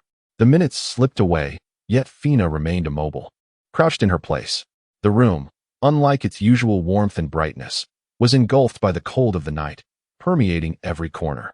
Fina huddled against the wall, contemplating her next steps. After an indeterminate amount of time, she finally stirred in the enveloping darkness. She flexed her stiff limbs and gracefully rose to her feet. The hour was late. She ought to return and check on Draco. The defenses of the Malfoy estate had been compromised, and Fina disapparated from her location. St. Mungo's was ablaze with light, and the faces of those passing were predominantly solemn, their hurried footsteps echoing through the corridors. Fina approached the entrance of Draco's hospital room, where two werewolves stood guard. Noticing her arrival, the two instinctively stepped back a few paces, displaying their keen awareness. Fiona gently pushed open the door. The room was shrouded in darkness, with the moonlight from outside casting a soft glow upon half of Draco's face, outlining his features. In the dim light, Fiona discerned that Draco was still awake. Upon hearing the sound of the door creaking, Draco abruptly turned his head, his face slipping into shadow, rendering his expression inscrutable. Yet, the joy that resonated in his voice warmed Fiona's heart. "You have returned." Fina concealed her emotions, a faint smile gracing her lips. "Yes, I am back." With measured steps, she approached the bedside and gently caressed Draco's cheek, her voice tender. "Why are you still awake? I have been waiting for you." Draco tilted his head, nuzzling against her palm, eliciting a delightful tickle. Even though his entire face was shrouded in darkness, Fina could discern the glimmering gray of his eyes, which were filled with affection as they gazed at her. Fiona could not resist leaning down to bestow a gentle kiss upon his lips. Draco's lips were warm, and she was almost instantly ensnared by that warmth, yet she managed to withdraw from his embrace. Their lips parted with a whisper. Draco furrowed his brow in mild dissatisfaction, his crimson tongue flickering between his lips, his gray eyes fixed unwaveringly upon Fiona. "What troubles you?" he inquired. Fina straightened up, offering a soothing smile. "You should get some rest." Draco remained motionless, his striking eyes still fixed upon her. After a prolonged silence, Draco finally spoke. "You are not happy," he stated with certainty. "Is something troubling you?" Fina gently pinched his face, her voice soft. "I am merely concerned for your well-being." "Do not worry," Draco replied with a slight smirk. "I am fine. I have faith that the Godfather will concoct the antidote." Fina offered a warm smile, saying, "I know you will be all right." The two exchanged silent glances, the atmosphere growing increasingly intimate. Fina was the first to lower her gaze, breaking the silence. "You should get some rest." Draco shifted to one side, relinquishing most of the space on the bed beside him. "Stay with me." Filna obediently reclined. The hospital bed was not particularly small. Draco lay on the far right side, while Filna dutifully occupied the far left, leaving a considerable space between them. "Are you not going to give me a kiss?" Draco turned his head to glance at Filna, a gentle smile gracing his lips. Fina leaned over and placed a gentle kiss on his forehead, whispering, "Good night." Draco gazed at Fina, who was nestled on the other side of the bed. With a hint of dissatisfaction, he reached out and pulled her into his embrace, finally content as he softly murmured, "Good night, my lady." Filna did not struggle, allowing him to embrace her with acquiescence. Draco closed his eyes and drifted into a deep slumber, while Filna found herself wide awake. As Draco's breathing grew steady and deep, she carefully extricated herself from his arms and descended from the bed. The moonlight outside poured in like water, and Filna stood quietly by the bedside, gazing at Draco's serene countenance before softly turning away and departing. The door to the infirmary opened and closed, returning the room to silence. Draco slowly opened his eyes. She was gone. Chapter 135. Stepping out of the room. Filna traversed through the fireplace to Hogwarts. Clearly, the authority of the night patrol of the Special Investigative Task Force had been returned to the professors of Hogwarts. As the echoes of their footsteps occasionally resonated through the corridors, Filna, cloaked in invisibility, made her way to the Gryffindor common room. It was deserted, and the flickering light from the fireplace danced upon the warm red upholstery of the sofa. She approached the couch and curled up upon it. Waves of warmth emanated from the hearth, dispelling the chill that had enveloped her. With clarity in her gaze, Filna observed the flickering flames, her mind diligently pondering her next course of action. The forces behind her were teetering on the brink of exposure, yet now was not the time for conflict. Although the ministry's trial had been temporarily resolved, there was no guarantee they would not orchestrate a second tribunal. She needed to distance herself from the disappearance of the Greengrass family. Voldemort still had one Horcrux unaccounted for. Lucius and Narcissa had been falsely implicated and imprisoned in Azkaban. The poison afflicting Draco remained unremedied. The vast Malfoy estate required her stewardship, and she had to navigate the treacherous waters between Dumbledore and Voldemort. Ferna gradually clarified her thoughts, and before she realized it, dawn had broken.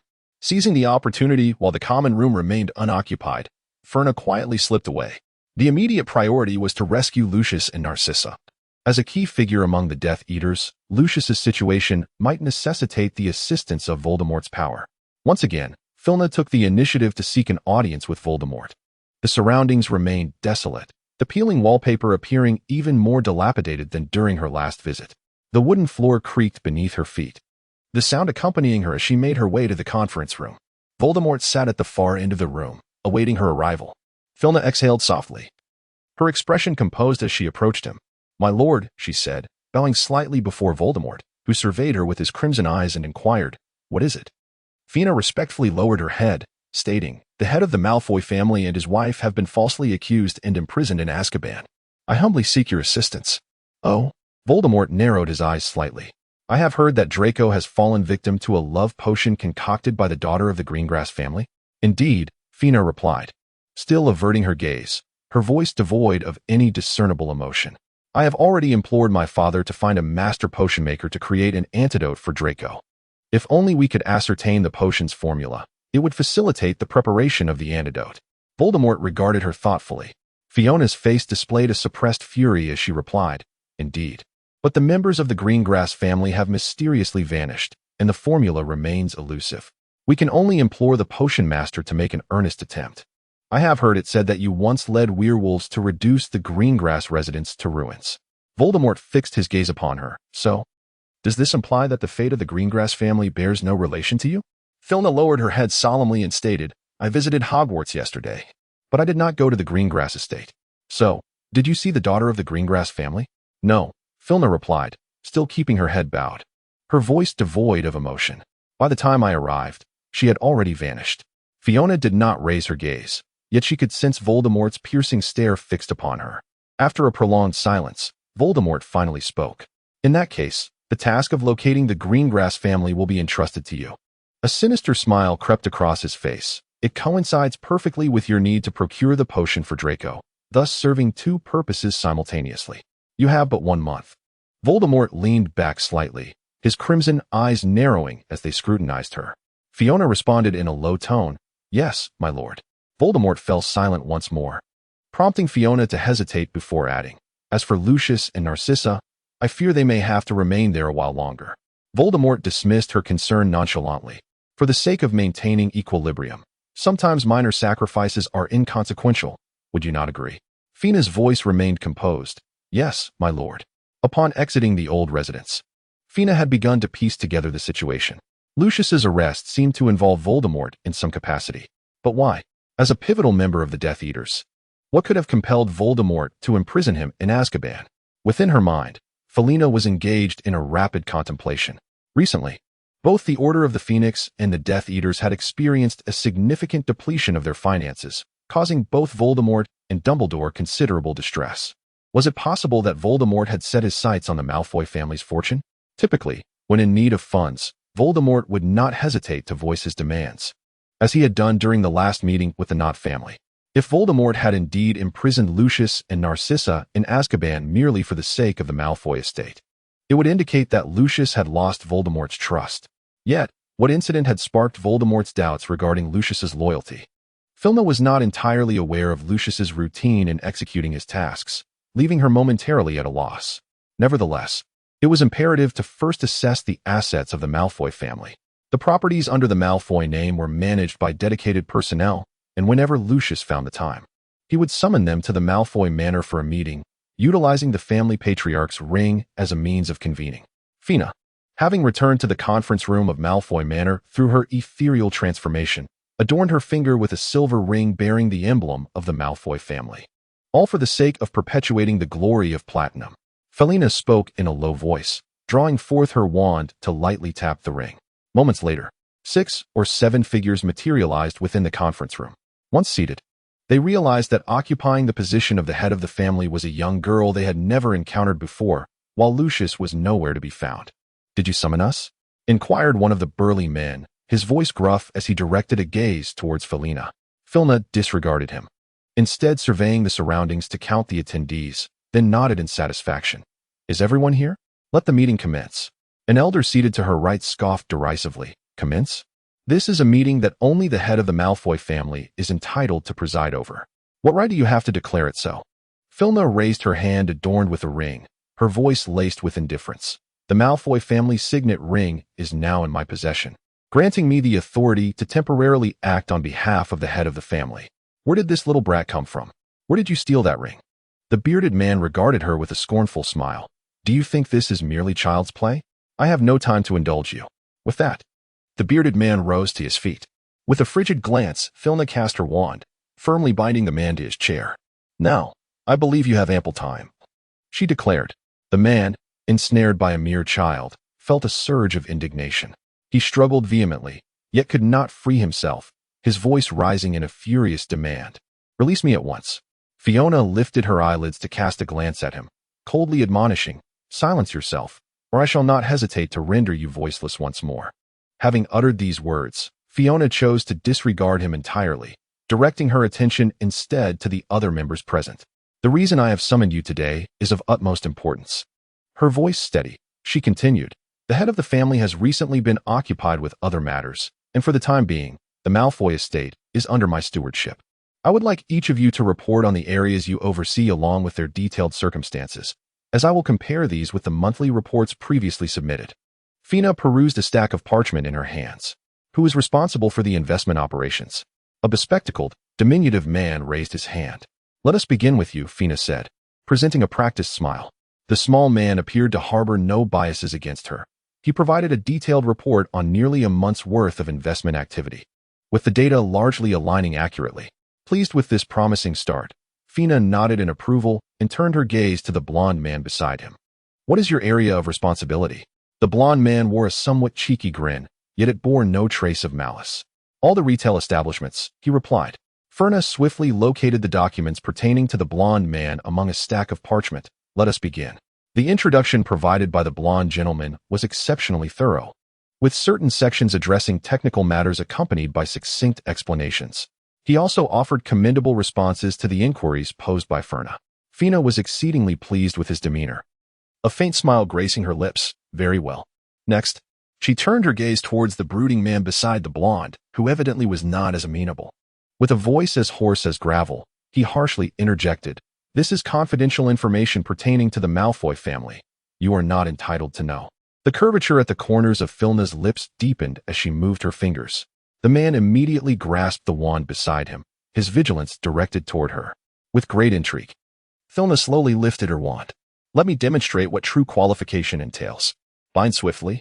A crimson beam shot forth from the tip of her wand, while the man, anticipating her move, cast a white light in defense. The two beams collided in midair, yet it was the red light that swiftly surpassed its counterpart, striking the man directly. In that instant, as the crimson light made contact, he found himself bound and utterly immobilized, his wand slipping from his grasp. The man gazed at Filna in disbelief, exclaiming, "No, this cannot be possible." Filna caught the man's wand, a smile gracing her lips.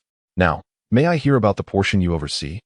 The man's already somber expression darkened further, yet he reluctantly began to elaborate on his responsibilities. He was in charge of fixed assets, a domain that had not undergone significant changes, thus ensuring the data was easily verifiable.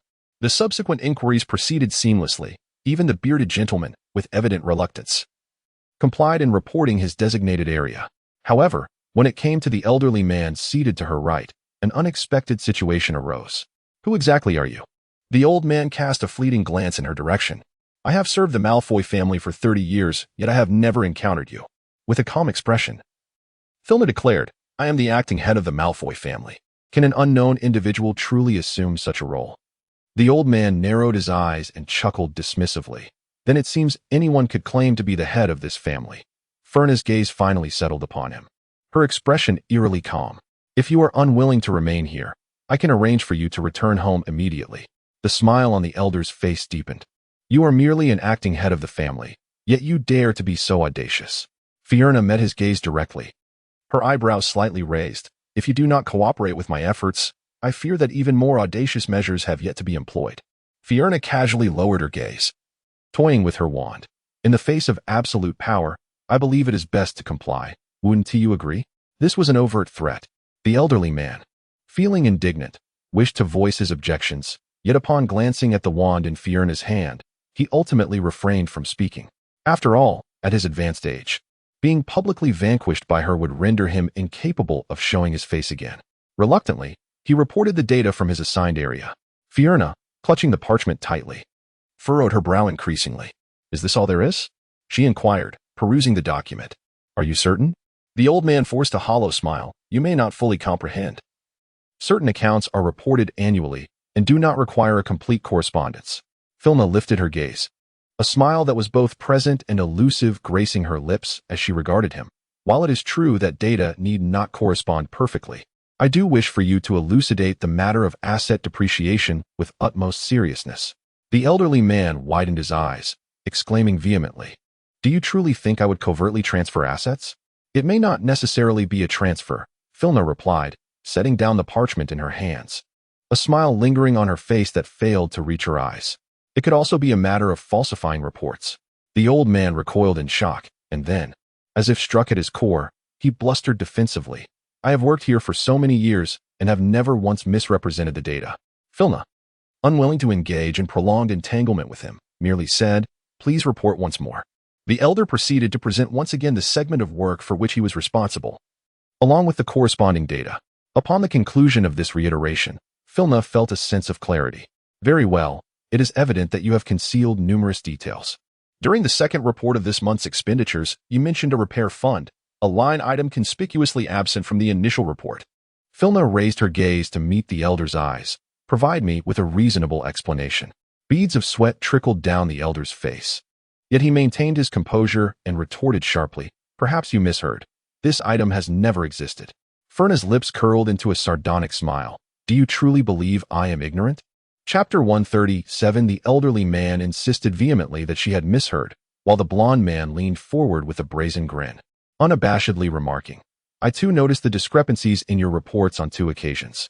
The elder immediately turned, glaring furiously at him. "Shalomo, I believe this is not the moment for personal vendettas." Shalomo's smile remained unchanged, his piercing blue eyes provocatively raised as he replied, "What grievances could possibly exist between us?" I am merely stating the truth. You.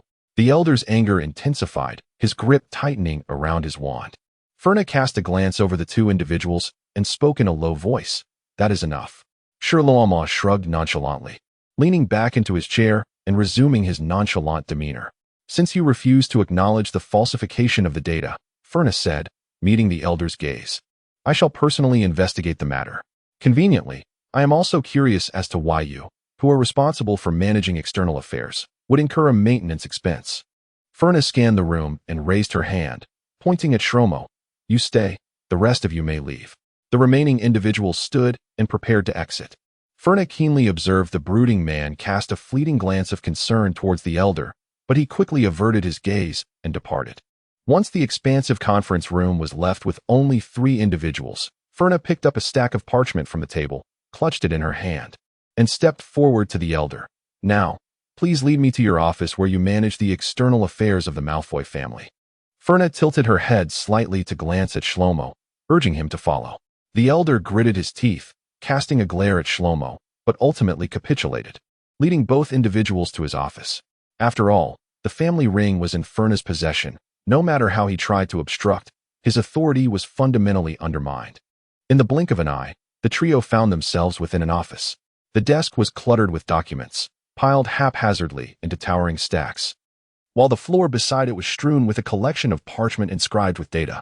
A triumphant gleam flickered in the elder's eyes. For years, in an effort to evade the Malfoy family's sudden inspections, he had meticulously mixed both useful and useless information into this chaotic assortment, ensuring that only he could swiftly navigate through the piles to unearth the valuable insights hidden within. Filna furrowed her brow as she gazed at the mountain of parchment before her, then turned her head to glance at Shlomo. It was fortunate that she had brought him along. Otherwise, she would have spent an eternity sifting through this plethora of information alone. Shlomo surveyed the towering stack of documents and then met Filna's expectant gaze, his previously cheeky smile faltering. Surely, she did not intend for him to remain here to assist with the data verification. Before he could concoct an excuse to escape, Filna spoke up. It seems I require your assistance in verifying the data. Her tone was calm and composed. Shlomo forced a smile that was more painful than it was pleasant, managing a grin that resembled a grimace. Very well. The elder observed the two as they plunged into the sea of documents, a hint of schadenfreude creeping into his demeanor as he approached Filna. Shall I lend you a hand? Ferna raised an eyebrow at him, saying, Had you not spoken, I might have nearly forgotten you. With that, she lifted her wand and pointed it at him. Quickly, be restrained. The old man, caught off guard, was suddenly immobilized, his eyes wide with fury as he shouted, What are you doing? With a gentle smile adorning her face, Filna remarked, To prevent you from meddling, I suggest you remain here with us until we have organized the documents. The elderly man was about to utter more, but Filna interjected. Shoo! She placed her index finger against her lips, signaling for silence. Do not make a sound, or I shall find a way to ensure your silence. The old man, feeling exasperated, promptly sealed his lips. Shlomo had already begun to diligently arrange the materials, and Filna immediately gathered a pile of parchment to peruse. As time passed inexorably, the two remained in the room, occasionally resting their heads on the table for brief interludes of sleep, with meals being delivered by the domesticated sprites. Thus, after 2 full days, they succeeded in completing the organization of all documents just before the sun rose on the 3rd day. Ferna wearily massaged her temples, clutching a stack of selected parchment as she turned to glance at Shlomo. He appeared to be significantly worn, the vitality that had adorned his face on the day of the meeting now replaced by a haggard expression, his eyes vacant as he leaned back in his chair, stifling a yawn. You have worked hard, Ferna remarked, offering a gentle smile. You may return now. Shlomo's eyes brightened at her words. He promptly rose and bowed slightly before vanishing into thin air. The elderly man lying on the ground wore an unfavorable expression. Ferna, holding the meticulously organized documents, reviewed them from beginning to end, her voice laced with icy undertones. You have conducted numerous transactions in secret with the Malfoy family over the years. In the ward of St. Mungo's, Draco gazed intently out the window at the newly risen sun. It had been 2 days, exactly 2 days. Filna has never visited him. The werewolves guarding the entrance come periodically to deliver his meals, but beyond that, they are entirely uncommunicative regarding any inquiries he makes. Draco harbors suspicions that she may have encountered some peril, yet the werewolves remain steadfast at the door. and the silver threads of the magical oath upon their wrists have neither dimmed nor dissipated, indicating her temporary safety. But why has she not come? Draco dares not ponder further. He closes his eyes and curls into the blankets, the cold scent of antiseptic pervading his nostrils, invading his breath. He strives to calm the tumult within his heart. Perhaps she is simply overwhelmed. The situation outside must be chaotic, and his parents have not visited him in days. During Filna's last visit, the darkness in her eyes was unmistakably evident, though he chose not to voice it. Now he is virtually incapacitated, confined to his sickbed, relying on the potions provided by the doctors to restore his health and alleviate his pain, unable to wield even a fraction of his magical power. He can offer no assistance and cannot bring her further trouble.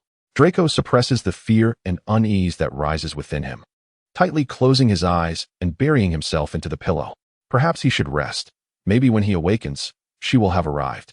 Chapter 138. Ferna narrowed her eyes as she regarded the elderly man sprawled upon the ground, raising her wand with a flick of her wrist, heart-piercing agony. A wave of excruciating pain surged through the old man, causing him to curl up and writhe in anguish. "Whose minion are you?" Ferna inquired, her gaze icy as she observed him contorting on the ground, her voice as frigid as a frost-laden morn. The old man rolled on the earth, beads of sweat trickling down his forehead, devoid of any semblance of indomitable spirit.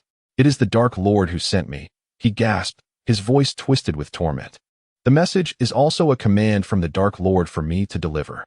Filna's expression darkened. It was indeed him. What were his intentions? Filna pressed further. "I do not know," the old man groaned in anguish. "He merely seeks the asset statistics." Ferna narrowed her eyes as she gazed at him. "What is your connection to the man who sat beside Shlomo that day, wearing such a composed expression?" The elderly man struggled to lift his head to meet her gaze, a look of astonishment flickering in his eyes. Ferna's eyes flickered as she moved her wand. The old man suddenly jolted, exclaiming, "He is also one of the Dark Lord's followers." "Excellent." A satisfied smile crept upon the corners of Ferna's lips. "Since you have divulged everything, I shall spare your life." The old man discreetly exhaled in relief. However, Ferna took a few steps closer. Crouching beside him, "You would do well to thoroughly recollect your previous words for any omissions." Filna aimed her wand at him once more, declaring, "I require you to make a magical oath, ensuring that all you have just spoken is entirely accurate and without concealment, and that these words shall not be disclosed to the Dark Lord in the slightest." The elderly man, his expression shifting to one of trepidation, gazed at the approaching tip of the wand and tremulously began to speak. "Moreover, the Dark Lord has commanded me to compile and report the assets of others, and he has instructed me to bring them along as well." Filna's lips curled into a slight smirk. "So, to what stage have you progressed?" "I have accounted for all assets, yet I have not delivered them to him, nor have I taken anyone along." The elder, Filna, recoiled in fear as the tip of her staff, nearly pressed against his neck, drew back slightly. "At present, only Joel and I are in service to Lord Voldemort. He is the man who sat beside Shlomo that day." "Excellent." Filna retracted the tip of her staff and extended her hand to grasp the trembling hand of the elder. "Can you assure me that every word exchanged here is entirely truthful and devoid of concealment?" "I assure you." "Can you guarantee that not a whisper of information will escape your lips in the presence of Voldemort?" "I assure you." "Can you promise to keep me informed of Voldemort's movements at all times?" The elder looked up at her in astonishment. With a threatening gaze, Filna met his eyes. "I assure you," the old man exclaimed, demonstrating his keen awareness of the situation. The magical vow was solidified, leaving a faint silver thread at their wrists. "Very well," Filna said as she rose and returned to her desk to collect a stack of selected documents. "I wish you luck." Immediately, she apparat back to Malfoy Manor. Once in the study, she placed the documents neatly and sat in the chair behind the desk, lost in thought. It was indeed Voldemort who had sent Lucius and Narcissa to Azkaban. It seemed the task of rescuing them rested solely upon her shoulders. After 2 sleepless days, her mind had been overtaxed, and Filna leaned back in her chair, wearily massaging her temples. The clock indicated it was already past 9 in the morning. Rising from her seat, she intended to steal a brief moment of rest in one of the rooms at Malfoy Manor, but paused at the staircase. Perhaps she should check on Draco. It had been 2 long days since she last saw him, and she wondered how he was faring. Apparating to St. Mungo's, Filna concealed her fatigue beneath a gentle smile. At the entrance to the ward, 2 werewolves stood guard, and upon seeing Filna approach, they wisely stepped back a few paces. Fina entered the room quietly, pushing the door open with great care. Draco remained in deep slumber, his brow furrowed, and his pallid face showed no trace of color, appearing even more haggard than in the days prior. Fiona tenderly caressed his face, and almost instantaneously, Draco awoke the moment her fingers made contact. The figure before him merged with that of his dreams, and he abruptly sat up, enveloping her in his arms, his eyes slightly reddened. "You're here," he murmured, his voice still husky from slumber, tinged with an almost imperceptible hint of grievance. Fiona's heart softened at his words, and she reciprocated the embrace, gently soothing him. "Yes, I'm here." Draco buried his head in the crook of her neck, striving to steady his emotions. After a prolonged moment, he exhaled softly and lifted his gaze, revealing a tender smile. "The situation outside is quite chaotic, I assenti it. Are you weary? You look even more fatigued than I do." Fiona curled her lips in a subtle smile. "Is that so?" Draco's gaze roamed over her figure, and just as he was about to casually utter a remark, his eyes suddenly sharpened, fixating intently on a specific spot on her black robe, his smile freezing in place. A single golden hair clung to her dark attire. The length of it unmistakably suggested it did not belong to a woman, and Draco's eyes darkened with sudden gravity. "What is the matter?" Fiona asked, perplexed. As she gently brushed her fingers against his cheek, Draco stiffly diverted his gaze back to her face, and after a moment, managed to conjure a smile once more. "It's nothing." His smile appeared to return to its usual state, and Fiona chose not to probe further, shifting the conversation. "How is your health? Does it still hurt?" "It no longer hurts." Draco averted his gaze from the glaring golden hair, focusing instead on Fiona's deep blue eyes, filled with concern. "Have you been very busy lately?" "Yes, there have been quite a few matters to attend to." Fiona absent-mindedly ran her fingers through his smooth platinum hair and remarked, "The platinum hair makes you look even more pale." Draco's eyes dimmed slightly. "Do you not like it?" "I do," Fiona replied, genuinely enjoying the silky texture of Draco's hair, unable to resist ruffling it once more. "But you must recover quickly. Such pallor will detract from your beauty." What began as a mere jest, intended to amuse, was perceived differently by Draco. His gaze fell upon that striking golden hair, and he could not help but press his lips together in contemplation. Was it due to his own weariness and diminished allure that she sought solace in others? Suddenly, he recalled her words, that a photograph of him had once been included in a letter from Aunt Narcissa during their childhood. It was this very visage that had first captured her affection. A sharp pang of heartache seized Draco in that moment. Fiona sensed his unease and cautiously inquired, "Are you in pain again? Shall I summon a doctor?" As she spoke, she rose to leave. "Don't go." Draco suddenly grasped her hand, his expression pleading, "Stay with me."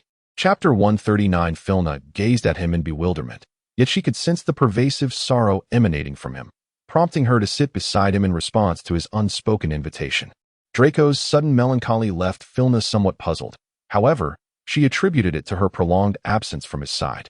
Thus, she gently pinched his cheek in a gesture of reassurance, saying, "I promise to visit you more frequently from now on, if that pleases you." Draco moved his lips slightly, yet remained silent. The dark circles under his eyes were a clear indication of his sleeplessness. Fiona recalled that her earlier entrance had disturbed his rest, and she assumed he was merely fatigued. "You should rest a little longer," she suggested.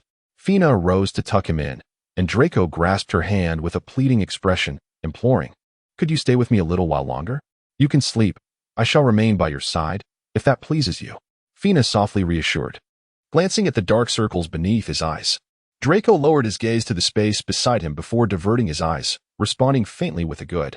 Obediently, Draco closed his eyes, burying half of his face into the pillow, yet his grip on her hand remained firm. Fiona acquiesced, quietly sitting beside him, watching his tranquil features as he drifted into slumber. Gradually, Draco's breathing deepened, and Fiona began to feel drowsy herself. Just as she was on the verge of succumbing to sleep, a sharp pain surged through the dark mark on her arm. Voldemort was summoning her. Fiona's expression turned serious as she glanced at the slumbering Draco. Gently, she withdrew her hand and tiptoed out of the room. The moment the door clicked shut, Draco's eyes opened with clarity. This was the second time. She had promised to stay with him. In the old residence, Voldemort was caressing Nagini's head, awaiting Fiona's arrival. What choice will she make? Voldemort's crimson eyes narrowed. The sound of approaching footsteps echoed down the corridor, and Fiona entered, pushing the door open. Voldemort gestured for Nagini to depart by patting its head. Nagini, somewhat apprehensive, looked towards Fiona, who stood with her head bowed beside Voldemort, but obediently slinked away. Fiona is striving to suppress the incessant vibrations of the ring upon her hand. The reason I summoned you today is of utmost importance, Voldemort intoned softly. Lucius and Narcissa have been imprisoned in Azkaban. Draco remains afflicted by an unresolved poison, and the Malfoy estate currently lacks a caretaker. Voldemort paused for a moment. Fiona had not rested properly for 2 consecutive days, and her mind was clouded. Upon hearing Voldemort's words, she instinctively perceived that he aimed to take control of the Malfoy family's enterprises. Consequently, she blurted out, "My lord, the Malfoy estate is currently under my management." The moment the words escaped her lips, Fiona realized her mistake and instinctively raised her gaze to Voldemort.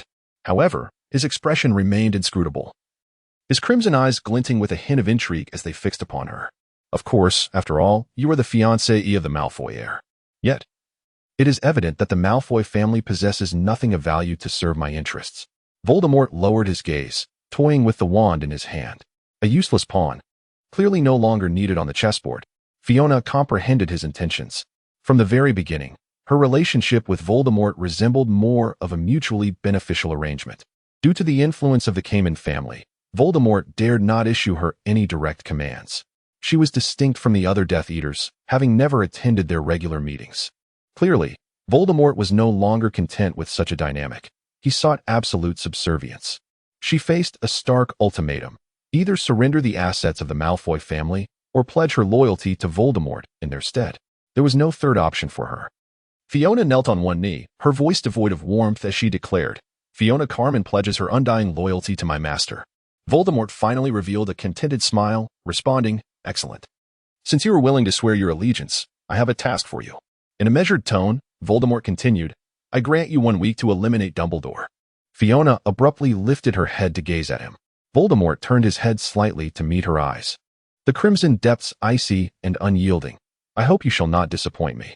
Fiona averted her gaze respectfully and said, "Yes, my master." Voldemort could hardly contain his impatience. Was the time for war finally at hand? Upon exiting the old mansion, Fiona was burdened with heavy thoughts.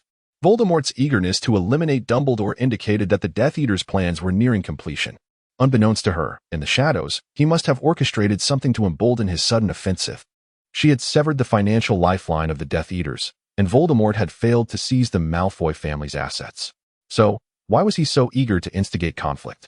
Unless he was no longer able to sustain the expenses of the Death Eaters, compelling him to hasten the onset of war. Fiona found herself unable to ascertain the sudden impetus behind her desire to eliminate Dumbledore, yet it was clear that regardless of whether Dumbledore lived or perished, her situation would only deteriorate. Nevertheless, this mission was one she felt compelled to undertake. The Malfoy family could not afford any missteps. The Ministry of Magic was rife with spies planted by Voldemort, making it impossible to extricate Lucius and Narcissa from Azkaban without his consent. However, Voldemort had no intention of releasing them, and any reckless attempt at rescue would likely jeopardize the Malfoy family's assets. The war could not be prolonged for much longer. She needed to devise a way to meet with Lucius and Narcissa. The guards at Azkaban were notoriously vigilant, and Fiona's influence had not permeated every sector of the wizarding world. Thus, she had to rely on the connections of the Malfoy family. Fortunately, the Malfoy lineage was deeply rooted, and Fiona successfully obtained permission to visit Azkaban. Moments later, she found herself within its foreboding walls, surrounded by the wraith-like Dementors. Gritting her teeth against the rising nausea, she followed one of the Dementors to 2 separate cells. Within these confines were Lucius and Narcissa, both significantly gaunt, their pallid faces nearly translucent, their eyes devoid of the spark they once held, now dulled by torment as they languished against the cold stone floor. After the Dementor escorted her, it drifted away, and Fiona pressed her lips together, softly uttering, "Uncle Lucius and Narcissa." Upon hearing her voice, a flicker of recognition ignited in their eyes, and with great effort, they rose to their feet, approaching the iron bars to converse with Fiona. "What brings you here?"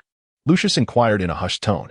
Fiona, with a hint of reluctance, cast her eyes downward and softly replied, "I have discovered the one who has wronged you.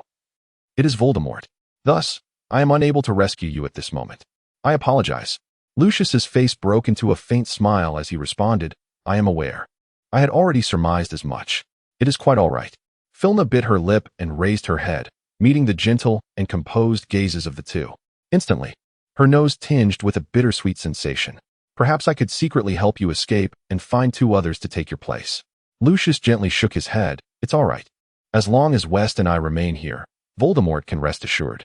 The situation outside has grown increasingly chaotic, and your current predicament must be quite challenging. Please do not risk your safety for our sake. With a slight glimmer of moisture in her eyes, Filna spoke softly. Narcissa stepped forward and gently grasped Filna's hand resting against the iron bars, her pale visage adorned with the usual warmth of a tender smile.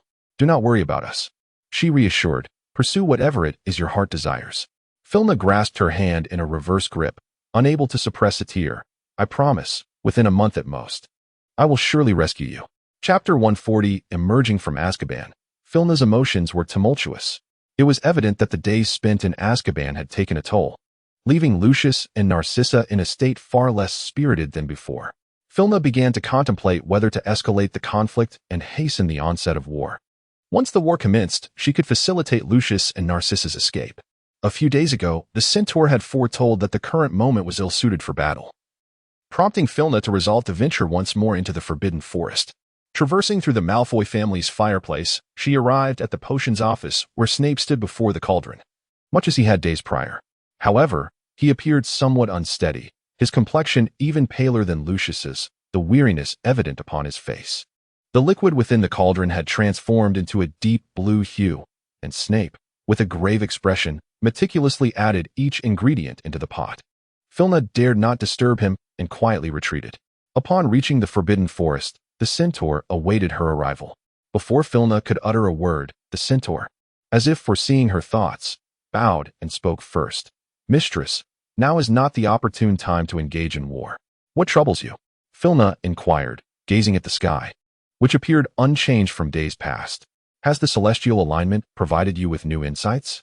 The brightness of the principal star has been waning in recent days. Thus, this is not the most favorable moment to commence hostilities. Ferna furrowed her brow and inquired, how long will it take? The Centaur, with a grave expression, responded, at least 6 months, according to the celestial signs. Ferna elicited a bitter smile, lamenting, I fear we may not reach that time. Should there be any new developments in the celestial phenomena, inform me at once. From her bosom, Ferna produced a small emerald and handed it to him, saying, gently tap it 3 times, and I shall know you seek my presence. The Centaur received the emerald with reverence and replied, yes, my master. Ferna lifted her gaze to the clear, cloudless sky and softly spoke, furthermore, remain ever vigilant. The war may soon commence. The Centaur regarded her for a moment before responding in a measured tone. Indeed. At the very instant his words escaped his lips, a figure clad in a black cloak abruptly materialized in the air. The Centaur, startled, immediately bowed and retreated, fleeing before Ferna could utter a word. Filna gazed in bewilderment at the sudden appearance of Isabel. Why is he so afraid of you? She inquired. During my time at school, I wove a blanket from his mane. Isabel replied with an indifferent expression. Filna could not help but let out a chuckle. Isabel glanced at her, his eyes reflecting a sense of resignation, as if to say, once you've had your fill of laughter, let us discuss matters of importance. What matters? Filna replied, her tone turning serious. I have located the soul artifact, Isabel said, extending his hand to present the ring resting in his palm. Apart from Nagini, this is the last one. I have already verified its authenticity. With a sense of delight, Filna felt the gentle vibrations of the ring as she lifted her hand to grasp it. Nagini could remain until the end. Filna narrowed her eyes, a mischievous smile gracing her lips. I have quite an affection for it. Once Voldemort is overthrown, I shall keep it by my side. Isabel nodded with a placid expression. When the time comes, I will assist you in examining it. If it is to remain close, we must ensure it poses no threat. I shall rely on you for that, Filna replied playfully, winking at her. Isabel gazed at her face, a slight furrow of concern etched on her brow. How long has it been since you had a proper rest? 2 days, perhaps. It has been exceedingly busy lately, Filna shrugged. Feeling the ring in her hand gradually cease its tremors, returning to tranquility. The purification is complete. Isabel took the ring to inspect it, confirming its safety before returning it to her, simultaneously channeling a surge of dark energy into Filna's body. The moment the dark energy coursed through her, Filna felt the weariness within her dissipate entirely. Meeting Isabel's gaze, filled with surprise, she heard her say with a hint of exasperation, the effects will last no more than 12 hours. You must rest as soon as possible. All right, thank you, Filna replied with a sweet smile. Given the multitude of unresolved matters at the Munsnay Manor, Isabel departed after a brief exchange. Fina stealthily returned to the potion office. The elixir in the cauldron had already been bottled, and Snape gazed perplexedly at Mrs. Greengrass, who lay writhing in agony on the floor. This particular formula had undergone numerous iterations before its final concoction, yet it still seemed to lack some crucial ingredient.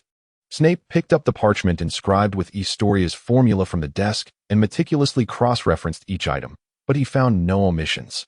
The sound of the door creaking open interrupted his thoughts, and Snape turned impatiently, only to behold Fina tiptoeing into the room. "What brings you here?" Snape inquired, raising an eyebrow in surprise. "I just arrived," Fina replied with a resigned shrug, as Snape scrutinized her face.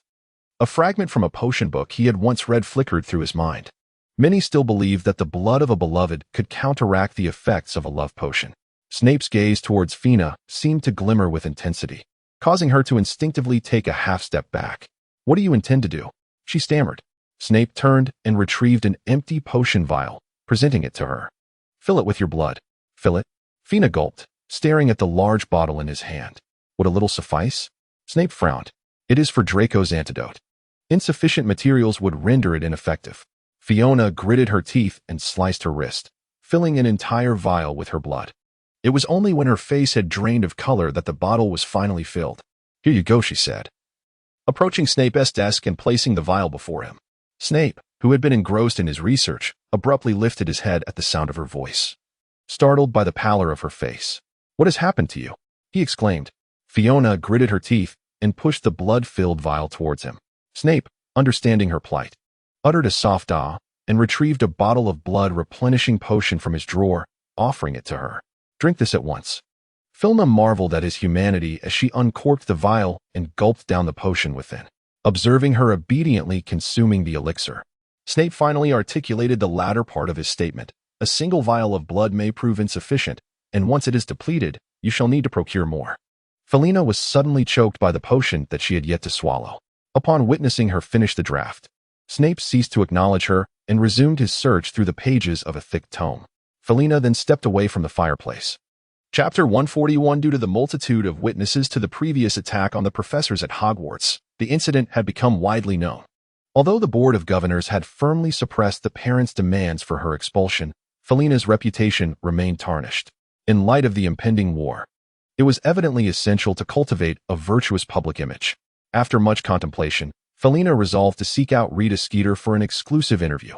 Skeeter's articles were known for their emotional resonance, and her favorable ties with the Malfoy family made her the ideal candidate for this endeavor. By now, the evening was approaching, and Felina had arranged to meet with Rita the following morning. Having gone 3 days without proper rest, Felina sensed that the effects of Isabel's dark aura were gradually waning. Stifling a yawn, she apparat to St. Mungo's. Gently pushing the door open, she found Draco staring vacantly out the window. "Just leave it on the table," Draco remarked, mistaking her for the werewolf delivering food. Without turning his head, Fiona approached and settled beside him, playfully pinching his cheek. "What captivates you so?" she inquired. Draco, taken aback, turned to her. "What brings you here?" he asked. "Do you not wish for my presence?" Fiona raised an eyebrow in response. Draco averted his gaze, remaining silent. Filna sensed that something was amiss with Draco. Leaning closer to his face, she softly inquired, "What troubles you?" Before Draco could respond, a series of knocks echoed from the door. "Come in." Filna straightened herself and distanced herself from Draco, addressing the entrance with a cool demeanor. A werewolf entered, his gaze unwavering as he placed 2 dinner plates upon the table before promptly departing. Filna had not consumed any sustenance throughout the day, and at this moment, the alluring aroma of food awakened her hunger.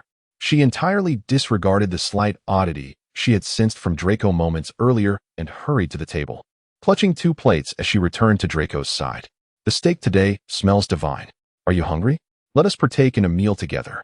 Filna deftly picked up an apple, transformed it into a makeshift table, and placed it on the bed before setting the plates on the table. Draco observed Filna's face, illuminated with excitement, swallowed the words he had intended to speak, and with a subtle tug at the corners of his lips, revealed a faint smile. "Very well." Fina meticulously diced the steak on her plate into small pieces, then pushed her plate towards Draco. Reaching over to take his plate, and resumed cutting. Draco paused momentarily, casting his gaze downward to conceal the tumult within. "What is wrong?" Fina inquired, observing his halted hand. "Do you not enjoy it?" "Not at all."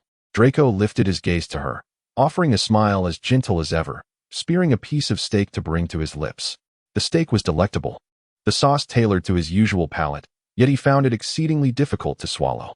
The emotions within him had reached a peak of suppression, causing his stomach to clench subtly, resisting the intake of sustenance.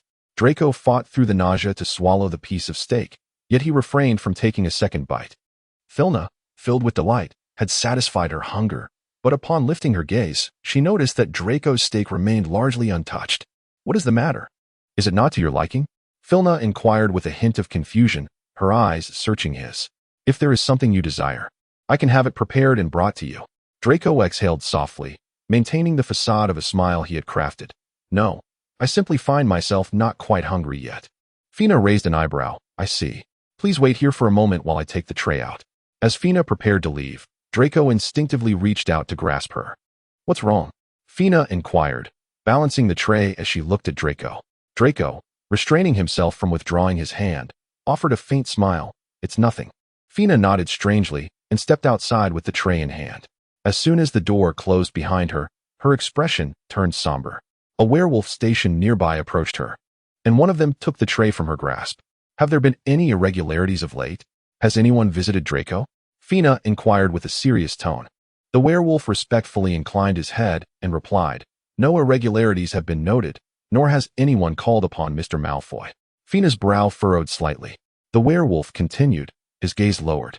"Mr. Malfoy has been eating very little and sleeping even less." Fina's brows furrowed deeper. "Understood. Thank you for your hard work." She cast a glance at the tightly shut door before turning and making her way to the doctor's office. The physician in charge was the same one who had previously examined her for potion-related injuries. Upon Fina's entrance, the doctor rose and approached her. "I was just about to seek you out. What seems to be the matter?" The doctor sighed with a hint of exasperation. "Mr. Malfoy is neglecting his meals and rest, which is a significant strain on his health. As a family member, you must earnestly persuade him to take better care of himself." Fina furrowed her brow. "I came to inquire about this as well. Is it that he refuses to eat and rest properly due to his physical discomfort?"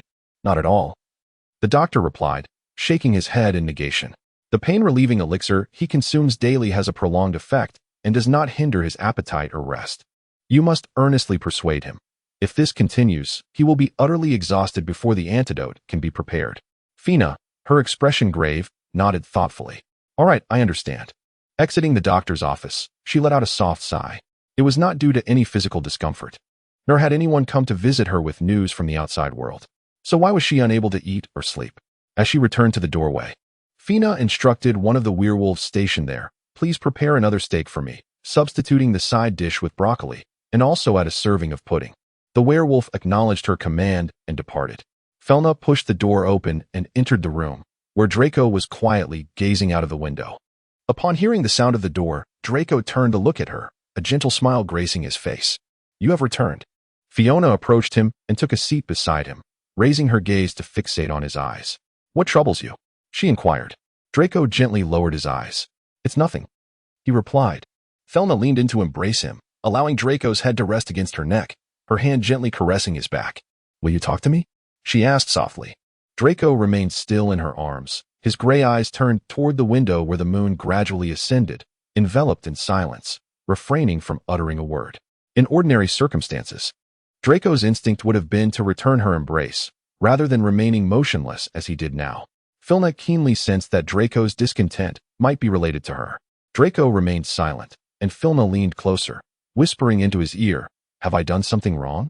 Chapter 142. At last, Draco found his voice. "I simply cannot comprehend," he stated, maintaining his previous posture as he gazed out the window, speaking in a calm tone. "You did not come by for the past 2 days, and I missed you. Your presence this morning brought me joy, yet I noticed a single golden hair upon you." Draco's voice was flat, as if recounting a trivial matter. "I suspect you might have fallen for someone else, though I am certain of your affection for me. My rationality urges me to trust you, yet emotionally, I tend to lean towards the contrary. Is that why you have been neglecting your meals and sleep?" Filna gently brushed her fingers through his soft hair. Draco cast his eyes downward and replied softly, I simply lack an appetite and find it difficult to sleep. Fiona gently reassured. The reason I was absent the past couple of days was that I was organizing some critically important data. The workload was quite substantial, and it took me 2 days to complete it. The golden short hair belongs to a friend of mine. Perhaps it was merely a coincidence that some of his hair clung to me. I could never fall in love with anyone else. The only person I truly care about is you. Draco lifted his gray eyes, fixating on hers. May I inquire which friend it is? Filna hesitated, refraining from speaking.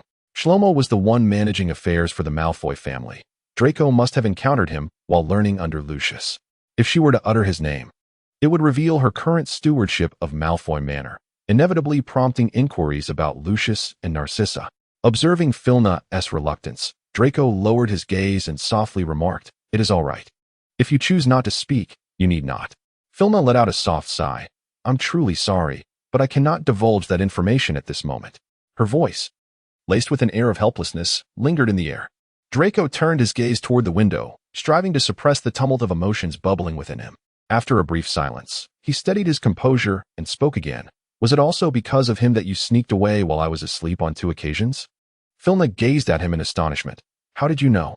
"I wasn't asleep," Draco replied calmly. "Is it because of him?" "No." Filna met his gray eyes. "The first time was to devise a plan, and the second time was Voldemort summoning me." Draco furrowed his brow. "What does he want with you? Doesn't he rarely summon you?" "Do not worry, it's merely a trivial matter." Filna gently tousled his soft hair, a faint smile gracing her lips. "The doctor said you shouldn't overthink at the moment. Once you recover, I will tell you everything that has transpired during this time, all right?" All of Draco's emotions had been entirely replaced by concern. He felt an unsettling notion that something significant, of which he was unaware, had occurred. "Will you be in danger?" "No, I won't." Fina's voice was gentle. "If the situation were truly that tense, I would hardly have the time to visit you." Draco let out a soft sigh of relief. Noticing the lingering sadness on his face, Fina soothingly reassured him. "I promise, once you are well again, I shall reveal everything to you. For now, your primary task is to heed the doctor's advice, eat well, rest adequately, and refrain from overthinking, if you would. I swear I shall not fall for anyone else, nor do I desire anyone but you. You are the sole occupant of my heart and my side." With a flick of her wand, Fina lightly touched their wrists, conjuring a silver thread that vanished at their wrists, leaving behind a faint silver mark. Draco gazed at his wrist in surprise. "You. I have already pledged a magical vow, binding me to you alone. Please, do not be troubled." Fina cooed as she entwined her arms around his neck. The shadows in Draco's eyes dissipated, and with a hint of regret in his voice, he murmured, "I am sorry." Filna pressed her finger to his lips, her striking blue eyes fluttering playfully. "Is there truly a need for us to utter such words?" Draco could not help but smile at the corners of his mouth. "So, may we now indulge in a proper meal?" Filna winked at him mischievously, addressing him as young master. A flush crept to Draco's ears, and he cleared his throat awkwardly. "As it happens, I find myself rather hungry. Please, bring it in." Filna called out cheerfully towards the door, and a werewolf entered, carrying a tray. Without a sideways glance, he presented the tray to Filna before promptly turning to depart. Filna placed the plate before Draco, yet he showed no intention of reaching for it. "Alas, a sudden pain shot through my hand." Draco exaggeratedly grimaced, declaring, "It appears I am unable to slice the steak." Fina observed the furtive glances he cast in her direction and couldn't help but smile softly. Coaxing him in a gentle tone, "Shall I cut it for you?" "Then I must trouble you," Draco replied, a sly grin adorning his lips. Satisfaction gleaming in his eyes as he watched Fina pick up the knife and fork to begin slicing the steak. "Now, open your mouth." Fina lifted a piece of the neatly cut steak and offered it to Draco, who happily bit into the morsel, chewing and swallowing with delight. Thus, the two of them shared the meal, one feeding while the other savored each bite. Once Draco was sufficiently fed, Fina distinctly sensed the dark energy left by Isabel beginning to dissipate within her. A wave of fatigue crept from her heart throughout her entire being, prompting her to stifle a yawn. "Are you tired?" Draco leaned closer, scrutinizing her face for a moment. "How long has it been since you had a good night's sleep?" "What's wrong?" Fina touched her face. "Do I have dark circles?" Draco gently shook his head, shifting slightly to make space beside him. "You appear quite weary." Fiona obediently climbed onto the bed and lay beside him, a wave of drowsiness overwhelming her body. Yet, she still endeavored to muster her spirits and engage him in conversation. "Fortunately, I Perhaps the soft embrace of the bed was too comfortable, for before she could complete her thought, she had already succumbed to slumber. Draco tenderly brushed his fingers across her cheek, murmuring softly, "I am sorry for making you bear this alone." Never had he loathed himself so deeply. If only he had been more cautious at that moment. If he had discerned Astoria's intentions sooner, if he had taken charge of the Malfoy family's power earlier, would she not have found it easier now? Regret was futile at this juncture. Draco could only strive to comply with the doctor's treatment, hoping for a swift recovery. Perhaps Fiona was indeed utterly exhausted. Or maybe she felt a profound sense of security beside Draco. In any case, that night she enjoyed a rare and restful sleep. As dawn broke the following day, Fiona opened her eyes.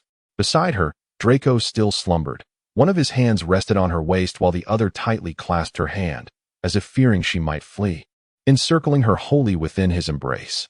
The morning light was insufficient, and Fiona turned her head to gaze at Draco's serene visage, realizing she had not observed him with such earnestness in a long time. Chapter 143. His complexion appeared even paler than before, with faint shadows beneath his eyes, and his brow was furrowed in unease. Perhaps due to the lack of proper nourishment in recent days, he looked somewhat thinner, the once defined contours of his jaw now sharper, revealing a gauntness that seemed almost sickly. Filna gazed at him quietly until the sun ascended to its zenith, rousing Draco from his slumber. Sensing the warmth in his embrace, Draco, in high spirits, pulled Filna closer, playfully nuzzling his face against the pillow before finally opening his eyes. "Good morning, my lady," Draco murmured softly, his voice still laced with the huskiness of sleep. "I am truly delighted that you did not slip away while I was dreaming." "I too am glad to awaken and find you beside me," Filna replied, pecking his lips gently. Her deep blue eyes sparkled with tenderness as she continued, "Good morning." Though a myriad of responsibilities awaited her outside, Filna yearned to remain wrapped in this moment with him. However, it was evident that her appointment with Rita was fast approaching. Reluctantly, Filna sat up, shattering the tender ambience that enveloped them. "Are you leaving?" Draco asked, his face betraying a hint of reluctance, yet adorned with a gentle smile. "I will wait for your return." "Very well." Filna leaned in and placed a soft kiss upon his forehead. "Make sure to eat well, sleep soundly, and obediently heed the doctor's advice." Draco nodded obediently. Filna hurried to Rita's residence, fortunately arriving just in time. "Oh, my dear, do come and take a seat," Rita warmly invited. "Would you care for a cup of red tea? It's my specialty." "Thank you," Filna replied, gracefully nodding as she settled onto the sofa beside her. Rita waved her wand, conjuring a cup of red tea for her guest. "My dear, what brings you to me today?" Rita adjusted her glasses, her eyes sparkling with curiosity from behind the lenses.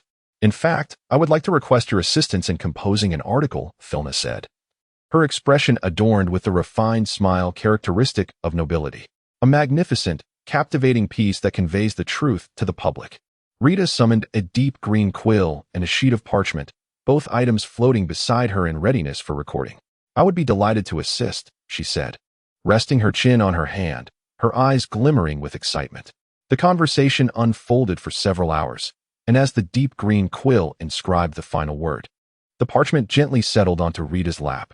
"Oh, splendidly magnificent and engaging," Rita remarked, swiftly scanning the article before handing the parchment back to Filna with a soft chuckle. "I believe you will be quite pleased."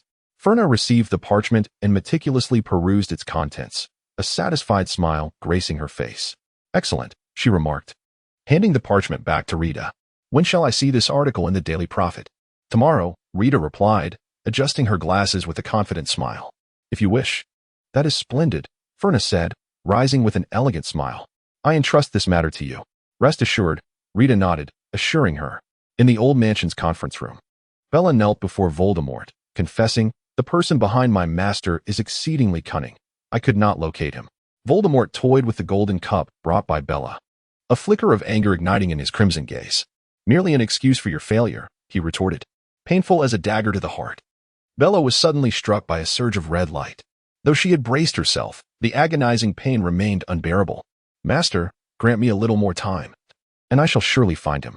Please give me a chance to redeem myself," Bella pleaded, struggling to crawl to Voldemort's feet. "Redeem yourself?" Voldemort abruptly hurled the golden cup at her head. "Fool, a mere fake cup has deceived you." Raising his wand in anger, he declared, "I have no need for useless servants." Faced with his wand, Bella exhibited no fear. Instead, guilt consumed her. Her dark eyes gazed at Voldemort, love entwined with madness swirling within them. "Master, I beseech you for another chance. I swear I will find the one who meddled. I have already granted you one chance." Voldemort replied coldly. Bella was indeed a loyal subordinate, once deemed capable, but her recent failures warranted punishment, especially since her prowess seemed diminished since her release from Azkaban. "Master, please grant me one more opportunity," Bella insisted, gritting her teeth. "I will offer you the entire estate of the Lestrange family." "Oh?" Voldemort regarded Bella with an icy stare, his crimson eyes devoid of any superfluous emotion. "Then, for the last time, I expect to see the genuine golden cup within 3 days." A glimmer of joy flashed in Bella's eyes. Undeterred by Voldemort's harsh demeanor, she continued to kneel at his feet, filled with affection. "Thank you, Master. I swear this time I will accomplish the task." Voldemort diverted his gaze, idly manipulating his wand. "Inventory the Lestrange estate and have it all delivered." "Yes, Master." Bella spoke with unwavering respect. The disappearance of the Gringotts family had captured the attention of many, and in an effort to distance herself from this affair, Filna resolved to stage a performance. She first returned to St. Mungo's to procure a strand of Astoria's hair, and then proceeded to the potions office.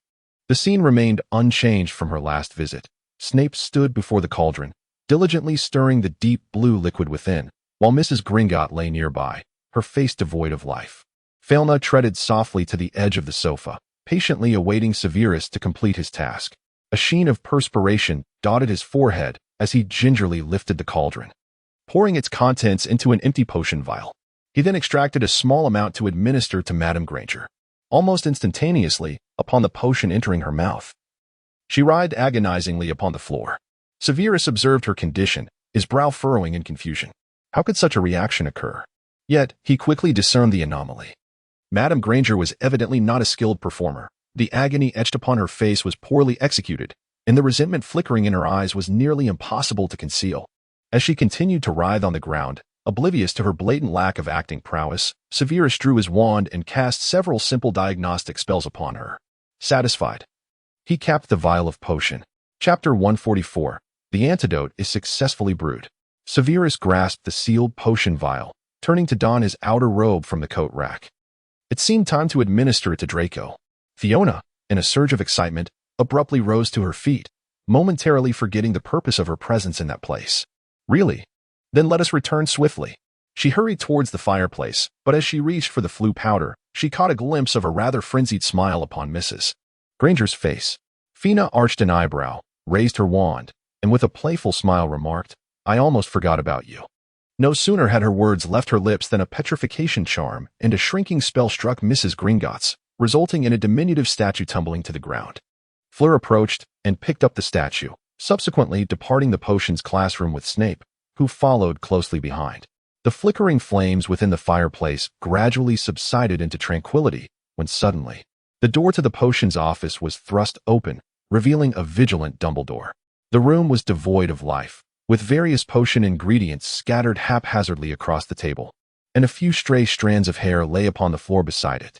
Dumbledore crouched down to examine the twisted locks, a contemplative expression settling on his face. Behind him, a portrait that had long been absent from its frame had quietly returned, expressing surprise as it remarked, "There was a woman here before. Where has she gone?" Dumbledore, lost in thought, swept his gaze across the table, his attention drawn to a vial of bright red liquid. He reached out, uncorking the potion, only to be met with a wave of metallic scent. The portrait chimed in from behind. "Ah, this seems to have been taken by a little girl with golden brown hair. She mentioned something about saving a Draco, and I was too afraid of being discovered to hear clearly. Golden brown hair, saving Draco, it's Weasley's blood." Dumbledore, pondering a sudden thought, discreetly retrieved a small vial from his pocket and filled it with a sample of her blood. What if Weasley were the biological daughter of Mr. Carmen? Dumbledore squinted, contemplating the implications. Although he had previously conducted an investigation, the current circumstances suggested that her identity was far from ordinary. All prior judgments had been made under the assumption that she was a half-blood adopted by Mr. Carmen. However, if she were indeed his biological daughter, then all previous conclusions would be erroneous. Dumbledore's expression darkened as he regarded the vial of blood in his hand, a new plan gradually forming in his mind. Fina and Snape arrived at St. Mungo's, making their way directly to the doctor's office. "Doctor, the antidote has been developed." The composed demeanor that once adorned Fina's face gave way to the exuberance befitting her youth. Snape then stepped forward, placing the antidote upon the doctor's desk. The doctor looked at the vial in astonishment, cautiously uncorking it to inhale its contents. His expression transformed from surprise to elation. Splendid. I shall prepare the auxiliary potions for treatment immediately. With that, he promptly rose and exited the room. Fiona and Snape arrived at Draco's hospital room. At the entrance, two werewolves were entangled with a woman. Let me in. I must see my son. The voice echoed. Filna hurried over in astonishment, only to discover that the woman was, in fact, Narcissa. However, she soon sensed something amiss. Narcissa, ever the epitome of grace and nobility, would never resort to such public outbursts. Furthermore, the demeanor and movements of this person seemed decidedly more masculine. Before Filna could utter a word, Draco's furious voice echoed from within the room. Let my mother in. Cough. Cough. You are here to care for me, not to surveil me. Cough, cough, cough. Draco's frail body clearly struggled with anger. As a fit of intense coughing erupted from inside, Filna furrowed her brow in sympathy. The werewolves glanced at Filna with uncertainty, prompting her to raise her wand. Casting a silencing charm on Narcissa, an even more forceful bout of coughing ensued from within the room. Filna signaled for the werewolves to escort Narcissa away, then gently pushed the door open. Draco was doubled over, clutching his chest in pain as he coughed. Upon noticing someone enter, he abruptly lifted his head, and his eyes brightened at the sight of Filna.